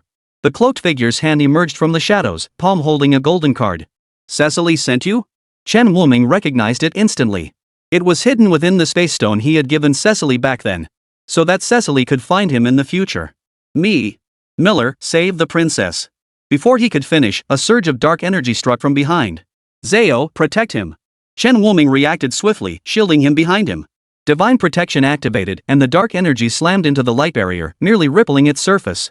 Name, Dorian. Race, Dark Elf. Level, B. Give him this. He retrieved a bottle of healing potion from his bracelet and tossed it to Zhao. Then he turned his gaze to the hooded figure closing in from behind. Even if you're AB rank, don't even think about touching him. Green Swamp, Summoning Technique, Sacred Light of Destiny. 3 skills struck the man simultaneously as a golden longsword materialized in Chen Wuming's hand. Heaven's Will, Fate Coin, Heavenly Thunder. A single slash sent thunderclouds rolling, and countless bolts of lightning instantly engulfed both men. Dorian spat out a mouthful of blood. He was sent flying backward. His chest bore a gash dozens of centimeters long, the scorched flesh emitting a burnt odor. His eyes locked onto Chen Wuming, filled with utter shock. You're clearly only C rank. How could you possibly hurt me? Dorian, who sent you? What did you do to Cecily? Chen Wuming cut straight to the point, his fate coin clenched tightly in his hand. If the other dared to flee, he would unleash the life and death arena without mercy. Hearing Chen Wuming's words, Dorian's pupils contracted sharply. How do you know my name? You don't need to know. Just tell me where Cecily is now, or else. Chen Wuming flicked the fate coin in his hand, channeling another bolt of heavenly lightning into his blade. Next time, I guarantee you won't get another chance. Dorian stared at the golden blade radiating divine might, his Adam's apple bobbing as he took a step back. He considered fleeing now. But then an even more terrifying energy erupted. He saw the murderous aura radiating from the skill in Chen Wuming's hand. Hold on. The rescued black-robed man urgently called out to stop Chen Wuming. Chen Wuming glanced over with a sideways look and retracted the life and death arena. Seeing this, Dorian breathed a sigh of relief.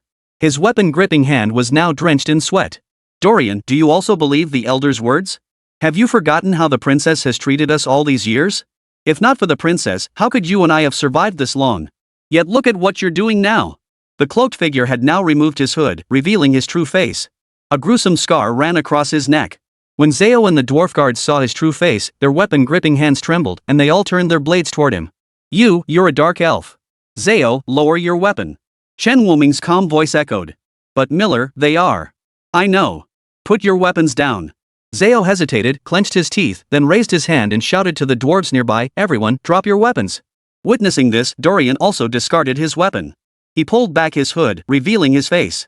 Dorian bore a brand on his left cheek. Though the characters differed, Chen Wuming sensed it resembled the branding used on prisoners in ancient human dynasties. Nathan, you and the princess have offended the high priest. This is a capital offense. Dorian's words were directed at Nathan, yet his eyes remained fixed on Chen Wuming. There was something strangely unsettling about this human. Offended the high priest? Chen Wuming froze. Could it be that what he'd said to Cecily last time had made her suspect the high priest? No, Dorian, we've been deceived. That wasn't the high priest at all. Silence. Dorian growled. Nathan, the high priest is the leader of our dark elf clan. I forbid you to question him. Dorian. Chen Wuming observed Dorian, who seemed off. Miller, don't hurt Dorian. He wasn't always like this. Nathan thought Chen Wuming was about to kill Dorian and stepped forward to shield him. But he was blocked by a group of dwarf guards. The next instant, a golden rope appeared in Chen Wuming's hand. At the sight of the rope, Nathan's body trembled. Unpleasant memories flooded back. Chen Wuming smiled faintly. Who said I wanted to kill him? I just want to give him a good wake-up call. What do you want? Don't come any closer. Stay away from me. Dorian's eyes widened with terror. He'd heard that many humans were perverts who preferred men, especially elves with their beautiful features.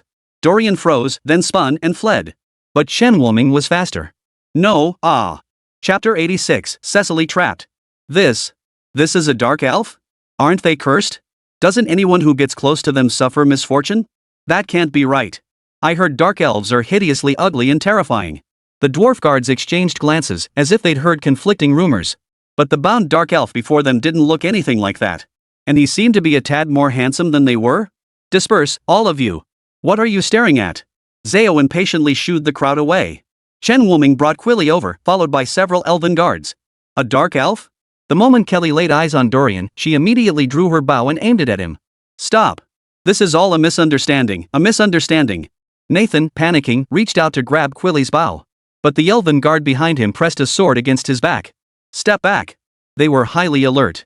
Shen Wuming cleared his throat twice, stepping between them. Calm down, everyone. Kelly, put your bow away for now. Though deeply reluctant, Kelly obediently stowed the bow away in Miller's presence. Her gaze, however, remained fixed on Dorian. Miller, did you call us here to deal with these two dark elves? Why aren't they tied up? As Quilly's gaze swept over him, Nathan flinched and hid behind Shen Wuming. No, I need you to heal him with a holy type skill. Shen Wuming pointed at Dorian, who lay listless on the ground. Hearing Shen Wuming's request, Quilly frowned. She didn't understand the meaning behind it. Nevertheless, she called two people forward to heal Dorian. Nathan had just exhaled in relief. Dorian suddenly began screaming, let me go. Let me go. As he struggled to break free, Shen Wuming stepped forward and secured him with several more ropes. Miller, Dorian. You watch. Shen Wuming's eyes never left Dorian as he observed him. Fallen ones feared holy type skills. Could their mental control abilities be dispelled using holy type healing skills? Quelly, who had assumed Shen Wuming had summoned her merely to heal this dark elf, now sensed something was amiss. Deputy Captain, we used healing skills. Several elf guards responsible for treatment looked at Dorian's state, feeling at a loss. They all turned to look at Quilly. Continue. At Quilly's command, they resumed their healing. Dorian's entire face began to contort, veins bulging on his forehead as if he were enduring immense agony. Ugh! After the scream, Dorian collapsed unconscious. Dorian! Nathan rushed over to support him, breathing a sigh of relief upon confirming he was still alive. Quelly immediately ordered the others to stop. Miller, what's going on? Dark elves, though called dark elves, weren't undead. Healing skills couldn't possibly harm them. Yet the current situation left her utterly baffled. Shen Wuming pinched the bridge of his nose. Seems ordinary holy type skills can't dispel it. Nathan, take Dorian to rest, then tell me about Cecily's condition. Kelly, come with me. Quelly, who had long wanted to know the truth, immediately followed. Once Nathan and Zao had both arrived, Shen Wuming finally recounted the events within the treasure's secret realm. Quelly and Zao listened, their expressions growing increasingly stunned. Miller, is what you're saying true? Kelly couldn't help but ask. If Miller's story was true, it would completely alter the relationship between elves and dark elves. I have no reason to lie, Quilly. He's not deceiving you. Your own elf, Heyrike, knows this too, Shirley-Enchua nodded solemnly. Seeing their expressions, Quilly swallowed her words. Does His Highness know about this? I haven't had a chance to tell Sister Anna yet. It wasn't that he didn't want to tell her, but once Anna found out, there'd be no stopping her. Keep this from Sister Anna for now. Sister Cassie likely knows already, but she hasn't told Sister Anna. Kuei Li could only nod in agreement. Matters between the princes were not something she could involve herself in. So what should Dorian do now? Nathan asked anxiously. Ever since Shen Wuming suggested Dorian might be under someone's control, a weight had lifted from his heart. Dorian and he had been close before, and he certainly didn't want to see Dorian die like this. Let him stay here for now. We should discuss Cecily's situation first. At the mention of Cecily, Nathan grew agitated. Miller, you must save the princess. Calm down first. Explain the situation clearly so I can figure out a solution. Nathan took a deep breath to steady himself before recounting the events. After we returned from the treasure realm that day, the princess requested to see the high priest. But the Grand Elder said only he, as Grand Elder, could grant such an audience. After returning, the princess began planning to sneak into the ancestral lands to see this so-called high priest. We actually succeeded, but what? Nathan's expression turned horrified. All we found was a skeleton. After examining it, we discovered the high priest had died many years ago. We had lost him long before. But the Grand Elder always went to see the high priest. Could it be that your high elder deceived you? Kelly frowned and asked. We thought so too at first, but... Nathan's voice trembled now, as if suppressing some pent-up fury. After the princess and I witnessed that scene, we hid in the ancestral grounds until we saw it, a monster disguised as the high priest meeting with the Grand Elder. Didn't your Grand Elder recognize it? Zhao asked skeptically. How could anyone fail to recognize their own high priest? That's precisely the problem. Nathan clenched his jaw, enunciating each word. The High Elder is a monster too. Has the Dark Elf tribe been infiltrated to this extent? Kelly now looked at Nathan with a hint of sympathy in her eyes. The princess sacrificed herself to cover for us and was captured. Those two monsters even accused her of betraying the Dark Elves. Miller, I beg you save the princess. Only you can save her. Nathan knelt before Chen Wuming. His voice brimmed with grief and fury as his forehead slammed against the ground. I can think of no one else who can save the princess but you. In the Dark Elf tribe, the High Priest served as the spokesperson for the Elf God, while the High Elder acted as the messenger. Controlling either of them meant controlling the entire Dark Elf race. Among all races, the Dark Elves now stood as a despised existence. It seemed that truly, no one but him could save them. Chen Wuming remained silent for a long moment. Just as despair began to consume Nathan, a pair of hands lifted him to his feet. I will rescue Cecily. He sent a message to Long Jintian via his bracelet, then instructed Lianxue, once the people from Suzaku City and the Forest of Life arrive, have them join Nathan in assisting me. What are you doing? Sure, Lianxue felt a sense of foreboding. Chen Wuming, you're only C rank. Even if you go, it'll be futile. Their Grand Elder and High Priest are definitely at least A+ rank. I never said I was going alone. I'm not that foolish. Chen Wuming flashed a confident smile. Nathan, if you can cross planets to reach Blue Star, surely you can reach other planets too? It is possible, but our Dark Elf clan. Then it's settled. I can't take them on alone, but I can call for reinforcements. Chapter 87, Save the Dark Elves. The Dark Elf clan wasn't exactly popular with other races, but with Chen Wuming as the go-between, that wouldn't be a problem. Dorian, let's go. Chen Wuming said to Dorian beside him.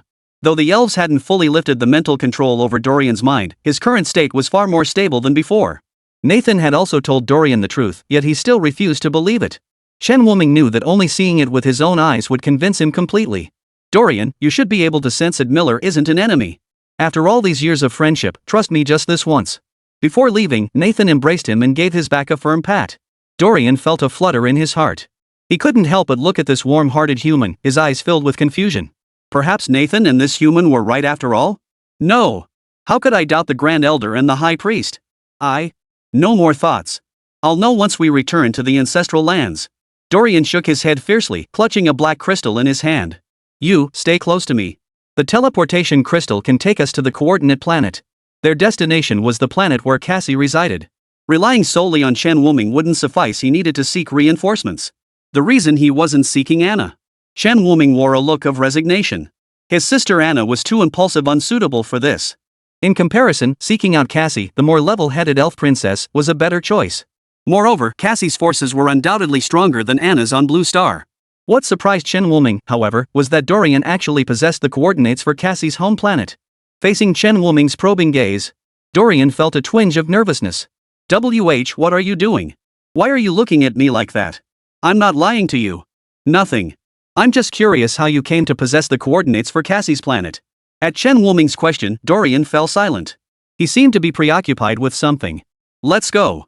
He didn't elaborate, and Chen Wuming didn't press further. The moment he crushed the teleportation crystal, both figures vanished from Giant Sword City. The spatial traverse took 1 minute. When their feet touched down once more, an elf guard squad appeared before them. Dorian immediately pulled his cloak over his face, attempting to retreat. Had Chen Wuming not held him back, he might have bolted outright. Herrick, what are you doing here? Chen Wuming asked, somewhat surprised. This elven guard was led by none other than Lake and High Eric. And by the looks of it, they had been waiting for quite some time. Eric showed no surprise at seeing Chen Wuming and Dorian, instead smiling as he said, Princess Cassie instructed us to wait here for you. She said you would come. So Princess Cassie already knew about Cecily? Not only Princess Cassie, but Princess Anna also learned of this matter long ago. She guessed you wouldn't go to her, so she arranged for Lake and some elite troops to be stationed here, High Eric explained. Chen Wuming was somewhat taken aback. So Princess Cassie had borrowed Lake and some troops not because of trouble in the territory, but for him. You're a dark elf, aren't you? Lex suddenly spoke up. Dorian felt countless eyes fixated on him, making him extremely uncomfortable. Eyes concealed beneath cloaks peered furtively at Lek, who radiated a sacred glow before them. In that moment, he couldn't help but feel a pang of inferiority. Compared to the elves, they dark elves were more like rats in the sewers, utterly devoid of dignity. No, Dorian stammered, trying to deny it. A hand clapped onto his shoulder. You've worked hard all these years. Dorian froze for a moment. Instead of the expected skepticism or disgust, only Lek's words, filled with regret, reached him. You. No need for further words. Vera has already led the goblins to the Dark Elf ancestral lands. We should hurry too, like cut Dorian off. This rescue mission for Cecily involved not just Anna and Cassie, but also covert assistance from several other elven nobles. Vera's advance party carried a large quantity of potions developed by Cassie, capable of precisely locating the fallen Dark Elves. Elven Guard advanced to rescue our comrades. A force of tens of thousands began entering a galactic secret realm, traversing through it to reach planets and other star systems, achieving ultra-long distance travel. Many within the secret realm were startled by the sight of such a massive elven force. They made way, fearing the elves might suddenly attack. After traversing the realm multiple times, Chen Wuming and his companions finally arrived at a barren planet. Everything here was barren and desolate. Is this barren planet truly your ancestral home? Hyaric frowned as he asked. A dead planet, as the name implies, a lifeless world. No signs of life, not a shred of hope. Dorian kept his head bowed, saying nothing. It's okay. After this, you'll be able to leave. Lake tightened his grip on his weapon, narrowing his eyes as he stared ahead toward the area shrouded in dark clouds. Following the trail left by Vera, they pressed onward. They encountered many wounded Dark Elves. Like Dorian, they dared not look the elves in the eye when they saw them. This sight tugged at the hearts of both captains, like in Herrick. Dorian. Dorian, who had been silently following behind Chen Wuming, lifted his head in confusion at the sound of his name. He found Chen Wuming staring at him. What are your thoughts now? What do you mean? Your clan was attacked. Where is your Grand Elder? Where is your High Priest? Their strength should be at least A+, right? Yet Vera is only a grade. Why don't they dare step forward? Chen Wuming's calm voice struck Dorian's heart like a heavy hammer. Could it be they fear revealing something if they intervene? No, it can't be. There must be a reason why the elders haven't intervened. Dorian grimaced in anguish. His head felt like it was splitting open as two conflicting thoughts battled relentlessly within his mind. Could it be that all these years, we've been led by monsters? Dorian refused to believe this reality. Yet the strange force within his mind kept tugging at his thoughts. After the elf's healing, that force had noticeably weakened. Dorian's own thoughts slowly gained the upper hand. Buried memories began to surface. I remember now. Every time the Grand Elder summoned me, he would give me red pills, claiming they enhanced my strength. But after taking them, I'd sleep for days on end, and then I'd forget things. Mind control drugs? Chen Wuming froze slightly. Wasn't it supposed to be a mind control skill? How did this guy use drugs for control? And how did the Dark Elves even get their hands on this stuff? According to this world's records, only humans seem to possess such technology, and it's strictly regulated. Regardless, let's find Vera and the others first. The closer they got to the ancestral lands, the more injured Dark Elves they encountered, and now even wounded elf guards were appearing. However, these Dark Elves showed no intention of attacking the Elven guards. Some lightly wounded Dark Elves even took responsibility for tending to the injured guards. Dorian witnessed this scene and approached. What's going on here? How did you? The Dark Elf startled at the voice behind him, dropping the water-filled vessel he held. Turning to see Dorian, his face lit up with delight. Dorian, you're back. Then, urgently, he urged, Dorian, you must hurry and save Her Highness the Princess, and Vera. The Grand Elder has gone mad. He killed all 9 other elders. If Vera hadn't come with reinforcements to save us, he would have slaughtered us all. Hearing this, Dorian's eyes instantly turned red. He was the High Elder. How could he do such a thing? He claimed to act for the sake of the Dark Elves, yet now he slaughtered his own kind without restraint. The final shackle restraining Dorian's thoughts shattered instantly under the force of his rage. Dorian. After the rage subsided, he regained his composure. Turning back, his eyes held only resolve. Miller, help me. Save the Dark Elves. Chapter 88, Reinforcements arrive. Chen Wuming looked at Lake and Hyaric. The three exchanged a knowing smile. Dorian, what are you talking about?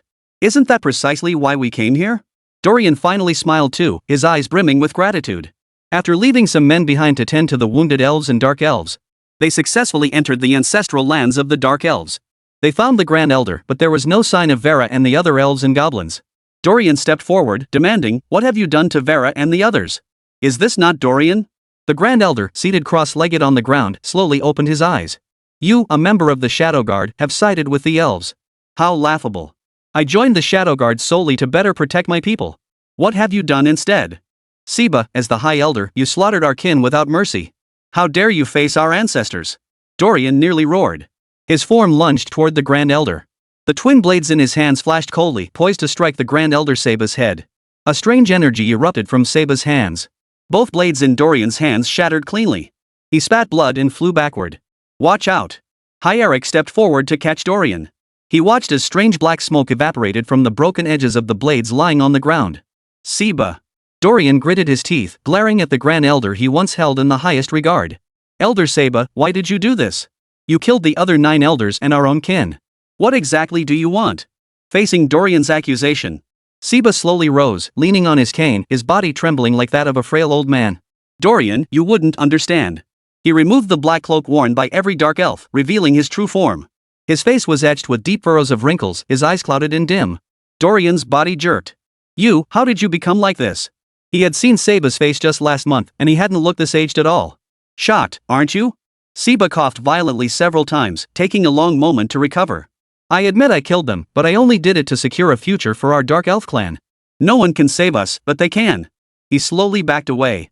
What the hell is this guy talking about? Just as Lake hesitated over whether to intervene, Chen Wuming felt a vague sense of foreboding. Stop him, quick! He hurled the green swamp at Seba first, trying to slow him down. Have I been discovered? But what can you possibly do alone? Seba's face twisted in fury. His voice echoed from all directions simultaneously. Chen Wuming's green swamp was shattered by that same strange force before it could even reach Seba. Several Dark Elf elders, identical in appearance to Seba, emerged from the darkness. Before them stood Vela's advance party. Vera?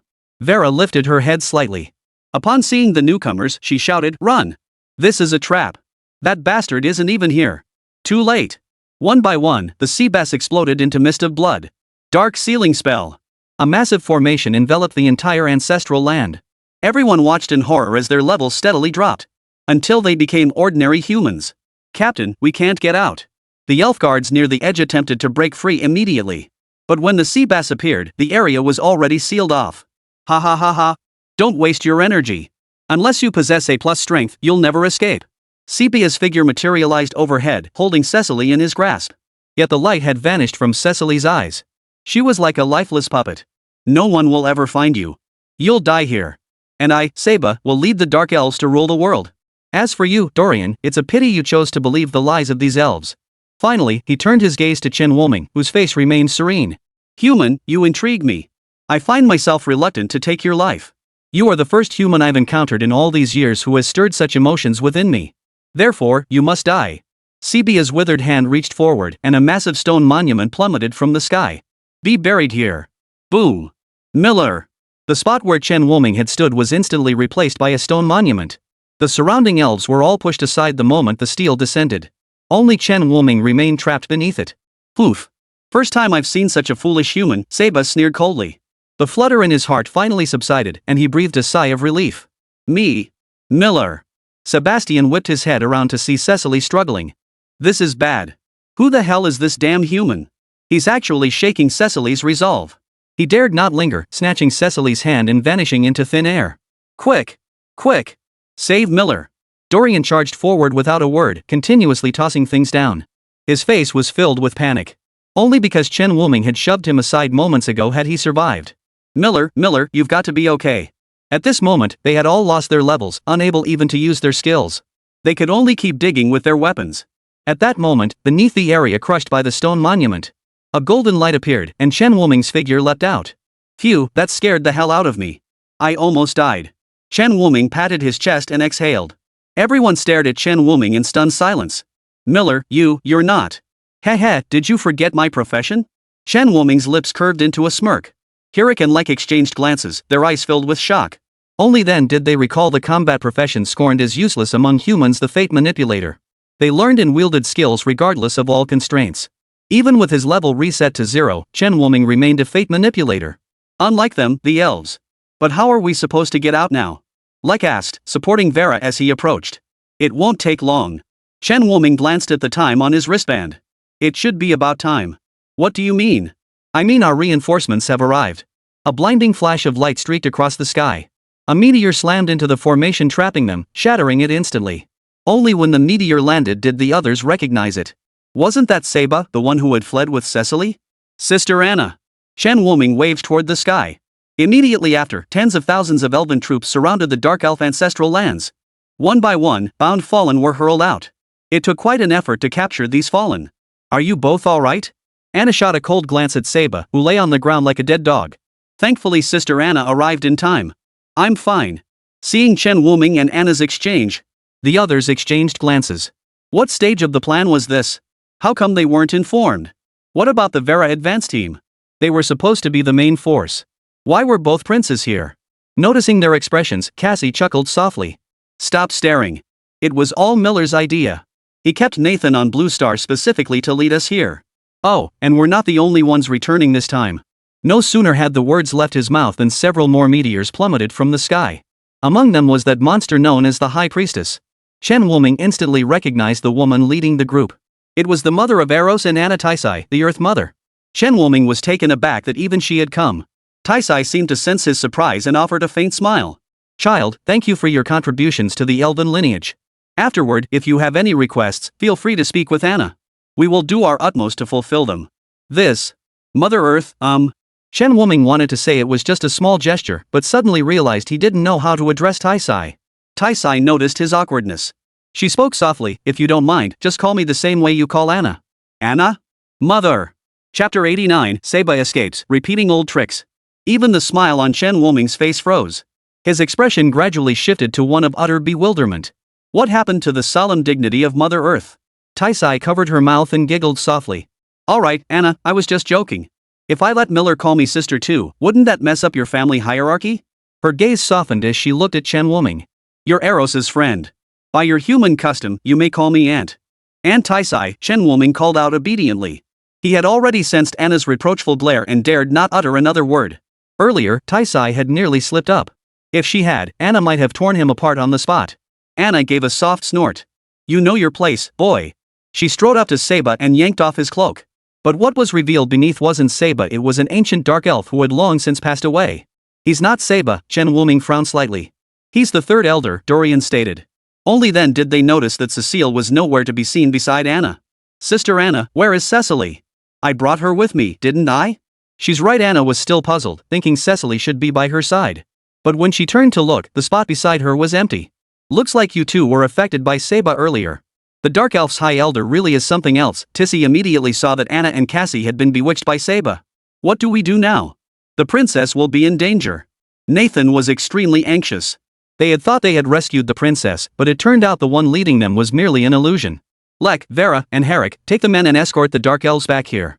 Diaz, you'll protect them. The rest of you pursue Seiba. Mother Earth's eyes flashed with anger. The Dark Elf princess was now the Elf princess.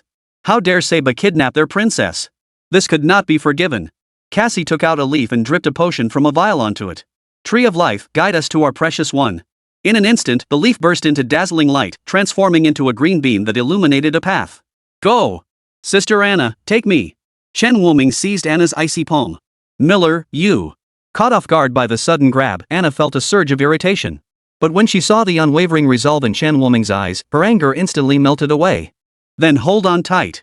With that, she pulled Chen Wuming along as they raced toward the green light. Damn it, those bastards found us so quickly. Inside a secret chamber. Sebastian sat cross-legged before a statue. Cecily lay before the statue, her body sprinkled with an unknown powder. Great Spirit God, please protect our Dark Elf clan. I have offered our princess as you commanded. Please protect us. He drew a small knife from behind and approached Cecily, slashing a cut across her finger. As the blood dripped down, he hastily collected it into a small vial.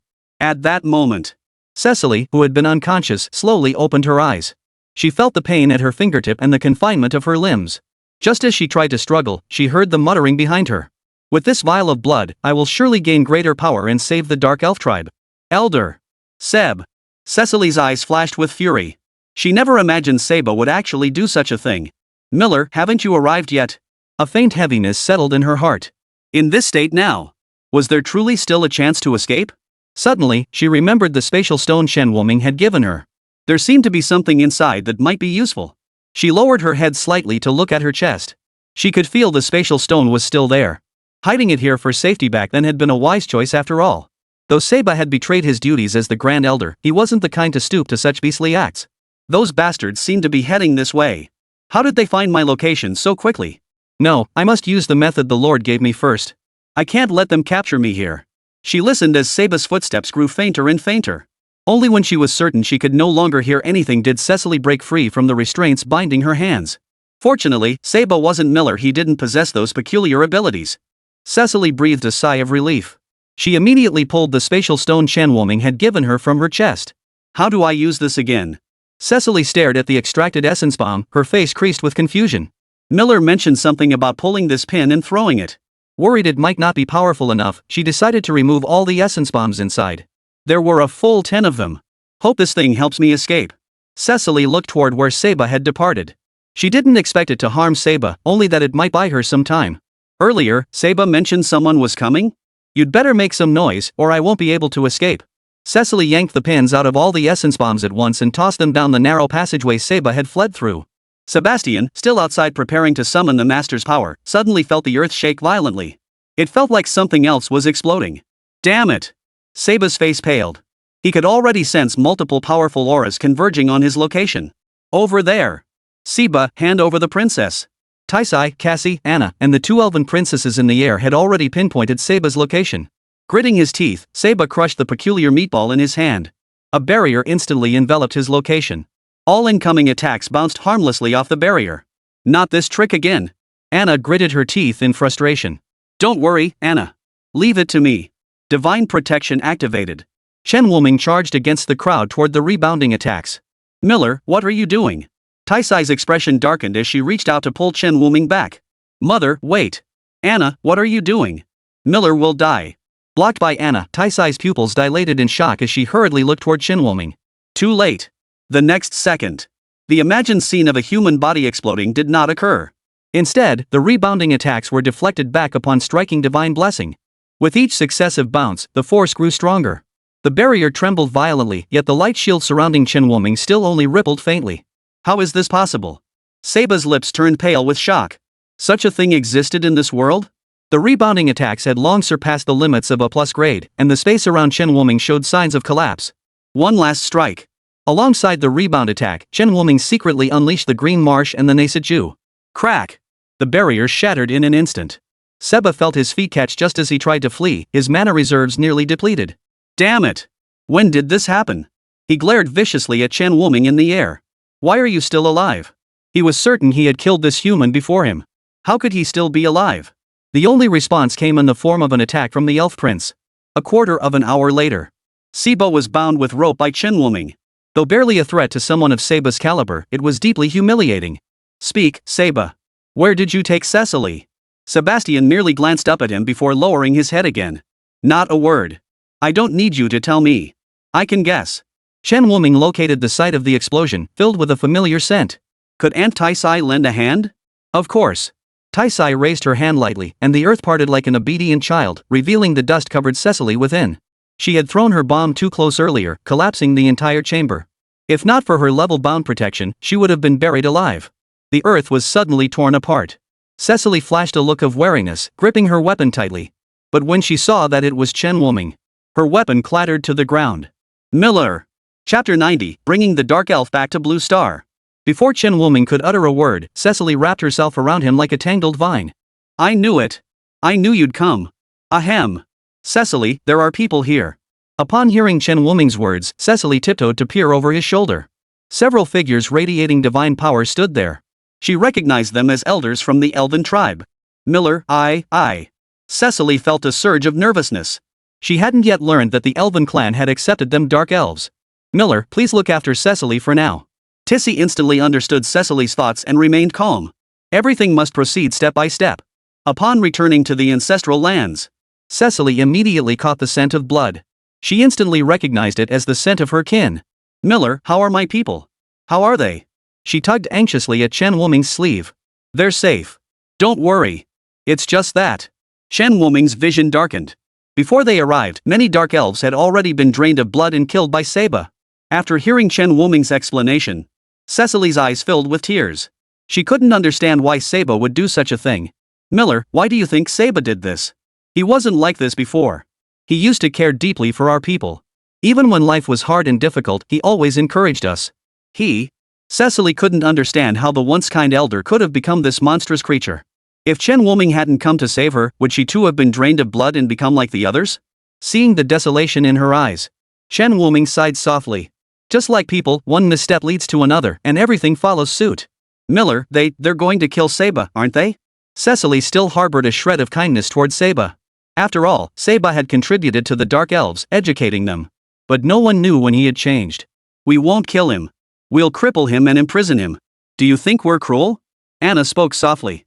She wanted to see if this dark elf princess could discern right from wrong. No. Cecily shook her head. He deserves it. I just want him to see that even without his methods, our dark elf clan can still become better. Hearing her answer, Anna said nothing more. When she turned her head, she met her mother's gaze. She understood her mother's meaning. Originally, Taisai had intended to bring Cecily back to the elven capital. After all, the dark elves were now pitifully few in number, and Cecily was the last remaining dark elf princess. As the future leader of the dark elves, she deserved protection. But the dark elves also needed Cecily's reassurance, so she had no choice but to entrust Cecily to Anna. Cecily, are you certain you don't need DS to stay and protect you? Tissy was concerned for Cecily's safety. If anything happened to her, the dark elves would lose their sole royal heir.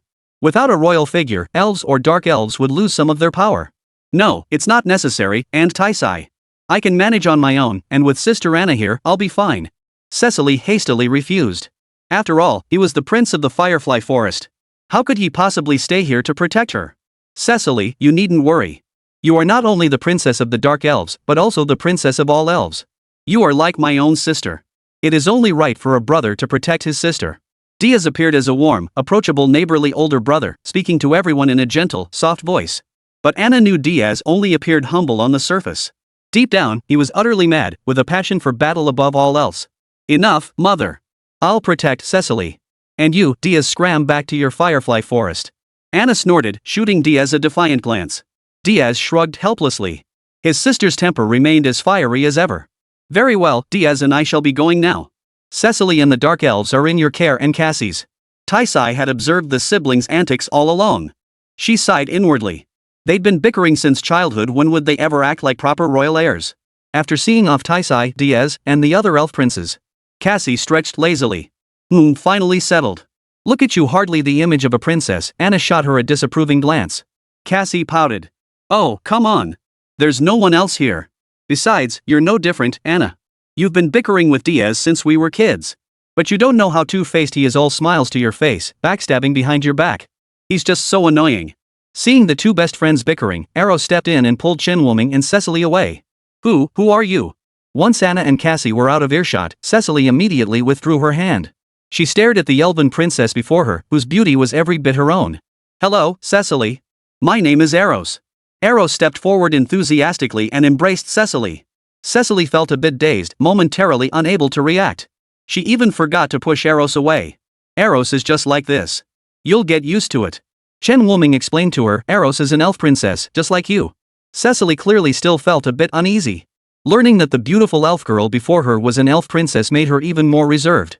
She followed behind them, occasionally stealing glances at the affectionate way Eros and Chen Wuming interacted. Deep down, she felt not only envy but also inferiority. She longed to have Eros' courage to be close to Miller, but as a dark elf, would initiating closeness with him only provoke his disgust? Miller. Wuming, you're back. She saw the two girls approaching again, one cold and emotionless, the other clearly warm yet excessively guarded. Cecily's gaze studied both of them. They, too, were observing her. Sure enough, this guy brought another one back. Sure, Lianxue wore a blank expression, yet inwardly she was savagely trampling Chen Wuming. This ancient block of wood, not satisfied with leaving her behind last time, now he brings back a pretty one, huh? Wait. When has this guy ever brought back anything that wasn't beautiful? She glanced at the innocent Eros, then at Zoya, who hid her passion. Cecily, it's been a while. It's been a while, Lianxue. Facing familiar faces, Cecily felt less tense. When her gaze met Zoya's, she hesitated for a long moment. I'm Cecily. And you? I'm Zoya, a dwarf. Nice to meet you. Zoya was clearly more at ease than she was. Over the past few days in the Forest of Life, she had heard Sure Lianxue recount the encounter with the Dark Elves in the Treasure Secret Realm alongside Chinwoming, as well as the events concerning the Great Sword City. Faced with Zoya's warmth, Cecily felt distinctly uncomfortable. After all, hadn't every other race looked at them with utter contempt? Seeing this, Chen Wuming silently stepped aside. Cecily reached out to grab his hand, only to find Chen Wuming gone. Turning around, she saw him standing not far away, waving gently at her. Through his mouth movements, Cecily could make out what he was saying. Don't be nervous. Instantly, Cecily felt as though a pair of reassuring hands had calmed her restless heart. The panic in her eyes gradually faded. She looked back at the girls of different races before her. I'm a dark elf. Would you like to be my friends? Chapter 91, The Original Intent of Grand Elder Seba. Chen Wuming watched Cecily muster the courage to speak, smiling with satisfaction. They should get along just fine. He needed to find Sister Anna too. Anna and Cassie had been waiting for him for quite some time. Seeing him approach, Anna gave a slight nod. Finished dealing with your girlfriend? Anna, don't tease me. We really are just ordinary friends, Chen Wuming retorted. You? Cassie was right. You're such a fool. Come with me. Chen Wuming's eyes widened in shock. Why was she scolding him now? The three arrived at the place where Seba was being held. Thick tree roots coiled around the area. This is the underground prison formed by the forest of life. Once the roots bind them, they cannot escape. Anna's gaze fell upon Seba, suspended in midair, entangled by the roots. At that moment, Seba's face bore not a trace of spirit. I had them treat him as you instructed, but it seems to have had little effect. Cassie flicked her finger, sending a green beam of light into Seba's forehead. As if regaining a sliver of strength, Seba slowly lifted his head to face the three. What brings you here? Who would have thought that Princess Anna, who despises humans, would one day grow so close to one? The words carried a hint of sarcasm. But Anna remained unshaken, merely gazing at him silently. Elder Seba, Chen Wuming said, producing the vials containing dark elf blood, Cecily told me you once sacrificed everything for the dark elves. Yet now, to gain greater power, you're sacrificing your own kind. Is this also the will of the elven god? The crimson liquid within glowed with an almost blinding intensity under the faint light. Sebastian snapped his head up as if struck at his core. His eyes fixed intently on Chen Wuming. Human, this is a matter for my dark elf clan. It has nothing to do with you. Nothing to do with me? Chen Wuming shook his head slightly. He pulled the stopper from a bottle, poised to pour its contents onto the floor. What are you doing, boy? Stop that at once. Seba cried anxiously. But his entire body was bound by the roots of the tree of life, leaving him utterly immobilized. He could only watch helplessly as the bottle containing the concentrated essence distilled from the blood of his entire clan. Seeing this, Chen Wuming gave a cold laugh. The affairs of your dark elf clan are indeed none of my concern. But Cecily is my friend. She begged me to save her people. I cannot stand idly by. Sebastian, as the dark elf's high elder, you've sacrificed your people's lives to boost your power, even your only princess, Cecily. Do you truly deserve that title? The barrage of words left Seba speechless, unable to formulate a rebuttal. He could only repeat, I only wanted to save the dark elves. I didn't do it for myself. Chen Wuming shook his head in disappointment, snatching the nearly fallen bottle from his hand. I won't spill their blood here. That would be too unfair to them. You let them die in such a pathetic manner, but I will find a way to grant them a more dignified end. He no longer looked at Seba, instead stowing the bottles into the space within his bracelet. He let Anna and Cassie out of the underground dungeon. Anna couldn't help but ask, Miller, are you sure telling him all this useless nonsense will do any good? Before entering, Chen Wuming had instructed her and Cassie to remain silent and leave everything to him. Yet all Chen Wuming seemed to do was spout empty words. I don't know, Chen Wuming admitted. But if he still cares about the dark elves, he'll speak up eventually. He simply wanted to coax the words out of the Seba elder himself through the gentlest means possible, rather than resorting to force. Watching Chen Wuming's retreating figure, Anna couldn't shake a sense of melancholy. Is there something this kid isn't telling us? You noticed? Cassie sounded surprised. I thought you'd never pick up on it. Hearing Cassie's words, Anna realized her dear friend had known all along. Yet she had never shared it with her. She couldn't help but feel a little resentful. Why didn't you tell me once you knew? What good would it do? Would you go confront Miller and demand answers? Cassie knew her best friend's temperament all too well. Sure enough, Anna's next question came, is something wrong? My dear Anna, haven't you considered why Xiao Miller didn't tell us? Cassie sounded somewhat helpless. Hearing Cassie's words, Anna gradually fell silent. Right. Why hadn't Miller told them? Was it useless to tell them, or was he simply unable to speak of it? Is it about the prophecy crystal again? Now you know why Miller never explained it clearly to us, right? He couldn't bring himself to say it. Chen Wuming sat cross-legged beside the fountain of life. A prophecy crystal cradled in his hands, fragments of memories and visions seeped into his mind. After a long while, he exhaled a heavy breath, and the crystal shattered in his hands.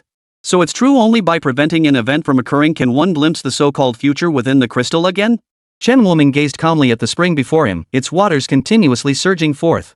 The water that emerged from these springs, purified by the tree of life, could strengthen the bodies of all living creatures. It was the reason for the vibrant vitality of the forest of life. If these springs were destroyed, even the tree of life itself would struggle to cope, wouldn't it? Miller? Why are you spacing out here again? Chen Wuming looked up at the sound. It was Lake, returning from his patrol shift. He smiled and replied, gazing at the water of life always brings a sense of peace. As he spoke, Chen Wuming discreetly gathered the fragments scattered on the ground. Right? If you ask me, you must have been an elf in a past life. Lake walked over and casually sat down beside him. Oh? Why do you say that? Well, you're different from other humans. You don't carry that unpleasant aura. Lake paused, then spoke earnestly. I didn't care for you much when we first met, but now I find myself quite fond of you. Especially after you returned from the treasure realm for some reason, looking at you feels like seeing one of my own kind. Chen Wuming gave a nervous chuckle. He couldn't very well say that the skill granted by the Tree of Life enhanced his affinity with the elven lineage, could he? Not only could he not articulate it. Even if he could, who would believe him? Not a single elf had been granted a skill by the Tree of Life in all these years, let alone a human like him. Maybe it's because I've spent more time with you all, Chen Wuming offered a casual excuse. Lek pondered briefly before nodding in agreement. It makes sense. After all, no human has ever been as close to our princess and prince as you have. Alright, I must resume my patrol. Lake glanced at the darkening sky and rose to leave. Shortly after he left, Chen Wuming also stood up and took out a skill stone. He had taken it from the Suzaku University treasury, despite Long Jintian's objections, and had secretly carried it away. Beast transformation? Transform into a ferocious beast, attributes plus 500%, lasts 10 minutes, cooldown 10 minutes. Side effect, 80% chance to lose sanity, becoming a complete monster. An 80% chance of losing one's sanity might be fatal to others. But with his system's enhancements, it was completely negligible. This was a pure skill enhancement, seamlessly integrated. To others, every skill Chen Wuming unleashed seemed like a desperate gamble. His survival thus far was attributed solely to sheer luck. Only he knew the truth. I'll go absorb it in the underground dungeon, Chen Wuming decided after a moment's thought. Otherwise, if they see me absorbing this skill stone, they'll likely try everything to stop me. He decided the dungeon was the safer option. When he appeared in the underground dungeon and pulled out the skill stone, one that emitted a malevolent aura potent enough to drive ordinary people mad upon contact, Siba's dazed mind snapped into sharp focus. Human brat, what do you intend to do with this thing? Chapter 92, The Terrifying Beast Transformation. Siba's eye twitched. The malevolent aura emanating from it made even him feel a chill. He swallowed hard. Hey, you're not thinking of absorbing this thing, are you? Is there a problem? Chen Wuming didn't even turn his head, sitting down before Seba as if nothing mattered. Seba felt a chill run down his spine. This human was nothing short of a madman. He hadn't touched the skill stone. Naturally, he had no idea what effects the skill stone possessed. But judging by the malevolent aura radiating from it, it was definitely no good. Such skill stones were either obtained from the corpses of exceptionally powerful beasts, or it was a malevolent object forged from the condensed aura of countless fierce deaths. Its effects were immensely powerful, but the price to pay was equally immense. Yet this human showed no hesitation whatsoever. He sat down before it and began absorbing its energy. He must know the side effects, yet he dares to absorb it? Is he trying to die? Seba shook his head. Chen Wuming's face contorted with agony, his entire body trembling. Not only are the side effects of these skill stones bizarre, but absorbing them is no easy feat either. The moment his words fell, the pain vanished from Chen Wuming's face, and even his breathing steadied. Sebastian stared in disbelief. How is this possible? He's already past the critical stage so quickly? Could this human be some kind of humanoid beast? Seba fell silent. The scene unfolding before him shattered his understanding. When had absorbing a beast skill stone, especially one brimming with malevolent energy, become so effortless? He recalled the near-death experience he endured just to learn that dark sealing technique. It made his liver ache. How could the gap between humans and dark elves be this vast? But why did that kid bring it to me to absorb? After a moment's thought, Seba understood the reason. He couldn't help but give Chen Wuming a second look. You've certainly thought this through. Then he fell silent once more. He began reflecting on his actions over the years, accepting the Elder's aid, vowing to elevate the Dark Elves to the pinnacle of all races, even collaborating with the Fallen to achieve that goal. All to secure better resources and enhance his own power. At first, he constantly reminded his people, even if the Dark Elves were seen as sewer rats, even if they were despised by all races, they must never abandon themselves or sink into self-destruction. Yet he himself had sunk deeper and deeper, gradually losing his way. In pursuit of that sliver of power to protect his race, he had turned his hand against his own kind. When did I become this? Seba let out a bitter laugh. Unbeknownst to him, he had strayed far from his original purpose. Instead of protecting his people as promised, he resorted to twisted methods to persecute his own kind. Using power gained by destroying his own kind to protect his own kind. How was this any different from those who sought to trample the Dark Elves underfoot? Where's Miller? Anna's question echoed. Sure, Lianxue's expression faltered slightly. She asked the others, did any of you see him? Only then did they realize. It had been quite a while since they'd seen him. Lek. Just as Lake patrolled by, Anna called out, have you seen Miller? Your Highness, I saw Miller near the Fountain of Life just moments ago. The problem was, she had just been to the Fountain of Life and hadn't seen him. Where did that kid run off to? I wanted to ask him if anything else is going to happen next. Anna complained. Though she couldn't know the prophecy's contents, she could still prepare in advance. But in the blink of an eye, the kid vanished. Just as she was about to return to the Fountain of Life to investigate, a malevolent aura surged skyward near the Tree of Life. A sinister human face began to materialize faintly in the sky. That's... Even Anna felt a chill run down her spine. How could such intense malevolence exist? Cassie stared grimly toward the Tree of Life. It's coming from the underground dungeon's location. We must investigate immediately. Could it be that Seba had broken free from the roots? No, that's impossible. 1,000 possibilities raced through Cassie's mind, yet she never imagined the malevolent aura could be erupting from Chen Wuming himself. When they reached the underground dungeon, the source of the malevolent aura was a creature shrouded in black mist. Through the darkness, only a pair of blood-red eyes were visible. Even from several meters away, the oppressive pressure emanating from those eyes was palpable. How could a ferocious beast be here? Anna had already activated her tree spirit possession state, preparing to eliminate this beast as swiftly as possible. She could tell this beast was only a lowly C rank, yet the malevolent aura radiating from it sent a chill down her spine. Everyone, fall back. Cassie had already shielded Shi Lianxue and the other three behind him. He feared this bizarre beast might suddenly attack and harm the four. Wait, Anna. Anna's sword, poised to strike, hesitated. Why did that voice sound so familiar? She looked at the dark mist suspiciously, only to find the pair of blood-red eyes had vanished. The black mist gradually dissipated, revealing the figure within. Wasn't this the very Chen Wuming she'd been searching for? What are you doing here? Was that murderous aura you created just now? Anna walked over and tapped Chen Wuming's forehead with her finger, scolding him impatiently. Miller, what the hell are you playing at? I thought some ferocious beast had broken in and nearly sliced you in two with my sword. She was genuinely furious. If Chen Wuming hadn't yelled in time, she would have had to bury him. I was just testing a new skill. I never expected this to happen, Chen Wuming whined, looking utterly wronged. Earlier, he had genuinely only tested his beast transformation skill.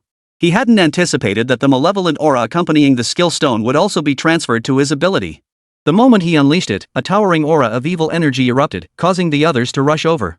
Luckily, the skill could be voluntarily deactivated. Otherwise, he wouldn't have been able to explain it. New skill? Shi Lianxue's angry voice rang out. Just as everyone was puzzled by her anger, she spoke again. Such malevolent energy you absorbed that beast transformation skill stone? When Chen Wuming had chosen that skill stone, Long Jintian's voice had echoed throughout the entire building. Shi Lianxue had been waiting outside for him then and naturally heard it. At the mention of beast transformation, everyone's expressions changed drastically. They all knew Suzaku University possessed a malevolent beast skill stone brimming with murderous energy beast transformation. That very stone had been obtained by the three prodigies of the human race Long Jintian, Shi Mingqian, and Lu Yi during the largest beast tide in history, when they defended Suzaku City before Long Jintian became the university president. The bodies of fallen humans and ferocious beasts piled higher than the tallest peaks of the endless mountains during that onslaught. The beast transformation skill stone, forged from the condensed essence of countless malevolent energies, possessed the most potent effects and irreversible side effects. Once one lost their sanity, they would fuse with the ferocious beasts, transforming into monsters driven solely by slaughter. Now, not only Shi Lianxue, but everyone else's expressions turned grim. Didn't Chen Wuming just use beast transformation earlier? Miller! You are forbidden from using this skill again. Under Anna's fierce opposition and threats to his life, along with everyone else's protests, Chen Wuming reluctantly agreed not to use it again. In truth, whether he used it or not was entirely up to him. Cassie, who had remained silent throughout, simply stared at Chen Wuming. This kid would definitely use it secretly. Only after everyone had left did she approach Chen Wuming alone. Xiao Mile. Sis Cassie, what's up? Chen Wuming snapped out of checking his wristband and turned back with a smile. Cassie strode past him with long strides and sat down on the grass beside him. Taking a deep breath of the fresh air, she asked slowly, is something wrong? That skill stone, even with your incredible luck, you'll eventually hit a snag. Chen Wuming's gaze flickered. Indeed, if the system suddenly vanished or malfunctioned one day, he might become a complete monster. If that day ever comes, I'll trouble you, Sister Cassie, to kill me. Don't let me become a scourge upon this world. You think highly of me, Cassie murmured with a faint smile. But I doubt I'd be able to stop you then. Xiaomile, you might possess some kind of god-defying method beyond anyone's comprehension. But I think, sis, that these ethereal things can't be trusted completely, don't you agree? Chen Wuming knew Cassie feared his extraordinary luck might fade. Then all his skills wouldn't just fail to help him, they'd become a liability. I understand. Thank you, Cassie. No need to thank me. Just make me another lotus leaf chicken dish sometime. Chapter 93, Draining the Pond to Catch Fish, Stealing the Water of Life. Early the next morning, Chen Wuming and Shi Lianxue returned to Zhuke City. Yesterday, Kuruoying had discussed with him how to prevent the calamity foretold by the prophecy crystal. In the end, they decided it would be best for humanity to handle it themselves. Wuming, you're back. The items you requested are ready. Kuruoying tossed him a spatial stone filled with essence liquid. These were the upgrade materials prepared for Chen Wuming by Suzaku University. Lianxue, this is for you. Kuruoying also took out a spatial stone and handed it to Shi Lianxue. Director Ko, how is the layout progressing at the Forest of Life? Chen Wuming stowed the spatial stone and inquired about the matter he'd mentioned yesterday. This matter concerned the future direction of the Forest of Life. Yet the elven race couldn't be involved. The best solution was to have the human race step in. Regarding what you mentioned yesterday, Principal Long has already agreed and sent Vice Principal Su personally. But are you truly confident about this? One misstep could easily cause the hard-won détente to harden once more, Kuruoying said earnestly. Chen Wuming's plan carried too great a risk. Were it not for his trust, Long Jintian likely wouldn't have sent Su Yehua at all. Chen Wuming could only take the gamble. Director Ko, we have no other choice. The beasts gathering in Steel City are growing in numbers, and judging by the timeline, it's almost the night of the full moon. The beast tide was about to strike.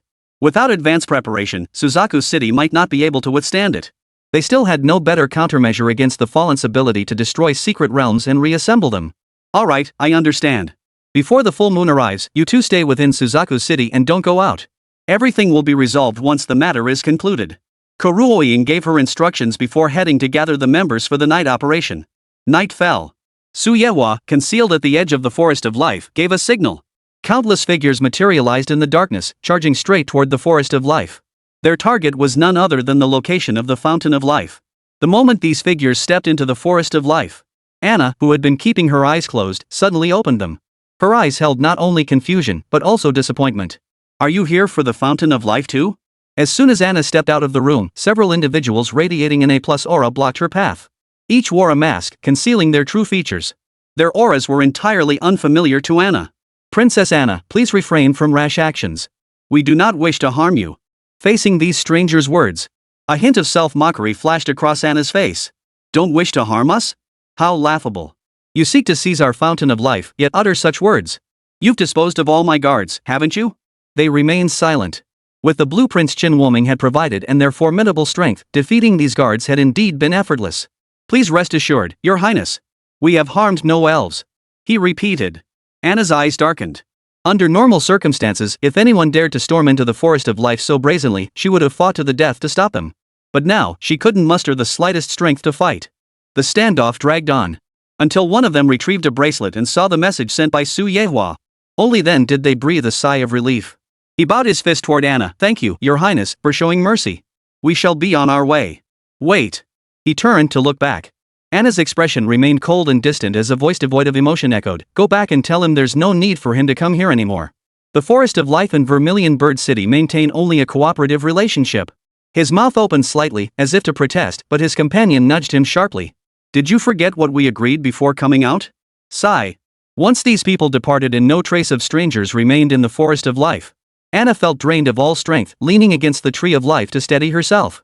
An indescribable ache gripped her heart. She didn't know how she made her way to the Fountain of Life. When she saw the once vibrant spring nearly dried up, she clenched her fists in fury. Yet amidst her rage, she couldn't comprehend it. She had been so good to him, so why would he do such a thing? Was all that just an act? 1 week passed. Chen Wuming finally emerged from the meditation chamber again, his aura now reaching C+ level. Yet his face showed not a trace of joy. Wuming, you're out. You. Was the operation completed that day? Kuruoying was cut off mid-sentence. The moment she heard Chen Wuming emerge, her first question was about that operation. She looked at Chen Wuming with concern. Chen Wuming's eyes were bloodshot. Clearly, despite his days of secluded cultivation and leveling up, his mind had remained restless. The operation succeeded, but she left you a message. Do you want to hear it? Chen Wuming remained silent, only staring at her quietly. She said you shouldn't go there anymore. Kuruoying had expected Chen Wuming to show a hint of sadness when she spoke. But no such emotion surfaced. Chen Wuming merely nodded slightly. He then instructed her on the next move: distribute the life water to all Vermilion Bird guards responsible for defending the city. On the night of the full moon 3 days from now, you must hold the line. Seeing Chen Wuming like this, Kuruoying silently nodded and left. She didn't notice at all that after she left, Chen Wuming's hands trembled uncontrollably. Sorry, Anna. I'll explain when I get the chance. If Suzaku City falls, the next target will be the Forest of Life, followed by human settlements. As self-reproach consumed him, a sudden warmth spread across his chest. Are you trying to comfort me? Chen Wuming touched his chest and smiled. Don't worry. I'll fulfill every promise I made to you. Eros, Cecily, and Zoya in the Forest of Life froze in place upon seeing the state of the Fountain of Life. How could this happen? None of them could believe what unfolded before their eyes. Lex's hand gripping his weapon turned slightly purple. Miller, why? No one could believe this was Chen Wuming's doing, not even Anna.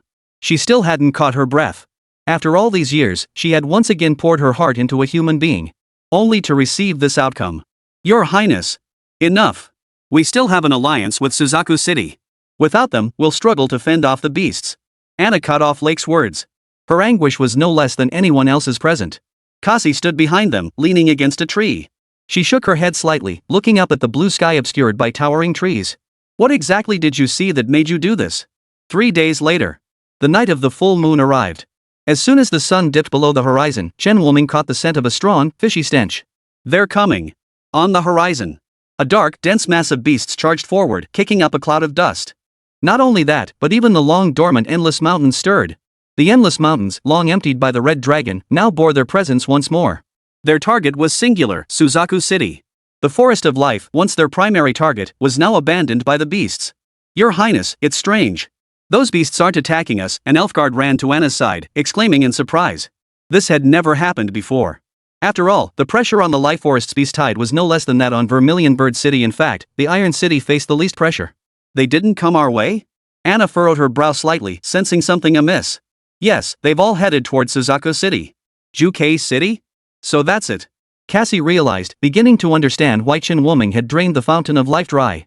Beasts were intensely sensitive to life energy, which explained why the Forest of Life had become their focal point. Now that the Fountain of Life had dried up, the life force had become noticeably thinner.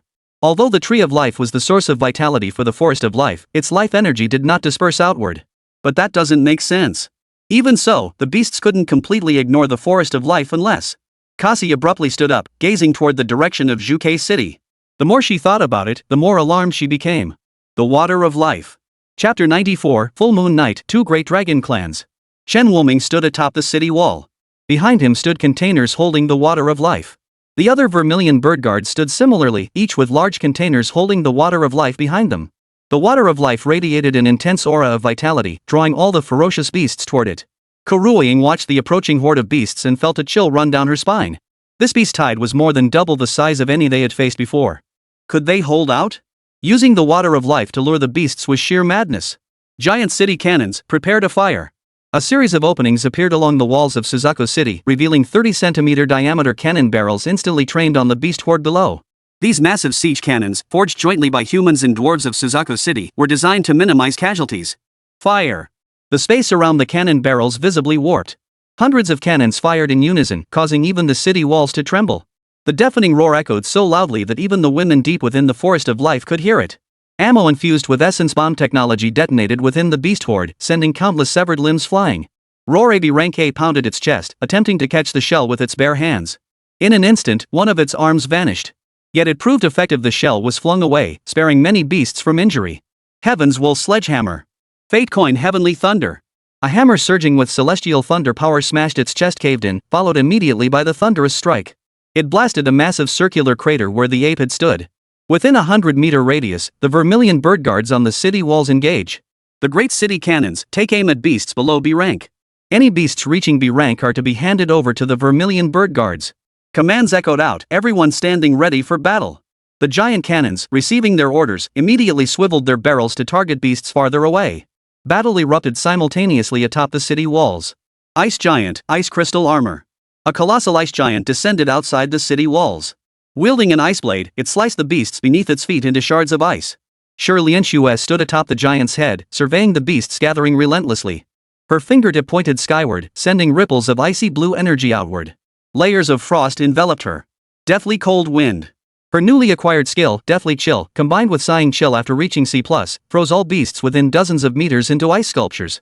Even the earth itself was coated in a layer of snow-white frost. Fire Phoenix Sacred Flame. A tiny firebird in the sky spewed a golden flame.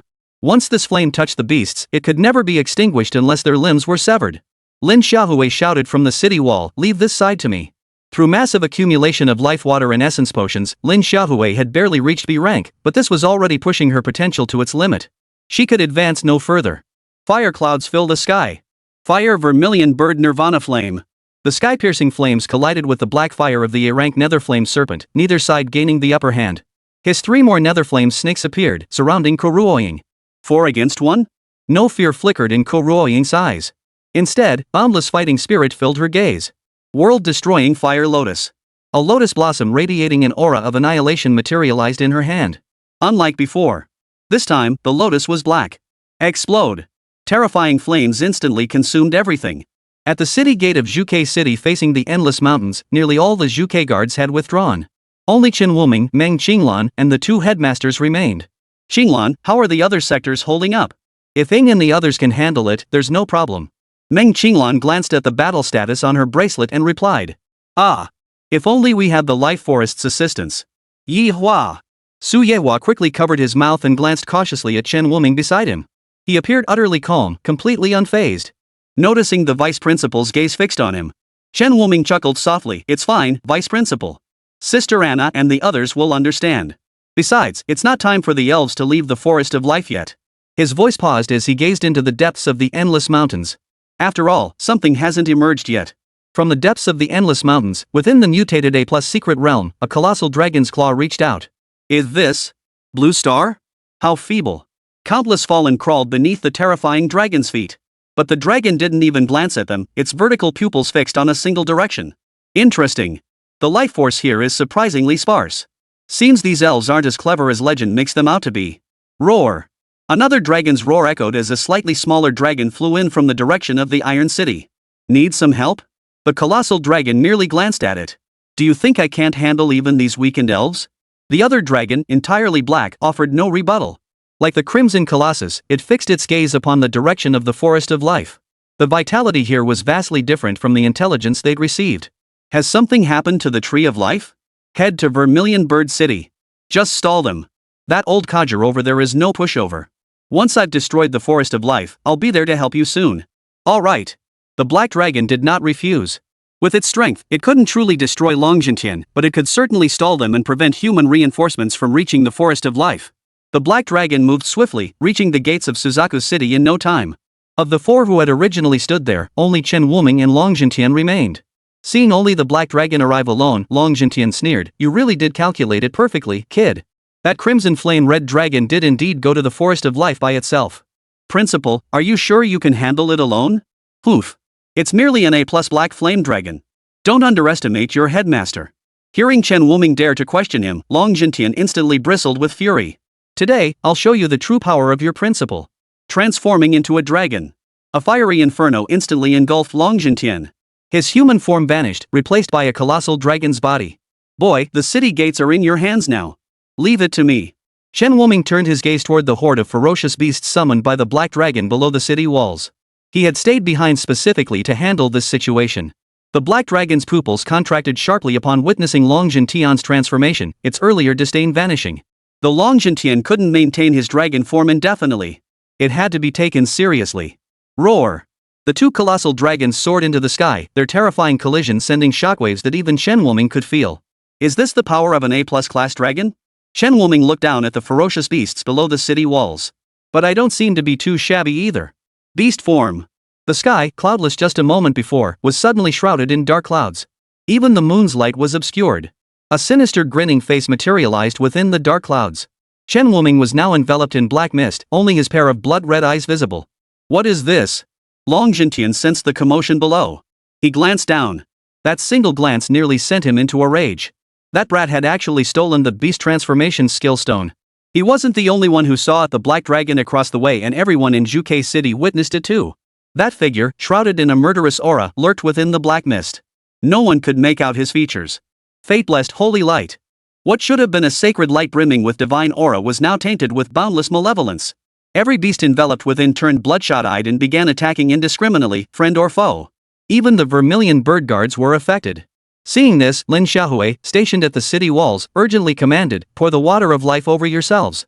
Everyone, now. Hurry." The Suzaku guards who retained their wits quickly scooped up ladles of the life water, dousing themselves and simultaneously splashing their comrades nearby whose eyes were turning crimson. Those affected snapped back to their senses instantly. Withdraw from the city gates.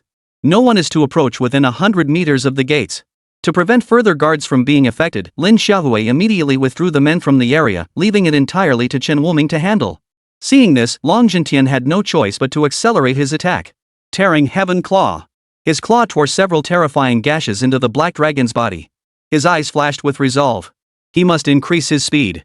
The beast transformation skill was too unpredictable. He feared Chen Wuming might lose control. It wasn't just him. Even the black dragon sensed it. The killing intent emanating from that human was too terrifying. It had to break free from this old man and eliminate the creature immediately. Damn it! Why isn't this going according to plan? What the hell is that crimson flame red dragon doing? The black flame dragon cursed repeatedly as the old man's attacks grew increasingly terrifying. Add that bizarre human to the mix, and its sense of unease only grew stronger. It felt as though its end was near. The same feeling gripped the crimson flame dragon. The crimson flame dragon, leading its beast army in the assault on the Forest of Life, felt the same unease. The life force of the Forest of Life should be weakening, yet why does the Tree of Life show no signs of withering at all? Chapter 95, A Desperate Gamble. The crimson flame dragon had assumed the Tree of Life was beginning to wither, believing it could swiftly conquer the Forest of Life. But it turned out the life force had merely weakened. The Tree of Life's vitality remained robust. Damn it! The plan clearly stated that the Tree of Life would wither today from overloading its conversion of the Water of Life. How could this happen? The crimson flame dragon couldn't fathom where things had gone wrong. Standing before it now were Anna, fully channeling her tree spirit possession state, and Cassie, the elven princess from another planet. What it feared most was the immense phantom of the Tree of Life. Sword of Judgment. Anna, clad in platinum white battle armor, channeled boundless power into her hands. Even the crimson flame dragon took 2 steps back. Facing Anna, backed by the living forest, it had no confidence in victory, let alone with the addition of the elven princess Cassie. My master's plan cannot fail. If we cannot take it, then we shall destroy it. A flicker of madness passed through the crimson flame dragon's eyes. It opened its maw, and a crimson spherical object slowly emerged from its body. The moment it appeared, Anna, standing over 100 meters away, felt an intense heat. Anna, be careful. That's a dragon's core. It's going all out. Cassie's eyes locked onto the dragon's core. Vast power radiated from it. Anna's expression grew increasingly grave. All elves, retreat to the life forest for defense. Cassie, I'm counting on you. Leave it to me. Cassie spread her arms wide, and massive vines enveloped the entire Forest of Life. The temperature of the dragon's core steadily rose, the acrid smell of burning seeping into Anna's nostrils. She frowned slightly. Glancing toward Suzaku City, she had been waiting for an explanation, but it seemed too late now. Judgment. The power in her hand solidified, coalescing into a vibrant light sword. Anna seized the blade and swung it forward. Countless beasts' blood spilled, yet simultaneously, the dragon's core trembled. An invisible force instantly dissipated the sword's energy. Blood began streaming from the crimson flame dragon's frenzied eyes. Anna, perish along with the Forest of Life. The dragon core, which had remained stationary, began to slowly shift toward the direction of the Forest of Life. Anna gritted her teeth and launched relentless attacks at the dragon's core, yet her strikes failed to make even the slightest dent. How could this be? The dragon's core moved with glacial slowness, yet it stood as immovable as a mountain that had stood for 1,000,000 years. No attack could shake it. Judgment. Holy light descended like the sword of God, transforming into countless streaks of light. Yet before the dragon core, it was as trivial as child's play, utterly ineffective. Ha ha ha ha. Give up. You'll never shake this. The crimson flame dragon roared with laughter before spewing a mouthful of dragon's blood. Its wings could no longer bear its weight, crashing heavily toward the ground. For dragons, the dragon core was the very source of their power. To separate the dragon core from its body was to gamble with its very life. Now, it was willing to trade its life for the destruction of the entire Forest of Life. So skills can't shake it, huh? Anna felt the air growing increasingly scorching. Her resolve had solidified. She abandoned her weapon and flew toward the dragon core. Cassie below witnessed the scene and instantly understood what Anna intended to do. Anna, what are you doing? Anna turned to look. Her best friend's voice rang out again, this form is beyond what your body can endure. Come back now. Sister. Princess, it's dangerous. Come back. Eros had already rushed to Cassie's side, followed closely by Daisy, who was responsible for caring for her. Eros? What are you doing here? Daisy, take Eros back. Cassie pleaded urgently. I won't go back. Sister, you must come back. But Eros had already seen what Anna was about to do. Though she didn't yet understand what was happening, her instincts told her her sister was about to do something very dangerous. Eros. Anna's expression was complex. Perhaps bringing her sister here to play had been a mistake. She shouldn't have witnessed this scene.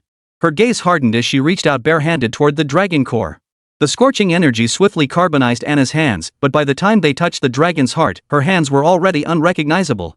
Yet not once did her expression waver. Indeed, flesh can shake the dragon core. Realizing she could barely move the dragon core with her hands, Anna ignored the pain entirely and strained every muscle to pull it outward. The dragon core, which had been slowly drifting toward the forest of life, now came to a halt. If the crimson flame dragon could still open its eyes, it would surely curse her a madwoman. Beyond the agony of being burned alive into charcoal, the most terrifying torment came from the searing pain at the very core of its being. Your Highness, let go. Your Highness. Anna heard none of the voices. The green stripes on her face began to fade, and her consciousness grew increasingly hazy. Before she lost consciousness, she saw two figures soaring out of the forest of life. Angelic light. A gentle force descended upon Anna and Su Yehua. Under the angelic light's protection, Su Yehua mimicked Anna's actions, reaching out barehanded to grasp the dragon's core. In an instant, a look of agony flashed across his face. He couldn't help but glance back at the unconscious Anna. Gritting his teeth, he clasped both hands around the dragon core. Void escape. Su Yehua's form became ethereal, vanishing from the spot along with the dragon core. The next moment, he reappeared. But most of his hands had been charred black. Hurry! Su Yehua shouted the moment he materialized. The instant the two of them departed with Anna, the space seemed to collapse, shattering into fragments that plummeted downward. It took several seconds to return to its original state. Su Yehua broke out in a cold sweat.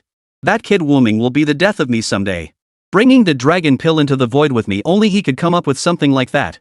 He knows your abilities better than you do. Meng Qinglan glanced at Su Yehua's hands, now charred black, and pursed her lips. Even with my angelic light, they're like this. What about when she fought barehanded before? The two exchanged a knowing glance. For Anna, they both felt genuine admiration from the bottom of their hearts. Sis. Anna. Your Highness.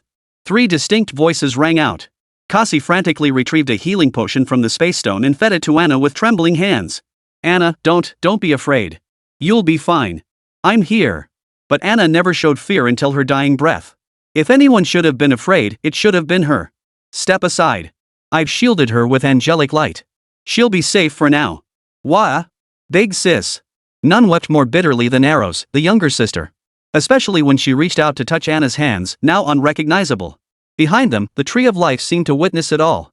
Its shadowy form grew ever larger until it enveloped the entire forest of life. An endless surge of life force erupted, most of it settling upon Anna, while a portion also touched Su Yehua and Meng Qinglan. Chen Wuming, in his beast form, now had a faint green pattern beginning to appear and disappear between his eyebrows. Principal. His voice sounded like that of a weathered old man.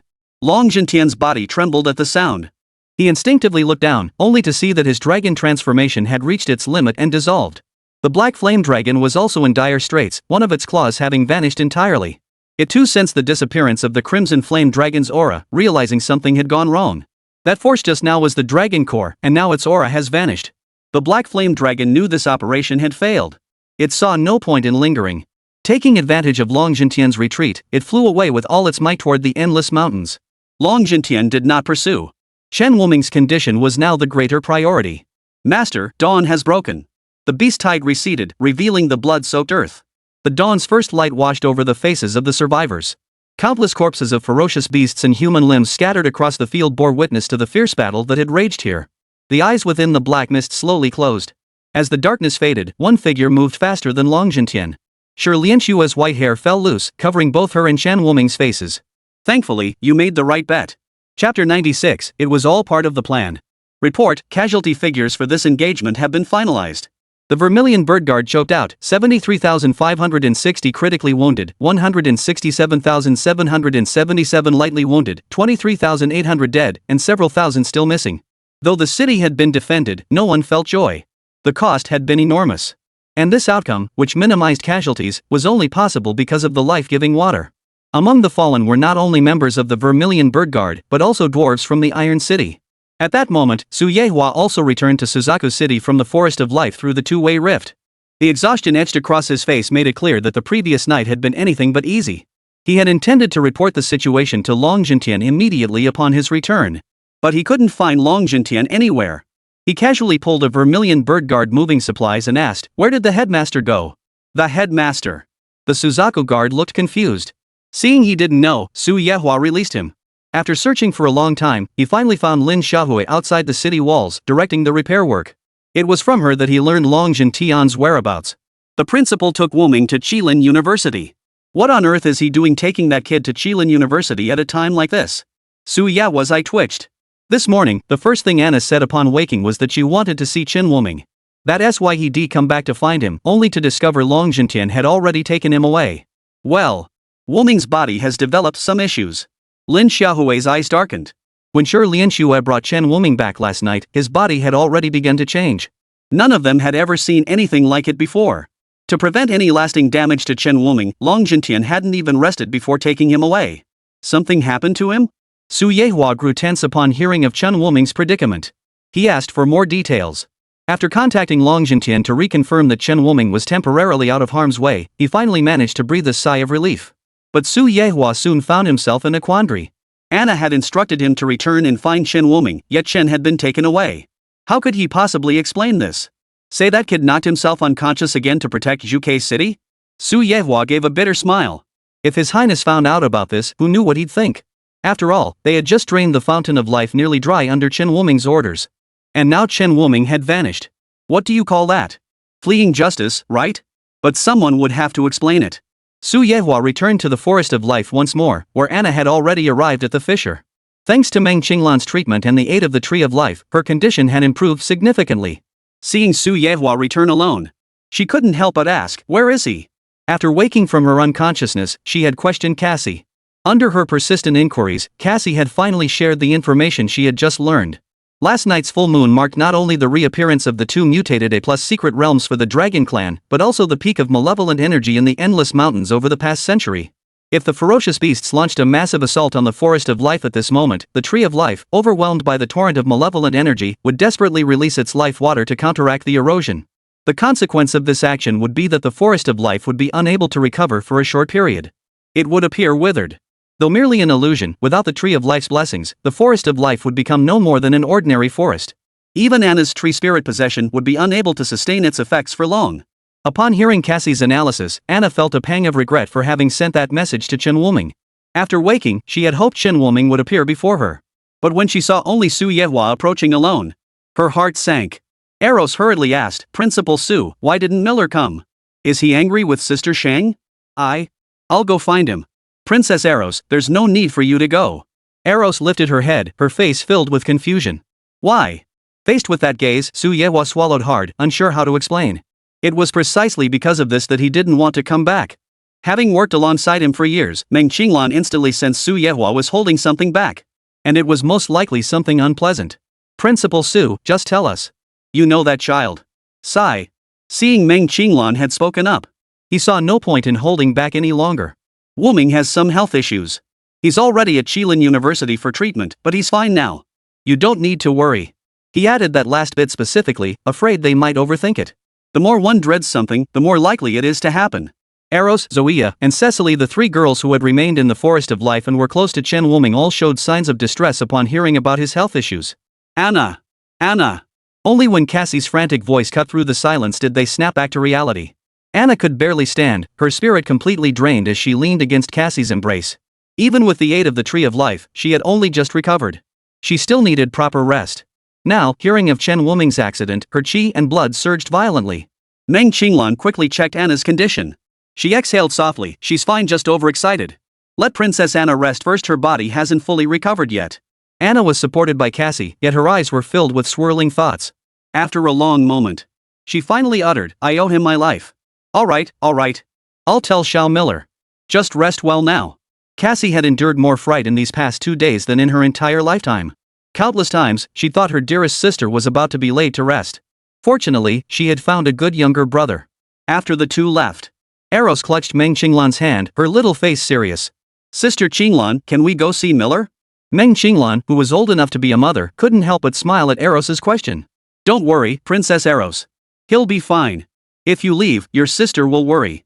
Eros, who had been about to act spoiled, heard Meng Qinglan mention her sister.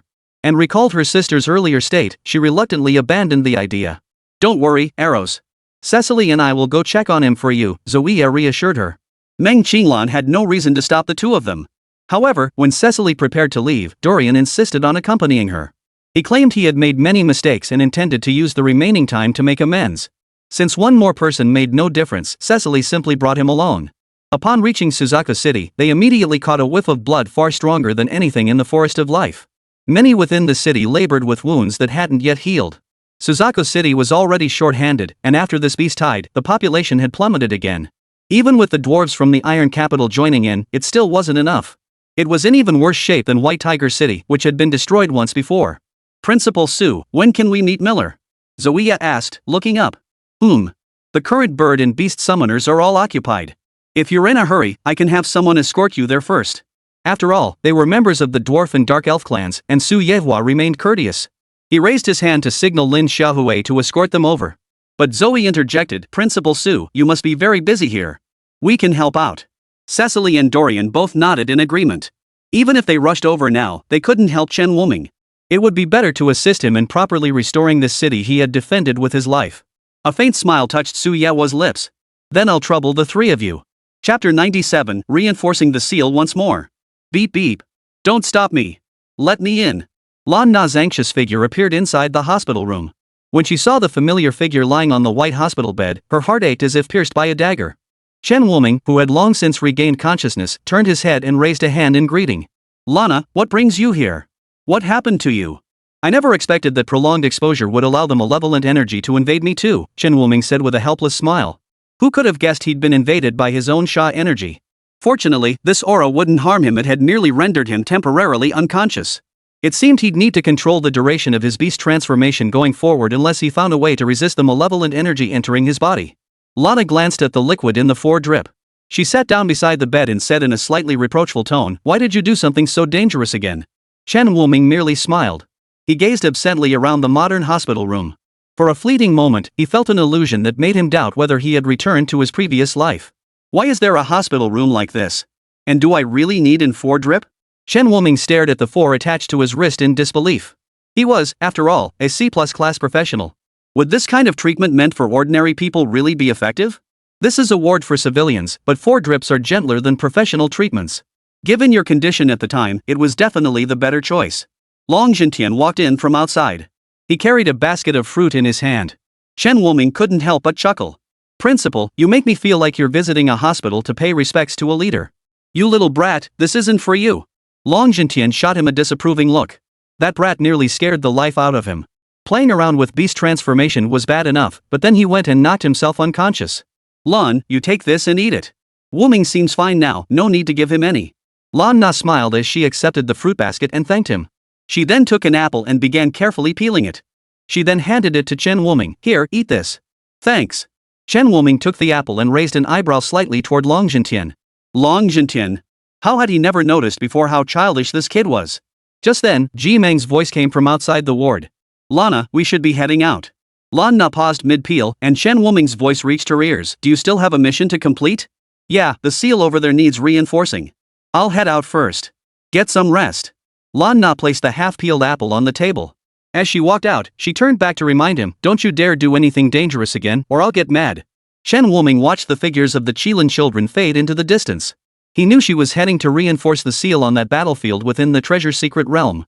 Principal, isn't the treasure secret realm closed? Long Jintian looked visibly startled. You know about that battlefield too? I learned about it by chance. If the treasure realm is closed, can they still enter? Well, it's no secret anymore. Since you know about that battlefield, I won't hide anything from you. Long Jintian proceeded to explain to Chen Wuming the matters concerning the treasure secret realm, the mineral secret realm, and the medicinal garden secret realm. When he finished, he noticed Chen Wuming had remained expressionless throughout. His temper flared instantly. Show some reaction, you brat. Principal, it's not that I don't want to speak, it's just that I already knew all this. Long Jintian choked on his words. Only then did he recall that this student had frequently resided in the Forest of Life. The secrets of these realms were hardly mysteries to him. I almost forgot you're not like ordinary students anymore. I'm getting old, Long Jintian sighed softly. Chen Wuming chuckled, Principal, how could you say such a thing? You're the pillar of our Vermilion Bird University. Chen Wuming's words drew a smile from him. Only after confirming Chen Wuming was truly unharmed did Long Jintian lead him into the inner grounds of Qilin University. Qilin University had a dedicated area for storing the entrances to various open secret realms. Jintian, you're here. Chen Wuming turned to see Shi Mingqian, the principal of White Tiger University. Principal Shi certainly arrived early. Long Jintian's tone was stiff and formal. Shi Mingqian gave an awkward chuckle upon hearing Long Jintian's words. Clearly, the resentment Long Jintian harbored toward him from that incident years ago had not faded with time. Facing a peer who appeared far more aged than himself, Shi Mingqian felt profoundly guilty. Yet he didn't know how to express it. He could only greet Chen Wuming. Wuming, how is your health? Thank you for your concern, Principal Shi. I have fully recovered. After that, the three remained silent until Ji Meng arrived with a group of Qilin disciples. Upon seeing Shi Mingqian, Ji Meng bowed politely before clasping her fists toward Long Jintian. We'll be troubling both principals this time. Who would have thought we'd return to that place after all these years, Shi Mingqian sighed. Only then did Chen Wuming realize why they could travel directly to the battlefield. It turned out that Kirin University had already opened a two-way rift directly connecting to that battlefield. The group passed through the two-way rift and arrived at the battlefield once more. Yet the battlefield now bore little resemblance to the one Chen Wuming had last seen.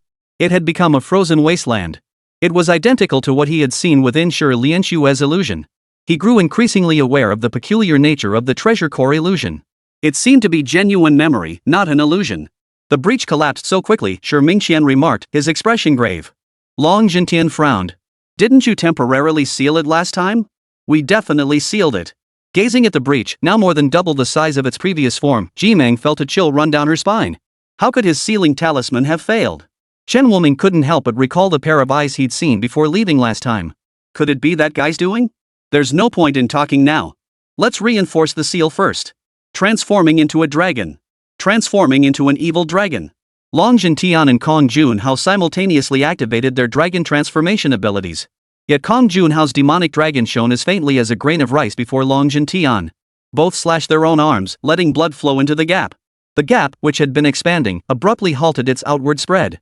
Ji Meng, seal it. Several talisman papers appeared in Ji Meng's hands.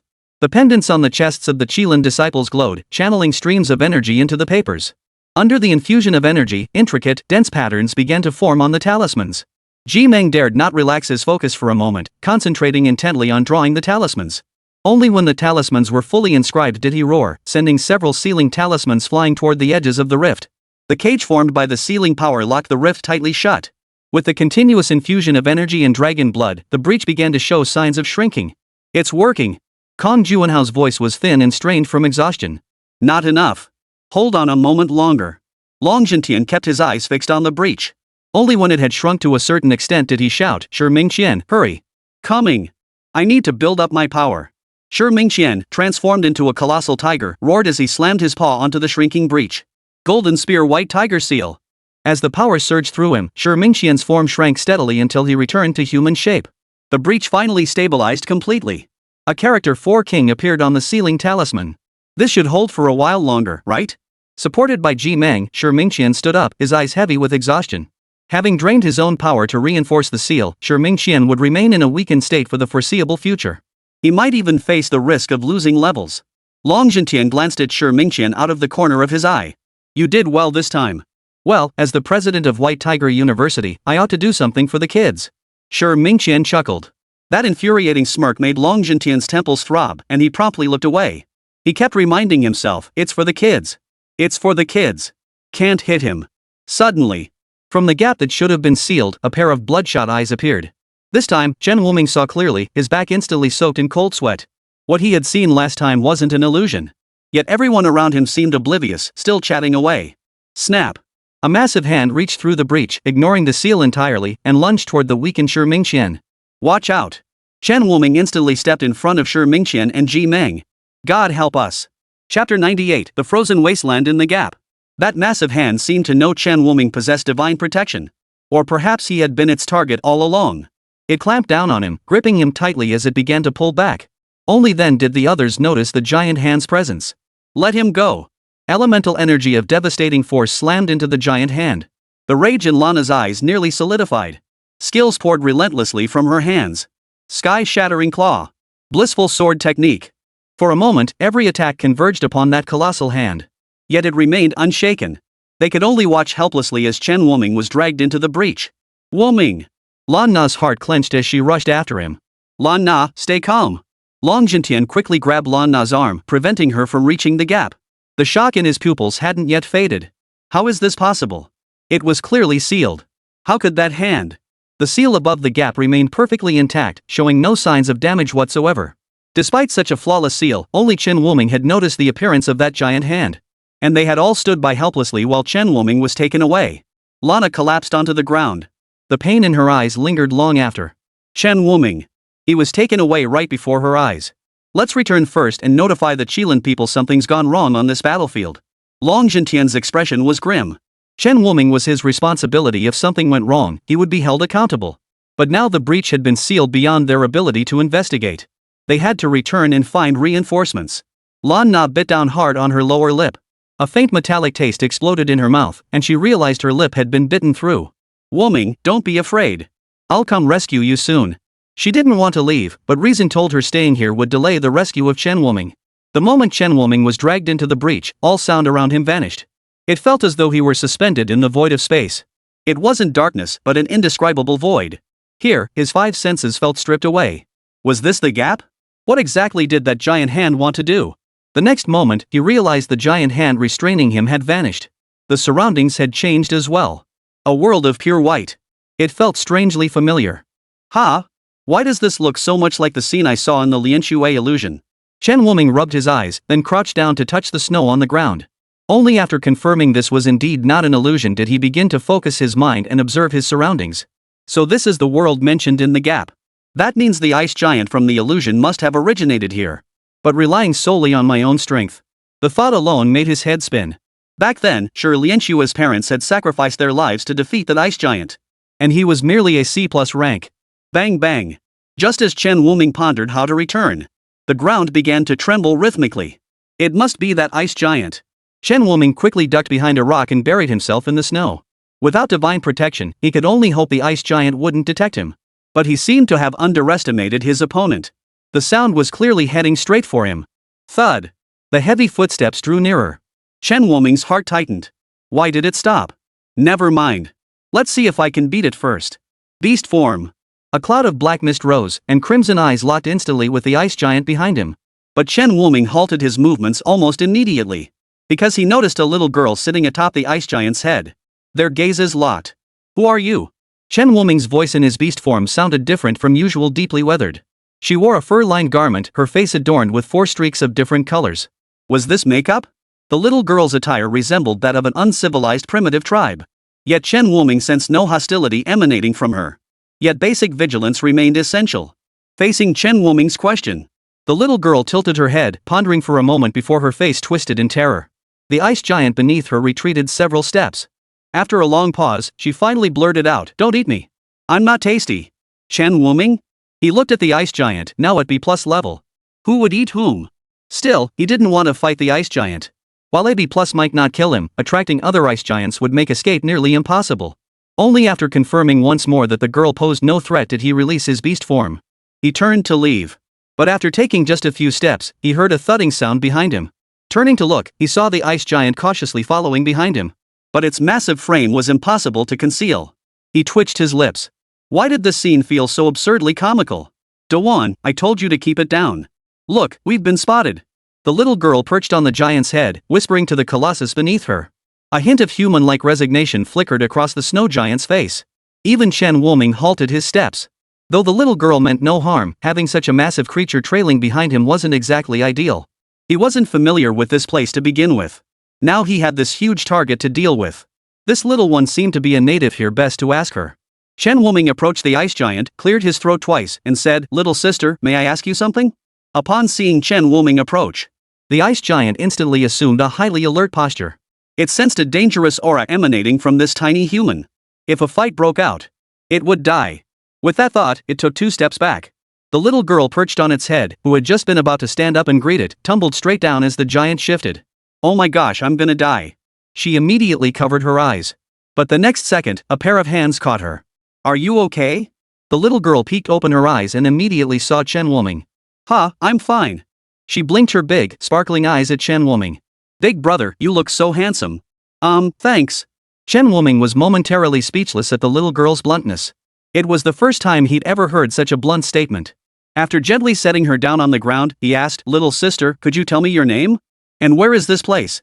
The little girl skipped over to the ice giant. The ice giant, whose movements had nearly caused the girl to fall, now lay on the ground, looking at Chen Wuming with gratitude. "My name is Qian Nana. What's yours, big brother?" Chen Wuming.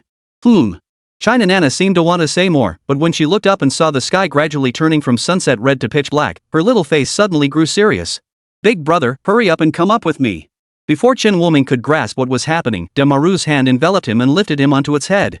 Had he sensed any hostility, he might have severed Daimaru's arm on the spot. Daimaru, hurry up.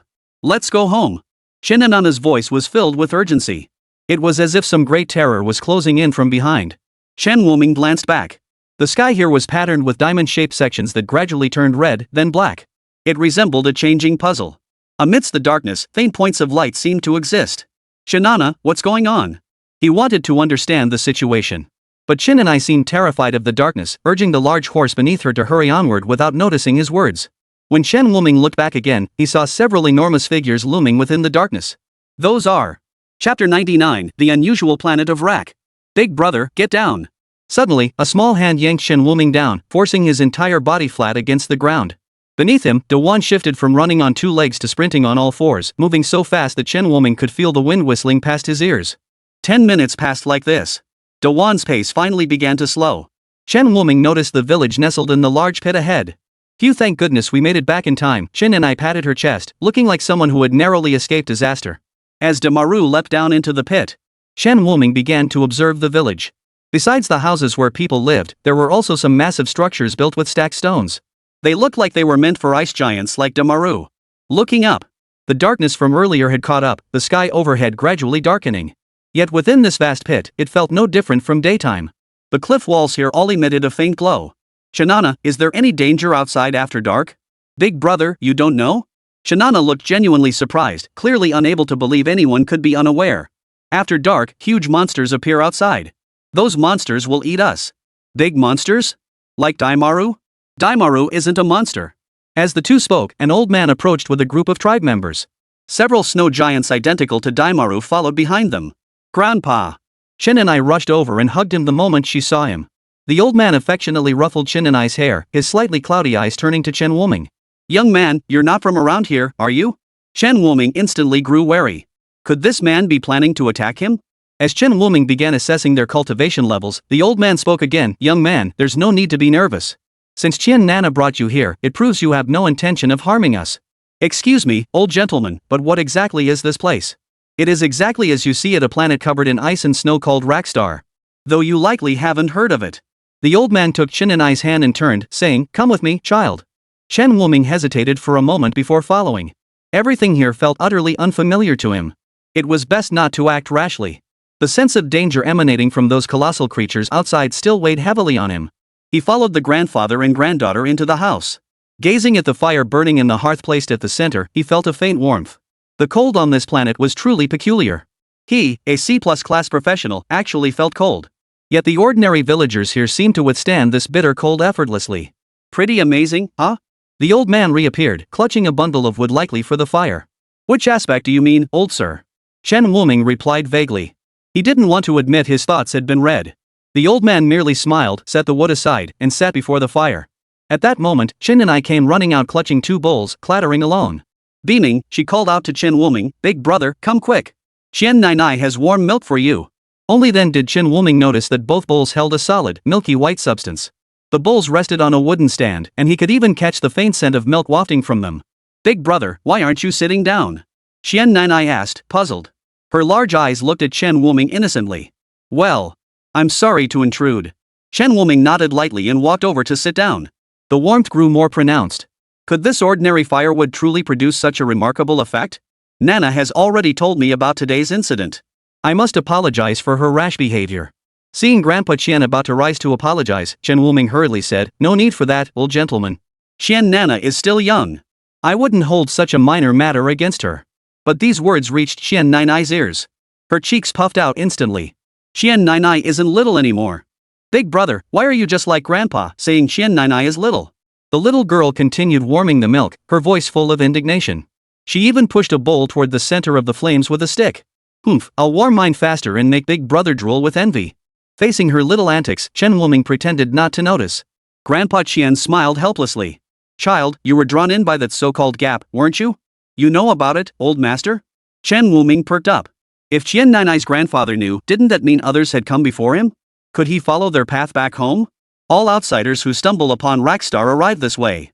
Each claims a rift appeared in their world, and they were pulled in by a giant hand. Did they ever return? No. They all died. Grandpa Qian's tone was light, as if he were merely recounting an ordinary occurrence. Are they all dead? Chen Wuming's heart sank involuntarily. Would he also die on Rackstar? At this thought, his hands clenched into fists. He couldn't die here. He had to get back. Old master, Big brother, your milk is ready. Qian Nana scooped up the bowl of warmed milk and placed it before Chen Wuming. Her eyes brimmed with anticipation. You've been out there dressed like that for so long. Drink this milk first to warm yourself up, Grandpa Qian suddenly said. Well, thank you. Chen Wuming didn't want to refuse the little girl's kindness and reached out to grab the bowl, but a searing heat shot through his fingertips. He couldn't help but frown.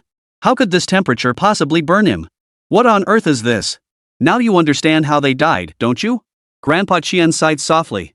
Those who are overly confident and fail to recognize their surroundings rarely survive. Do you understand? Chen Wuming suddenly understood. He had been thinking in terms of his methods from Blue Star, forgetting he was now on an alien planet. A place he'd never even heard of. The rules governing this world might differ vastly from those on Blue Star. He had achieved C+ rank on Blue Star, but here, perhaps C+ no longer equated to C+. I understand, old man. Since he had to adapt to the rules here. The next moment, 2 cards appeared in Chen Wuming's hand. In an instant, the cards transformed into heat-resistant cloth, and only then did he proceed to hold the bowl.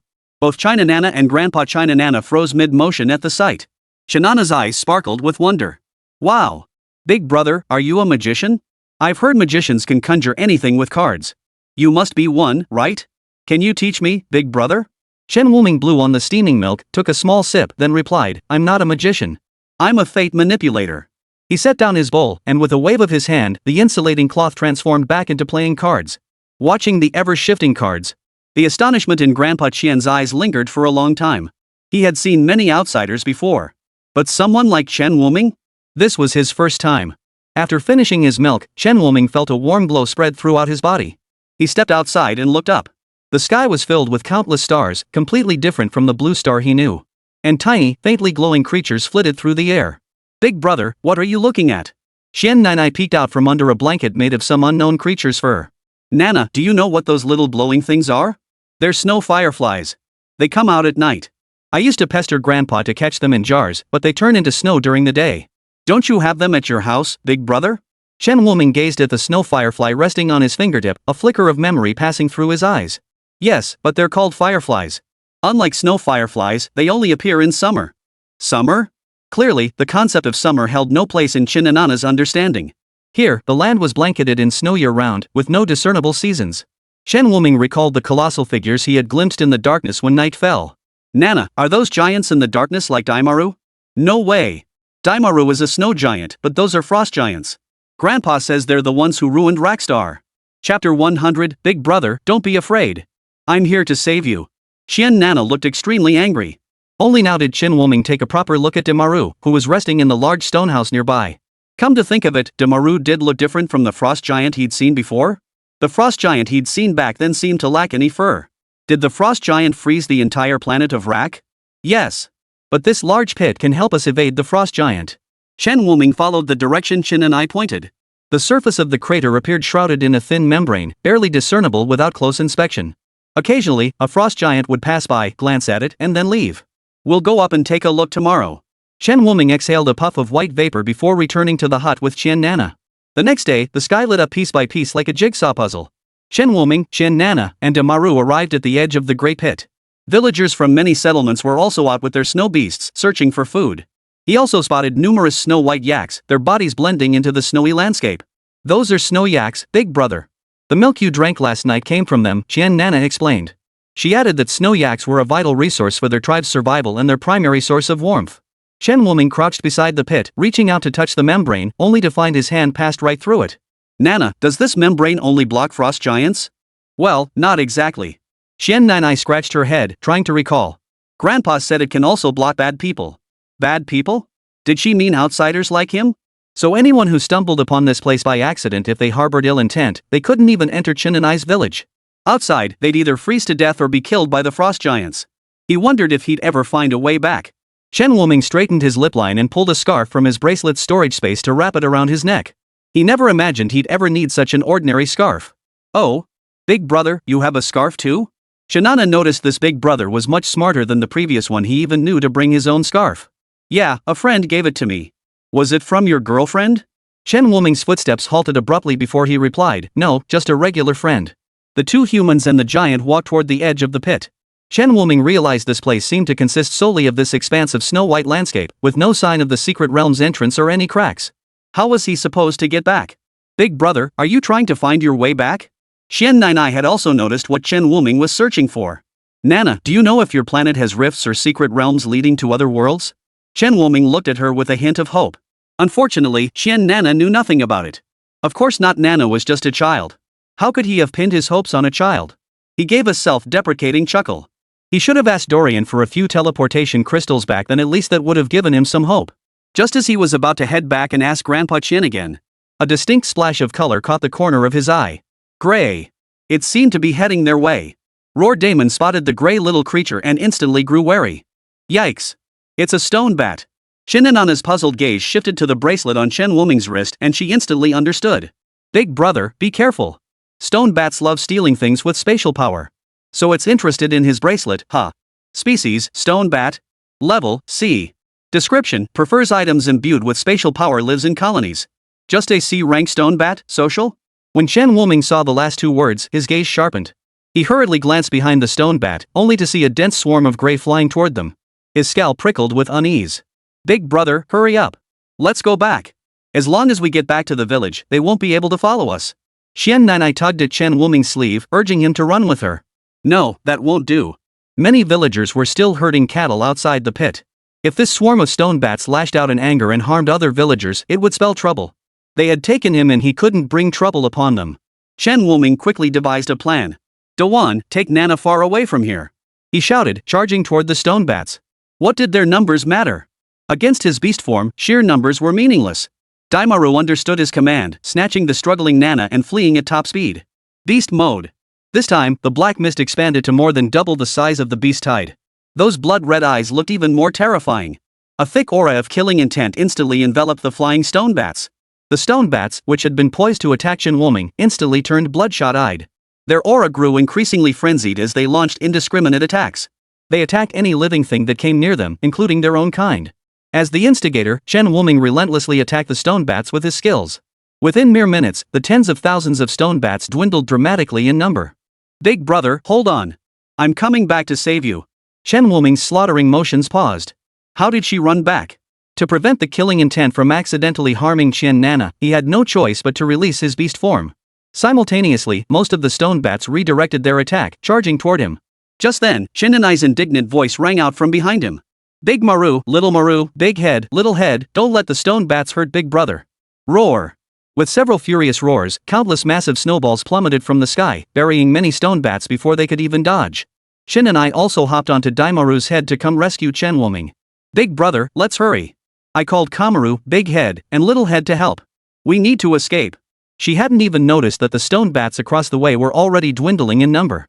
Once Chen Wuming leapt onto Daimaru's back, she urged the giant snow monsters to flee. They raced all the way back to the village. There, they found Grandpa Qian waiting at the village entrance. Nana Qian approached her grandfather with a guilty expression, lowering her head like a quail while her little feet kept kicking pebbles on the ground. Nana! Grandpa, I'm going home to warm up my milk. Bye, big brother. Before Grandpa Qian could speak, Qian Nana dashed home in a flash. Ah, this child. Grandpa Qian shook his head helplessly. But his granddaughter had gone to save her friend, how could he possibly punish her? Grandpa Qian, this is actually my fault. Please don't blame Nana. Chen Wuming cleared his throat and stepped forward. Although he had told Qian Nana to run away first, he hadn't expected the little girl to bring all the village's snow monsters up to save him. Deep down, he felt touched. I know you're capable. With you around, the stone bats couldn't harm Nana. You went out this morning to find a way back, didn't you? Grandpa Qian looked at Chen Wuming calmly. It was as if he could see right through Chen Wuming's thoughts. Yes, I was looking for a way back. He didn't hide it, it was probably the same thought every outsider had. Grandpa Qian fell silent for a moment. Turning his gaze toward his home, he spoke slowly, I know a way to send you back. But... He paused. I want you to do something for me first.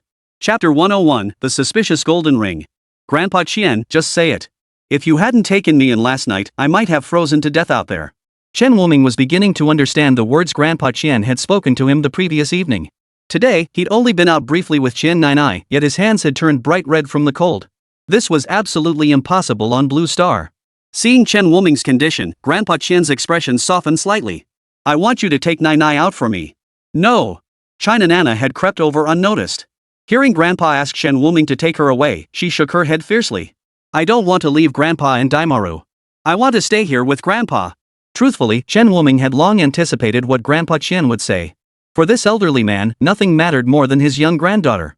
Be good, Nana. Grandpa Qian ruffled his granddaughter's hair as he continued, you encountered the way to return home today. Stone bats covet items imbued with spatial energy. In the past, some outsiders coveted the treasures in the stone bat's nest and met their end. If there's any chance of leaving this place, it can only be found within the stone bat's nest. Chen Wuming nodded. It matched his own thoughts. Among the spatial stones taken from those outsiders, there was likely a teleportation crystal. While they might not be teleportation crystals for Blue Star, once you leave Rackstar, there should be other ways to find your way back. The stone bat lair is dangerous. You can't go alone. In 10 days, there will be a prolonged period of daylight. By then, I'll have villagers accompany you. Grandpa Qian had already made up his mind. He was determined to get Qian Nana out. Meanwhile, Chen Wuming was thinking, if he relied on this group of untrained individuals for help, they would surely never return. Grandpa Qian, this decision was reached after careful discussion. We old folks can die here, but Nana is still young. She shouldn't stay behind to mourn us. Qian Nana clutched Grandpa Qian's clothes tightly with her small hands, reluctant to let go. The next day, after inquiring about the location of the stone bat's lair, Chen Wuming decided to go investigate alone first. Concerned for his safety, Grandpa Qian insisted that Kamaru accompany him. Though Kamaru might not be as strong as him, he was fast on his feet. In an emergency, she could lead him back to safety. Chen Wuming felt it unnecessary, but he couldn't dissuade Grandpa Qian. The stone bat lair lay within a rocky fortress 100 li northwest of the Great Pit. This rock fortress was naturally formed, and the stone bats had taken up residence there. Yet for some unknown reason, the frost giants never approached this area. Chen Wuming had inspected it himself. Unlike the Great Pit, it lacked any protective membrane. Strange, Chen Wuming mused inwardly. Is there something unique about this fortress? He couldn't discern anything particularly remarkable about the place. However, it was worth noting. Upon entering the rock fortress's vicinity, he had faintly sensed an immense spatial force. Under normal circumstances, spatial forces are imperceptible. Yet here, the very fabric of space is warped to a degree visible to the naked eye. This phenomenon only occurs when a large number of items containing spatial energy accumulate and produce a spatial resonance. It was clear just how many items imbued with spatial energy the stone bats had collected. With such potent spatial energy, there must be quite a few spatial stones here. I wonder if there are enough to power the teleportation crystals and take everyone away. Chen Wuming instructed Xiao Wan to stay outside while he quietly slipped into the bunker to investigate. Yes, he intended to take everyone away. Taking only China Nana would be too cruel, both to her and the other villagers. However, the conditions were rather demanding. The teleportation crystals must transport everyone to the same planet, otherwise, he couldn't guarantee the others' safety. Most stone bats hung upside down from the ceiling, sleeping. Only a few venture out. Occasionally, they bring back strange stones. Chen Wuming took advantage of the gaps to gradually advance deeper. Only when he approached the distorted zone did he truly witness the sheer volume of space-infused objects these stone bats had brought back. They had piled up into a small mountain. What is this? Chen Wuming picked up a golden ring. This object contained no spatial energy. Yet it too had been brought back by the stone bats. Could there be another reason? His intuition told him this golden ring might hold some secret. He selected a relatively intact one and stored it in his bracelet. But the instant he stored it away, his pupils suddenly contracted. Divine blessing. Countless sharp claws struck the protective barrier surrounding Xingyu. Damn it, are these things this sharp? Chen Wuming realized the spatial fluctuations emitted when he activated his bracelet's pocket dimension had alerted the stone bats. Never mind. Let's get out first. Heaven's mandate heavy hammer. Fate coin heavenly thunder. Divine light of fate. The hammer swung high overhead, crashing down onto the ground with a thunderous impact. Outside the stone fortress, Kamaru peered in with a large head, observing the situation inside. A thunderous boom echoed through the air. A force erupted from within the stone fortress, blasting countless stone bats outward. Chen Wuming emerged running alongside them. Run, Xiao Wan! Chen Wuming leapt onto Xiao Wan's head, urging him to flee. Xiao Wan snapped to attention and sprinted toward the village without looking back. Change direction. We can't let the stone bats reach the village. Whoa! Xiao Wan understood Chen Wuming's intent, swiftly changing course and leading the swarm of stone bats eastward. Only after Chen Wuming was certain they'd covered a safe distance did he signal Xiao Wan to halt. We should be safe now. Stay back, Xiao Wan. Ha! Xiao Wan tilted his large head. Though confused by Chen Wuming's intentions, it still trotted off a good distance. Chen Wuming watched the swarm of stone bats filling the sky, his eyes showing no trace of fear. Beast form. What did you say? Miller was sucked into a gap leading to who knows where. Beneath the tree of life, Anna's furious voice echoed in the ears of everyone present. Even Meng Qinglan looked at Su Yehua in utter bewilderment. She had been staying in the forest of life all this time to examine Anna's condition. Just as she was preparing to return, Su Yehua brought back such devastating news. Zoya and Cecily's eyes were red-rimmed. Didn't you send anyone in to look for him? Anna's voice was unnaturally stiff, as if she were suppressing something. Your Highness Anna, no one who entered through that breach has ever returned. We're still trying to find a way. You may return now. Anna led her people away from sight. Not a single word more was spoken. Su Yehua could only offer a wry smile. Qinglan, let's head back. The principal is still at Qilin University discussing how to bring Wuming back. Sigh. Watching Anna and her people walk away, Meng Qinglan could only let out a soft sigh. That evening, Anna's scouts arrived at the Elven capital, locating the Elven King and the Earth Mother. That little one was taken by the rift over there? The Elf King listened to Anna's men recount the events. His face showed no trace of worry, only a hint of surprise. Your Majesty, should we send men to search for him? That place might be an opportunity for him. Still, have our kin on the surrounding planets keep a close watch. We can't have anything happening to him. The Elf King smiled as he spoke. If anything happened to him, Anna would raise hell. At the mention of Anna, Tissy also smiled faintly. Anna has grown much more level-headed, but we will need to calm her down about this matter. After reaching an agreement, Tissy turned to the elf guard who had brought the news. Return and tell Anna we will send people to search for him. Advise her not to act impulsively. Chapter 102, The Cave Buried Beneath the Earth. These stone bats just won't stop. Chen Wuming watched the endless stream of stone bats flying toward them, feeling his scalp tingle. Beast form could drive the bats mad and make them turn on each other, but there were simply too many of them. This won't do. I can't sustain this state much longer. This time, Chen Wuming learned his lesson and immediately noticed the unusual sensations in his body. He instantly released the beast form, but at the same moment, the stone bats regained their senses. He felt countless eyes fixed on him. Chen Wuming took off running. Shawan, stay here for now. I'll come back for you later. If it gets dark, just go home on your own. Don't worry about me. Leaving those words behind, Chen Wuming continued running eastward. He kept leaving marks along the way. The landscape stretched endlessly white, and he feared getting lost. Phew. Thankfully these stone bats aren't very high level. They can't keep up with me. Chen Wuming had just relaxed his guard. The next second, he stepped into thin air. The snowy ground suddenly caved in, and Chen Wuming desperately grabbed the edge of the hole. But the stone bats above had no intention of letting him go. Hopefully there aren't any powerful beasts down there, Chen Wuming thought, glancing up at the stone bats above him and then down into the pitch-black hole. Gritting his teeth, he let go. At least divine protection is off cooldown. Next time, maybe. A golden light shield formed around him as Chen Wuming leaped downward. The stone bats had intended to pursue him, but the moment they crossed the cave entrance, they plummeted straight down. After several failed attempts, the remaining stone bats dared not approach the opening again, flocking back toward their nest. While seeing the stone bats depart, Xiaowan hurried to the cave entrance and called down below. But for a long time, there was no response from Chen Wuming. She paced anxiously. She wanted to jump down, but remembering Chen Wuming's warning, she could only plop down on the edge of the hole and push the snowball. Thud. After what felt like an eternity, Chen Wuming finally landed. Wait, he splashed into water. He fell straight into the water. How come there's a pool down here? After climbing out, Chen Wuming changed into a fresh set of clothes and began surveying the area. The bottom of this cave was surprisingly not much smaller than the large pit in the village of Qiannainai. And there was a pool of water. Wait, this pool hasn't frozen over.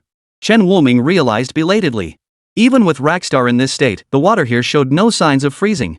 But this cave is definitely warmer than outside. Probably because it's underground? Plop. Splash. Several splashes echoed behind him. Chen Wuming turned to look. He discovered several stone bats had fallen from above. The stone bats clearly spotted Chen Wuming too, immediately preparing to attack. But despite flapping their wings several times, they made no movement. Chen Wuming's expression turned peculiar. They couldn't possibly be unable to fly, could they? He walked over, casually grabbed one, and flung it onto the shore. Thud. Seems they really can't fly anymore. He discovered another thing, this cave seemed to share some kind of effect with the large pit. After entering, these creatures all lost their ability to fight? But this was merely Chen Wuming's conjecture. After swiftly dispatching a few stone bats, Chen Wuming began exploring the cave. Though comparable in size to the pit, it contained almost nothing, and he quickly finished his search. Here, he discovered numerous objects resembling the golden rings found in the stone bats' nests. Chen Wuming retrieved the relatively intact golden ring from his bracelet. He compared it to the giant golden keys lying on the ground, made of seemingly identical material. While the material seems similar, the difference in form is too great, isn't it? Chen Wuming casually picked up one of the giant keys, covered in a layer of dust. It must have been lying there for ages. His gaze shifted to another massive key nearby, its surface dull and lifeless. A mere touch reduced it to dust in an instant. Like a plant that's lost its life. Chen Wuming murmured to himself, lifting his head to gaze at the colossal skeleton before him. The massive, brownish-yellow skeleton bore little resemblance to a human form, instead sharing some similarity to the build of a frost giant. Yet this skeleton appeared more like an artificial creation. The reason for this thought was the lock hole on the skeleton's forehead, into which a perfectly intact golden key was inserted. Huh? An intact key? Chen Wuming's eyes lit up. He leaped forward, intending to pull the key out. But then he thought, what if he pulled it out and this giant thing woke up? But in this cave, even stone bats can't fly. It should be safe, right? Still uneasy, Chen Wuming used the system to scan the skeleton resembling a frost giant. Race, frost giant sealed. Level, A+. In an instant, Chen Wuming's back was drenched in cold sweat. Silently withdrawing his hand, he retreated dozens of meters away from the skeleton. Fortunately, he hadn't acted impulsively and pulled it out. Otherwise, once the seal was broken, wouldn't he be finished? Though this cave prevented the stone bats from flying, it didn't mean it could completely suppress the frost giant. The slightest misstep, and this place would become his grave. At least I now know how to seal the frost giants, Chen Wuming mused, examining the golden ring in his hand. If he could find a large number of intact golden keys, perhaps he could figure out a way to seal all the frost giants. The problem was, most of these golden keys were damaged, either grayed out or crumbling to dust at the slightest touch. If there were a way back, I could ask the headmaster and Sister Anna to help research this. Chen Wuming gathered all the golden keys that appeared somewhat intact. Then he tried to find a way back up. But the cave was far too deep, he couldn't even reach the opening above. I won't freeze to death, will I? Am I trapped here? He refused to believe it. Since there was no way up, he'd simply collapse the entire cave. Chen Wuming gripped his thunder hammer and smashed it against the cave wall. The deafening roar startled even the little ball waiting above. After the strike, Chen Wuming stared blankly at the undamaged cave wall. What kind of place was this? His blow hadn't even chipped a single flake of rock. Arg! At that moment, Kamaru's voice echoed from above. He slapped his forehead. How could he have forgotten about Xiaowan? Xiaowan, I'm stuck down here and can't climb up. Go find Grandpa Qian and see if he can pull me up. Hearing Chen Wuming's voice, Xiaowan lifted his rear and scampered toward the giant pit. While waiting, Chen Wuming didn't idle. Besides trying other methods, he also examined the skeleton. This was clearly man-made, otherwise, how could one explain that lockhole? But the question remained, who had created these terrifying frost giants, and what was their purpose? I can't shake the feeling these frost giants were activated by some kind of trigger. Chen Wuming recalled the frost giants' behavioral patterns. They only appeared at night, so where were they during the day? This cave, the sealed frost giant. Perhaps he needed to return and consult Grandfather Qian to find the answers he sought. Rubbing his temples, Chen Wuming attempted to reconstruct the golden key using his heaven's mandate. But after several attempts, it still wouldn't take shape. He frowned in frustration. Is it impossible to even mimic its form? As Chen Wuming pondered, a rope was lowered from the cave ceiling. Simultaneously, Shin Nana's voice echoed down. Big brother, we're here to rescue you. Chapter 103, The Same Cave. After successfully exiting the cave. Before Grandpa Qian could ask, Chen Wuming spoke first. Grandpa Qian, were these frost giants artificially created? Grandpa Qian clearly hadn't expected Chen Wuming to ask that question. The villagers who had come to assist waved dismissively behind him. Young man, what are you saying? How could such monsters possibly be man-made? But their explanation failed to convince Chen Wuming. His gaze locked onto Grandpa Qian. Chen Wuming could clearly sense that Grandpa Qian was deep in thought. But he wasn't in a hurry. There was still plenty of time before the days of perpetual daylight arrived. Even if Grandpa Qian didn't reveal the truth behind it all. Once he took Chen Nai out, he could find someone to inquire about the situation on Rackstar. The universe was vast, surely someone knew about Rackstar. Big brother, what did you find down there? Why did you ask Grandpa that? On the way back, Qian Nana leaned against Chen Wuming, curious about what he had seen in the cave. I found a skeleton down there. I think it belonged to a frost giant, and there was a keychain on its head. A frost giant skeleton? Nana propped her chin on her hand. Nana's seen it too. Nana has seen it too? Chen Wuming raised an eyebrow. This little girl had seen that skeleton too? Could it have been somewhere else? Can Nana tell me where she saw it? But... Shanana looked a bit embarrassed. Big brother, could you say your name again? Nana. Nana forgot. As she spoke, she cautiously glanced at Chen Wuming. Afraid he might get angry. Forgotten? Chen Wuming was also puzzled. His name was simple enough, yet it seemed some people always struggled to remember it. He had previously assumed it was because members of other races were unfamiliar with his name. But Chin and I was human. Could she really forget it too? Not just Nana Grandpa and everyone else seemed to have forgotten too. China Nana nodded vigorously. She even dragged the rest of the village into it, proving it wasn't just her fault. Chen Wuming's eyelashes fluttered. It seemed it wasn't because China Nana was too young to remember. It was that his name truly had a problem. Then Nana will call you by your other name. Ha? Does Big Brother have two names? Yes. Chen Wuming recalled the first time Eros had playfully given him a name, never expecting it would prove more practical than his original one. Big Brother's other name is Miller. Nana can just call me that from now on. Miller. Miller Brother? Chen Nana murmured the words a few times, her eyes lighting up. This name seemed surprisingly easy to remember. But why had Miller Brother used that hard-to-remember name before? She still couldn't recall what Chen Wuming's original name had been. Oh right. I need to tell Miller Brother about that skeleton. It wasn't until she returned to the village that Chen Nana remembered what she needed to discuss with Chen Wuming. After asking about his name, she'd accidentally forgotten all about it. When she found Chen Wuming, he was examining the golden ring while the card in his hand kept shifting shapes. Miller? Nana, you're here. Chen Wuming put away the golden ring. Chen Nana sat beside him and began telling him about the frost giant skeleton she had seen. I don't remember exactly when it was, but it seems like last year. When I went out to play with Demaru, I fell into a hole just like you did, Big Brother. But that hole wasn't as deep as the one Big Brother fell into. Daimaru helped me climb out, and that's when I saw the skeleton too. The little girl dangled her feet, straining to recall the things she'd seen during last year's adventure. Wasn't it the same hole? Absolutely not. Shanana's face turned serious. Because when Daimaru and I went back the next day, that frost giant skeleton was gone. Did you see a large golden key stuck in the forehead of the frost giant skeleton you saw back then? Chen Wuming hurriedly pulled out the broken golden key he had collected. Just like this one. Shanana pressed her hands to her temples, straining to remember. Unfortunately, she couldn't recall. Wait here, Brother Miller. I'll go fetch Demaru, he has an excellent memory. Without waiting for Chen Wuming to call after her, Chen Nana dashed off. Before long, Daimaru was brought over by Chen Nana. Demaru, do you remember the hole we fell into last year? Demaru had been puzzled about why his young master had called him over, but upon hearing the question, a hint of fear flickered across his fierce face. Chen Wuming had only seen this expression once before when Demaru faced the frost giants. Snow beasts seemed to possess an innate dread of frost giants. Demaru, was there a key like this on the skeleton's head back then? Chen Wuming held up the key for Demaru to see. At first glance, Dawan let out a series of howls, woo woo woo. Miller, Dawan says yes. Chen Wuming. Alright, he didn't understand. But it seemed like something had indeed happened. But that frost giant was clearly sealed with a golden key, how could it vanish? There are only two possibilities. First, the golden key was fake. Otherwise, someone deliberately tampered with it to break the seal. Considering the second possibility, Chen Wuming began to suspect the others who had arrived on Rackstar earlier. Could they have done it? Miller, what are you talking about? Nothing. Nana, I want to check out that cave you visited last year. Chen Wuming decided it would be best to investigate personally. Perhaps he might uncover some clues. At that moment, Chen Nana's eyes lit up. An adventure? Miller-san, I'll go with Daimaru. After telling Grandpa Chen he'd go explore the area, Chen Wuming led Chen Nana and Demaru toward the cave entrance. It wasn't that he wanted to take her, the little girl had clung to him, refusing to let go until he agreed. Chen Wuming figured it was just a look around, nothing dangerous, so he decided to bring them along. These collapsed cavities.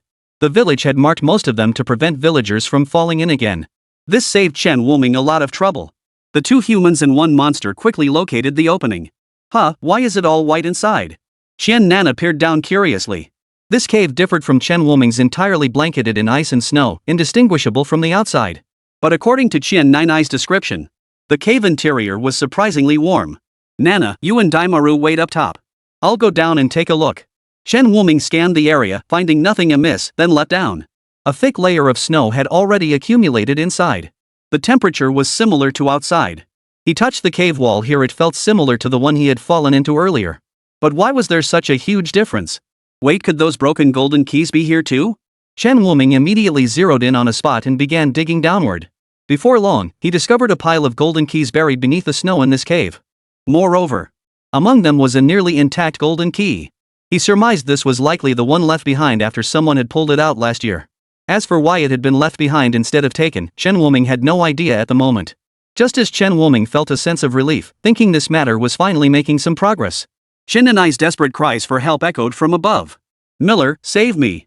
Chapter 104, The Unexpected Frost Giant. Nana? Chen Wuming's expression changed drastically as he leaped out of the cave.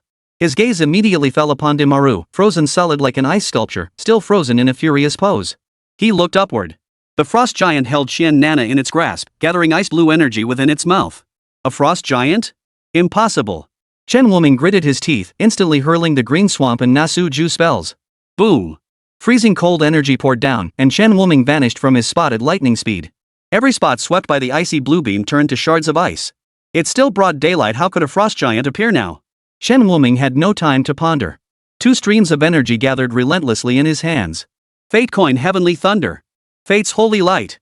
The sacred thunderbolt, born from the fusion of the two skills, crashed down upon the frost giant's head, sending countless shards of ice flying. Chen Wuming seized the moment, using the blade forged from heaven's will to sever one of the frost giant's fingers and rescue China Nana. Roar!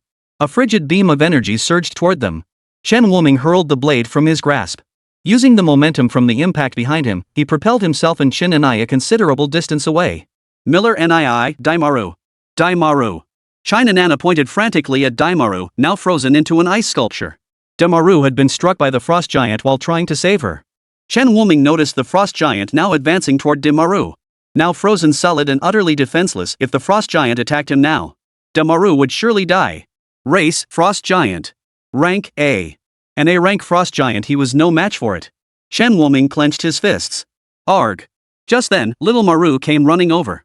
When he saw the frost giant charging toward Big Maru, the fear in its eyes instantly turned to fury. Xiaowan, come back. Chen Wuming intercepted it, forcefully shoving Qian Nana, who was clutching his hand tightly, into its arms. Protect Nana. I'll go save Demaru. Miller. China Nana cried anxiously, reaching out to grab him. Chen Wuming was already charging toward the frost giant at breakneck speed. Just as the frost giant was about to crush Dawan underfoot, an invisible force enveloped it. Life or death arena. The sudden shift in the scene momentarily threw the frost giant off balance. Only when a wooden spike from the arena of life and death pierced its body and snapped apart. It refocused its attention on Chen Wuming. Though it didn't understand why it had appeared here, it knew it needed to eliminate the creature before it. Roar! Just as it prepared to unleash another freezing beam, Chen Wuming seized the moment, hurling an essence bomb precisely into the frost giant's mouth. The explosion scattered the frost giant's energy, enraging it. The ice crystals covering its body began to glow intensely. The surrounding chill grew increasingly intense.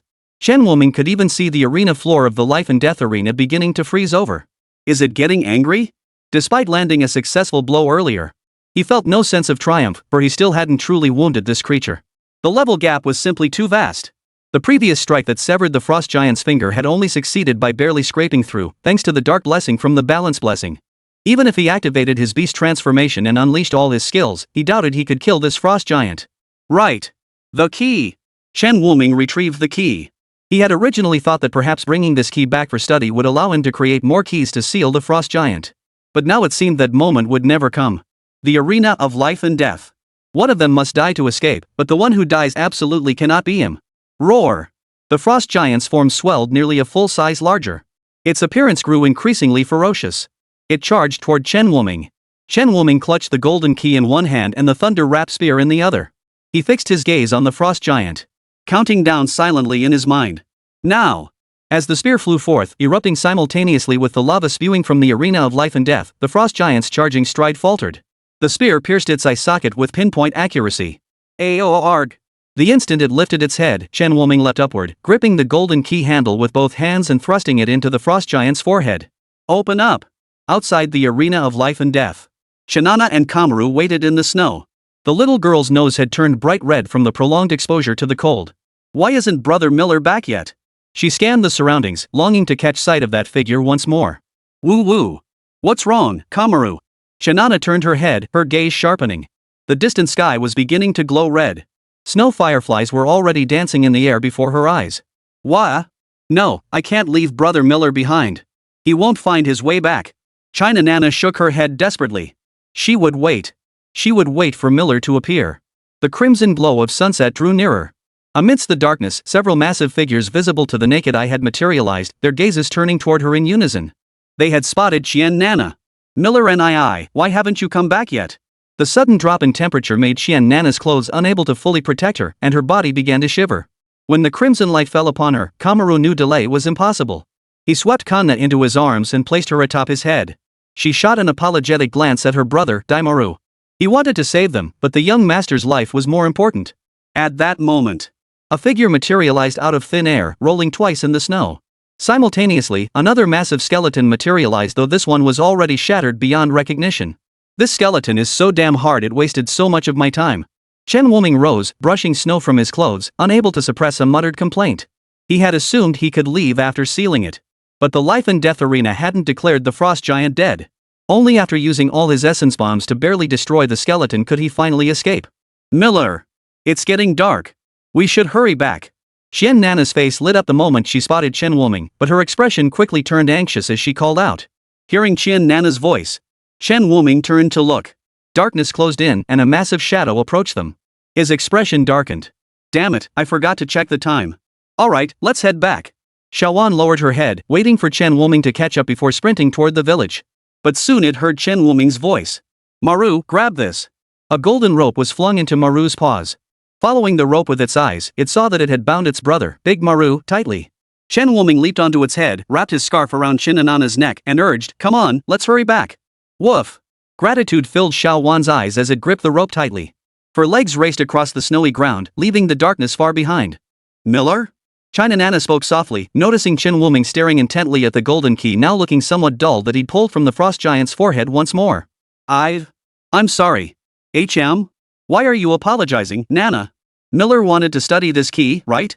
But because of me, Chen and I's eyes darkened. She felt she had ruined Miller's plans. The next moment, a strong hand gently pulled her into a warm embrace. A soft voice murmured above her head, it's not your fault, Nana. If you hadn't been waiting for me there, I might never have found my way back. As a C+ class practitioner, how could he possibly get lost following the path he came? But even when facing danger, China Nana insisted on waiting for him. How could Chen Wuming possibly harbor any resentment? He tightened his grip slightly, and the key began to crack, eventually crumbling into dust that scattered across the land. Yet Chen Wuming felt no disappointment. If he could find the first one, he could find the second. Chapter 105, Biological Weapon, Escape from Rackstar. The instant before darkness closed in on them, Kamaro leapt into the massive pit with Chen Wuming and China Nana. Once inside the pit, the ice on Demaru's body rapidly melted. Roar! After roaring, Demaru realized something seemed off about the scene. He turned his head to look around, touched his head, and looked a bit dazed. Nana! Grandpa Sin had been waiting here for who knows how long, never seeing Nana return. As night fell, his heart grew heavier and heavier. Seeing his granddaughter return before nightfall, the old man finally let out a sigh of relief. Grandpa, I'm sorry. I worried you. Qian Nana walked over and buried her face in her grandfather's embrace. You're back, that's all that matters, you're back. Grandpa Chen didn't ask where the two had gone. He only repeated those words over and over. Seeing the old man like this, Chen Wuming felt a pang of guilt. After all, it was he who had taken Qian Nana away. He stepped before Grandpa Qian, intending to apologize. Grandpa Qian, Child, let's discuss this when we get back. Grandpa Qian remained as kind as ever, his gaze holding no trace of blame. Back home, Grandpa Qian warmed a bowl of milk for each of them. Only then did he sit down and ask, Nana mentioned you have another name, Miller, correct? Yes, Grandpa Qian. Chen Wuming blew on the steaming yak milk, taking a small sip. The chill in his body dissipated considerably. Miller. Grandpa Qian added another bundle of firewood to the blazing hearth before him, his mind lost in a whirlwind of thoughts. He felt he had heard that name before, yet couldn't place where it seemed like an eternity ago. Grandpa Qian, do you know anything about the frost giant's skeleton? Chen Wuming set down his bowl and voiced the question weighing on his mind. Haven't you already guessed? They're truly artificial beings? Though he had long suspected it, hearing it confirmed from Grandpa Qian still left Chen Wuming slightly stunned. To create such terrifying A+ class creatures, or more accurately, biological weapons. How powerful must the creators be? Since you know about the skeletons, you should also know that only the golden key can seal them away, right? Chen Wuming nodded. Having clashed with the frost giant for the first time today, he had already witnessed the formidable power of these artificial creatures. They felt no pain, possessed an incredibly hard skeleton, and their flesh was forged from ice crystals. Unless crushed by overwhelming force that shattered their bones, they were nearly impossible to kill. They could even draw cold energy from Rackstar's endless ice and snow to fuel themselves. Grandfather Qian sighed softly, his voice tinged with resignation. Truth be told, those frost giants were created by our ancestors, the humans of Rackstar. They were created to defend against other races and to restore life to barren planets. But we never anticipated they would go rogue. Nearly all of Rakstar's research records were destroyed, and now these frost giants have completely overrun the planet. So these creatures were actually created by the ancestors of the Rakstar humans? Having one's homeland destroyed by monsters of one's own, making no one could bear such a fate. We've considered researching and replicating that golden key to seal them away, but... Grandpa Qian shook his head with a bitter smile. You've seen the people in our village, haven't you? Without Demaru and the others, we'd struggle just to survive. Chen Wuming nodded.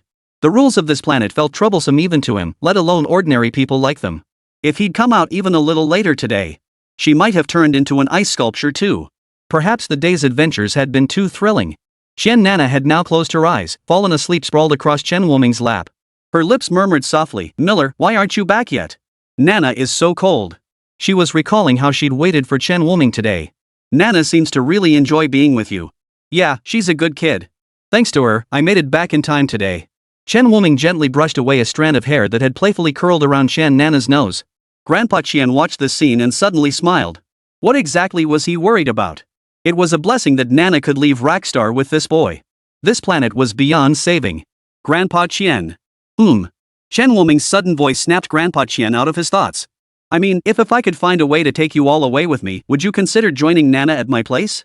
We're not leaving. This is our planet. We'll find a way to save it. Grandpa Qian rose, his hunched back leading him toward his room. This planet truly was beyond saving, yet he couldn't abandon it. It was the home of his ancestors for generations. Chen Wuming took a blanket and covered Qian Nana with it. The card in his hand kept mimicking the shape of the golden key. He could now use his destiny skill to manifest the form of the golden key, but there seemed to be a significant difference between it and the real golden key. Is it because they're just cards, lacking the special substances or energies contained within the real key? He picked up the golden ring to examine it. He had never seen this material before, nor had he encountered anything like it during his days on Rakstar. Looks like I'll have to consult Principal Chen and Anna when I return, Chen Wuming sighed. Researching this sort of thing was simply not his forte. The day of the midnight sun, as mentioned by Grandpa Qian, was fast approaching. Miller, when the time comes, just go to the rock fortress and find whatever will get you back. We'll hold off the stone bats for you. This time, besides Big Maru, Little Maru, Big Head, and Little Head, several more giant snow monsters had joined them. According to Chen Nana, the giant snow monsters had heard he saved Demaru and came to assist. Grandpa. Nana, you must listen to your brother Miller. Grandpa Qian slipped a small cloth pouch over Qian Nana's body. It fit perfectly. He had worked through the night to make it. Inside were dried yak jerky, milk cakes, and a longevity bracelet made for her birth. Chen Wuming's lips pressed into a straight line. He crouched down, wrapped his own scarf around Qian Nana's neck, and lifted her up with one arm.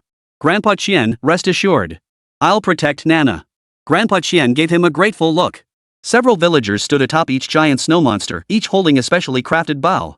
These bows could inflict effective damage on stone bats.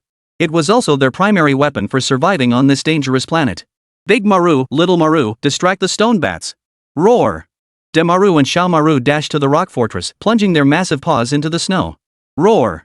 With a mighty roar, two massive snowballs slammed into the stone fortress. In an instant, countless stone bats were jolted awake from their slumber, shrieking as they swarmed out of the fortress.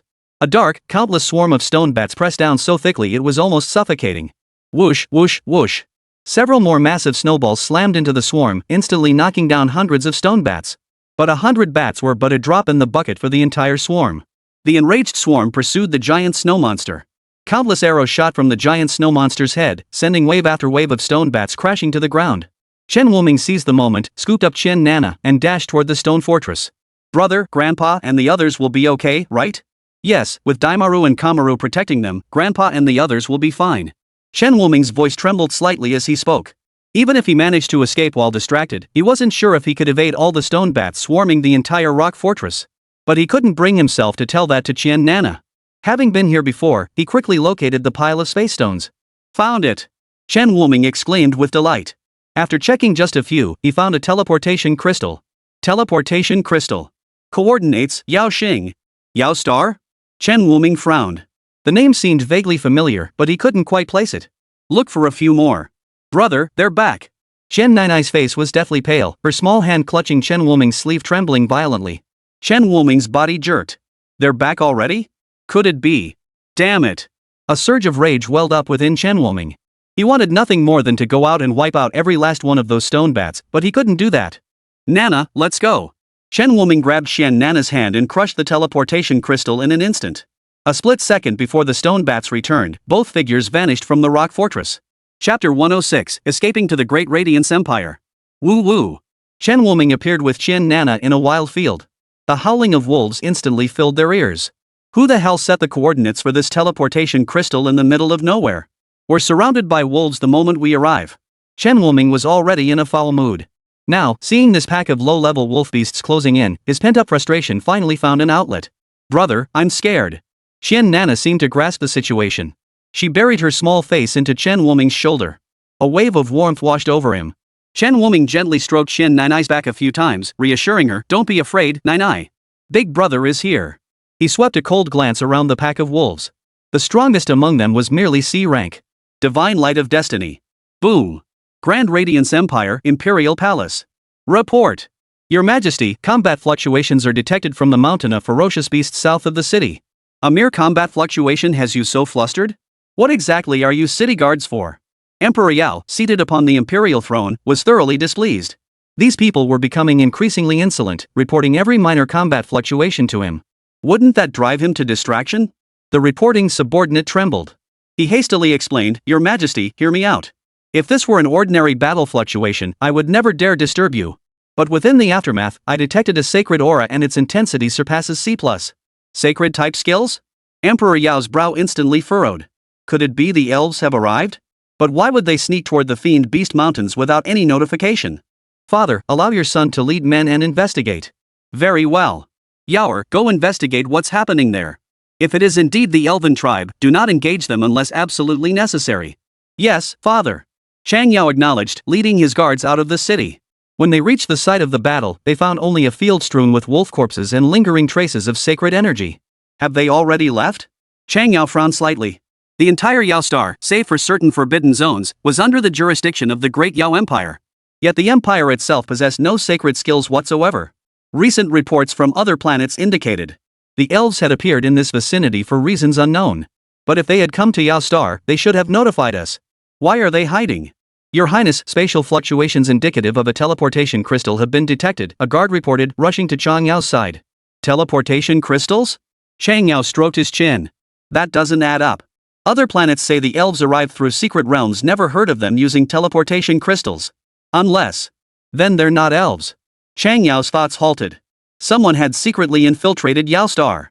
He instantly confirmed his suspicion. This is bad. We're heading back to the city.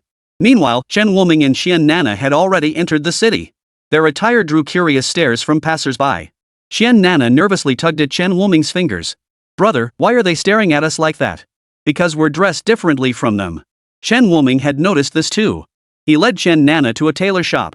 Since they needed to find a way back from Yaoxing, it was best not to stand out too much. Otherwise, they might be mistaken for some kind of freak and arrested by the locals.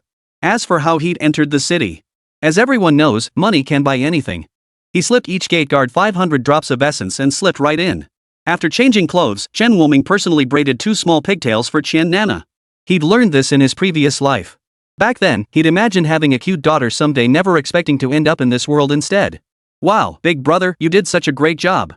Qian Nana gazed at her reflection in the bronze mirror for a long while, her eyes crinkling with delight. She clearly loved the new hairstyle. Seeing Qian Nana finally smile, Chen Wuming walked over and took her small hand. Come on, let's go explore other places. As they stepped out of the shop, Chen Wuming noticed several soldiers entering the shop. He glanced over curiously. Could it be that the shop owner had done something wrong and was about to be arrested? But after just a glance, he led Qian Nana away.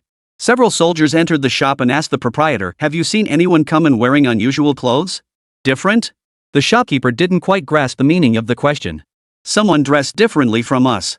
But, we have people from other planets coming here every day. Soldier. Careless. So preoccupied with finding someone, I'd completely forgotten about this. Yao Star and its neighboring planets were all ruled by humans, connected by mutual rifts that allowed free travel between them. Now they had no idea how to find him. Chen Wuming, of course, had no idea anyone was searching for him. When he found the shop selling teleportation crystals, Qian Nana was happily munching on candied hawthorn on her left hand and glutinous rice balls on her right. Fortunately, he had stockpiled plenty of essence fluid, so he wasn't worried about this little one eating too much. He scanned the counter but recognized not a single face. "May I assist you, sir? Did you find what you were looking for?" The shopkeeper approached with courteous politeness. "Shopkeeper, do you have any teleportation crystals from Blue Star?" Blue Star? The shopkeeper's expression froze. Where was Blue Star? He'd never heard of it before.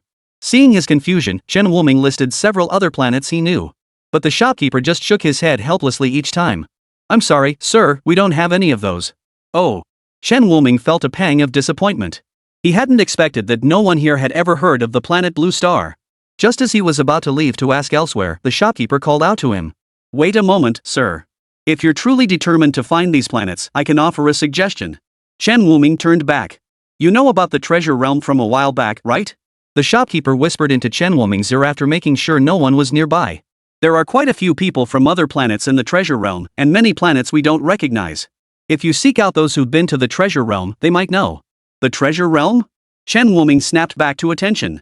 People from Yao Star had actually been to the treasure realm? Wait, Yao. Shopkeeper, may I ask which nation you represent? You're from out of town, aren't you? This is the Great Yao Empire, didn't you know? The shopkeeper looked astonished. Could this customer really have come here without knowing who ruled Yao Star? Chen Wuming suddenly recalled the name Great Yao Dynasty. He recalled Yi Chen mentioning that both he and that Chang Yao seemed to be from the Great Yao Dynasty. That meant if he could find these two, perhaps there was a way back to Blue Star? Those who could participate in the treasure's secret realm were the elite of various factions. They must have a way. A flicker of hope lit up Chen Wuming's face. Shopkeeper, do you know where Chang Yao and Yi Chen are? The shopkeeper hadn't expected this young man to know those two. He had only mentioned them casually to curry favor. After all, the young lady accompanying this customer was dressed in clothes that were certainly not cheap. Of course I know them. Who in the Great Yao Dynasty doesn't recognize His Highness Chang Yao and young Master Yi Chen? From the shopkeeper's words, Chen Wuming learned specific details about the two. Chang Yao was the sole designated heir to the Great Yao Dynasty, the current crown prince. Yi Chen, meanwhile, represented the pinnacle of martial prowess among the young generation of the Great Yao Dynasty's martial world. The tangled web of grudges and rivalries between them had spawned countless tales, even inspiring a scholar to pen a romance novel titled The Love-Hate Saga of Chang Yao and Yi Chen. However, the author was later tied to a tree by Chang Yao and beaten for 3 days and nights. On his way back, he was reportedly hung upside down at the city gate by someone suspected to be Yi Chen's man until he was discovered and released the next morning. Chen Wuming's lips twitched. Who knew their story was so fascinating? Thanks, shopkeeper. I understand. He tossed a bottle containing 1,000 essence units onto the table before walking out. The shopkeeper caught sight of the bottle on the table and offered a reminder. His Highness Chang Yao seems to be searching for someone in the city lately. If you ask around among the soldiers, you should be able to find him. Thank you. Chapter 107, they forgot their names too. Brother, that Crown Prince Chang Yao sounds pretty formidable. He certainly is formidable. Chen Wuming recalled their first meeting. I wonder how Lan Na and the others are doing now. He shook his head gently, pulling Chen Nainai toward the city gate. Instead of searching for Chang Yao himself, it would be quicker to ask the soldiers guarding the city.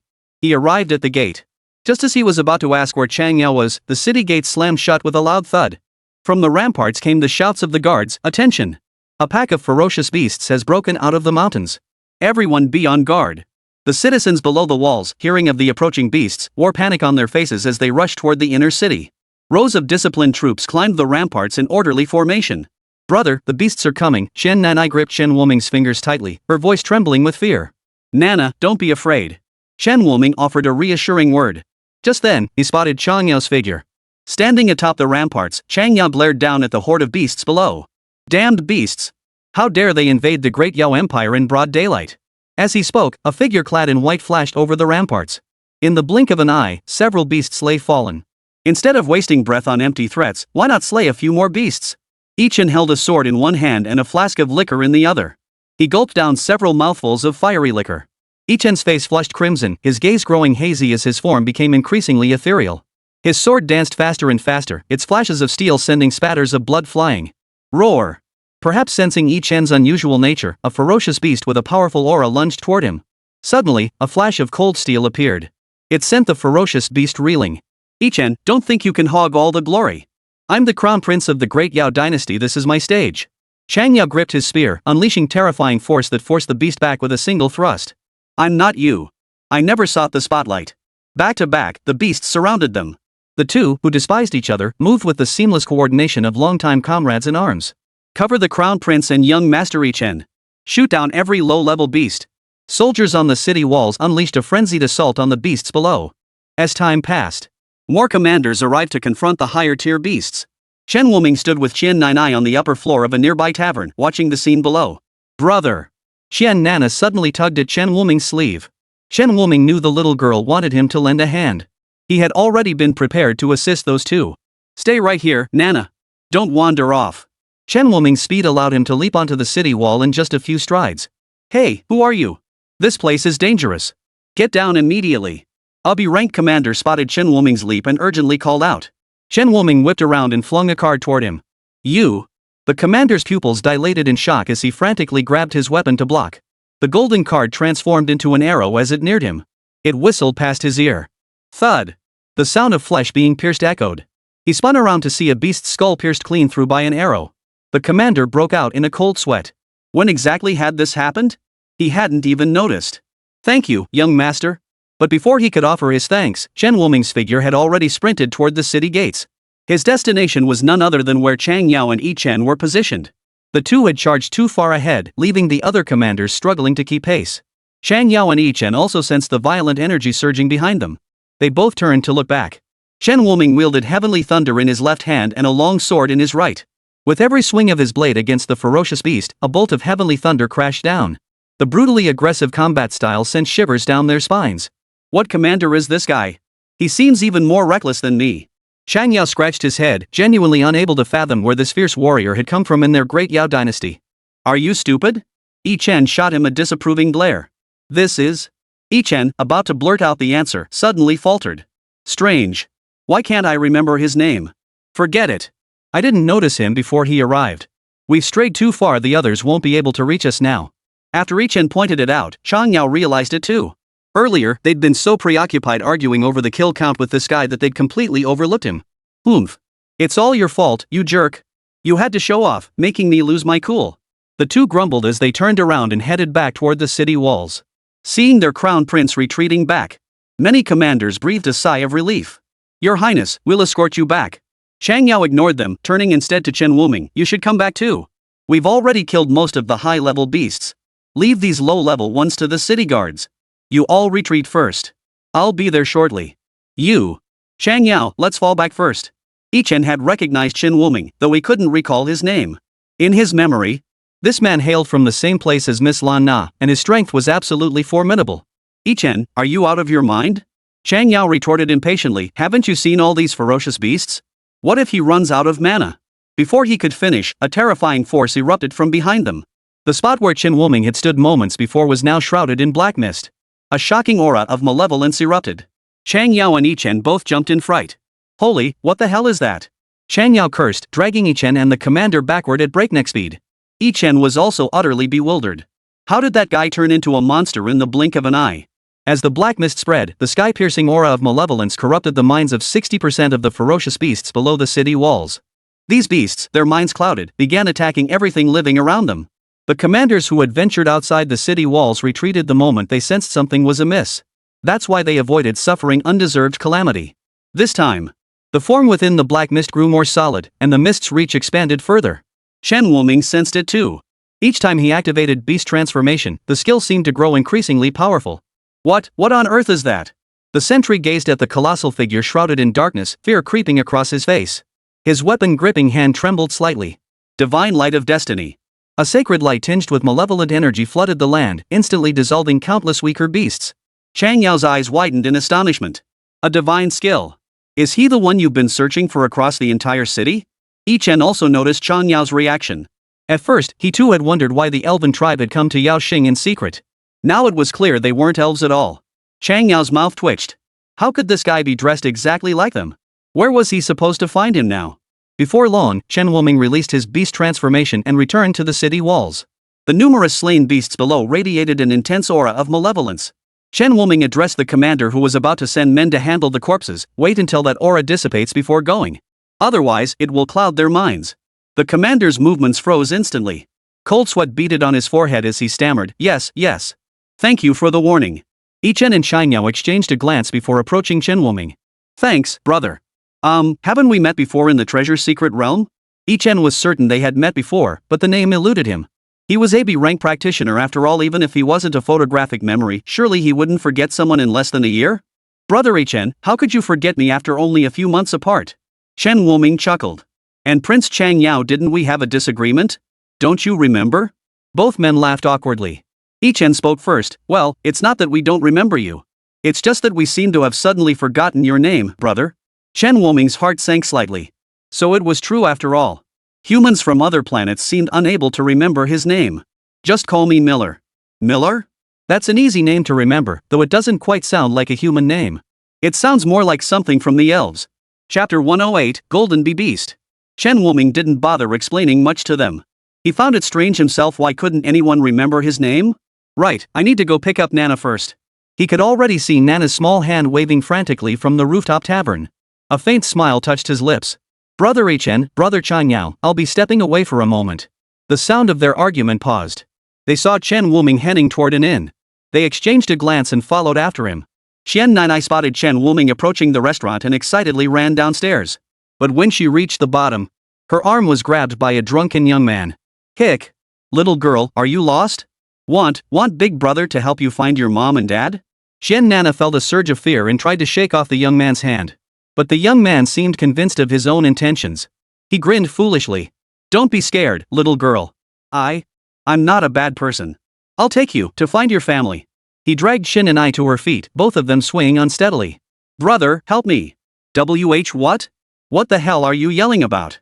Before the drunken youth could finish his sentence, his eyelids fluttered shut and he collapsed directly toward Chen Nana. Fortunately, Chen Woming arrived just in time and pulled Chen Nana out. The young man collapsed onto the ground with a thud. Chen Woming nudged the young man's head with his toe. All that could be heard was the sound of snoring. Chen Woming. Didn't I tell you not to wander off? You almost got swept away. Chen Woming tapped Xian Nana's forehead with a sigh of exasperation. Shanana innocently clutched her head. I saw my brother come back. I wanted to surprise him. You nearly gave me a scare instead. Chen Woming shook his head. Nana was just an ordinary person with no combat skills whatsoever. If that drunk man had actually crushed her, she would have been injured for sure. And it seemed like this guy wasn't even a bad person. Miller, what are you doing? Chang Yao and Yi Chen, who had been chasing after them, watched the two figures, one tall, one small. They were particularly surprised to discover that Xian Nana was an ordinary person. Though this little girl was still young, her rank was innate, she simply couldn't wield its powers until adulthood. Yet they sensed no trace of level energy fluctuations emanating from her. This is my sister, Xian Nana. Due to some special circumstances, I brought her here. Chen Woming held Xian Nana as he walked and spoke to the two. Upon learning they sought a way back to Blue Star, Chang Yao patted his chest and declared, just going back? Leave it to me. I don't have any teleportation crystals, but I know some secret realms that should connect to your world. With that, he immediately dispatched his guards to investigate relevant secret realms. But Brother Miller, you might have to wait a few more days. After all, Blue Star is quite a distance from Yao Star. Thank you, Brother Chang Yao. I ended up here by accident too, Chen Woming said gratefully. It was nothing. Besides, you helped us. To be honest, I still owe Brother Miller an apology for what happened at the tomb, Chang Yao said sheepishly. Truthfully, he wasn't inherently bad, he just occasionally craved the spotlight and admired strength. That's why he'd targeted Chen Woming and his group back then. After all, the gap in strength was simply too vast. But now, Chen Woming's strength was enough to command Chang Yao's respect, even admiration. Speaking of which, Brother Ichen, what exactly is your relationship with Brother Chang Yao? While wandering the city, Chen Woming had heard plenty of rumors about the two. Now, he couldn't help but feel curious about their love-hate dynamic. Miller, don't listen to those nonsense rumors. I have absolutely no relationship with this guy. Ichen shot Chang Yao a glare and flatly denied it. A crown prince of an empire and the young martial arts prodigy of the realm, it seemed quite an intriguing pairing. Brother, will grandfather and the others be alright? At that moment, Xian Nanai suddenly spoke up. Ichen and Chang Yao both turned their attention to the young girl. Don't worry, grandfather and the others will be fine. Chen Woming gently rubbed Xian Nanai's head, then retrieved the golden ring from his bracelet's spatial pocket and asked the two men. Brother Ichen, Brother Chang Yao, take a look. Do you recognize what this gold ring is made of? Is there any way to find this material? The two men took it and examined it. Ichen's expression grew increasingly grave. Chang Yao couldn't help but ask, hey, what exactly did you see? He examined it from every angle, but to him, it looked like nothing more than an ordinary gold ring. Do you remember that monster covered in frost from back then? Chang Yao's expression froze. Memories from years ago flooded back. Back then, both he and Ichen were still young. They'd known each other since childhood. While playing outside the city walls, they'd witnessed a rift suddenly appear out of nowhere. A giant, entirely encased in frost, emerged from the rift. The giant's power was terrifying. Even Yao Huang, who had already reached A+ rank at the time, and numerous other powerful warriors joining forces couldn't defeat it. Ichen's father had perished while protecting the city's citizens. At that very moment, a stranger appeared from nowhere. Holding a golden ring, that ring transformed into a key. It was inserted into the giant's skull, finally sealing its movements. The two recounted this tale to Chen Wuming. After hearing this, the fog of confusion in Chen Wuming's heart only grew thicker. What happened to that frost giant afterward? Father said it seemed to have been taken away by that man. Strange. According to grandfather Qian, after the frost giant went berserk, it nearly annihilated the entire Rakstar race. Moreover, according to Ichen, that person clearly possessed a high-level companion. Otherwise, it would have been impossible to insert the key into the frost giant's skull. That layer of ice crystal alone wasn't something an ordinary person could break through. So, is there any way to obtain that kind of material? Well, I'll need to consult my father first, Chang Yao replied, unable to provide a definitive answer. After all, back then, he had merely been a witness, not a participant. Thank you for your help, brother Chang Yao. This matter is of great importance to me. Seeing Chen Wuming's earnestness, Chang Yao's expression grew solemn. He rose and said, very well. I'll return immediately to consult His Majesty. After Chang Yao departed, Ichen brought Chen Wuming to his home. After carefully inquiring about the origins of the golden ring, Ichen understood why Chen Wuming was so desperate to find this material. Brother Miller, please wait here with Nana for a moment. I'll go find someone to ask. Ichen returned shortly after stepping out. But judging by his expression, he hadn't uncovered any useful information. I'll have someone look into it for you, but it will take some time. Perhaps luck was on Chen Wuming's side. By evening, Chang Yao sent word. Beast gold? Yeah, that's what the guy said. There were some broken gold rings left behind. Back then, everyone went searching for this material, just in case they encountered the same situation again. Eventually, they discovered it was beast gold. Ichen explained, beast gold is forged from the honey of bee-like ferocious beasts under high temperatures. However, these bee-like ferocious beasts are extremely rare and can only be found on the ferocious beast planet. I see. Chen Wuming frowned. He had expected the material to be rare, but never imagined it originated from a beast planet. After all, the Rakstar humans had no ranks. Yet somehow, they managed to venture deep into the predator planet, seize the honey, and forge it into beast gold. It seemed another trip to the fierce beast planet was necessary. Ichen observed Chen Wuming's expression, several times holding back words.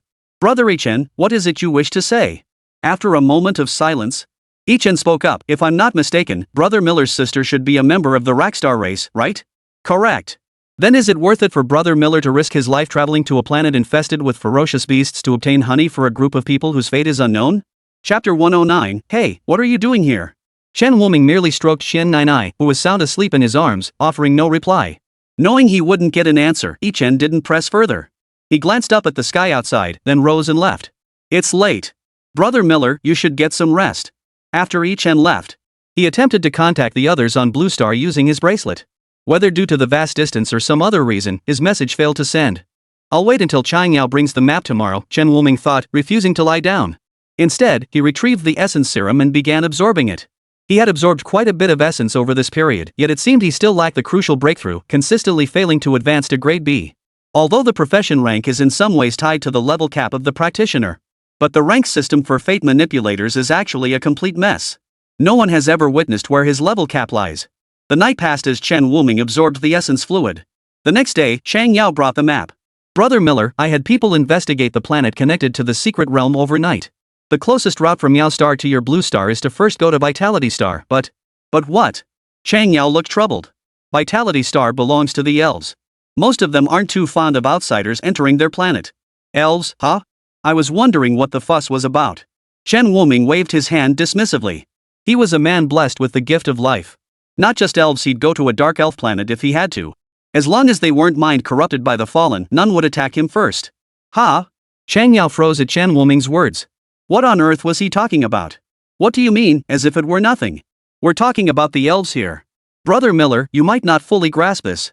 While the relationship between our Yao Star and Vitality Star isn't quite on the brink of war, they still won't allow us humans to set foot there directly.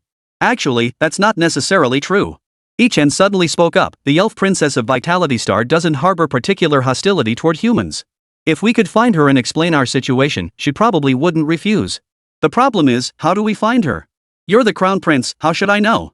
Chang Yao raised a middle finger in contempt. Shut up. Easy for you to say. I'm the crown prince, not some divine son. Like I'd ever get to see her. Brother, what are elves? Xian Nainai looked up curiously. Chen Wuming thought for a moment before replying, elves are very much like us, but they have pointed ears, are exceptionally beautiful, and possess kind hearts. Wow.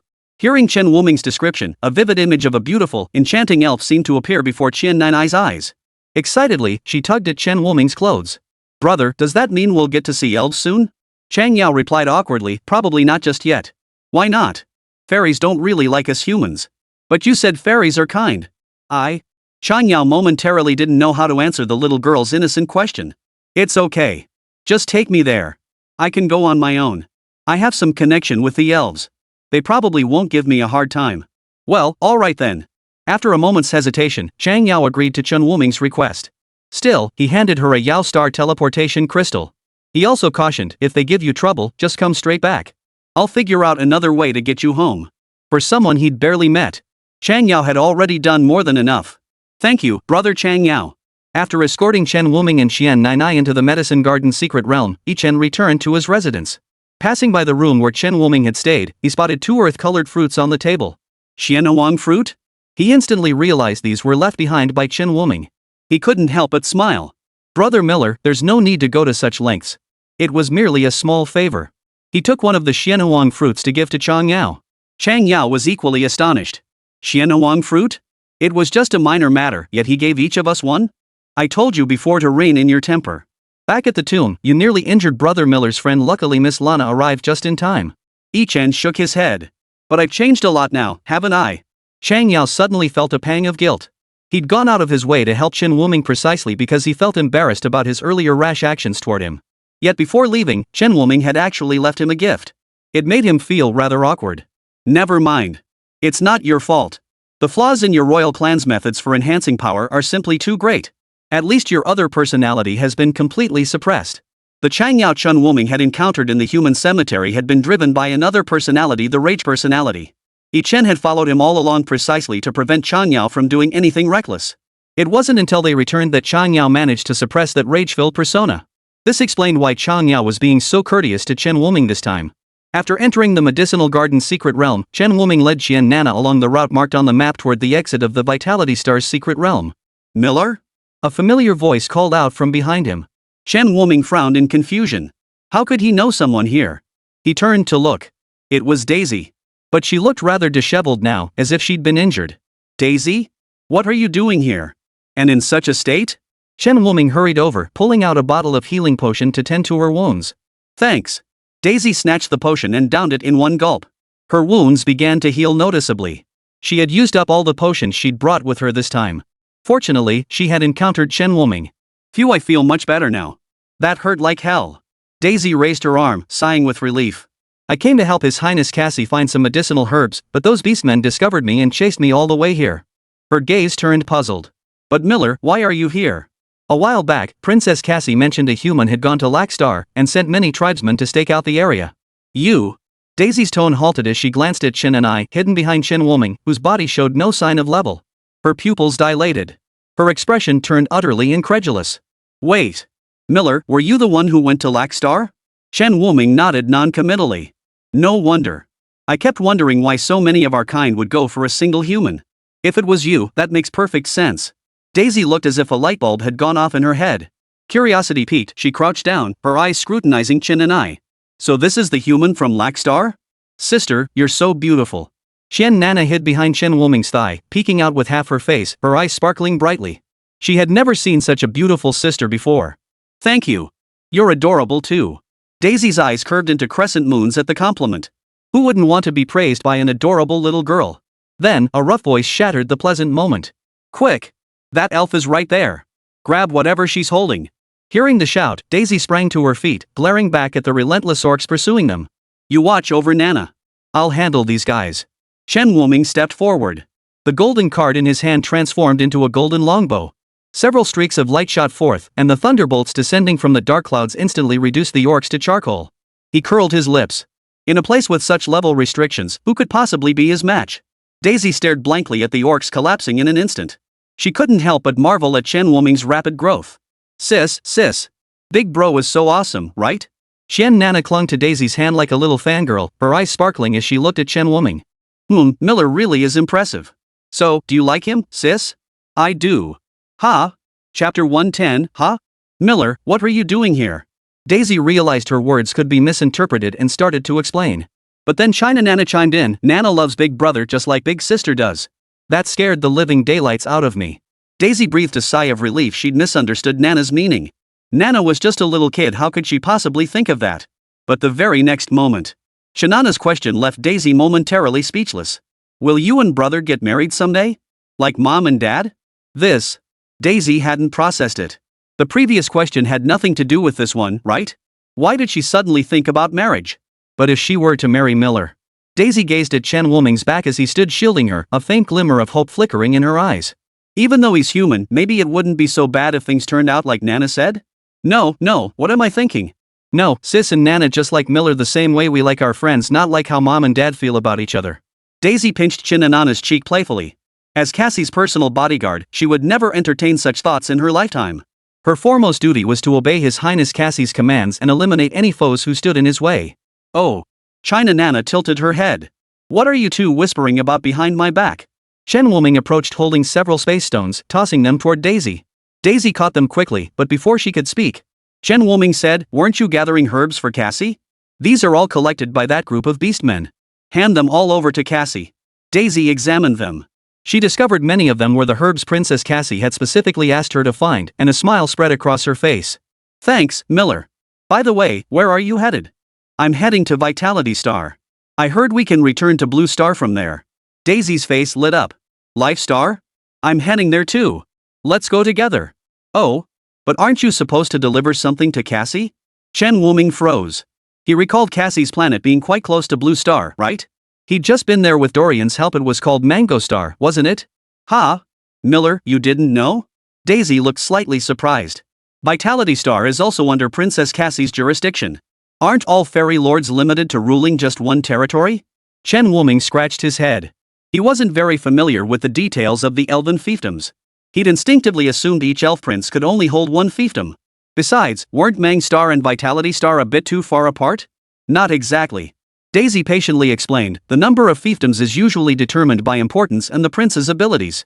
Prince Cassie is exceptionally talented, so he governs 3 planets. It suddenly clicked for him. If that was the case, the Forest of Life must be absolutely vital to the elven race. Otherwise, with Anna's strength, she wouldn't have just this one fiefdom. As for Princess Anna, it's not just because the Forest of Life is important.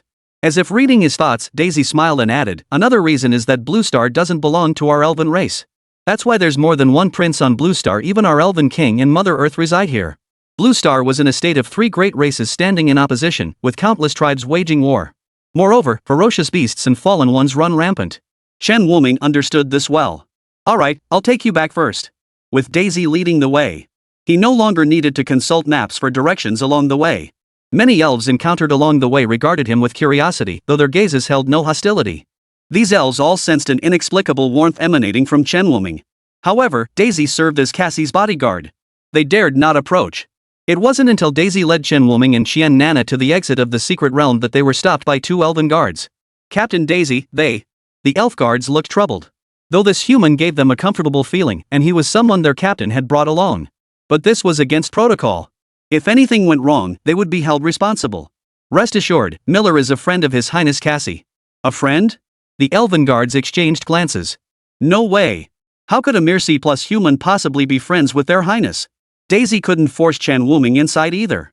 She was the captain, but she couldn't break the rules. She turned to Chen Wuming and said, Miller, why don't you wait here for a moment? I'll go find His Highness Cassie? Chen Wuming thought for a moment, then removed the necklace hanging around his neck. This was given to me by Sister Anna. Would this be acceptable? Daisy and the 2 elven guards both stiffened at the sight of the green glowing stone necklace. It was an elven blessing. It was something only bestowed upon those with exceptionally close ties.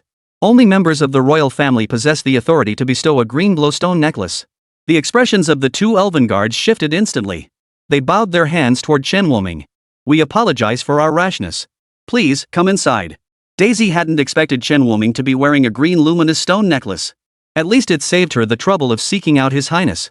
Through the secret realm's exit, the trio arrived on a lush, verdant planet. The vitality here was no less potent than that of the Forest of Life. The vitality here is surprisingly intense. Chen Wuming breathed deeply. He felt his entire being invigorated. Shanana also examined the rapidly growing plants around them with curiosity. This grass was taller than her. Isn't there only one tree of life?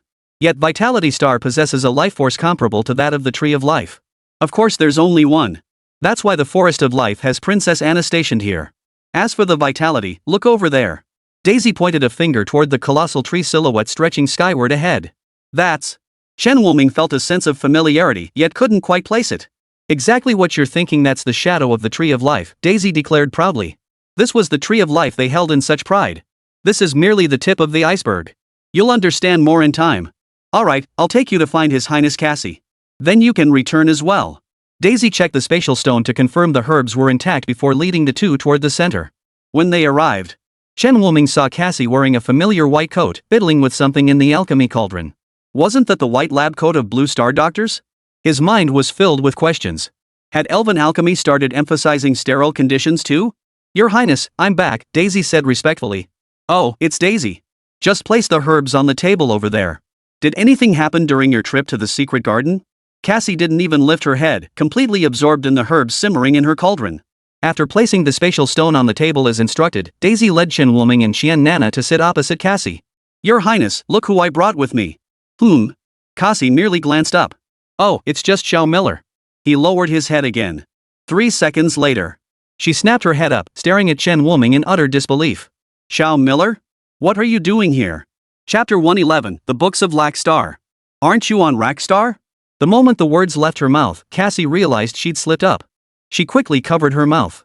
Chen Wuming also detected the discrepancy in her words. Sis Cassie, did you all know I was on Rackstar all along? Not exactly a long time ago, just a few days back. Cassie's gaze drifted toward Qin and I beside Chen Wuming. Oh, this child is. Her name is Qian Nana. She's a native of Rackstar. Chen Wuming ruffled Qian Nana's hair, looking puzzled. Sis Cassie, how did you even know I was on Rackstar? Cassie realized she'd accidentally let something slip. She didn't intend to hide it anyway. Daisy, step outside for a moment. Yes. Daisy understood there were things she shouldn't know and stepped out. Once she was gone, Cassie finally spoke. Actually, we elves have long known the location of that breach in your human battlefield. Don't get angry yet. Let me explain. Cassie removed her white lab coat and retrieved a notebook from a nearby shelf. The reason we didn't come to rescue you immediately is that ordinary humans cannot approach Rackstar. Only humans from Blue Star can get close. She opened the notebook, which contained several entries. A prodigy from Blue Star accidentally entered Rackstar. Lasted 3 days. Death. Blue Star, lasted 2 days, died. This is... Chen Wuming's eyes narrowed in confusion. Cassie closed the notebook. These are records of those who previously strayed onto Rackstar. Without exception, they were all humans, most from Blue Star, with a few from other planets. We've attempted to enter Rackstar, but it seems protected by some mysterious force we couldn't even get close. Didn't you try informing the human race? Chen Wuming couldn't help but ask. Upon hearing this, Cassie shook his head. We tried. It didn't work. Their memories get distorted. They can't remember the planet that gap leads to. Strange. Why was he unaffected? Was it because he was a traveler? You noticed too, didn't you? Cassie looked at him and smiled lightly. Those who reached Rackstar by chance aren't affected by memory distortion. But you're the only one who made it out alive. Chen Wuming recalled the events on Rackstar. He felt like he'd narrowly escaped death. As Cassie had said, even if he faced danger, Blue Star couldn't do anything to save him. Fortunately, he had encountered Qin and I right after arriving on Rackstar. I believed you could return alive, but I never imagined you'd bring back a native of Rackstar. Cassie was deeply curious about Qin and I. Her eyes brimmed with intense curiosity. Shanana felt a bit flustered under her gaze and hid behind Chen Wuming. Hee, little sister, don't be afraid. Big sister is a good person. Come here, big sister will give you candy. Cassie chuckled, pulling out a lollipop and offering it to Qian Nana. Seeing this, Qian Nana grew even more frightened. Back on Rackstar, Chen Wuming had often told her stories about human traffickers. Right now, Cassie looked exactly like one of those kidnappers. She clung tightly to Chen Wuming's clothes, refusing to let go. Cassie noticed the little girl's tear-filled eyes. Hey, Miller, did you say something inappropriate to her? She had clearly seen the little girl and Daisy acting very friendly just moments ago. How could things change so drastically with her? Cassie, you look just like a kidnapper. Chen Wuming couldn't help but say it. She really did resemble those child-snatching grannies if you ignored Cassie's actual appearance. Cassie's face darkened instantly. How do I look like a kidnapper? Have you ever seen a kidnapper as pretty as me? She was just curious. At its peak, Rackstar relied on various artificially created lifeforms to fend off the onslaught of ferocious beasts, a testament to its extraordinary ingenuity. Cassie simply wanted to see if Qin and I possessed the same intelligence as the legendary Rackstar people. Little did she expect to be mistaken for a human trafficker. Fuming, she flopped back onto the bed and huffed. Get out now. I'm angry. Chen Wuming sighed helplessly, glancing at Qian Nana beside him and spoke gently, Nana, Cassie isn't a bad person. She's helped me many times before. Really? Qian Nana's eyes lit up at the mention of Cassie's help. Anyone who helped her brother was a good person. At Chen Wuming's silent gesture, Qian Nana walked to the bedside. What are you doing here? Get out. I'm trying to sleep. Thinking it was only Chen Wuming, Cassie pulled the blanket over her head. Until a soft voice reached her ears, Pretty sister, please don't be mad at my brother, okay? Cassie slowly pulled back the covers, peeking out from under them. She discovered it wasn't Chen Wuming at the bedside, but the adorable Chen Nana. She immediately sat up, happily scooped up Qian Nana, and carried her to the table, pointing to an open book. Little Nana, can you read these words? Chen Nana peered at the page and nodded immediately. Yes, Grandpa taught me. Wonderful. Cassie spun around twice, holding Qian Nana close. These characters had puzzled her for so long. She had always wanted to unlock the secrets of Rackstar, but deciphering the script proved impossibly difficult. Not even a single clue emerged. Now Chen Wuming had sent Qian Nana to her. That was precisely why she'd been trying to get close to Qian Nana all along. Sis Cassie, are these books from Rackstar? Chen Wuming glanced at them from behind. He recognized the script as somewhat familiar, yet he couldn't decipher it. MHM. Cassie didn't hide anything, planting a kiss on Qian Nana's little cheek. These books were brought out by the Frost Giants when they emerged from the breach, though there aren't many. I've always wanted to use these books to unlock the secrets of Rackstar, but I couldn't decipher the writing. Thankfully, Nana is here now. Cassie looked at Chen Wuming. May I leave Nana here? Well. Chen Wuming hesitated, glancing at Qian Nana. Please, Xiao Miller. Just think of how hard sister has been trying to save you. I have no objection, but it depends on whether Nana is willing. He never made choices for others. Woo. Qian Nana looked at the beautiful sister holding her, then at Chen Wuming. Without hesitation, she answered, I want to go with brother. Snap. Cassie's expression instantly fell. She shot Chen Wuming a resentful glare.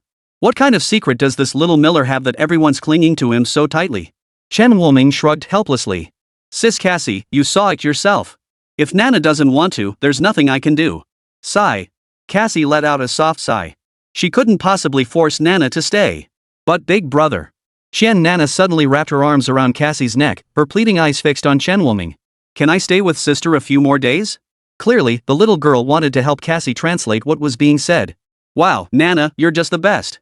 Cassie excitedly kissed Chisato again. She had no idea how much effort she'd poured into this research. Now that she could finally unravel this mystery, how could she not be thrilled? Alright, then we'll stay here a few more days.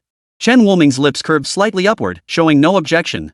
But the very moment he departed from Yaoxing, a massive war erupted on Blue Star. The flames of war engulfed nearly every species on Blue Star, even spreading to surrounding planets.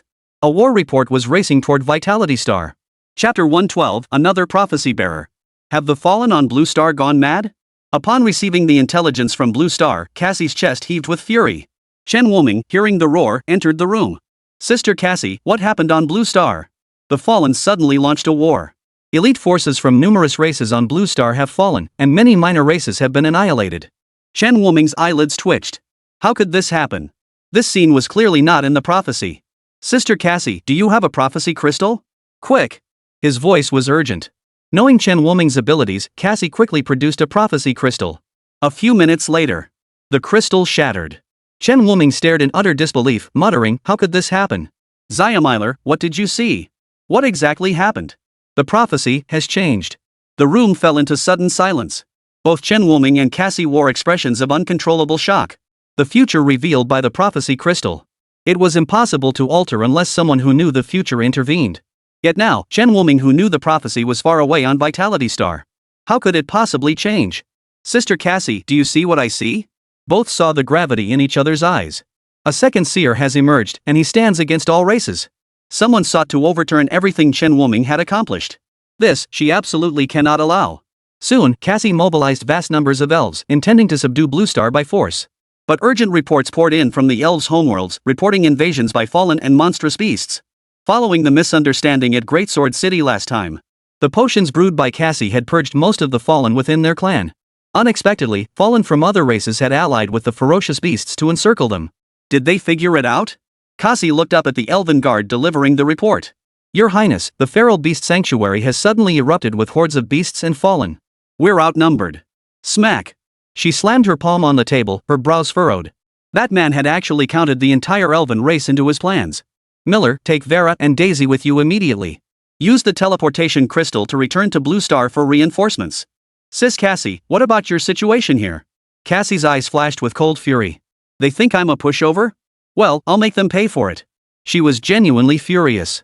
This feeling of being manipulated left Cassie deeply unsettled. First they trapped her on both sides of the Eternal River, now they tried to block her on Vitality Star. Did they really think she was just a figurehead princess? I've already notified the other powerful elves. They'll find a way to reinforce Blue Star too. Don't worry, I've got everything covered. Daisy and Vera approached at that moment, leading 2 squads. These elves were all at least C+ rank, the elite forces under Cassie's command. Miller, I'm counting on you. You must find a way to defend the Forest of Life. If anything happens to the Forest of Life, it won't just be the elves, the entire Blue Star will be in trouble. At that moment, Cassie suddenly looked up at the sky. It's appearing. Chen Wuming followed her gaze. 5 monstrous figures radiating terrifying auras appeared in their field of vision. The sickening stench emanating from them left no doubt they were fallen. 5 A+ rankers? Sister Cassie, are you sure you can handle this? Chen Wuming felt a chill run down his spine. A+ rankers were notoriously resilient, but facing 5 of them at once was simply. Don't underestimate your Cassie. All these years of mastering potion making you think it was just for fun? Cassie's lips curved into a faint smile as a pale golden vial materialized in her hand. Universal Potion Pseudo. Attribute boost plus 100%, mental resistance plus 50%, skill effectiveness plus 50%. Hurry up and leave. Your presence here will only hinder my performance.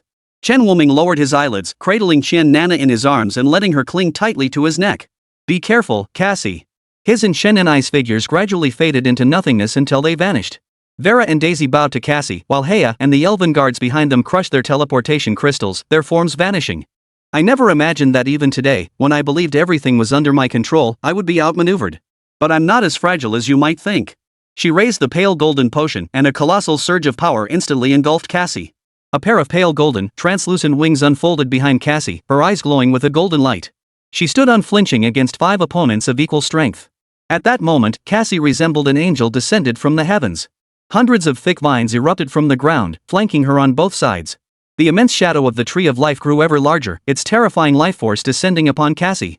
Come on, let's see if the one behind you made the better prediction, or if I came better prepared. Cassie swept her right hand forward. The vines on either side instantly transformed into 2 massive palms, slamming toward them. Countless rays of light converged, forming a luminous sphere. Sacred Light Sphere. Chen Wuming arrived at the Eternal River of Blue Star with his elven escort. Even from this distance, he could smell the scent of rust. He glanced back. The Eternal River, which had remained utterly still since its emergence, now flickered faintly with a pale red hue in his vision. Miller, we're not far from the Forest of Life now. Shall we proceed directly? Vera stepped forward to ask. Chen Wuming stared at the crimson-stained earth, his anger growing. Chanana, clinging to his chest like a koala, sniffed the scent permeating the air and pressed her little lips tightly together. Roar! A beast's roar echoed. In an instant, a spear pinned it to the ground. Chen Wuming crushed the beast's chest with a single stomp, leaving a deep dent. Before them lay a field of beast corpses, surrounded by humans clad in crimson armor, elves in white gold armor, and a horde of hideous creatures. Vera, Daisy. Leave the Forest of Life. Slay every beast and fallen creature encountered along the way, leave not a single one alive. When Chen Wuming lifted his head again, his eyes were shrouded in a crimson haze. Along this journey, Chen Wuming had abandoned his previous style, his combat becoming increasingly brutal. He even began using his bare hands to confront the beasts directly. Unlike before, he had now integrated his various abilities into his physical form. His skills had been further developed, and his body had become a sharp weapon.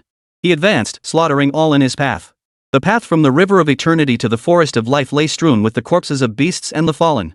China Nana had shifted from Chen Wuming's grasp to Daisy's side. For Chen Wuming's body was now drenched in blood. This powerful force, appearing suddenly, instantly drew the attention of all humans and beasts at the edge of the Forest of Life. Troops are approaching. Everyone, be on guard. The elven guardians of the Forest of Life, already exhausted from prolonged, relentless combat, had their strength depleted. As they made out the approaching figures, their eyes had grown moist without them realizing it. All elves, heed my command. Eliminate every vicious beast and fallen one. Avenge our kin. Chapter 113, Your Highness, it's bad. Chen Wuming seized the moment, dragging a B-rank fallen directly into the life and death arena. The newly arrived fallen one was still a bit dazed. But upon seeing Chen Wuming, excitement flashed uncontrollably in his eyes. So it's you. Daring to use that skill to drag me in? You're asking for death. A bloodthirsty gleam flashed in his eyes as he charged toward Chen Wuming. Chen Wuming's gaze didn't flinch. Beast form. A terrifying black mist instantly engulfed the fallen one. In the final moment before his demise, terror filled his eyes. No! 3 minutes. A massive black mist materialized out of thin air on the battlefield. When Vera saw the black mist, a chill ran down her spine. All elves, stay away from that black mist. Even if Chen Wuming wasn't targeting her, it still filled Vera with endless dread. It felt as though she was born with an innate dread of this very thing. The elven guards surrounding Chen Wuming paled visibly, scattering like mice encountering a cat. Clatter. A stark skeleton flew out from the black mist. Everyone recognized it instantly, the B-rank fallen from earlier. In just a few short minutes, he had been reduced to a pile of dry bones. Witnessing this scene, the fallen ones felt a chill of dread and dared not approach. But if they did not come, Chen Wuming would go to them. Balance blessing, light blessing. A bizarre spectacle unfolded. Within the black mist swirling with malevolent energy, a sacred aura emerged. Two conflicting energies fused simultaneously upon Chen Wuming. As the balance blessing descended, Chen Wuming's aura surged once more, and the black mist rapidly spread forward. Playing tricks? Watch me shatter you with one strike. Another B-rank fallen gritted his teeth. He swung his fan at the black mist. A foul-smelling gale howled through the air. Yet upon touching the black mist, the wind seemed to hit pause, immediately swallowed whole by the darkness. What the hell is this black mist? Facing the ever-approaching darkness, a threat of fear crept into his heart. The boundless malevolent energy made his mind grow hazy. Hey, what's wrong with you? The other fallen noticed his unusual state and were about to approach him to ask. The next second, a head rolled to the ground, its eyes wide open even in death. The corpse crashed heavily to the ground. Both elves and fallen were stunned. Has this guy lost his mind? He actually attacked his own comrades. Are the fallen fighting amongst themselves? Daisy kicked a ferocious beast aside, her attention drawn to the commotion. It must be that black mist's doing. I just sensed an utterly terrifying aura of death. Thankfully, that mist wasn't targeting us. Vera was still shaken, relieved she'd ordered all her kin away from the black mist earlier. Otherwise, they might have been affected too. That's my brother. Shanana's proud voice rang out. See? Isn't my brother amazing? That's Miller? Daisy and Vera couldn't believe it. They refused to believe that the menacing, unknown black mist could possibly be the usually gentle Miller. When Chen Wuming had mastered beast transformation, neither of them had been present in the Forest of Life, so they naturally knew nothing of this ability. Let's get into the Forest of Life first. Vera shouted to the tribe members behind her once she regained her senses. Most of the fallen and the ferocious beasts were now being held back by Chen Wuming. They too must hurry into the Forest of Life. The remaining elven guards, hearing their captain's voice, rushed into the Forest of Life. Using the Forest of Life as a boundary, they would join forces with its elves to repel the invaders. Within its confines, the Tree of Life could still bestow its life essence to heal their wounds. As long as they remained within the Forest of Life, death was unlikely to claim them. What's happening here? On the other side, Lake, guarding the outer perimeter of the Forest of Life, sensed the unusual aura here and rushed over. Upon seeing the dark mist outside, he instantly understood the cause of the situation. Is that Miller? Lek, is there any way you can call Miller back? The front lines here no longer need him fighting out there. Vera felt uneasy. A persistent unease gnawed at her heart, a nagging feeling that Chen Wuming would face trouble if this continued. How long has he been like this? About 10 minutes. Lex Adams' apple bobbed up and down as his throat went dry. 10 minutes? His fingers trembled slightly. Last time, His Highness had mentioned that Miller had nearly become a monster due to prolonged use of beast form, allowing malevolent energy to invade his body. And now it had happened again for such a long time. Lek, are you okay? Seeing Lake drifting off, Vera quickly waved her hand in front of his face. Well, what do we do now to bring Miller back? We tried calling out to him, but he didn't respond at all. Plus, that black mist is so thick with evil energy, we can't get close. Her anxiety grew. Lek's state only confirmed her worst fears. Such an unnatural ability must come with some extremely severe side effects. Stay here. I'm going to find His Highness. Since none of them could resolve this situation, Lake decided to go find Anna directly. Anna's main body was currently engaged in battle, but her tree spirit avatar remained behind as a precaution. Now it would serve its purpose. Your Highness, Miller has returned with reinforcements. That brat's back? Anna's avatar was visibly agitated. Miller had finally returned, putting an end to her long period of worry. Before her excitement could fully settle, Lake revealed that Chen Wuming had used beast transformation. What utter nonsense! Without a moment's delay, she flew toward Chen Wuming's location. Anna's main body could perceive everything her clone experienced. She was now facing 3 A+ fallen and an A+ black flame dragon, the very one that had escaped last time. Only now, it had fully recovered to its peak condition. Anna, by the look on your face, it seems you've run into some urgent business, huh? The black flame dragon sneered coldly. It too sensed the aura of impending doom. It guessed that the young man from last time had returned, and that something had gone wrong. Otherwise, Anna wouldn't be so flustered. That power, such a thick aura of killing intent, one of the fallen beings sensed it too, frowning. After a brief scan, he relaxed. Thankfully, it was only a C-plus class brat, easy to eliminate with a flick of the wrist. Anna, you should give up. You alone cannot stop us. Why not just hand over the forest of life? Perhaps the master might spare your life and let you join us. Join you? Anna laughed lightly, her voice dripping with scorn. So I can become a half-human, half-ghost like you lot? Sorry, but I, Anna, am not like you useless fools who need to rely on such external forces. You've abandoned even your dignity, yet you still can't defeat me. Is that something to be proud of? Struck at their core, the fallen turned as red as liver pork. Their talents truly fell short of Anna's. Even as fallen, they couldn't defeat her, yet she'd stated this fact outright.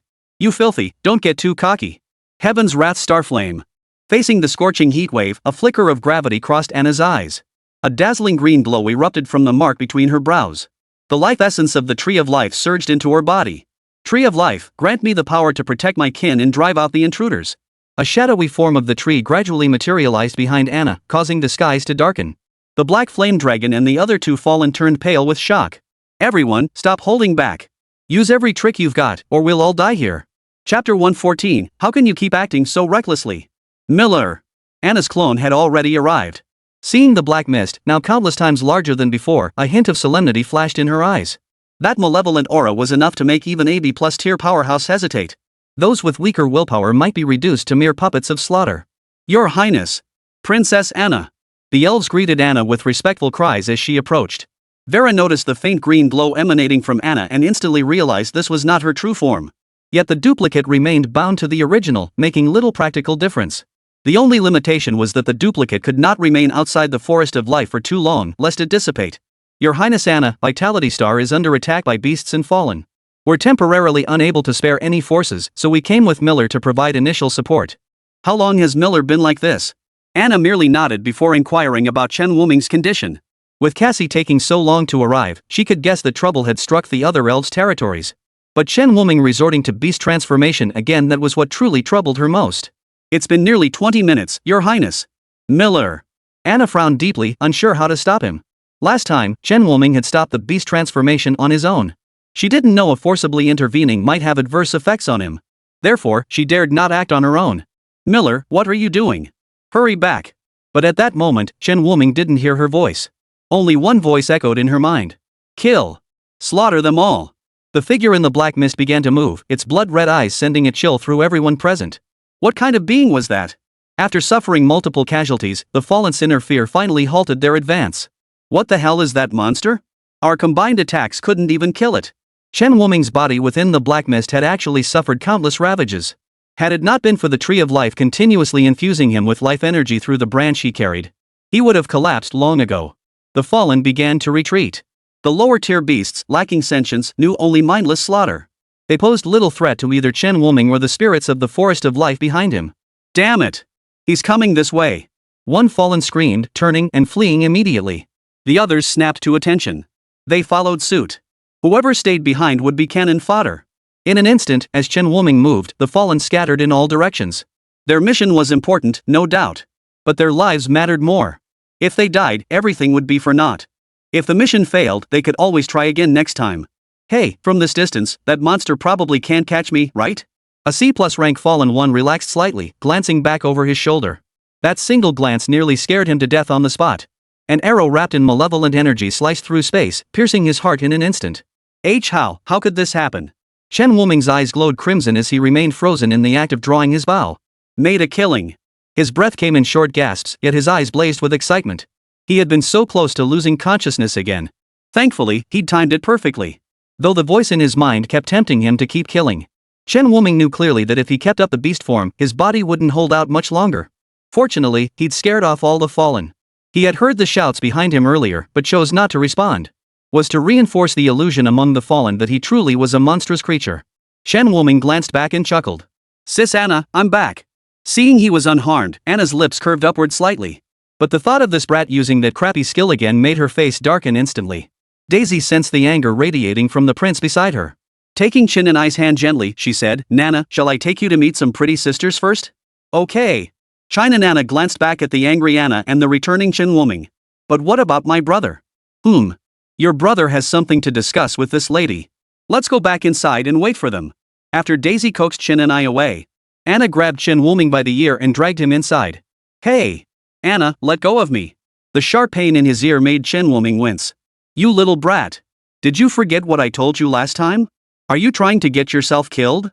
Anna released her grip, her tone thick with displeasure. This kid was acting recklessly. Skills born from killing intent inherently carried severe side effects. And this kid? Treating it like candy. Using it whenever he pleased. If something went wrong, how would she explain it to Eros? After justifying it to herself internally, Anna scolded him even more indignantly. If you turn into a monster, I won't hesitate to kill you. And if Eros gets heartbroken, I'll dig you up from the ground every year to flog your corpse. Chen Wuming? His eyes widened instantly. It can't be that serious. Not even letting him rest in peace? That was downright cruel. Though he knew he'd never become a monster, an uncontrollable shiver still ran down his spine. If you don't believe me, go ahead and try it yourself. Anna snorted coldly. Chen Wuming understood Anna was just looking out for him. He scratched his head. Suddenly, he noticed a faint green glow emanating from Anna's body. He instinctively reached out and touched her shoulder. What are you doing? Anna bristled like a startled cat, her eyes narrowing in alarm. Sis Anna, what's happening to you? Oh, this is my clone. My real body isn't here. Anna shot him a glare before turning her gaze toward the battlefield in the sky. There. Colossal energy shattered the clouds in the sky. Were it not for the tree of life shielding the forest of life, this place would likely be obliterated. Are you confident? Just a few A+ ranks. Anna's expression radiated confidence. Above. Anna radiated boundless life energy as she looked down with contempt upon the four fallen and the black flame dragon before her, their auras noticeably weakened. Within the forest of life, her combat power had reached the peak of A+ rank. Unless a powerhouse like the Crimson Flame Red Dragon, who had also reached the peak of A+, was willing to trade lives with her, these few before her were no match at all. Truly worthy of being the elven princess most attuned to the Tree of Life in nearly a century. This strength certainly merits our attention, the Black Flame Dragon remarked, his expression grim. Even the Crimson Flame Dragon had failed to defeat her last time at the cost of his life. Relying solely on them was clearly insufficient. It shot a bitter glance at Chen Wuming, who remained within the life forest. If not for that brat, they could have at least drained some of the life forest's power this time. But now their plans were disrupted once more. Black Flame, the fallen one, his arm severed, spoke up. Many have fled the battlefield below. Continuing this fight is pointless now. If the battle continued, his death was certain. He had worked so hard to attain such formidable power he refused to die like this. Black Flame Dragon's face darkened. He understood perfectly well, but he simply refused to accept it. If you wish to continue, I'll gladly oblige. Anna's sword glowed golden as her power coalesced once more, ready for another battle. Madwoman! Let's go! No matter how much resentment the Black Flame Dragon harbored, it dared not linger. The Anna before them didn't seem to be joking. A few more exchanges, and they might truly be left behind. Anna made no move to stop the Black Flame Dragon and the Fallen as they fled. She certainly could have kept them all. But if they fought back in their final moments, the toll on the Tree of Life would be too great, it could very well be damaged. Slowly lowering her weapon, a wave of exhaustion washed over her. Using power came at a cost. Anna's duplicate instantly returned to her main body, landing beside Chen Wuming. Her legs felt weak, and she leaned her head against Chen Wuming's shoulder. Let me lean on you for a moment. Chen Wuming stiffened, daring not to move, standing frozen in place. Until the sound of steady breathing reached his ear. He whispered, Sis Anna? There was no response. Sister Anna had fallen asleep. He moved with utmost care, gently cradling Anna in his arms. He carried her to her room, laid her on the bed, and then left her residence. After the door closed, Anna's long lashes fluttered slightly, revealing a sliver of an opening. So this is how peaceful it feels to be by his side. Chapter 115, Battle at Suzaku City. After stepping outside, Chen Wuming had barely relaxed when he heard someone calling his name from behind. Miller! His body paused slightly. Turning around, he wore a relaxed smile. Long time no see. What are you all doing here? Seeing the expressions on the faces before him, Chen Wuming scratched his nose. Why are you all staring at me like that? Wah, Miller, you're finally back. Eros threw her arms around him. As if she feared Chen Wuming might vanish again the very next moment. Zoya and Cecily stood nearby holding Chin and Anna's hand, watching the scene unfold quietly. Zoya, Cecily. Don't you miss brother? They certainly did. But they lacked Eros' courage. Chen Wuming comforted her for quite some time before Eros finally calmed down. Then he walked up to the two of them. Why the long faces? I'm back, aren't I? He turned to look at Zoea. Thank you for the scarf. It saved my life. Zoe was flustered by the sudden compliment. You're welcome. It's just a scarf. Miller, saying that is too. No, Zoea, the scarf you gave brother not only saved him, but it saved Nana too. Nana stood beside him, helping Chen Wuming explain. The two gradually understood why Chen Wuming had spoken that way. An ordinary scarf. On Blue Star, it might be useless, but on Ragstar, it was a vital tool for warmth. After catching up, Chen Wuming prepared to set off once more. Nana will stay here. You two take good care of her for me. Cecily nodded solemnly. Don't worry, Miller. We'll never let anyone harm Nana. They all understood what Chen Wuming was about to undertake. But their abilities were limited, and they couldn't afford to slow him down. This time, Chen Wuming wore the clothes Zoe had given him earlier underneath his outer garments. The enemy had likely detected his presence. He had to ensure his own safety now. Vera, how is everyone? Are we ready to depart? Chen Wuming inquired. All injured members remained in the Forest of Life. Princess Anna has reinforced the ranks, bringing our total strength to 50,000. 50,000 spirit guardians, each at least C rank. This was undoubtedly a force capable of sweeping across the battlefield. Yet Chen Wuming dared not relax his vigilance. With his own beast transformation, a massive-scale offensive ability, he knew the Fallen and the ferocious beasts must possess similar means. We'll head out to reinforce Suzaku City first. A bidirectional rift existed between the Forest of Life and Suzaku City, allowing them to cut most of the travel time. As the group entered the two-way fissure, the surrounding space warped slightly under the influx of numerous beings. Suzaku City, vicinity of the two-way rift. Space itself twisted. Several minutes later, a powerful aura emerged. An army of tens of thousands of elves instantly materialized within Suzaku City. Their sudden arrival immediately drew the attention of the stationed Vermilion Bird Guards. Wuming? It was none other than Bai Wangji, a familiar face. Bai Wangji had now reached C rank, a position equivalent to team leader. His face lit up when he saw Chen Wuming and the vast spirit army behind him. Long time no see, team leader. Chen Wuming greeted him with a smile. Hearing the title, Bai Wangji scratched his head awkwardly. Don't call me that. You're C+ now, while I'm still C rank. I wouldn't dare claim any title in front of you. And what's this behind you? Vera stepped forward. I am Vera, captain of the Elven Guard under His Highness Cassius. We've come to support you. A momentary flicker of confusion crossed Bai Wangji's eyes. He knew Princess Anna of the Forest of Life, but he was unaware of any other elven princesses. He quickly regained his composure, straightening his posture. Thank you, Prince Cassie, for extending your aid. Please follow me. After all, Suzaku City and the Forest of Life were allies now. Regardless of which spirit prince it was, any spirit who came to aid them was a good spirit. Bai Wangji led Chen Wuming and the others to Lin Xiaohui. Lin Xiaohui had now fully taken command of Suzaku City's defensive battle. She now wore the Suzaku armor. Chen Wuming could no longer see the gentle demeanor he had witnessed during their first meeting. Teacher Lin, Wuming is back. Wuming? Lin Xiaohui turned her head, her face brimming with surprise. Compared to months ago, a new scar now marked her face. Wuming, you've returned from the breach. Wait for me, I'll tell the principal and director right away. They'll be overjoyed. You have no idea, ever since you left, the principal and the others have been going crazy. Especially Lian Xue and that Lan Na from Qilin University. Teacher Lin, your face. Lin Xiaohui's smile froze.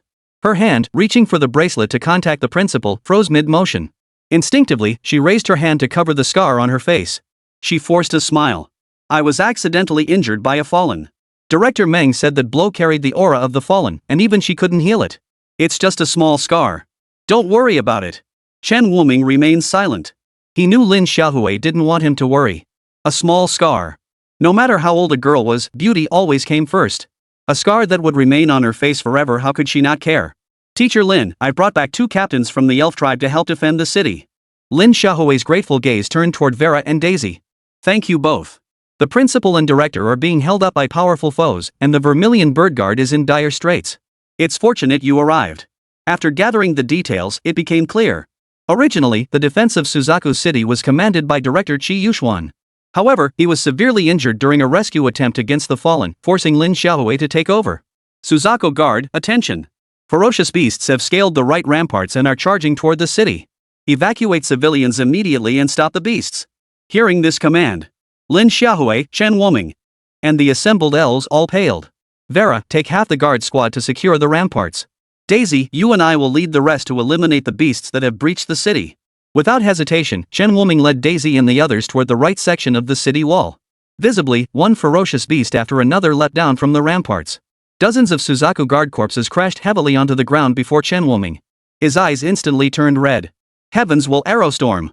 Instantly, thousands of golden cards transformed into a golden hail of arrows, striking the ferocious beasts charging toward the city. Daisy led the Elven Guard, wielding double-bladed scimitars to shield the city's residents. Slash! The synchronized swing of their blades forged a colossal blade aura, splitting the beasts clean in two. Daisy leapt into the air, drawing her bow. Her luminous wings spread wide, tearing through the air with a sharp whistle. An arrow sliced through the sky, piercing precisely through the heart of a beast. Thud! The beast's eyes lost their light and it collapsed instantly. Before it, a man spread his arms wide, shielding his daughter. Daisy withdrew her gaze and several more arrows shot forth. They instantly pierced the beast's skull. I don't want to die. Someone save me. Deep within the dark alleyway, a fallen one who had barely dodged Daisy's arrows crept closer toward the woman. The woman still clutched a small boy in her arms. The boy's eyes fixed intently on the foul-smelling fallen before him. Don't you dare hurt my mom. He suddenly broke free from his mother's embrace and lunged forward, opening his mouth to bite the fallen one's thigh. Xiaohao, no!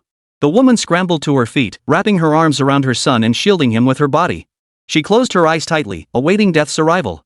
After what felt like an eternity, scalding liquid splashed onto her neck. Only then did she slowly lift her head. The fallen one, who seemed utterly invincible in her eyes, now bore a golden card embedded in his chest. Turbid fluid trickled down from the wound. The woman lifted her gaze and could faintly make out a figure fleeing rapidly from the scene. She knew she had survived. Chen Wuming tossed the card in his hand into the air. Fate coin Heavenly Thunder. Green Swamp. Chapter 116, The Betrayed Weapon Girl. Boom! The destructive might of heaven, mingled with verdant energy, crashed down upon the ferocious beasts below the city walls. Weaker beasts were instantly reduced to ash, while survivors found their feet trapped in viscous green goo, unable to break free. They became sitting ducks. Vera's elven guards gradually took control of the opposite section of the ramparts. A torrent of arrows rained down upon the city's outer defenses. Many beasts fell before they could even approach, cut down by the relentless hail of arrows. The retreating Vermilion Bird guards did not rest. Instead, they pushed the still functional giant siege cannons back to the firing positions. Aiming at the beasts steadily closing in on the walls below, they fired. In an instant, the air thickened with the acrid smoke of battle. The Suzaku city forces, initially at a disadvantage, gradually stabilized the situation with the arrival of Chen Wuming and his group of elves. Lin Xiaohui's heart slowly settled. Thankfully Wuming returned in time. Otherwise, before her relief could fully settle, a meteor streaked across the sky and crashed directly into the ground just outside the city walls. Vera, who was defending against the ferocious beasts atop the city walls, stared intently. A chill ran down her spine. That wasn't a meteor at all, it was clearly an egg. A gigantic egg. Thump! The deafening sound of a heartbeat echoed across the entire battlefield. Chen Wuming also climbed onto the ramparts and saw the egg. What is that thing? He sought an answer in Daisy's expression, but she too shook her head. Not a clue in sight. The ferocious beasts, upon seeing the egg, all retreated in unison. As if the egg were some great terror. The beasts retreated? Yet not a trace of joy stirred in their hearts. Their retreat signaled the approach of something far more formidable. The wounded fallen, their eyes burning with resentment, charged toward the egg. No! Stop those fallen! Chen Wuming immediately commanded his men to attack the fallen approaching the egg. Though he didn't know what they intended to do, it certainly couldn't be anything good. Despite his immediate orders to stop them, many fallen beings had already closed in on the egg. Those standing around the egg had no time to react before tentacles burst through the shell and pierced their bodies. Before the eyes of all, their bodies gradually withered away. Visible streaks of crimson energy flowed along the tentacles, feeding into some creature within the egg. Vera frowned. Though the creature within the egg hadn't emerged yet, she was certain of one thing: she despised the thing intensely. Watch me make you die inside that egg, a stillborn. Holy arrow! A blazing holy flame ignited at the arrowhead of the bow in her hand. Whoosh! The arrow transformed into a beam of holy light, piercing straight into the egg. Thump thump. The sound of the heartbeat grew louder. With each beat, the crowd felt the city walls beneath their feet tremble. Attack that egg! Destroy it! At the command, countless attacks rained down upon the egg. As the attacks landed, the tentacles began to fall off one by one. The eggshell began to crack. It broke so easily? Chen Wuming stared at the shattered eggshell. He refused to believe this egg had appeared here without reason. And judging by the fallen one's actions just now, it was highly likely they had arranged this. Could it be some terrifying creature? As the shell fell away completely, everyone held their breath, eager to see what lay within. But when the creature within the shell was fully revealed, not only Chen Wuming and his companions, but even the fallen ones who hadn't been injured or devoured were all stunned. For seated within the shell was a girl with 8 tentacles extending from her back. Her ash-gray hair, nearly floor-length, fell loosely on either side of her body. She wore a blood-red gown, her appearance utterly eerie. Her pale golden eyes swept the surroundings, her brow furrowing slightly. She seemed thoroughly disgusted. What is this? Didn't the master say he'd send us a secret weapon? Why is it a little girl? The expressions of the fallen froze completely. Chen Wuming was equally baffled. Inside that terrifying eggshell, a girl? And she didn't seem human at all. Name, Wu. Rank, A. Chen Wuming was taken aback. No name, no race, and an A rank right after birth? What exactly was this girl? The girl inside the eggshell seemed to have noticed the gaze directed at her. She slowly turned her head. Her gaze met Chen Wuming's, a flicker of confusion crossing her eyes. You. In the blink of an eye, the girl materialized before Chen Wuming. She looked at him in bewilderment. Who is it? No one had time to react. They stared at the eerie girl before them as if she were a ghost. Daisy's guard shot up to its highest level. She hadn't seen how the girl had approached at all. The next instant, her hand gripped her weapon. But a tentacle instantly pressed against her forehead. Stop! Chen Wuming's voice rang out. The girl tilted her head, studying him. Chen Wuming felt a flicker of unease under her gaze, forcing himself to remain composed. Who are you? What do you want with me? He tried to divert the strange girl's attention. I don't know. You are a good person. The girl's eyes held a look of confusion, as if she herself didn't understand why she was here. Miller, be careful. This girl's abilities are highly unusual. Daisy, pinned down by the tentacles, dared not move, terrified of provoking the girl. Chen Wuming didn't know who this girl was either, but she didn't seem to harbor any ill will toward him. So he tentatively spoke up, could you put your tentacles down first? She's not a bad person. Without hesitation, the girl obediently withdrew her tentacles. At that moment, a furious shout echoed from outside the city walls. Hey! What are you doing? The Lord sent you here to destroy Suzaku City. You're actually chatting with this human? Don't be ridiculous. A fallen one, witnessing Chen Wuming interacting so amicably with the weapon they'd summoned with such difficulty, was furious beyond belief. What kind of nonsense was this? The girl merely stared at him silently, saying nothing. But this very silence only fueled the fallen one's rage further. Damn it! What the hell is going on here? His gaze suddenly fixed on Chen Wuming. Yes, the problem must lie with this kid. Kill him, and the weapon will be restored. He exchanged glances with the other fallen nearby, confirming his resolve. Kill him. The fallen swiftly closed in on Juke City. Everyone understood their target was Chen Wuming. Attack those bastards. Don't let them get close. Daisy commanded the elven guards beside her to assault the fallen. She stood protectively in front of Chen Wuming, her eyes alert. If these fallen still had other tricks up their sleeves, Chen Wuming behind her should be safe. The girl blinked, not quite understanding. Why? What do you mean, why? Can't you see they're trying to hurt Miller? Daisy was dumbfounded. What on earth is wrong with this girl? Where's her brain? Miller. The girl looked up at Chen Wuming. You cannot harm Miller. Her hand shot up, and the 8 tentacles behind her shot out like venomous snakes, rapidly extending to pierce through the fallen ones who had intended to harm Chen Wuming. Their bodies visibly withered away. The girl wore an expression of pure enjoyment. Everyone fell silent. Which side was she on? Both the Suzaku City forces and the fallen halted their actions. Especially the fallen. Their faces darkened so much they looked like they could drip water. The weapon summoned from countless corpses, one that had cost them several lives, was actually on Suzaku City's side. This was utterly unacceptable. Damn it, how could the weapon go rogue? Now they were stuck between a rock and a hard place. The beasts had retreated due to the weapon's appearance, and they simply couldn't break through to Suzaku City on their own. And now they had to contend with traitorous weapons working against them. Let's go. We must return and report this to the commander. Chapter 117, I Help Miller. Watching the fallen depart, Chen Wuming and the others made no further move. Everyone was exhausted. Moreover, they weren't sure if attacking the fallen would trigger an assault from the girl beside them, the one called the weapon. Just then, Long Jintian and the others returned. Weird, Su Yehua muttered, those guys suddenly stopped fighting. Like they had something urgent to do. He turned and spotted Chen Wuming on the city wall. His face lit up with joy as he called out, Wuming. But before he could get closer, a tentacle shot toward him. Su Yehua's body tensed and he dodged to the side. His hand seized the tentacle. His gaze fell upon the young girl beside Chen Wuming. Whoosh! Another tentacle lunged at him. Su Yehua frowned, about to sever it. But then he heard Chen Wuming's voice calling out to stop him. Principal Su, don't hurt her. Su Yehua hesitated for a moment before sheathing his weapon. That's Principal Su, not a bad guy. Oh. Hearing Chen Wuming's voice, the girl glanced at Su Yehua before retracting the tentacle. She stood obediently beside Chen Wuming. Wuming, who is this child? Meng Qinglan quickened her pace to the girl's side, her gaze tender as she looked at her. The girl's eyes were filled with confusion. Why was she looking at her like that? As the tentacles behind her began to stir restlessly, Chen Wuming pressed down on her shoulder. She turned to look at him, and Chen Wuming shook his head at her. The girl pressed her lips together, ultimately staying still. Shortly after, Chen Wuming recounted the girl's origins to the principals and directors of Suzaku University. So she's a humanoid weapon developed by the Fallen? But why isn't she obeying orders? But keeping her in Suzaku City doesn't seem safe either. I'd say she's already at a rank strength. Should we expel her? Aren't you afraid the Fallen will retrieve her and use her against us next time? Then what should we do? Then, as if on cue, all eyes turned to Chen Wuming. At that moment, Chen Wuming was watching the girl sitting on the city wall, dangling her feet as she stared blankly at the blood-red landscape beyond. Feeling eyes on her, Chen Wuming turned around. He found the principal and the headmaster both staring at him. A sense of foreboding began to grow within him.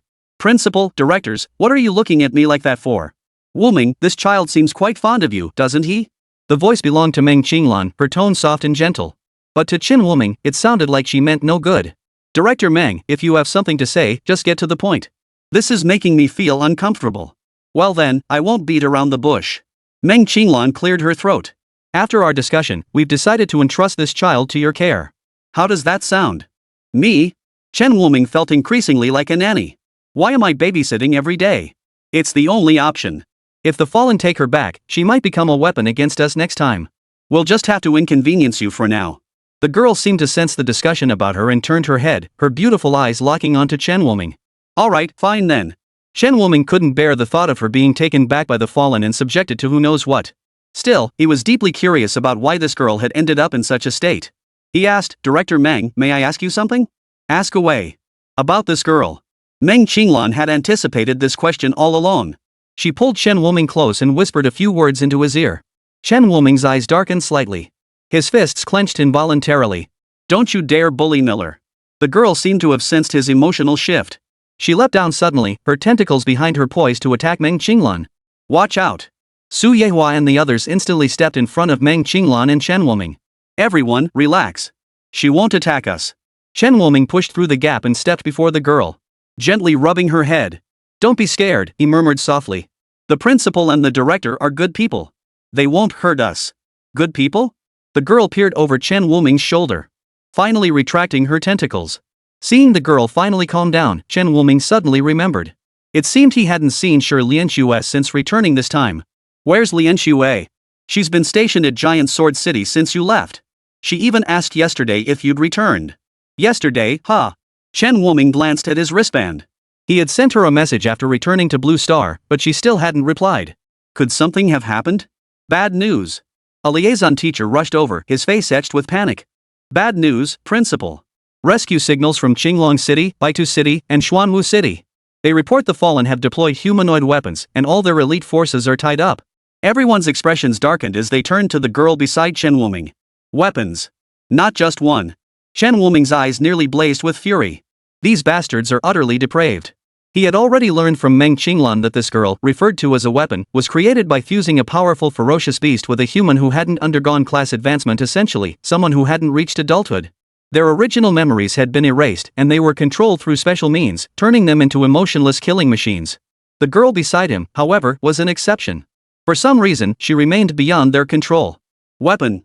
The girl winced at the word. She clutched her head in anguish. What's wrong? Chen Wuming bent down, lowering himself to meet her gaze.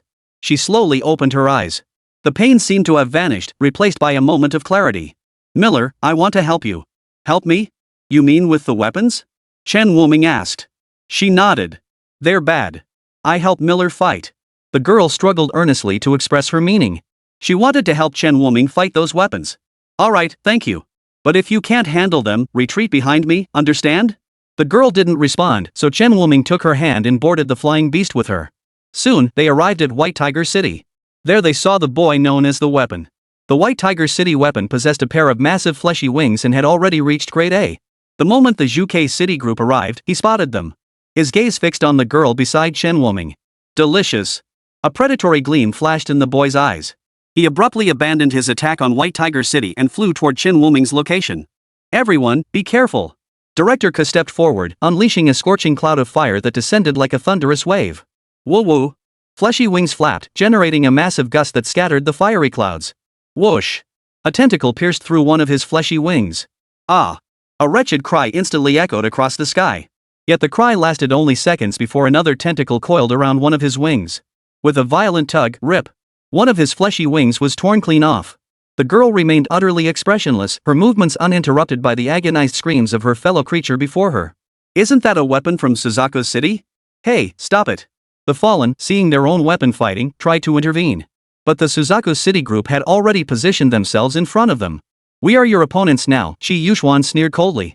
These damned Fallen nearly killed him, he wouldn't hold back. Publicly, he and Kuroying led their forces to White Tiger City first. Behind the scenes, Su Yehua had already led his men toward Xuanwu City. They only needed to hold off these Fallen until Su Yehua could join the fight. Damn it, our weapons have betrayed us. A Fallen warrior's face darkened with fury. They were on the verge of capturing White Tiger City when things went awry at Vermilion Bird City. Even the weapon had betrayed them. Find a way to eliminate that weapon.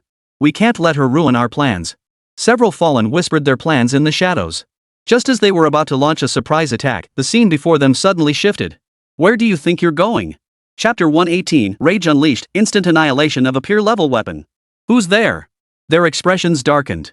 They hadn't expected their plan to be discovered so quickly. Upon realizing only Chen Wuming was present, the trio collectively breathed a sigh of relief. After all, the aura emanating from Chen Wuming was only C+ grade, while they were all B grade. And there were 3 of them. There was no way this lone C+ could stop them. Hey, kid, I suggest you let us out right now.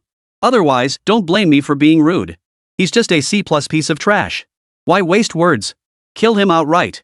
One of the Fallen, having confirmed Chen Wuming's rank, sneered with utter contempt. He extended a hand, a ball of energy coalescing in his palm.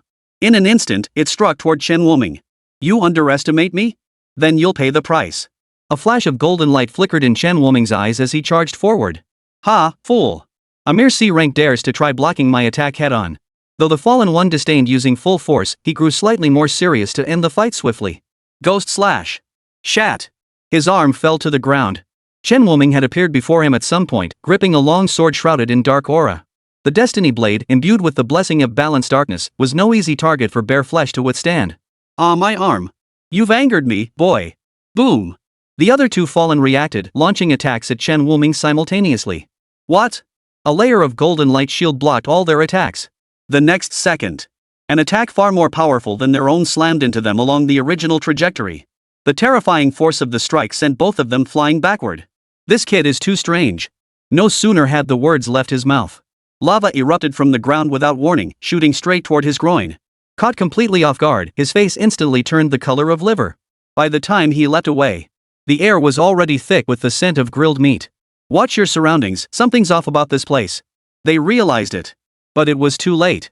Chen Wuming glanced at the 3 wounded men and chuckled softly. Welcome to the arena of life and death. Under their terrified gazes, boundless killing intent instantly engulfed them. Outside the arena of life and death. Where's Wuming? Someone noticed that Chen Wuming had vanished without a trace. The girl who had heard the voices in the sky also turned to look. Realizing Chen Wuming was gone. Her body trembled, and even the tentacles' attacks halted. The boy across from her, who had been pinned down, used his remaining flesh wing to break free from the tentacles and turned to flee. A sudden whistling sound cut through the air behind him. He turned to look. His pupils contracted. 8 tentacles lashed out toward him simultaneously. In the blink of an eye, a cloud of blood mist exploded. The Fallen one's heart jolted. He stared in disbelief. Their weapon had been instantly destroyed. The weapon's gone mad. Run! Without a moment's hesitation, they turned and fled. The highest ranked among them was merely an A class, yet even they were no match for the weapon. Staying meant certain death. Stop! Kuroying started to chase after them but was halted by Qi Yuxuan. Qi Yuxuan pointed at the enraged girl. Those tentacles seemed to track their prey, clinging relentlessly to the Fallen's heels. The slower Fallen was pierced through the chest in an instant. Their vital energy steadily drained away, flowing into the girl's body. When Chen Wuming emerged, he found a floor littered with desiccated corpses. What happened? He looked up and saw the girl, her body shrouded in crimson mist. The girl sensed his gaze. She looked over. Recognizing Chen Wuming, her tentacles retracted instantly, and the crimson mist surrounding her gradually dissipated. Miller! She flew to Chen Wuming's side. Her pale golden eyes were filled with confusion. Just moments ago, she hadn't sensed Miller's presence at all. I pulled a few people into my skill, so you couldn't sense him, Chen Wuming explained, having a rough idea of what had transpired during his brief absence.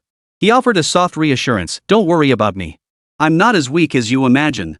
The girl tilted her head. But Miller is only C+ rank. Chen Wuming was momentarily speechless. In terms of combat strength, he truly couldn't match the girl before him. Forget it. I won't discuss this with you. After her commotion, White Tiger City suddenly grew much quieter. Sure Mingqian was able to slip away. Is this all of you? He scanned the area, noting the absence of Long Jintian, Su Yehua, and Meng Qinglan. Finally, his gaze settled on the girl beside Chen Wuming. It was unlikely that Kuruoying and Shi Yuxuan alone could have driven the fallen back. The most probable explanation was this peculiar-looking girl. The longer Shi Mingqian looked, the more unsettled he felt. How could she resemble the weapon those people kept mentioning? Wuming, what's the story with this child beside you? She hatched from an egg. From an egg? That must be the fallen one's weapon. Shi Mingqian's aura shifted abruptly, his expression turning grave. Wuming, get away from her. She's a weapon. He reached out to pull Chen Wuming away, intending to eliminate this weapon. Principal Shi, calm down. The fallen can't control her. Chen Wuming shouted urgently. He didn't want this poor girl to suffer any more harm. She hasn't harmed any innocent people. Principal Shi, don't attack her. This time, it wasn't just Chen Wuming. Even Kuruoying and Shi Yuxuan stepped forward to block Shi Mingqian. This child had just helped them drive away the fallen. They couldn't let Shi Mingqian lay a finger on her. Can't control it? Tell me what's going on. Seeing that something was off with everyone, Shi Mingqian halted his attack. His gaze, however, remained fixed on the girl. The moment she moved, an attack powerful enough to shatter her body would follow. After hearing their accounts, Shi Mingqian looked utterly unconvinced. Are you guys writing a novel here? What nonsense about her liking some nameless kid? She lost her original memories long ago. Principal Shi, if you don't believe us, ask the nameless one yourself. Shi Yuxuan spread his hands, adopting a take it or leave it attitude. This left Shi Mingqian at a loss. He glanced at the silent girl standing beside Chen Wuming, rubbing his temples. The events surrounding this kid were getting stranger and stranger. Fine then, Shi Mingqian conceded reluctantly. But Wuming, you must keep a close eye on her. If she lays a finger on innocent people, I won't be able to keep her here. He could have intervened forcefully. But Shi Yuxuan and Kuruoying had both stated that this weapon hadn't harmed any innocent people so far. If he attacked her now, it would be utterly unreasonable. Don't worry, Principal Shi. She's well-behaved. Shi Mingqian. How does this even relate to being well-behaved? Fine. As long as she doesn't hurt anyone. Didn't that old codger Long Jintian come with you? The principal is in Suzaku City. Principal Su and Director Meng are handling things in Zhenbu City. What about Qinglong City? The Qilin City people have already gone over. It should be fine. Just as Chen Wuming led the girl to the side. His bracelet finally received a reply from Shi Lianshui. Giant Sword City, danger. Chapter 119, a dragon unlike any seen before. Wuming, what's wrong? Noticing Chen Wuming's grim expression, Kuruoying realized something was amiss. Giant Sword City. Something's happened to Lianshui and the others. Chen Wuming's voice was grim. Before departing for White Tiger City, he had already dispatched Vera and Daisy to lead reinforcements to Giant Sword City. They should have reached Giant Sword City by now. I'm coming with you. Kuruoying made a swift decision and said to Shi Yuxuan, you stay in White Tiger City to prevent the fallen from returning. I'll accompany Wuming to Giant Sword City to rescue them. Go quickly. Leave this to me. Shi Yuxuan noticed the grim expressions on both their faces and asked no further questions. Kuruoying grabbed Chen Wuming's shoulder, determined to reach their destination as quickly as possible. At that moment, the young girl also grabbed Chen Wuming's hand. Take me with you. Kuruoying glanced at her but did not refuse. Enveloped by a fiery blaze, the three shot skyward like a soaring firework. Traveling this way proved immeasurably faster than riding a flying beast. They first returned to Zhuke City, then traversed a directional fissure to reach the banks of the Eternal River. As they prepared to cross, they discovered a gathering of fallen already assembled along the riverbank. It seemed as though they were waiting for their arrival. How did you know our whereabouts? Kuruoying's expression darkened. In such a critical moment, someone dared to interfere. And hardly anyone should have known about their journey here. Nameless. Chen Wuming turned to look at Kuruoying. I'll hold them off for a bit. Have that girl take you to Giant Sword City? Her abilities are extraordinary with her there, she should be able to buy Giant Sword City sometime. I've already reported this to the headmaster. He should be able to free himself up soon. The fallen before them were all at least B+ rank, with several A ranks among them. Escaping unscathed was utterly impossible. No, Director Ku, you can't hold off this many alone. Chen Wuming shook his head, already clutching the life and death arena in his hand. He could at least handle 1 or 2 B+S. Don't be foolish. B+ and B rank are worlds apart. No matter how strong you are, you're only C+. Kuruoying's body temperature surged rapidly, the scorching air forcing the surrounding fallen to step back involuntarily. Get out of here! Kuruoying slammed her palm onto the ground. The ground instantly cracked open, molten lava churning within. Death's hibiscus. Hundreds of molten pillars shot skyward, propelling Chen Wuming and the girl away. Take him away. The girl understood her command, wrapped her arms around Chen Wuming, and flew toward the river of eternity. Halt! A thunderous shout erupted from behind. Squish! Followed by the sound of flesh being pierced as the girl's tentacles skewered the two men through their foreheads. Miller, let's go.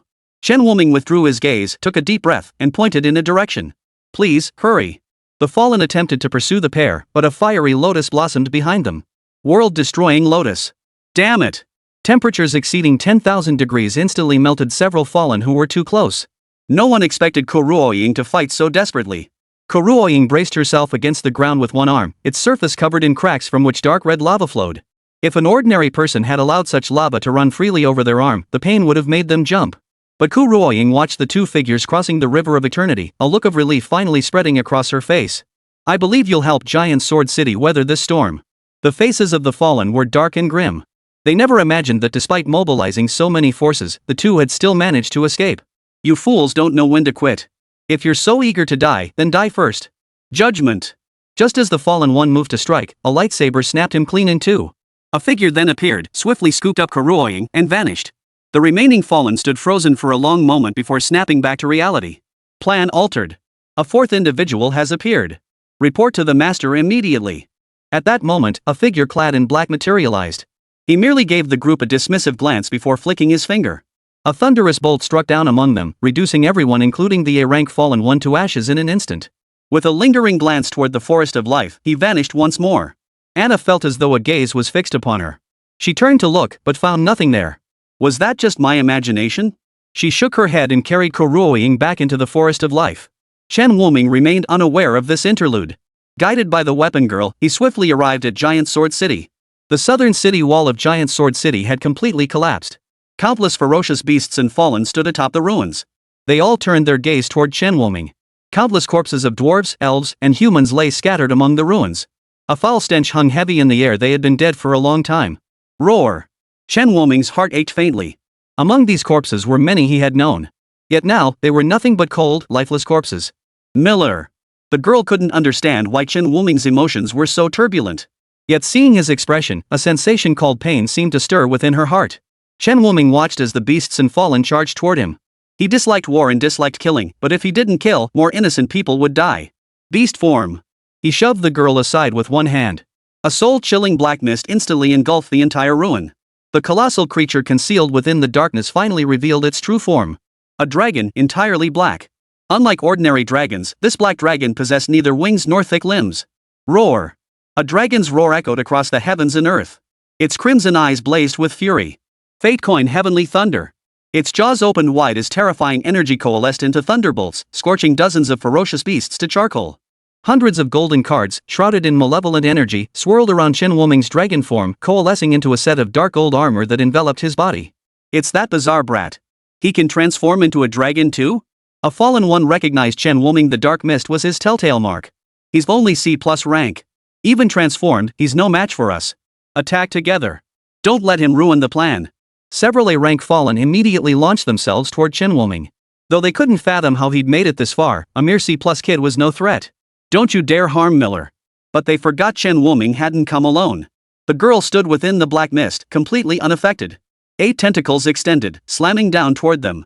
Boom! A deafening crash echoed as several fallen were slammed into the ground. Yet this blow inflicted little damage upon them. One of them cursed, "What the hell are those bastards doing? This kid coming over is one thing, but why did the weapons betray us and follow him too? Call over the weapons from this side. These guys are too tough to handle." The group exchanged glances at Chen Wuming, now transformed into a dragon, then turned and fled.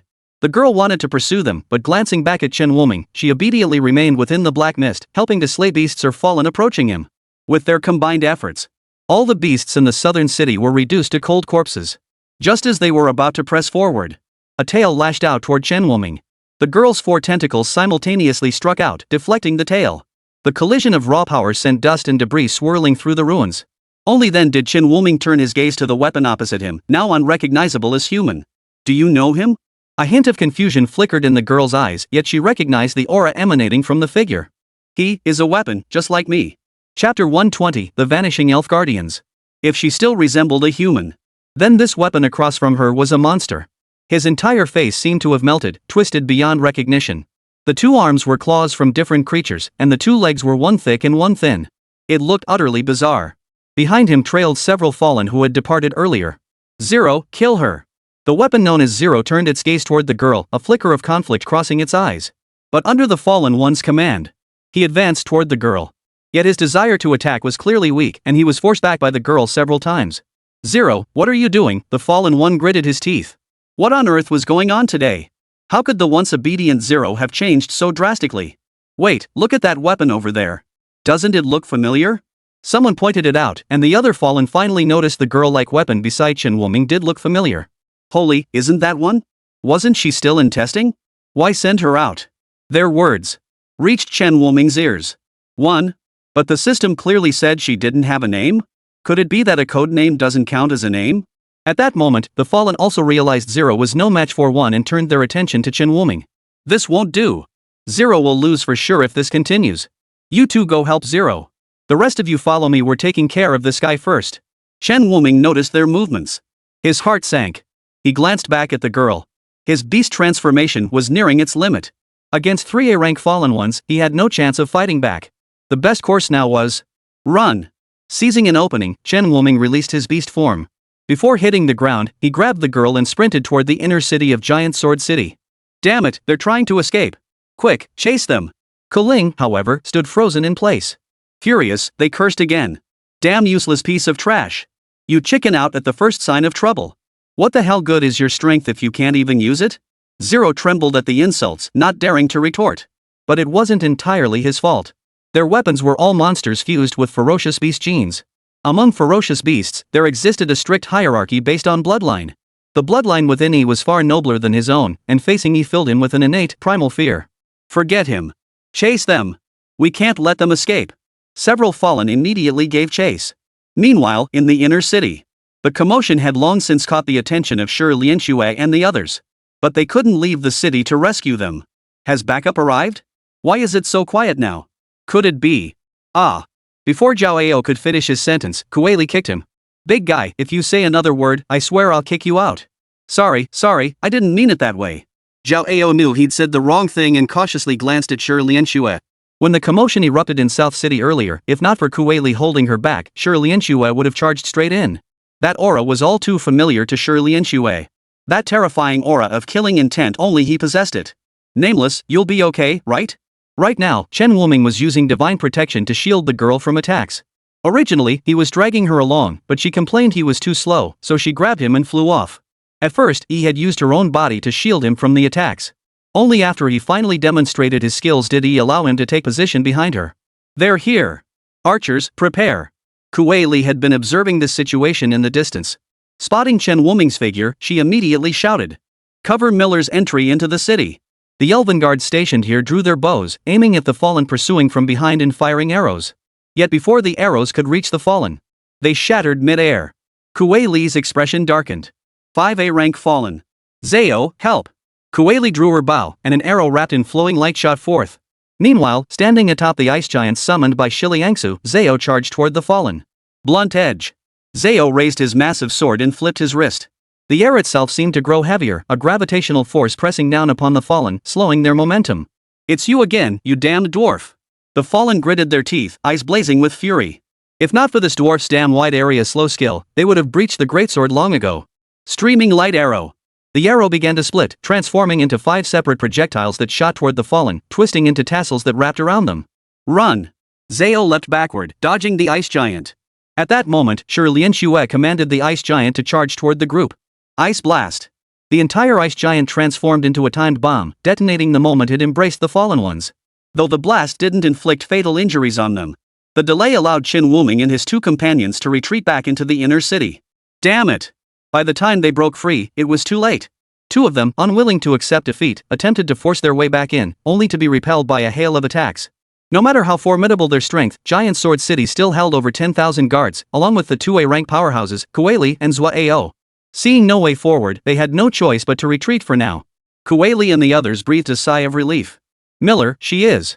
She had wanted to ask earlier, this girl didn't look human. But seeing how close she was to Miller, she didn't feel much wariness. She has no name, but those fallen call her One. One? Kuei's eyes widened instantly. She remembered the weapon that attacked Giant Sword City was called Zero. So this one called One. Seeing how tense they were, Chen Wuming hurriedly explained, she's not under the Fallen's control. Don't worry, she just saved my life. Oh, I see. Kuei shot the girl a skeptical glance before sheathing her weapon. Since entering, the girl had shown no other signs of abnormality. Perhaps she was different from the other weapons. Where are Vera and Daisy? Chen Wuming noticed that neither of them was present here. Did they come too? Kuei asked. Judging by her expression, she clearly hadn't seen Vera and Daisy. But surely they had arrived before him. The group exchanged glances. They all saw the gravity in each other's eyes. Vera and Daisy had gotten into trouble on their way here. Otherwise, they wouldn't still be missing. Chen Wuming hadn't spotted any traces of the elf group along the way either. What do we do now? The scene fell into sudden silence. They were trapped within Giant Sword City. Even Vera and Daisy, who had come to assist, were nowhere to be found. Everyone was suddenly at a loss. Chen Wuming didn't stop thinking, trying to devise a solution that would satisfy both needs. He needed to send men out to find reinforcements while ensuring the safety of Giant Sword City.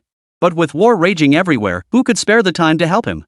If they give you trouble, just come straight back. I'll figure out another way to get you home. Suddenly, a voice echoed in Chen Wuming's mind. He quickly retrieved the teleportation crystal from his bracelet's spatial pocket, the very one Chan Yao had given him when he left Yao Star. It was precisely to guard against any trouble from the elves. I have a way to find reinforcements now. Chen Wuming declared abruptly. Everyone looked up at him, their eyes also catching sight of the teleportation crystal in his hand. Kuei, Lian Shui, Zhuao, if the Fallen and the ferocious beasts attack again, can you hold them off? It would be difficult otherwise, but with her help, we should manage. Kuei was referring to Yi. With Yi assisting in holding off Ling, they could barely hold off the Fallen and the beasts.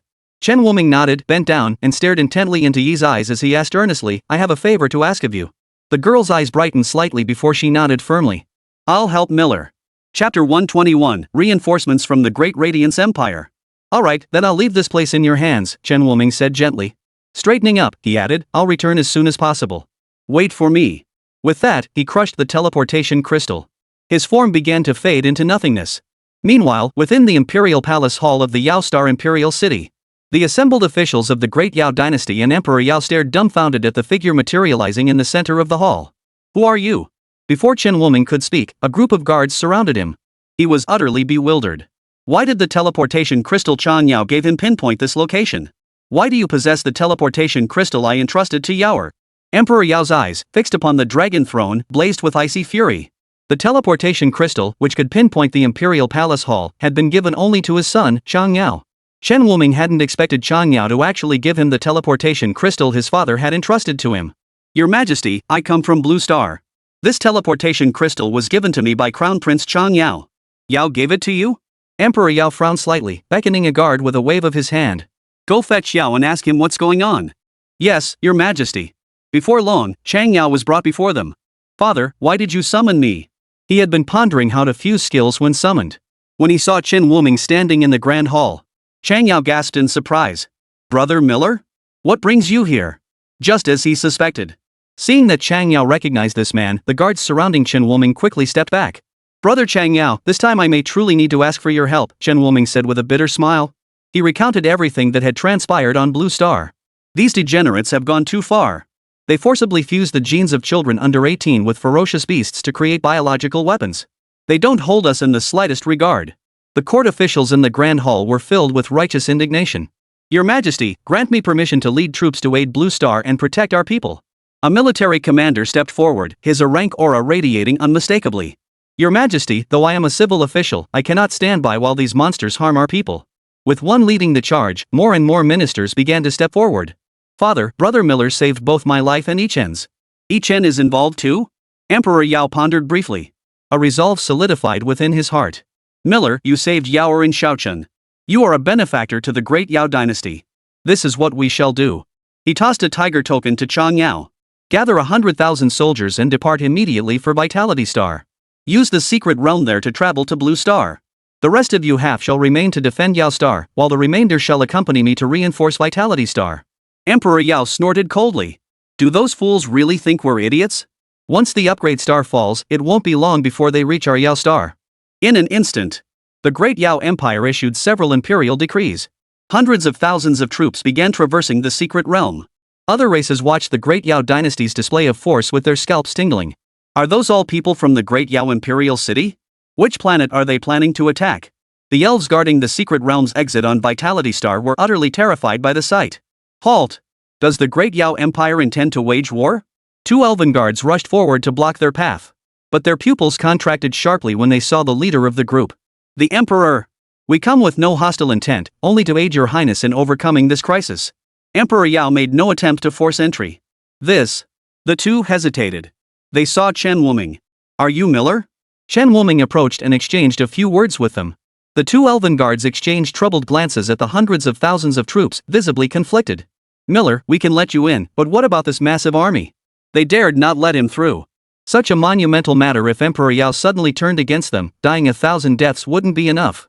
Please have Emperor Yao and the dignitaries of the Great Yao dynasty wait a moment. With no other option, one of the elven guards led Miller to Vitality Star to find Cassie. Compared to last time, Cassie looked noticeably more exhausted. Your Highness, Miller has arrived. Cassie glanced up, surprised. Little Miller, why are you here? Sis Cassie, you look. It's nothing. Just overdosed a bit on potions. Those bastards were just too stubborn. Cassie shook her head, unable to resist complaining. That dragon, who knows where it came from, has terrifying regenerative abilities. Every time we wounded it, it healed at an insane speed. I couldn't finish it off. Despite the potion's aid, Cassie simply wasn't cut out for combat. The relentless barrage of attacks was draining her stamina and potions. She had no idea how much longer she could hold out. Oh, right, how come you're here? Didn't you go back to Blue Star? Cassie looked at Chen Wuming with puzzlement. Only then did Chen Wuming explain his purpose for coming. He also mentioned that the Great Radiance Empire was willing to assist them.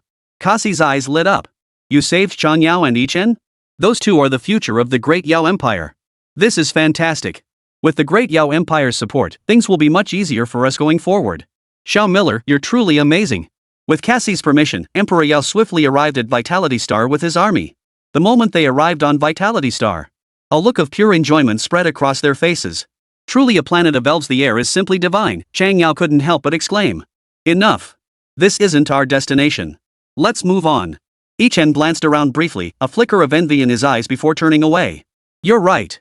Chang Yao raised his hand, signaling his 100,000 troops to follow him into a secret passageway.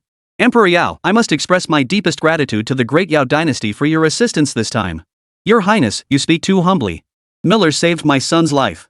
Besides, had Vitality Star fallen, our Yao Star might well have been their next target. Emperor Yao and Cassie exchanged a knowing glance, both smiling. Both understood clearly that the pivotal figure in all this was Chen Wuming. Passing through the secret realm, the group arrived at the outskirts of Blue Star's Forest of Life. The elven guards stationed there were startled and immediately called for backup. Unidentified human forces have appeared at the perimeter. Be on alert. Upon receiving the distress call, Lake rushed over immediately.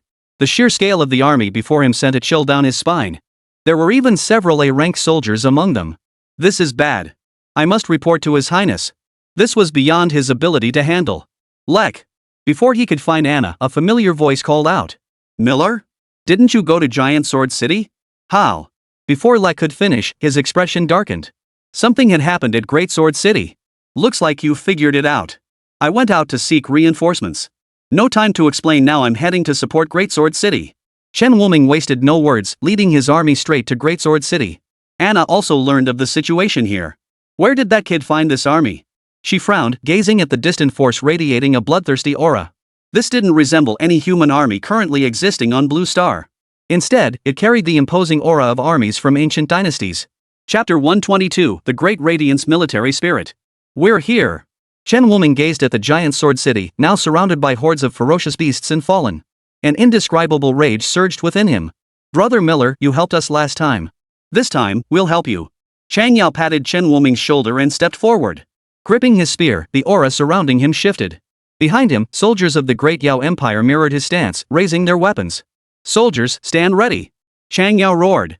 The soldiers behind him roared in unison. A shadowy figure gradually solidified above the army's heads. It was Chang Yao's phantom. Clothed in golden armor, Chang Yao radiated a murderous aura that instantly drew the attention of the beasts and the fallen. How could there be an army? As they pondered, Chang Yao pointed the tip of his spear. Kill! The phantom seemed to come alive, striking down with a spear thrust that made the earth tremble. That's a skill stone unique to soldiers of the Great Yao, the military soul.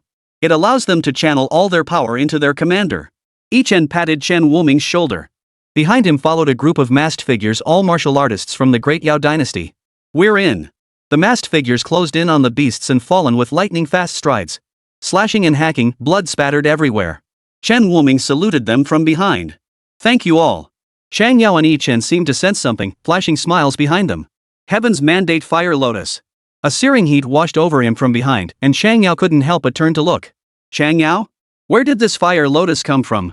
This was clearly a golden lotus imbued with the power of heavenly thunder. What on earth did it have to do with a fire lotus?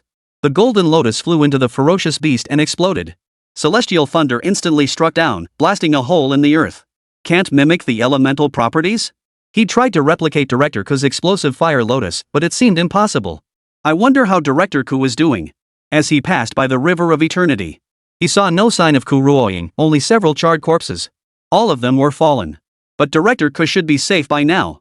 Under the assault of the military souls and martial artists like Yichen, the encirclement quickly tore open a gap. The 5 fallen within the inner city, engaged with Kueli, Zhua Ao, and Yi, also sensed the situation behind them. Their expressions all changed drastically. Jun Hun?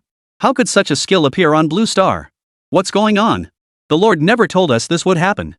His gaze instantly locked onto Chen Wuming at the rear of the formation. Veins bulged on his temples. That brat's up to his old tricks again.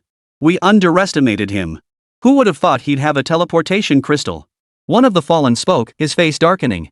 Their plan had blocked most of the elven planets. They never expected Chen Wuming to bring in the human army for help. Me. Lure. He also spotted Chen Wuming, her eyes instantly brightening. She stared coldly at Zero before her. Zero flinched under her gaze, involuntarily taking a step back. Whoosh! 2 tentacles lashed out at Zero with blinding speed, sending her body flying backward. Damn it, stop E! The 2 fallen reacted and were about to rush to help when a heavy sword swung down. 1,000 pounds. Thud thud. Both were slammed into the ground. Kuei Lyra drew her bow, and several streaks of light shot forth, temporarily binding them. Chang Yao, arriving from behind, seized the moment and swung his spear. The military spirit formed by 10,000 soldiers thrust its massive spear forward. With unstoppable momentum, it instantly breached the defenses of an A-class fallen. It pierced straight through his heart. It's the military soul of the Great Yao dynasty. A fallen one recognized it immediately. The moment the words left their lips, the remaining fallen turned and fled. The righteous spirit of the military soul exerts a suppressing effect upon them. Moreover, the military spirit formed by 100,000 troops far surpasses that of a normal A-rank powerhouse. Staying here any longer would be courting death. How could the Great Yao dynasty be connected to this creature? This can't be. We must inform the Lord. The fallen one's face darkened. This was yet another instance of their plans being thwarted by this man. After the fallen retreated, the low-level beasts posed no threat whatsoever. They were soon exterminated by forces from the Great Yao Empire in Giant Sword City. Miller, thank goodness you returned in time. Otherwise, we might never have met. My friends from the Great Radiance Dynasty, thank you all immensely for your assistance. Zhao expressed his profound gratitude. The disappearance of King and the captain had left Giant Sword City in shambles. Devoid of elite combatants, they were barely holding on with support from the Forest of Life and Vermilion Bird City. If breached, he didn't know how he could ever face his king. Don't thank us. While we came to rescue our kin, we might not have come at all without Brother Miller. So if you must thank anyone, thank Miller. Chang Yao pointed at Chen Wuming. Upon hearing this, Zhao walked to Chen Wuming, clasped his fists, and knelt with a sharp thud. Miller, thank you for saving Giant Sword City. Zhao, what are you doing? Get up quickly. Chen Wuming hurriedly helped Zhao up, whispering softly, we're friends. Besides, the Giant Sword King is Zoya's uncle. I couldn't just stand by and do nothing. At the mention of the Giant Sword King, the dwarves present all looked somber. Their king had been gone for so long, and they didn't even know if he was still alive. Enough of that. Have Vera and Daisy returned? No. Quilly shook her head disappointedly. After Chen Wuming left, she had also tried venturing out to search. But each time ended in failure. Soon after venturing out, they'd be discovered by beasts and fallen, unable to travel far. Where on earth could they have gone? Chen Wuming began to worry too. Their disappearance was too unusual. There wasn't a single trace to be found. Wuming, do you remember how you and Eros first met? Sure, Lian Xue suddenly spoke up. Chen Wuming's body trembled. You mean, the rift took them away? A fissure capable of appearing on Blue Star. Most likely led to some location on Blue Star itself, or perhaps directly to the Beast Planet. If it appeared on our planet, that would be manageable. But if it appeared on the Beast Planet, then... Chang Yao frowned. I took a look earlier. Your Blue Star's space is highly unstable. It's indeed quite possible for something like this to happen. Brother Chang Yao, does the Great Yao Dynasty have any methods for locating people? We do have them, but they only work for individuals registered with our empire. Those elves definitely won't qualify. Chang Yao shook his head. At this point, all we can do is pray they're safe. But now, we have more pressing matters to attend to. Yi Chen turned to Chen Wuming. He hoped Chen Wuming would prioritize the greater good at this moment. Chen Wuming remained silent for a long moment before finally saying, Brother Yi Chen, you're right. He desperately wanted to rush to rescue Vera and Daisy, but without any means of locating them or contacting them. The priority must be halting the conflict on Blue Star that was the very purpose of the Great Yao Dynasty's arrival. Sure, Lianxue watched Chen Wuming's expression and reached out to grasp his sleeve. Wuming. Chen Wuming turned to meet Sure Lianxue's resolute gaze. Go do what you must. I will find them. Chapter 123, Quelling the Flames of War. The Beast Planet is dangerous. I don't want you risking your life. Chen Wuming immediately refused. With the spirit guardians already missing, he couldn't let Sure Lianxue face danger again. Turning to Chang Yao and Yi Chen, he declared, let's go. We'll head to other cities and drive those bastards out as quickly as possible. The Dago army and Yidu followed Chen Wuming as they departed. Sure Lianxue stood atop Giant Sword City, watching their receding figures.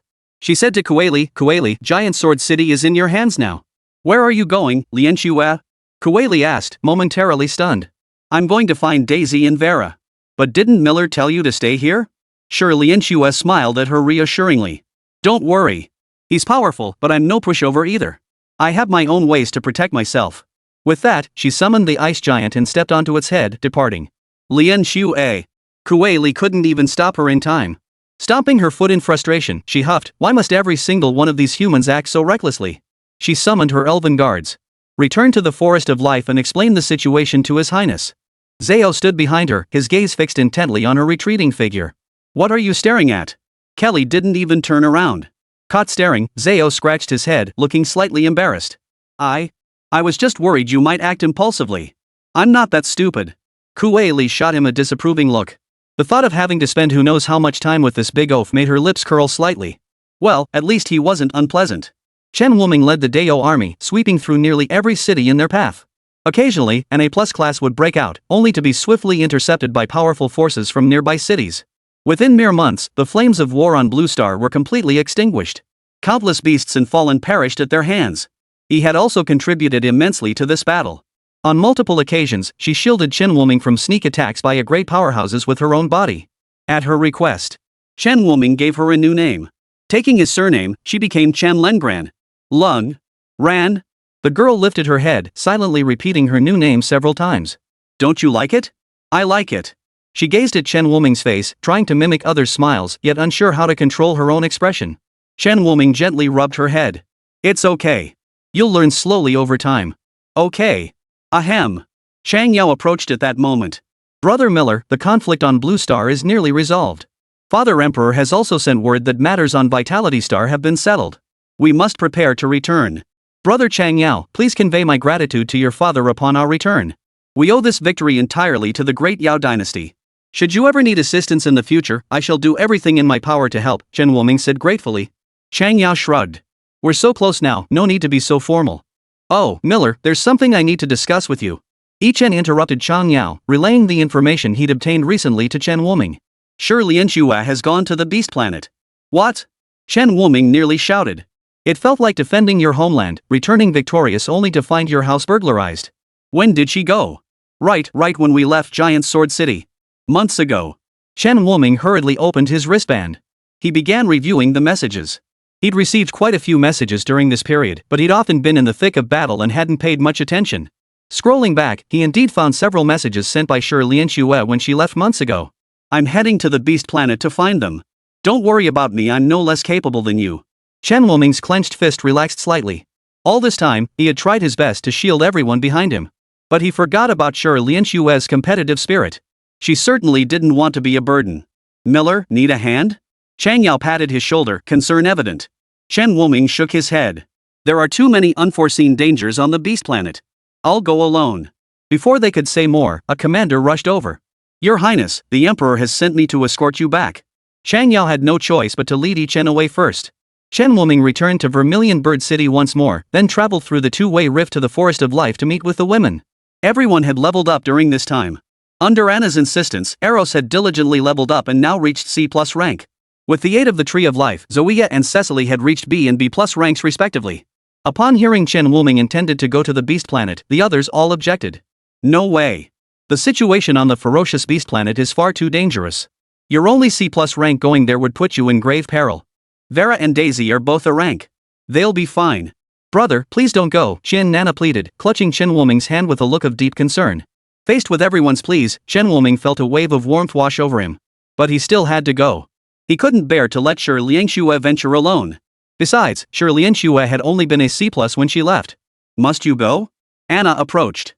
She had heard everything that had been said earlier. I have to go. I won't stop you if you insist, but you must take that girl Lang Ran with you. Anna knew she couldn't dissuade Chen Wuming and didn't want to waste her breath. Chen Wuming looked at Chen Lengran. He didn't want to take her. If you refuse to take her, then you'll stay in the Forest of Life. With my methods, I doubt you'll be able to escape. Anna shot Chen Wuming a threatening glance. Alright, fine. Chen Wuming felt his lips go dry. Anyway, bringing Lengran along wouldn't cause any trouble. The other party was far stronger than him. Besides, most of the ferocious beasts seemed to fear her. It might even prove unexpectedly useful. Oh, and this is from Cassie. She asked me to give it to you. She said she'll thank you properly next time. Anna tossed over a space stone. Inside were potions Cassie had crafted in her spare time.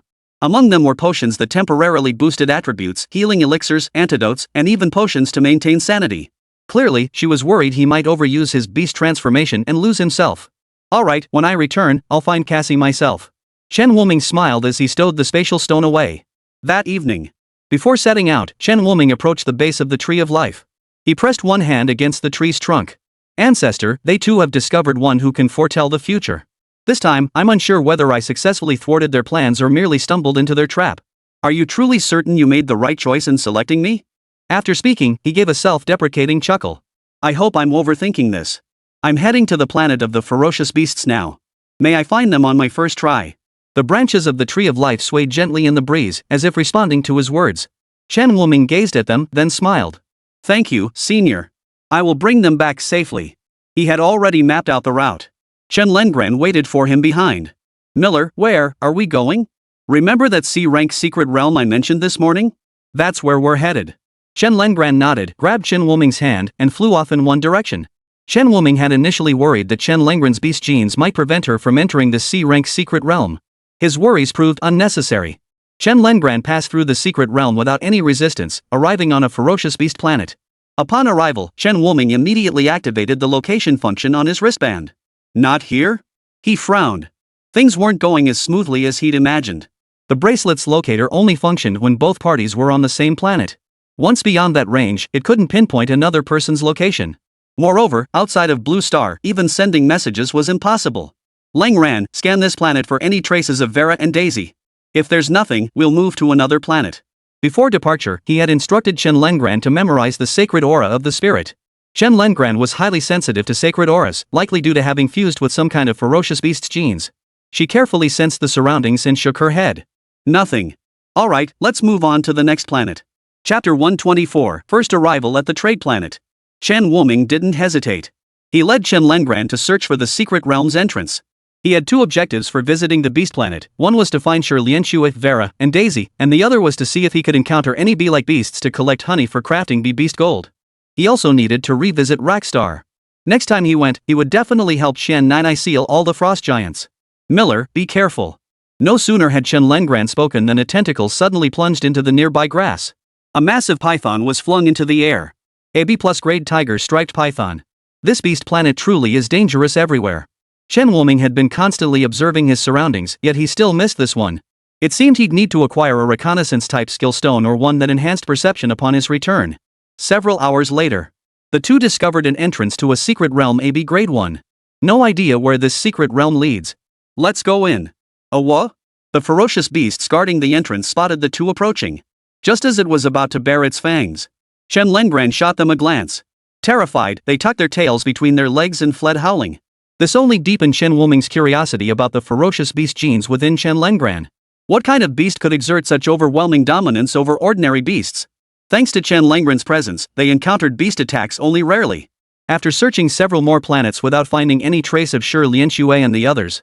How many beast planets are there, anyway? This is like looking for a needle in a haystack. Chen Wuming sighed. It was his oversight for not planning how to pinpoint their location.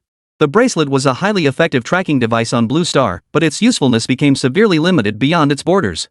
Let's see if we can find a way to search for people here. They traveled through the secret realm to a trading planet. Here, Chen Wuming encountered many races he had never seen before. And some rather unusual looking things. Scarlet Flame Heartbind. Effect: enhances mastery of fire-based skills. Side effect: 10% chance to inflict fire poison. Fire poison corrodes the mind, causing a 20% chance of backlash when using fire-based skills. Ice Wood. Effect: enhances mastery of ice elemental skills. Grants a 10% chance to increase the level of one ice elemental skill limited to skills below advanced rank. While browsing around, Chen Wuming also bought a few items. However, he didn't have enough essence potions on him, so he traded directly for the fierce beasts he had slain earlier. Chen Lengran stared blankly at the candied hawthorn on a stick made from vermilion yellow fruit that had been thrust into her hands. Don't you like it? Chen Wuming asked, noticing her lack of reaction. Chen Lengran shook her head. But if it came from him, she'd eat it even if it were poison. She popped the candy-coated fruit into her mouth and took a bite. A sweet, delicate flavor spread throughout her mouth. Chen Lengran's eyes instantly misted over. Her vision blurred. Instinctively, she tugged at Chen Wuming's sleeve. He turned to look at her. He saw tears welling in her eyes and pulled out a tissue to wipe them away. Is it that bad? If it's that bad, we won't eat it. Why are you crying? Chen Wuming reached out to take the sugar-coated hawthorn. Chen Lengran took a step back, hiding the candy stick behind her back. She shook her head frantically under Chen Wuming's bewildered gaze. For a moment, Chen Wuming was at a loss too. Chen Lengran wasn't one for many words, and sometimes he couldn't figure out what the kid was really trying to say. But judging by his reaction, he probably still wanted to eat it. Stay close to me. Don't get lost. There are a lot of people here. He turned away, and only then did Chen Lengran pull out the candied hawthorn again. In that moment, she seemed to recall something, yet nothing came to mind. Only the feeling that this string of candied hawthorn berries felt strangely familiar. Not long after, Chen Wuming found what he needed at a stall.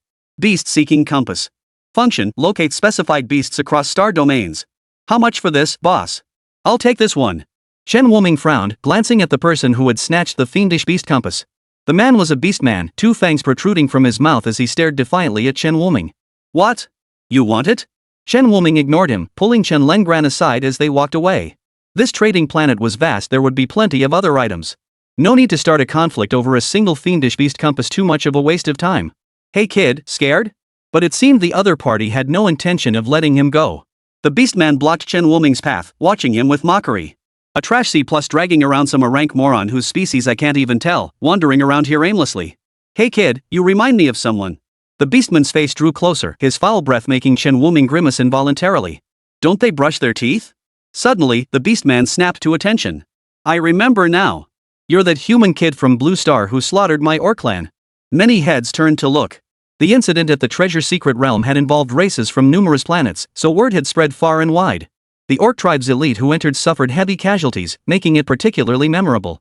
Who would have thought the mastermind behind it would show up here? Enemies meeting face to face only intensified their hatred. Originally, this beastman had only intended to taunt Chen Wuming. But now that he recognized Chen Wuming, his eyes instantly filled with murderous intent. Human, the Treasure Secret Realm has level restrictions, but not here. A rank strength. Chen Wuming merely glanced at him. He signaled to Chen Lengran behind him, easy on him. Don't kill him. There are rules here. What? The beastman's eyes widened in shock. He never expected this human before him to be so arrogant. Among those of equal rank, the orcs were among the top. And this man dared to look down on him. Human, you're asking for death. Put. In an instant, the orc's body flew backward. Chen Lengran withdrew his tentacles, not even glancing at the beastman. Her physique had long reached the pinnacle of her rank. Unless over a dozen ranks joined forces, none could possibly stand against her. Those around them swallowed hard at the sight. They all stepped aside, not daring to cross Chen Wuming. Chen Wuming paid them no mind. He picked up the beast compass the orc had dropped when thrown aside and walked to the stall. Owner, he hasn't paid for it yet, right? How much is it? Sell it to me. The stall owner, a human, recognized Chen Wuming's identity and opened his mouth in surprise. He gave a thumbs up. Bro, you're awesome. He waved his hand dismissively. No need. Consider it a gift. Honestly, with that beastman eyeing it, I doubt I'd have made much profit anyway. What's going on, boss? Is it tough for humans around here? Chen Wuming asked. The vendor sighed. First time on a trading planet, huh? Chen Wuming nodded non-committally. Though we humans are considered a major race in the cosmos, our top-tier combat strength is still too scarce. Chen Wuming understood this all too well. The elves alone possessed countless top-tier warriors from a single blue star. Were it not for the clan members guarding their fiefdoms, the Great Radiance Empire likely wouldn't have needed to intervene in this conflict at all. This was both the elves' weakness and their strength. They placed immense value on loyalty and bonds. As for the humans, it was simply a matter of insufficient strength. Only the elves and dwarves among the great races won't deliberately make things difficult for us. When we encounter unreasonable races like the orcs, forget about making money. Just keeping our stalls intact is a blessing. After hearing the shopkeeper's words, Chen Wuming gained a deeper understanding of the human race's standing among the myriad races. Everywhere he went, members of other races always eyed him with peculiar looks. They clearly looked down on him, wondering how he'd even managed to survive. Well, thank you for your kindness, boss. By the way, I have something else I'd like to ask you. No problem at all.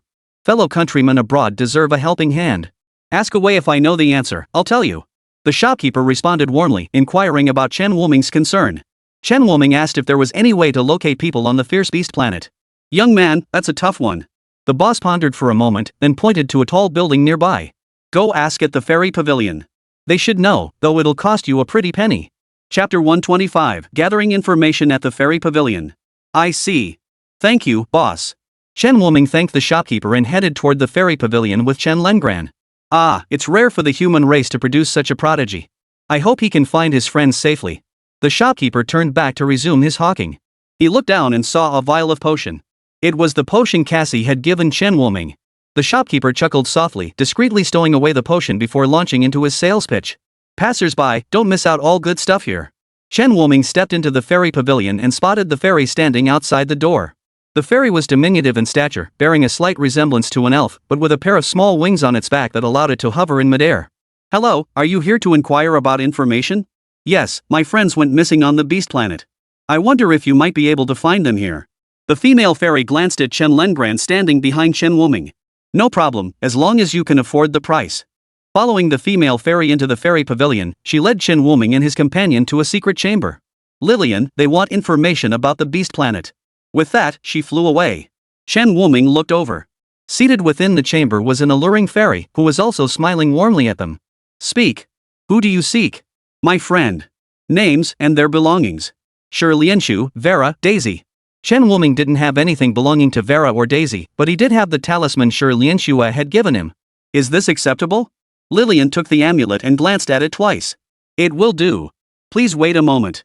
After seating Chen Wuming and Chen Lengran, Lillian took the amulet to a corner of the room, pulled open a hidden brick. She placed the amulet inside. Before long, a piece of paper slid out alongside the amulet. We have news about your friend, but you must pay the fee first. What do you want? The corpse of a B+-grade dark gold swallowing heaven lion. Chen Wuming frowned slightly before retrieving the dark gold swallowing heaven lion's corpse. Lillian, seated across from him, smiled. Rest assured, we weren't specifically monitoring you. It's just that our fairy spies are scattered throughout the cosmos, so it's only natural we'd know you possess such an item. Here, take a look for yourself. She pushed the talisman and paper in her hand toward Chen Wuming. Chen Wuming picked them up and examined them. The information was straightforward. Planet 66, Beast Planet, Rock Crocodile Swamp, Shi Lianshu, 3 days ago. Planet 79, Bone Burial Grounds, Daisy and Vera, 2 days ago. Number 66? Number 79? This was the first time he'd heard that beast planets were numbered. Since you're being so generous, I'll throw in one more thing for you. Lillian slid another set of documents across the table. It listed the designations of each beast planet and the locations of the secret realms they connected to. Thank you, Chen Wuming said before departing. Chen Lengran, who had remained silent throughout, glanced back at Lillian before following Chen Wuming out. After the two departed, Lillian's previously warm demeanor gradually cooled. The Fallen One is actually following a human? And he claims Vera and Daisy are his friends. Aren't they both under Cassie's command? After a moment of thought, she beckoned to the side and a fairy materialized out of thin air. Go compile a dossier on that human for me. Also, have someone keep a close eye on him. If necessary, lend him a hand. Yes, ma'am. After leaving the fairy pavilion, following the route described in the documents Lillian had provided, he located the secret passage leading to Planet 66, home to the monstrous beasts. However, the secret realm had long been occupied by the beastmen, so conflicts were inevitable upon entering. This says the secret realm has no level restrictions. If an A+ rank beastman spots me, I'm done for, right? Chen Wuming muttered to himself. Suddenly, his gaze was drawn to a stall. Displayed there were black cloaks that looked very familiar. The same ones they wore when he first met Cecily. Got it. Chen Wuming instantly had an idea. He walked over to the stall and bought 2 black cloaks. He put one on himself and one on Chen Lengran. Their auras were instantly concealed, and their faces beneath the cloaks became distorted. This way, we shouldn't be recognized, right? Only after confirming they were unrecognizable did Chen Wuming lead Chen Lengran toward the secret realm. Hey! You too! Before they could step inside, someone intercepted them. Had they been discovered before even entering? Chen Wuming looked toward the source of the voice. He saw 2 beastman warriors approaching them. Calm down, Lengran, he warned the man beside him. He looked up at the 2 men, wanting to see what they intended to do. You 2 are new here, aren't you? This is orc territory. You'll need to pay an entrance fee to get in, got it? The 2 orc warriors shot them a look of utter contempt. Sure enough, these human-looking races were clueless. All they knew was how to cheat and cut corners. Oh. Sorry, big guys. It's our first time here, so we didn't know the rules. How much should we pay for admission? The Orcish warriors stared at the pair for a moment before pointing at Chen Wuming's cloak. Why are you wearing that thing? Are you dark elves? As he spoke, several people nearby turned to look. Clearly, they harbored significant prejudice against dark elves. No, brother, you've got the wrong idea. Look. Chen Wuming gathered the energy of the sacred light of destiny in his hands. A powerful aura of sanctity instantly radiated outward. So it's a holy type skill after all. If you're not in dark elf, why are you still wearing that cloak? Acting like you're hiding something. He shot Chen Wuming a glare. Chen Wuming explained, it's just to avoid drawing the attention of enemies. That's why we wear cloaks. You're the enemies. Oh. Fine. Just hand over 1,000 points of essence each. The orc warlord didn't bother verifying the truth of Chen Wuming's words. As long as they weren't dark elves. After paying the entrance fee, the pair encountered no further obstruction and smoothly entered the secret realm. Shortly after they entered, another individual finished packing up their stall, paid the entrance fee, and followed them inside. The moment he entered the secret realm, Chen Wuming noticed numerous beastmen moving about. A few members of other races were present as well. As they passed by, curious glances were cast at him and Chen Lengran. Several patrolling beastmen even demanded they remove their cloaks. But Chen Wuming managed to fob them off each time. We need to get out of here quickly, Chen Wuming said, his expression grim. He hadn't expected the orcs to scrutinize outsiders so rigorously. Moreover, their aversion toward dark elves seemed to exceed all expectations. On the road, Chen Wuming did his best to avoid the orc patrols. Following the route on the map, he gradually approached the exit. Just then, an orc captain spotted the 2 individuals nearing the secret realm's exit.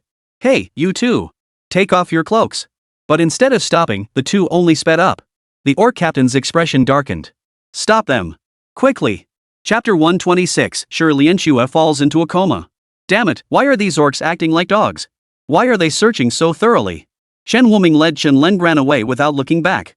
If they lingered here, it would only draw more orcs. Escaping would become far more difficult then. Do you really think you can come and go as you please on our territory? A terrifying aura emanated from behind them. Chen Wuming's heart skipped a beat. How could there be an A+ ranked being here? Are all the powerful ones of our orc clan just idly guarding this tiny secret realm? Miller. Noticing Chen Lengran's movement, Chen Wuming grabbed her arm. Stop messing around. Let's go together. No matter how powerful she was still only a grade. She wouldn't stand a chance against an A+ rank. Just as the aura behind them grew closer, a man wearing a straw hat stepped in front of the A+ orc warrior. Hey, she's just a kid. Isn't it a bit much for an A+ like you to go after her? He shot a sidelong glance at the beastman chasing Chen Wuming. An invisible pressure descended. The entire orc squad instantly dropped to the ground. Just then, Chen Wuming and Chen Lengran reached the exit. Watching the 2 figures vanish, the A+ beastman was furious. Damn it! He swung a punch at the straw-hatted man before him. But it only created a ripple in front of him. The straw hat man mimicked his punch, moving deliberately slow. Yet the beastman commander felt an icy chill wash over him. He sensed he was locked in place, utterly unable to escape. Water Dragon Fist. The straw-hatted man lifted the brim of his hat slightly. The moment he saw that face, the orc commander's face turned deathly pale. No. Before he could finish, his body flew backward like a cannonball, crashing to the ground, his fate unknown. You've crossed the line. A voice echoed from the heavens above. The straw hat man looked up, his eyes filled with contempt. Then his figure vanished. Chen Wuming and Chen Lengran only came to their senses after running out of the secret realm. Did someone just help us? They'd been too busy running to look back. But we heard that a plus class guy seemed to be stopped by someone. Chen Lengran tilted her head, feigning complete ignorance. Never mind. At least we escaped. Chen Wuming sighed, pinching the girl's soft cheek. He activated his wristband. This was planet 66, the Beast Planet. He should be able to locate Shi Lianxue here. After a few seconds, a red dot appeared on the bracelet. Chen Wuming's heart leapt with joy. He had finally found her. Let's go. Be careful. Chen Wuming immediately activated divine protection and lunged toward Chen Lengran. A massive dragon claw slammed toward Chen Lengran. The two shot away like arrows released from a bow, flying toward the distance. The dragon flexed its claw. A hint of confusion flickered in its eyes. Those two insects shouldn't have survived its strike, yet the sensation felt off. Before hitting the ground, Chen Wuming used himself as a cushion for Chen Lengran, slamming into the mountainside and embedding himself into the rock. Miller, you. Chen Lengran, shielded by Chen Wuming, had suffered minimal injury. She frantically pulled Chen Wuming out. She examined his body, mimicking how elves on Blue Star tended to the wounded. I'm fine, Chen Wuming said, ruffling her hair. Thankfully, his quick reflexes had saved him, otherwise, he would have been pulverized into mincemeat. Miller? Chen Lengran's eyes were red-rimmed. She didn't know what grief was, but her heart ached terribly. I'm truly fine. Don't cry, Lengran. Chen Wuming comforted her softly. Glancing down at the bracelet's location tracker, he noticed they were much closer to Shi Lianxue now. Maybe getting slapped wasn't such a bad thing after all? Before long, the two found the rock crocodile swamp Lillian had mentioned. Though called a swamp, it looked more like a rocky terrain. Chen Wuming tossed a card. To his surprise, the card immediately sank to the bottom. Is this really a swamp? Lianxue should be nearby. Can you sense her presence, Lengran?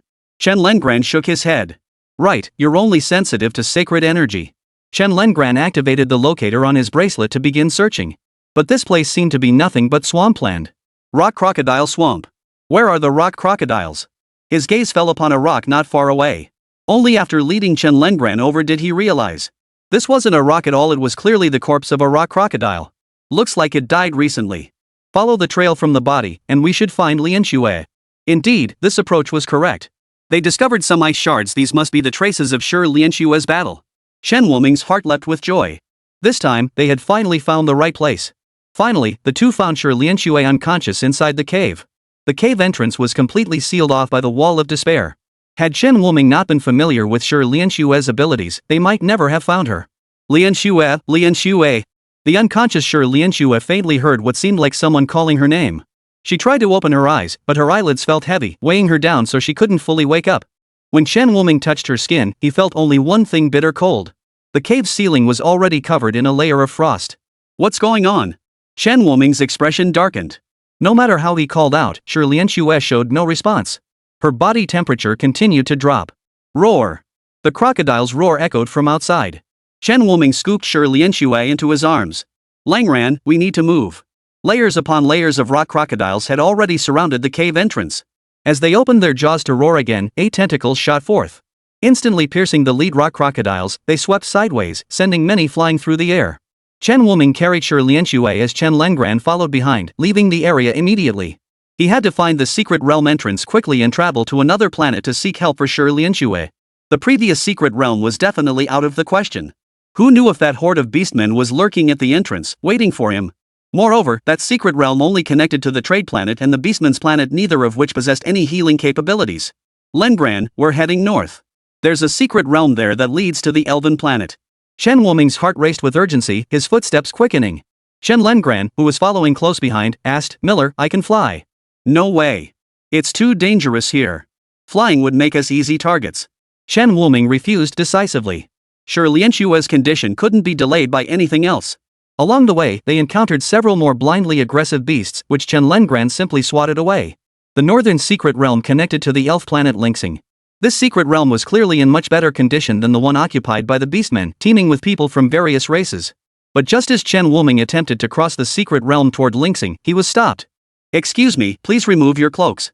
The guards blocking the path were elves, and they were quite polite. Chen Wuming and Chen Lengran promptly lowered their cloaks. But when they saw Chen Lengran, their gaze instantly sharpened. I'm afraid you cannot proceed to Linxing. The elf guard's tone grew noticeably colder. He felt a certain fondness for the human before him, but toward this girl, he harbored a distinct sense of aversion. Miller, I can stay here. Chen Lengran understood it was her fault and sensibly offered to remain behind. Chen Wuming glanced at Shi Lianxue, whose body was cold in his arms, his expression conflicted. Brother, we're not bad people. Look at this. Chen Wuming revealed the green glowing stone necklace. The elf guard's expression shifted to surprise. Yet he remained deeply conflicted. Friend, it's not that I won't help you, but... Miller, hurry. Take her in. Chen Lengran grew impatient, though her speech remained slurred. Is this your friend? She looks in terrible shape. One of the elf guards hesitated for a long moment before saying, You go inside first. Leave this child here. We'll help take care of her. The aura emanating from Chen Lengran truly forbade them from letting her in, but a brief glance should be acceptable. The greenstone necklace never lied, they trusted the royal family's judgment. Then, thank you all. Lengran, stay put. I'll be back for you soon. After a few parting words, Chen Wuming carried Shi Lianxue out. Chen Lengran watched Chen Wuming depart, standing motionless beside the secret realm. Would you like to sit down? The elf guard looked slightly embarrassed as he pulled out a small stool. The aura emanating from the other party was indeed repulsive to him, but Chen Lengran was still a young girl. Seeing her so well behaved, they felt a bit awkward. Chen Lengran accepted the stool, recalling what Chen Wuming had taught her. Holding the stool, she bowed slightly in gratitude. Thank you. She then sat down with the stool not far from the secret realm, careful not to obstruct others. Her obedient demeanor stirred a hint of guilt in the few elven guards. Until that detestable voice cut through the air. Her. It's her. Chapter 127, Throw her out. The two elven guards stationed at the secret realm's exit glanced over in annoyance at the source of the voice. They saw several orcs. The leader pointed at the docile Chen Lengran and shouted. She's in cahoots with the one who attacked our kind. With that, they advanced toward Chen Lengran, intending to seize her and force her to reveal Chen Wuming's whereabouts. Poof. The two elven guards snorted coldly, stepping in front of Chen Lengran. Chen Lengran watched their backs with curiosity.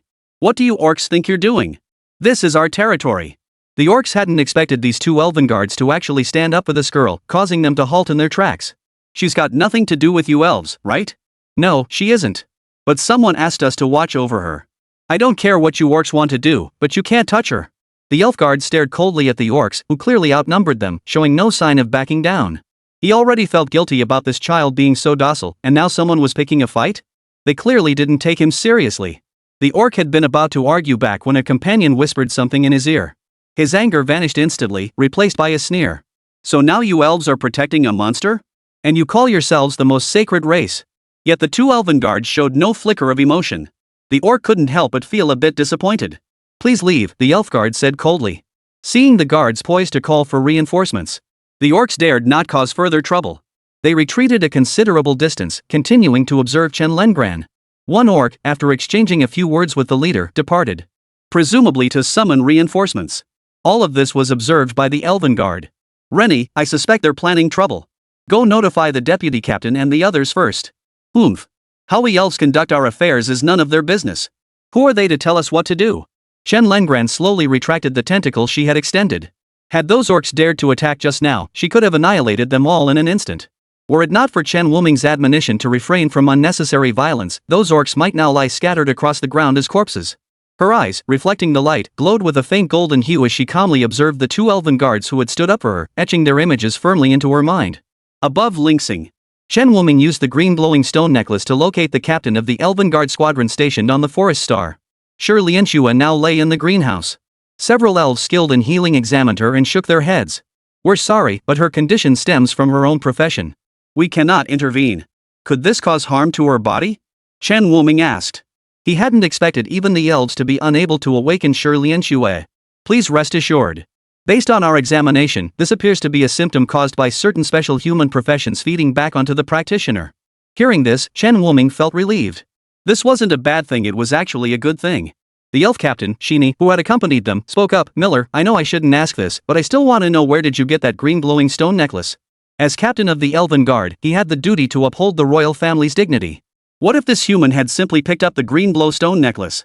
Or worse, acquired it through more violent means? Captain Shini, are you questioning my trustworthiness? Still, he understood, after all, this was their first meeting. Chen Wuming removed the necklace and held it in his hand. This was given to me by your Princess Anna. She's been a tremendous help. Princess Anna? A graceful figure flashed through Shini's mind. One of the most distinguished princesses among the universe's elven race, the guardian of the Forest of Life. Admiration instantly filled his eyes. So it was given by Princess Anna? I heard you say you went to the Beast Planet to find someone? Yes, and there's still a unit of your kindred forces that hasn't been found. Chen Wuming recounted the entire sequence of events to Shini. Shini's expression turned sullen as he said, I understand. Leave the rest to us. Miller, you should rest well here in Linxing. Then he remembered Chen Wuming had mentioned another person. Turning to the elven guard beside him, he ordered, there's a young girl still in the 66th secret realm. Go have someone bring her here. After making the arrangements, Shini felt a bit embarrassed. My apologies, Miller. You know our elven customs. Chen Wuming naturally wouldn't hold this against him. Glancing at Shi Lianshu, who still hadn't awakened, he rose and headed outside. I'll go check on her. I'll come with you. Shini instructed someone to keep a close watch on Shi Lianshu before following suit. When the two reached the entrance to the secret realm, they saw numerous elven guards passing through it. They seemed extremely hurried. Shini frowned and immediately asked, has something happened on Planet 66, the Fierce Beast Planet? Captain. The elf guard recognized his leader and blurted out anxiously, it's not the beasts. It's the orcs. The deputy captain is fighting them. What? Shini's face darkened instantly. Without pausing to explain to Chen Wuming, he followed them into the secret realm. Chen Wuming suspected Chen Lengran might be involved. Their arrival coinciding with the orcs attacking the elves? That couldn't be mere coincidence. Without a moment's hesitation, he followed them inside. The moment they entered the secret realm, they found the elves already locked in combat with the orcs. Chen Lengran, however, was safely shielded behind several elven guards. Owl! How dare you bring your men here to cause trouble? Have you orcs grown tired of living? Seeing many of his men injured, Shini glared furiously at the orc commander across from him. Captain. Minnie, the deputy leader of the elven guard, rushed to Shini's side and whispered something in his ear, stealing a sly glance in Chen Lengran's direction. After listening, Shini scoffed. Do we elves need these orcs telling us what to do? She is our elven friend. Even if your leader himself came today, I wouldn't hand her over. The orc leader, equivalent to an elf prince, was an A+ class being. Upon hearing Shini's words, Or's expression darkened. His expression darkened instantly. Her, and that boy. He pointed at Chen Wuming behind the crowd. They injured our people. They must answer for it. Realizing they had recognized him, Chen Wuming stepped forward with Chen Lengran. Miller, take your friend back first. Leave this to me, Shini whispered. After all, they were the prince's friends. Handing them over like this would be a complete disgrace to the elven race. Captain Shini, do you think those A+ ranked fighters will show up? Shini froze. What was he thinking, asking that now? But he answered nonetheless, impossible. This is our elven territory. They wouldn't dare be so brazen. Oh, then no problem. Chen Wuming's lips curved slightly, regarding the orcs opposite him as if they were fish on a cutting board. Owl felt a chill run down his spine under that gaze. What kind of look was that from the human? Cold-hearted, throw them all out. Human, you. Before Or could finish his sentence, the world spun violently and excruciating pain shot through his abdomen. His body was hurled directly outward, landing squarely within the secret realm of beast number 66. For a moment, the scene fell deathly silent. Everyone stared at the tentacles behind Chen Lengran as if they had seen a ghost. Or, a formidable A-rank beastman general, had been utterly helpless against this seemingly petite girl. Only then did Shini realize. This peculiar-looking human girl actually possessed an A-rank level. Captain Shini, is it okay to throw them all out? Chen Wuming asked over his shoulder. I suppose so, Shini stammered. The next second, Chen Wuming charged forward beside him. Gripping a golden staff whose ends channeled both celestial thunder and dark energy, he plunged into the swarm of beasts. Instantly, waves of agonized screams filled the air. Ah, don't electrocute me. My butt. Numerous attacks struck Chen Wuming, but they all bounced off the golden shield surrounding him. Any foe surpassing B rank was simply tossed aside by Chen Lengran. During the chaos, Or made a brief return only to be beaten up by Chen Lengran once more and hurled away. Several minutes later. At the entrance to Linxing's secret realm, a field of orcs lay sprawled. Shini, Minnie, and the entire group of elven guards were utterly stunned. Wait, if you guys are this strong, why did you run? Chapter 128, Land possessed by malevolent energy. Captain Shini, this shouldn't affect you lot, right? Chen Wuming turned to look at Shini. Shini remained silent for several seconds before forcing a faint smile. It's fine. Just a bunch of orcs. Back at Linxing. Shini sighed, Miller, I never imagined your strength was this formidable. With power like that, why did you run? Why not just turn around and fight? Chen Wuming gave a wry smile. You think I didn't want to? If not for fear of drawing the orc chieftain's attention, he would have beaten the crap out of them long ago. Plus, Shi Lianshua's situation was urgent, he didn't want to waste any time. Speaking of which, Miller, your sister seems. Shini shot a subtle glance at Chen Lengran. This girl gave him a very bad feeling. Like a ferocious beast. Lengren's situation is a bit special, Chen Wuming said, ruffling the girl's hair. He then led Chen Lengran, along with Cinny and Mini, into a private room and explained her situation. The two captains immediately understood. No wonder the fallen and the beasts were so rampant recently. So that's what it was about. Didn't your highness mention this to you?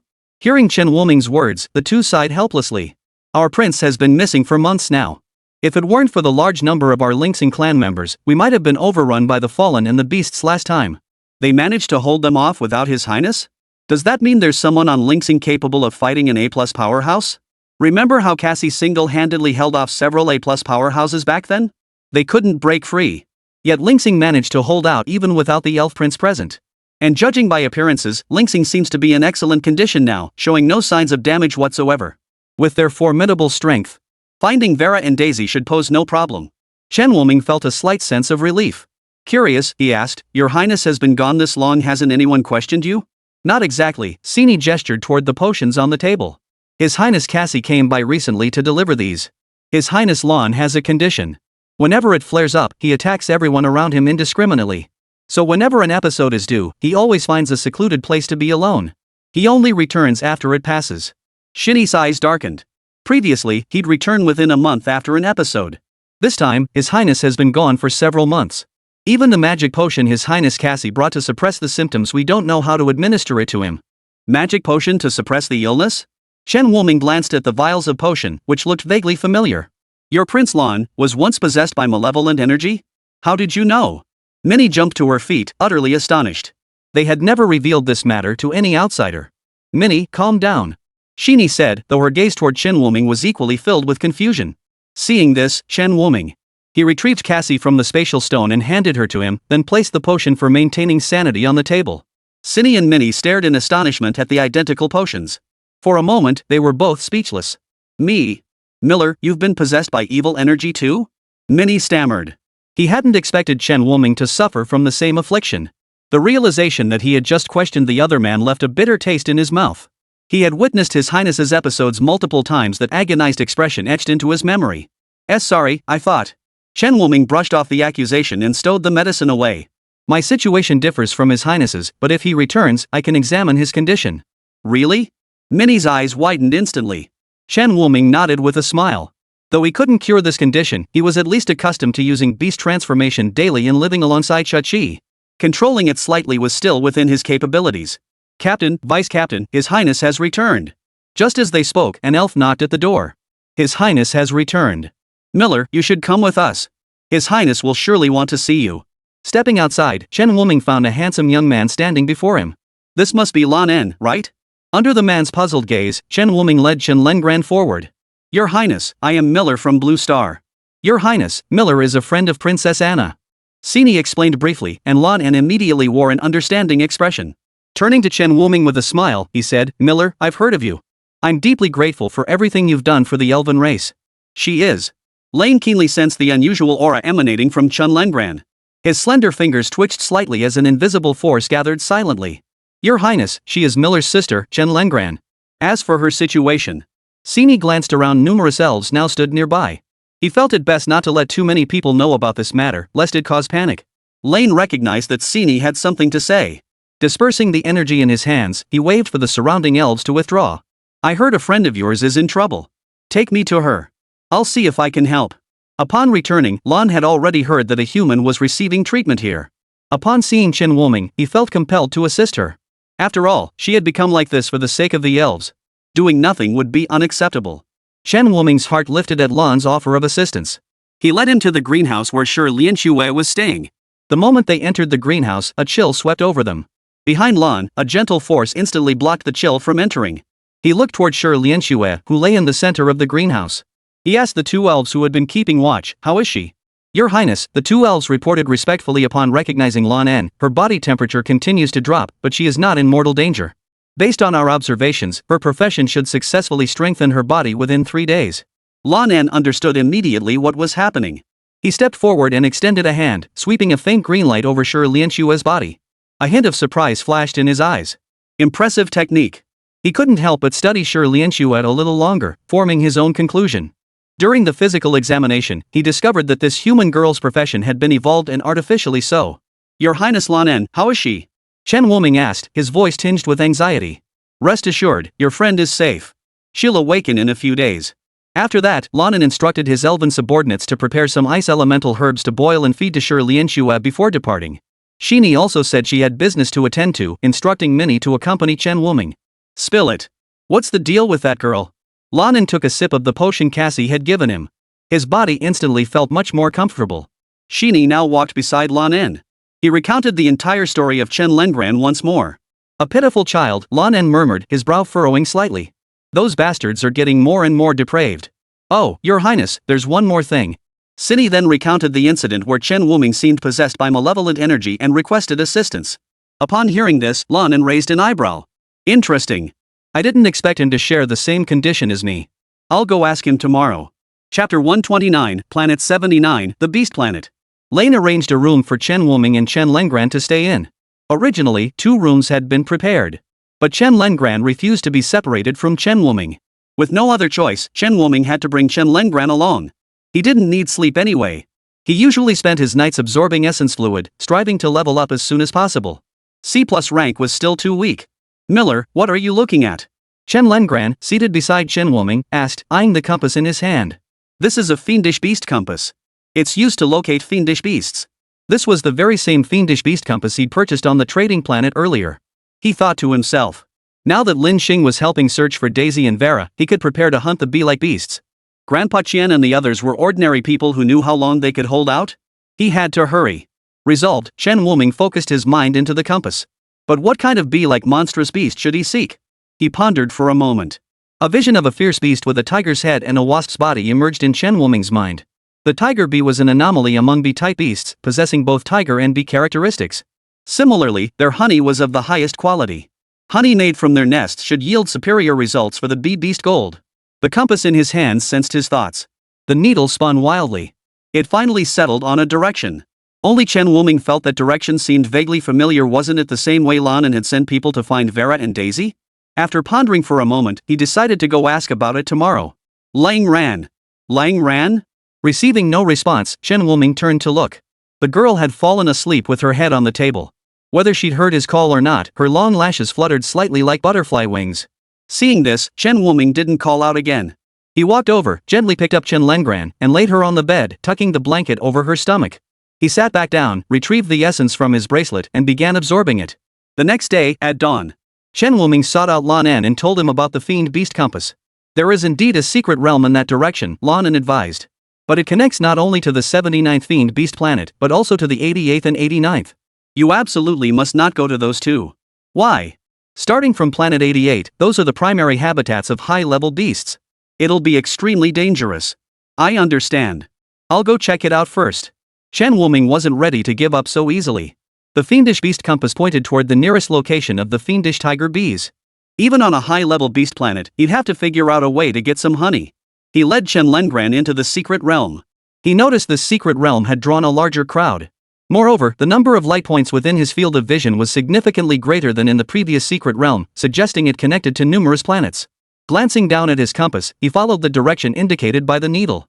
As they neared the secret realm's exit, they discovered it was guarded by numerous elven sentinels. Can our luck really be this bad? Chen Wuming muttered under his breath before approaching the elven guard on duty. Excuse me, where does this exit lead to? The elf guard glanced at Chen Wuming and recognized him as the human who had spoken with their prince yesterday. Combined with Chen Wuming's skill that boosted elf affinity, his attitude was naturally very courteous. Miller. That way leads to planet 88, home to the ferocious beasts. Since dangerous creatures occasionally break through, we've stationed quite a few guards here. His gaze shifted curiously to Chen Lengran standing behind Chen Wuming. He'd heard yesterday that Miller was accompanied by a peculiar girl. Now, seeing Chen Lengran, he understood why his comrades had called her strange. Tentacles sprouting from her back, ash-gray hair, pale golden eyes, a blood-red gown, and that palpable aura of a ferocious beast. He couldn't help but frown, his grip on his weapon tightening slightly. Chen Wuming had also asked Chen Lengran to change that dress. But the girl seemed particularly fond of red clothing, selecting several red outfits in a row. Chen Wuming lowered his head to double-check the compass needle, which indeed pointed toward the 88th beast planet. Miller, you intend to go to planet 88? The elf guard's expression turned grave. I advise you to discuss this with His Highness. Planet 88 is far too dangerous. Without at least B+ tier strength, it's best not to venture in. He wasn't exaggerating. Just 2 days prior, several members of other races had ignored warnings and ventured in together. Only one had escaped alive, rescued by Sheeny, who happened to be passing by, grew concerned, and went in to check. "Thank you. I won't act impulsively," Chen Wuming nodded. Seeing that Chen Wuming had taken his words to heart, the elf guard breathed a sigh of relief. It was rare to find a human he actually liked. He didn't want Chen Wuming to die so easily, it would be too frustrating. "Miller, aren't you coming?" Chen asked coldly. "Not yet. We're heading to Planet 79 to check on the situation there." Judging by that elf's attitude, he wouldn't be allowed in anyway. Might as well check on Vera and Daisy. A whole day had passed, and they still hadn't found them? The two quickly located Planet 79. Surprisingly, no one blocked their entry. They entered with ease. But the moment Chen Wuming stepped inside, he was stunned by the scene before him. This didn't resemble a planet at all, it was clearly a bone planet, built entirely from piled-up white bones. Chen Lengran showed no reaction, her eyes utterly unruffled. Before Chen Wuming could ask, she pointed in one direction and said, "Miller, over there." "Found it so quickly?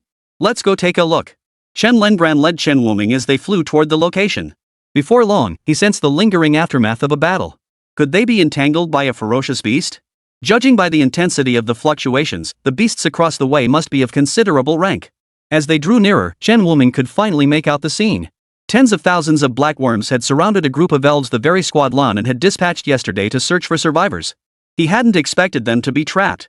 How could there be so many death worms? Didn't the Sand Sprites send a cleanup team last month? Both Rennie and Gavin, who had guarded the exit of the Lynxing secret realm yesterday, were present. They were the main force in this search mission, yet they hadn't expected to be surrounded by a swarm of deathworms so soon after arriving on Planet 79, the Fierce Beast planet. Gavin's face darkened. "I told you those guys were unreliable. We shouldn't have put them in charge here. They can't even handle deathworms, and now they've multiplied to this extent." He and Rennie were only B+ rankers. They'd assumed this search mission wouldn't be too difficult. But they'd been set up. "Gavin, you don't think we're going to die here, do you?" Rennie's sword severed the upper half of a worm, only for it to regrow moments later. The stench of decay now engulfed them. "Gavin, Rennie, we need to find a way out," an elf shouted. He carried a comrade on his back, their body torn open by the worms. "Damn it, there are too many worms. We're outnumbered." Gavin gritted his teeth. Images of Chen Wuming and Chen Lengren's actions yesterday flashed through his mind. If those two were here, they could probably handle this easily, right? Fate's Holy Light, Fate's Coin Heavenly Thunder. Chapter 130, The Appearance of the A-Class Death Worm. Lightning flashed across the sky as holy light descended. The death worms were instantly engulfed in holy flames, scorching their skin. The pungent stench made the elves present wrinkle their noses. Roar! The death worms locked onto Chen Wuming behind them. Before they could charge forward to tear him apart, tentacles snapped them clean in half. A foul-smelling liquid instantly spread across the ground. The severed limbs continuously oozed a green, murky fluid called blood. The white bones on the ground began to fizz and emit white smoke upon contact with this liquid. "Gavin, Rennie, get out here!" Chen Wuming shouted at them. For he witnessed the severed worm corpses beginning to regenerate. Those worms tainted by the sacred flame regenerated noticeably slower, but given enough time, they could still grow back. Gavin's heart surged with excitement upon seeing Chen Wuming and Chen Lengran. They wouldn't have to die here. "Everyone, get out now! Don't stay here! Those injured and unable to run, get help from those nearby. You go. I'll cover your retreat." Rennie grabbed a comrade who had nearly been bitten by a worm and pulled him behind him. His sword instantly glowed crimson, bathed in the setting sun's light. Demon-slaying slash. Red light mingled with white, forming a sword aura with unstoppable momentum. Wherever it passed, the worms were engulfed in holy flames, drastically slowing their recovery speed. Gavin led the front, Rennie guarded the rear, while the rest flanked the sides. The group advanced in orderly formation toward Chen Wuming and Chen Lengran. "Lengran, can you clear these worms in front?" Chen Wuming surveyed the surroundings, spotting more death worms approaching from the distance. Upon hearing Chen Wuming's words, Chen Lengran. The 8 tentacles behind her intertwined, forming a single thicker appendage that swept out horizontally. Numerous worms were yanked directly from the ground and flung far away. With fewer obstacles in their path, the elf squad reunited with Chen Wuming and hurried back. "Let's retreat first. These worms can't be killed by ordinary means," Gavin growled, his teeth itching with frustration. "Why do these worms possess such formidable regenerative abilities?" Chen Wuming inquired. Earlier, Chen Lengran had only destroyed the worms by completely obliterating their bodies, but that approach was far too time-consuming. Gavin grew even angrier upon hearing this. These death worms feed on all life energy. As long as there are living beings on the planet, they can survive and regenerate using the life energy of those beings. Countless beasts lie buried here, their bodies still holding untapped life energy. As long as this planet endures, they can keep draining it. If only that sand spirit and his crew hadn't neglected cleaning up the worms, they wouldn't be in such a passive position now. What a colossal embarrassment. These death worms are that twisted? Chen Wuming also found the situation rather troublesome. Is there any way to kill them? The first is to completely destroy their bodies, you should know that, but it's too laborious, Gavin continued. The other is to kill them with weapons made from the teeth of another ferocious beast called the Golden Tooth Serpent. The teeth of the Golden Tooth Serpent prevent the death worms from regenerating. With Chen Langren's assistance, the group swiftly returned to the secret realm. The elven guards stationed at the entrance raised an eyebrow in confusion when they saw them. Gavin, Rennie, weren't you guys out looking for people? How come? Don't even mention it. If Miller and the others hadn't rushed over, we wouldn't have made it out alive. After asking, they learned it was because the Sand Sprite tribe hadn't cleared the deathworms on time, causing their numbers to surge. All the elves present were furious. I told you we shouldn't have let them manage Planet 79. Look at the mess they've made. Chen Wuming stood by, listening. It seemed there was some form of cooperation between the races. But it seemed the Sand Sprites hadn't fulfilled their responsibilities. According to Gavin, the deathworms should be cleared once a month, but for some reason, the Sand Elves hadn't done any clearing last month. Miller, wait here. I'll go back and request a batch of golden fawn weapons from the captain. Gavin dared not delay further and hurried back to seek weapons from Sini. A few minutes later, Gavin returned. Minnie followed close behind. The captain has other matters to attend to. I'll accompany you both. Minnie tossed a gleaming golden longsword to Chen Wuming. His Highness asked me to give this to you. Don't worry too much, Vera and Daisy are both rank powerhouses. They probably just don't know the location of the secret realm's entrance, which is why they haven't been able to get out. Thinking Chen Wuming was anxious, Minnie offered reassurance. After distributing the weapons, the group re-entered Planet 79, the Beast Planet. This time, things went much smoother than before. When struck by the gold-toothed weapons, the deathworms attempted to regenerate as before. However, the layer of golden substance covering their wounds immediately halted the healing process. Deathworms stripped of regeneration were like tigers without teeth, still ferocious, but no longer threatening. They swiftly cleared all the deathworms gathered near the secret realm's entrance. A smarter portion of the deathworms had already fled far away. Minnie's face darkened. This is trouble. What's wrong? Chen Wuming turned to look. I fear an A-grade deathworm has appeared. Ordinary deathworms don't flee, only when an A-grade emerges do they gain intelligence. Then doesn't that mean? Lei and I hesitated, his eyes flashing with anger. Chen Wuming sensed something was amiss. If it were merely an A-class deathworm, even Minnie, an A-class powerhouse, wouldn't have such a look on her face. What's wrong with Minnie? Chen Wuming didn't even notice his own speech had quickened. The condition for an A-grade worm to appear is an A-grade corpse. Minnie gripped his weapon tightly, a flame of rage burning in his pupils. Grade A corpse? Chen Wuming's expression gradually stiffened. Then Daisy and Vera, along with the elves who went with him to support Blue Star. It's not certain yet, Miller. Don't worry too much. Minnie took a deep breath, trying to calm himself. Worried his human friend might act impulsively, he offered reassurance. What he didn't know was. At that moment, Chen Wuming was eerily calm, his eyes as still as a 1,000-year-old frozen pond. The Sand Spirit tribe had already been marked for death in his mind. A race that broke its promises. If any major mistake caused harm to his friend, he would absolutely slaughter the entire Sand Spirit tribe, leaving no one standing. Langran sensed the locations of Vera and Daisy. The sudden shift in Chen Wuming's aura felt unfamiliar to Minnie and the others. In their eyes, Chen Wuming had always been a polite and kind human friend. They never imagined he could possess such a side.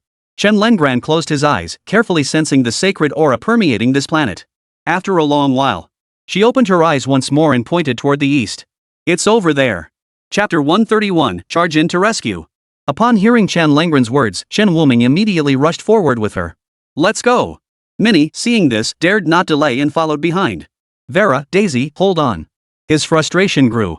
As they neared the location Chen Lengran had described, countless deathworms poked their heads out, watching them. Among them were several deathworms rated B class or higher. This place felt like a living hell. Lengran, is it this way? Inside. She pointed toward the center of the deathworms gathering. Chen Wuming felt a surge of adrenaline rush through his veins.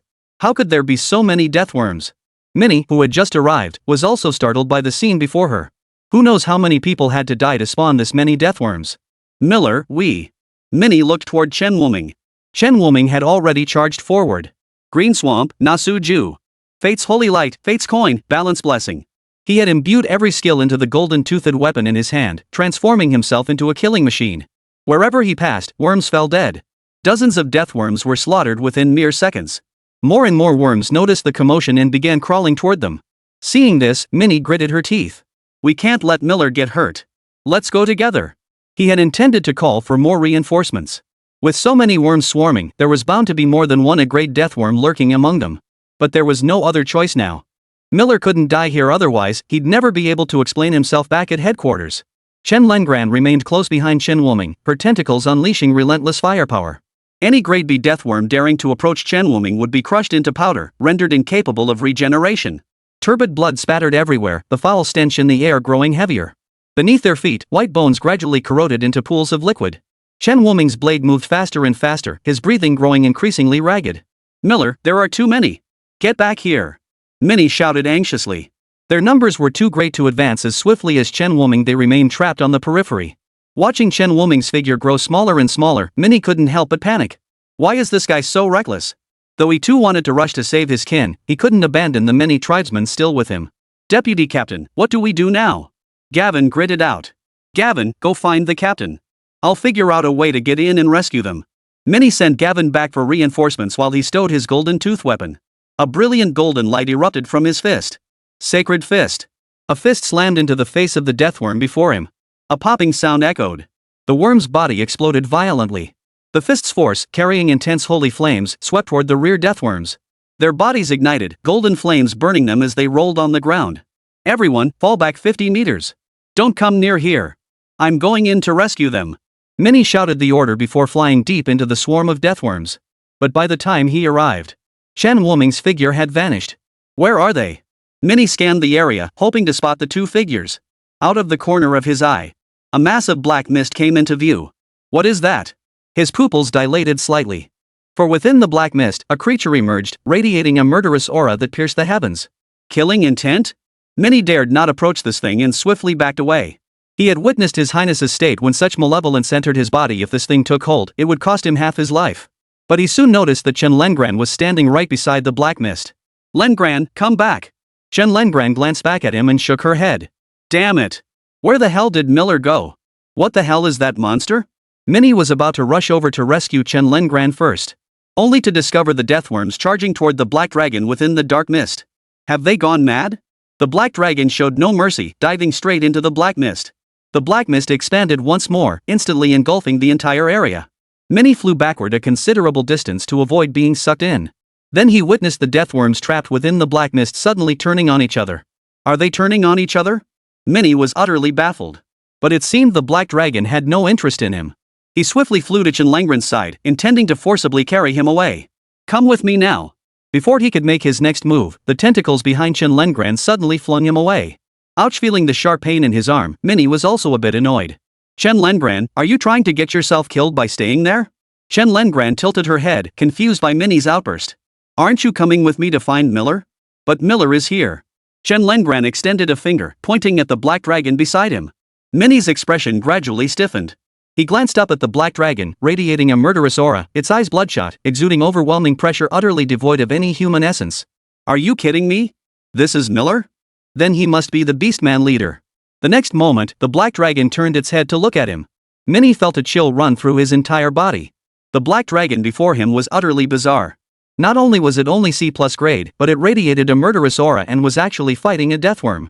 And its size was off too. Soon, Minnie realized what was wrong. C+? Death aura? He recalled Miller mentioning something about being possessed by malevolent energy, and his rank was also C+. And that strange girl, Chen Lengran, had always been by Miller's side. Could it be Miller? Minnie couldn't help but ask. He knew it sounded absurd, but the logic fit. The black dragon nodded at him. Minnie was suddenly overwhelmed. Could it really be Miller? Roar! The black dragon let out a low growl, as if trying to convey something. But Minnie couldn't understand. Chen Wuming, transformed into the black dragon, was at a loss for words. In his current state, he couldn't speak, and it was hard to explain. So he turned and flew deeper into the darkness. Earlier, he had already sensed the divine aura. After activating beast form, his senses had sharpened considerably, especially his perception of the sacred aura of elves. Chen Lengran watched Chen Wuming depart and followed after him.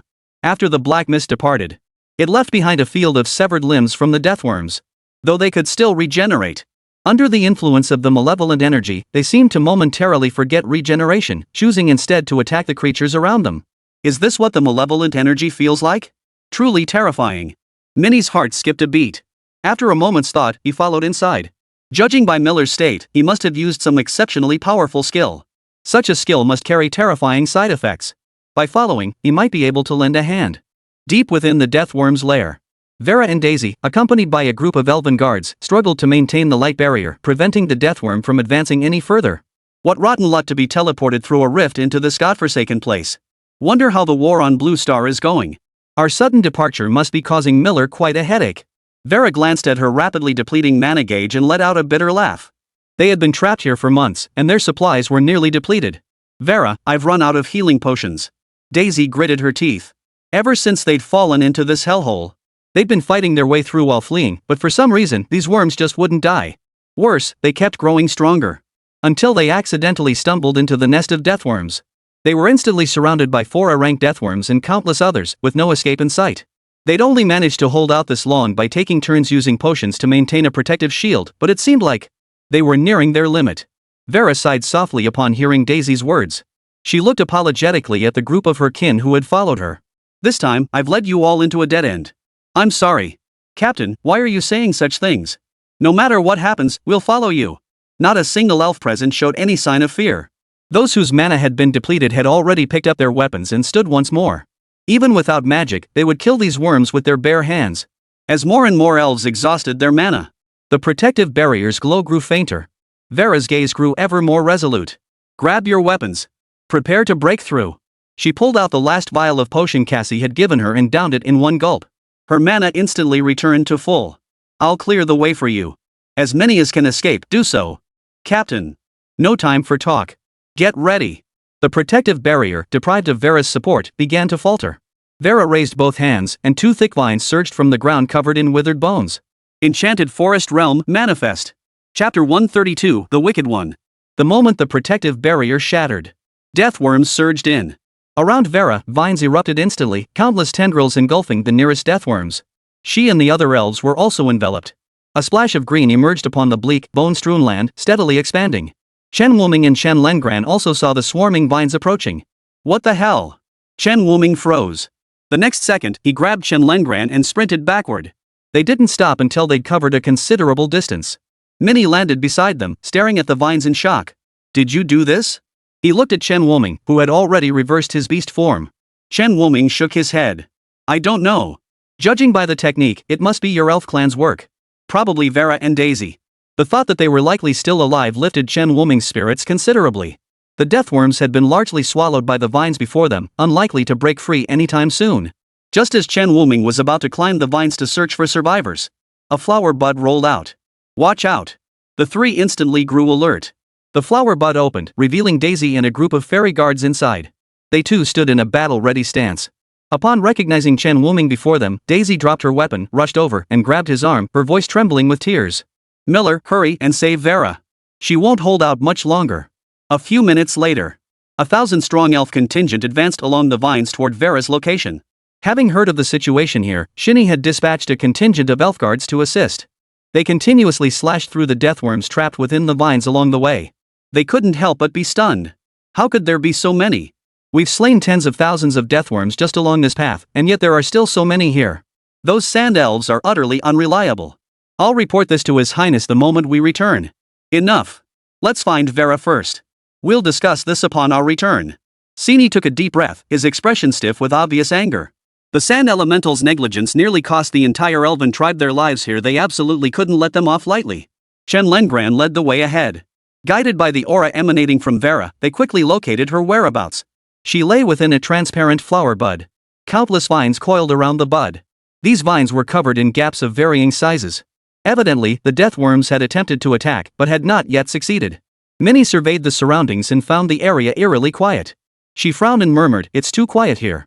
Yeah, it shouldn't be this quiet, Shinny agreed, feeling something was off. They hadn't encountered a single A-ranked deathworm on their way here.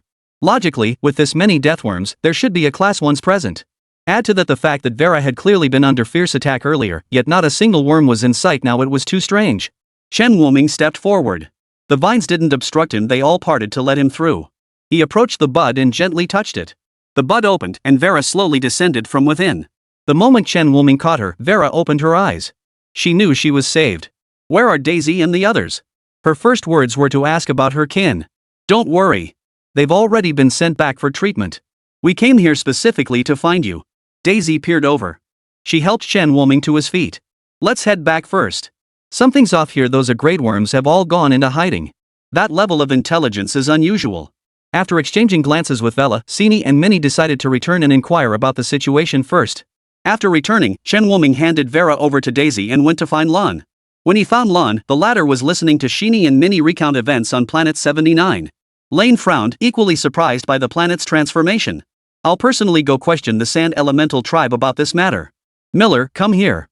After speaking, Lan turned to Chen Woming and gestured for him to sit down. Seeing their prince had matters to discuss with Chen Woming, Sini and Minnie tactfully excused themselves and stepped outside. Your Highness Lan. Don't call me Prince Lan En. Just Lan En. You're already so close with Anna and Cassie, no need for formalities here either.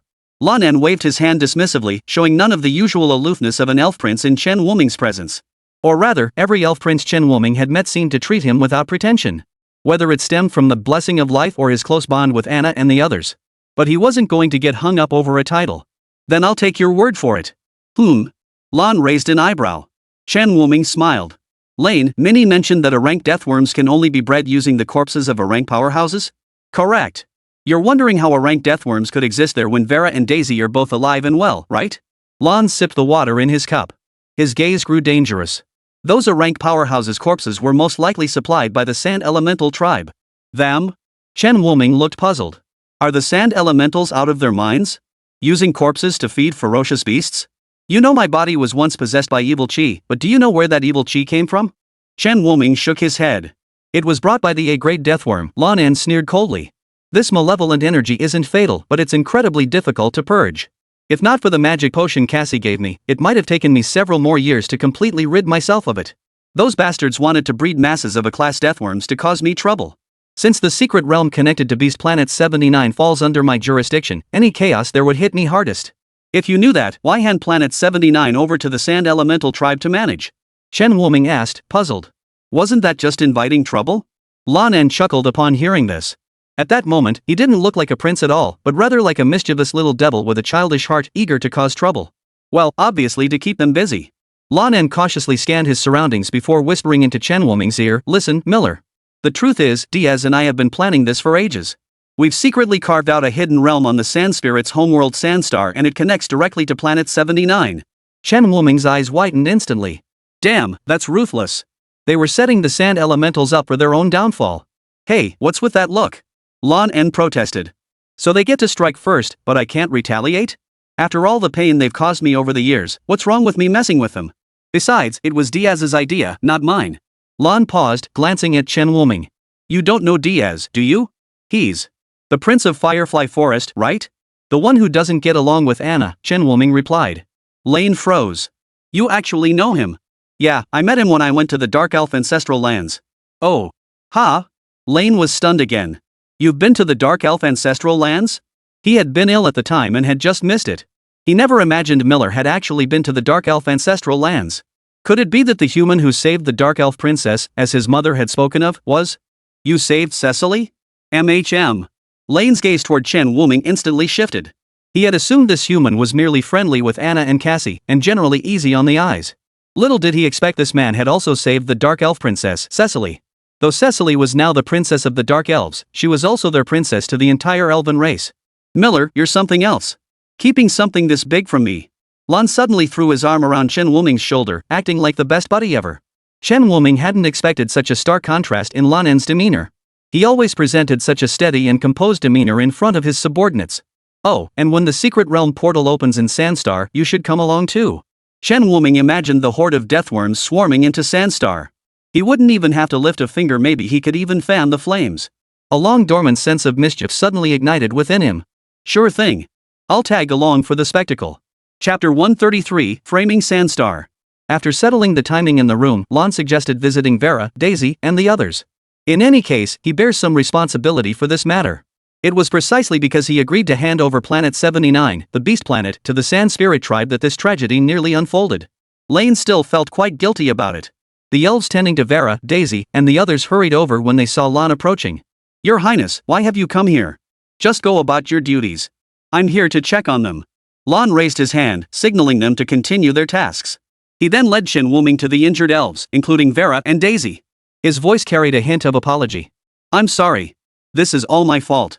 If I hadn't entrusted Planet 79 to the sand sprites, you wouldn't have suffered this undeserved calamity. Placing his right hand over his left breast, he bowed slightly to them. Prince Lan, you mustn't. This isn't your fault. We've heard everyone else it's all the sand sprites' fault, not yours. Vera, Daisy, and the other elves hurriedly protested. Vera, struggling to rise despite her weakness, stumbled forward as soon as her feet touched the ground.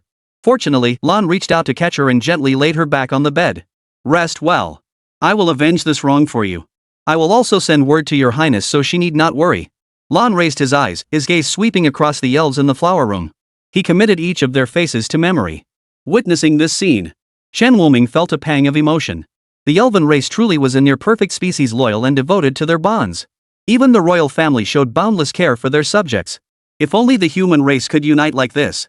Recalling the targeted persecution he had endured on Blue Star, he realized none of that had ever happened during his time among the elves. He shook his head. Miller, you have me.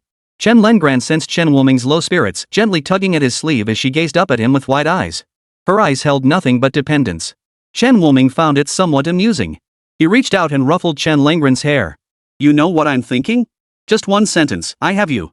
Chen Lengran basked in Chen Wuming's affection, paying little heed to his words. She simply stood obediently by his side. The next day arrived. Diaz arrived at Lingsing. Spotting Chen Wuming there too, he raised an eyebrow slightly. Miller, what are you doing here? He didn't dwell on it, however, turning to ask Lan En, how's your preparation coming along? My end is nearly wrapped up. You don't trust me? A cold gleam flashed in Lan's eyes. Those sand elementalists have bred quite a few A-grade deathworms this time. Now it's their turn to taste the wrath of the Sha-Chi. Back then, the sand elemental tribe had outmaneuvered him. Today, it was his turn. Diaz nodded. Noticing Lan had brought Chen Wuming and Chen Lengran along, he asked, You're bringing them? Is that okay? It's fine, as long as he doesn't go tattling to Anna or Mother later. Diaz glanced at Chen Wuming without much concern. He knew Chen Wuming harbored a grudge against the Sand Elemental clan, and he was more than happy to lend a hand. The four passed through Planet 79, the Fierce Beast planet, and arrived at a secluded grove. A narrow fissure lay before them. Diaz pressed his palm against it, gathering energy in his palm before sweeping it across the fissure. The crack instantly widened, transforming into a secret passageway. How about that? I learned this from the Fallen Ones. I studied it for ages. Diaz lifted his chin slightly, looking quite pleased with himself. Alright, enough bragging. Let's go check out the passageway on Sandstar. The group slipped into the secret realm. Only after confirming that the secret realm entrance on the Sandstar side remained undiscovered did Diaz relax. Lane, it's all up to you now. No problem, leave it to me. Lan waved his hand and walked to the entrance of the secret realm on Beast Planet 79. With a wave of his hand, an intensely potent life force radiated outward. Such an intense life force. Chen Wuming murmured in surprise. This aura was second only to that emanating from the Tree of Life. Don't underestimate Lan En. Diaz pursed his lips. While Lan's combat prowess may not match Anna's or mine, among our group, his healing abilities are unrivaled. His life force is exceptionally potent, and deathworms are most sensitive to such energy. They'll swarm over like mad dogs in no time. He was right. Lane had only released his life force for a few minutes. Chen Wuming felt the earth beneath his feet tremble, as if 1,000 armies were charging toward them. Quick, get over here! Diaz shouted. The three hurried to take cover behind a tree. Before climbing up, Lan En channeled the energy surging with life force directly into the secret passage leading to the Sandstar. Chen Wuming steadied himself and looked down. Below, a dense swarm of worms surged toward the Sandstar like a tidal wave. There wasn't even room to stand. How many corpses did they feed them to breed this many deathworms? Diaz clicked his tongue in disbelief. He thought having 100,000 deathworms would be impressive. Judging by this scene, the count must be over 300,000. Even the A-grade deathworms he'd spotted numbered more than 10. I wonder if Sandstar can hold out. They won't just get wiped out like that, will they? You think it's too cruel? Lane snorted dismissively. If it were any other race, I might agree it's undeserved. But the Sand Elves have gone too far. Not only did they secretly breed deathworms to target me, but rumors say they're conspiring with those orc scum. Then Lan turned to Chen Wuming. Miller, didn't you say you wanted to give them a little fun? Hearing this, Diaz also turned to look with curiosity. He too wanted to know what kind of grand scheme this human, who seemed quite agreeable, would pull off. Wait a little longer. Once the deathworms have passed, you'll see. Chen Wuming smiled mysteriously. The two still didn't know what he was planning, but seeing that smile, they sensed Chen Wuming certainly didn't have good intentions. It might even be bigger than the game they were playing. They waited for about half an hour. Seeing no more deathworms emerge, the group finally climbed down from the tree. Let's go, we're going to stir up trouble for the Sand Elemental tribe. Seeing Chen Wuming head toward the secret realm's exit leading to Sandstar, the two vaguely guessed what he intended to do. Isn't it a bit reckless to just barge in like this?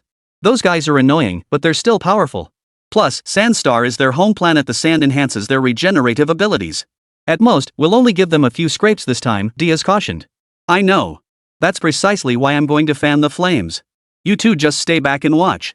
Chen Wuming chuckled, though his eyes held no trace of amusement. Anyone who dared harm those close to him would pay the price.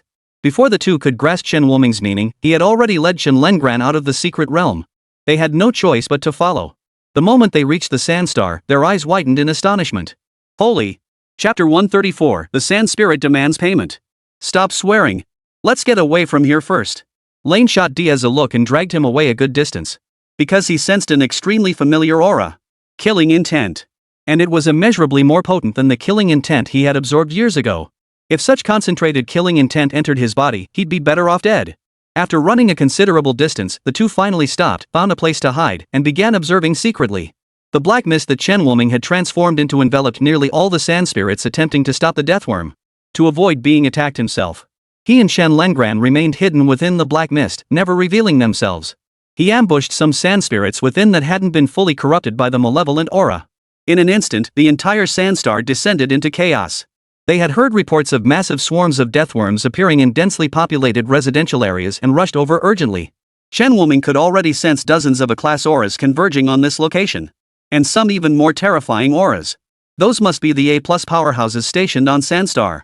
Taking advantage of the time it would take them to arrive, Chen Wuming unleashed his full power. Skills radiating murderous intent flew wildly in all directions. Even the sand spirits outside the black mist, blocking the deathworms, would suffer drastically reduced combat effectiveness if accidentally struck by these skills. In severe cases, they lost track of friend and foe, causing countless sand spirits to be mysteriously attacked by their own comrades. Though they possessed formidable regenerative abilities, the pain was very real.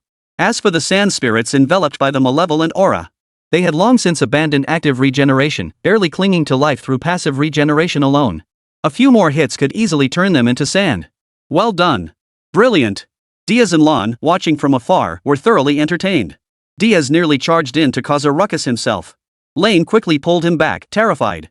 Their methods were far too obvious. It would be easy to recognize the elves' handiwork.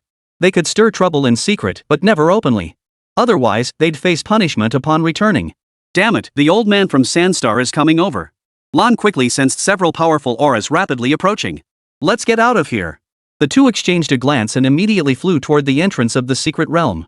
Chen Wuming, relying on the system's scanning capabilities, also detected the enemy's approach at the very first moment. He and Chen Lengran plunged headfirst into the secret realm. Damn it! Dare to cause trouble in my Sandstar? You're not leaving alive. Diaz and Lan had been too engrossed in watching the spectacle and were a step too slow. Before diving into the secret realm, they still heard the furious roar echoing from the sky.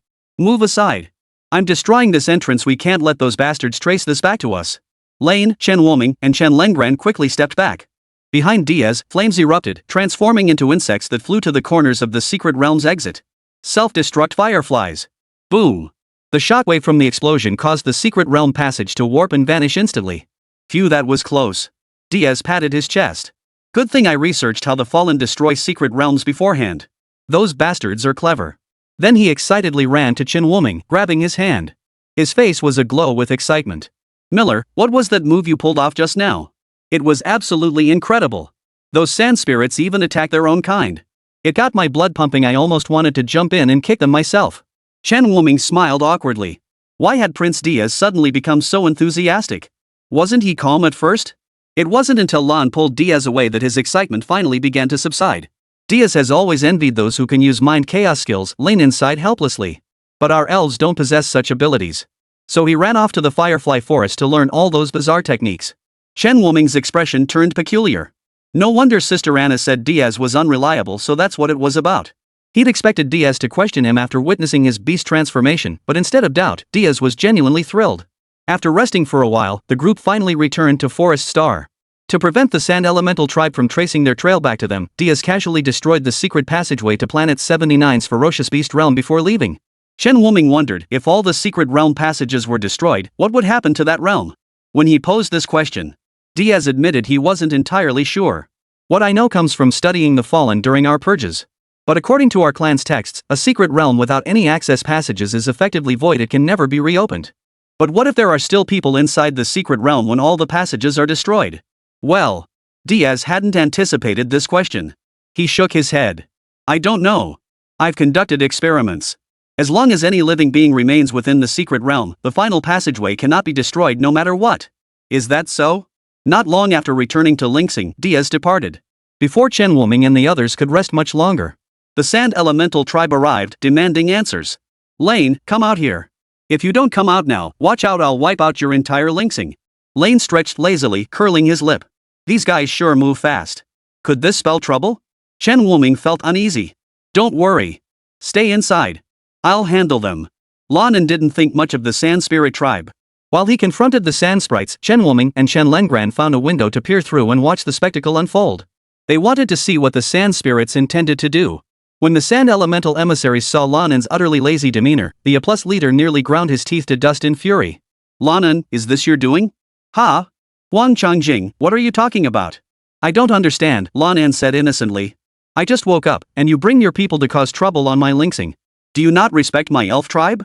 Facing the interrogation from Huang Changjing and A+ Sand Spirit, Lanan promptly pinned the blame on him. Huang Changjing's teeth ground together audibly at Lan's deflection. Lanan, don't play dumb. If you weren't behind this, how else would so many deathworms appear on my Sandstar? Planet 79 is under your Forest Star's jurisdiction. Lanan snorted coldly.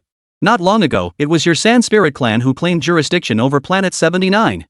I haven't even settled the score with you over that yet. His eyes narrowed as an immense aura of authority pressed down upon the Yellow Long Spirit and the other Sand Spirits. During your Sand Spirit clan's management, numerous complaints reached us about the surging deathworms on Planet 79. Many even perished there. Don't you intend to provide an explanation? They had the guts to enter a beast planet with no strength to defend themselves. Isn't dying there just par for the course? What does that have to do with us? Huang Changjing refused to budge. If they admitted their tribe's oversight, wouldn't the prodigies of other tribes come looking for them if they met their end there? You know it has nothing to do with you? Lanan sneered coldly. Then what does it have to do with me, Lanan, that your mismanagement caused the deathworms to escape and invade our Sandstar? Our Sandstar isn't connected to their secret realm. If it wasn't your doing, then whose could it be? Are you implying we did? Couldn't it just be that a fissure opened up and carried the deathworm over? Lanan scoffed. Listen, Yellow Long Spirit, if you want to pin this on me, you'd better come up with a better excuse. You. Huang Changjing was rendered speechless for a moment. He desperately wanted to attack. But this was Lingsing, and he wasn't entirely sure he could beat Lan. Lanan's weakness in combat was only evident before Anna, not before them Sand Spirits. Even though he knew Lan was a prime suspect, he couldn't do anything about it right now. Fine. Very well, Lanan. We won't let this slide. You just wait. Huang Changjing spat out a threat before turning to leave with his men. Just then, a squadron of elf guards blocked their path. Huang Changjing's face darkened instantly. Lane, what do you mean by this? Are you declaring war? War? Do you think I, Lanan, would fear you? Lanan shot him a contemptuous glance. Besides, are you sure the Sand Sprite clan would go to war with me just for you? Huang Changjing's face turned purple with rage, yet he dared not erupt. He knew full well that if he truly died here, the Sand Sprite clan likely wouldn't go to war with Lanan over him. Declaring war on Lanan meant facing the entire elf clan, plus the recently returned Dark Elf clan. So he swallowed his rage, his voice hoarse as he demanded, then what do you want? Your Sand Spirit tribe failed to properly manage Planet 79, the Beast Planet, causing significant losses to my tribe. Don't you owe us some compensation? Lanan still felt guilty toward Vera and Daisy. He couldn't let the Yellow Long Spirit off so easily. Gritting his teeth, the Yellow Long Spirit hurled his spatial stone forward. Is that enough? And there's two. Lanan glanced at the others who had accompanied Huang Changjing. Under the Yellow Long Spirit's glaring stare, had no choice but to obediently hand over their spatial stones, each face etched with pain. Only then did Lanan nod in satisfaction. You may go now. Feel free to drop by again sometime, bring more goodies next time. Hearing the voice behind him, Huang Changjing nearly stumbled backward, his heart bleeding internally. That was the bulk of the resources he'd accumulated over the years. Gone. He swore he'd never come back. What a load of crap about the benevolent spirit tribe. This Lanan was nothing but a scheming prince. Chapter 135, A Pool of Essence. Oof. You're still too green to play word games with me, Lan snorted, glancing down at the contents of the space stone. His eyes lit up slightly. Who knew these guys had so many resources? He looked back over his shoulder. Miller, stop watching. Come with me to the greenhouse. Chen Wuming scratched his head, realizing Lan had known they were spying all along. He led Chen Lengran over to join Lan. Lan, I didn't expect you could scare them off so easily. What else could they do? A faint smile touched Lan's lips. That little yellow goblin alone wouldn't dare cross me. When the group arrived at the greenhouse, Vera's condition had improved significantly, and she was now able to assist in caring for the other gravely injured elves. Vera, Daisy, come here, Lan called out. The two approached with a hint of confusion in their eyes. Here. This is the compensation from the sand sprites. Divide it among yourselves. Lan didn't keep any for himself, handing over all the space stones he'd just confiscated. Vera held them awkwardly in her hands. Your Highness, this is. You two figure it out. I'm going back to rest for a bit. Without giving Vera a chance to ask questions, he yawned and headed back. Suddenly, only Chen Wuming and Chen Lengran remained standing there. Vera and Daisy immediately turned their gaze toward Chen Wuming. Take what Lan gave you. You've endured enough this time, Chen Wuming said with a smile. The two initially hesitated to accept it, but upon glancing back at the teammates still lying on the beds, they ultimately took it. Many team members had perished in the jaws of the deathworms. Their families needed this compensation. Miller, Blue Star, and Vitality Star. Rest assured, the great Yao dynasty of Yao Star has stepped in to quell the conflict. You may focus on your recovery. Upon hearing Chen Wuming's words, many of the elves eavesdropping in the flower room relaxed. If their disappearance had caused the war to be lost, they would bear the blame. Miller, she is. Daisy's gaze fell upon Chen Lengran. The girl gave her an unpleasant feeling. This is Lengran. Her situation is a bit special. Chen Wuming gestured for them to sit down. Chen Lengran took a seat beside him as he listened to Chen Wuming repeat the explanation he'd given to many others before. Their expressions shifted from initial calm to shock, then anger, and finally to heartache. I hope you won't hold it against her. Lengran is innocent. No. How could we possibly mind? Daisy stepped forward and took Chen Lengran's hand. Lengran, don't be afraid. We'll protect you. In that instant, Chen Lengran's body stiffened, nearly sending Daisy flying. But her hand was held by Daisy, and she felt a faint warmth. Somehow, she gradually relaxed. The tentacles behind her slowly retracted. All of this was witnessed by Chen Wuming. He too breathed a sigh of relief. He had been ready to shield Daisy just now, but fortunately, Chen Lengran hadn't acted too impulsively. After a few more words were exchanged, Vera frowned. But Prince Lan took the yellow long spirit's belongings. He won't just let it go, will he? We're the ones who shouldn't let it go. Daisy declared angrily. If it weren't for those sand elementals, we wouldn't have lost so many of our people. Daisy's right. Chen Wuming nodded. We've taught the sand spirits a lesson before and recovered some compensation, but it's nowhere near enough. A flicker of anger flickered in his eyes. The lives of the elves weren't something to be repaid so easily. Such a vicious race don't think he'd let them off so lightly. Miller, don't act rashly. After the setback, the sand goblins will surely tighten their defenses, Vera cautioned. I know. Now isn't the time. He still needed to head to Planet 88 to hunt the fierce tiger bees. Only after dealing with the frost giants on Rakstar would he settle accounts with the sand elemental tribe. Both of them looked reluctant upon hearing that Chen Wuming intended to go to Planet 88. That place was far too dangerous. Miller, have you discussed this with Prince Lan? Not yet. I just wanted to inform you both first. I'll speak with Lan shortly. Knowing they couldn't dissuade Chen Wuming, they could only sigh inwardly. When Chen Wuming approached Lan to announce his plans for Planet 88, as expected, he was flatly refused. No way. Lane remained adamant, refusing to let Chen Wuming go under any circumstances. You're only C+ rank now. Going there is suicide. Lan, listen to me. I won't listen. I won't listen. He didn't even glance at Chen Wuming as he strode toward the other side of the room. Chen Wuming sighed softly. It's not that I want to go, I need the honey from those bee-like beasts. The words fell silent. After a long pause, Lan finally turned to face him. Why do you absolutely need this? If you want honey, I can get some for you right now. I don't want the honey from the bee-like beasts to eat. It's because... Chen Wuming recounted the entire story of Rakstar. Lane's gaze toward Chen Wuming grew increasingly astonished. So, the human sent to Rakstar was you too. At the time, they only knew that a human from Blue Star had been sent to Rakstar, never imagining it was Chen Wuming. Upon learning that Chen Wuming had gone to resolve the issue with the frost giants on Rakstar, Lane's stance softened considerably. You can go if you insist, but your strength is too weak. Here's the deal, once you reach B rank, I'll have Sini and Minnie accompany you. It'll be safer that way. To reach grade B, Chen Wuming had actually absorbed enough essence to qualify long ago, yet he had been unable to advance. This situation typically arises from two possibilities. One is that the class has inherent limitations, while the other is that the class is exceptionally powerful, requiring several times more essence than ordinary classes. Chen Wuming sighed wryly, I have no idea when I'll reach B rank. Seeing his expression, Lan An instantly understood the trouble he was facing. Lan An's lips curved slightly. It's just essence liquid. Come with me. The three approached a pool. Chen Wuming looked puzzled. What are we doing here? Aren't you short on essence? This pond is. Only then did Chen Wuming focus his gaze on the pool, realizing the entire body of water was formed entirely from essence. His eyes widened in astonishment. So much. He was so astonished his jaw nearly dropped. He usually measured essence by the drop, but here was Lan An, casually offering up an entire pool of it. Lan An wore a look of smug satisfaction. How about it? Is this enough? Enough, more than enough. This is absolutely plenty. Chen Wuming felt a surge of excitement inside.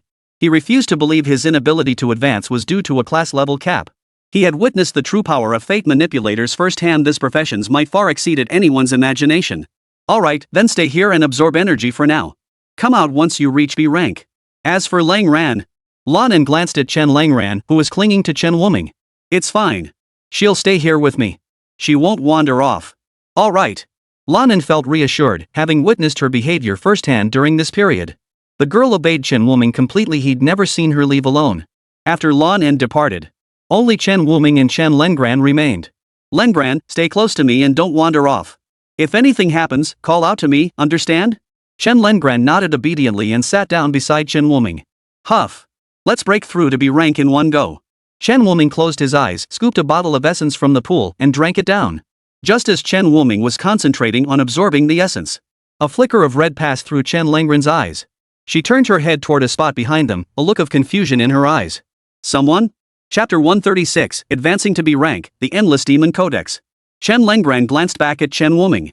Seeing him intently absorbing the essence, she decided not to disturb him. She tiptoed toward the rear. He stared straight ahead at the empty patch of ground and crouched down. Come out. No response. Chen Lengran tilted his head, and the tentacles behind him instantly transformed into the sharpest spears, thrusting into the air before him. Stop. I'm coming out. Don't hit me. The tentacles halted mid-air. A tiny figure appeared before Chen Lengran. It was none other than a fairy. Chen Lengran reached out, scooped the fairy into her hand, and sat back down beside Chen Wuming. Hey, don't be so rough. Let me go. That hurts. The fairy in his hand struggled relentlessly, its cries echoing incessantly. Chen Lengran's gaze slowly drifted downward, settling upon her. She felt an icy chill spread through her entire body. Schwammeler, kill. Chen Lengran's words were simple. Yet it carried an endless intent to kill. The demon fell silent instantly, not daring to utter another sound. She wanted to cry inside. She was only supposed to watch over this human as instructed. Why had she been discovered? In all these years, this was the first time she'd been discovered. And by a little girl. And this little girl's level was actually higher than hers. She dared not resist. She could only wait with Chen Lengran for Chen Wuming's promotion. About a week passed. Chen Wuming finally showed signs of movement. A vast, boundless aura rippled outward from his body. Congratulations, host, on advancing to grade B. Acquired Fate Manipulator skill, Endless Grimoire? Infinite Grimoire? Summon deceased demons to fight under your command. Demons possess 80% of the caster's attributes. Duration, 2 hours. Cooldown, 1 hour. Name, Chen Wuming. Class, Fate Manipulator. Rank, B. Health points, 7,000. Mana, 7,000. Physical attack, 600. Magic attack, 600. Strength, 200. Intelligence, 200. Stamina, 500. Agility, 500. Skills, Green Swamp Advanced, Art of Absorption Advanced, Sacred Light of Destiny Intermediate, Destiny Coin Intermediate, Blessing of Balance Advanced, Mirror Twin Advanced, Arena of Life and Death, Destiny's Mandate, Endless Grimoire, Open Cards Advanced Passive, Power of Fate Intermediate Passive, Eerie Fate Chart Advanced Passive, Blessing of Life? Passive. Summoning skills, huh? Interesting. Chen Wuming was somewhat surprised. He hadn't expected Fate Manipulators to have summoning skills. Did that make him a summoner now? Moreover, the summoned demon possessed 80% of his attributes. The question remained whether Fate Manipulators' bonuses and skill enhancements apply to summoning abilities. If they did, that would be downright terrifying. It would essentially double his combat strength. Miller? Hearing the slightly stiff voice beside him, Chen Wuming finally stood up. Chen Lengran was still waiting here with him. Turning around, he saw Chen Lengran holding a bottle of happy water, one of the snacks he'd prepared for him in the space stone. The other hand. Chen Wuming stared intently. A fairy? Save me. The fairy clutched in Chen Lengran's mercilessly iron grip had visibly wasted away compared to a week ago, her face etched with exhaustion. Let her go, Lengran. Oh. Chen Lengran released her immediately. The creature, which had been capable of flight, plummeted to the ground, kicking up a cloud of dust. Chen Wuming was utterly baffled. Where did this demon come from? And why does it look like it's about to die? Where did Lengran come from? Chen Lengran shook her head. She didn't know. Food, food, came the fairy's weak voice. Chen Wuming hurriedly retrieved a meat floss bun from the spatial stone reserved for food supplies. The scent of the aroma reached the fairy. Pounced like a wild dog and began tearing into it. Chen Wuming sat on the ground, propping his chin with one hand as he watched the demon wolf down the food. Hey, why are you here? Wah? I'm Kalier. Lady Lillian sent me to keep an eye on you. Watch me do what? Lady Lillian fears something might happen to you, so she sent me to protect you. Protect me? Chen Wuming glanced at her, then at Chen Lengran. He couldn't help but ask, are you sure? You can't even beat Lengran, and you were captured and nearly starved to death. You're here to protect me? Kalier flushed crimson. But she defended herself, that was an accident. And I'm not alone, others are standing guard nearby. As soon as I notify them, they'll come to help. Is that so? Chen Wuming stroked his chin. He turned to Chen Lengran. Lengran, can you sense it? Chen Lengran nodded. 4. They're far enough away not to disturb Miller. Her implication was that Kalier had gotten too close. Fearing she might disturb Chen Wuming, she had seized the other person. The bread in Kalier's hands dropped instantly. Her expression was utterly horrified. You, how did you know? Your auras are different. Chen Wuming finally turned his attention to observe Kalier. He detected an aura on her that bore a striking resemblance to the sacred aura. No wonder Lang Ran was so sensitive. Chen Wuming glanced at the pile of food containers stacked together. How long has it been since you last ate? A week. Kalier glanced at Chen Lengran as she spoke, her eyes brimming with resentment.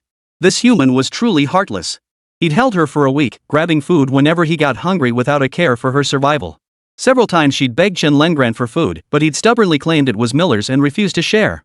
Cough cough cough. Chen Wuming choked on the soda he'd just swallowed. A week? That must have been right after he absorbed the essence, right? Little Lengran didn't give this Kalier a single bite to eat? That poor little demon must have suffered. If you like it, go ahead and have more. Chen Wuming suddenly felt a pang of guilt and pulled out some more food. Kalier's eyes lit up. Wow, you're such a kind soul. Woohoo, finally getting to eat my fill. Starving is just awful. Those jerks from Carrie's group didn't even come check on me. They just stood guard outside, making me suffer so much. When I get back, I'm definitely going to complain to Lady Lillian. A few minutes later. Burp. Thanks, Miller. I'm stuffed. After filling her belly, Kalier regained her usual energy, circling Miller several times. As if remembering something, she flew close to Chen Wuming's ear and whispered, Miller, if you want to go to Planet 88, it's best to wait until tomorrow night. Tomorrow night? Isn't it more dangerous at night? Chen Wuming was puzzled. Just trust me on this. Kalier offered no further explanation. She couldn't reveal too much otherwise, she'd be in trouble when she got back. Oh. Prince Lon is coming. I'll hide now. With that, Kalier vanished into thin air. Lane then entered the room. His face lit up with approval. Your promotion to Class B made a much bigger splash than mine did back then. Vera and Daisy have recovered from their injuries. I heard they want to tag along when you head to Planet 88, the Beast Planet. Chen Wuming was still pondering what Kalier meant by going tomorrow night. Hearing that Vera and Daisy would be joining him too. A hint of helplessness flickered in his heart, but it was quickly overshadowed by deep emotion. Knowing the danger, they still chose to accompany him. Such loyalty was rare indeed. When do you plan to depart? Chen Wuming considered it. Kalier wouldn't deceive him, so he replied, we'll depart tomorrow night. Chapter 137, Stealing Honey. Tomorrow night? Lon gave Chen Wuming a surprised look. Is there a problem? Chen Wuming noticed something off in Lon's gaze and wondered if Kalier had deceived him. No, nothing wrong. I just didn't expect you'd choose tomorrow night. Lane's eyes swept the surroundings with a lingering gaze. Kalier, hiding in the shadows, shrank back nervously. She hadn't expected Prince Lon N to be so alert. Simply mentioning going to Planet 88 tomorrow night had already aroused his suspicion. Finally, Lon's gaze settled on one spot. And Kalier happened to be right there. Under Lon's scrutinizing gaze, Kalier broke out in a cold sweat. Had she been discovered? Would he kill me? Just as Kalier's mind raced with wild thoughts, Lanen shifted his gaze away. I also wanted to tell you about going tomorrow night. That's when the beasts from Planet 88 will invade other planets through the secret realm. The bee-like beasts are special, they'll remain on their home planet. Going then will be much safer for you. Chen Wuming instantly understood why Kalier had insisted he wait until tomorrow night. So all the other beasts were leaving. Vera and Daisy are waiting for you. Go discuss tomorrow's plans with them first. Chen Wuming nodded and led Chen Lengran away. Shortly after they departed, Lane addressed the air beside him. How long do you plan to hide? Knowing she'd been exposed, Kaylor obediently deactivated her skill and stepped before Lon. TSK. True to your fairy nature, quite the skill. If I hadn't been paying close attention, I might not have spotted you at all. Lon tilted his chin toward another direction. And you lot, come out too. 3 more fairies stepped forward. Their faces betrayed a hint of nervousness. After all, they had entered another's territory without permission. Even if he killed them, the fairy tribe likely wouldn't have grounds to complain. Your Highness Lon, we deeply apologize. We beg you to spare us, considering the generations of friendship between our fairy clan and your elven clan, Carrie said, his voice trembling slightly.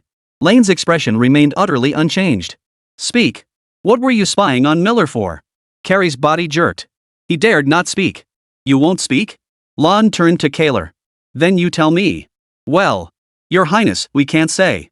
The fairy court has regulations. Perhaps, could you ask a different question? Kaylor cautiously studied Lon's expression, fearing she might anger the noble. Lane instantly realized these fairies before him weren't ordinary members of the fairy race, but officials of the fairy council. These fairy pavilion members were bound by confidentiality agreements. If they revealed any information, they would face punishment upon returning. He stroked his chin thoughtfully for a moment. Then tell me, has Miller offended your fairy pavilion? No, Prince Lon, you've misunderstood. The fairy pavilion has no quarrel with Miller whatsoever. Kaylor waved her hands repeatedly, looking somewhat troubled. All I can tell you, Prince Lon, is that we're here to help Miller. I see. Lon glanced at the fairies again, satisfied they weren't lying before waving his hand. Go ahead. Keep close to him. Yes. The fairies dared not linger, vanishing once more. Lane watched the fairies vanish once more. He murmured to himself, has the fairy court also noticed that boy's peculiarity? Fortunately, the fairies were on their side. Otherwise, things would have gotten complicated. After leaving Lan, Chen Wuming found Vera and Daisy. He informed them of their plan to enter Planet 88, home to the monstrous beasts, the following night. During the conversation, Sheeny also arrived. Tomorrow night, most of Planet 88's beasts will depart for other secret realms to invade other planets. We shouldn't bring too many people, lest we draw their attention. Chen Wuming produced the beast compass. Just follow me. With Lang Ran here, low-level beasts won't dare approach. Once we get the honey, we'll leave. Miller, I brought the items you asked me to prepare. Sheeny produced an oversized syringe, the tool for extracting honey. The honey of the fierce tiger bees isn't found in hives, but within a special type of tree. These trees were exceptionally sturdy, and destroying them would create a tremendous commotion. To avoid alerting other beasts, Chen Wuming had Sheeny procure this oversized syringe. Thanks, Sheeny. Without this, getting the honey would have been a real hassle. Chen Wuming's face lit up. You wouldn't believe how hard this thing was to find, Sheeny said with a wry smile. I scoured countless places before finally getting a dwarf to craft it on the spot at the trading planet. After all, who would have such a large syringe lying around?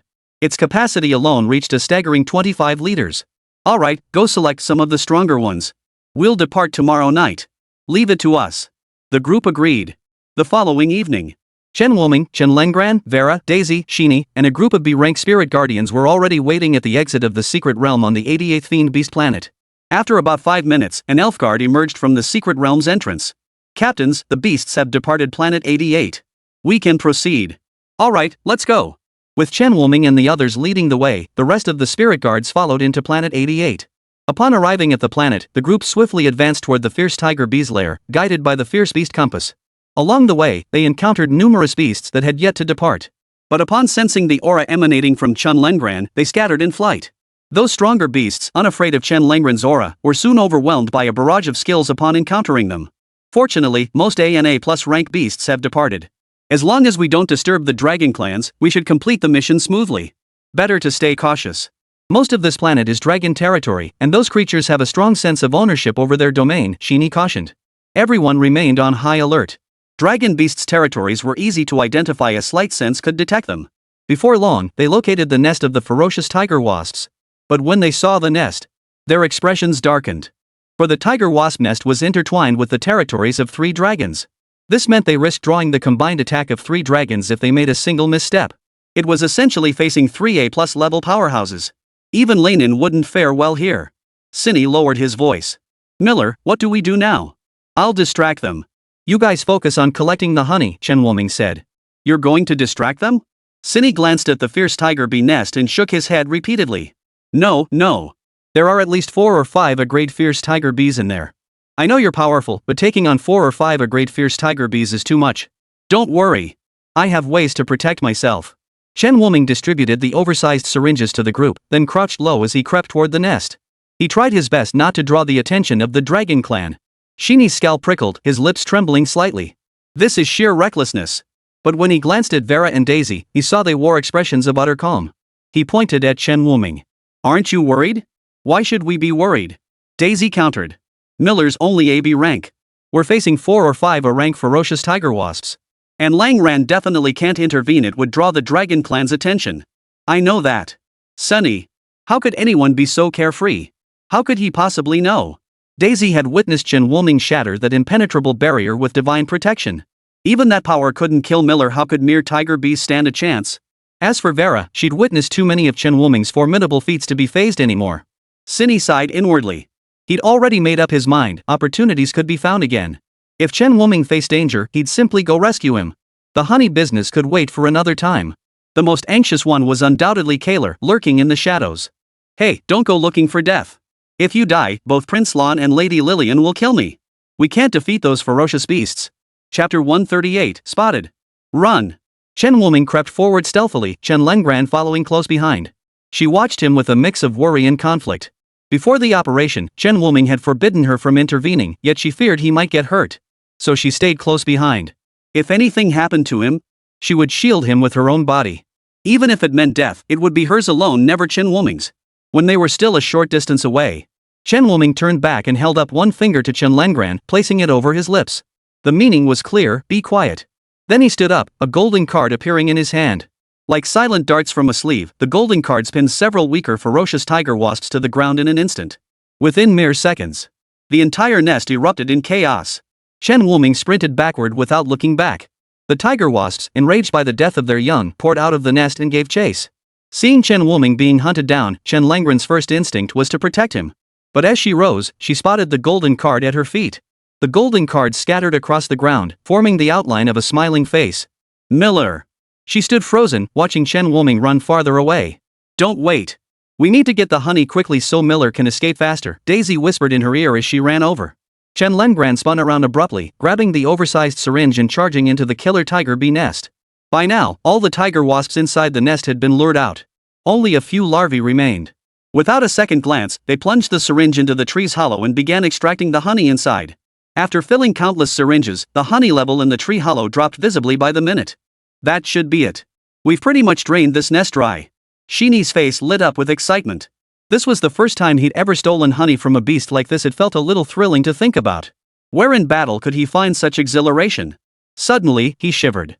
Ha! What's going on? Why do I suddenly feel a chill down my spine? Shini was puzzled.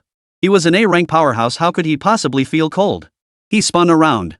Behind him, a massive, gigantic tiger hornet several times larger than a normal one had appeared without warning. Its aura was dangerously close to a plus rank just a hair's breadth away. In an instant, Cinny's back was drenched in sweat. The queen tiger wasp. How could he have forgotten about this creature? Run!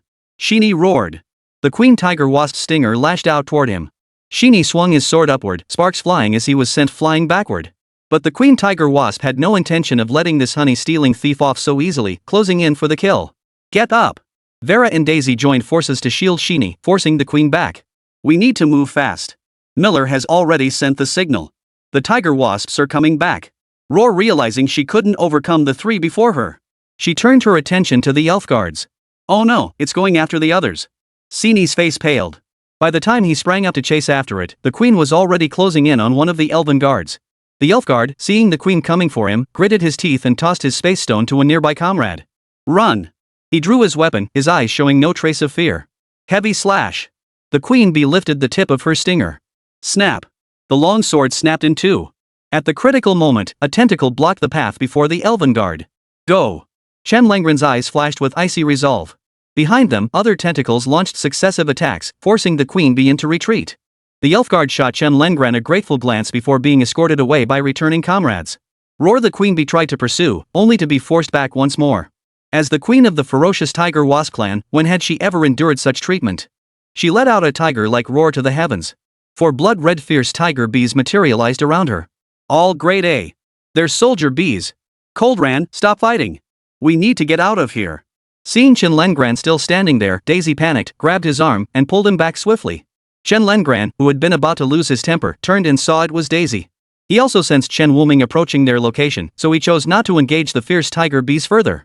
Just as they escaped the tiger wasp nest's range, a dragon's roar echoed across the heavens. A terrifying black shadow rapidly closed in on them. The dragon clan, have we awakened them? Shini gritted her teeth. Don't look back. Run. An A-plus class dragon was beyond their ability to stop. Slaughtering them would be like butchering dogs.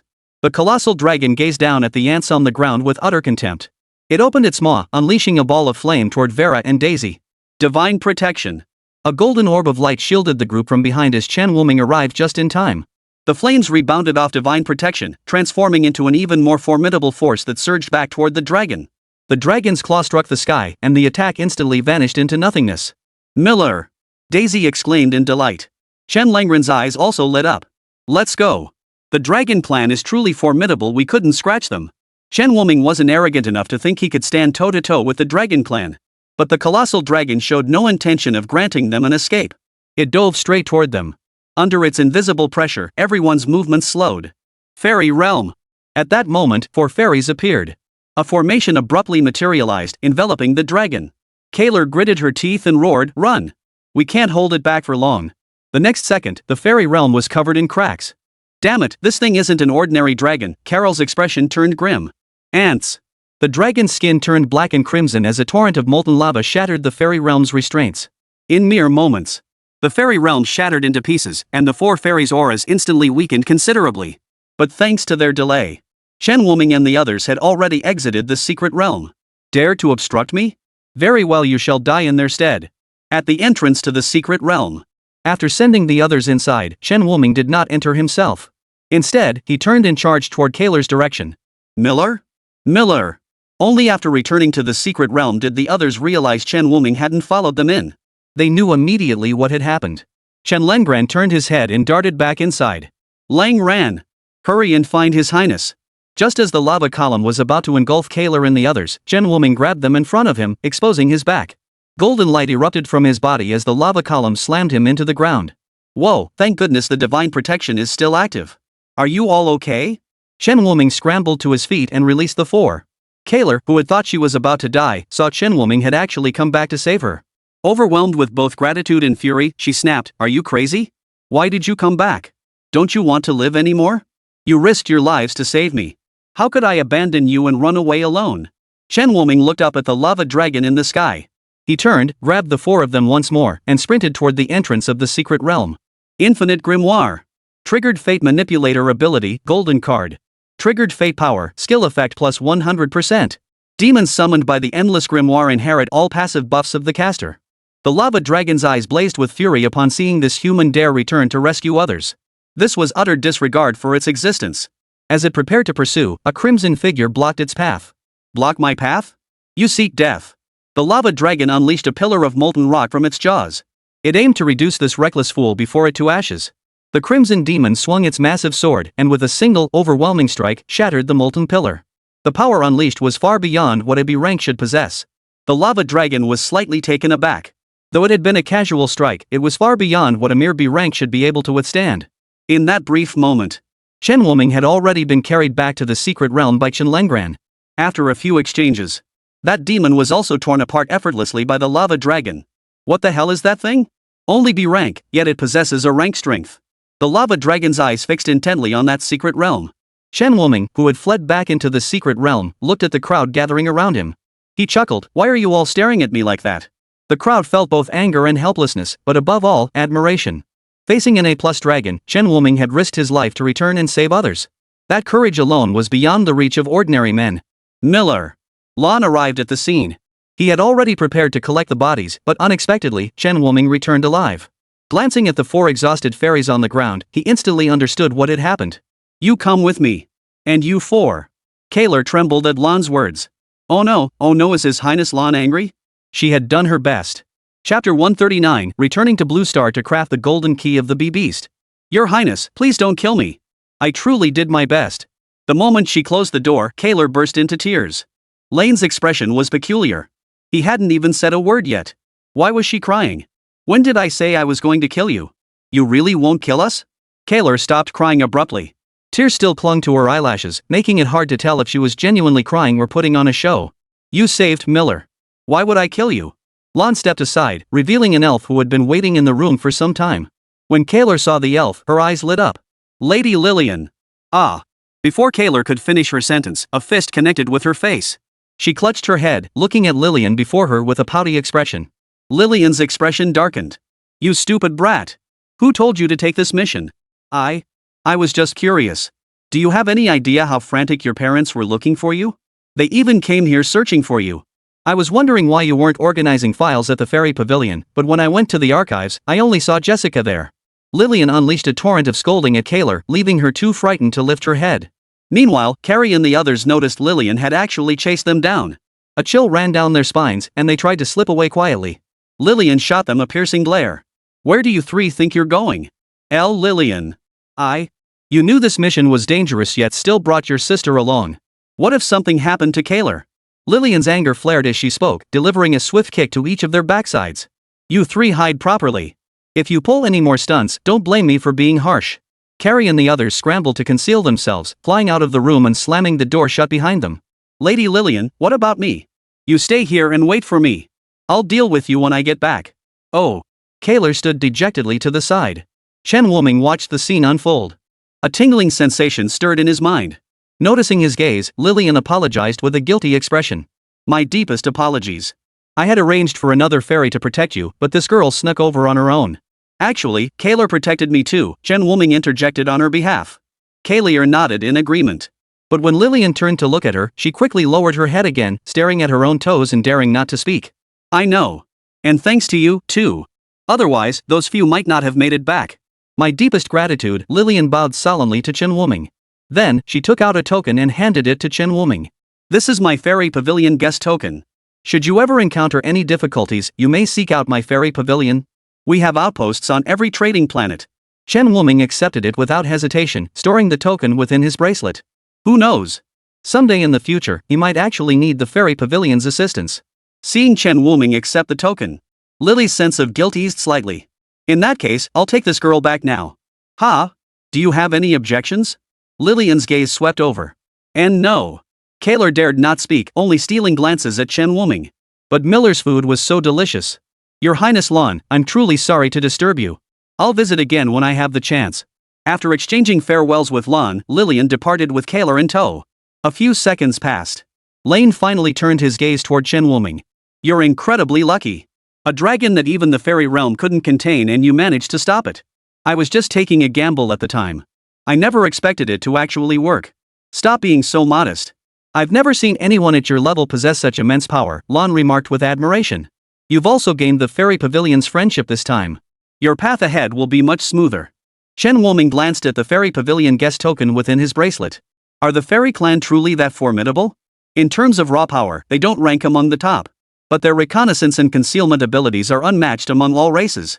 That's why they founded the Fairy Pavilion in the first place. Enough about them. Are you planning to return? Lonan knew the purpose of Chen Wuming's perilous journey to the 88th beast planet. To obtain fiend honey and forge beast gold. Yes. Beast gold requires dwarves to forge it personally, Chen Wuming replied. He knew dwarves from other planets. Only the dwarves of Vermilion Bird City and Greatsword City could assist him. Alright, if you have business to attend to, I won't keep you. Come find me for a chat sometime when you have the time. Several days later, Chen Wuming and his companions bid farewell to Lon and, following the route Lon had provided, made their way back to Blue Star after several transfers. Along the way, Daisy and Vera also returned to Vitality Star. Wuming, you're back. Upon returning to Suzaku City, Chen Wuming was greeted by Ku Ruoying.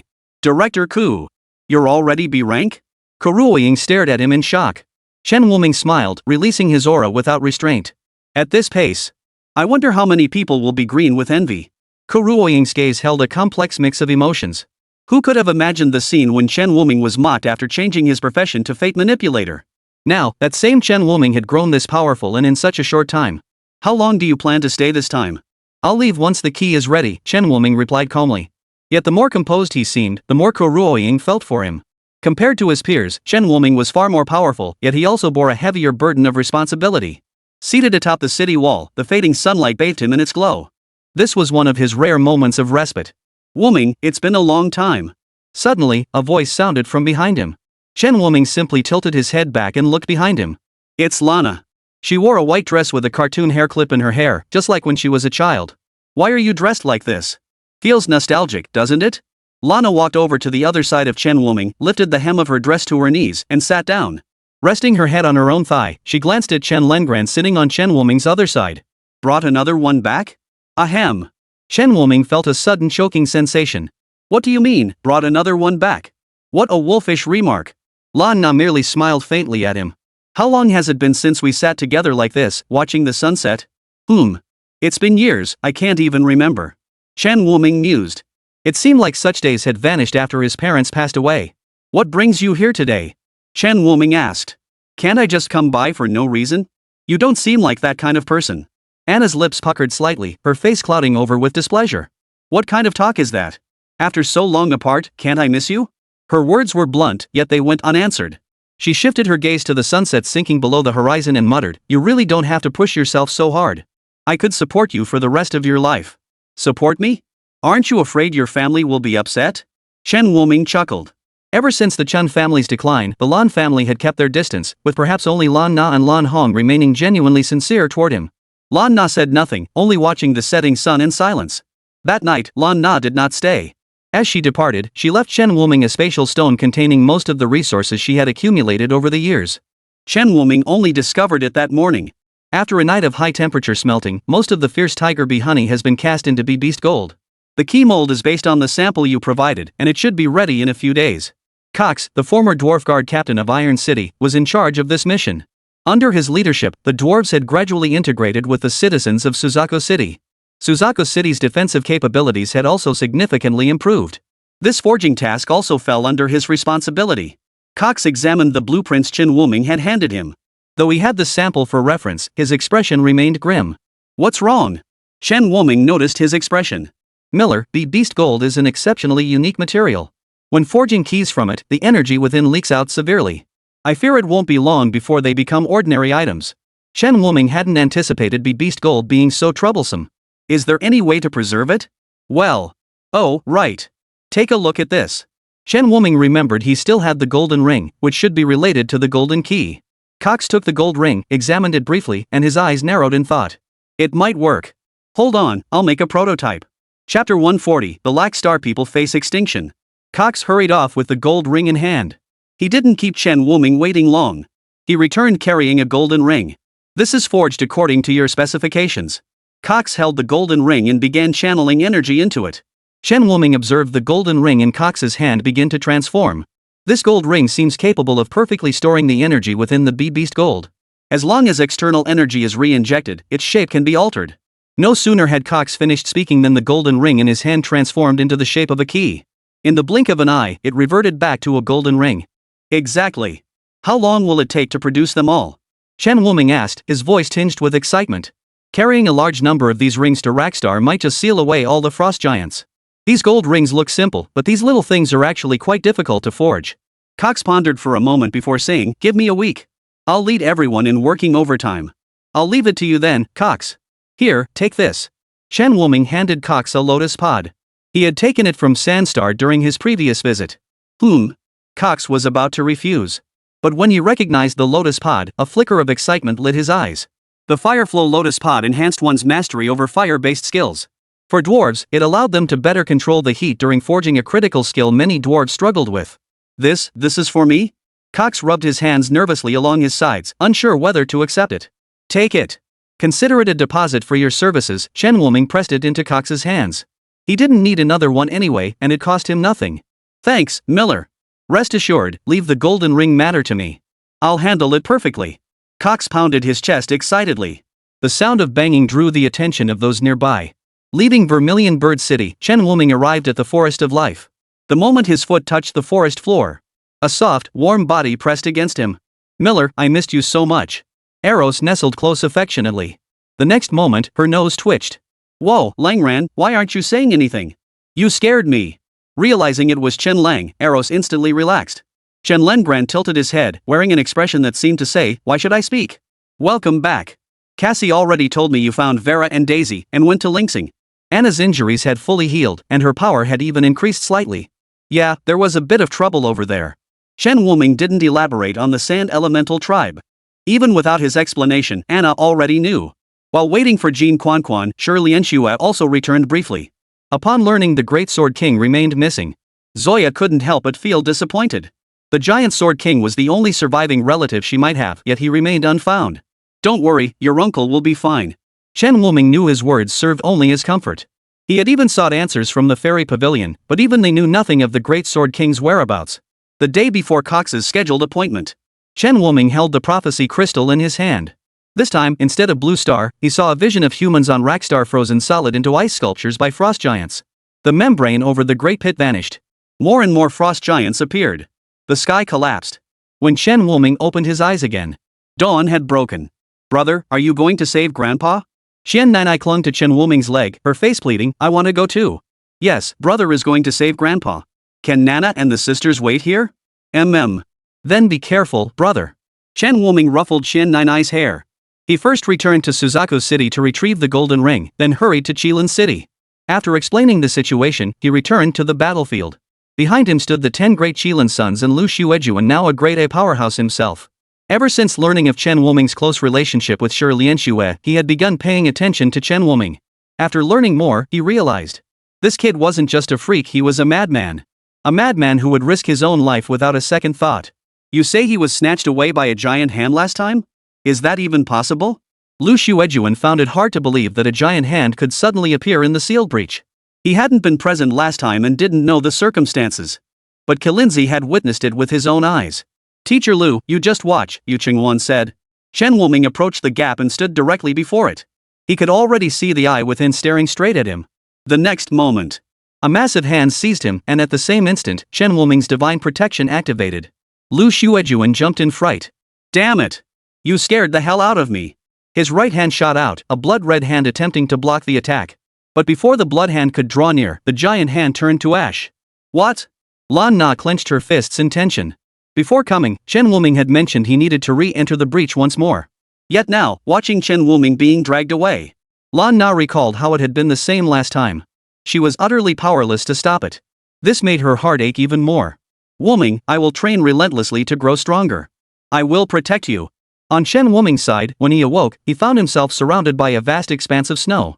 The sky in the distance was already tinged with red. Looks like I timed my arrival poorly. This time, he wrapped his scarf around his neck with practiced ease and ran toward the large pit. Before nightfall, Chen Wuming successfully leapt into the pit. But he noticed something. Compared to before, the village here seemed much more dilapidated, and many houses had lost their lamps. Where has everyone gone? He had his suspicions, but who would want to accept them? He walked familiarly to Grandpa Qian's door and knocked softly twice. Grandpa Qian, I'm back. A clatter sounded from inside, followed by hurried footsteps. The door swung open abruptly. It was Grandpa Qian himself, looking even more haggard than before. Child, why have you returned? His voice held shock, but more so, deep concern. You shouldn't have come back. Chen Wuming didn't argue. He simply pulled down the scarf covering his mouth. Grandpa Qian, I want to drink your warm milk. Grandpa Qian's bony fingers twitched, but he eventually led Chen Wuming inside. Sit here for a moment. I'll warm up some milk for you. The two sat before the fire. Chen Wuming held the bowl in both hands, sipping slowly, warmth spreading through his body. Then he set the bowl down. Grandpa Qian, where are the villagers? They're dead. The snow yaks we raised are dead too. Grandpa Qian's trembling fingers brought his pipe to his lips. His cloudy eyes were now bloodshot. Not long after you and Nai left, the frost giants went berserk. They appeared in broad daylight, freezing everyone outside and the entire yak herd. Many were crushed to death on the spot. We old folks risked our lives to rescue some people from outside. By the fire, Chen Wuming listened to Grandpa Qian recount their ordeal these past days, his fingers clenching tighter and tighter. Big Head and Little Head are dead. Little Marble lost an arm. Thankfully, Nana wasn't here, she'd be heartbroken otherwise. Grandpa Qian smiled, his eyes serene, as if he already knew his fate. Miller, if you had the guts to come here, I know you have the means to leave. Depart at daybreak tomorrow. This place is no longer safe. He had never once considered leaving. This was his homeland, his land, the place where he had lived his entire life. Chen Wuming set down his bowl and sat up straight. He took out a gold ring and placed it before Grandpa Qian. Grandpa, I won't leave. I promised Nana I'd save this planet. Chapter 141, This Sky is Fake. Grandpa Qian stared blankly at the golden ring in his hand. Unbeknownst to him, glistening tears welled up in the corners of his eyes. Chen Wuming's ability to bring Qian Ninai away from Rackstar was already his greatest hope. He never imagined Chen Wuming would actually return to rescue them. And he had brought the means to seal the Frost Giant. Miller, old man here thanks you on behalf of all Lackstar for your help. Grandpa Qian bowed his head to the ground before Chen Wuming. Grandpa Qian, what are you doing? Don't do that. Chen Wuming scrambled to help him up, but Grandpa Qian grabbed his hand. Miller, just let this old man finish his kowtow. Otherwise, my heart won't be at peace. Grandpa Qian's withered arm trembled slightly. Back then, he had been selfish. He had only revealed the way for Chen Wuming to return after the latter agreed to take Qian Ninai away. But now, Chen Wuming had returned to save them, disregarding the danger. Hearing this, Chen Wuming's hand froze mid-air. He watched helplessly as Grandpa Qian kowtowed 3 times, his forehead turning crimson. Evidently, he had not lessened the force at all. A glimmer of light now shone in Grandpa Qian's cloudy eyes. Miller, wait here. I'll go tell everyone. Grandpa Qian rose, threw on a coat, and dashed out. Lakestar is saved. Saved. The cry spread. People at home pushed open their doors. Each bore traces of frostbite on their bodies. What is the village chief saying? He says Lakestar can be saved. Is it true? Village chief. Village chief. Is it true or not? Can Rackstar really be saved? Many people, hearing the news, threw on clothes and rushed outside. Chen Wuming exhaled, his breath condensing into a puff of white mist in the air. He too made his way over. Everyone, I found a way to seal the Frost Giant. We can definitely save Lakestar.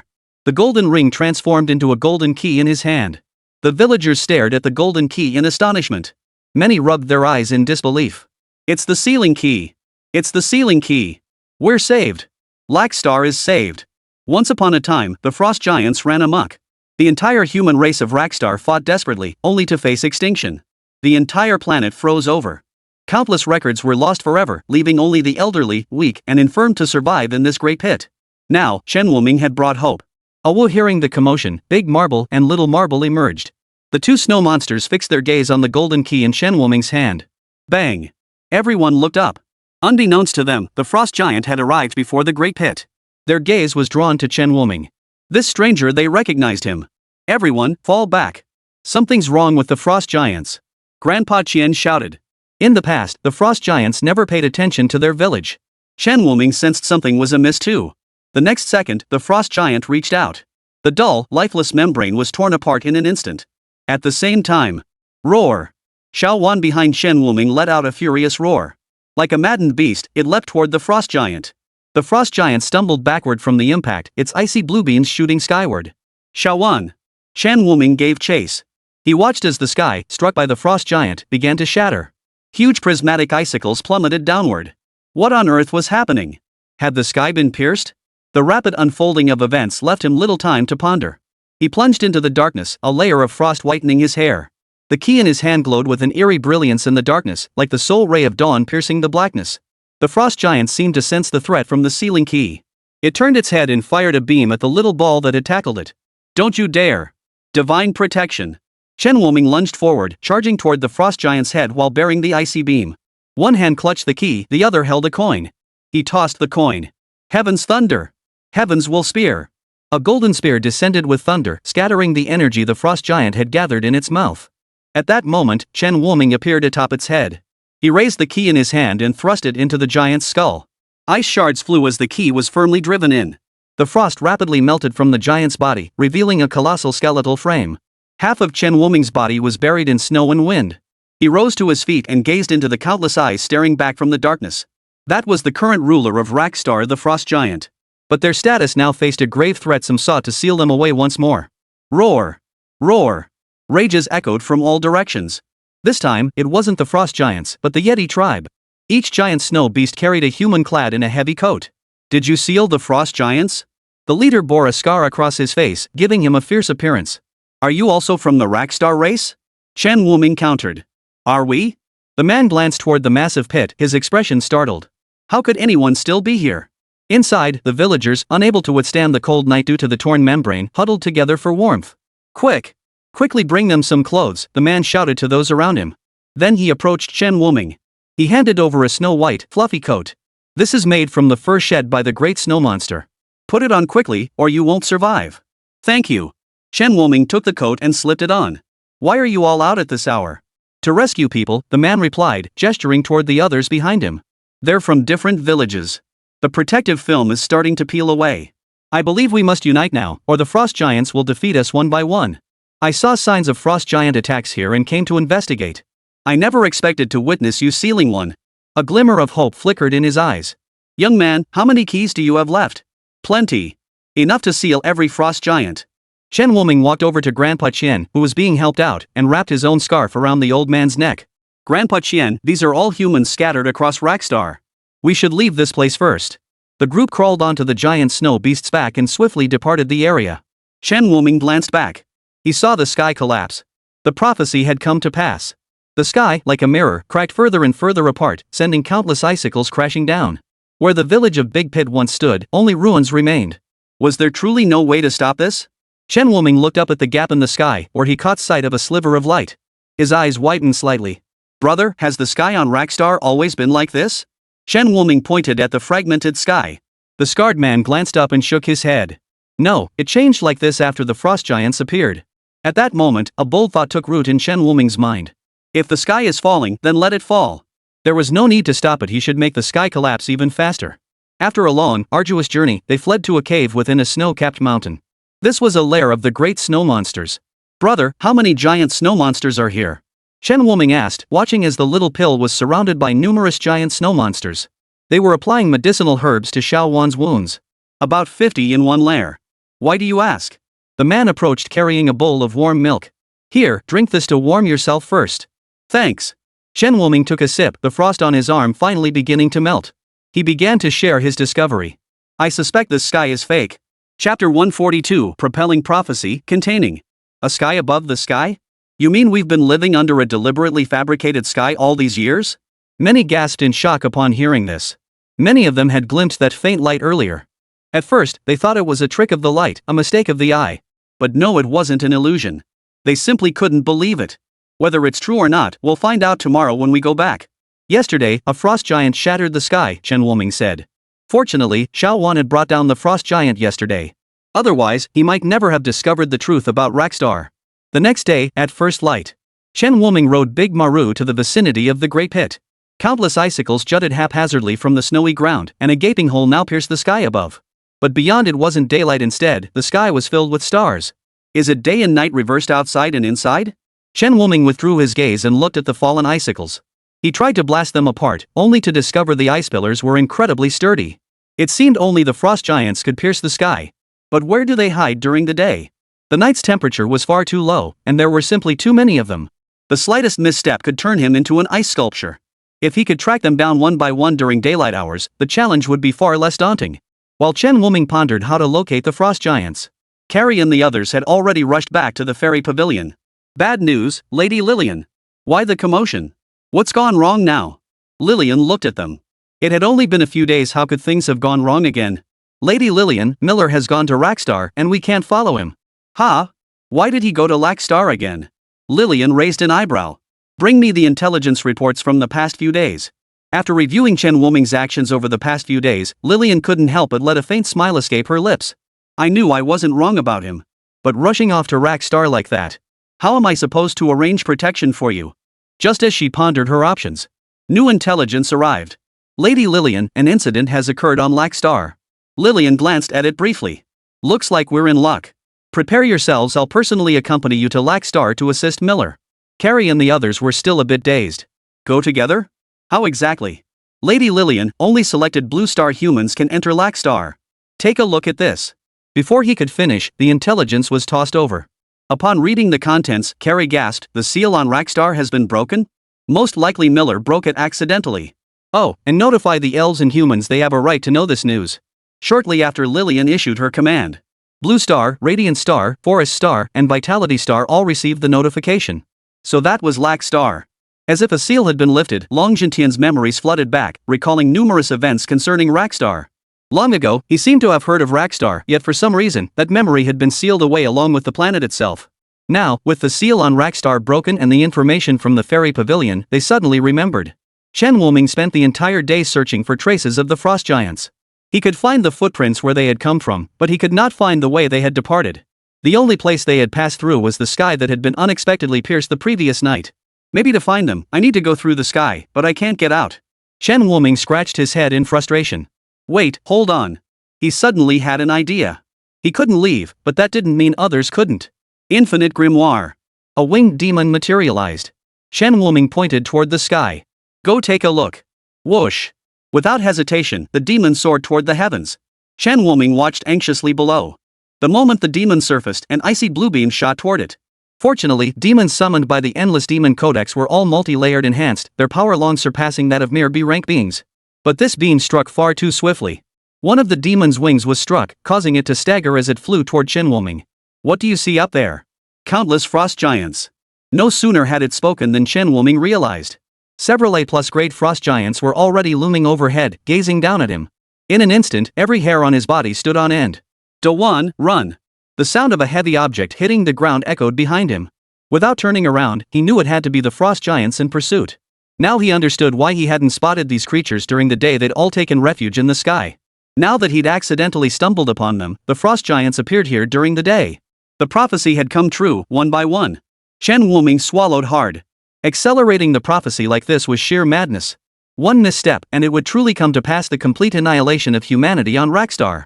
But if he didn't do this, he alone would be utterly powerless against the frost giant. Carrie, you'd better hurry up.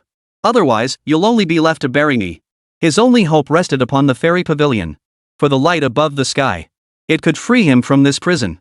After the collapse of Rakstar and the prophecy, many races descended upon this land. Yet without the sealed object, sealing was impossible and A+ frost giant could never be destroyed. His task was to hasten the prophecy's fulfillment. Carrie and the others knew they couldn't keep up and would surely seek out Lillian. Then what followed would be a natural progression. As one frost giant descended, more and more returned to tread upon the snowy ground. The sky above that area, unable to withstand the pressure, began to shatter. A chill swept through the air. Yet Shen Wuming felt himself growing warmer. The seal had loosened. He patted the large sphere beneath him. Ha! Dawan slowed his pace, his eyes darting upward, unable to see Shen Wuming above him. Dawan, go back and tell everyone to hide properly. I'll run in the other direction, we can't let them get close. Shen Wuming glanced back. The frost giants were chasing him. He couldn't bring these creatures to the humans of Rakstar, that would spell trouble. Woof! Dawan still hesitated. Shen Wuming had already sprinted off in the opposite direction. The golden card transformed into an arrow. Empowered by the coin of fate, it became a bolt of divine retribution, shooting toward the frost giants. It instantly drew the attention of all the frost giants. Roar ice blue beams shot toward Shen Wuming from thousands of meters away. Wherever it passed, countless ice and snow instantly crystallized into hard ice shards. Oomph! Think you can kill me? Not so fast. Heavens will sword. Balance blessing, light blessing. Fate coin, heavenly thunder. Triggered fate manipulator ability, golden card. Triggered fate power, skill effect plus 100%. Triggered nameplate, skill damage plus 50%. Triggered eerie fate wheel, skill damage plus 100%. Shen Wuming raised his sword to meet the beam head-on. His entire body was instantly encased in crystallized ice by the surging rays, and the sword formed from the card transformed into an ice blade in an instant. Taking advantage of this opening, Shen Wuming swiftly retreated. Facing an A+ frost giant was still too much of a stretch, Shen Wuming exhaled. Escape was now impossible, he could only buy time. Beast form. Countless freezing rays collided with the surging killing intent. The earth groaned in agony. Divine blessing. Shen Wuming's level was too low, the malevolent energy ultimately proved too much. Countless icy beams pierced through the malevolent energy in black mist, striking Shen Wuming's physical form. Ice crystals rapidly formed on the golden light shield. The black dragon transformed into a colossal ice crystal dragon. The frost giants did not halt their advance. They pressed forward toward Shen Wuming. They intended to crush this enemy beneath their feet. Forest of life. Green fury. Sky-shattering claws. Simultaneously, the sky seemed to tear apart as terrifying energy poured down. Chapter 143, The Greatsword King emerges. The frost giants approaching Shen Wuming, those below a rank, were reduced to dust in an instant. Countless figures descended through the gap in the sky. Great Yao military spirit, arise. Yao Huang swept his hand. A more imposing military spirit apparition materialized. Kill. Amidst the army's roar, the military spirit's phantom swung its blade down. A chasm tens of thousands of feet deep instantly tore open in the earth. Countless frost giants were swept into its depths. Anna hurried to the black dragon's side. Miller. The black dragon, now frozen into an ice sculpture, showed no reaction. That nameless brat. Long Jintian's expression darkened. As countless memories flooded back, Long Jintian immediately led his men toward this location. Upon arrival, he witnessed Shen Wuming frozen solid into an ice sculpture. Crack! The next second, the ice crystals encasing the black dragon shattered. Chen Wuming released his beast form and leaped down from above. Sis Anna, Sis Cassie, Principal, you're finally here. You're okay? I have divine protection. Sister Anna, did you forget? Anna playfully smacked him on the back of the head. All that worry for nothing. She knew Chen Wuming had divine protection, but it only worked 50% of the time. For a moment, she'd feared his incredible luck had failed him. Chen Wuming rubbed the spot where Anna had hit him and pulled out the prepared gold rings. Everyone, once you infuse these gold rings with your own energy, they'll transform into keys. Simply insert the key into the frost giant's skull to seal it. Finally, we can seal these things away. Lan grabbed a gold ring first and channeled his energy into it. A golden key suddenly materialized in his hand. Lane chuckled. No wonder you insisted on risking everything to retrieve honey from the fierce tiger bee's nest. It was for this moment. He admired Chen Wuming's courage immensely. Each of them took several golden rings. Yao Huang watched the relentless onslaught of frost giants and chuckled. This time, our Rackstar comrades owe you a debt of gratitude, young friend. They soared into the sky, unleashing powerful skills that shattered the ice crystals covering the A+ frost giants before plunging the keys into their skulls. Roar! At the edge of their vision, a herd of white creatures charged toward them. The humans of Rackstar arrived, leading the snow giant tribe. The A+ frost giants were held back by Anna and her companions. Tens of thousands of humans and elves joined forces to contain the remaining frost giants. Kamaru raised her lone remaining arm, leaped into the air, and smashed a frost giant to the ground with a single punch. Immediately afterward, an elf stepped forward and inserted the key into its skull.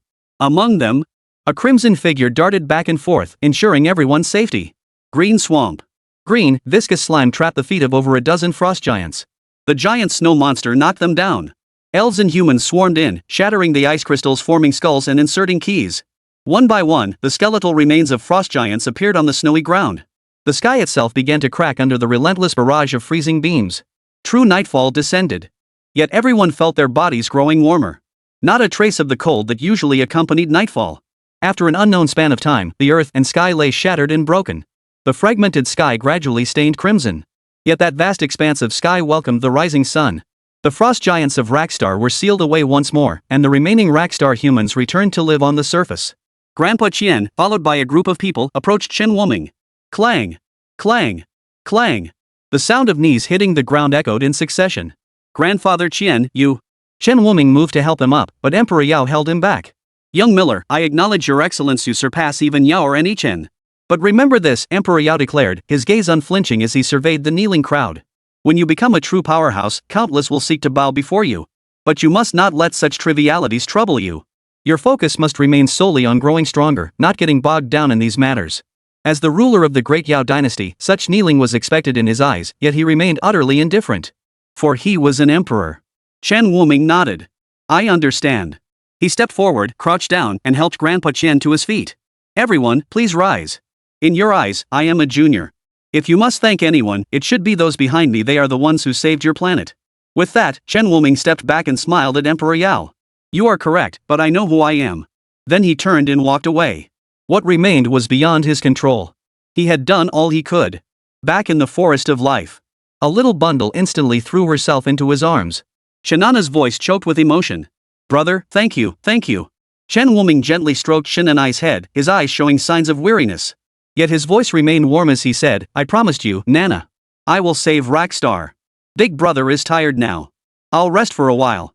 After such a long time, Chen Wuming realized he hadn't had a proper rest. Perhaps it was the prolonged lack of rest. Chen Wuming slept for 3 days straight.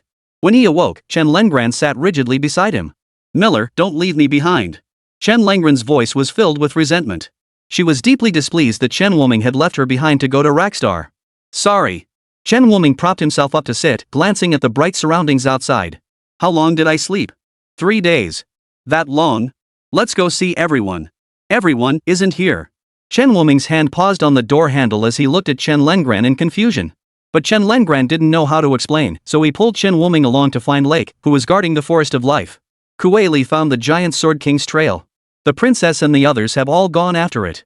The Great Sword King has been found? Chen Wuming was also somewhat surprised.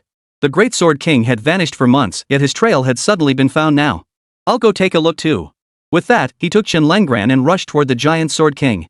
Upon their arrival, he saw Zoya looking visibly excited. It made sense, finding a trace of her only relative would excite anyone. Miller! Zoya exclaimed upon seeing Chen Wuming approach. Uncle! We have news about you. That's wonderful, Zoe. We finally have news about your uncle. Seeing Zoe's excitement, Chen Woming felt genuinely happy for her. But when he looked up, he saw Anna shaking her head at him. The smile on Chen Woming's face gradually faded. What's wrong, Miller? Nothing. I'll go find Anna first. He approached Anna and asked, What's wrong, Anna? We did discover the Giant Sword King's whereabouts, but you'll understand once you see it for yourself. Anna turned and led him to the banks of the Eternal River north of Giant Sword City. This is where we found it. As soon as Chen Woming approached, he caught a whiff of an unpleasant scent. A fallen one? Chapter 144, The Two Princes Abducted. In an instant, his eyes widened, hoping to see denial on Anna's face. But reality played a cruel joke. Our scouts detected the fallen one's presence while tracking the Great Sword King, Anna said, her expression grim. In other words, the Great Sword King had likely fallen to the fallen. But how could he broach this subject with Zoe? We haven't found him yet. Let's not jump to conclusions so quickly, Chen Woming said. He feared Zoe might not be able to handle the news. Anna tried several times to speak, but swallowed her words each time. Alright, we won't tell Zoe yet. We'll wait until we find the Great Sword King. Sis Anna, how are we going to find him? Chen Woming took a deep breath. I was planning to have the men below track the fallen one's scent, but that's too slow. So I called someone. Who? Chen Woming asked curiously. But Anna only snorted in response. Just as he wondered why Anna was upset, a voice suddenly called out. Anna, Miller, we meet again. Well, now he understood why Anna had that look on her face. Diaz appeared behind them out of nowhere. He reached out to hook his arm around Anna's shoulder, only to be met with a glare that sent him reeling back. Why so fierce? Diaz pouted, shifting his arm to hook it around Chen Woming's shoulder instead. Miller, you're the one I can count on. Every time I see Anna, she looks like she wants to beat me to death. He complained to Chen Woming with obvious dissatisfaction. Seeing Anna's expression darken, Chen Woming quickly intervened. Diaz, Anna says you're a master tracker. Care to show me what you've got? If Diaz kept talking, Anna might explode any second. His eyes lit up at the compliment. Don't worry. Finding someone? Leave it to me. Diaz approached the spot where the fallen's aura was thickest. Tracking firefly. He opened his palm, and a yellow firefly flew off in one direction. Should we follow? Chen Woming prepared to move. But Diaz stopped him with a hand. Why follow? I'll tell you once we find them. Listen to him. When it comes to tracking, he's the expert. Even Anna, who usually disliked Diaz, spoke up this time. Seeing this, Chen Woming reluctantly suppressed his impatience. As it turned out, Diaz was right. His tracking firefly had actually circled around Giant Sword City several times. It retraces the path of whoever left that scent, so don't rush. Diaz took a sip of his happy water, shivering all over. Whoa! You humans sure know how to have fun. How did you even make something like this? He took a big gulp this time, feeling a tingling sensation on his tongue. Anna shot him a glance. Can you keep it down? Fine, fine.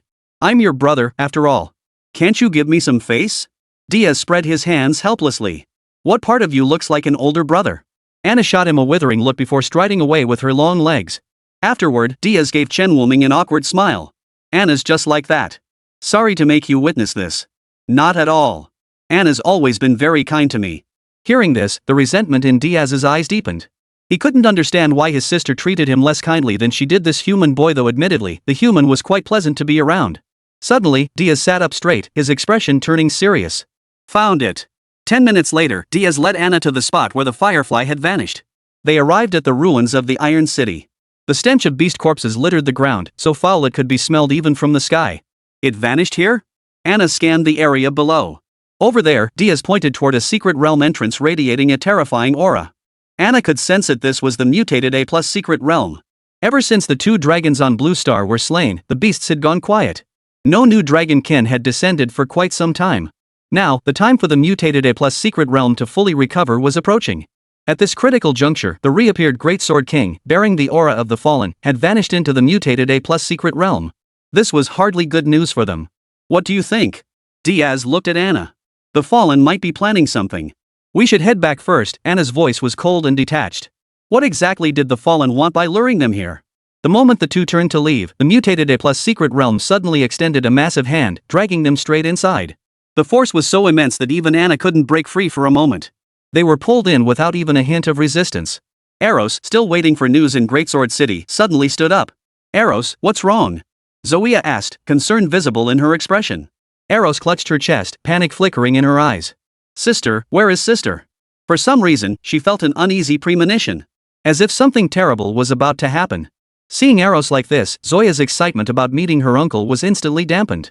She knew Eros's instincts were usually spot on. Come on, let's find Miller. He was with Anna the whole time earlier. He must know where she went. Chen Wuming felt a bit unsettled too. He couldn't shake the feeling that the Great Sword King hadn't appeared out of nowhere. And that Fallen One's aura, it left him baffled as to what the Fallen One was truly after. Miller! Miller! The two women hurried over to Chen Wuming. Miller, I'm suddenly so worried about my sister. I feel the same way, Chen Wuming replied, his expression grave. By all logic, two A+ level beings should have returned long ago. He immediately contacted Long Jintian to explain the situation. Soon after, a message came through from Long Jintian. Just minutes before you reached out, all personnel stationed near the Iron Capital lost contact. Something's wrong. Everyone present felt a sudden chill. What entity could have caused the two princes to vanish without a trace? Chen Wuming retrieved a prophecy crystal and began channeling energy into it. He needed to see. What the hell were the Fallen up to now? This time, Chen Wuming discovered something unexpected. The visions he saw did not pertain to the fate of the human race. Wasn't it said that prophecy crystals could only reveal the future of one's own race? But he didn't rush to withdraw, for he saw Anna. Within the vision, Anna was bound to a stone bed by countless chains. A masked figure held a dagger shrouded in black mist, thrusting it toward Anna's heart. Slashing. The motion abruptly halted as the prophecy crystal in the figure's hand exploded with a thunderous boom. Even Chen Wuming's formidable physique couldn't prevent shards from piercing his body. Wuming, what did you see? Why did the prophecy crystal shatter? Sure, Lianxue had swiftly conjured an ice shield to protect those around her, sparing them from injury. Everyone was stunned by the scene. Chen Wuming's face bore numerous cuts from the shards, blood trickling freely. Yet he remained eerily calm. Anyone who dared harm those around him would have to step over his dead body first. Prepare yourselves. We're heading back to the Beast Planet. Chen Wuming wiped the blood from his face. He could still feel the stinging pain. Someone was trying to stop him from using the prophecy crystal to peer into the future. Is sister on the Beast Planet? Yes, her situation is dire. Then, I'll go back and find father. Eros's little face was utterly serious. As if her father were all-powerful. The Elf King, huh? Chen Wuming also thought that seemed more reliable. But Anna and Diaz, both A+ rankers, had been captured without putting up a fight. The Elf King was likely A+ rank too. Could he really help? Chapter 145, Skill Eternal Light.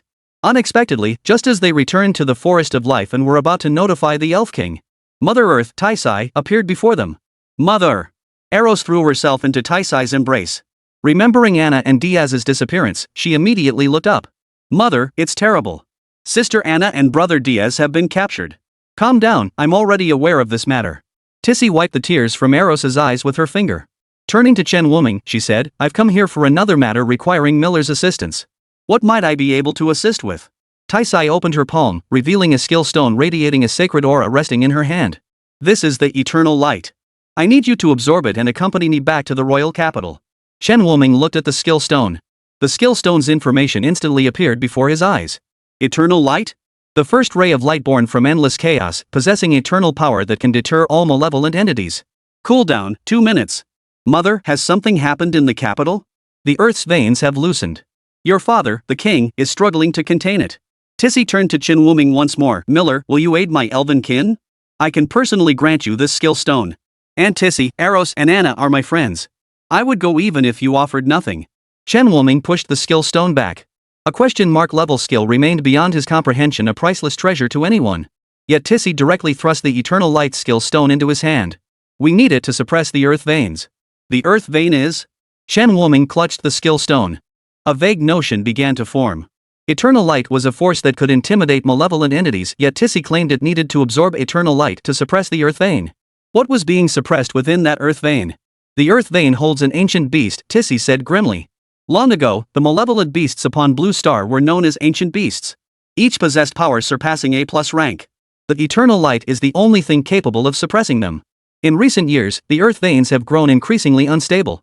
Among our elven race, only the Elven King has mastered the Eternal Light. We need you. Tissy knew Chen Wuming's profession was fate manipulator, allowing him to absorb any skill stone regardless of restrictions. That's why she sought him out. I'll go with you, but what about Anna? Chen Wuming was uneasy about Anna and Diaz. He had no idea if they were in danger now. Seeing this, Tissy felt her regard for Chen Wuming grow even more. The fairy clan will assist us in tracking Anna and Diaz. They'll intervene when crucial moments arise. Hearing this, Chen Wuming finally felt slightly reassured. It turned out the fairy clan had known all along and had already prepared countermeasures. Eros, go fetch Cecily. Your father wishes to meet the child. Right away. Eros, hearing her father wanted to meet her best friend, immediately went to drag Cecily over. Hey, Eros, what are you doing? Cecily was practically dragged over. Before Eros came looking for her, she had been consulting with the elves responsible for tending the plants. She dreamed of one day filling the ancestral lands with blossoms. Cecily! A gentle voice called out. Cecily stiffened and turned toward the source of the voice. Am Mother Earth. The moment the words left her lips, she clapped her hand over her mouth. How rude of me. Taisai paid no heed and continued, the king wishes to see you. Will you accompany us? Cecily hesitated. She had never been to the elven capital. To say she didn't want to would be a lie, but she was a dark elf. Seeing her hesitation, Eros stepped forward and took her arm. Mother, Cecily says she wants to go. Cecily! At that moment, the usually quiet Chen Lengran tugged at Chen Wuming's sleeve. Miller, I'll go. Oh no, he'd completely forgotten about Chen Lengran. This girl was always so quiet and easy to overlook. And Taisai, look at this. Chen Wuming felt a bit embarrassed. Taisai showed no hint of surprise, as if she had anticipated this outcome all along. Bring her along, but the other spirits might not take kindly to her. The aura emanating from her was suffocating, even to Taisai. But it seemed impossible to leave her behind. So, they would take her along. Then let's depart. Taisai waved her staff, and the group vanished into the earth. Their speed underground was no slower than flying through the skies, and far safer. The earth was Taisai's domain. Upon reaching the royal capital, Taisai led the four directly to the Elf King. Father, upon seeing the Elf King, Eros rushed to his side, grabbing his hand and shaking it excitedly. Father, why haven't you come to see Eros for so long? A faint smile touched the majestic face of the Elf King. He patted Eros's head with a resigned expression. How could father leave the capital so easily? Eros, go play in the next room, your favorite spirit fruits are waiting there. At the mention of spirit fruit, Eros's eyes lit up instantly. She dashed over, grabbed Cecily and Chen Lengran, and pulled them toward the room. Chen Lengran glanced back at Chen Wuming. Seeing him nod in consent, she let Eros pull her along. The Elf King raised his hand to intervene, but Tissy stopped him. Don't worry, she's a good child. Let's discuss the matter at hand first. The Elf King nodded. He trusted his wife's judgment implicitly. Miller, I am deeply grateful for all you have done for the elven race. You have saved my daughter more than once and helped us recover the Dark Elves. For these things, I owe you my thanks. I apologize for summoning you so abruptly. The absorber of the eternal light has not appeared among the elves for many years, leaving us no choice but to trouble you. The Elf King's words were courteous, lacking even a trace of regal bearing. He seemed more like a kind elder humbly consulting a younger relative. Eros and I are friends, and Sister Anna has been kind to me. This is the least I could do, Chen Wuming replied. The Elf King nodded with satisfaction. It was rare to encounter a human who was so agreeable. Your room is ready. You may rest and absorb. I've already absorbed it. The Elf King's raised hand paused slightly, a hint of surprise flitting across his face. Already absorbed? He turned to look at Tissy, who nodded slightly in acknowledgement of Chen Wuming's claim. Back then, it had taken him half a month to absorb this skill stone. Yet this man claimed to have finished absorbing it already. At Taisai's pace, traveling between the royal capital and the Forest of Life would take no more than 2 hours. Then, could you demonstrate it? The elf hesitated before speaking. To be cautious, he needed to see it first. Chen Wuming didn't refuse. Eternal Light. Triggered Fate Weaver ability, golden card. Eternal Light plus 100% suppression effect against malevolent entities, inflicts Holy Fire burn effect. Sacred Fire, an alternate form of Holy Flame, granting plus 100% suppression effect against living targets. Triggered Fate Power, skill effectiveness plus 100%. A nearly pure white orb of light appeared in Chen Wuming's hand. Were it not for his control, it could have illuminated the entire royal capital. This is the Eternal Light. The Elf King stared intently at the orb. That familiar aura, there was no mistaking it. And this radiance was even more dazzling than any he had ever unleashed. Good, good, good. The Elf King uttered 3 excited exclamations. He had originally thought that bringing Chen Wuming over to help could temporarily suppress the earth veins while they figured out a solution. But now it seemed. Chen Wuming's single technique, Eternal Light, alone could keep those creatures beneath the earth's veins quiet for another 5 or 6 years. Such a lengthy period would be ample time for him to devise alternative suppression methods. Truly, heroes emerge in youth. The Elf King suppressed his inner excitement, though he couldn't hide the smile spreading across his face. Thank you for your praise. Chen Wuming finally withdrew the Eternal Light. While level-ups offered minimal bonuses to this skill's effects, his Fate Manipulator and Power of Destiny could directly amplify its potency. You've just arrived in the capital. Let Eros show you around.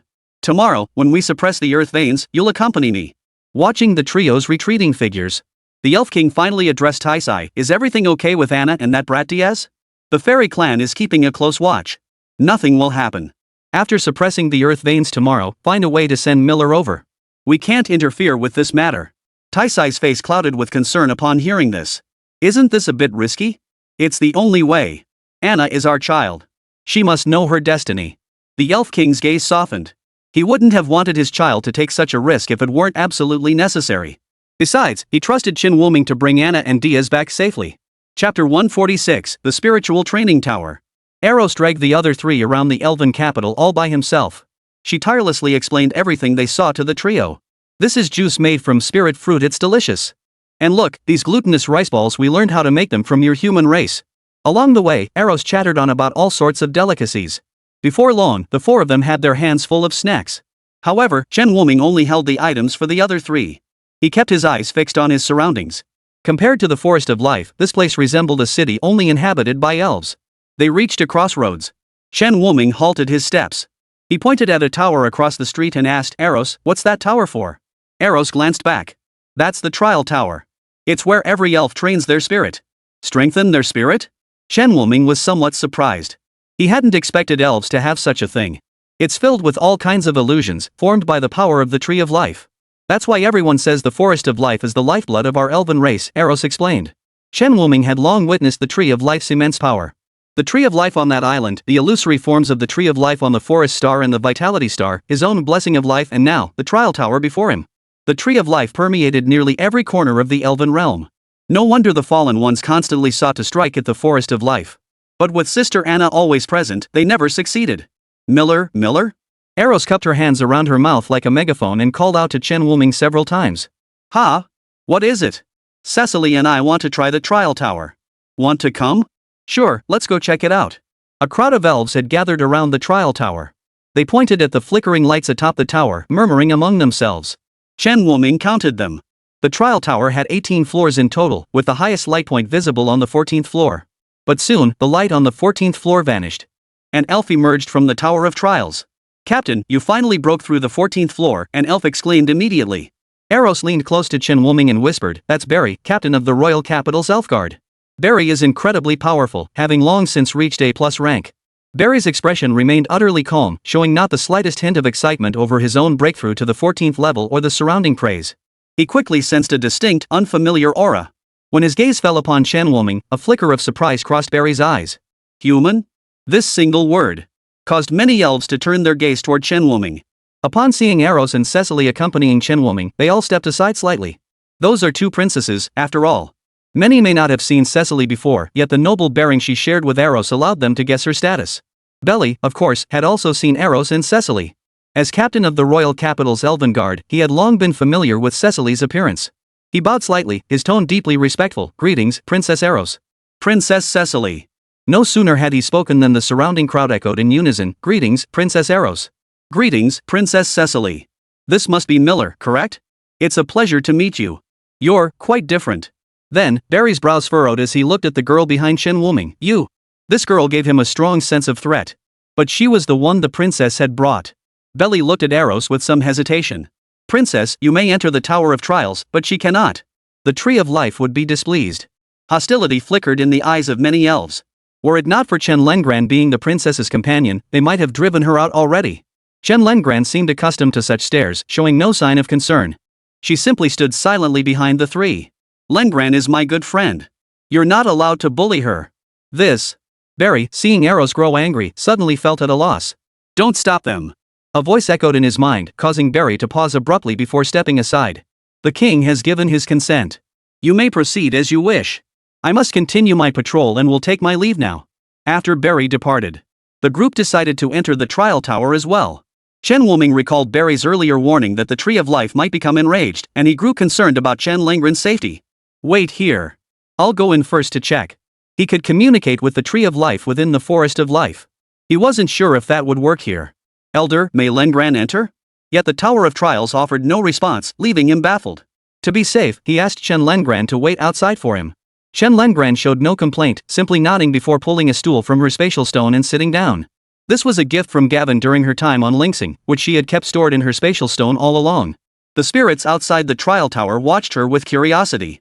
What kind of person could possibly earn such trust from their princess and king? The aura emanating from Chun Lengran was undeniable.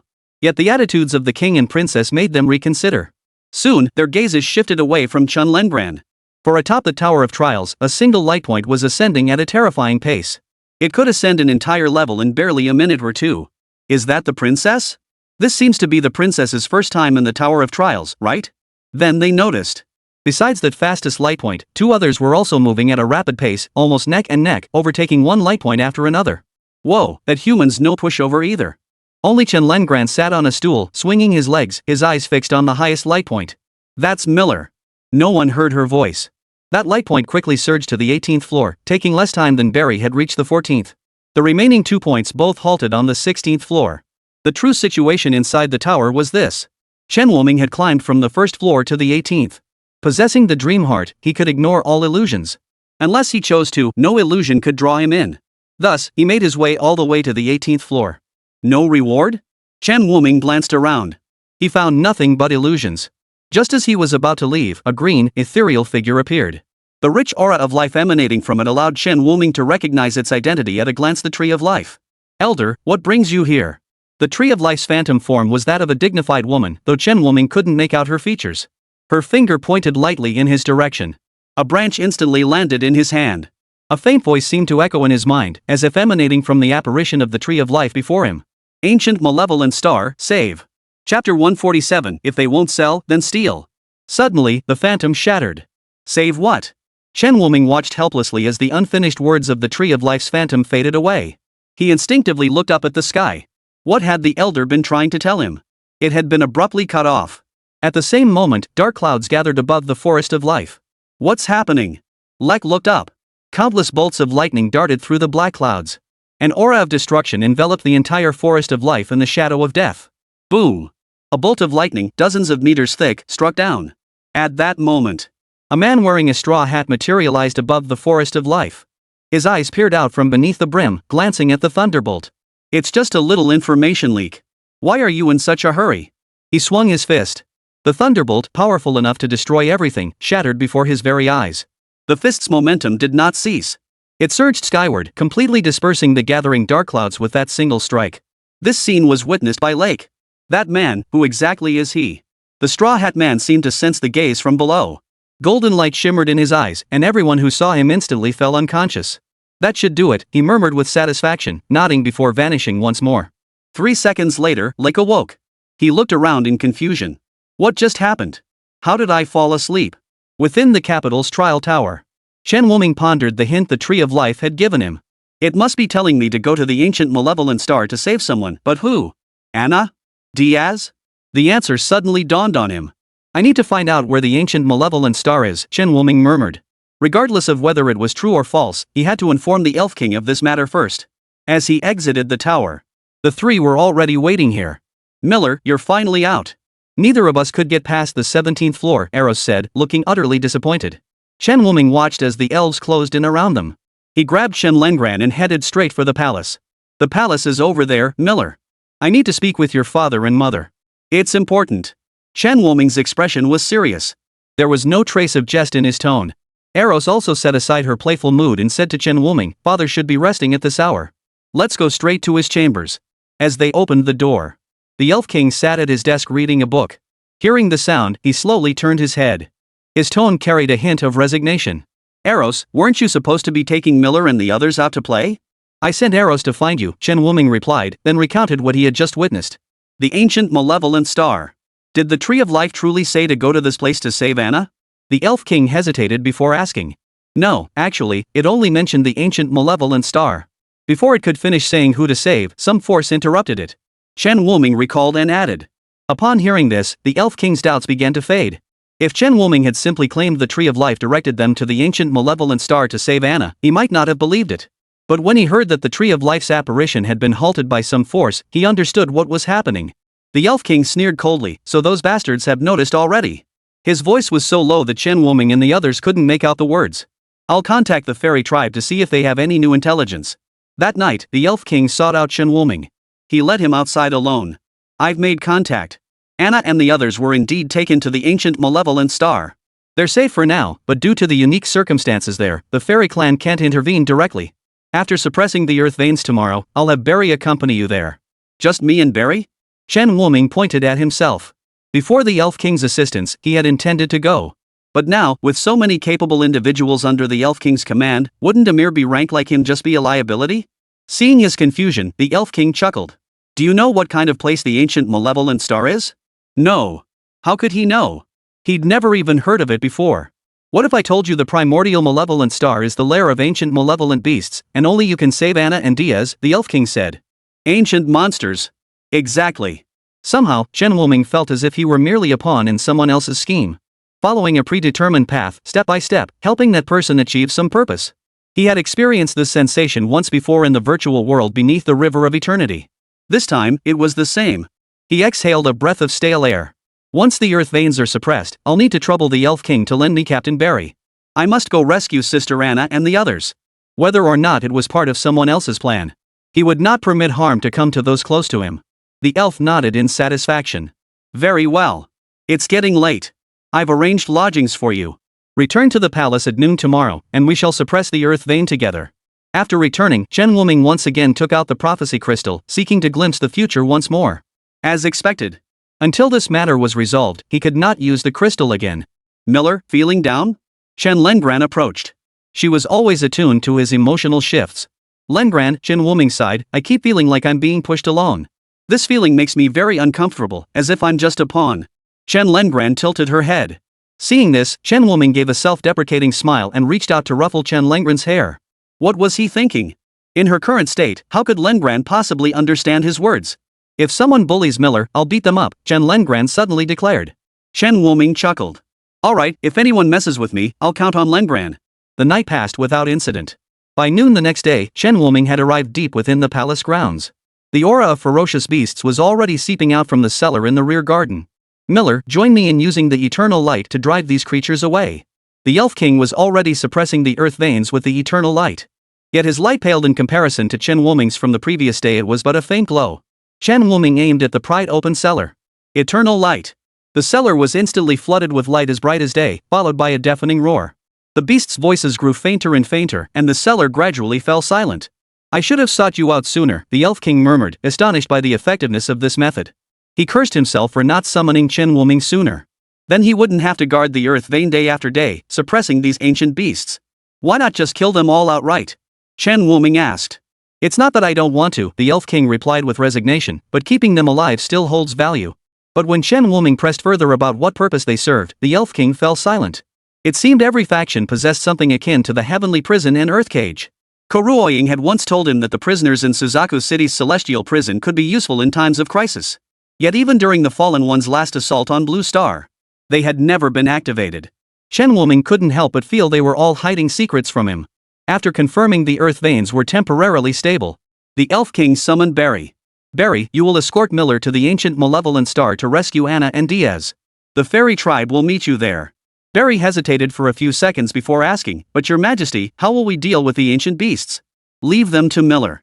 The Elf King smiled, turning his gaze toward Chen Wuming. Barry was dumbfounded. This was even less than what he could handle.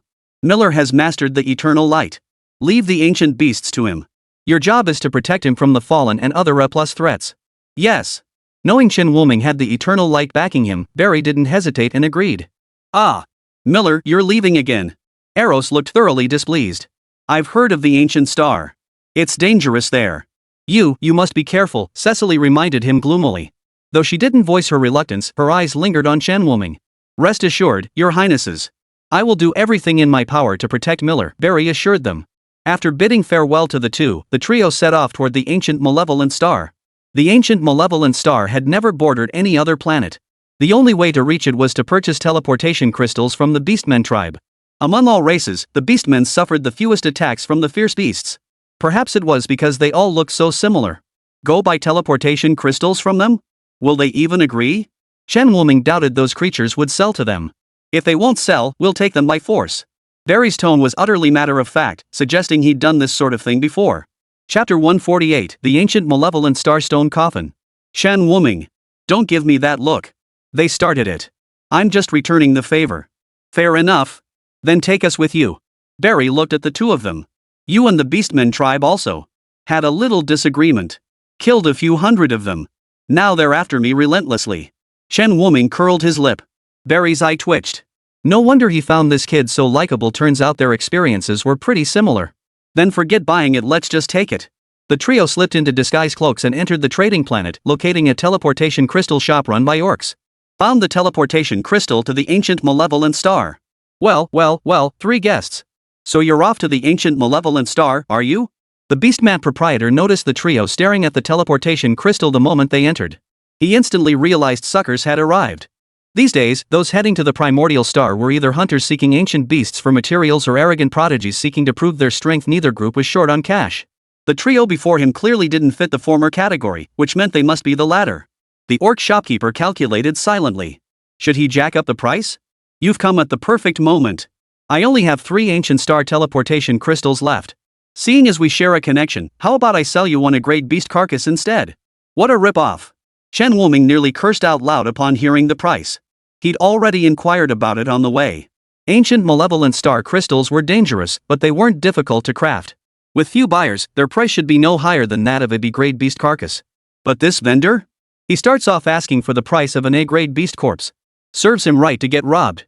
The Beastman vendor wore a smug grin, looking every bit the unscrupulous merchant who'd gotten his way. Well, gentlemen, I only have these 3 left. But inside, he was thinking, if you don't buy from me, I'll make sure no other shop sells to you either. Let's see what you do then. Barry turned to look at Chen Wuming. What do you think? Same as you. The Beastman shopkeeper's smile stiffened as the 3 ignored him. Guests, you. Barry stepped forward and flipped the counter over. 3 ancient malevolent stars were instantly absorbed into Chen Wuming's bracelet. The carcass of an A-grade monstrous beast? You really think we're suckers? The Beastman shopkeeper hadn't expected these 3 to be such tough customers, ready to flip the table at the slightest provocation. Surveying his shop now in utter disarray, rage surged through him. You dare cause trouble in my shop?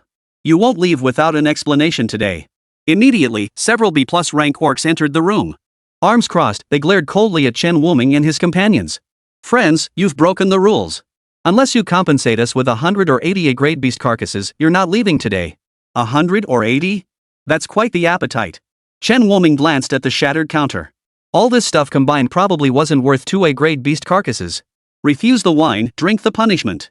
Brothers, tie them up and go collect from their families. With that, several men moved forward. But after taking just a few steps, they found themselves unable to move forward. Looking down, their feet were tangled in a thick, green sludge. Green swamp? They all froze in shock at the sight. They never imagined anyone would still use such a low-level skill. The orc shopkeeper had already been kicked flying by Barry. You, don't come any closer. I'm sorry. It's all yours. All of it. The orc boss propped himself up with his hands, retreating step by step. The brief exchange had made him realize he was no match for this black-clad figure. His gaze darted toward the backup he'd called for. Seeing that they couldn't even break free from the green swamp, he felt both furious and anxious. Trapped by the green swamp? What a bunch of useless fools. Damn it, let us go, the orcs who'd come to help shouted angrily. What met them was a barrage of blows. Smack! Smack! Smack! Several slaps landed, instantly leaving them reeling. Aya, how dare you insult us? Orcish fervor. Nashuju. Chen Wuming seized the moment, casting the Nashu Eju spell over them. Without mana to sustain it, the Orcish zeal dissipated before it could take effect. The group stared at Chen Wuming in disbelief. What the hell kind of skills are these? Let's go. Someone's coming, said Barry. He could already sense a large group of orcs approaching. All right. Chen Wuming nodded, tossing a fate coin their way before departing. Unsurprisingly, a bolt of thunder struck. The shop collapsed instantly, charred black by the strike. Who's there? By the time the orcs arrived, Chen Wuming and his 2 companions had already vanished using teleportation crystals. The orc warlord grabbed the orc shopkeeper by the collar, roaring, "Who dared destroy our orc tribe's property?" I don't know. They were cloaked in dark robes. Useless. The orc commander threw the shopkeeper to the ground, his weapon pointed at him. This is how you repay us for entrusting you with the shop. Wait, I remember now, the orc shopkeeper blurted out. They seem to be heading toward the ancient malevolent star. The ancient star of doom? Are you sure? Yeah. They stared at the ancient star's teleportation crystal the moment they walked in. They must be heading there. The orc shopkeeper nodded repeatedly. The orc warlord turned to his subordinate and ordered, "Check if the ancient star's teleportation crystal is still there." The ancient malevolent star's teleportation crystal was crafted from special materials. Even if destroyed, it would leave behind residue. Shortly after, the subordinate reported back. Reporting, sir, it's gone. The Orcish commander smiled coldly. Very well. Head to the ancient malevolent star. Let them meet their end there. Clearly, he did not believe those three could survive their journey from the ancient malevolent star. As for you, he glanced at him, for bringing such great loss to the tribe, send him to your secret realm. Yes, sir. The orc boss was dragged away, his face drained of color. He knew resistance was futile. Better to endure mining labor than face a brutal beating. At least his life wouldn't be in danger. Meanwhile, Chen Wuming and his two companions had already arrived via teleportation crystal at one of the ancient malevolent star's stone coffins. These orcs are truly ingenious to find a teleportation point like this, Barry murmured in quiet admiration. Who in their right mind would set up a teleportation point inside a stone coffin? Fortunately, the sarcophagus was spacious, and the skeletal remains inside appeared to belong to some kind of massive, ferocious beast. But why would the ancient star have a stone coffin? I'm not entirely sure either. Truth be told, this is my first time on the ancient malevolent star. Barry pushed open the sarcophagus lid and scanned the surroundings with his senses. Only after confirming it was safe did he open the sarcophagus and step out. The moment Chen Lengran stepped out, he glanced to the side and pointed at a spot in the air. Miller, a fairy. Chapter 149, Finding Anna and Diaz.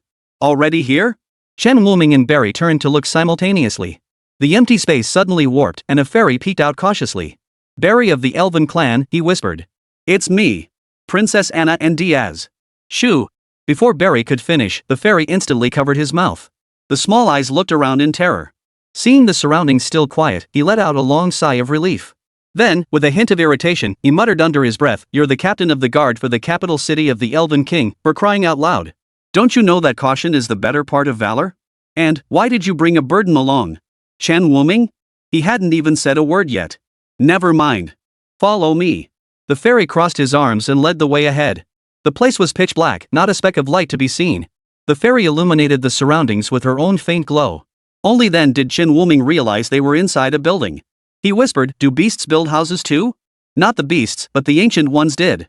Their intelligence was no different from ours, only far more savage, the flying demon explained without turning back.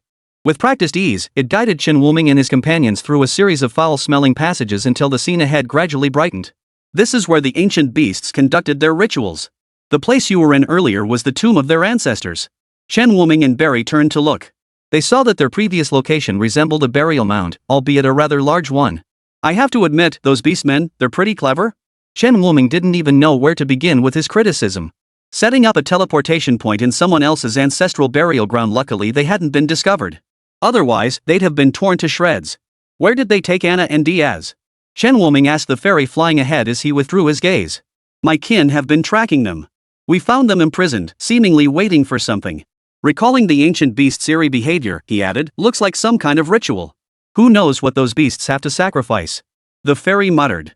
Chen Wuming recalled the scene he'd glimpsed in the prophecy crystal. That man in black probably wasn't an ancient beast. Yet the ancient beasts had shown him profound respect back then.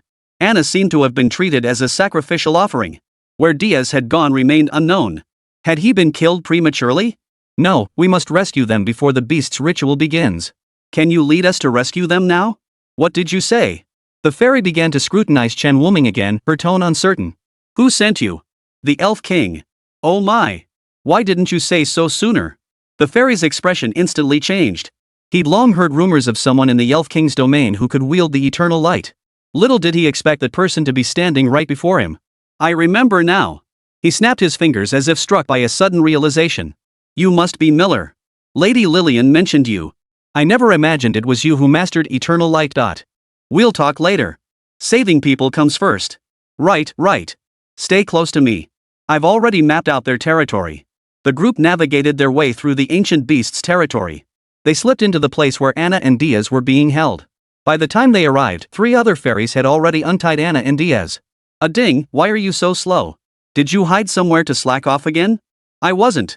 Look, I brought the hostages right here. Don't even try to deny it. Do you have any idea the terrifying creature is about to return? Sis Lilai, I'm sorry. The fairy Ading, who had guided Chen Wuming over, was being tugged by the ear by Fairy Lilai. Lilai spotted Chen Wuming and his companions, nodding to them. You're here to help. The 2 princes were drugged by them and can't move on their own now. We need to hurry. Diaz lifted his head, forcing a faint smile. Who'd have thought that Diaz, who spent his whole life outsmarting others, would end up getting outsmarted this time? Your Highness, rise. I'll carry you.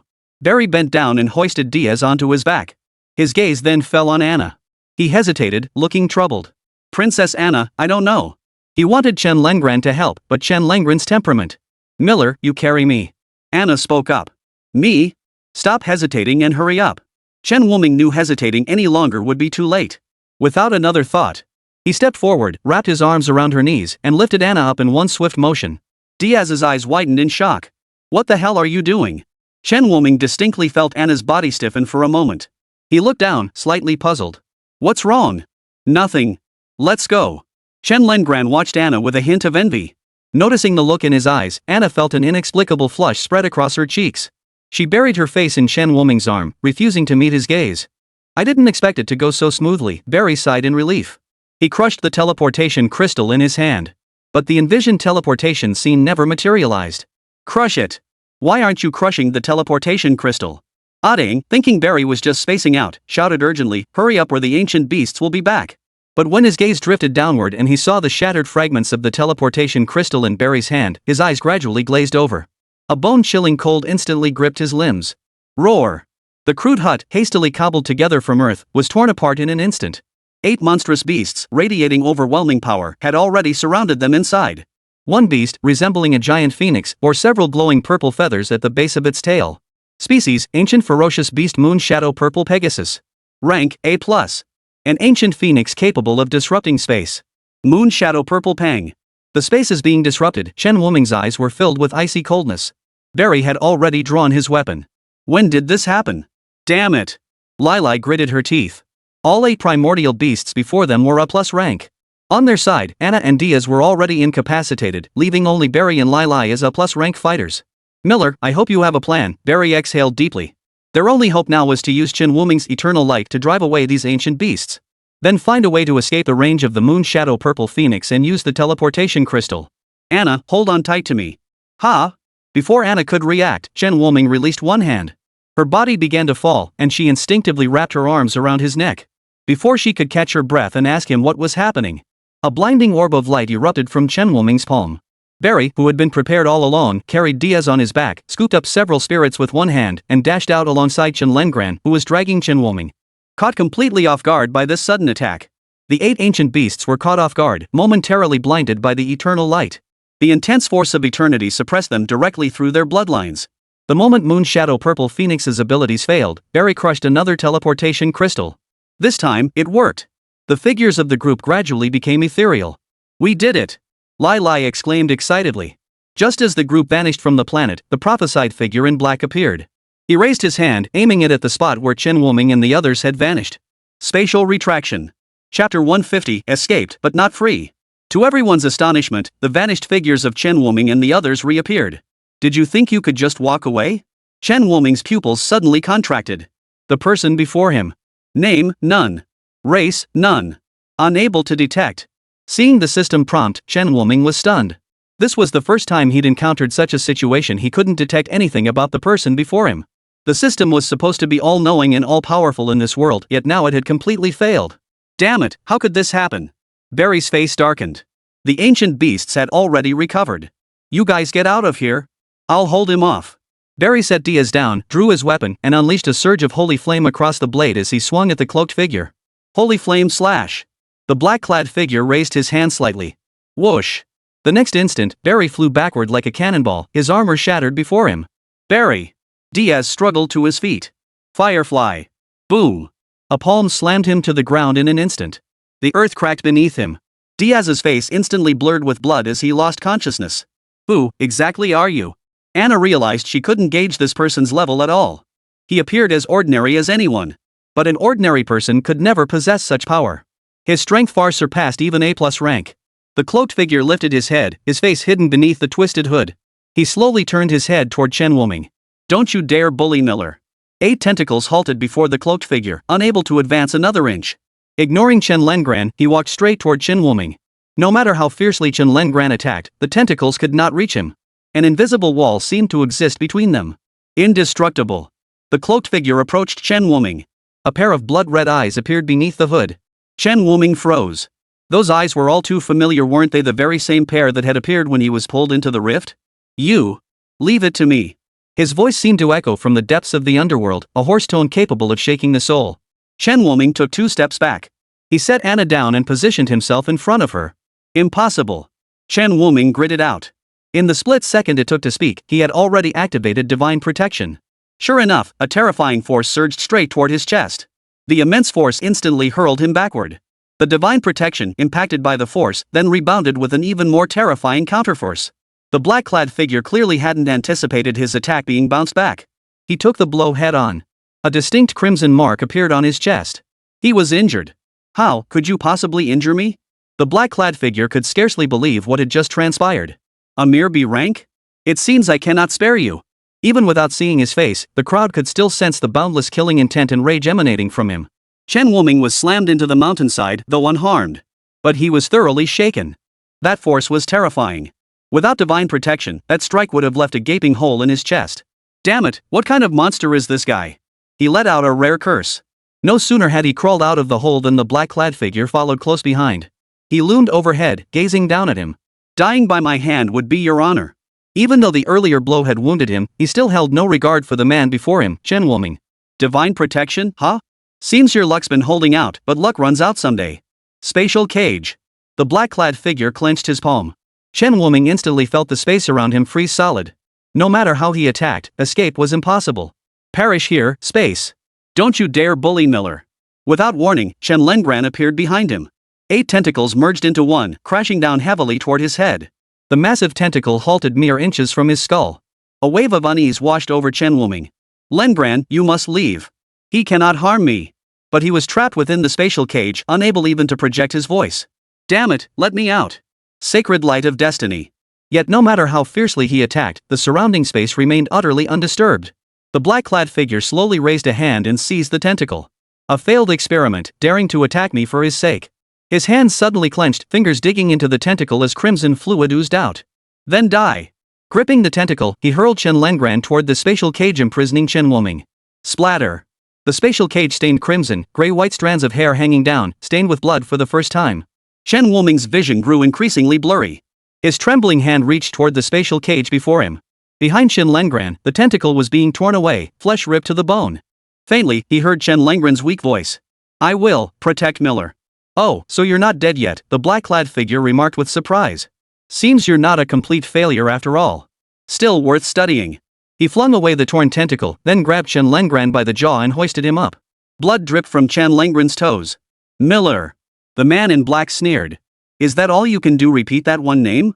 Don't you even recognize your own master anymore? His fingers tightened slightly, producing a cracking sound. Call him master. Miller. Chen Wuming pounded frantically at the spatial cage, his eyes bloodshot with rage. Let her go. Mirror twin spatial cage. The space around the cloaked figure began to freeze solid. He merely raised an eyebrow, and the space instantly returned to normal. I must say, I'm growing more and more interested in you. A hoarse laugh emerged from beneath the cloak, grating on the ears. Come on, let me see what you're willing to sacrifice for her. The black-clad figure's finger instantly pierced through Chen Lengran's arm. Numb to the pain, Chen Lengran glared at his enemy with eyes brimming with murderous intent. Death Arena. A force descended, attempting to pull him into some unknown place. Yet the infallible Death Arena hesitated visibly where it landed on the black-clad figure. It lingered, unable to descend. How could this be? Chen Wuming's eyes widened in fury. Why couldn't he pull this man into the Death Arena? Seems your last resort is useless too. Well then, you'll just have to bid farewell to this failure. The black-clad figure shook his head, a hint of disappointment in his expression. He stepped directly before Chen Wuming and slowly lifted Chen Lengran. Chen Wuming, his eyes red, instantly transformed into a black dragon.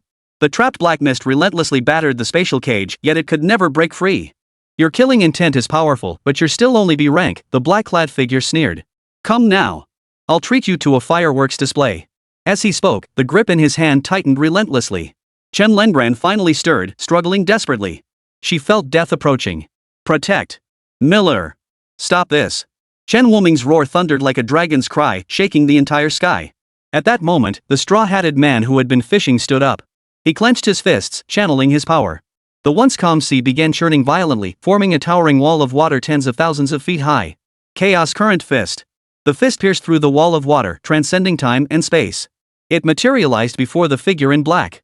Where fist met nasal bone, space shattered, earth tore asunder, and an endless chasm spanned the entire ancient malevolent star. Chapter 151, The Monster It Wasn't Her Fault. Cold-blooded. The spatial cage imprisoning Chen Wuming shattered in response. Chen Lengren's body went limp as she collapsed into his arms. Miller, don't cry. I don't hurt. I'm not crying, I'm not crying. Chen Wuming held her tightly in his arms. As an experimental subject, Chen Lengren felt no pain and feared no death. Yet in that moment, she realized she was afraid that if she died, there would be no one left to protect Chen Wuming. Seeing Chen Wuming's bloodshot eyes, an unfamiliar ache instantly filled her heart. Miller, don't cry. It hurts me. Chen Lengren pointed to her chest. Okay, I won't cry. Chen Wuming lifted his head to look ahead. The black-clad figure was covered in blood, his face twisted into a hideous grimace. Why? Why did you stop me? Why won't you give me a chance? What exactly am I lacking? Chen Wuming slowly rose to his feet, cradling Chen Lengren in his arms. You worthless piece of trash. What gives you the right? The black-clad figure was visibly agitated. The surrounding space warped as he attempted to repeat his previous trick. Beast transformation. Black mist enveloped Chen Wuming and Chen Lengren, while the surging killing intent shattered the spatial cage. Roar! The black mist began to transform. Strands of blood-red mist replaced the black, even invading the surrounding space itself, tinting it crimson. What? The black-clad figure couldn't believe he couldn't contain Chen Wuming. No, impossible. You're only B rank. I surpassed A+ rank long ago. You can't possibly be stronger than me. Spatial compression. The space around Chen Wuming began to shrink, squeezing inwards toward his body. At this moment, he showed no sign of yielding. He charged headlong into the surrounding spatial barriers. Endless malevolent energy surged against the spatial barriers. The ancient malevolent star's once stable spatial energy now trembled violently, causing the entire planet to shake. A mere B rank. Enough. Just as the black-clad figure was about to deliver the final blow to crush Chen Wuming completely, a voice shattered the energy he had gathered. Under the force of that voice, Chen Wuming was instantly shaken back into human form. He was already cradling Chen Lengren in his arms. Blood streamed from his 7 orifices, yet he glared at the black-clad figure with unwavering intensity. The Straw Hat Man stood between the two. His gaze lingered on Chen Wuming for a long moment before shifting to the man in black. Enough. You've crossed the line. No, I haven't lost yet. Shut up. A flash of anger flickered in the Straw Hat Man's eyes as he stepped forward and punched the black-clad man squarely in the chest. The black-clad man instantly lost all strength, crashing straight to the ground. And you lot get out of here, the Straw Hat Man roared. The 8 ancient beasts trembled and scattered in flight. Anna and the others were all startled. Who exactly was this man? A single command could scare away primordial beasts, and a single punch could dispatch black-clad men capable of killing them in an instant. Who are you? Chen Wuming strained to make out the Straw Hat Man's features, but his vision was blurred. He couldn't make out a thing. The straw-hatted man glanced at him, then shifted his gaze to Chen Lengren in his arms. He asked casually, what is she to you? A friend. A monster? That's not her fault. Is it worth it? Worth it. Chen Wuming replied without hesitation. After a moment of silence, the straw-hatted man produced a vial of liquid and poured it over Chen Lengren's body. The liquid seeped into her wounds, swiftly restoring them to their original state. Chen Lengren stepped down from Chen Wuming's embrace. She thought of what Chen Wuming had taught her. When someone helps you, you must thank them. She mimicked the memory in her mind and thanked the Straw Hat Man. Thank you. You should thank him, the Straw Hat Man said, his expression unchanged. I will protect Miller, Chen Lengren said earnestly. Hope you mean what you say. The Straw Hat Man handed Chen Wuming another vial of potion. Consider this our compensation. That guy won't bother you again. He glanced at the black-clad man lying motionless on the ground, his expression thick with disgust. Thank you, sir. Chen Wuming tilted his head back and gulped it down. As the liquid vanished, the redness in his eyes faded. His vision finally cleared. He looked at the man in the straw hat again. He confirmed once more that he had never seen this man before, yet the other gave him a sense of déjà vu. Have we met? You've never seen me. The Straw Hat Man rose, waved his hand, and summoned the figures lying on the ground. I'll send you back. He crushed the teleportation crystal in his hand. The group instantly returned to Blue Star. Yet when they turned to look back, they discovered the Straw Hat Man had vanished. That man, he's definitely beyond A+ rank. Lili still couldn't fathom what had just happened. It was far too intense, they'd nearly all been wiped out. And that man in black, why haven't we heard of him before? Diaz snarled. His body had recovered somewhat, and he tried to stand on his own, but his legs trembled violently. The royal capital isn't far ahead. Let's head there first, Chen Wuming said. The teleportation crystal delivered them precisely to the woods outside the royal capital. Upon returning to the capital, the group was immediately summoned by the Elf King. Upon hearing of their ordeal with the ancient malevolent star, the Elf King's gaze toward Chen Wuming brimmed with regret. It was my oversight that led you into danger. Had I known that black-clad figure was present, I would never have sent you on such a perilous mission. There's no need to say that. We're all back safely now, Chen Wuming replied nonchalantly. Though perilous, at least everyone had returned alive. Our fairy clan also bears significant responsibility for this incident. Our intelligence was inadequate. Upon returning, I will offer my apologies to the clan. As Lilai finished speaking, the fairies behind her bowed their heads in unison. As fairies tasked specifically with gathering intelligence, such a major failure was entirely their fault. This isn't entirely your fault, Tissy sighed softly. After all, the enemy was so powerful, and we didn't receive a single piece of information. Instead, it caused Lang Ran and Miller to suffer. Yes, our mistake caused Miller and Lang Ran to suffer. Miller, just wait. In a couple of days, I'll apply to the clan for something for you.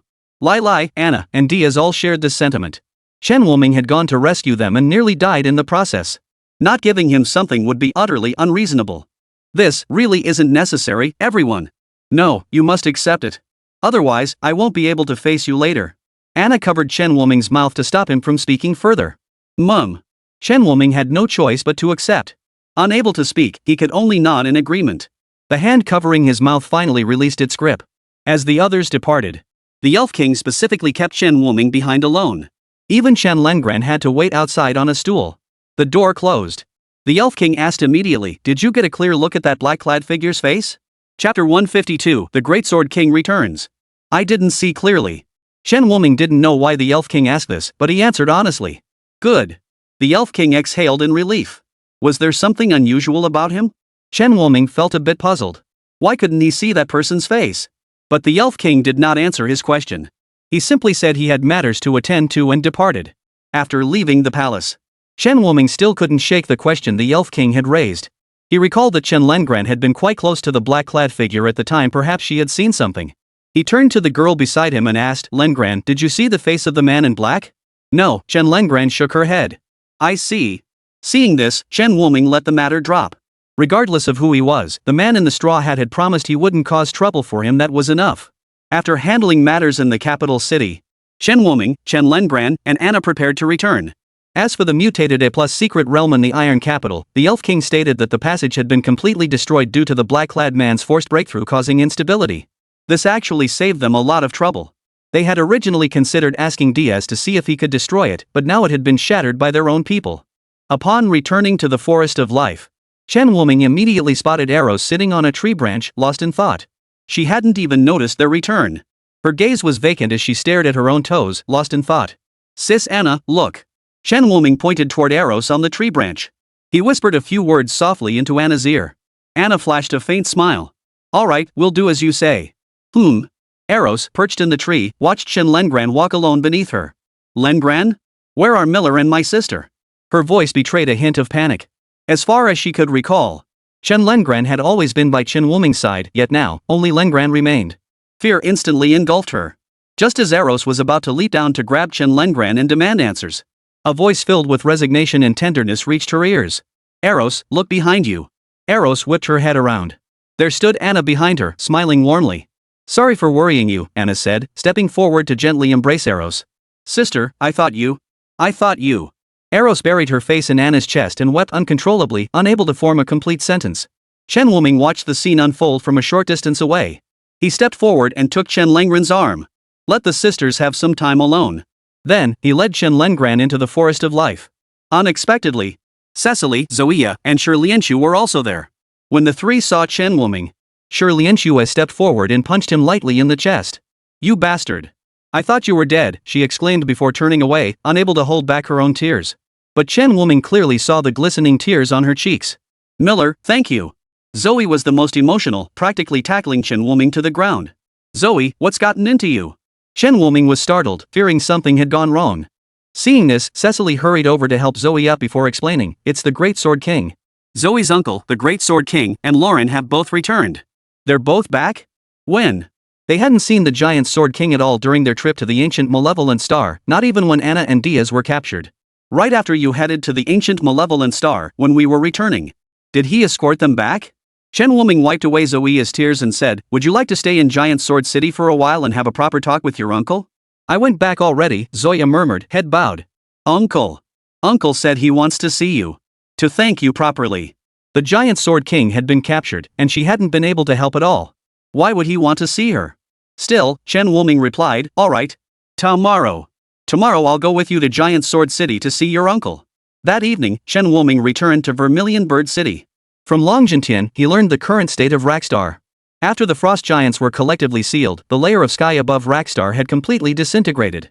The original seal on Rakstar and the sealed memories of the Blue Star humans had been fully unlocked. Wuming, our memories were tampered with. Now that Lakestar is unsealed, they're returning. I must tell you something, Long Jintian said solemnly. Do you remember the world beneath the River of Eternity? That was not an illusion, nor a deliberately crafted miniature world. It was a parallel universe, and the Eternal River served as a temporal interstice. In the past, our human race possessed countless powerful beings. We were sealed away by another parallel blue star to protect it. Lakestar was a crucial point in that sealing. Now that the seal is broken, the fallen ones will surely notice you. You must be extremely cautious. Chen Wuming froze in place. Another parallel universe? Could that mean it was his past life? Wuming? Wuming. I understand, Principal. I'll protect myself. Long Jintian patted Chen Wuming on the shoulder. But don't worry too much. You've befriended elves and fairies, they'll aid you when it matters most. The elf king you know isn't as simple as he seems. That's all I can say for now. You still need to accompany that young lady back to meet her family, so I won't keep you any longer. Principal, we're just friends. I know. Otherwise, I would have slapped you silly long ago. Chen Wuming. You really are my good old principal. The next day, Chen Wuming led Zoya and Chen Lengran through the designated fissure in the Forest of Life to the banks of the Eternal River. The moment they arrived, they saw that familiar face standing there. Beside him stood a younger version of the Great Sword King, likely his son, Lauren. Miller, thank you for this. Without you, Lauren and I might never have made it back.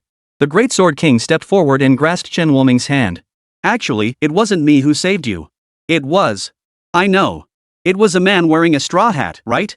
We met him, Lauren interrupted. He said he saved us to make it up to you.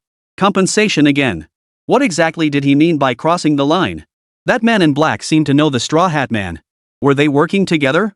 Did Principal Long mean that black-clad man when he said they?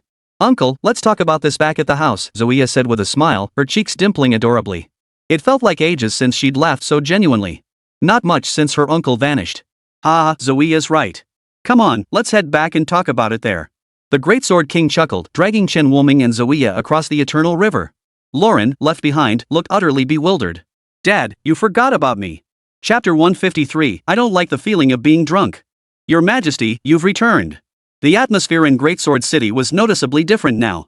With the Great Sword King back as their anchor, every dwarf's demeanor had undergone a dramatic transformation, a testament to how deeply he was rooted in their hearts. Thank you all for your hard work. This is my niece, Zoya. As for this gentleman, I needn't introduce him, you likely know him better than I do. The dwarves turned their grateful gazes toward Chen Wuming. To them, Chen Wuming was no longer merely a human, he was the savior of Great Sword City, appearing to aid them in every hour of peril. This time, he had even brought back their king. Clatter. The entire city's dwarves knelt in perfect unison before Chen Wuming. What's this? Chen Wuming felt somewhat flustered. Why were they kneeling at the drop of a hat? You deserve it, and you should accept it. No sooner had the Great Sword King spoken than he too knelt before Chen Wuming, bringing Lauren down with him. This scene was unprecedented in history. A dwarf king, leading every subject within his domain, bowed before a human. From this day forward, all within Great Sword City shall obey Miller's commands. His status now surpasses mine. The Great Sword King's voice echoed throughout the city. He rose slowly, patting Chen Wuming, who was too stunned to speak. Come now. We've prepared fine wine and delicious food for you. Human cuisine may be excellent, but ours is no slouch either. As the Great Sword King turned away, Chen Wuming glanced at Zoya beside him, noticing her body trembling slightly and her cheeks flushed crimson. Zoe, you knew all along, didn't you? No, I didn't. Don't lie. You were practically laughing out loud. Chen Wuming rolled his eyes and followed after them. Behind him, Zoe finally couldn't hold back, covering her mouth to stifle a few giggles. As she laughed, tears began to slip down her cheeks unnoticed. Chen Wuming took a few steps. Noticing Zoya hadn't followed, he turned back. Why are you crying? I'm not. You're seeing things. Zoya wiped her tears with her hand, lifted her head, and walked past Chen Wuming. Thank you. The words drifted lightly into Chen Wuming's ears. Only then did he smile and follow after her. The Great Sword King was right, dwarven cuisine differed significantly from human fare. Their diet was almost entirely meat-based, not a single vegetable graced their tables. Miller, come quick. I bought some fine wine from that old codger in 10,000 Wine City just for you.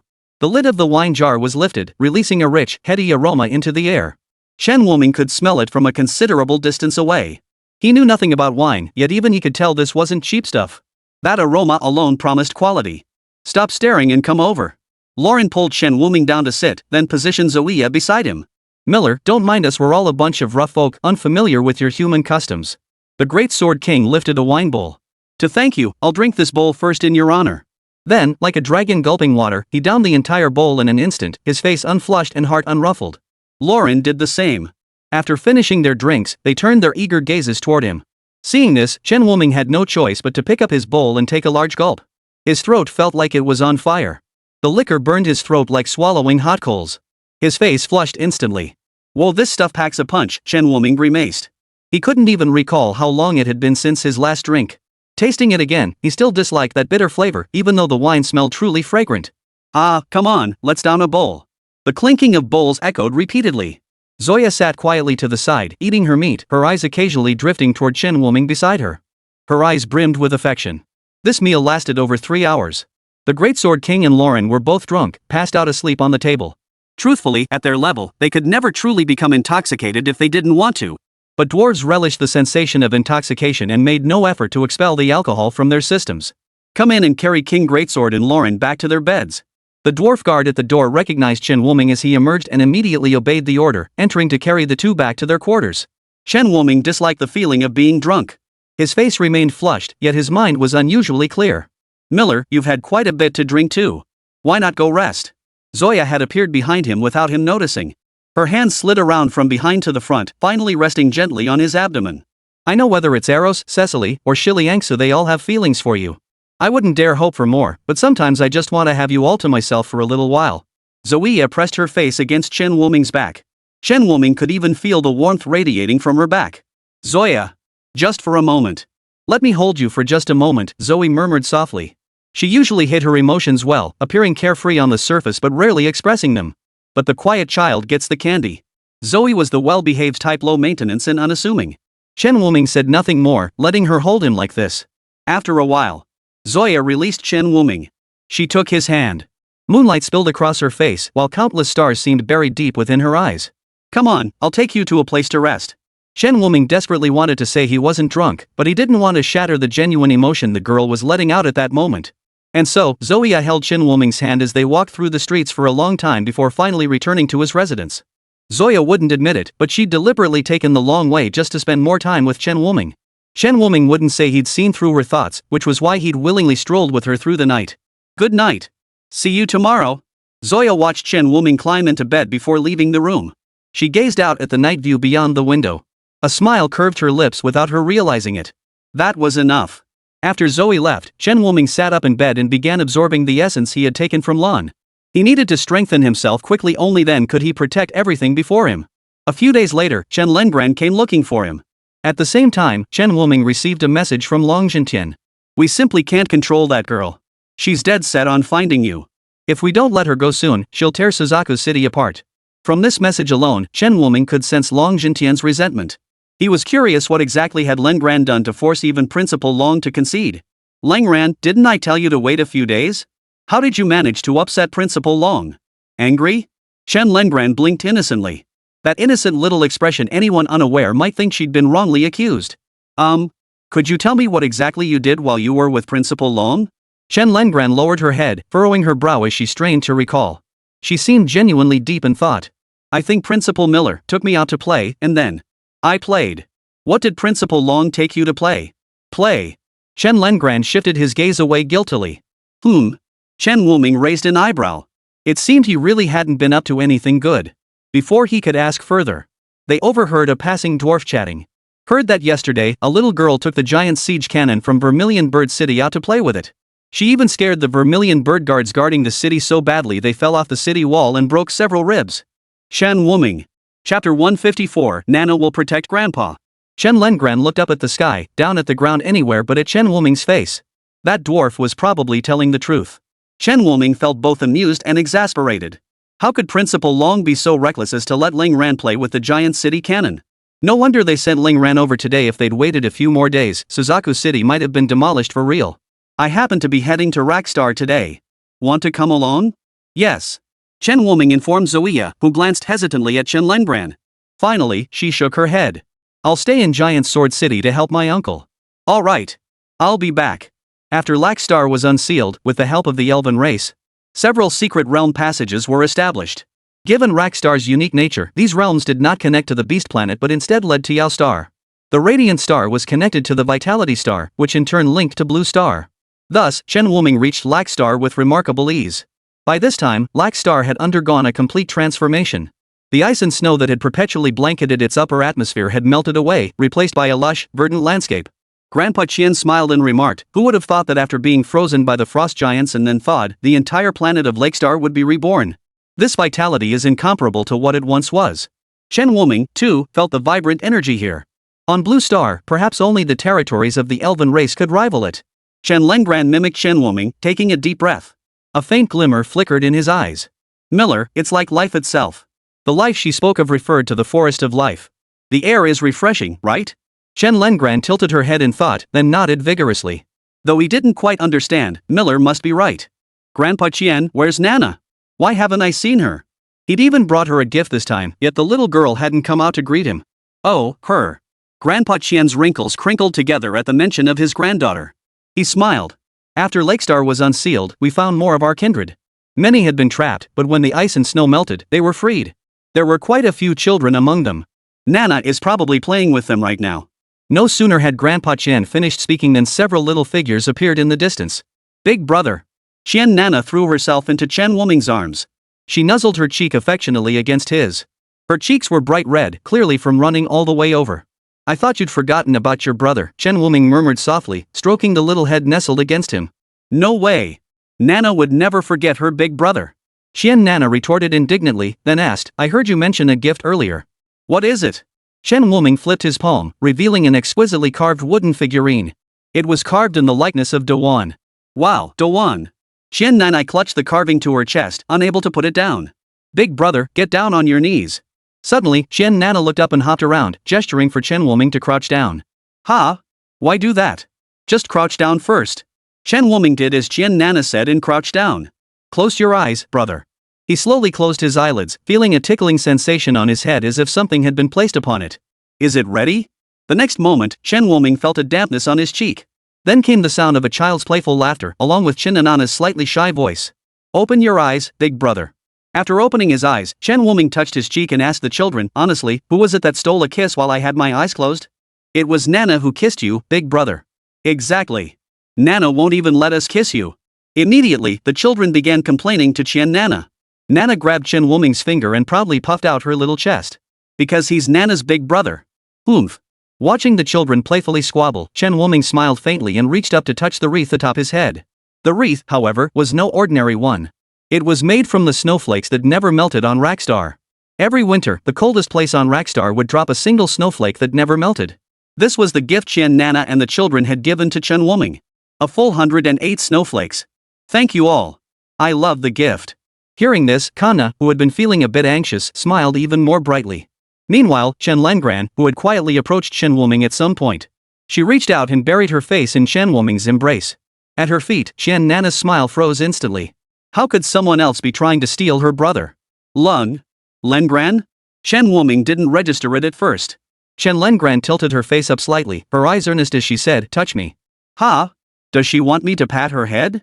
Seeing Chen Wuming unmoved, Chen Lengran simply grabbed his hand and placed it on her head herself. Only then did she press her face back against his chest, closing her eyes to listen to the sound of his heartbeat. The palm gently traced strokes across her scalp, and Chen Lengran felt an inexplicable sense of peace wash over her. Shanana watched Chen Lengran with curiosity. Though she'd seen her and heard stories about her, Chen and I actually knew very little about this older sister. The only thing she could be certain of was that she was very attached to her Miller brother. Yet at this moment, she felt not a trace of jealousy. Instead, she was quite happy to temporarily share her brother with this older sister. Come on, let's go play with Daimaru and Kamaru. The group of children perked up at Qian Nana's words, excitedly bidding farewell to Chen Wuming. When Chen Wuming looked up, he saw Chen and I waving at him. Big brother, come to my house tonight. I'll warm up some milk for you. He smiled and waved back. Only then did he whisper to Chen Lengran in his arms, are you ready? Chen Lengran released him and obediently stood beside him once more. Grandpa Qian, witnessing this scene, instinctively turned his face away. He muttered under his breath, young people these days. He had clearly misunderstood their relationship. They followed Grandpa Qian on a tour of Rakstar's current development.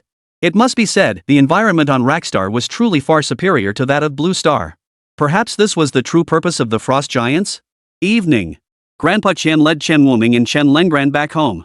Qian Nainai, who had already returned home, was warming milk by the fire. Even without the Frost Giant, the extreme cold brought by the melting ice and snow meant those without level-based protection still needed high-calorie sustenance to maintain their vital signs. Let me handle this. Chen Wuming stepped forward and took the wooden stick from Qian Nainai's hands. Ah, brother, you're back. Qian Nainai finally noticed them. Chen Wuming glanced at her hands, now bright red from the fire's heat. Leave it to me now. Seeing the milk was ready, Chen Wuming reached out to take it. But a pair of small hands reached out and held his. Brother, it's hot. It's fine, watch. Chen Wuming gently pushed her hands aside and reached into the fire to pull out several bowls of hot milk. Big brother, you're so amazing. Qian Nana exclaimed in wonder. She had completely forgotten that the seal on Rakstar had been lifted, and that nothing here would restrict outsiders like Chen Wuming anymore. She simply thought her brother was amazing. Drink up quickly. It's so cold out, you don't want to catch a cold. No way. Grandpa said Nana's body is super strong. She stood up, pumping her fist. Don't underestimate me, brother. Someday I'll protect Grandpa for Mom and Dad. Alright, big brother understands. Our Nana will only grow stronger and stronger, strong enough to protect Grandpa. Chapter 155, The Vanishing Cassie. Oh, right.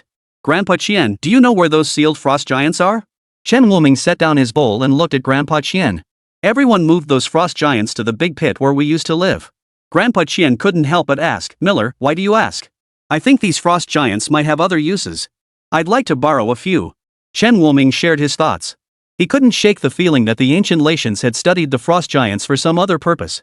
It was merely a momentary lapse in control that led to the great catastrophe. You're welcome to use them, but remember to be careful. Don't worry, Grandpa Qian. I won't do anything reckless. The next day, Chen Wuming descended into the great pit, selecting several frost giants of B rank and B+ rank. He enlisted the aid of the Great Snow Monster clan to haul these giants out. He chose these two tiers specifically because they were easier to reseal, and the stronger frost giants possessed longer range freezing rays. Thank you all. Please take these fruits to share among yourselves. Chen Wuming wouldn't let them help for nothing. He distributed the spirit fruits he had brought from Anna among the giant snow monsters. Wah! The giant snow monsters, tasting spirit fruits for the first time, all turned their gaze toward Chen Wuming. This is all I brought this time. If you like them, I'll bring more next time. Chen Wuming spread his hands helplessly. There really wasn't any more. After sending the snow giants away, Chen Wuming first went to Yaoxing to borrow some help from Yi Chen. Together, they transferred the frost giants to a dead star. Everyone retreat to a safe area. I'm about to break their seals. Chen Wuming shouted. Once everyone had retreated to safety, he pulled the golden key from the frost giant's skull. The moment it was pulled out, the golden sheen rapidly faded from its body, turning dull and lifeless. With a single forceful shake, it crumbled into dust.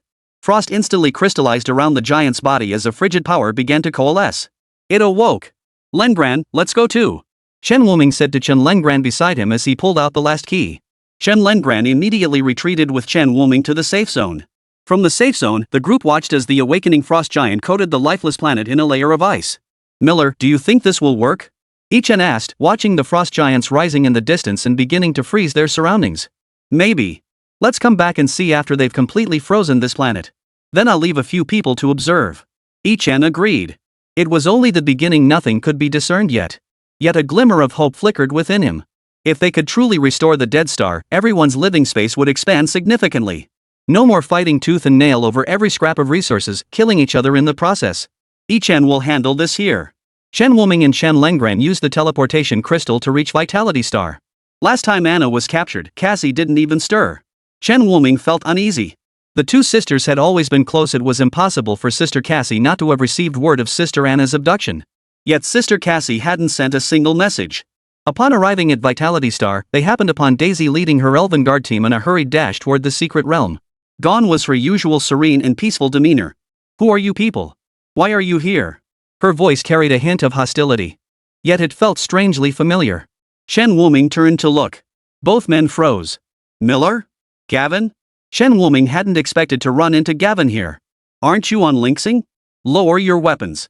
He's His Highness's friend. Gavin raised his hand, signaling his teammates to sheath their weapons first. Only then did he begin explaining the recent developments on Vitality Star. Just days ago, Princess Cassie learned of Princess Anna's abduction and immediately traveled to Blue Star. A few days ago? But no one on Blue Star has seen Sister Cassie. Gavin's expression grew even more grave. But after Princess Cassie went to Blue Star, she vanished without a trace. Then, not long ago, Vitality Star took in a group of dark elves being hunted by the orc tribe. The moment those orcs heard Princess Cassie wasn't there, they tried to seize the opportunity to invade Vitality Star. Princess Lan worried our forces here weren't enough, so she sent us over. Orcs again. They never give up. Chen Wuming seethed with rage. They're like flies, following us everywhere like a nuisance. What about Sister Cassie? No one knows. Prince Lan has already sent men to search for her. This hasn't been reported to Princess Anna yet. He fears it might upset her. Gavin shook his head. Right. Sister Anna just returned from the ancient malevolent star. She can't risk another perilous journey. Is there anything I can do to help here? Chen Wuming asked. Nothing for now. The orcs have retreated, but I need to remain stationed here to prevent them from returning. Gavin recalled his prince's instructions and added, His Highness said if I saw you, I should send you to Lingsing. He has business with you. With that, Gavin produced a teleportation crystal and placed it in Chen Wuming's hand. The secret passage to Lingsing is guarded by the beastmen. This will be safer. Thank you, Chen Wuming replied, accepting the crystal. Crushing the crystal, he transported Chen Lengran to Lingsing. They materialized in Lan's bedroom. You're here. Lan En looked somewhat disheveled at that moment, his hair messy, with a book spread open on the desk. Chen Wuming recognized the book immediately. It was the Rackstar tome Cassie had previously asked Nana to translate. Lane, still no word from Sister Cassie? Lane shook his head, a look of pain on his face, his eyes fixed intently on the book on the table. It was covered in Cassie's dense annotations. Chen Wuming's eyes lingered on them for a moment. He quickly zeroed in on a section highlighted in red. If I don't return, give this to Miller. Had Cassie anticipated this would happen to her? I've gone through everything multiple times, but I can't find any messages Cassie left behind. Miller, please look quickly, see if you can find her. Lan's mental state had reached its breaking point. Her eyes were bloodshot, an unsettling sight. Chen Wuming frowned. Lan En, you need to rest. Fine, I'll rest. You hurry up and look at the book. How exactly did Cassie plan to save her? She was always the smartest among us since childhood. She must have. Before she could finish, Lan collapsed, leaning against Chen Wuming's shoulder. Chen Lengran had appeared behind Lan En at some point, his tentacles still poised for attack. His genuine worry for Cassie had consumed him completely. The accumulated emotional strain had become the final straw that broke the camel's back. He hadn't even noticed Chen Lengran approaching from behind. A single, slight strike sent him into unconsciousness. Chen Wuming laid Lan En back on the bed before finally opening the book. Miller, I don't understand. Chen Lengran sat beside him, staring at the dense text, his mind buzzing. Alright, Lengran, rest for a bit. I have something important to do. Chen Wuming ruffled his hair. The girl nodded obediently, tilting her head to rest on Chen Wuming's shoulder as she slowly closed her eyes. Chen Wuming flipped through the book several times but still couldn't find the information left within its pages. Sister Cassie must have had a reason for sending me here. But after reading it 3 times, I still haven't uncovered the secret.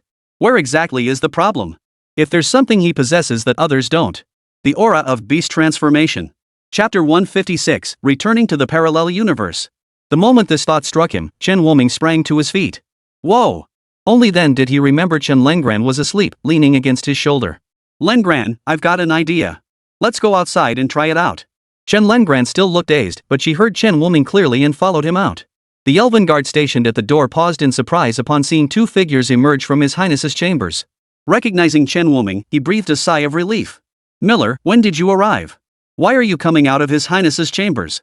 A few hours ago. Your Highness is asleep, don't disturb him. I need to step out for something. The elf guard glanced sideways at Lan, who lay fast asleep on the bed.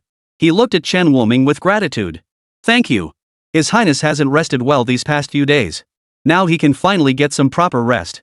Chen Wuming nodded impassively, then swiftly departed the area with Chen Lengran. I wonder if he'd remain so calm if he knew it was the 2 of us who knocked Lan En unconscious. Since the black mist emitted during the use of beast transformation covered a large area, Chen Wuming deliberately chose an open, uninhabited area. Beast transformation. The black mist instantly enveloped the book. Within the mist, Chen Wuming saw a line of text appear on the book's surface. By the time you see these words, I should already be gone. Don't worry about me. But Miller, you must journey to the parallel universe once more. They need you there. He scoured the entire book, confirming this was the only message before releasing the beast form. Simultaneously, the line vanished once more. It was obvious this was created by Cassie using a special potion designed to prevent others from discovering it. Parallel dimension, does that refer to the world beneath the Eternal River? When the two returned to Lan's residence, Lan had already awakened and was sitting up in bed. His condition had improved considerably. Seeing them return, he didn't blame Chen Wuming for knocking him unconscious. Instead, he asked, "Did you see the message? Sister Cassie asked me to visit the parallel universe and told us not to worry about her." Hearing this, Lanan actually breathed a sigh of relief. If she said that, she must be confident she can get out unscathed. "But you know about parallel universes? I've been there once. Just didn't expect to return again. Need any help? Do you have a way to resist the river of eternity?" "True enough." Lan scratched his messy hair. "Well, I can only wish you a safe return then." "Oh, right." He rose and walked to the corner of the room where a backpack lay, though it looked rather worn. "This came with that book. Cassie must have left it for you. I haven't had a chance to look through it yet." Chen Wuming opened his backpack. A familiar object lay quietly inside the backpack. Seeing it, Chen Wuming's heart skipped a beat. It was a cell phone, the very one he had bought for Chen Baitao. But that was in a parallel universe, why was it here? "What is this?" Lanan looked curiously at the pink, delicate box in Chen Wuming's hand. He had never seen such a thing before. Humans in this timeline of Blue Star didn't use such devices. Among those present, only Chen Wuming had likely seen one before. Chen Wuming pressed and held the power button. The screen lit up. The battery was fully charged, but there was no signal. To verify its authenticity, he opened the photo gallery.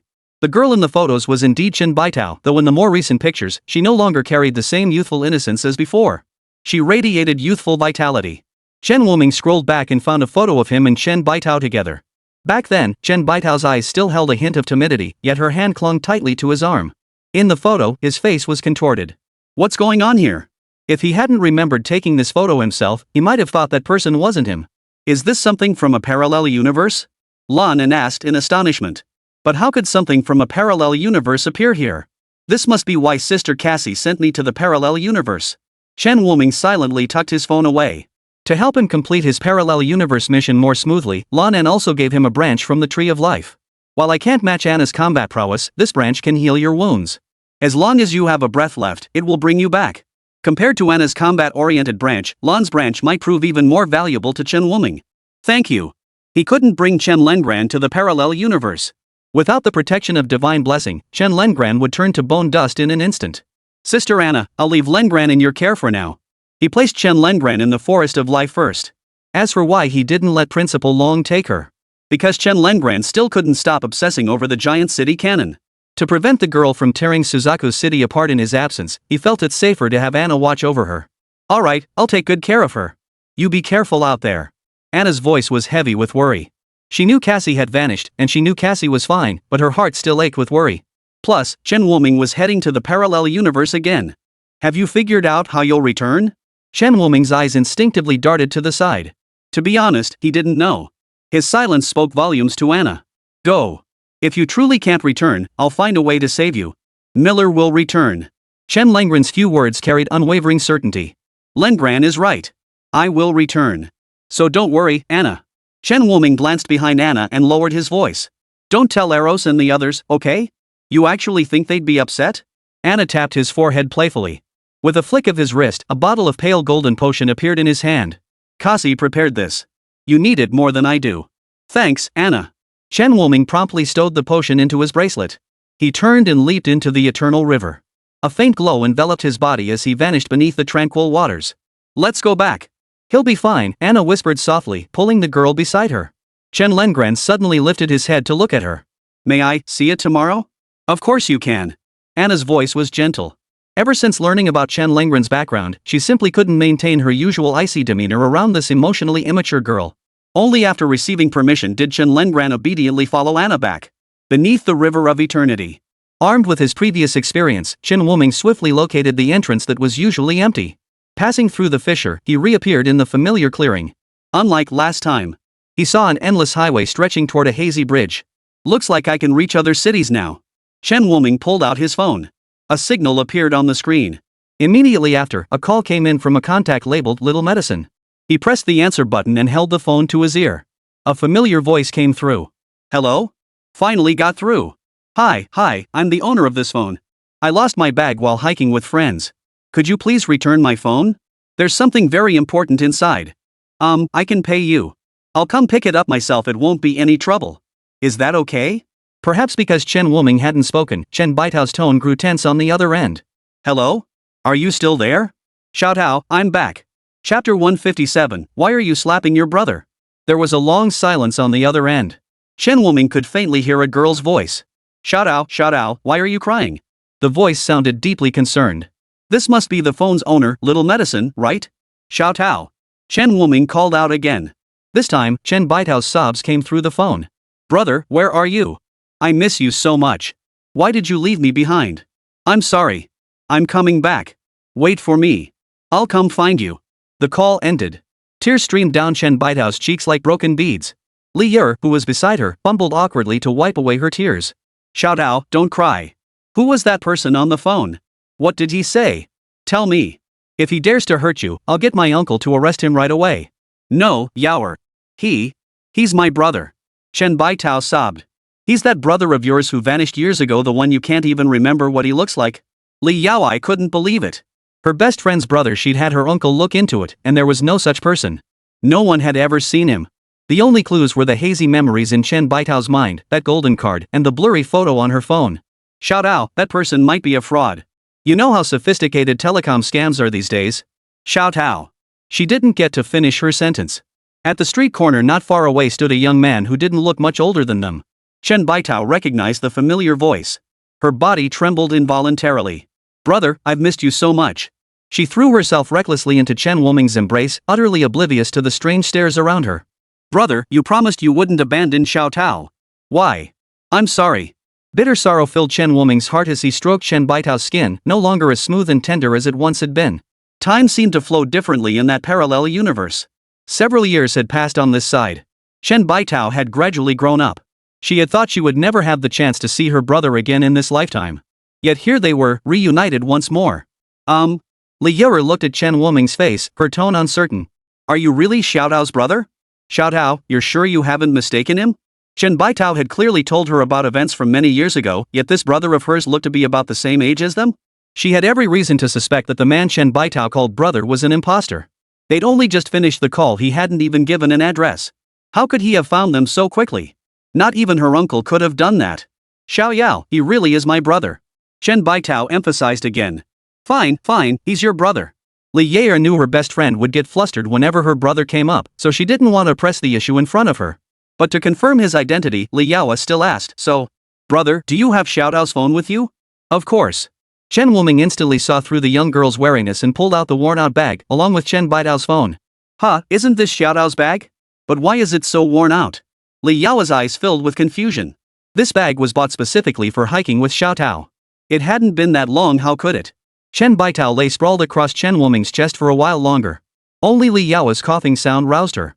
When she took her phone and opened the photo album, she discovered. The photo of her and her brother had been restored. Xiao Yao, look. I told you I wasn't mistaken. Li Yaoye gave it a dismissive glance.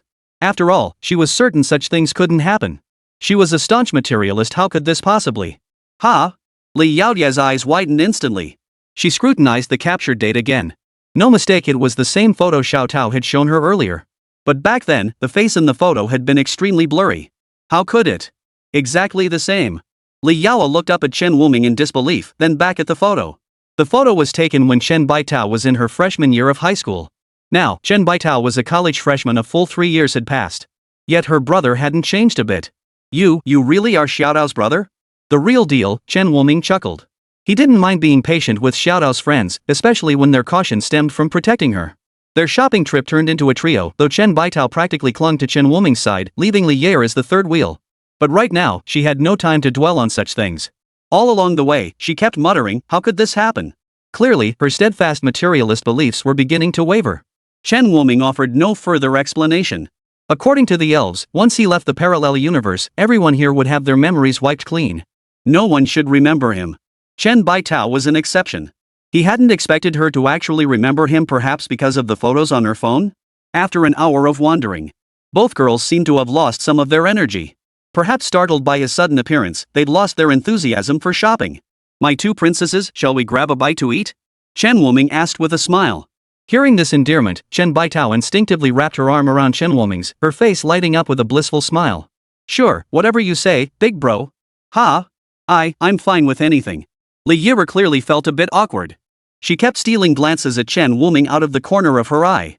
She couldn't shake the feeling that something wasn't quite right. How could someone remain unchanged for 3 years, with no traceable information whatsoever? Uncle mentioned that several wanted criminals had recently surfaced, each with no traceable information, suspected to be using human skin masks. At this thought, Li Yaorui stole another glance at Chen Wuming's face. What if she secretly took a photo for her uncle to investigate? Her hands trembled as she slid her phone's camera lens out from under the table and aimed it at Chen Wuming. Click. The loud camera shutter sounded jarringly out of place in the bustling restaurant. Diner after diner turned to look.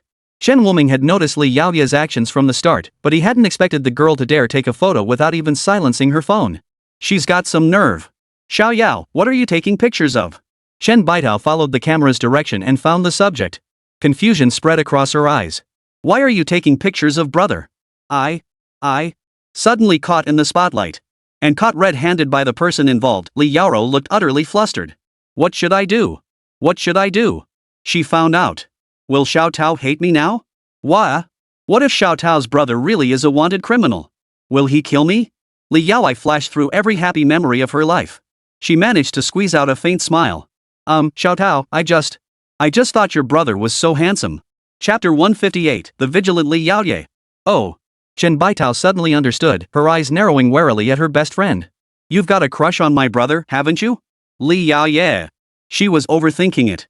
Her silly bestie wouldn't think that far ahead. I treat you like a best friend, but you want to be my sister-in-law. Cough cough. Chen Wuming nearly choked on his drink. Brother, take it easy. Here, let me wipe your mouth. I'll manage.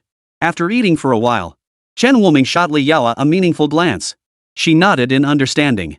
Xiao Tao needs to use the restroom. All right. No sooner had he left than Li Yaro also rose, saying, my hands are greasy. I'll go wash them. Chen Baitao nodded, still chewing a piece of meat. She lowered her head and continued eating. She didn't notice Li Yaoa glance at her before walking out the door. Chen Wuming was already reclining in a massage chair inside the mall. Did you call me out here to talk about something? Li Yaoa reclined on the massage chair beside him and asked casually. You suspect me? Chen Wuming countered. No. Li Yair is your name, right? Li Yair's body, which had just settled down, shot upright. Her eyes were filled with extreme vigilance. Since this Xiao Tao's brother appeared, she hadn't revealed her name. Yet he had blurted it out. You've been investigating me? I've only just returned here. How could I have time to investigate you? The fact that he knew Li Yao's name could only mean one thing, the system's search function. This girl was highly wary of him. Taking photos was probably part of her investigation into his identity too. But he wasn't even from this world, how could he possibly have an identity? What is your purpose in approaching Xiao Tao? Li Yao appeared calm on the surface, but inside, her mind was a raging storm. One hand clutched her phone behind her back, her thumb hovering over the dial button for her uncle's number. Purpose? Chen Wuming considered seriously, to give her a normal life. Then why did you leave Xiao Tao back then? Why is your identity completely untraceable? Why can't Xiao Tao even recall your face? And what about that photo? Li Yair's mind was swirling with questions. The boy before her, barely older than herself, held too many mysteries. So many that she couldn't even begin to guess what he truly wanted. Leaving was unavoidable. As for me, I don't belong here. Chen Wuming opened his eyes, staring at the familiar ceiling. In this lifetime, he had long ceased to be a part of this world. Not belong here? What do you mean? Li Yaro frowned. What on earth was he talking about? What did it mean to not belong here? The next moment, she was stunned by the scene unfolding before her eyes.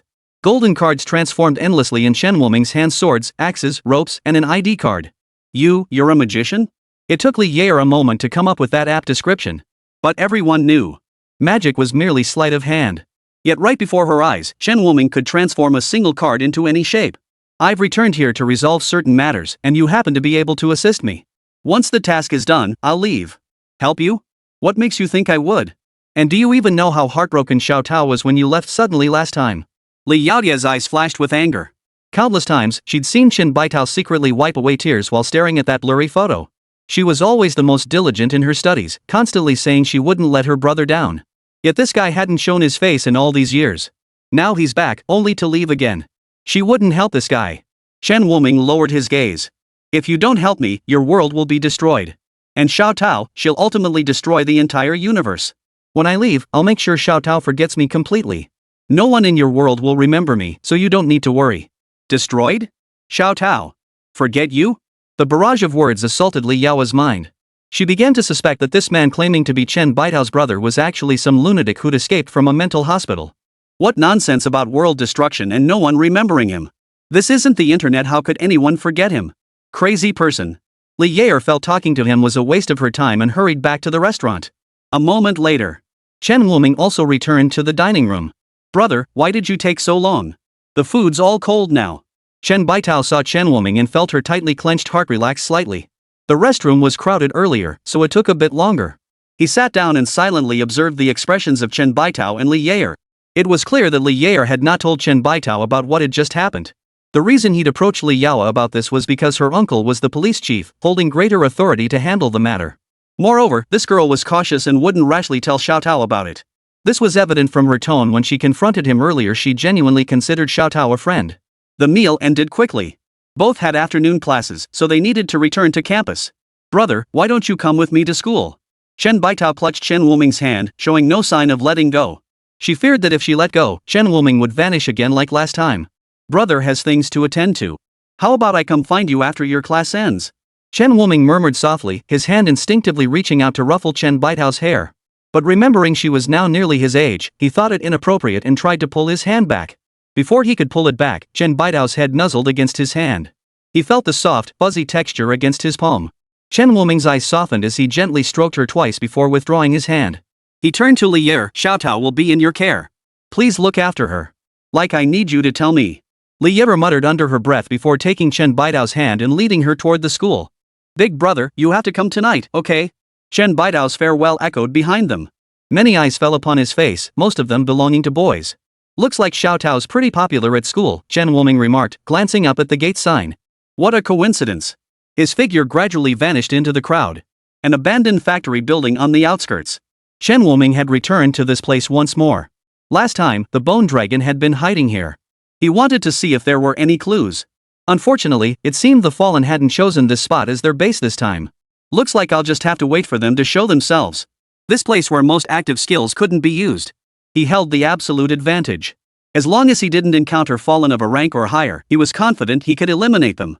If he encountered a rank or a plus rank Fallen, it would all depend on whether the items he brought were powerful enough. This time, there was no dragon core from the red dragon to aid him. Upon returning to school, Li Yao seized the moment while Chen Baitao changed clothes and recounted the events of the day to his uncle. Originally nervous, wondering if his uncle would scold him for reading too many novels, Li Yao felt a chill run down his spine when he received his uncle's reply. Bring your friend's brother to the police station when you get the chance. It's actually real. Chapter 159, The Fallen One disguised as a normal person. Let's go, Yao. I've changed into clean clothes. We should head to class. Chen Baitao emerged wearing a fresh white shirt. She thought about texting Chen Wuming to let him know, but then suddenly remembered. Brother never gave me his phone number. A vague sense of disappointment washed over her. Li Yao snapped out of her shock, composed herself, and stepped forward to link her arm through Chen Baitao's. Relax, didn't you always say your brother was amazing? He'll be fine. You'll see him tonight. You're right. Let's hurry to class or we'll be late. In a factory building on the outskirts. After turning the place nearly upside down without finding any trace of Fallen, Chen Wuming began conducting random investigations throughout the city. Whenever he encountered someone suspicious, he'd toss a probe their way. The method was crude, but it still had some use. Luckily, it helped him pinpoint a beggar. It was quite a coincidence. He hadn't paid the beggar any mind until the man suddenly bumped into him while walking. He even pocketed the napkins the beggar had taken from the restaurant. Only then did Chen Wuming notice the beggar. A quick scan. Oh ho, found it. Name, Pan Yang. Race, fallen human. Level, B+. Damn it, why the hell would someone keep paper in their pocket? I thought it was money. Pan Yang, hiding in the alley, stared at the stolen item, his face darkening. He flung the tissues forcefully onto the ground. If it weren't for this damn place restricting my skills, I wouldn't have had to dress like a beggar. Wonder if the boss and the others found that guy yet. Pan Yang rubbed his stomach. Getting hungry. Gonna snag a couple of steamed buns. He then climbed out of the alleyway with practiced ease, completely unaware that every move he made was being watched by Chen Wuming, hidden on the rooftop. Coincidentally enough, this very alley was where Chen Wuming had first found Chen Baitao. Little did he know that this degenerate named Pan Yang had also chosen this very spot. After Pan Yang departed, Chen Wuming returned to the iron gate he had once kicked open, now standing intact. This time, he didn't kick it open directly. Instead, he used a card to transform it into a key and unlock the door. Inside, there was no sign of the thugs from before. Instead, it was piled with miscellaneous items. Here, Chen Wuming discovered numerous garments, all clothing from this world. Is this just a storage room for clothes? Before leaving, he slipped a card into the topmost garment. This way, he could sense its presence whenever it appeared near him. As soon as he stepped out of the alley, Chen Wuming spotted Pan Yang sitting by the roadside eating a steamed bun. As he looked toward Pan Yang, the other's eyes darted over at the same moment. Pan Yang's pupils contracted. Even his movements slowed as he ate his bun. Why does this guy look so familiar? Could it be someone from over there? Just as he prepared to take down the man before him, Chen Wuming tossed 2 steel coins into the bowl in front of him. I don't have any change on me. Take these to buy yourself a steamed bun. Then Chen Wuming walked away as if nothing had happened. Pan Yang's body gradually relaxed. I must be overthinking this. With my flawless disguise, how could I possibly be discovered? As Chen Wuming walked away, the corners of his lips curved upward in a quiet smile. If he were still in his previous life, perhaps he could have tried his hand at acting. He wandered the streets for a while longer. Chen Wuming once again zeroed in on a vendor selling fried rice from a street stall. Because his technique was downright sloppy. He bought a plate of egg fried rice, only to find eggshells mixed in, and the rice was half cooked. He thought he'd stumbled upon some unscrupulous vendor. But upon closer inspection, he realized the vendor was just another fallen one in disguise. Strange, Chen Wuming mused. With their abilities, this world's security forces shouldn't stand a chance against them. So why are they putting on this charade? He couldn't make sense of their motives. Glancing at the time, it was nearly Chen Baitao's class dismissal. He placed the partially eaten fried rice back on the vendor's stall. Hey, boss. What is it? The fried rice vendor looked tense, his smile painfully forced. Something felt off about the whole situation. Chen Wuming chuckled inwardly. Though he didn't know why this group was pretending to be ordinary people, their behavior clearly showed they were terrified of being recognized. If you don't want to be recognized, then I can just have some fun with you. Not only is there eggshell in this fried rice, but the rice is still raw? Ha? Oh. Sorry, bro. I'm new to this line of work and still learning the ropes. How about I make you another batch? Seeing the customer only complain about the fried rice, the owner visibly relaxed, offering a sheepish smile as he negotiated. Chen Wuming feigned contemplation before shaking his head firmly. No, I don't want this rice anymore. Give me my money back. Well, alright then. The fried rice vendor's face clearly showed reluctance. Chen Wuming could even see energy gathering in the man's hands. Clearly, he was about to resort to force. But the energy quickly dissipated. Little bastard, looks like you really don't want to expose yourselves. Bro, here's your money back. The owner handed the cash to Chen Wuming. Chen Wuming took the money, glanced at it twice, and said, Boss, this isn't my money. Give me a cleaner bill, this one's too greasy. The owner sighed helplessly, took it back, and handed Chen Wuming a cleaner bill. Chen Wuming returned the change to the owner. Of course, mixed in among them were bills conjured from his card. This way, he could pinpoint the person's location. The only catch was that the money couldn't be spent. Once it was spent, there'd be no way to track it. Time to pick up Xiao Tao. Seeing it was about time, Chen Wuming headed toward the university. When he arrived, he saw Chen Baitao and Li Yair looking around restlessly. Li Yair wore a troubled expression, clearly having told her uncle, the bureau chief, about his situation. Xiao Xiaoyao. Chen Wuming approached them. Only then did Chen Baitao release the hand she'd been clutching tightly, her originally fair arm now covered in red marks. Brother! Chen Baitao happily wrapped her arms around Chen Wuming's arm. Completely oblivious to her best friend's resentful glare. My poor arm. Li Yaoye rubbed her delicate little arms with a pout, glaring at Chen Baitao in exasperation. Xiao Tao, I'm telling you, you're prioritizing romance over friendship. Brother isn't being biased, right, brother? Chen Baitao tilted her head up, looking at Chen Wuming with dependence. Not a trace of guilt or embarrassment flickered in her eyes. Whatever our Xiao Tao says is right. You too. Li Yaoye stomped her foot in frustration. These two were utterly despicable. Did they think she, Li Yair, was just a pawn in their game? But when she recalled what her uncle had told her today, her mind instantly cooled. She began to re-evaluate Chen Wuming. For Li Yair, who frequently read novels, the existence of people from another world wasn't something she found hard to accept. It was just that the materialism she'd been taught since childhood made it difficult for her to believe this was actually real. And it had happened to her best friend. Noticing Li Yaoye's complex expression, Chen Wuming offered her a kind smile. Xiao Yao, wanna grab some barbecue? Heard a new grill stall opened on the pedestrian street, and they're having a discount today. Sure, I'll have Uncle Wang drive us over. Li Yaoye walked away to make a call. Chen Wuming asked curiously, Uncle Wang is? He's the housekeeper at Xiao Yao's place. He's been very kind to me too. Chen Baitao nestled her head against Chen Wuming's shoulder. Their closeness drew several curious glances. They all speculated about the true identity of this unfamiliar face, Chen Wuming. Among them, one gaze was particularly piercing. So piercing that Chen Wuming felt slightly uncomfortable. He followed the gaze. They spotted a black Mercedes slowly approaching them. The owner of those eyes was the middle-aged man behind the wheel. "Hello, Uncle Wang." Chen Baitao released Chen Wuming's arm and greeted him politely. "Xiao Tao, hop in quickly. Uncle Wang says it's getting crowded over there, and we need to hurry," Li Yaoi called from the back seat, pulling Chen Baitao into the car while shooting Chen Wuming a disapproving look. He couldn't squeeze into the back with them, so he took the front passenger seat instead. The butler, referred to as Uncle Wang, shot him a distinctly unfriendly look. After he got in, Uncle Wang's scrutinizing gaze swept over his face. "Young man, I hear you're Xiao Tao's brother. But why have I never seen you before?" Chapter 160, Li Yaoi accidentally injured. If Chen Wuming were an ordinary person at this moment, he might have been intimidated into silence by that gaze. But Chen Wuming was a professional from another timeline, someone who had seen mountains of corpses and seas of blood. He remained utterly composed. "I only returned today. It's only natural Uncle Wan wouldn't recognize me." Uncle Wang, the butler, frowned and gave Chen Wuming several more scrutinizing looks before finally withdrawing his gaze and starting the car to drive forward. His mind was filled with the instructions given by the master of the house earlier that day.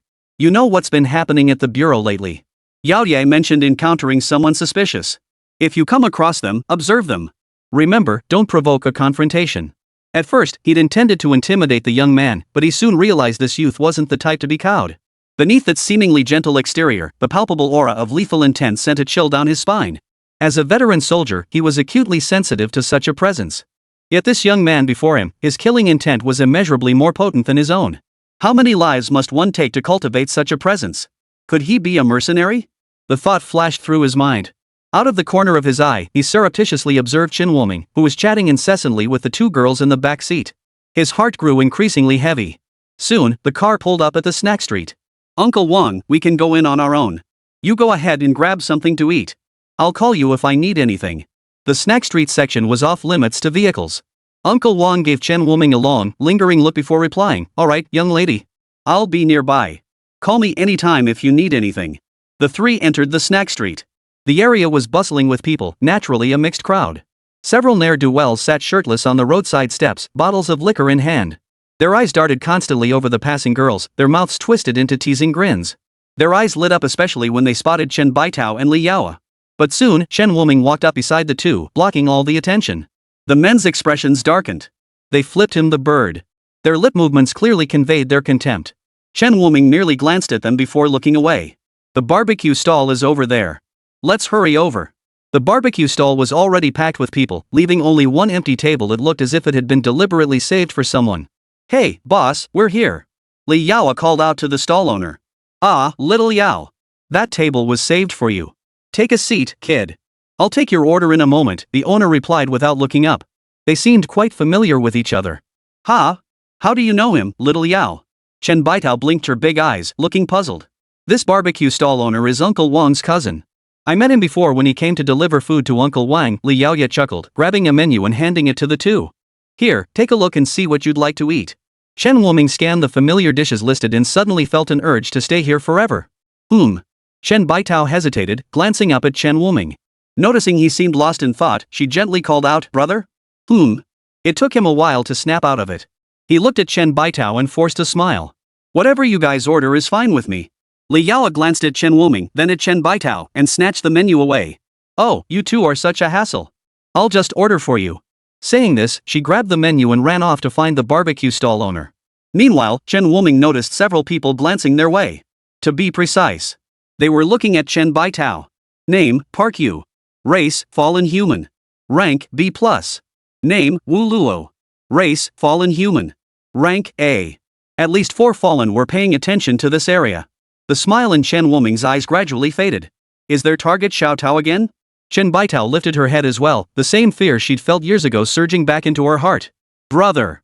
Her voice trembled slightly. She seemed to sense what was about to happen here. "Don't be afraid. I'm here. We're done ordering." "Hey, the owner said these leeks are on the house." At that moment, Li Yibra walked over carrying 2 plates of leeks. She didn't notice the strange look in their eyes at all. The moment she set the plates down, a chair flew toward her from behind. Thud. Li Yao stared in horror as Chen Wuming caught the chair with one hand.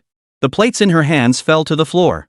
The person who threw the chair was already gone, and Chen Wuming dared not pursue them. There were too many fallen here. He feared that the moment he left, the attacker would turn on Chen Baitao.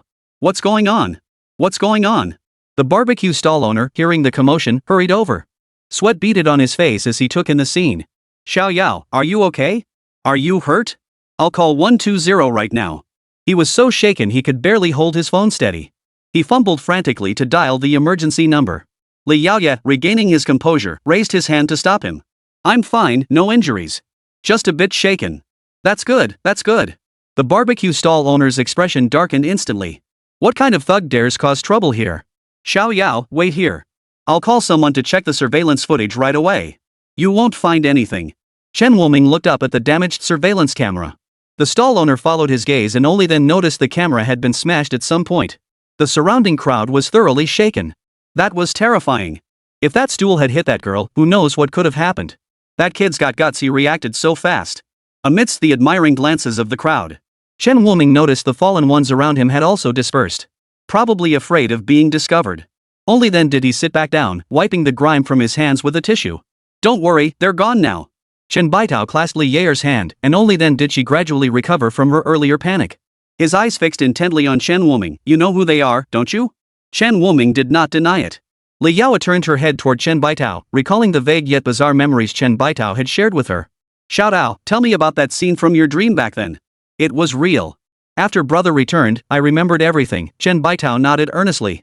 Li Yaoye's mind was in turmoil. She had once believed Chen Baitao's stories were merely dreams, but after Chen Wuming's appearance, she had dismissed him as a fraud. But after her uncle's revelation and tonight's events, she began to suspect that her best friend's brother might truly be from another timeline. And those people were here to destroy her best friend. As this realization dawned on her, the fear in Li Yaoye's eyes gradually faded. She reached out and clasped Chen Baitao's hand, raising 4 fingers with her other hand. Xiao Dao, I misunderstood you before. Starting today, I, Li Yaoye, swear that no matter what happens, I will protect you. Chapter 161, The Fallen One Appears. Li Yaoye's tone was utterly serious, her expression betraying not a hint of jest. Chen Wuming looked at her. You're Xiao Dao's brother. You must protect her. Otherwise, I won't accept you. Big brother, don't worry. Whether Little Medicine approves of you or not, you're still my brother. If possible, I hope you can protect yourself. Chen Baitao whispered softly into Chen Wuming's ear. But not quietly enough. Li Yaoye stared at her in utter shock. I treated you like a best friend, sticking up for you, and you treated me like a third wheel, ha. Xiao Dao, you know this really hurts me, right? Li Yao looked utterly aggrieved. Chen Baitao realized her behavior might have been a bit off and flushed slightly. She grabbed Li Yao's arm and shook it playfully, pouting, sorry, okay? I promise you won't hear anything like that again. Li Yaoye, you really are my best friend. Uncle Wang quickly arrived upon hearing about the commotion. Miss, are you alright? Uncle Wang, I'm fine. Thanks to Xiao Dao's brother just now. Did they catch that man? Li Yaoye deliberately mentioned Chen Wuming. Uncle Wang shot her a surprised glance, his suspicion confirmed this young man was no ordinary fellow. He quickly averted his gaze and replied, I'm sorry, I didn't manage to catch him. He was too fast. Even you couldn't catch him, Uncle Wang? Li Yaoye was startled. Uncle Wang was a battle-hardened veteran. Clearly, this guy wasn't just some ordinary thug. Cousin. The barbecue stall owner rushed over. As you instructed, the brothers outside spotted several people heading in the same direction as that guy. Good. Tell them not to act on their own. They're no match for him. Uncle Wang had stationed several men nearby because Li Yaoye was coming to visit. It was meant as a precaution, but he hadn't expected someone would actually try to harm his young mistress. Miss, what should we do now? They're all gone now, so we should be safe, right? Li Yaoye gazed wistfully at the scattered grilled leeks littering the ground. She hadn't even taken a single bite. Go ahead and eat. They won't be back anytime soon, Chen Wuming said. For some reason, those men had been determined to conceal their true identities. Having failed this time, they certainly wouldn't strike again anytime soon. Young man, I admit you have some skill. But they weren't alone and each one was formidable. Even I wouldn't have been entirely confident facing them. You, Uncle Wang, Xiao Dao's brother, is formidable. Besides, that group has already fled. Just station more men outside to keep watch. He wanted to refuse, but since his young mistress had spoken, it wouldn't be wise to embarrass her in public, would it? As he hesitated, out of the corner of his eye, he saw a golden card materialize in Chen Wuming's hand. The card transformed into a coin, then into a dagger, before finally dissipating like fireworks. Uncle Wang's eyes widened in utter shock. This wasn't some magic trick on TV. It was happening right before his eyes, and he hadn't spotted a single flaw. Alright. I'll follow the young lady's suggestion. I'll station more men around the perimeter to search for those individuals. In the end, he agreed to let Li Yi'er stay for dinner. He promptly reported the matter to his master. Li Yi'er's father remained silent for a long time before relaying a single sentence. Xiao Chang will meet him tonight. Those people may try to interfere. Send more men to protect him. A flicker of thought crossed Uncle Wang's eyes. He pulled out his walkie-talkie and began rallying his men. Everyone not on assignment, assemble at the snack street. Bring your gear, tonight could be dangerous. After hanging up the radio, he glanced around before returning to guard the entrance of the snack street. All of this was observed by Chen Wuming. As a professional, his senses far surpassed those of ordinary people. What Uncle Wang believed to be covert actions could not escape Chen Wuming's eyes and ears. Chen Wuming withdrew his gaze and casually handed Chen Baitao a skewered piece of grilled meat. Here, Xiaodao, eat more. You've lost weight. Really? I thought I was fat. Chen Baitao pinched her arm, but it wasn't flabby. Li Yi'er, sitting ignored nearby, glanced down at the fried chicken wing in her hand. Suddenly, it didn't taste so good anymore. Hey, you too. Can you guys just eat your skewers without making it so suggestive? Li Yao shot a reproachful glance at Chen Wuming. But she was completely ignored. Chen Baitao turned her face away, giving off a clear "I don't know, don't come to me" vibe. The barbecue meal dragged on for 2 or 3 hours before finally ending. Chen Baitao lived on campus, but not in the dorms. She stayed at Li Yi'er's place. As for why, she'd been dragged there by Li Yi'er. As a wealthy young lady, Li Yaoya never lacked friends, but most were either drawn to her family fortune or similarly privileged yet mentally unstable. It was rare to find someone as pure and adorable as Chen Baitao. She wanted to keep Chen Baitao glued to her side at all times. Miss Xiaodao, you two take this vehicle." Uncle Wang gestured toward the bulletproof Mercedes beside him. The driver in the Mercedes radiated the same iron-willed aura as Uncle Wang, though his face remained utterly expressionless, clearly not one for showing emotion. Ha! Why not just take the original one? Li Yi'er wanted to ask more questions, but when she saw the stern, battle-ready look on Uncle Wang's face, she gradually understood what was about to happen. Xiaodao, let's take this car. But brother. Chen Baitao glanced toward Chen Wuming. Aren't you coming with us? Before Uncle Wang could speak, Chen Wuming stepped forward and said, Uncle Wang and I need to discuss something privately. It's not appropriate for you to hear. I understand. Only then did Chen Baitao obediently get into the car with Li Yaoye. Through the window, her eyes remained fixed on Chen Wuming. Young brother Chen, let's board this vehicle, Uncle Wang gestured invitingly. Once inside, Uncle Wang finally spoke. I'm sorry, but I must ensure the young lady's safety. That's exactly what I was thinking. The old man and the young man exchanged a knowing smile. At least they shared the same goal. Only after the car carrying Li Yao and Chen Baitao had driven a considerable distance did Uncle Wang start his own vehicle. The purpose was to make others believe the two vehicles were unrelated, thus avoiding drawing danger toward the two girls. Rest assured, I've had this area thoroughly checked. They won't find us, Uncle Wang declared with unwavering confidence. As a veteran, he had every reason to trust his reconnaissance skills. Chen Wuming didn't respond to his words. Instead, he focused on sensing the increasingly closer location of the card. His broad search had yielded results. Several of the approaching individuals carried money transformed from his golden card. But when he saw the direction the card was heading, Chen Wuming's expression changed. That direction led straight to the car where Xiao Tao and Xiao Yao were. What's wrong? Uncle Wang noticed Chen Wuming's expression. For some reason, he had a bad feeling. Could it be? Uncle Wang's expression darkened as well. He quickly grabbed the walkie-talkie and shouted, all personnel, be on high alert. Someone is approaching the young lady's vehicle. Protect her. You. When he turned around, Chen Wuming had vanished from the passenger seat. Chapter 162, Forging an Alliance. Where is he? Uncle Wang's gaze darted forward, spotting a figure moving swiftly ahead. If he hadn't been certain he hadn't drunk today, he would have thought it was a drunken hallucination. How could anyone run faster than a car? Brother Wang, I see them. It's that group wearing demon masks. We can't catch up.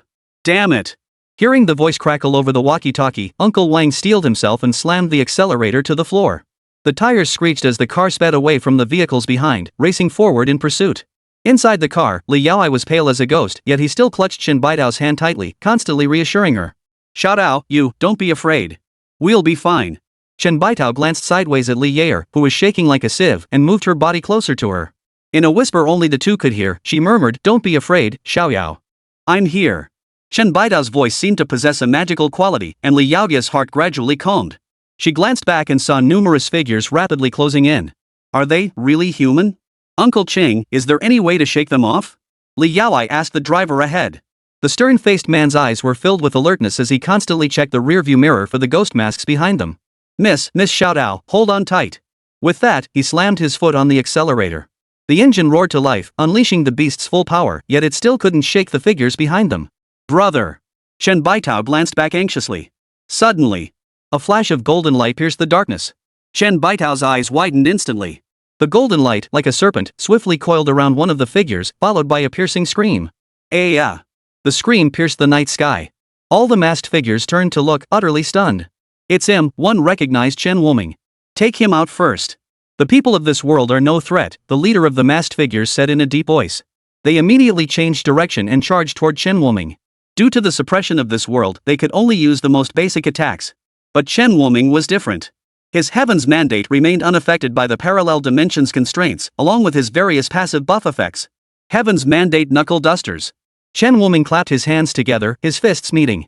Golden knuckles now adorned his hands. His fist collided with one of the charging fallen. The sound of cracking bones echoed instantly. As the figure flew backward, more fallen closed in. Though they could not use skills, their most basic attack forms remained intact. The ring blade in the A-rank fallen's hand instantly sliced through Chen Wuming's knuckle duster, sending a stream of blood flying. Success! Before joy could spread across his face, Chen Wuming clutched a branch in his hand. Inside it lay Diaz's firefly bomb. Snap! The branch snapped, and 8 streams of firefly light burst into dazzling brilliance in the darkness. Blast!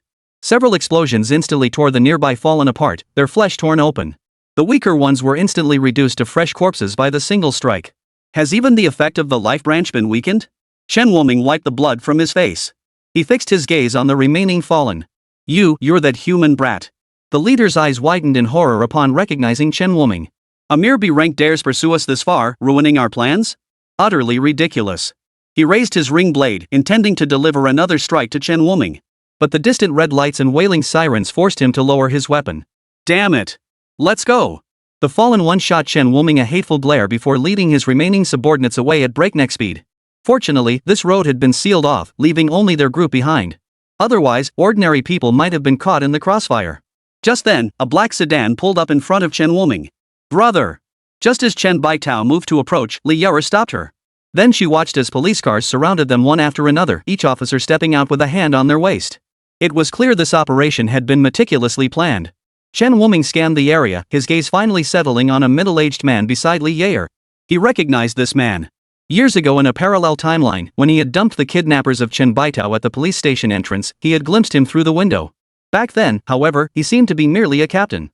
Captain Li, I did deliver some results for your unit back then.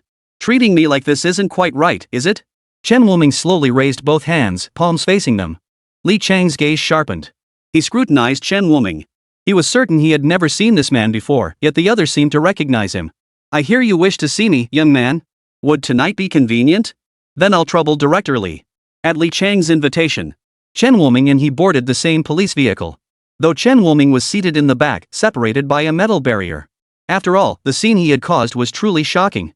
Little Yao, uncle isn't a bad person. He was protecting us. Please don't let your uncle arrest him. Chen Baitao gripped Li Yaoer's hand nervously, her eyes fixed on the car where Chen Wuming was seated. Li Yaoer reassured her, don't worry, little Tao. Uncle just needs to talk to brother. He won't hurt him. Unconvinced, Chen Baitao stubbornly insisted on going with them.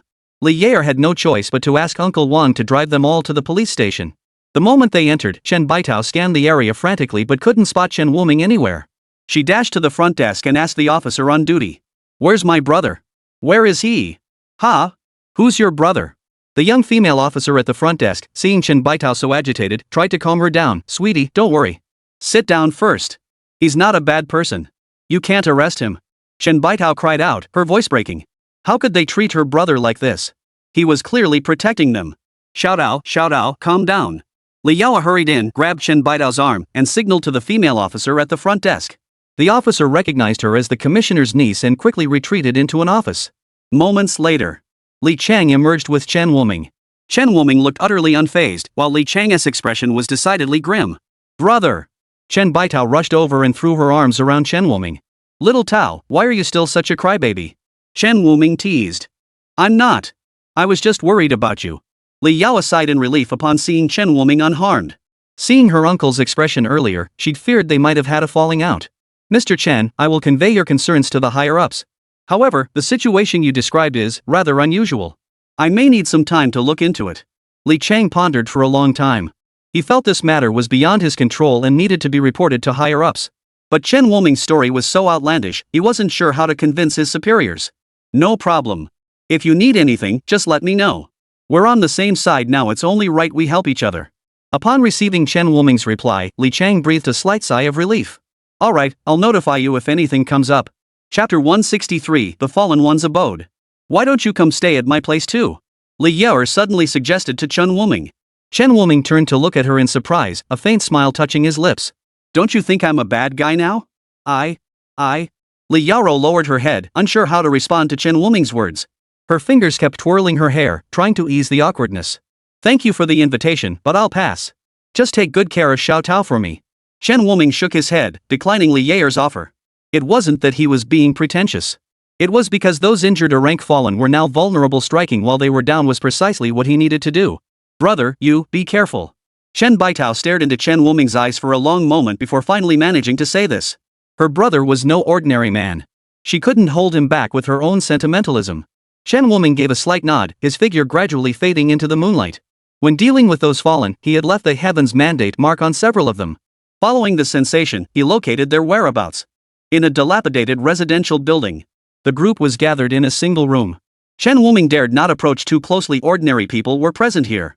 If a fight broke out, they could get hurt. So he first marked the location, then booked a room in a nearby apartment to stay temporarily. The window's position offered a clear view of the room occupied by the fallen, making it convenient for him to observe. Meanwhile, the fallen in the residential building were causing an absolute ruckus. Can someone tell me why the Time-Space Administration hasn't made a move, even though that guy exposed himself so blatantly? Boss, do you think it's possible the Time-Space Administration didn't notice? Bull. Forgot how old Dong got caught? The leader of the fallen kicked one of his men. When they first arrived, they were just as reckless as Chen Wuming.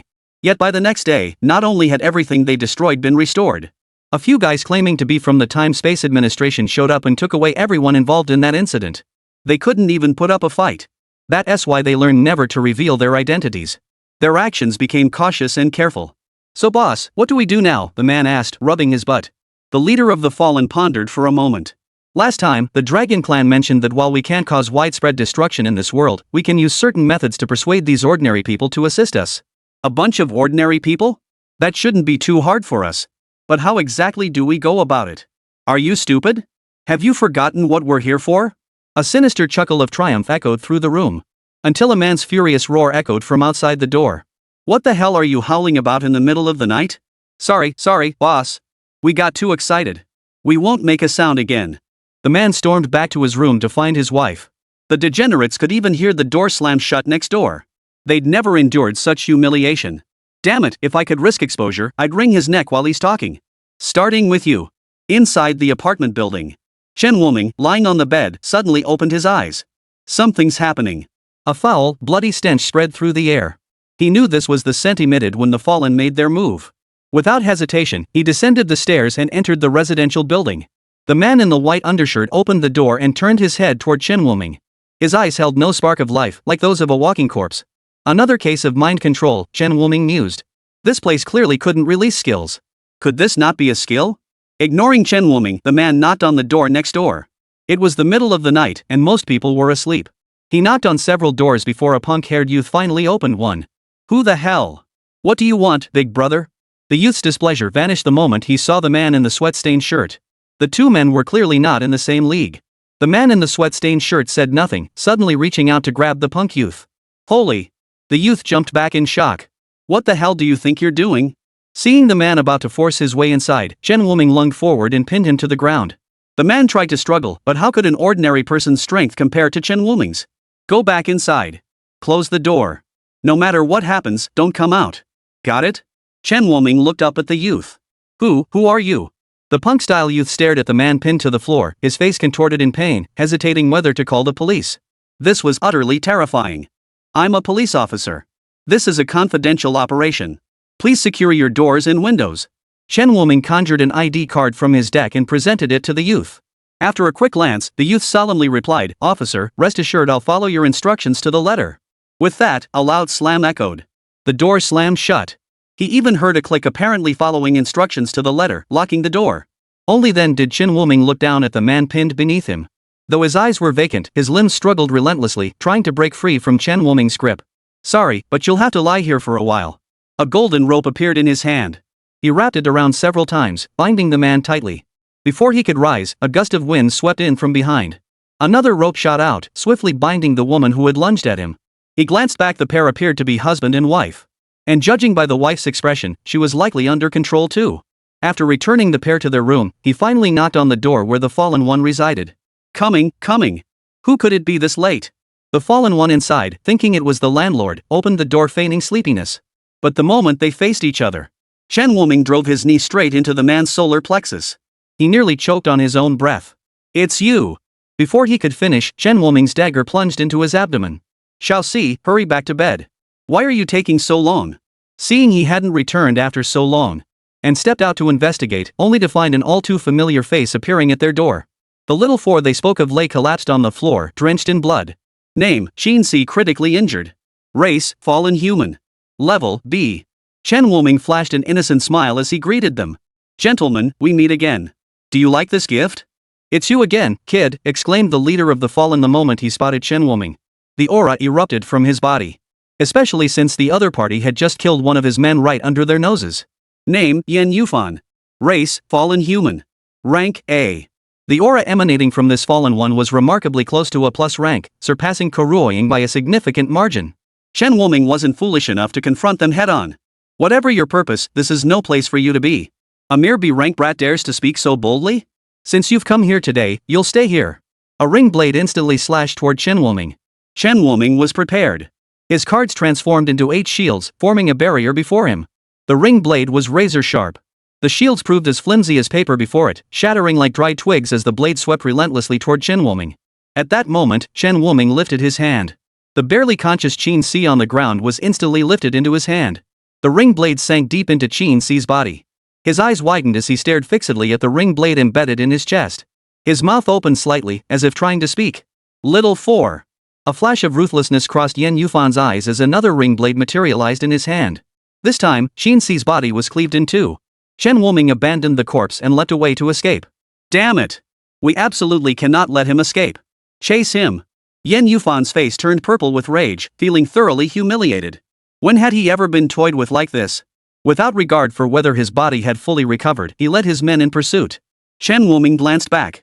They've caught up, as expected. Let's settle this once and for all. Chapter 164, Old Wounds Unhealed, New Ones Added. Chen Wuming led them to an abandoned factory building on the outskirts. He had scouted the location beforehand. This factory building was rarely visited by anyone. Perfect for dealing with these guys. Can't run anymore? Are you choosing your own fate? Yen Yufan flashed a cruel smile. Or shall I select your method of death for you? How about being torn apart by 5 horses in this timeline? I think I'll leave that for your next life, Chen Wuming replied, turning his head with an innocent smile. Yen Yufan's eyes widened as he saw what was in Chen Wuming's hand. How could you? Why do I still have it? To deal with you lot, I'd made plenty of preparations. To be precise, he'd stolen it. The branch in Chen Wuming's hand was still a life branch, but this one belonged to Anna. Compared to Diaz's, it held far greater destructive power. That was precisely why he'd chosen this location. You two can stay right here. I'll send your comrades down to join you very soon. No! Chen Wuming snapped the branch in two.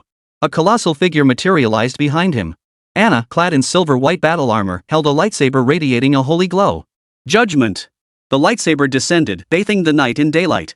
Not a single fallen soul escaped. Under the intense divine aura, the bodies of the fallen were purified, reduced to ash beneath the holy light. Many who hadn't yet retired for the night were startled by this night that felt like broad daylight. Who threw a flashbang into the sky? Chen Wuming scanned the area with his system, confirming no fallen ones remained before plopping down onto the ground. Thank goodness Sister Anna thought ahead. Otherwise, I wouldn't have been able to handle them. He wiped the sweat from his face. He realized it wasn't sweat. A cut had appeared on his face at some point, blood flowing freely and cheaply.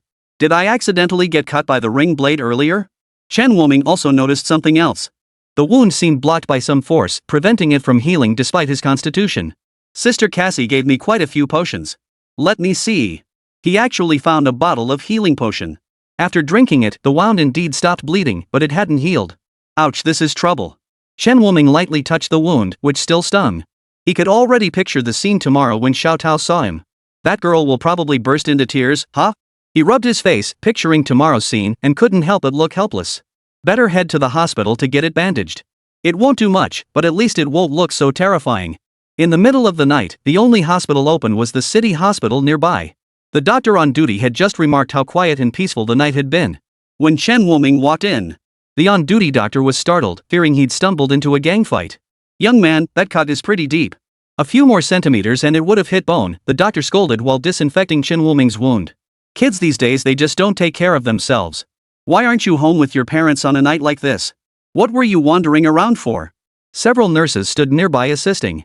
When they saw the wound on the young man's face, they couldn't help but gasp in shock. If it had been just a little off, it would have hit his eye. "How did you get this wound? Should we call the police?" the doctor asked casually after bandaging it. The young man looked no older than a college student. What if he'd been bullied? His family would be heartbroken. "Thanks, doctor. No need to call the police," Chen Wuming said with a smile, touching the gauze on his face. Watching Chen Wuming walk out alone, the on-duty doctor sighed. Who knew this kid was such a tough guy? "Didn't you see how he didn't even flinch when I disinfected it?" Little did he know that the injuries Chen Wuming had endured were far more severe than this. A mere wound couldn't shake his resolve. After returning to the apartment to absorb the essence serum, morning arrived. Morning already. Chen Wuming glanced at the time, freshened up, and headed out to Li Yair's place. The two girls had just stepped outside when they spotted Chen Wuming approaching. Just as they were about to greet him, Chen Baitao caught sight of the gauze on Chen Wuming's face. Her raised hand slowly dropped back down. "Xiaotao, did your brother have bandages on his face yesterday?" Li Yaoan noticed it too and whispered, "Could he have gotten hurt protecting us yesterday?" Her words suddenly made Chen Baitao realize. Last night had been too dark, she hadn't really looked at her brother's face. What an unworthy sister she was, failing to notice her brother's injury. "What's wrong?" Chen Wuming froze upon noticing Chen Baitao's low spirits. Usually, wouldn't she be running up to him with teary eyes? "Brother, I'm so sorry. I didn't notice your face was injured yesterday. It's all my fault." Chen Baitao's voice was barely audible, and she dared not look at the wound on Chen Wuming's face. That wound seemed to constantly remind her that she was someone who only cared about herself. It made Chen Baitao feel guilty. Chen Wuming touched the gauze, finally realizing that Xiaotao had misunderstood. Well, that was fine. To spare him the trouble of explaining where the wound came from, he cleared his throat twice, bending slightly as he offered reassurance. "It's not Xiaotao's fault. Truthfully, I didn't notice it last night either, only picked up on it later." Uncle Wang, standing nearby, watched Chen Wuming with a peculiar expression. He was certain that the location of Chen Wuming's injury last night had definitely not been here. Moreover, the lighting in the suburbs last night had been highly suspicious. Add this fresh wound to the mix. He was 90% certain Chen Wuming had secretly gone out last night to do something. If not for their master doing his utmost to conceal the news, the outskirts would likely be swarming with people today. After escorting the two back to school, Chen Wuming returned to the police station and sought out Li Chang. "Young brother Chen, you've given us quite a bit to handle since yesterday," Li Chang said with a wry smile. Yesterday's scene had been witnessed by quite a few people. Even the report he'd just submitted had already received a response today. The message was simple: minimize the incident's impact as much as possible and fully cooperate with Chen Wuming's actions provided no civilians were harmed. Reinforcements would be sent from headquarters. As the old saying goes, strike while the iron is hot. Rather than letting the tiger return to the mountain, I think it's better to resolve this quickly. Chen Wuming shrugged his shoulders. "That's true. By the way, you mentioned yesterday that those people came from the same world as you. Could you elaborate?" Li Chang asked, his face brimming with curiosity. Such a concept, existing only in novels, truly made him itch with curiosity.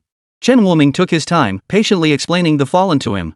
After listening, Li Chang slammed his fist on the table and exclaimed angrily, "They're nothing but human scum. In a world obsessed with power, it's only natural some would think that way."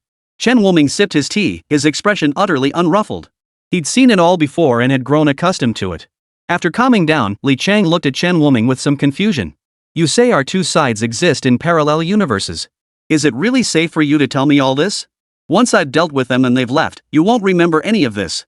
Is that so?" Li Chang fell silent, his eyes filled with confusion as he looked at Chen Wuming. Was there truly someone willing to risk their life without regret to save them? Not to mention the power-obsessed world Chen Wuming had mentioned earlier, where everyone craved strength. Yet Director, we have results from the area you instructed us to screen. Chapter 165, Mobilizing the Siege.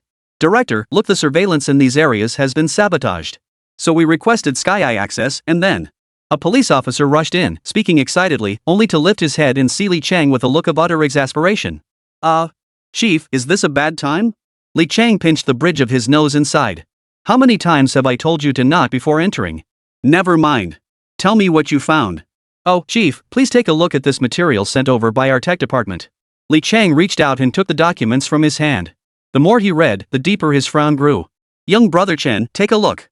He passed the documents to Chen Wuming. Chen Wuming scanned it. The areas marked on the map were mostly densely populated regions. This was entirely different from the last time the Bone Dragon shows its location. Beyond that, we sent people to conduct field interviews. Residents there mentioned that recently, some folks in their area seem off. Any specifics on what's wrong? The officer paused to recall. When we visited them, they appeared mentally absent. Like puppets on strings? Yes, exactly as you described. Got it. Go ahead and organize the report. Hand it over to me later, Li Chang instructed. The officer left upon hearing this. After the door closed, Li Chang turned to Chen Wuming and asked, is this the kind of symptom you described? Pretty much. That group must be hiding here. Now we can pinpoint their location, but as you said, each of them possesses special abilities. They're no match for us ordinary people, Li Chang said, his expression grave. He had already reviewed the footage of Chen Wuming's battle with those masked figures that night. Ordinary weapons likely wouldn't work against them, and heavy firepower couldn't be deployed in densely populated urban areas. No problem. I wiped out one of their squads. The rest must be aware of my existence now. They're probably itching to eliminate me so they can continue their plans. You plan to be the bait? Li Chang froze, then immediately objected. That's far too dangerous. You were injured just dealing with one squad yesterday. Now, those squads in the city are stationed close together. If you make a move, you'll likely draw the others. They can't kill me, Chen Wuming declared with unwavering certainty.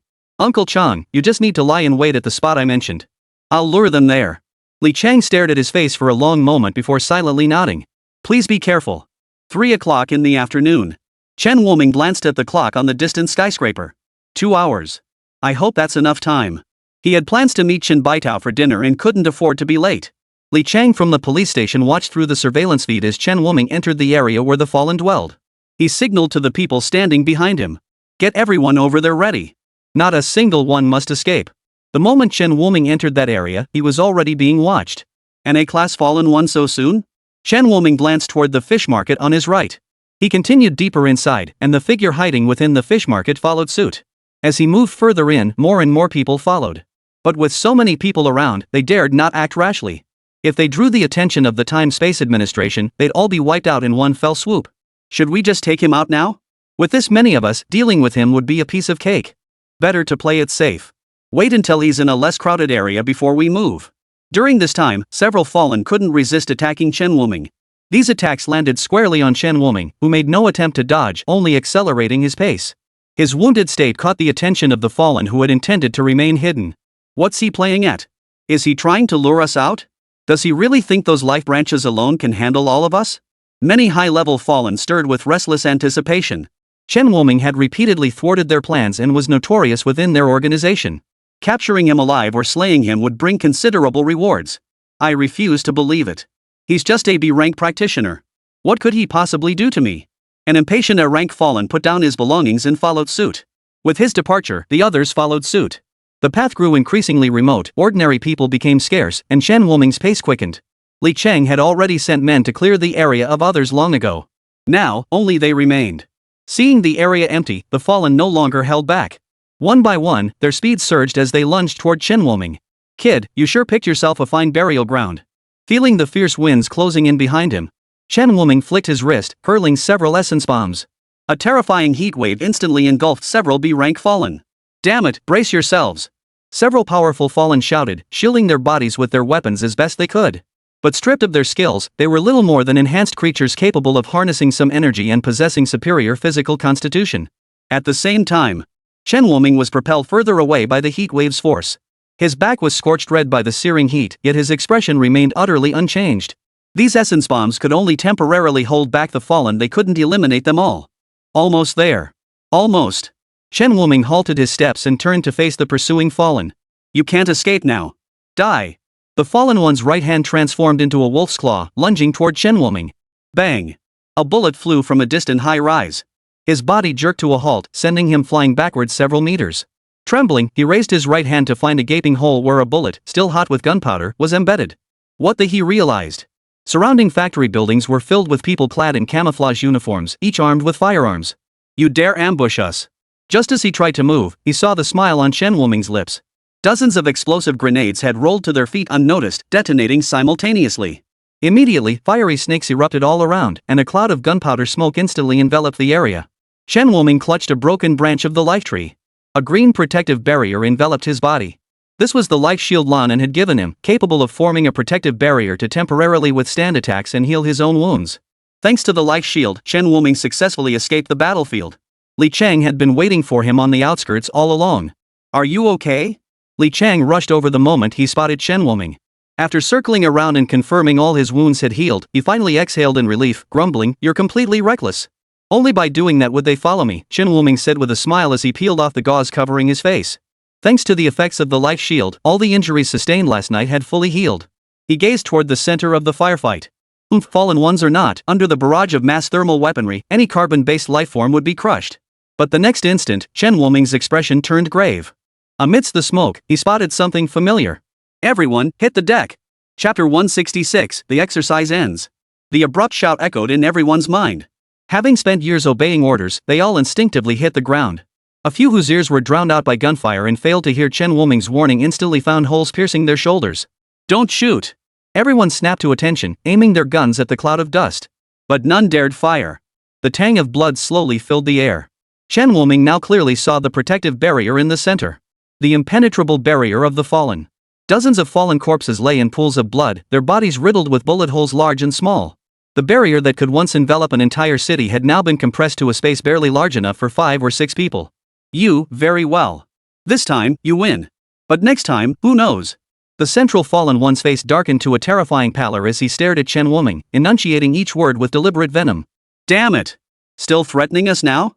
A hot-tempered man immediately raised his gun, aiming it at the fallen. "Don't shoot!" Li Chang shouted urgently. The man froze at the sound, but a figure swiftly closed in on him. Instinctively, he raised his gun to block. Yet the figure halted mere inches before him. Simultaneously, a mournful wail of metal snapping echoed through the air. "In this place, your barriers have their limits, don't they?" Chen Wuming glared coldly at the ambushing fallen. "Don't think hiding in your turtle shell means I can't handle you. I've broken through before." The fallen one who had been poised to attack instantly calmed upon hearing Chen Wuming's words. They had indeed heard rumors of the barrier being breached before, but never imagined the breaker would stand before them now. For a moment, their gazes toward Chen Wuming grew distinctly wary. This human was terrifying. After hesitating repeatedly, the fallen one sheathed his weapon. He dared not gamble. If they all perished here, the entire plan would be utterly ruined. "Human brat from Blue Star, I remember you," the fallen one said, his eyes dark and vicious as he fixed a long, hard stare on Chen Wuming. Then the group quickly departed. Li Chang picked up his walkie-talkie and asked, "Locked on yet?" "Locked on." "Wait, they vanished?" A startled cry came from the technical department on the other end of the radio. "They got away after all?" Li Chang's face darkened. He had even called in military reinforcements this time, yet despite the overwhelming firepower, they still hadn't managed to eliminate those men completely. "Bro, is your hand okay?" Li Chang looked up. Several people had already gathered around Chen Wuming and the hot-tempered man from earlier. When the man saw Chen Wuming's bloodied and mangled arm, he was filled with regret. "It's all my fault. If I kept my temper in check, you wouldn't be like this." "What are you talking about? You know I'm no ordinary person. It's just a minor injury." "No need to worry." Chen Wuming was actually comforting him. Upon hearing of Chen Wuming's injury, Li Chang hurriedly summoned 2 doctors. Whoa! The doctors sucked in their breath when they saw the wound on Chen Wuming's arm. "Young man, you can see the bone through that wound. Doesn't it hurt?" Saying it didn't hurt would be a lie, but this pain was nothing to Chen Wuming. "What do you think?" Li Chang asked the doctor. "Commissioner, this wound is too deep. It might need to be dressed at the hospital or it could get infected," the doctor said after examining it, a hint of admiration on his face. Such an injury would leave most people clutching their arms in tears, let alone maintaining the calm composure of the young man before him. This illusion made him question whether the youth before him was truly human. No need for all that trouble. Chen Wuming retrieved a bottle of recovery potion from his wristband and drank it down. The bleeding from his arm wound instantly stopped, and the gash itself shrank noticeably. The doctor's eyes lit up as he stared at the potion in Chen Wuming's hand. Chen Wuming understood exactly what the doctor was thinking. He took out another bottle of healing potion and placed it in Li Chang's hand. "While I'm still here, let's see if I can help advance your medical techniques a bit. Once I'm gone, you probably won't remember any of this." I thank you on behalf of the people, Li Chang said, clutching the potion tightly. He carefully handed it to an aide behind him, instructing, take it to the lab immediately. Request top secret classification from higher ups. Speed is crucial. The subordinate understood the gravity of the situation. Accompanied by several rifle-wielding guards, he boarded an armored transport vehicle and departed. Under Li Chang's direction, the gathered crowd dispersed. Residents throughout the city received a message on their phones. Military exercise concluded. Due to damage caused during the drill, the abandoned factory in the suburbs will be sealed off for 1 month. Who knew it was actually an exercise? I could smell the gunpowder all the way from my house. And those terrifying explosions, were they from our country's newly developed weapons? Online discussions about the sudden exercise were buzzing. But with roadblocks in place and jamming signals active, only Li Chang's team knew the truth. The general public had no way of learning the truth behind the incident. Chen Wuming also arrived at the school gate just before Chen Baitao's class ended, as he had hoped. I'm also counting on you to keep Xiaoyao safe. Of course. I'll be heading out now. If anything comes up, come find me directly. Seeing Chen Baitao and Li Yaro emerge, Li Chang waved goodbye and sped off with a burst of acceleration. Only then did Chen Wuming turn his attention to the two girls. Did I just see Uncle? Li Yaro looked in the direction Li Chang had driven off. That car looked just like Uncle's. Stop looking. That was your uncle, but he had business to attend to, so he left early. Strange. Why did it feel like someone was watching me? Chen Wuming felt an odd sensation in his heart. He followed the gaze. He found Chen Baitao tilting her head back, staring intently at him. Her eyes seemed to want to swallow him whole. Xiaodao, why are you staring at me like that? Is there something on my face? Chen Wuming reached up to touch his face. That couldn't be right, he had clearly showered and changed clothes before coming over. Brother, where's the wound on your face? Chen Baitao pointed to where the gauze had been. Oh right. If you hadn't mentioned it, I wouldn't have noticed. How come the bandage on your face is gone? And, it's so hot today, why are you still wearing long sleeves? At her prompting, Chen Baitao's eyes also turned to look. Her intense gaze made Chen Wuming feel uneasy. Why was Li Yaer so sharp at this moment? Brother? Chen Baitao's voice was low and hushed, tinged with 9 parts resentment. Ahem. I'm fine, really. Don't look at me like that. Chen Wuming cleared his throat twice to ease the awkwardness. He reached out to ruffle Chen Baitao's hair. The girl, still fuming, took a step back to dodge his hand. No way am I letting you touch me. Brother never takes care of himself. Chen Baitao turned her face away from Chen Wuming. But within 3 seconds, she couldn't resist turning back to walk in front of Chen Wuming. She placed his palm on her head, pressing her cheek against his chest. Her voice was muffled. I don't want you to get hurt, brother. It breaks my heart. Li Yaer, frozen in place. She was superfluous. Chapter 167, without him, there would be no me today. Day 29 in the parallel timeline. Chen Wuming once again used himself as bait, coordinating with the military to eliminate 3 Class A fallen. This time, he sustained rather severe injuries. His chest had nearly been pierced through. Cough. Cough. I nearly played myself to death. Chen Wuming spat out a mouthful of black blood, wiped his lips, and rose to his feet. The scorched earth was littered with corpses. Not only fallen, but soldiers as well. This was an inevitable outcome. Uncle Chang, how many more areas of fallen remain to be cleared? Besides this place, there's still the urban village area. That should be the leader of this group of fallen you mentioned. As he finished speaking, Li Chang looked at Chen Wuming with concern. Chen, how are you holding up? I'm fine. Chen Wuming retrieved the last few remaining healing potions from his wristband and drank them down. His injuries healed rapidly. Yet numerous scars remained. This was because the aura contained within the fallen's attacks hindered the healing of wounds. For Chen Wuming, though, it didn't matter as long as they didn't hinder his movement. Li Chang stared blankly at the numerous wounds covering Chen Wuming's body, finally letting out a sigh. The arrangements over there aren't finished yet. Let's rest for a day first. All right. During this period, Li Chang also arranged a quiet place for Chen Wuming to stay. It was meant to facilitate his recovery. However, Chen Wuming spent most of his time not there. Instead, he lingered at the very place he had arrived in this world. He was searching for a way back. Last time I returned, it was thanks to the Red Dragon's dragon essence. That means if I had powerful enough strength, I could tear open a fissure to go back. But now I have nothing. Chen Wuming sat on the grass, his eyes vacant as he gazed at the distant city. He opened his bracelet to inspect it. Inside remained a single life branch, the one the Elf King had entrusted to him before his departure. Could it help him escape this place? Chen Wuming's expression froze momentarily. He pulled the vibrating phone from his pocket. He pressed the answer button. Hello? Brother, didn't you say you'd come to my award ceremony today? Where are you? Chen Baidao's voice came through the phone. Her tone sounded slightly annoyed. Only then did Chen Wuming recall promising Xiao Tao a few days ago that he'd attend her awards ceremony. This was her first ceremony where family would be present, and he had completely forgotten. He quickly stood up and replied, sorry. The ceremony hasn't started yet, right? I'll be right over. Tucking his phone back into his pocket, Chen Wuming was about to hail a cab. Before he could get in, another call came through. It was Li Chang. Xiao Chun, that guy's made his move, and something seems off. You need to come over. Hearing this, Chen Wuming glanced hesitantly toward the direction of Chen Baitao's school. Ah well, these memories wouldn't linger anyway. What he needed to do was protect everything. Having made his decision, Chen Wuming headed toward the urban village. At the awards ceremony, Chen Baitao wore a pristine white gown, the most beautiful she had ever looked in her life. Yet instead of taking the stage, she stubbornly stared toward the entrance. Xiao Tao, why are you still here? It's your turn. Li Yi rushed over from the front, her face filled with anxiety. You finally succeeded. He didn't come. Li Yi froze instantly. She knew exactly who her best friend was referring to. Xiao Tao, come back with me first. Trust him, he'll definitely make it. Didn't you say he wouldn't deceive you? Chen Baidao's eyes gradually regained their sparkle as she nodded firmly. You're right. Brother will definitely come. Maybe, he's just stuck in traffic. The host on stage noticed Chen Baitao's return. He breathed a sigh of relief. He put on his standard professional smile once more. It seems our star was delayed by some matters, but never mind. Now, let's give our warmest applause to welcome our student Chen Baitao to the stage. A thunderous applause erupted throughout the venue. Every pair of eyes burned with intense focus. At that moment, Chen Baitao was the brightest star shining in everyone's hearts. As Chen Baitao stepped onto the stage, the applause from the audience gradually subsided. The ceremony, attended by tens of thousands, fell so quiet you could hear a pin drop. Everyone was waiting for Chen Baitao to speak. For everything I've achieved today, the person I want to thank most is my brother. If not for him, there might be one more starving girl on the streets. Everyone listened quietly to Chen Baitao's story.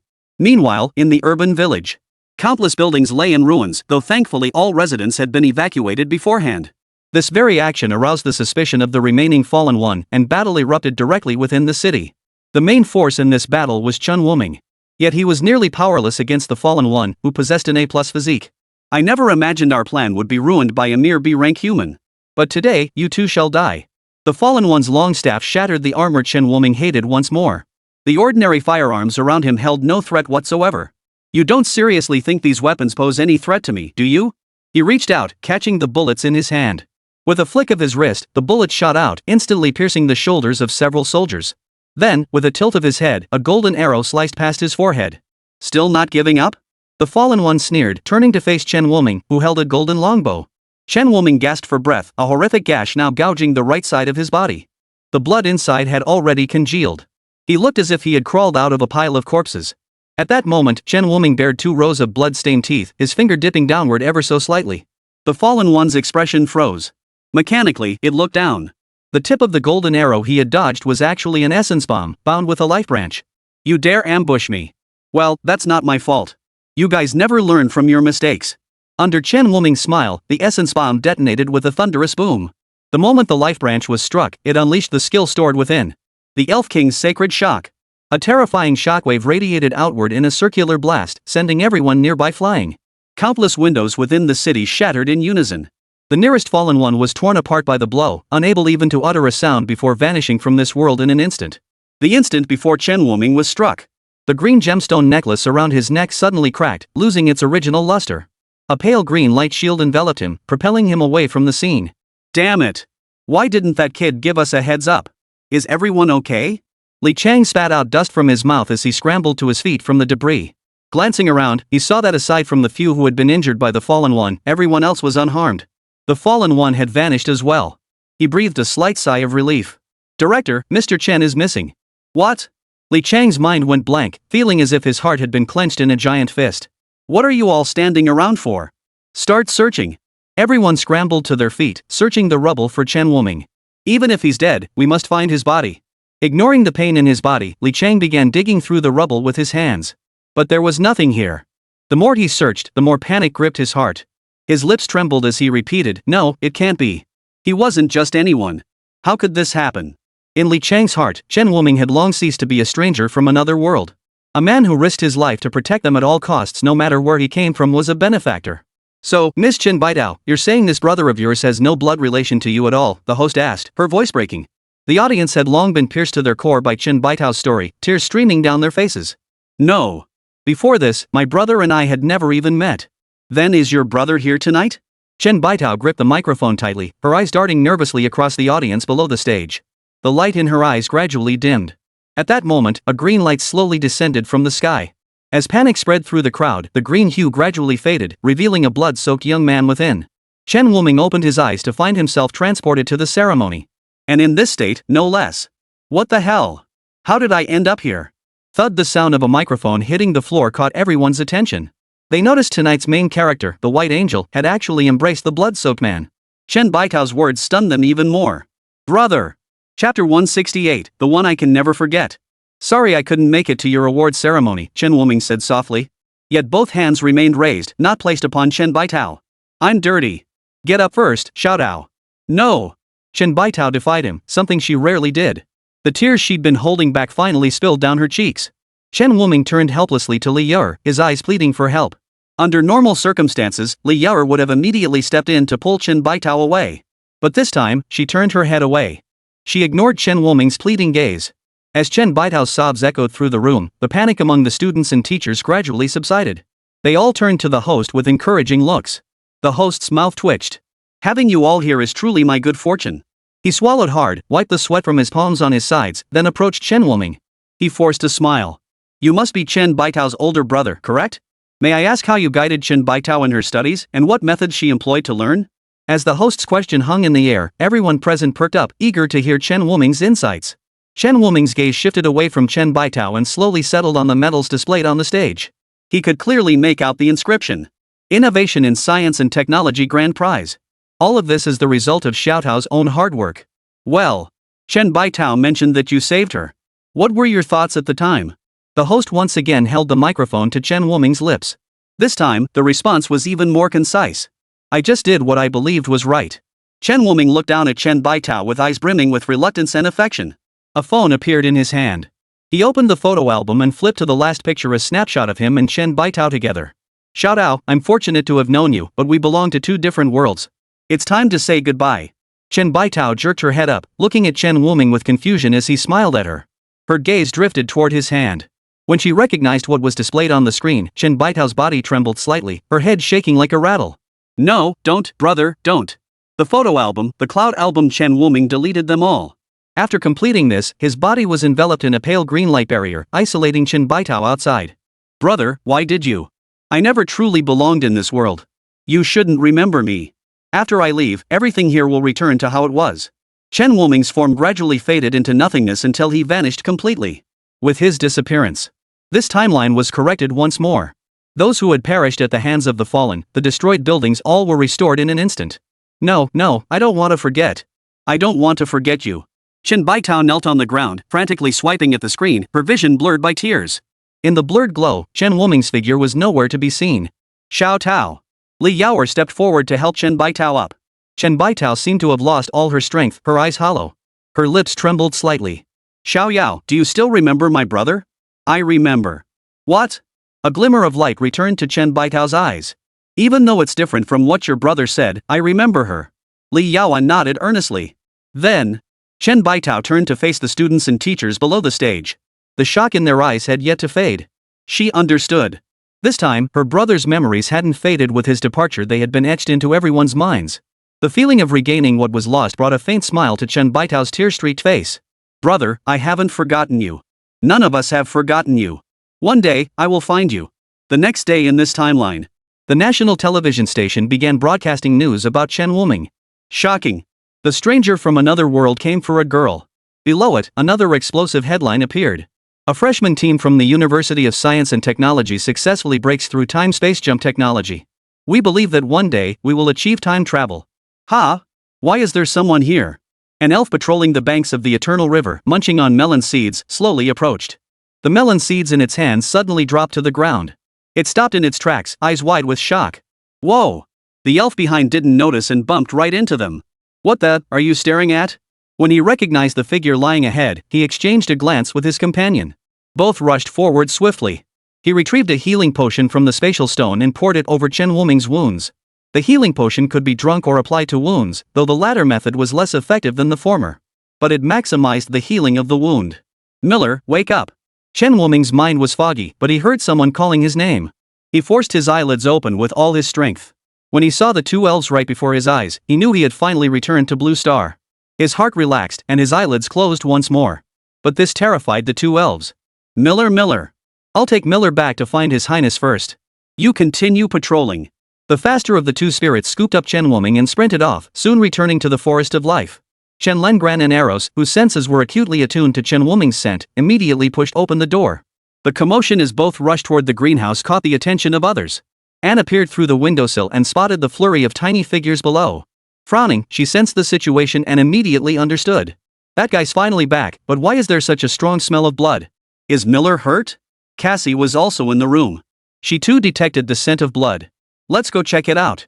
Inside the greenhouse, Chen Wuming's body was riddled with wounds, covered in injuries large and small. Many were old wounds that hadn't healed yet, now compounded by fresh injuries. Compounded by the interference of the Fallen One's aura, the wounds couldn't fully heal. The sight was horrifying. These wounds seemed to have been neglected for a long time. We must remove the dead flesh first, otherwise, even the most effective treatment won't fully heal him. After consulting among themselves, several elves used sharp knives to meticulously slice away the necrotic tissue from Chen Wuming's body, cut by cut. Remarkably, not a single drop of blood was shed, a testament to how severely the wounds had deteriorated. Once the necrotic tissue was excised, Cassie entered the room. His gaze fell upon the battered figure of Chen Wuming on the bed, and a fleeting hint of pain flickered in his eyes. How is he? We've removed the necrotic tissue.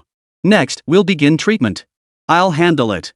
Cassie placed her palm over Chen Wuming's forehead, using gentle energy to meticulously examine his body.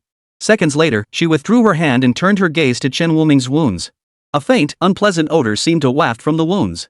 She retrieved a vial of potion from her spatial stone and poured it over the wounds. A hissing sound spread through the air. Wispy black smoke rose from the wounds. Did he fight a fallen one? Cassie exhaled softly. Her eyes held an immense complexity. If only she had left a little more behind, perhaps the injuries wouldn't be so severe. Cassie, how is Miller? Anna's worried eyes kept darting toward Chen Wuming. With me here, how could anything happen to him? He just needs a few days' rest. That's a relief. Only after confirming Chen Wuming was safe did Anna step out of the greenhouse. The moment she took a step, Eros, Cecily, and Chen Lengran immediately surrounded her. Sis, is Miller okay? I smell a strong scent of blood. Is he badly injured? Chen Lengran remained silent, but her eyes spoke volumes. Don't worry. Miller just sustained some injuries and needs a few days' rest. After leaving the greenhouse, Anna and Cassie arrived atop the giant tree, where moss now covered the landscape as far as the eye could see. Did you suddenly leave earlier and then send Miller to the parallel universe just to resolve the trouble there? So you figured it out after all, Cassie said, her lips curling slightly. After all these years, you can fool Lon and Diaz, but not me. Anna crossed her arms, glaring at her impatiently. If it weren't for that necklace I gave him, he might never have come back, you know? I know. That's exactly why I sent him. He's the key to all this, after all. Cassie's gaze drifted toward the distance, her expression inscrutable. There stood a massive structure covered in moss, the secret heart of the Forest of Life. Chapter 169, The Chosen One. Has Nameless woken up yet? Sister Cassie said it'll take a few more days. I see. Sure, Lianxue sat beside the bed, her hand resting naturally on Chen Wuming's. You never let anyone rest easy. Anna was so worried when she heard you got hurt again, she wanted to rush back immediately. If those old fools hadn't stopped her. Sure, Lianxue recounted the events that had unfolded during his absence. Little did she know that though Chen Wuming hadn't regained consciousness, everything happening outside was clearly visible to him. At this moment, he felt as if his soul had left his body, listening to Sure Lianxue recount how Qilin University had organized students to help Rakstar defend against the sudden appearance of a monstrous rift. A spatial fissure appeared on a stable planet like Rakstar? Chen Wuming listened quietly. Surprised, kid? A ghostly voice echoed from behind him. Chen Wuming's hair stood on end as he whirled around. But there was nothing there. No, how could anyone hear me now? I haven't even woken up yet. Chen Wuming thought he was hallucinating from being unconscious too long. Yet the very next second, that familiar figure appeared before his eyes, or rather, within his mind. Long time no see. I wonder if you still remember me. A scholar in white robes, fanning himself with a palm leaf fan, gazed at him with calm eyes. You're Teacher Shang Dexing? Chen Wuming recognized the man instantly. Wasn't this one of the A+ powerhouses from the other two schools who had come to aid White Tiger City back then? Good memory, remembering me. Shang Dexing appraised Chen Wuming from head to toe with a hint of admiration. Sensing no hostility from the other man, Chen Wuming relaxed. What brings you here, Teacher Shang Dexing? He could have come to see him openly, yet deliberately chose to visit while he was unconscious. Chen Wuming didn't buy the claim that it was nothing important. You're quite blunt. Shang Dexing tucked away his palm fan, his smile fading from his face. For some reason, Chen Wuming sensed that this meeting might not bode well. I'm sure you can guess why I sought you out at this time to avoid being discovered by others. Shang Dexing exhaled a breath of stale air, his gaze complex as he looked at him. Rackstar, you must have heard about our collective memory sealing. Everyone who returns forgets what happened there, but you're different. Wait, didn't they say no one ever returned? Chen Wuming immediately countered. He was certain he'd heard that only he had returned, while the rest had perished on Rackstar. If everyone had perished on Rackstar, how could any of us retain memories of that place? Shang Dexing's tone remained level. Over the years, many have returned from Rackstar, yet only 2 have avoided memory sealing. Chen Wuming caught Shang Dexing's gaze. You mean there's another person? Indeed. Besides you, that other person is me. Shang Dexing sighed softly. They say scholars are heartless, but without that heartlessness, how else could I have saved my own life? This statement held a wealth of hidden meaning. Chen Wuming sensed hidden meanings in his words, suspecting that a shadowy force might be manipulating events behind the scenes. But Master Shang Dexing, if what you say is true, then it seems impossible for me to save Lackstar. You're correct. But what if you were never truly from Blue Star to begin with? Shang Dexing regarded him with a faint, ambiguous smile. For a moment, Chen Wuming felt an uncanny sense of being seen through. Just as he was about to ask more questions, a streak of calamity cloud appeared above the forest of life. As if any further words would summon its wrath. We can't talk anymore, or it might get angry. Shang Dexing pointed toward the sky as his form began to fade. Oh, and kid, when you wake up, remember to come find me at Qinglong University. With that, his form vanished and the calamity cloud in the sky dispersed. Anna and Cassie watched the dark clouds dissipate in the sky, their brows furrowing involuntarily.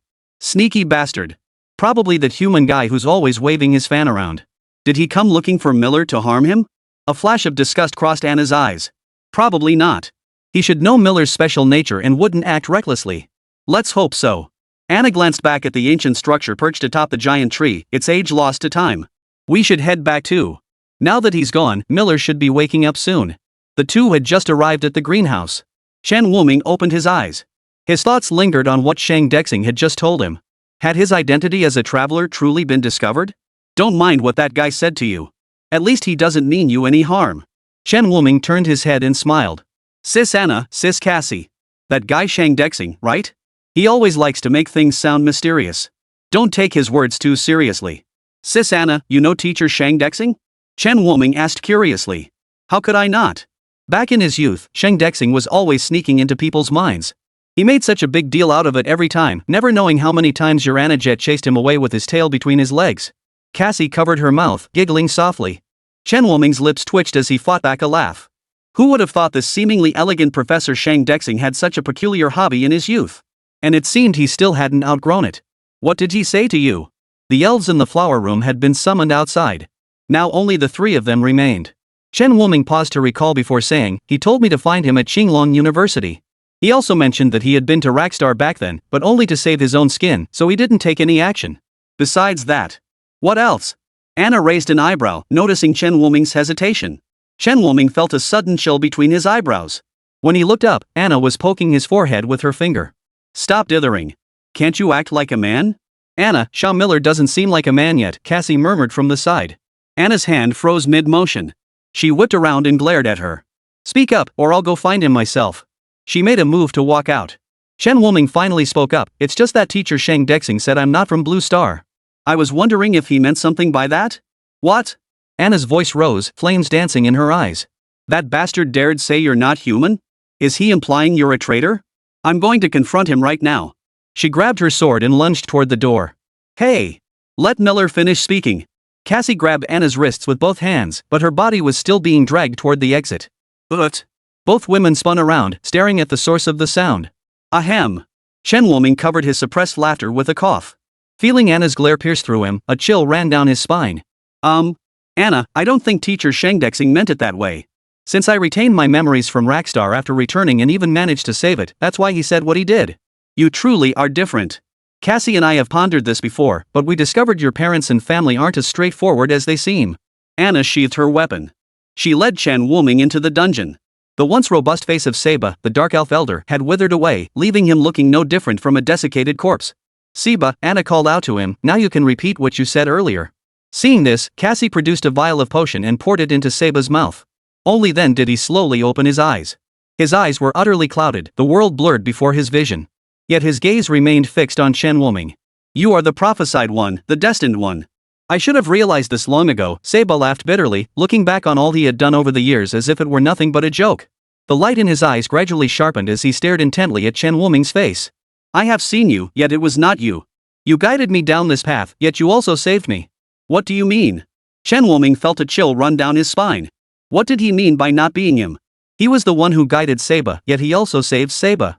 The high priest of the dark elves, that monster. You look exactly like him. Chapter 170, Jiang Xingyun and Nzibin. Until they left the dungeon, Chen Wuming's brow never relaxed. Miller. Anna regretted bringing him to the dungeon. I should have waited longer before telling you. Sis Anna, you don't need to say that. Chen Wuming relaxed his frown. I was just wondering if that person who looks exactly like me might also come from a parallel universe, just like how I appeared in that parallel universe. It's not impossible, but we still haven't gauged the high priest's true strength. Anna bit her lower lip. Perhaps he's on par with that black-clad figure from the ancient malevolent star. The memory of that black-clad figure. Chen Wuming felt a mountain pressing down on his heart. Both that black-clad figure and the straw-hatted man who aided him possessed unfathomable power. He had believed his B-rank strength was sufficient to defeat most opponents. But now it seemed that defeating most opponents was simply not enough. Unless he surpassed everyone else, he couldn't protect those close to him. Sis Anna, I plan to head to Qinglong University. Why not rest a few more days? No. Chen Wuming shook his head. I need to make the most of my time. Teacher Shengdexing summoned me, perhaps he needs my help with something. I must resolve it quickly and then. He paused before adding, it's time to focus on strengthening my own abilities. Alright, but you have to take that girl Lang Ran with you. Anna sighed, her head aching. Ever since I told her you were injured and needed rest, she's been camped outside the greenhouse. No matter what I say, she refuses to go back to sleep. Chen Wuming stepped out of the greenhouse. Sure enough, the dazed girl sat on her little stool, her eyes fixed intently on the doorway. Miller? Chen Lengran spoke softly, her eyes filled with inquiry. I'm fine now. Thank you for worrying about me these past days. He reached out and ruffled Chen Lengren's hair twice before noticing that her gaze no longer seemed as hollow as before. A hint of emotion or perhaps concern had replaced the emptiness. Sorry. Chen Wuming crouched down, spreading his arms wide. Chen Lengran leaned gently against his shoulder, whispering in a voice only the two of them could hear, I worry about Miller. She couldn't express how much she missed him with words, only a few simple sentences. But for Chen Wuming, it was enough. Given time, he was certain he could make Chen Lengran as ordinary as anyone else. Lian Xue just left not long ago. If you return to Suzaku City now, you should still be able to see her. Better not. We don't want them worrying. Chen Wuming's words dismissed everyone's suggestions outright. He didn't want to see that kind of sentimental scene. After leaving the Forest of Life, Chen Wuming set off for Qinglong City. Along the way, he passed through Whitebone City. He glanced back once more. Whitebone City had also undergone some changes. The former lord of Whitebone City had lost an arm in the previous Blue Star conflict. Then there was teacher Li Chunhua. He'd heard she'd been torn apart by ferocious beasts while shielding her students. Chen Wuming's fists clenched involuntarily. Countless fragments flashed through his mind. Beneath his calm expression, his teeth clenched tightly. Miller? Let's continue on to Qinglong City. Chen Wuming withdrew his gaze, crushed the skull of a beast attempting to attack Whitebone City with a single punch, then pressed onward. The journey itself presented no major dangers. Since the relationship between Vermilion Bird City and the Forest of Life had grown increasingly close, and the human race had formally established diplomatic ties with the elves, coupled with the Giant Sword King's efforts on the dwarf side, relations among the three races were fairly stable. The three great rulers indirectly influenced cooperation among other races on Blue Star. They unanimously decided to prioritize eliminating the fallen and the beasts. Of course, this excluded certain shameless races. 3 days passed. Chen Wuming and Chen Lengran finally arrived at Qinglong City. Upon entering the city, Chen Wuming immediately spotted two familiar figures. Jiang Xingyun raised his hand in greeting. Wuming, what brings you to Qinglong City? Beside him stood none other than Nzibin. Though they had once been rivals on the arena stage, their current rapport seemed surprisingly warm. And who might this be with you? Nzibin turned his gaze toward Chen Lengran. As a puppeteer, he was naturally observant and immediately sensed the unusual aura emanating from Chen Lengran. However, due to Chen Wuming's presence, he refrained from mentioning it outright. Noticing Nzibin's gaze, Chen Wuming introduced, this is my younger sister, Chen Lengran. She's a bit shy around strangers. So you have a sister, Jiang Xingyun remarked, giving Chen Lengran a second look before quickly shifting focus. What brings you to Qinglong City? I'm here to see teacher Shang Dexing. Principal Shang Dexing. He went to the Fierce Beast secret realm 2 days ago to gather materials. He probably won't be back until next week. Jiang Xingyun's eyes darted around before she stepped forward and hooked an arm around Chen Wuming's waist. Glancing around, she leaned in and whispered, "Ever since the grand competition, I've noticed Lan Na's strange looks at you. And then there's Lian Xue, she even followed you to Vermilion Bird University. What exactly is going on between the three of you?" Chen Wuming. He'd never realized Jiang Xingyun was such a gossip before. Though they hadn't really interacted much before, that was true. And Zibin seemed accustomed to his expression, offering Chen a cold, apologetic smile. "Sorry, sis. That's just how Brother Jiang is." Then, placing a hand on Jiang Xingyun's shoulder, he spoke in a low voice, "Brother Jiang, have you forgotten our mission?" Jiang Xingyun stiffened. He quickly released his grip on Chen Wuming. Right. We need to prepare the materials for advancing to Class B Qinglong Guards. Since you're free, Wuming, wanna tag along for the fun? Is that okay?" Chen Wuming thought to himself that since Shang Dexing wasn't around and he didn't have many acquaintances in Qinglong City anyway, he might as well go see how powerful these two had become. "What do you think, Binbin?" Jiang Xingyun turned to look at Zibin. Chen Wuming was slightly surprised. So these two were actually led by Zibin? After all, Jiang Xingyun was a puppeteer essentially Zibin's natural nemesis. "Of course it's fine." And Zibin nodded slightly. "Great. Wuming, you and your sister just hide behind me later. Don't scare her, okay?" Jiang Xingyun offered a friendly reminder. "Got it." Jiang Xingyun and Zibin's mission to advance to B-rank Azure Dragon Guards involved hunting a B-rank Jade Cicada Ox and bringing back its pair of horns. This ferocious beast was jade green all over, with a pair of thin wings on its back resembling those of a cicada, hence its name Jade Cicada Ox. The horns stored the life energy absorbed from its prey, making them valuable ingredients for recovery potions, one of the most sought-after beasts. "Found it. Over there." Not long after entering the beast sanctuary, the group spotted a Jade Cicada Ox. "Binbin, hurry up. Just bring back the horns, and we'll get the resources to advance to B-rank." Jiang Xingyun's eyes sparkled with excitement as he urged Zibin beside him. But Zibin stared at the Jade Cicada Ox for a long moment without moving. "Binbin?" Jiang Xingyun's fervor cooled slightly as his expression turned serious. "Is something wrong?" "That Jade Cicada Ox looks a bit different from the records," Zibin said, his gaze fixed on the thin wings on the creature's back. Unlike ordinary B-grade Jade Cicada oxen, those delicate wings emitted a faint golden glow, easily missed without careful observation. Chen Wuming also scanned it with the system. Species, Jade Cicada Ox. Grade, B+. That's a B+ Jade Cicada Ox. "We're no match for it," said Zibin. "What? B+?" Jiang Xingyun examined the Jade Cicada Ox. "This is clearly a B-level secret realm. This is strange.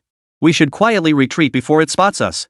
Just as the two were planning to relocate, a distant moo echoed through the air, accompanied by the sound of hooves pounding the ground. "Damn it, we're spotted. Wuming, take your sister and get out of here first. The two of us will hold off that Jade Cicada Ox," Jiang Xingyun cursed. At the same moment, Zibin had already summoned several dolls. Panda doll, strength. Rabbit doll, speed. Turtle doll, defense. Jiang Xingyun flung 3 chains, linking them to the dolls, his body brimming with fighting spirit. "Today, I'll test just how powerful a B+ rank beast truly is." Puppet control technique, Rage. Chapter 171, I'm afraid my little sister will beat him to death. In an instant, the 3 adorable dolls erupted with a frenzied aura. They all charged toward the Jade Cicada Ox. Jiang Xingyun commanded the turtle doll to block their path. "Binbin. Got it." And Zibin pointed his finger, and a stream of light shot toward the turtle doll. Doll protection. A layer of light formed over the turtle doll, while its limbs and head retracted into its shell. The shell transformed into a shield, blocking the path before the Jade Cicada Ox. Moo! The Jade Cicada Ox's twin horns rammed against the turtle shell. In an instant, cracks appeared on the shell. Jiang Xingyun felt the chain in his hand vibrate violently. His expression darkened. "Wuming, what are you standing there for? Get out of here." As he spoke, he commanded the panda and rabbit plushies to attack the Jade Cicada Ox from the side. The panda doll raised its paw and struck the Jade Cicada Ox's back. The seemingly soft, fluffy paw made contact with the Jade Cicada Ox. Its hooves sank slightly into the ground as immense force rippled outward in waves. This strike completely enraged the Jade Cicada Ox. The turtle shell shielding it shattered instantly. Both the panda and rabbit plushies were pierced by its sharp horns. Snap! The 3 chains in Jiang Xingyun's hand snapped one after another. "No! Binbin, retreat!" The Jade Cicada Ox had set its sights on Zibin. Mechanical doll saber-toothed tiger. Zibin gritted his teeth and summoned another doll. The mechanical saber-toothed tiger lunged at the charging Jade Cicada Ox the moment it materialized. But the disparity between them was too great. The Jade Cicada Ox's charging hooves were only halted for a second. The saber-toothed tiger instantly shattered into countless flying parts. Beast, stop right there. Jiang Xingyun also stepped in front of the Jade Cicada Ox. The two wooden puppets at his side charged forward, yet they failed to halt the Jade Cicada Ox's advance in the slightest. In desperation, Jiang Xingyun shielded an Z-bean in his arms. Behind him, chains connected several wooden puppets, forming a barrier in front of the Jade Cicada Ox.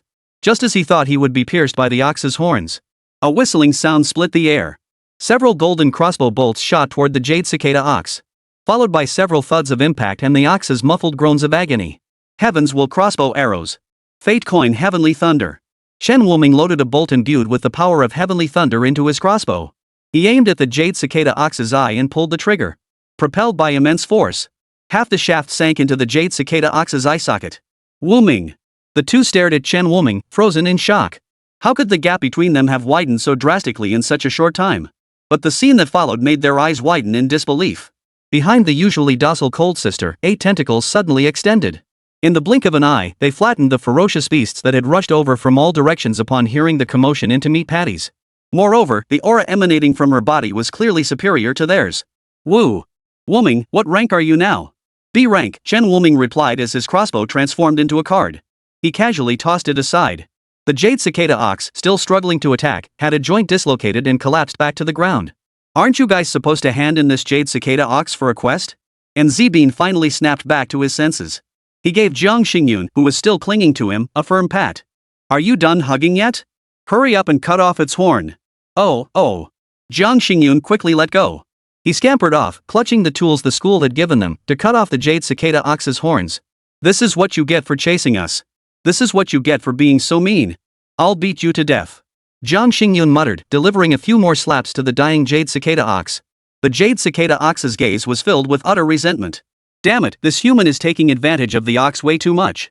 The next second, Jiang Xingyun's knife came down. It ended the creature's sinful bovine existence once and for all. A trace of resignation flitted across an Z-bean's face, as fair as a girl's. Wuming, thanks for stepping in today.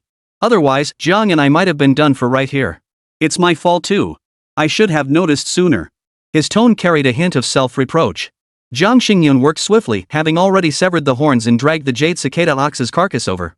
Hearing in Z-bean's self-reproach, he countered, it's not your fault. Who could have predicted a B+ level Jade Cicada Ox appearing in a B level Fiend Beast secret realm? Besides, if it weren't for you, I probably would have charged in headfirst. Here, take this, Wuming. Jiang Xingyun tossed the corpse of the Jade Cicada Ox in front of Chen Wuming. We only need the horns. This one's yours. No. Wuming, take it. My life and brother Zhang's aren't worth comparing to a B+ Jade Cicada Ox, and Z-bean urged. Chen Wuming swallowed the words on the tip of his tongue. It wasn't just their words, he could even sense that Chen Langren's gaze toward him had changed. That girl's mouth was watering. Then I won't be polite. After Chen Wuming stowed the Jade Cicada Ox into his bracelet, the four of them returned to Qinglong City. As Chen Wuming and Chen Langren waited outside Qinglong Hall at Qinglong University, Jiang Xingyun's indignant voice echoed from within. What do you mean we bought this? Didn't you see the blood on it? Even if it was bought, how stupid would I have to be to buy a pair of B+ grade items to hand in for a mission? Besides, which rule says you can't buy them? But no matter how Jiang Xingyun protested, the Qinglong guard handling the registration maintained a look that said, say whatever you want, but I won't budge. Furious, Jiang Xingyun raised his fist, ready to fight. Come on then. If you hit me today, I'll see if you can walk out of this Qinglong Hall alive. The Qinglong guard's eyes narrowed. Qinglong guards maintaining order nearby turned their attention to the commotion. And Z-bean quickly reached out to restrain Jiang Xingyun. Brother Jiang, don't cause trouble here. Fine. Your old man won't hold it against you today. We won't be advancing.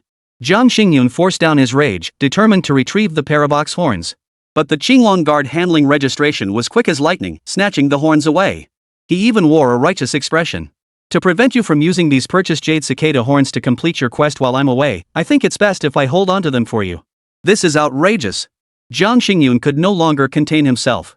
A wooden puppet appeared behind the Qinglong guard, kicking straight for his face. Poof. A mere C+ rank dares to attack me? The Qinglong guard merely extended a finger, shattering the puppet into dust. For the sake of these ox horns, I'll overlook your earlier actions. Now get lost. Seeing Jiang Xingyun's defiance and readiness to strike again, and Z-bean quickly grabbed him, shaking his head. Brother Jiang, forget it. We can't beat him. Let's go find our teacher to settle this fairly. Name, Enlixing. Occupation, Golden Needle Practitioner. Rank, B+. Skills, throat sealing needle intermediate, 10,000 needles piercing the body advanced, 18 demon subduing needles advanced. Chen Wuming had already entered with Chen Lengran in tow. He looked at the Qinglong guard who had snatched the ox horn. His features bore a 5 or 6 out of 10 resemblance to An Zibin, but lacked the latter's gentleness. His expression carried a heavier aura of hostility. "Are you two alright?" Chen Wuming asked them. An Zibin shook his head. "We're fine. Let's talk outside." "We can't go out until we get our things back," Chen Wuming said, glaring coldly at An Lixing. "Wuming, just let it go." An Zibin's face showed signs of anxiety. But An Lixing had already heard the words. He sneered mockingly, "Another overconfident fool?" He glanced at Chen Wuming. "Don't you know non-Qinglong University students are forbidden from entering Qinglong Hall?" And Zibin knew immediately that he was about to resort to violence again. Stepping forward, he exclaimed angrily, "An Lixing, we've already given you what you wanted. What more do you want? My foolish little brother won't even call me brother anymore?" An Lixing's gaze turned icy as he fixed it on Chen Wuming. "Out of brotherly consideration, I'll only teach your friend a lesson so he learns that beyond every mountain lies another, and beyond every man stands someone greater."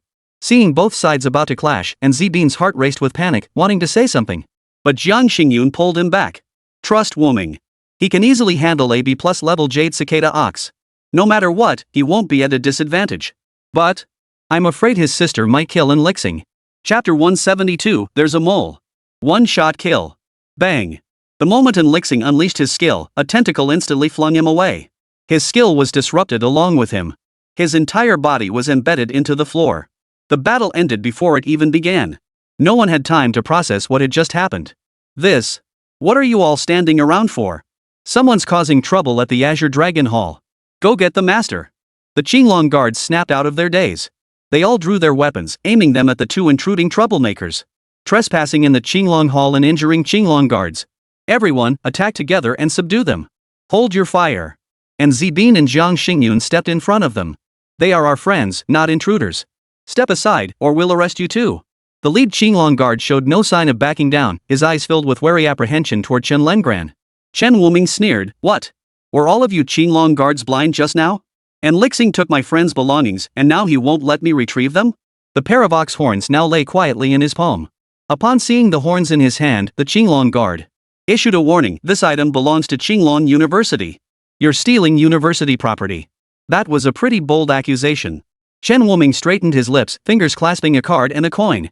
He had never been to Qinglong City before, so the people here hardly recognized him. Naturally, they knew nothing of his strength. "Are all of you Qinglong guards blind?" Chen Wuming's voice crackled with anger. He'd never witnessed such blatant favoritism, such a complete lack of discernment. "Oomph. This is our business. What does it have to do with you, an outsider?" Jiang Xingyun was drenched in sweat by now. He was reckless, but how could this old classmate be even more reckless than him? "Binbin, think of a way." "I don't know what to do either." And Zibin replied helplessly. Chen Wuming had kindly stepped in for them, so he would naturally stand by Chen Wuming unconditionally. But he never expected the Qinglong guards to be so unreasonable. "I'll say it again, cease resistance and come with us peacefully. Otherwise, don't blame me for being unkind." Chen Wuming's expression gradually grew calm. His senses detected an approaching A-grade aura. He guessed it must be a teacher from Qinglong University. The Qinglong guards across from him clearly sensed it too, yet showed no sign of backing down. Instead, they were gradually encircling Chen Wuming and his companions. Chen Wuming frowned. Weren't these people afraid of punishment? When the A-grade aura descended, Chen Wuming finally understood what was happening. The teacher had barely landed when he confronted them. "Was it you who caused trouble in the Qinglong Hall?" "No, Director Ping. And Lixing stole our belongings, so Wuming." Silence. And Zibin's expression froze. Director Ping had already cast a look of disappointment his way. "And Zibin, though your talent doesn't match your brother's, I've always believed you to be a good child. Yet today you slander your brother like this. Do you have any idea how much your brother has sacrificed for you?" "We're not slandering An Lixing. It's clear he..." "You still want to argue at this point?" Jiang Xingyun was speechless. He never imagined Director Ping, responsible for maintaining school order, would so blatantly favor An Lixing, denying them any chance to explain. "As a director of Qinglong University, I am truly ashamed of you. To collude with outsiders to bully our own students." Director Ping turned his gaze to the silent Chen Wuming. He could discern Chen Wuming's rank a mere B-grade. But when his gaze fell upon Chen Lengran, his expression abruptly darkened, his eyes turning grim. "You are one of those monsters created by the fallen?" The moment those words left his mouth, everyone in the room turned to stare at Chen Lengran. Their gazes brimmed with disgust. Chen Wuming moved. The golden hammer in his hand, coiled with the dual energies of heavenly thunder and sacred light of destiny, swung toward Director Ping. Director Ping hadn't expected Chen Wuming to strike so suddenly. Caught off guard, he could only raise his hand to block. Balance blessing, dark blessing. Chen Wuming's gaze was as cold as ice. The dark power invaded Director Ping's arm. Before he could react, the hammer struck, and only then did he feel excruciating pain shoot through his arm. His face instantly paled. His body recoiled violently. His entire arm was twisted out of shape. Chen Wuming had held nothing back with that strike. You dare injure me. Director Ping couldn't believe he'd been wounded by a mere Class B kid. He felt utterly humiliated and enraged. If word got out, how could he possibly maintain his image? So you're a fallen one in disguise, trying to infiltrate Qinglong University to steal our secrets. Today, Ping Wuqi will make sure you die right here. Ping Wuqi no longer bothered to investigate these two's identities. If they dared to harm him, they would be dealt with as fallen ones. Disguised as fallen ones, huh? How amusing. Chen Wuming's lips curled into a smirk. A cold smile spread across his face. Not a single one of these vermin, who slandered others for their own selfish desires, would be spared. He's flying so high? Langran, bring him down. Behind him, Chen Lengran moved like a machine responding to a command. His figure instantly lunged toward Ping Wuqi. You're at best an A rank. I'm an A rank too. I don't believe you. Before Ping Wuqi could finish his sentence, a tentacle loomed larger and larger before his eyes. It lashed viciously across his face. Boom! The exquisitely decorated Qinglong Hall was reduced to ruins in the blink of an eye. After finishing the deed, Chen Lengran obediently scurried back to Chen Wuming's side. Tilting his head, his eyes brimming with anticipation. This seemed like a child finishing homework and running to daddy for affection made everyone present cringe. Such a commotion naturally drew the attention of other faculty members at Qinglong University. The first to arrive was Yuan Shang, the director of admissions. Upon seeing the Qinglong Hall reduced to ruins before him, a huge question mark appeared on his forehead. Where had the entire Qinglong Hall gone? What happened here? Yuan Shang asked the students present. He had been watering flowers in the garden when he heard the explosion from Qinglong Hall. He rushed over immediately. Director Yuan, it's an invasion of Qinglong University. The Qinglong guard in charge of the Qinglong Hall had long since been terrified out of his wits by Chen Wuming and Chen Lengran. He didn't even dare look at them. Even Director Lian Ping had been knocked flying. How could he dare provoke them now? Seeing Director Yuan Shang inquire, he immediately ran over and shifted all the blame onto Chen Wuming and his group. Jiang Xingyun hastily defended, Director Yuan, don't listen to him. It was clearly An Lixing from the Qinglong Hall who stole our stuff first. How could our Qinglong Hall possibly steal anything? Stop making baseless accusations, the Qinglong guard snorted. Anyway, with their numbers, they could decide the facts however they pleased. Yuan Shang felt a headache coming on from the commotion. His gaze fell upon the two figures standing alone on the sidelines. He couldn't help but pause. You're Chen Wuming? Director Yuan, I thought you wouldn't remember me. Chen Wuming hadn't expected Yuan Shang to recall him either. Yuan Shang glanced at Chen Lengran beside him. He instantly sensed the peculiar aura emanating from Chen Lengran. Combining this with what he'd just heard, he could roughly piece together the situation. Though he didn't meddle in Qinglong Hall affairs, he'd heard plenty about An Lixing's actions. This particular matter fell under Ping Wuqi's jurisdiction, so he couldn't say much. Little did he expect to hit a brick wall today. Since you're here, Wuming, why don't you tell us exactly what happened? Yuan Shang smiled warmly at Chen Wuming. Compared to these others, he trusted Chen Wuming more, having heard plenty about the man's exploits. The Qinglong guard felt a chill run down his spine. Oh no, there's a mole. Chapter 173, Jiang Xingyun, the mountain's agile strategist. Director Yuan, the situation is this. After hearing Chen Wuming's account, Yuan Shang turned to Jiang Xingyun and An Zibin. The two nodded frantically. Director Yuan, you have to believe us. The Qinglong guard standing nearby turned green with envy. Normally, with Ping Wuji shielding them, they wouldn't have to endure such humiliation. But Director Yuan wasn't giving them a chance. Director Yuan, Director Ping is still lying inside. The Qinglong guard steeled themselves and approached. He couldn't let these men continue speaking, it wouldn't end well for them. Oomph. Yuan Shang snorted coldly. Look at what your Qinglong Hall has become. Stealing from your own junior? Is this how we taught you? The entire Qinglong guard shuddered. Many of them had been recruited by Yuan Shang himself, and they still held him in deep respect. Now, under his scolding, they dared not even breathe loudly. Yuan Shang shot them a look of disappointment, then walked into the ruins to drag out the unconscious Ping Wuqi and An Lixing. Go handle the mission handover for your two juniors. If any more trouble arises, you'll be sent to mine or in the secret realm. Yes. The Qinglong guard lowered his head and answered when Yuan Shang looked his way. Wuming, you really have influence. Even Director Yuan holds you in such high regard. Thank you for today.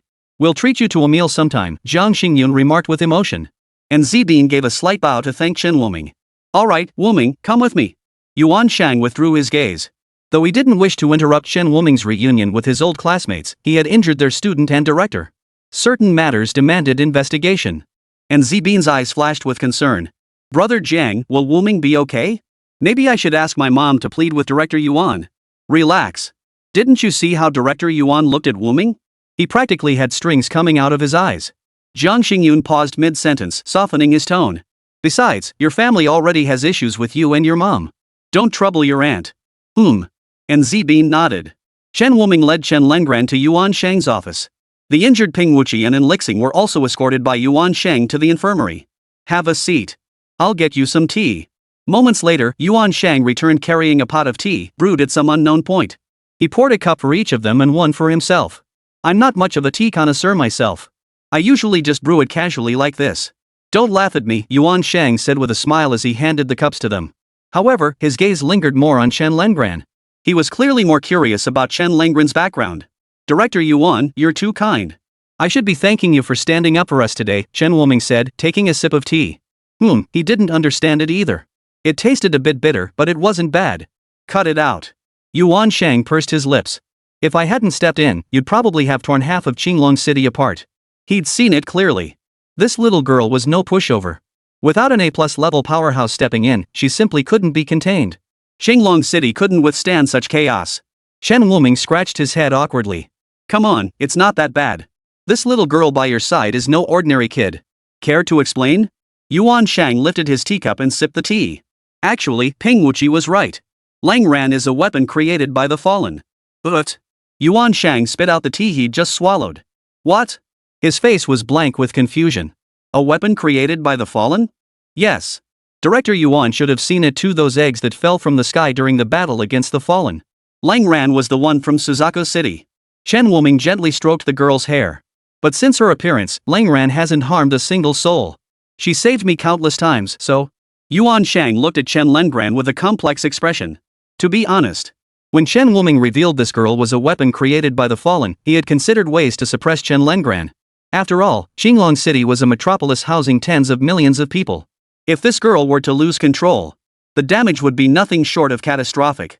But after hearing Chen Wuming's explanation, he shelved that idea. Not only had she never harmed anyone, but she was also Chen Wuming's savior. He simply couldn't treat her that way. I understand. And Lixing is manageable, but Ping Wuqi is another matter entirely, Yuan Shang said, his face clouded with worry.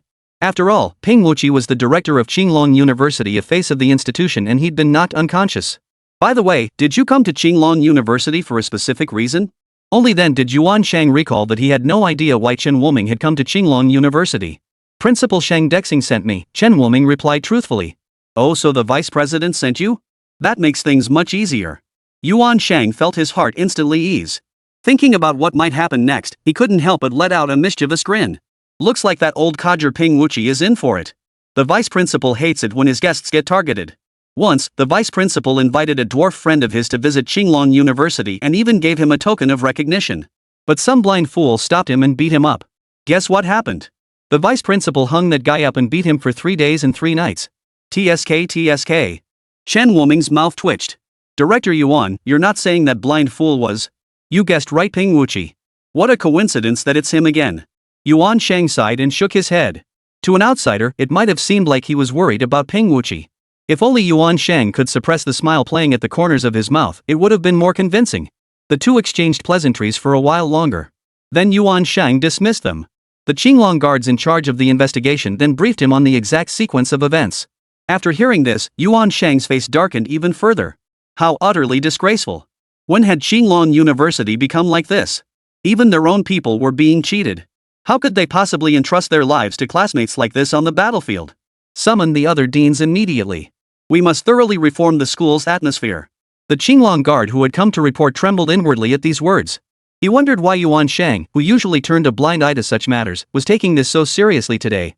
But he dared not ask further, merely returning to summon the other directors for consultation. Chen Wuming, who had just left, remained completely unaware. He had no idea how much impact his actions today would have on Qinglong University. Langran, what do you think we should do now? Meet? True. You've been craving that jade cicada beef for ages. Let's find a spot to grill some meat. The two found an open spot on a small hill outside Qinglong City. They set up a grill. The jade cicada ox meat was sliced into pieces, sizzling and dripping fat on the grill. Chen Wuming deftly grabbed the seasoning and sprinkled it over the meat. The aroma wafted far and wide.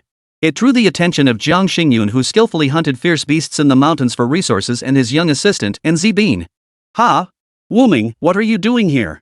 Chen Wuming was taken aback too. How could such a coincidence happen? How did roasting some meat lure these two out? Chapter 174, Uninvited Guests Arrive. All three stared at each other. Their eyes were filled with astonishment. Jiang Xingyun's gaze slowly drifted toward the barbecue grill by Chen Wuming's side. How did you end up barbecuing here? Fewer people here. True, fewer people, but... Jiang Xingyun was about to say more beasts, but when he saw Chen Lengran dragging a ferocious beast over from somewhere, he promptly shut his mouth. This wasn't a ferocious beast at all, it was clearly the siblings' dinner. Since you're here, want a plate? Chen Wuming had already loaded a plate of meat and handed it over. The chopsticks were conjured from his card. Not only were they slip-proof and heat-resistant, but also hygienic. I won't stand on ceremony then. Jiang Xingyun chuckled as he took the plate. He turned and handed it to Nzibin. Binbin, you go ahead and eat first. Sure. Nzibin took the plate and sat down on a nearby rock. He picked up a piece of meat first. Brother Jiang, you go ahead. Chen Wuming silently turned his head away. From the very beginning, he'd sensed something off about these two. Now, it seemed even more peculiar. Chen Lengran stood nearby, watching longingly. Miller. There's plenty for you. Chen Wuming had already set aside her portion. Chen Lengran still wasn't very skilled with chopsticks, often using them like a fork, stabbing straight in and flipping things over. After finishing their meal, Chen Wuming finally asked the two, didn't you receive resources for advancing to Class B? Why didn't you stay in the city to level up properly? Why did you come all the way out here? Did the Qinglong Hall people give you trouble again? No. Jiang Xingyun scratched his head, yet hesitated to speak. He seemed to be hiding some secret. Seeing this, Chen Wuming didn't press further about the matter. He simply asked, do you need my help? No need. We can handle it. This time, it was Nzibin who spoke up, clearly unwilling to let Chen Wuming get involved. Jiang Xingyun shot Nzibin a subtle glance. Only then did she speak up, Binbin's right. Wuming, you've already helped us so much. We can handle this on our own. The two soon departed the location. Chen Wuming watched them walk away. Seems like they're trying to keep me out of the loop. He rubbed his chin. He turned to look at Chen Lengran sitting on the small stool. Lengran, do you think I should mind my own business? Mind my own business? Well, getting involved in things that aren't my business. Chen Lengran kept his head down, as if deep in thought. After a moment, she looked up and said, then what about Miller's business? Her finger pointed at herself. Chen Wuming chuckled softly. He stood up and packed away the grill. Let's go. We'll see what this business is all about. Binbin, why won't you let me speak? If Wuming were willing to help, your situation might improve significantly. Nzibin halted, turning to face Jiang Xingyun earnestly. Brother Jiang, I already feel terribly guilty for dragging you into my family's affairs. I don't want to. He lowered his head, clenching his fists tightly. I don't want to drag any more innocent people into this. Binbin. Jiang Xingyun's Adam's apple bobbed. Unable to find the words, he simply patted Nzibin's shoulder. No matter how they treat you, I'll stand by your side unwaveringly. Thank you. Nzibin wiped his tears with his sleeve. He turned and continued walking forward. Let's hurry. If someone's already killed all the wood spirit deer, we'll have come here for nothing. They had no idea that right behind them, several figures were following them. Guess we're not the only ones tailing them, Chen Wuming murmured from the shadows, watching the figures dart past. His curiosity about what was happening only grew. Sounds like something from Nzibin's family. He couldn't help but curl his lips. These prominent families are such a hassle. He hadn't even figured out the Lan family's background yet, and now the Yin family had popped up. Let's go, Langran. Make sure neither of them gets hurt. Jiang Xingyun and Nzibin were fairly lucky. It didn't take long for them to find the isolated wood spirit deer. But just as they surrounded the wood spirit deer, those uninvited guests closed in on them. Hand over the wood spirit deer and we'll let you go. Nzibin clutched the spatial stone containing the wood spirit deer's corpse tightly. We're students from Qinglong University. This wood spirit deer is crucial to us. If you need essence fluid, I can give you some. Jiang Xingyun, abandoning his usual recklessness, stepped forward to shield Nzibin behind him. But Nzibin could clearly see the sweat beading on Jiang Xingyun's palms. Not a single one of these uninvited guests, their faces concealed, ranked below B-grade. If it came to a fight, they would be no match. I'll say it one more time, hand over the wood spirit deer. The man across from them was clearly growing impatient. Brother Jiang, maybe we should.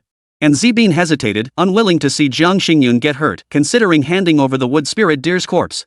Don't trust them. Even if we give them the wood spirit deer, they probably won't let it go. Besides, Auntie needs the deer's blood for her treatment, right? And Zibin's body trembled as he clenched his jaw. On one side stood his best friend, on the other, the woman who had raised him. What? Still haven't made up your mind? The voice grew deeper and more menacing. Jiang Xingyun took a deep breath as the puppet appeared before him. Is this your choice, Zibin? Do you truly wish to condemn him to death? Shut your mouth. Red gas erupted from the puppet's body, leaping toward the masked figure. Self-destructing puppet. Jiang Xingyun yanked the chain in his hand. The puppet's bodies rapidly swelled. Let's go. Boom, boom, boom. Several explosions echoed. By the time the masked man regained his vision, Jiang Xingyun and Zibin had vanished without a trace. But he felt no concern whatsoever. He merely brushed the dust off his clothes. It seemed Jiang Xingyun's attack had posed no threat whatsoever. Southeast direction. Don't let them get close to Qinglong City. Brother Jiang, they're catching up. And Zibin sensed the group closing in through the dolls scattered along the road. They're almost here. Don't look back. Jiang Xingyun's mind raced, considering every possible option. But in the face of overwhelming superiority, all proved futile. Enough of this. Hand over the item. Our time is precious. A masked figure stepped forward, blocking their path. Behind them, other masked pursuers closed in. Binbin, I'll try to hold them off. You take your chance to escape. If I run, they won't spare you. This is my only option. Sometimes he hated himself for not being strong enough. Otherwise, he might have been able to pull his friend out of this misery. Giving up? Then hand over the wood spirit deer. The masked man reached out his hand. Jiang Xingyun turned and shot Zibin an encouraging glance. Then, he walked steadily toward the masked man. His hand slipped into his pocket, pulling out a space stone. Just as all eyes were fixed on him, Jiang Xingyun shouted, "Run!" In an instant, Zibin turned and sprinted away. The masked man tried to pursue, only to find their waists bound by Jiang Xingyun's chains. Puppet technique, puppet bind. A stinging sensation shot through each masked man's mind. In that instant, they were all rendered immobile. Within moments, the masked figures regained their senses and severed the chains binding them. You're asking for death, trying to mentally confront all of us at once. After Jiang Xingyun activated puppet control, his own mind was assaulted by several powerful mental waves stronger than his own. Strands of blood trickled from his eyes. His mind grew hazy. His consciousness began to fade. Binbin, run. Chapter 175, Can you go easy? Hearing the sound of chains snapping behind him, a flicker of sorrow crossed Zibin's eyes as his hand instinctively reached for the spatial stone resting on his chest. At this point, are you still so stubborn? The masked figure flung a jet-black ice spike, which embedded itself in the ground before Zibin, blocking his escape route. Zibin whipped his head around. 3 dolls materialized beside him. They charged toward the masked figure. Humph, stubborn brat, the masked figure snorted coldly. With a flick of his wrist, several ice spikes pierced the dolls, pinning them to the ground. Brother Jiang, I'm sorry. Zibin clenched his fists tightly, glaring furiously at the masked figures. They're all members of the Yin family. Do you really intend to exterminate them all? Don't flatter yourself. In our eyes, what kind of Yin family member are you? A useless puppet master doesn't deserve to be called one of us, the masked man sneered. These words pierced Zibin's heart like needles. For years, he had strived relentlessly, yearning for the family's recognition. Only now did he realize they never considered him family at all. To them, Zibin was merely an outsider bearing the Yin surname. Enough talk. Hand it over yourself, or shall I take it? Why don't I help you? You, who? The masked figure whipped its head around, 8 tentacles lashing out toward them. The immense force embedded all the masked figures into the mountainside. Chen Wuming supported Jiang Xingyun as they approached Zibin. I've already administered the medicine. He'll be fine. When he saw Jiang Xingyun, Zibin could no longer contain the injustice welling up inside him. He embraced Jiang Xingyun and wept. Why? Why did they treat me like this? I share the same surname as them, why can't they just accept me? This question, neither Chen Wuming nor Jiang Xingyun could provide an answer. Seeing the tense atmosphere, turned to Chen Lengran and said, let's go tie up those guys and bring them back. After he left, Jiang Xingyun finally pulled Zibin to sit down. Though his spirit remained low, his first concern was still for Zibin's condition. Don't be afraid. I'm here. Brother Jiang, I don't want you to get hurt again. Besides Mom, you're the only one I have. Zibin's eyes were red and swollen. Jiang Xingyun felt a pang of unease. I'll seek help from Wuming. As long as he can get Director Yuan to assist you in leaving the Yin family, you will be free. Whatever he demands, I'll find a way to secure it. Brother Jiang. Trust me this time. The Yin family never intended to spare you. Only by breaking free from them can you truly protect Auntie. This time, and Z-Bean didn't argue. When Chen Wuming and Chen Lengran dragged back several masked men clinging to life by a thread, the two men dropped to their knees with a thud. It happened so fast Chen Wuming didn't even register it. What are you two doing? Get up. No, Wuming, listen to me. Jiang Xingyun clenched his fists, his arms trembling slightly. Chen Wuming paused his attempt to help them up and turned to Jiang Xingyun. I want you to help Binbin break free from the Yin family. If you agree, my life Jiang Xingyun's life is yours. Leave the Yin family. Sister Anna once mentioned that the major clans of the Blue Star human race seem to control most of the special secret realms. Ordinary practitioners might never encounter them in their lifetimes. This explains why Blue Star's human race is generally weaker. If I could use the Yin family as a gateway to tear open the secrets hidden by these great clans, it might be a blessing for all humanity on Blue Star. With this realization, Chen Wuming made his decision. You should have made this offer long ago. As for your life, Jiang Xingyun, you can keep it for yourself. Jiang Xingyun looked up, his eyes filled with confusion.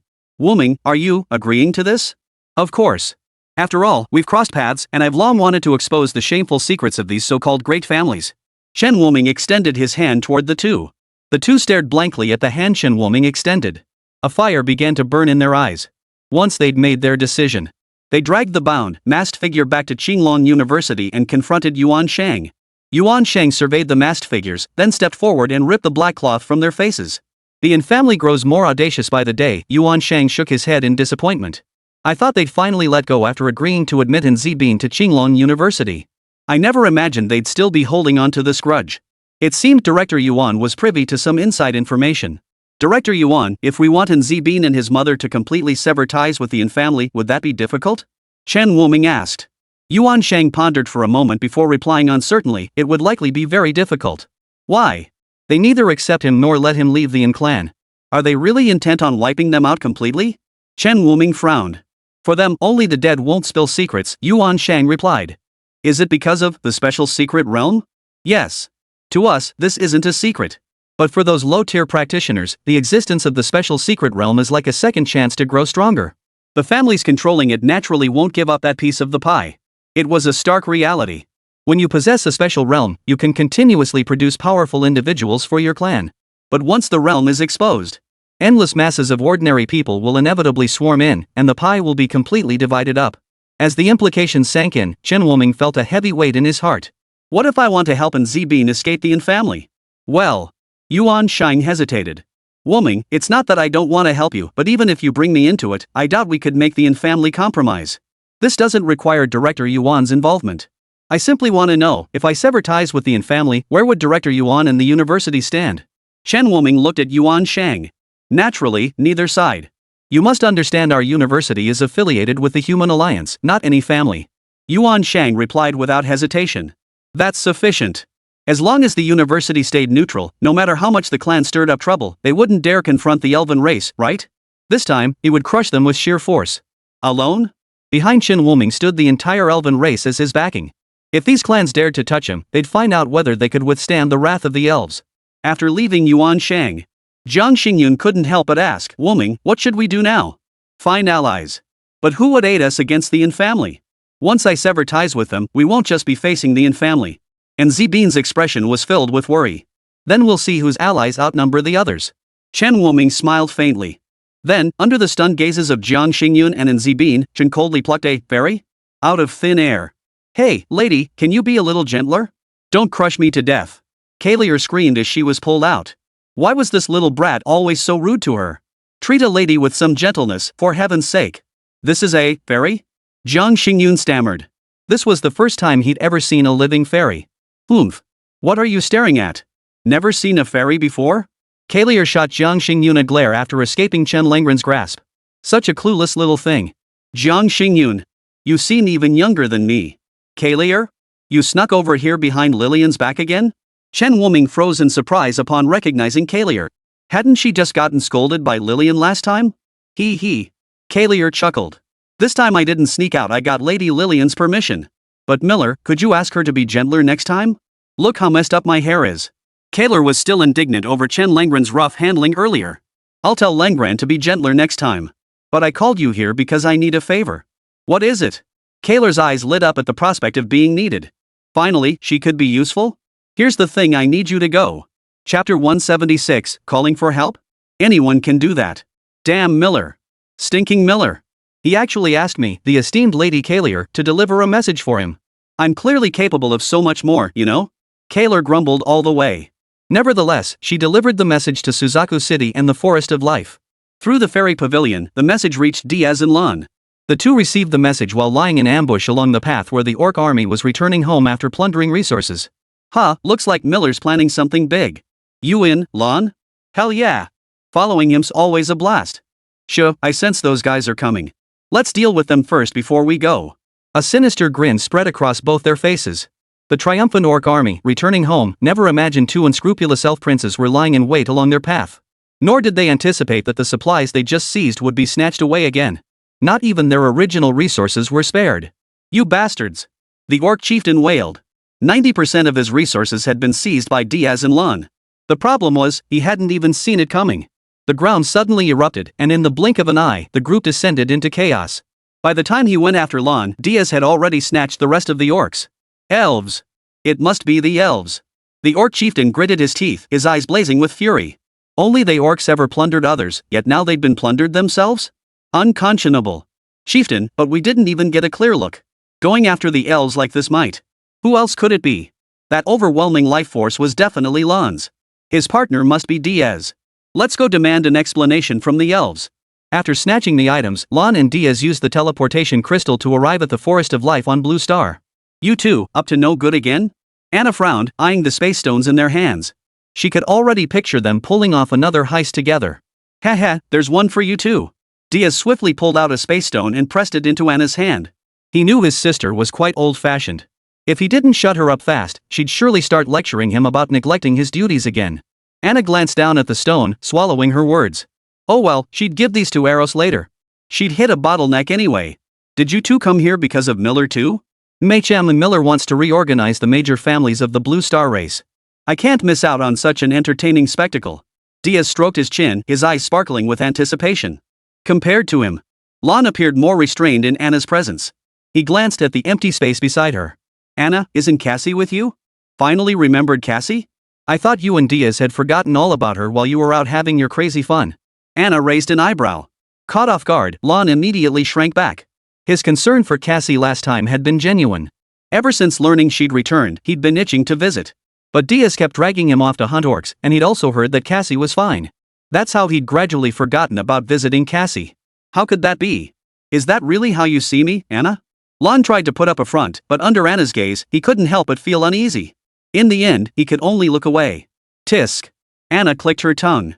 Relax, Cassie's fine. She's helping Miller. You two better hurry up.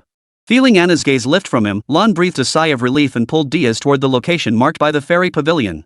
Hey, Lane, why are you so scared of Anna? She's not going to eat you or anything. Diaz turned to look at his best friend. Hey, Diaz, look who's talking.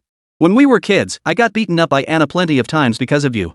You always ran off and left me behind, so I took all the punishment. Lan glared at him. As a child, he'd been a quiet elf, but Diaz, ever the troublemaker, dragged him along on mischief daily. Whenever Anna caught them, Diaz would bolt without a second thought, leaving him to face the consequences alone. That's all in the past. Let's not dwell on it. We need to hurry over there. Diaz quickly changed the subject. He turned and accelerated, flying toward Qinglong University at an even faster pace. Lane silently flipped his middle finger at his so-called best friend before following suit. When they arrived, they saw Cassie talking to Chen Wuming. Cassie, why didn't you wait for us? How was I supposed to know you'd be so slow? Did you go looting again?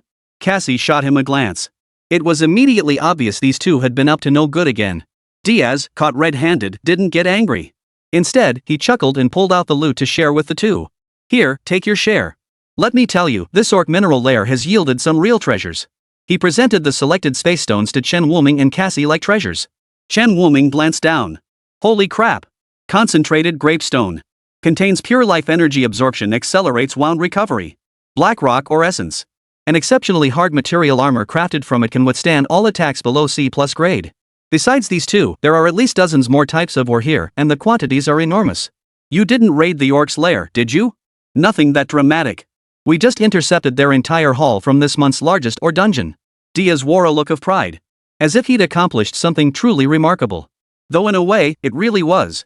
Cassie, however, showed no hesitation, promptly stowing away the space stone. I won't be polite with you, but you'd better figure out how to explain this to father later. Diaz's face froze instantly. He shot a malicious glance in Lan's direction. No worries, Lan's got my back. Lane, what a great buddy. Cassie shook his head helplessly. After all these years, Diaz still hasn't changed. Miller, I've received the message from the Fairy Pavilion. So, are you planning to make the Yin family your first target?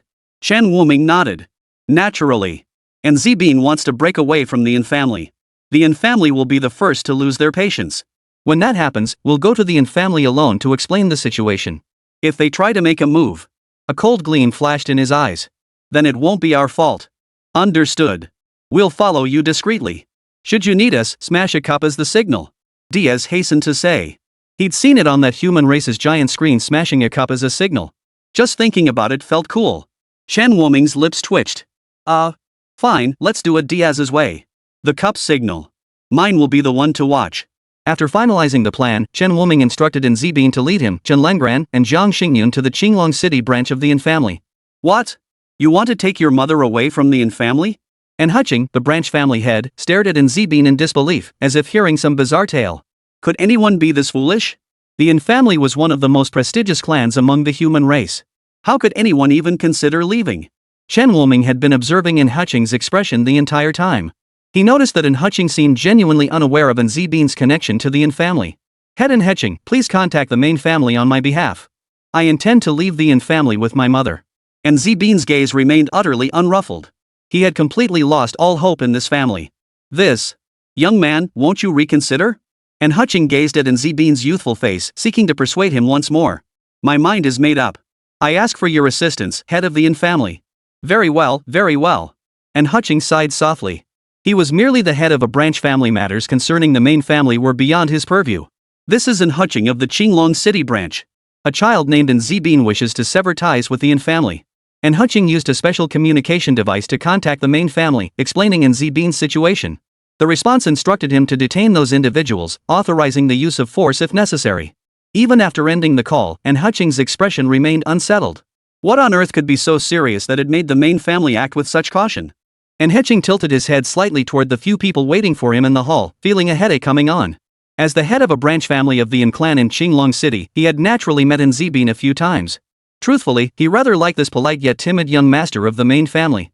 But the main family's orders. Sigh. He was merely a branch family head, why was he overthinking this? And Huching's eyes dimmed slightly.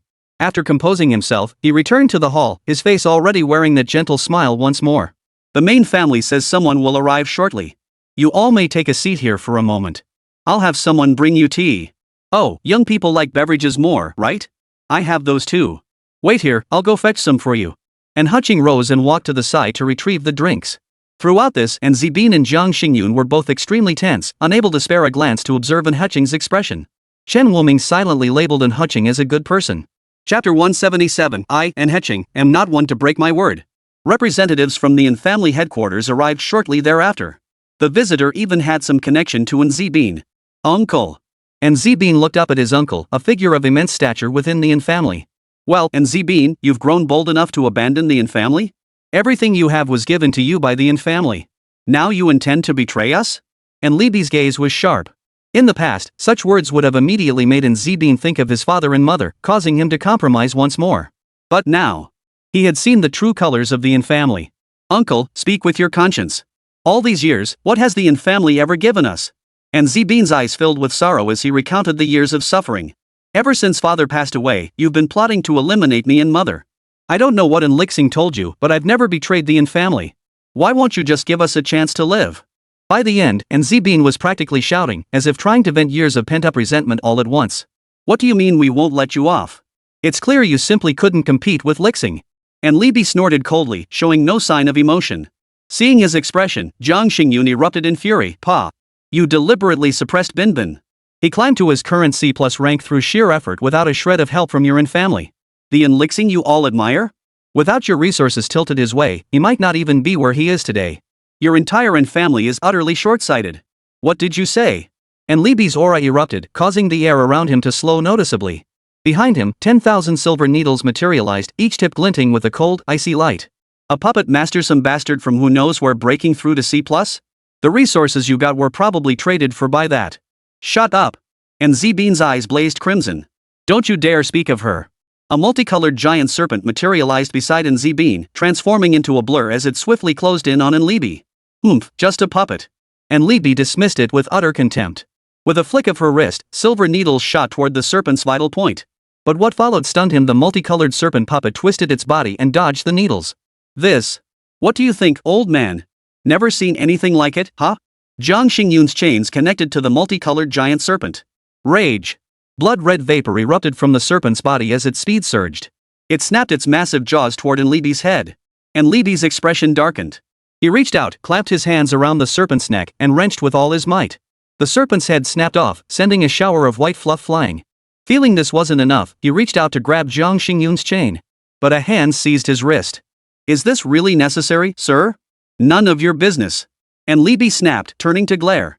Recognizing the figure as the young man who had stood beside Zbean moments before, he did not withdraw his hand. Instead, several silver needles shot toward Chen Wuming's eyes. Yet the moment they neared Chen Wuming, a golden light repelled them. Had Enlibi not reacted with lightning speed, jerking his head aside, those needles might well have pierced his eyes. You little. Enlibi stared at the needles embedded deep into the wall, his heart pounding. His initial underestimation of Chen Wuming gradually faded. He began to scrutinize Chen Wuming seriously. Reaching B rank at this age, no wonder you dare stand up for them. Kid, which clan are you from? After discovering Chen Wuming's rank, Enlibi grew considerably more cautious. In his view, someone achieving B rank at such a young age must be a prodigy being intensively cultivated by some major clan. Sorry, but my family consists of just me. I'm not part of any of those clans you're thinking of. No family? How could that be? Enlibi refused to believe it, assuming Chen Wuming simply wouldn't reveal it. This concerns my own family. It's not your place to interfere, young man. Nothing wrong with it. Having Zbean leave the family and summoning you here, that was my decision, Chen Wuming stated. You? Enlibi hadn't expected this young man to be so disrespectful. If that was the case, then he wouldn't hold back either. What did it matter if someone was born a prodigy of the family? True prodigies were forged through growth. As long as he didn't make it out alive, no one would ever know what happened here. And Hutching, assemble all B rank and above experts. No one is permitted entry. And Hutching's expression darkened instantly. He hurriedly tried to dissuade him. Enlibi, don't be reckless. This is Qinglong City. Don't make me repeat myself. Don't forget your position. Yes. And Hutching's face alternated between pale and ashen. As the head of a branch family, when had he ever been spoken to in such a tone? Yet his status stood worlds apart from Enlibi's. Youngster, I gave you a chance earlier, but you didn't appreciate it, Enlibi sneered darkly. I wonder what it feels like to kill a genius with my own hands. Smack. Enlibi transformed into an arrow released from its string, plunging headfirst into the wall. The foot still protruding twitched twice.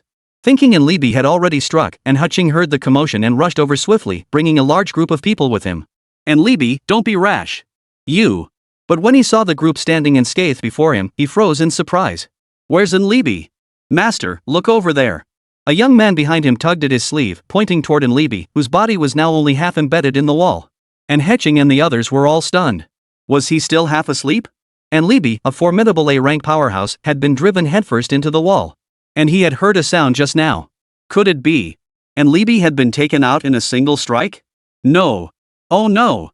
And Hutching seemed to recall something urgent and hurriedly grabbed Zbean's hand. Hey! What are you doing?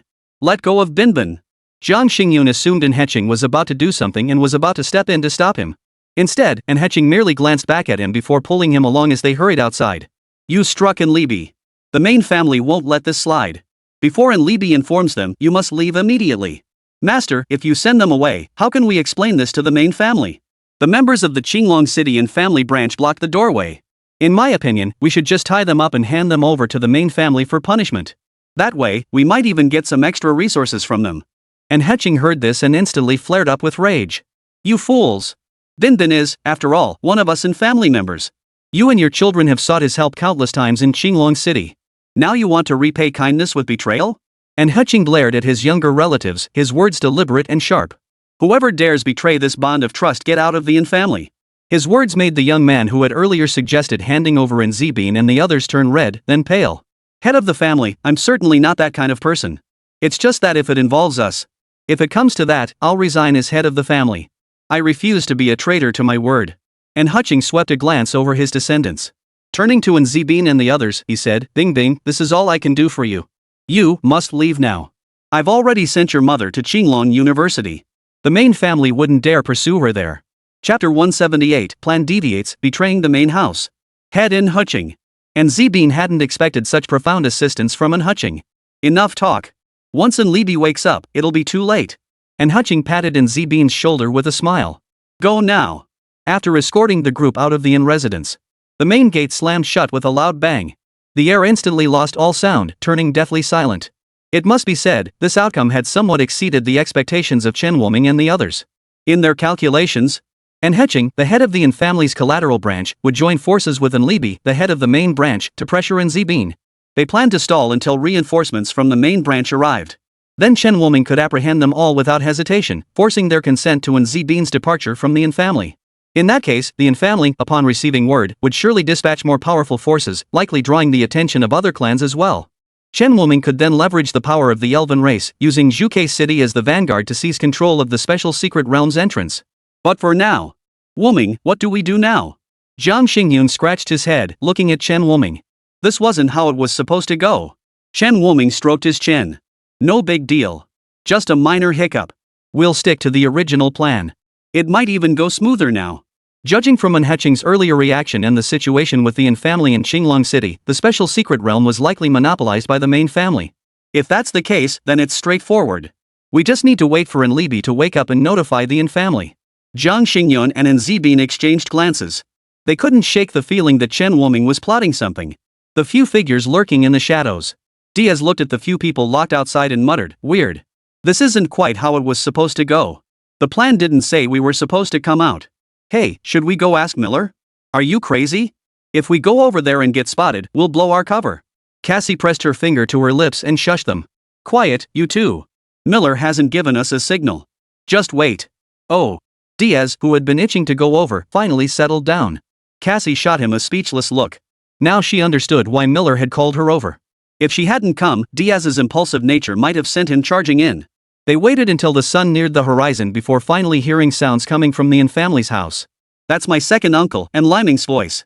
He must have come directly through the two-way rift." Chen Wuming nodded. It seemed the An family took this matter quite seriously. As for why they didn't use teleportation crystals, they're on the same planet. Is that really necessary? The two-way rifts between families were different from those connecting the Forest of Life and Vermilion Bird City. Activating a two-way rift over such a vast distance requires substantial amounts of space-stabilizing materials, otherwise, it could easily collapse. This clearly showed how seriously the other side took An Zibin's decision to leave the An family.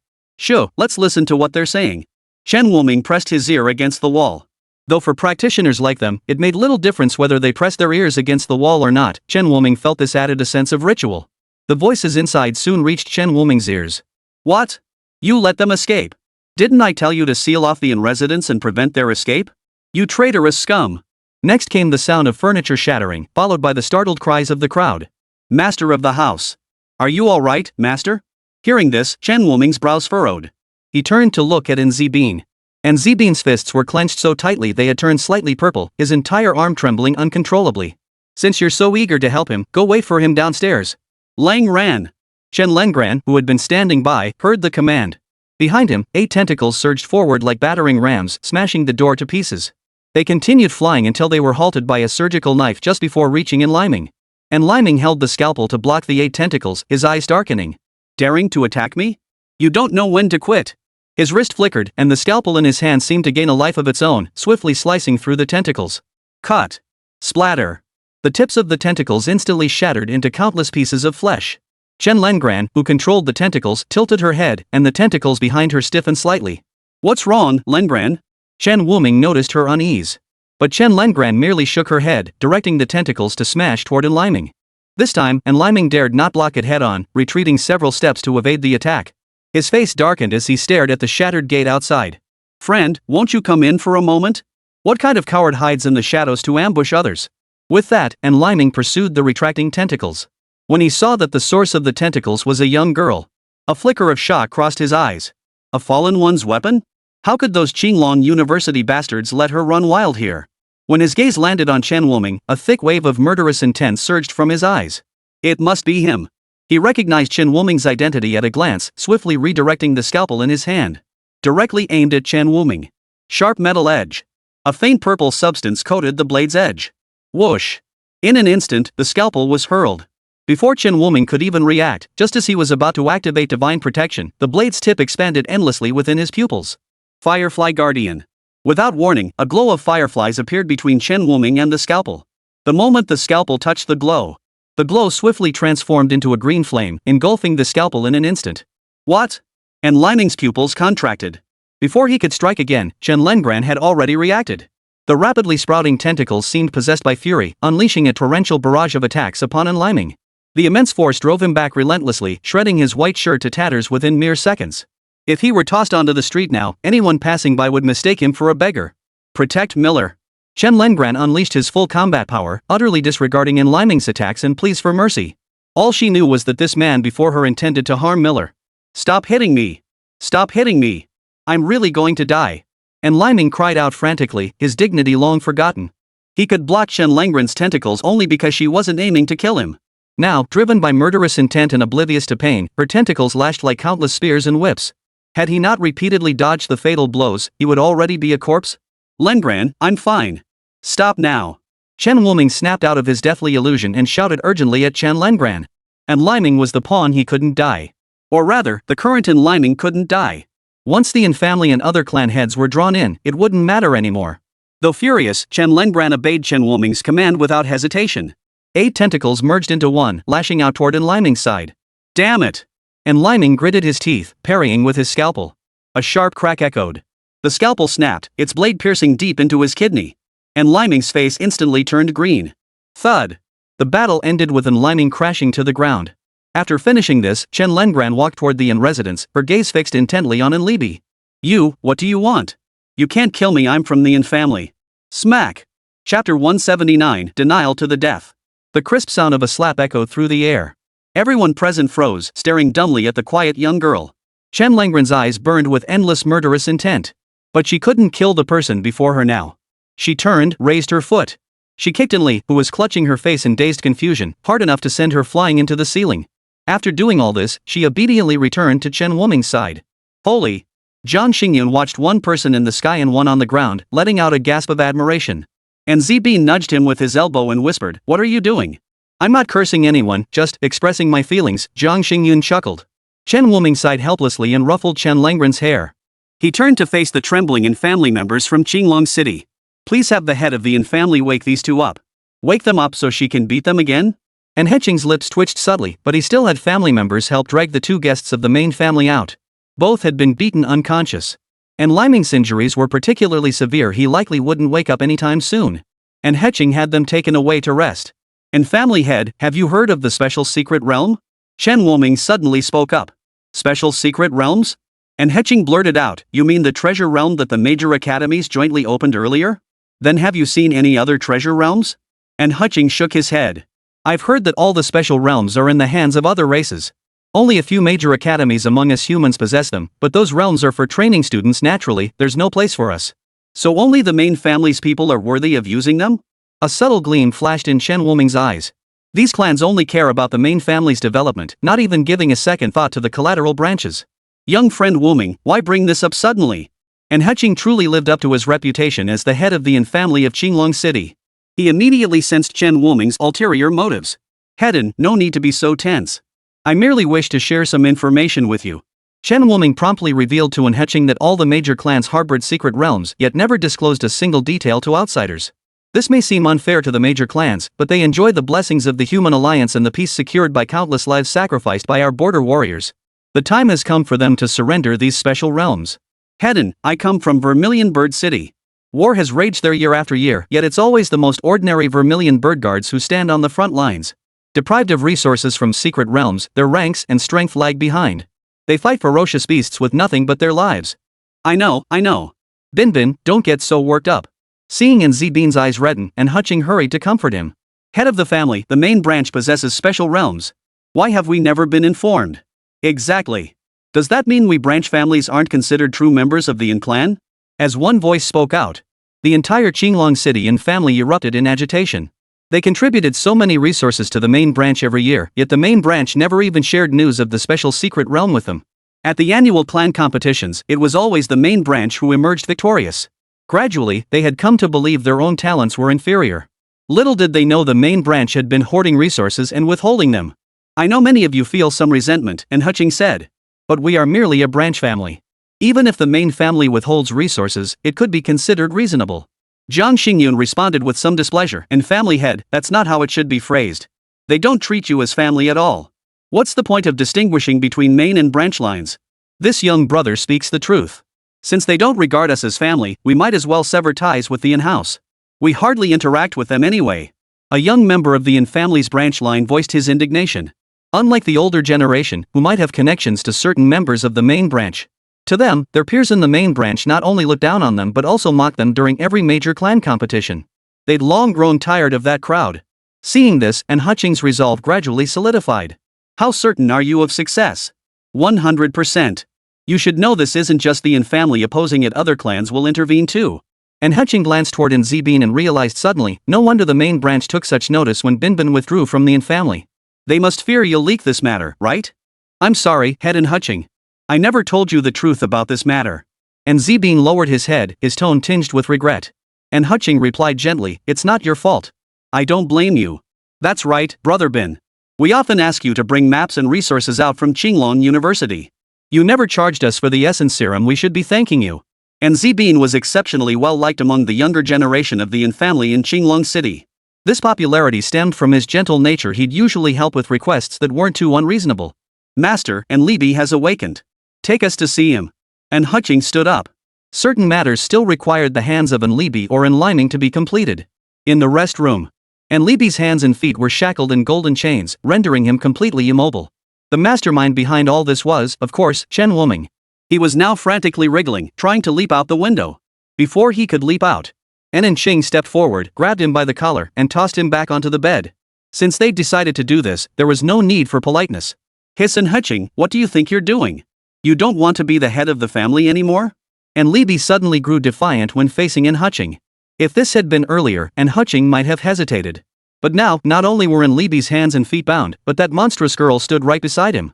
He certainly wouldn't give En Libby a friendly look. Humph, En Libby, I ask you, is the main family hiding a special secret realm for their own use? What? Where did you hear that? Let me tell you, we're family. Don't let outsiders deceive you. Panic clearly flashed across En Libby's face. As he spoke, his gaze involuntarily drifted toward Nzibin. He subconsciously assumed Nzibin had told En Hutching about it. Did Nzibin tell you this? Let me tell you, Nzibin loves nothing more than sowing discord. Not a single word out of his mouth is true.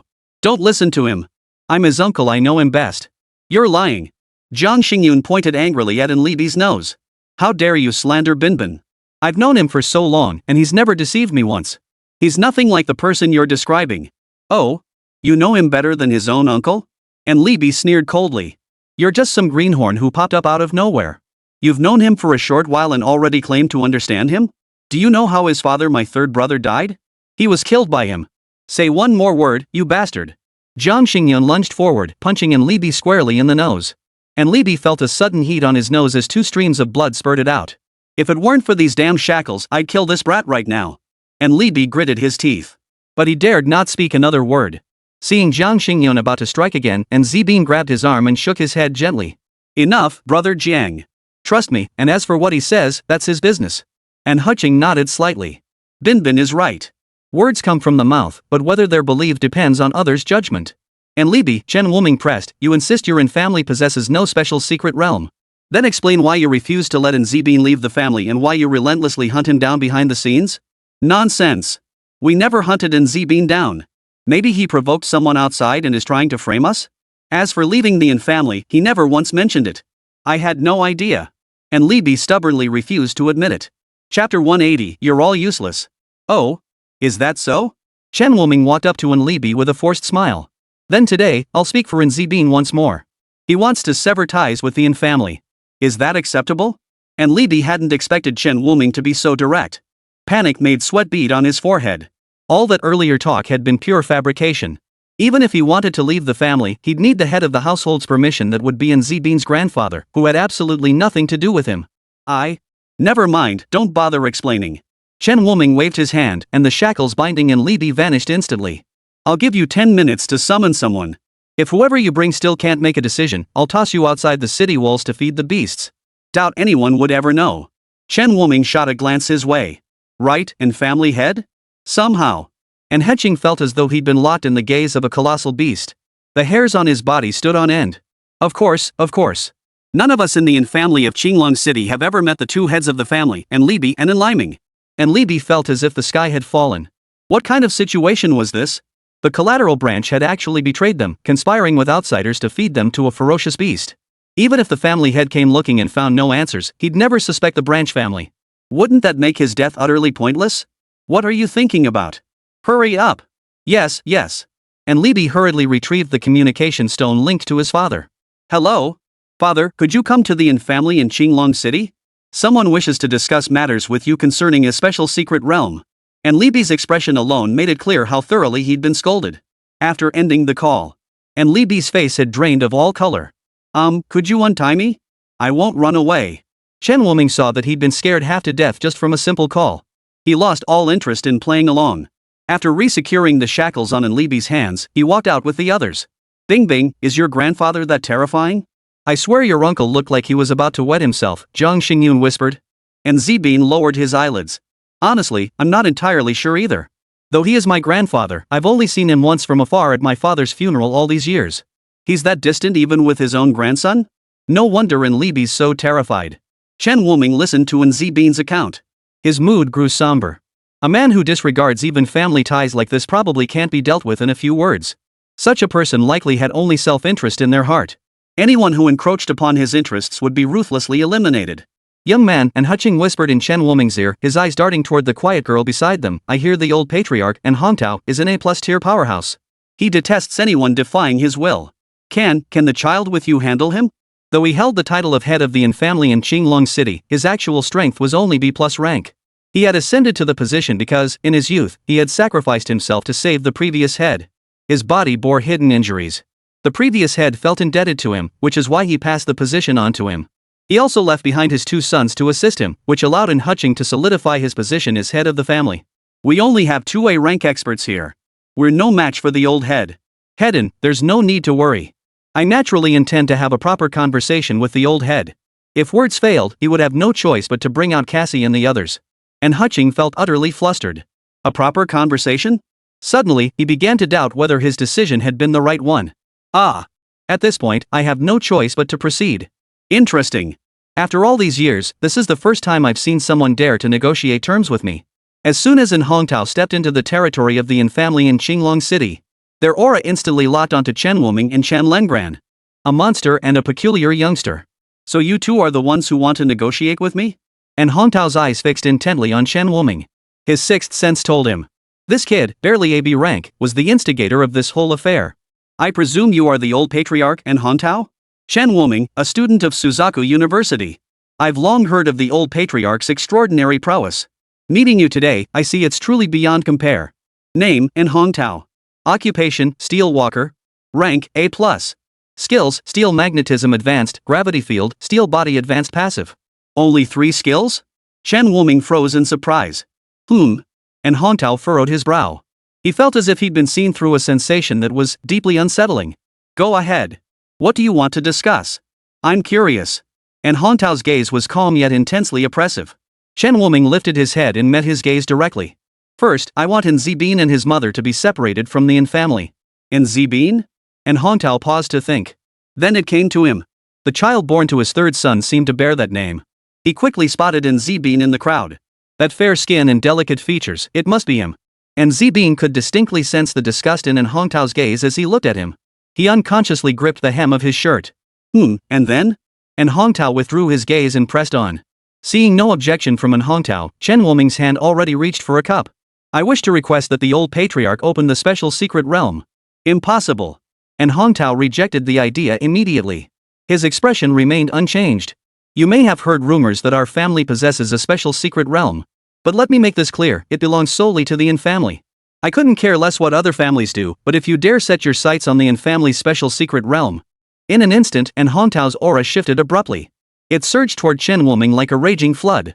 Aju. And Heching immediately called out. Two middle-aged men instantly stepped in front of Chen Wuming, joining forces to resist in Hongtao's overwhelming pressure. You!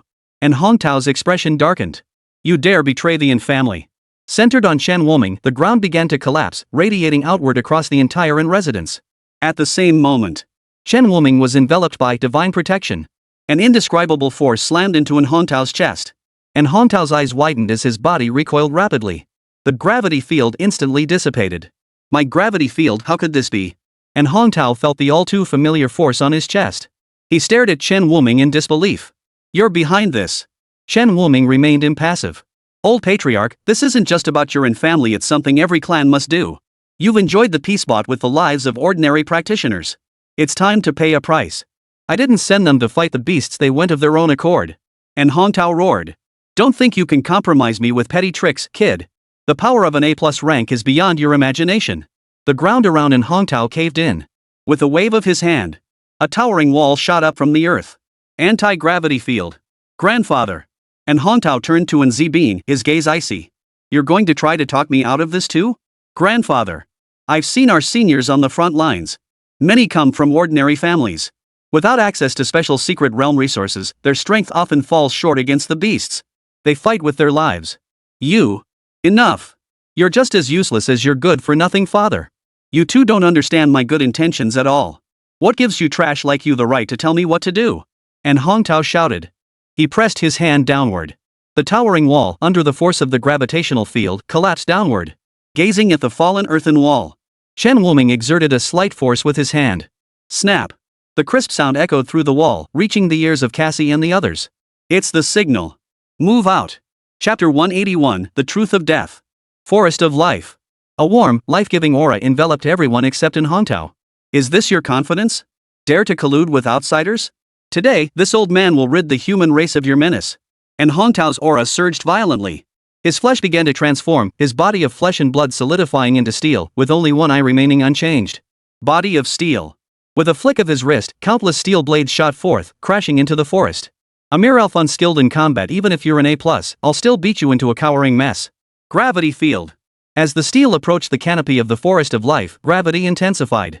The already heavy steel instantly transformed into steel meteors, crashing down. Wuming, you're okay, right? Jiang Xingyun asked nervously. Don't worry. Why pick on Cassie first? You're asking for it. You old geezer, think you can bully us elves because we're outnumbered? Lane appeared above the Forest of Life. The rich life energy in his hands poured into the Forest of Life below. The forest erupted into frenzied growth as if stimulated.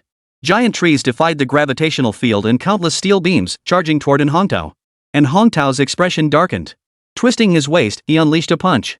Steel magnetism. Magnetic chains coiled around his arm like bandages, colliding with the incoming steel. Instantly, countless shards flew everywhere. Oomph, just two little spirits. Firefly bomb. And Hongtao. He had no time to react. Countless explosions erupted behind him. The terrifying shockwave was too powerful even for Yin Hongtao's steel-hard body to fully withstand, leaving a gaping hole in his back. Cough. Cough. You elves meddling in human affairs, are you trying to provoke a war? And Hongtao stared at the three figures before him, his voice trembling with shock and suspicion. Why would elves appear at this moment? The commotion here was immense. Fortunately, it was far from any civilian settlements. When the Azure Dragon Guards arrived, no one except Yin Hongtao had been injured. The entire incident was immediately reported to the professors and directors of Qinglong University. When Yuan Shang arrived with his men, Yin Hongtao's steel body had been shattered, leaving a massive scar on his back. This isn't my fault that old man tried to ambush me, Diaz declared, cutting ties with the situation as everyone turned to look at him. Everyone knows I'm cautious. Having some defensive measures is perfectly reasonable, right? Yuan Shang. A faint twitch crossed his lips. Then what brings the three elven lords here? He knew the reason deep down, but protocol demanded he ask. Otherwise, if Yin Hongtao found out they'd colluded beforehand, he'd be furious enough to spit blood. We three from Qinglong University are quite helpless about this, Cassie sighed. And Hongtao stared blankly. What the hell are you helpless about? Look, Miller is our friend. We traveled all this way to meet up with him, only to see him getting bullied the moment we arrived. How could we just stand by? Of course we had to help Miller. At first, we just wanted to stop it and explain what was going on. But this old patriarch of the Yin family wouldn't listen and tried to attack us. We had no choice but to beat him up. Chen Wuming silently gave Cassie a mental thumbs up. Truly one of the few sensible ones among the elven princes, he's in a league of his own. You. already badly injured, and Hongtao choked on his own blood upon hearing Cassie's words. Hey, old man. Don't try to frame me. Diaz took a step back in fright. He pointed at Hongtao and looked at Yuan Shang. See? We didn't do anything, yet he's making baseless accusations. What the hell kind of slander is that? The group of directors behind Yuan Shang were dumbfounded. This wasn't the elven race they knew. Why did these three look like street thugs now? Ahem. It's true that Eldarin acted impulsively. Humans and elves are supposed to be partners now. How about this? Let the Yin family compensate you with some goods. What do you say? This statement made Hongtao's face turn green with rage. He immediately pointed at Yuan Shang's nose and shouted, Yuan Shang, how dare you collude with them to betray me? How dare you conspire with outsiders to harm my Yin family? Where is Lu Qingtian? I demand to see him. I've already informed President Lu of this matter. Upon learning of your treatment of our human allies, he was deeply displeased and has entrusted me with full authority to handle this situation. Yuan Shang offered a forced smile. No. Qinglong University can't treat me this way. I've provided you with so many resources you can't move.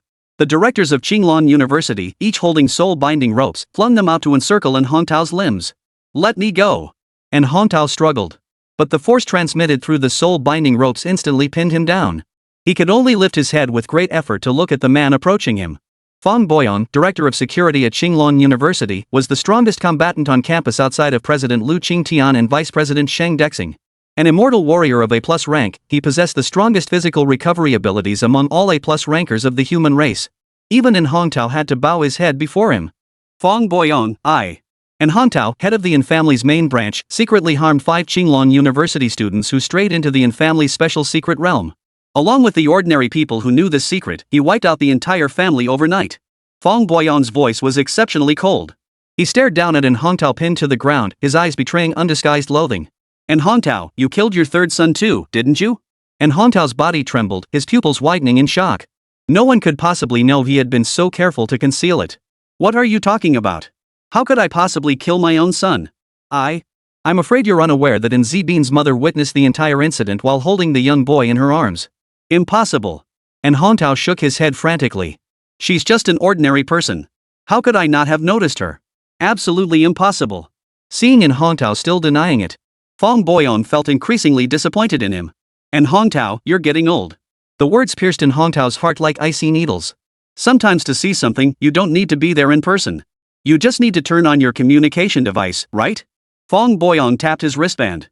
An image appeared. In the darkness, Hongtao was saying something to a man. The two seemed to be arguing, and in the next instant, a steel rebar plummeted from above, piercing the man's skull.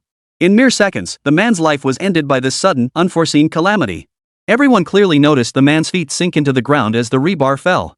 You used your gravity field to pull the rebar down from the half-built structure. Your son trusted you completely and had no guard up whatsoever. Afterward, you feigned anger and used your connections to get everyone responsible for site safety that night fired. When they couldn't make it in the local area and planned to leave for other cities, you had them silently eliminated. Hongtao's face turned ashen. He showed no sign of rebuttal. With Fang Boyong laying out the facts so clearly, there was no room for maneuver. Do you regret it? Regret. I regret refusing to use those communication devices back then. If I'd known, I would have destroyed them beforehand. Then I wouldn't have ended up like this today.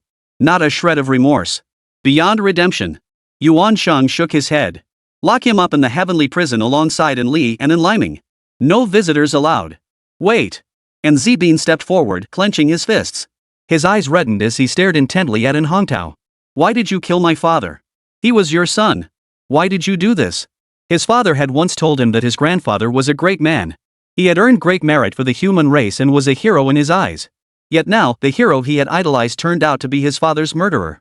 Hongtao scanned Zibin from head to toe, the image of his third son gradually overlapping with the youth before him. You resemble him greatly and you disgust me just as much. His voice faltered. As for why I despise him, because he married your mother. My mother? He was my most promising son, the one with the greatest potential to inherit the Yin family estate. Yet he went and married your mother, a commoner. If anyone is to blame, it's your mother for being ordinary. Hongtao nearly roared the words. Take him away. As Hongtao was led away.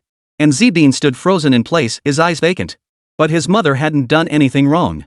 She had simply chosen to be with the man she loved. Binbin, look who's here.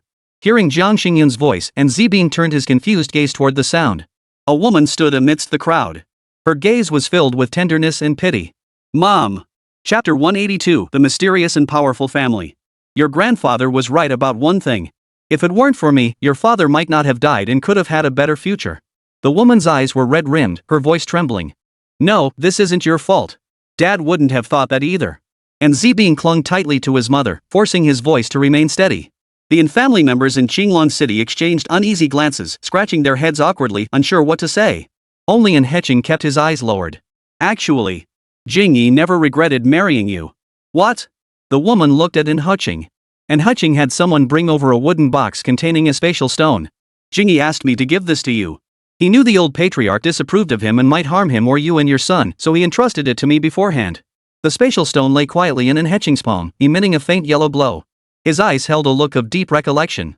I didn't believe him back then, but events proved Jingyi right. Take it, child. And Zibing took the spatial stone.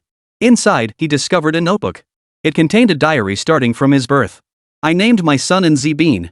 I must say, I'm a genius. Even a name I came up with on the spot sounds so good. Though Huimei said it seems a bit too common. Another fight with the old man. I feel like he might actually hit me. Better leave some backup plans for Binbin and Huimei. And Zibing flipped through the diary to the last page. It was blank, save for a single sentence. The best decision I ever made was marrying Huimei. I've never regretted it. If you ever find this notebook, remember, I never did. The handwriting was slightly blurred, as if smudged by tears. It seemed that back then, Jingyi had already sensed his impending demise. Mom, look. Dad never regretted it. And Zibing turned back, forcing a smile, his face still streaked with tears. Hui covered her mouth, tears falling silently. Xiaohui, you and Binbin should live with us from now on, Heching urged. Thank you, Head and Heching, but it wouldn't be appropriate for me and Mom to live here. Let's just forget it. What are you saying, Binbin? You and Auntie are family to us. Besides, if you move out, those kids at home will drive us crazy. Amidst the persistent persuasion, Zibing looked at his mother. Hui nodded. Since Uncle Qing and you both say so, we'll stay here. During her time in Qinglong City, she had often received support from the family here and felt quite fond of them. Living together would also allow them to look out for one another. Zhang Xingyun, however, wore a sullen expression as he stared up at the sky and sighed deeply. Seeing his expression, Chen Wuming couldn't help but ask, why the long face? Binbin is moving back home. Isn't that a good thing? I didn't say it wasn't good news. It's just. Zhang Xingyun hesitated for a long time before finally saying, then won't I be all alone? That's easy. Just apply to move in too. Chen Wuming chuckled. Huh? Isn't that a bit awkward? What's inappropriate about it? Come with me. Ignoring Zhang Xingyun's protests, Chen Wuming pulled her over to stand before Heching. Head of the family, Zhang Xingyun also wishes to reside within your household. What do you think? Heching gave Zhang Xingyun a thorough once-over. Since you're Binbin's friend, I'd be delighted to have you stay. Really? Zhang Xingyun's eyes widened, unable to hide his delight. He'd thought he was destined to be alone again. Eating alone, completing missions alone, and... Thank you, Hedon. I'll move my things over tomorrow. Hui examined Zhang Xingyun with keen interest. This child seemed to have a special connection with her son. Binbin, tell your mother what exactly is your relationship with this Zhang Xingyun. Just as I suspected. After the family incident, other clans have begun to stir. You're quite something, nameless kid. I was gone for just a little while, and you took care of the family. Sheng Dexing stared at the report, whistling in admiration. I merely went with the flow. The real reason the family fell was Director Fong Boyon's evidence. Chen Wuming just smiled, refusing to take credit. He suspected Sheng Dexing had summoned him specifically to resolve the family matter. But Sheng Dexing himself wasn't in a position to act directly. Knowing Chen's connections with the elves, he'd sent him in as the executioner. That evidence had actually been gathered long ago. Fong Boyon's voice remained as calm as still water. We just never had the chance to use it. He tossed a report to Chen Wuming. The date above is from several years ago. Is it because of the family's influence? Strength? Sheng Dexing shook his head, idly fanning himself with his handheld fan. 10 families combined wouldn't match our Qinglong University. Forget Qinglong University, even the weakest Suzaku University outshines them. Chen Wuming. Oh, don't mind me. I'm just stating the truth. Just say what you mean. Why drag Suzaku University into this? Are you trying to get me in trouble? Chen Wuming shot Sheng Dexing a speechless glance. Sheng Dexing, however, wore a smug grin. We're not targeting the families mainly because we're not ready yet. While the families themselves aren't powerful, some of the clans within them are untouchable. Mess with one, and you'll set off a chain reaction. His expression turned mysterious as he spoke. For example, the Lan family. Chen Wuming frowned. Don't take this the wrong way. The Lan Na is now a Qilin child, no one can guarantee she won't betray us for her family. Yet her talent is otherworldly, we must guard against her. Nameless lad, I know you and Lan Na grew up together, but take my word for it, the Lan family isn't as simple as it seems on the surface. I've secretly investigated the Chen family's downfall, and there are plenty of other families' shadows involved. However, I found no evidence of the Lan family's involvement. Do you understand what I'm saying?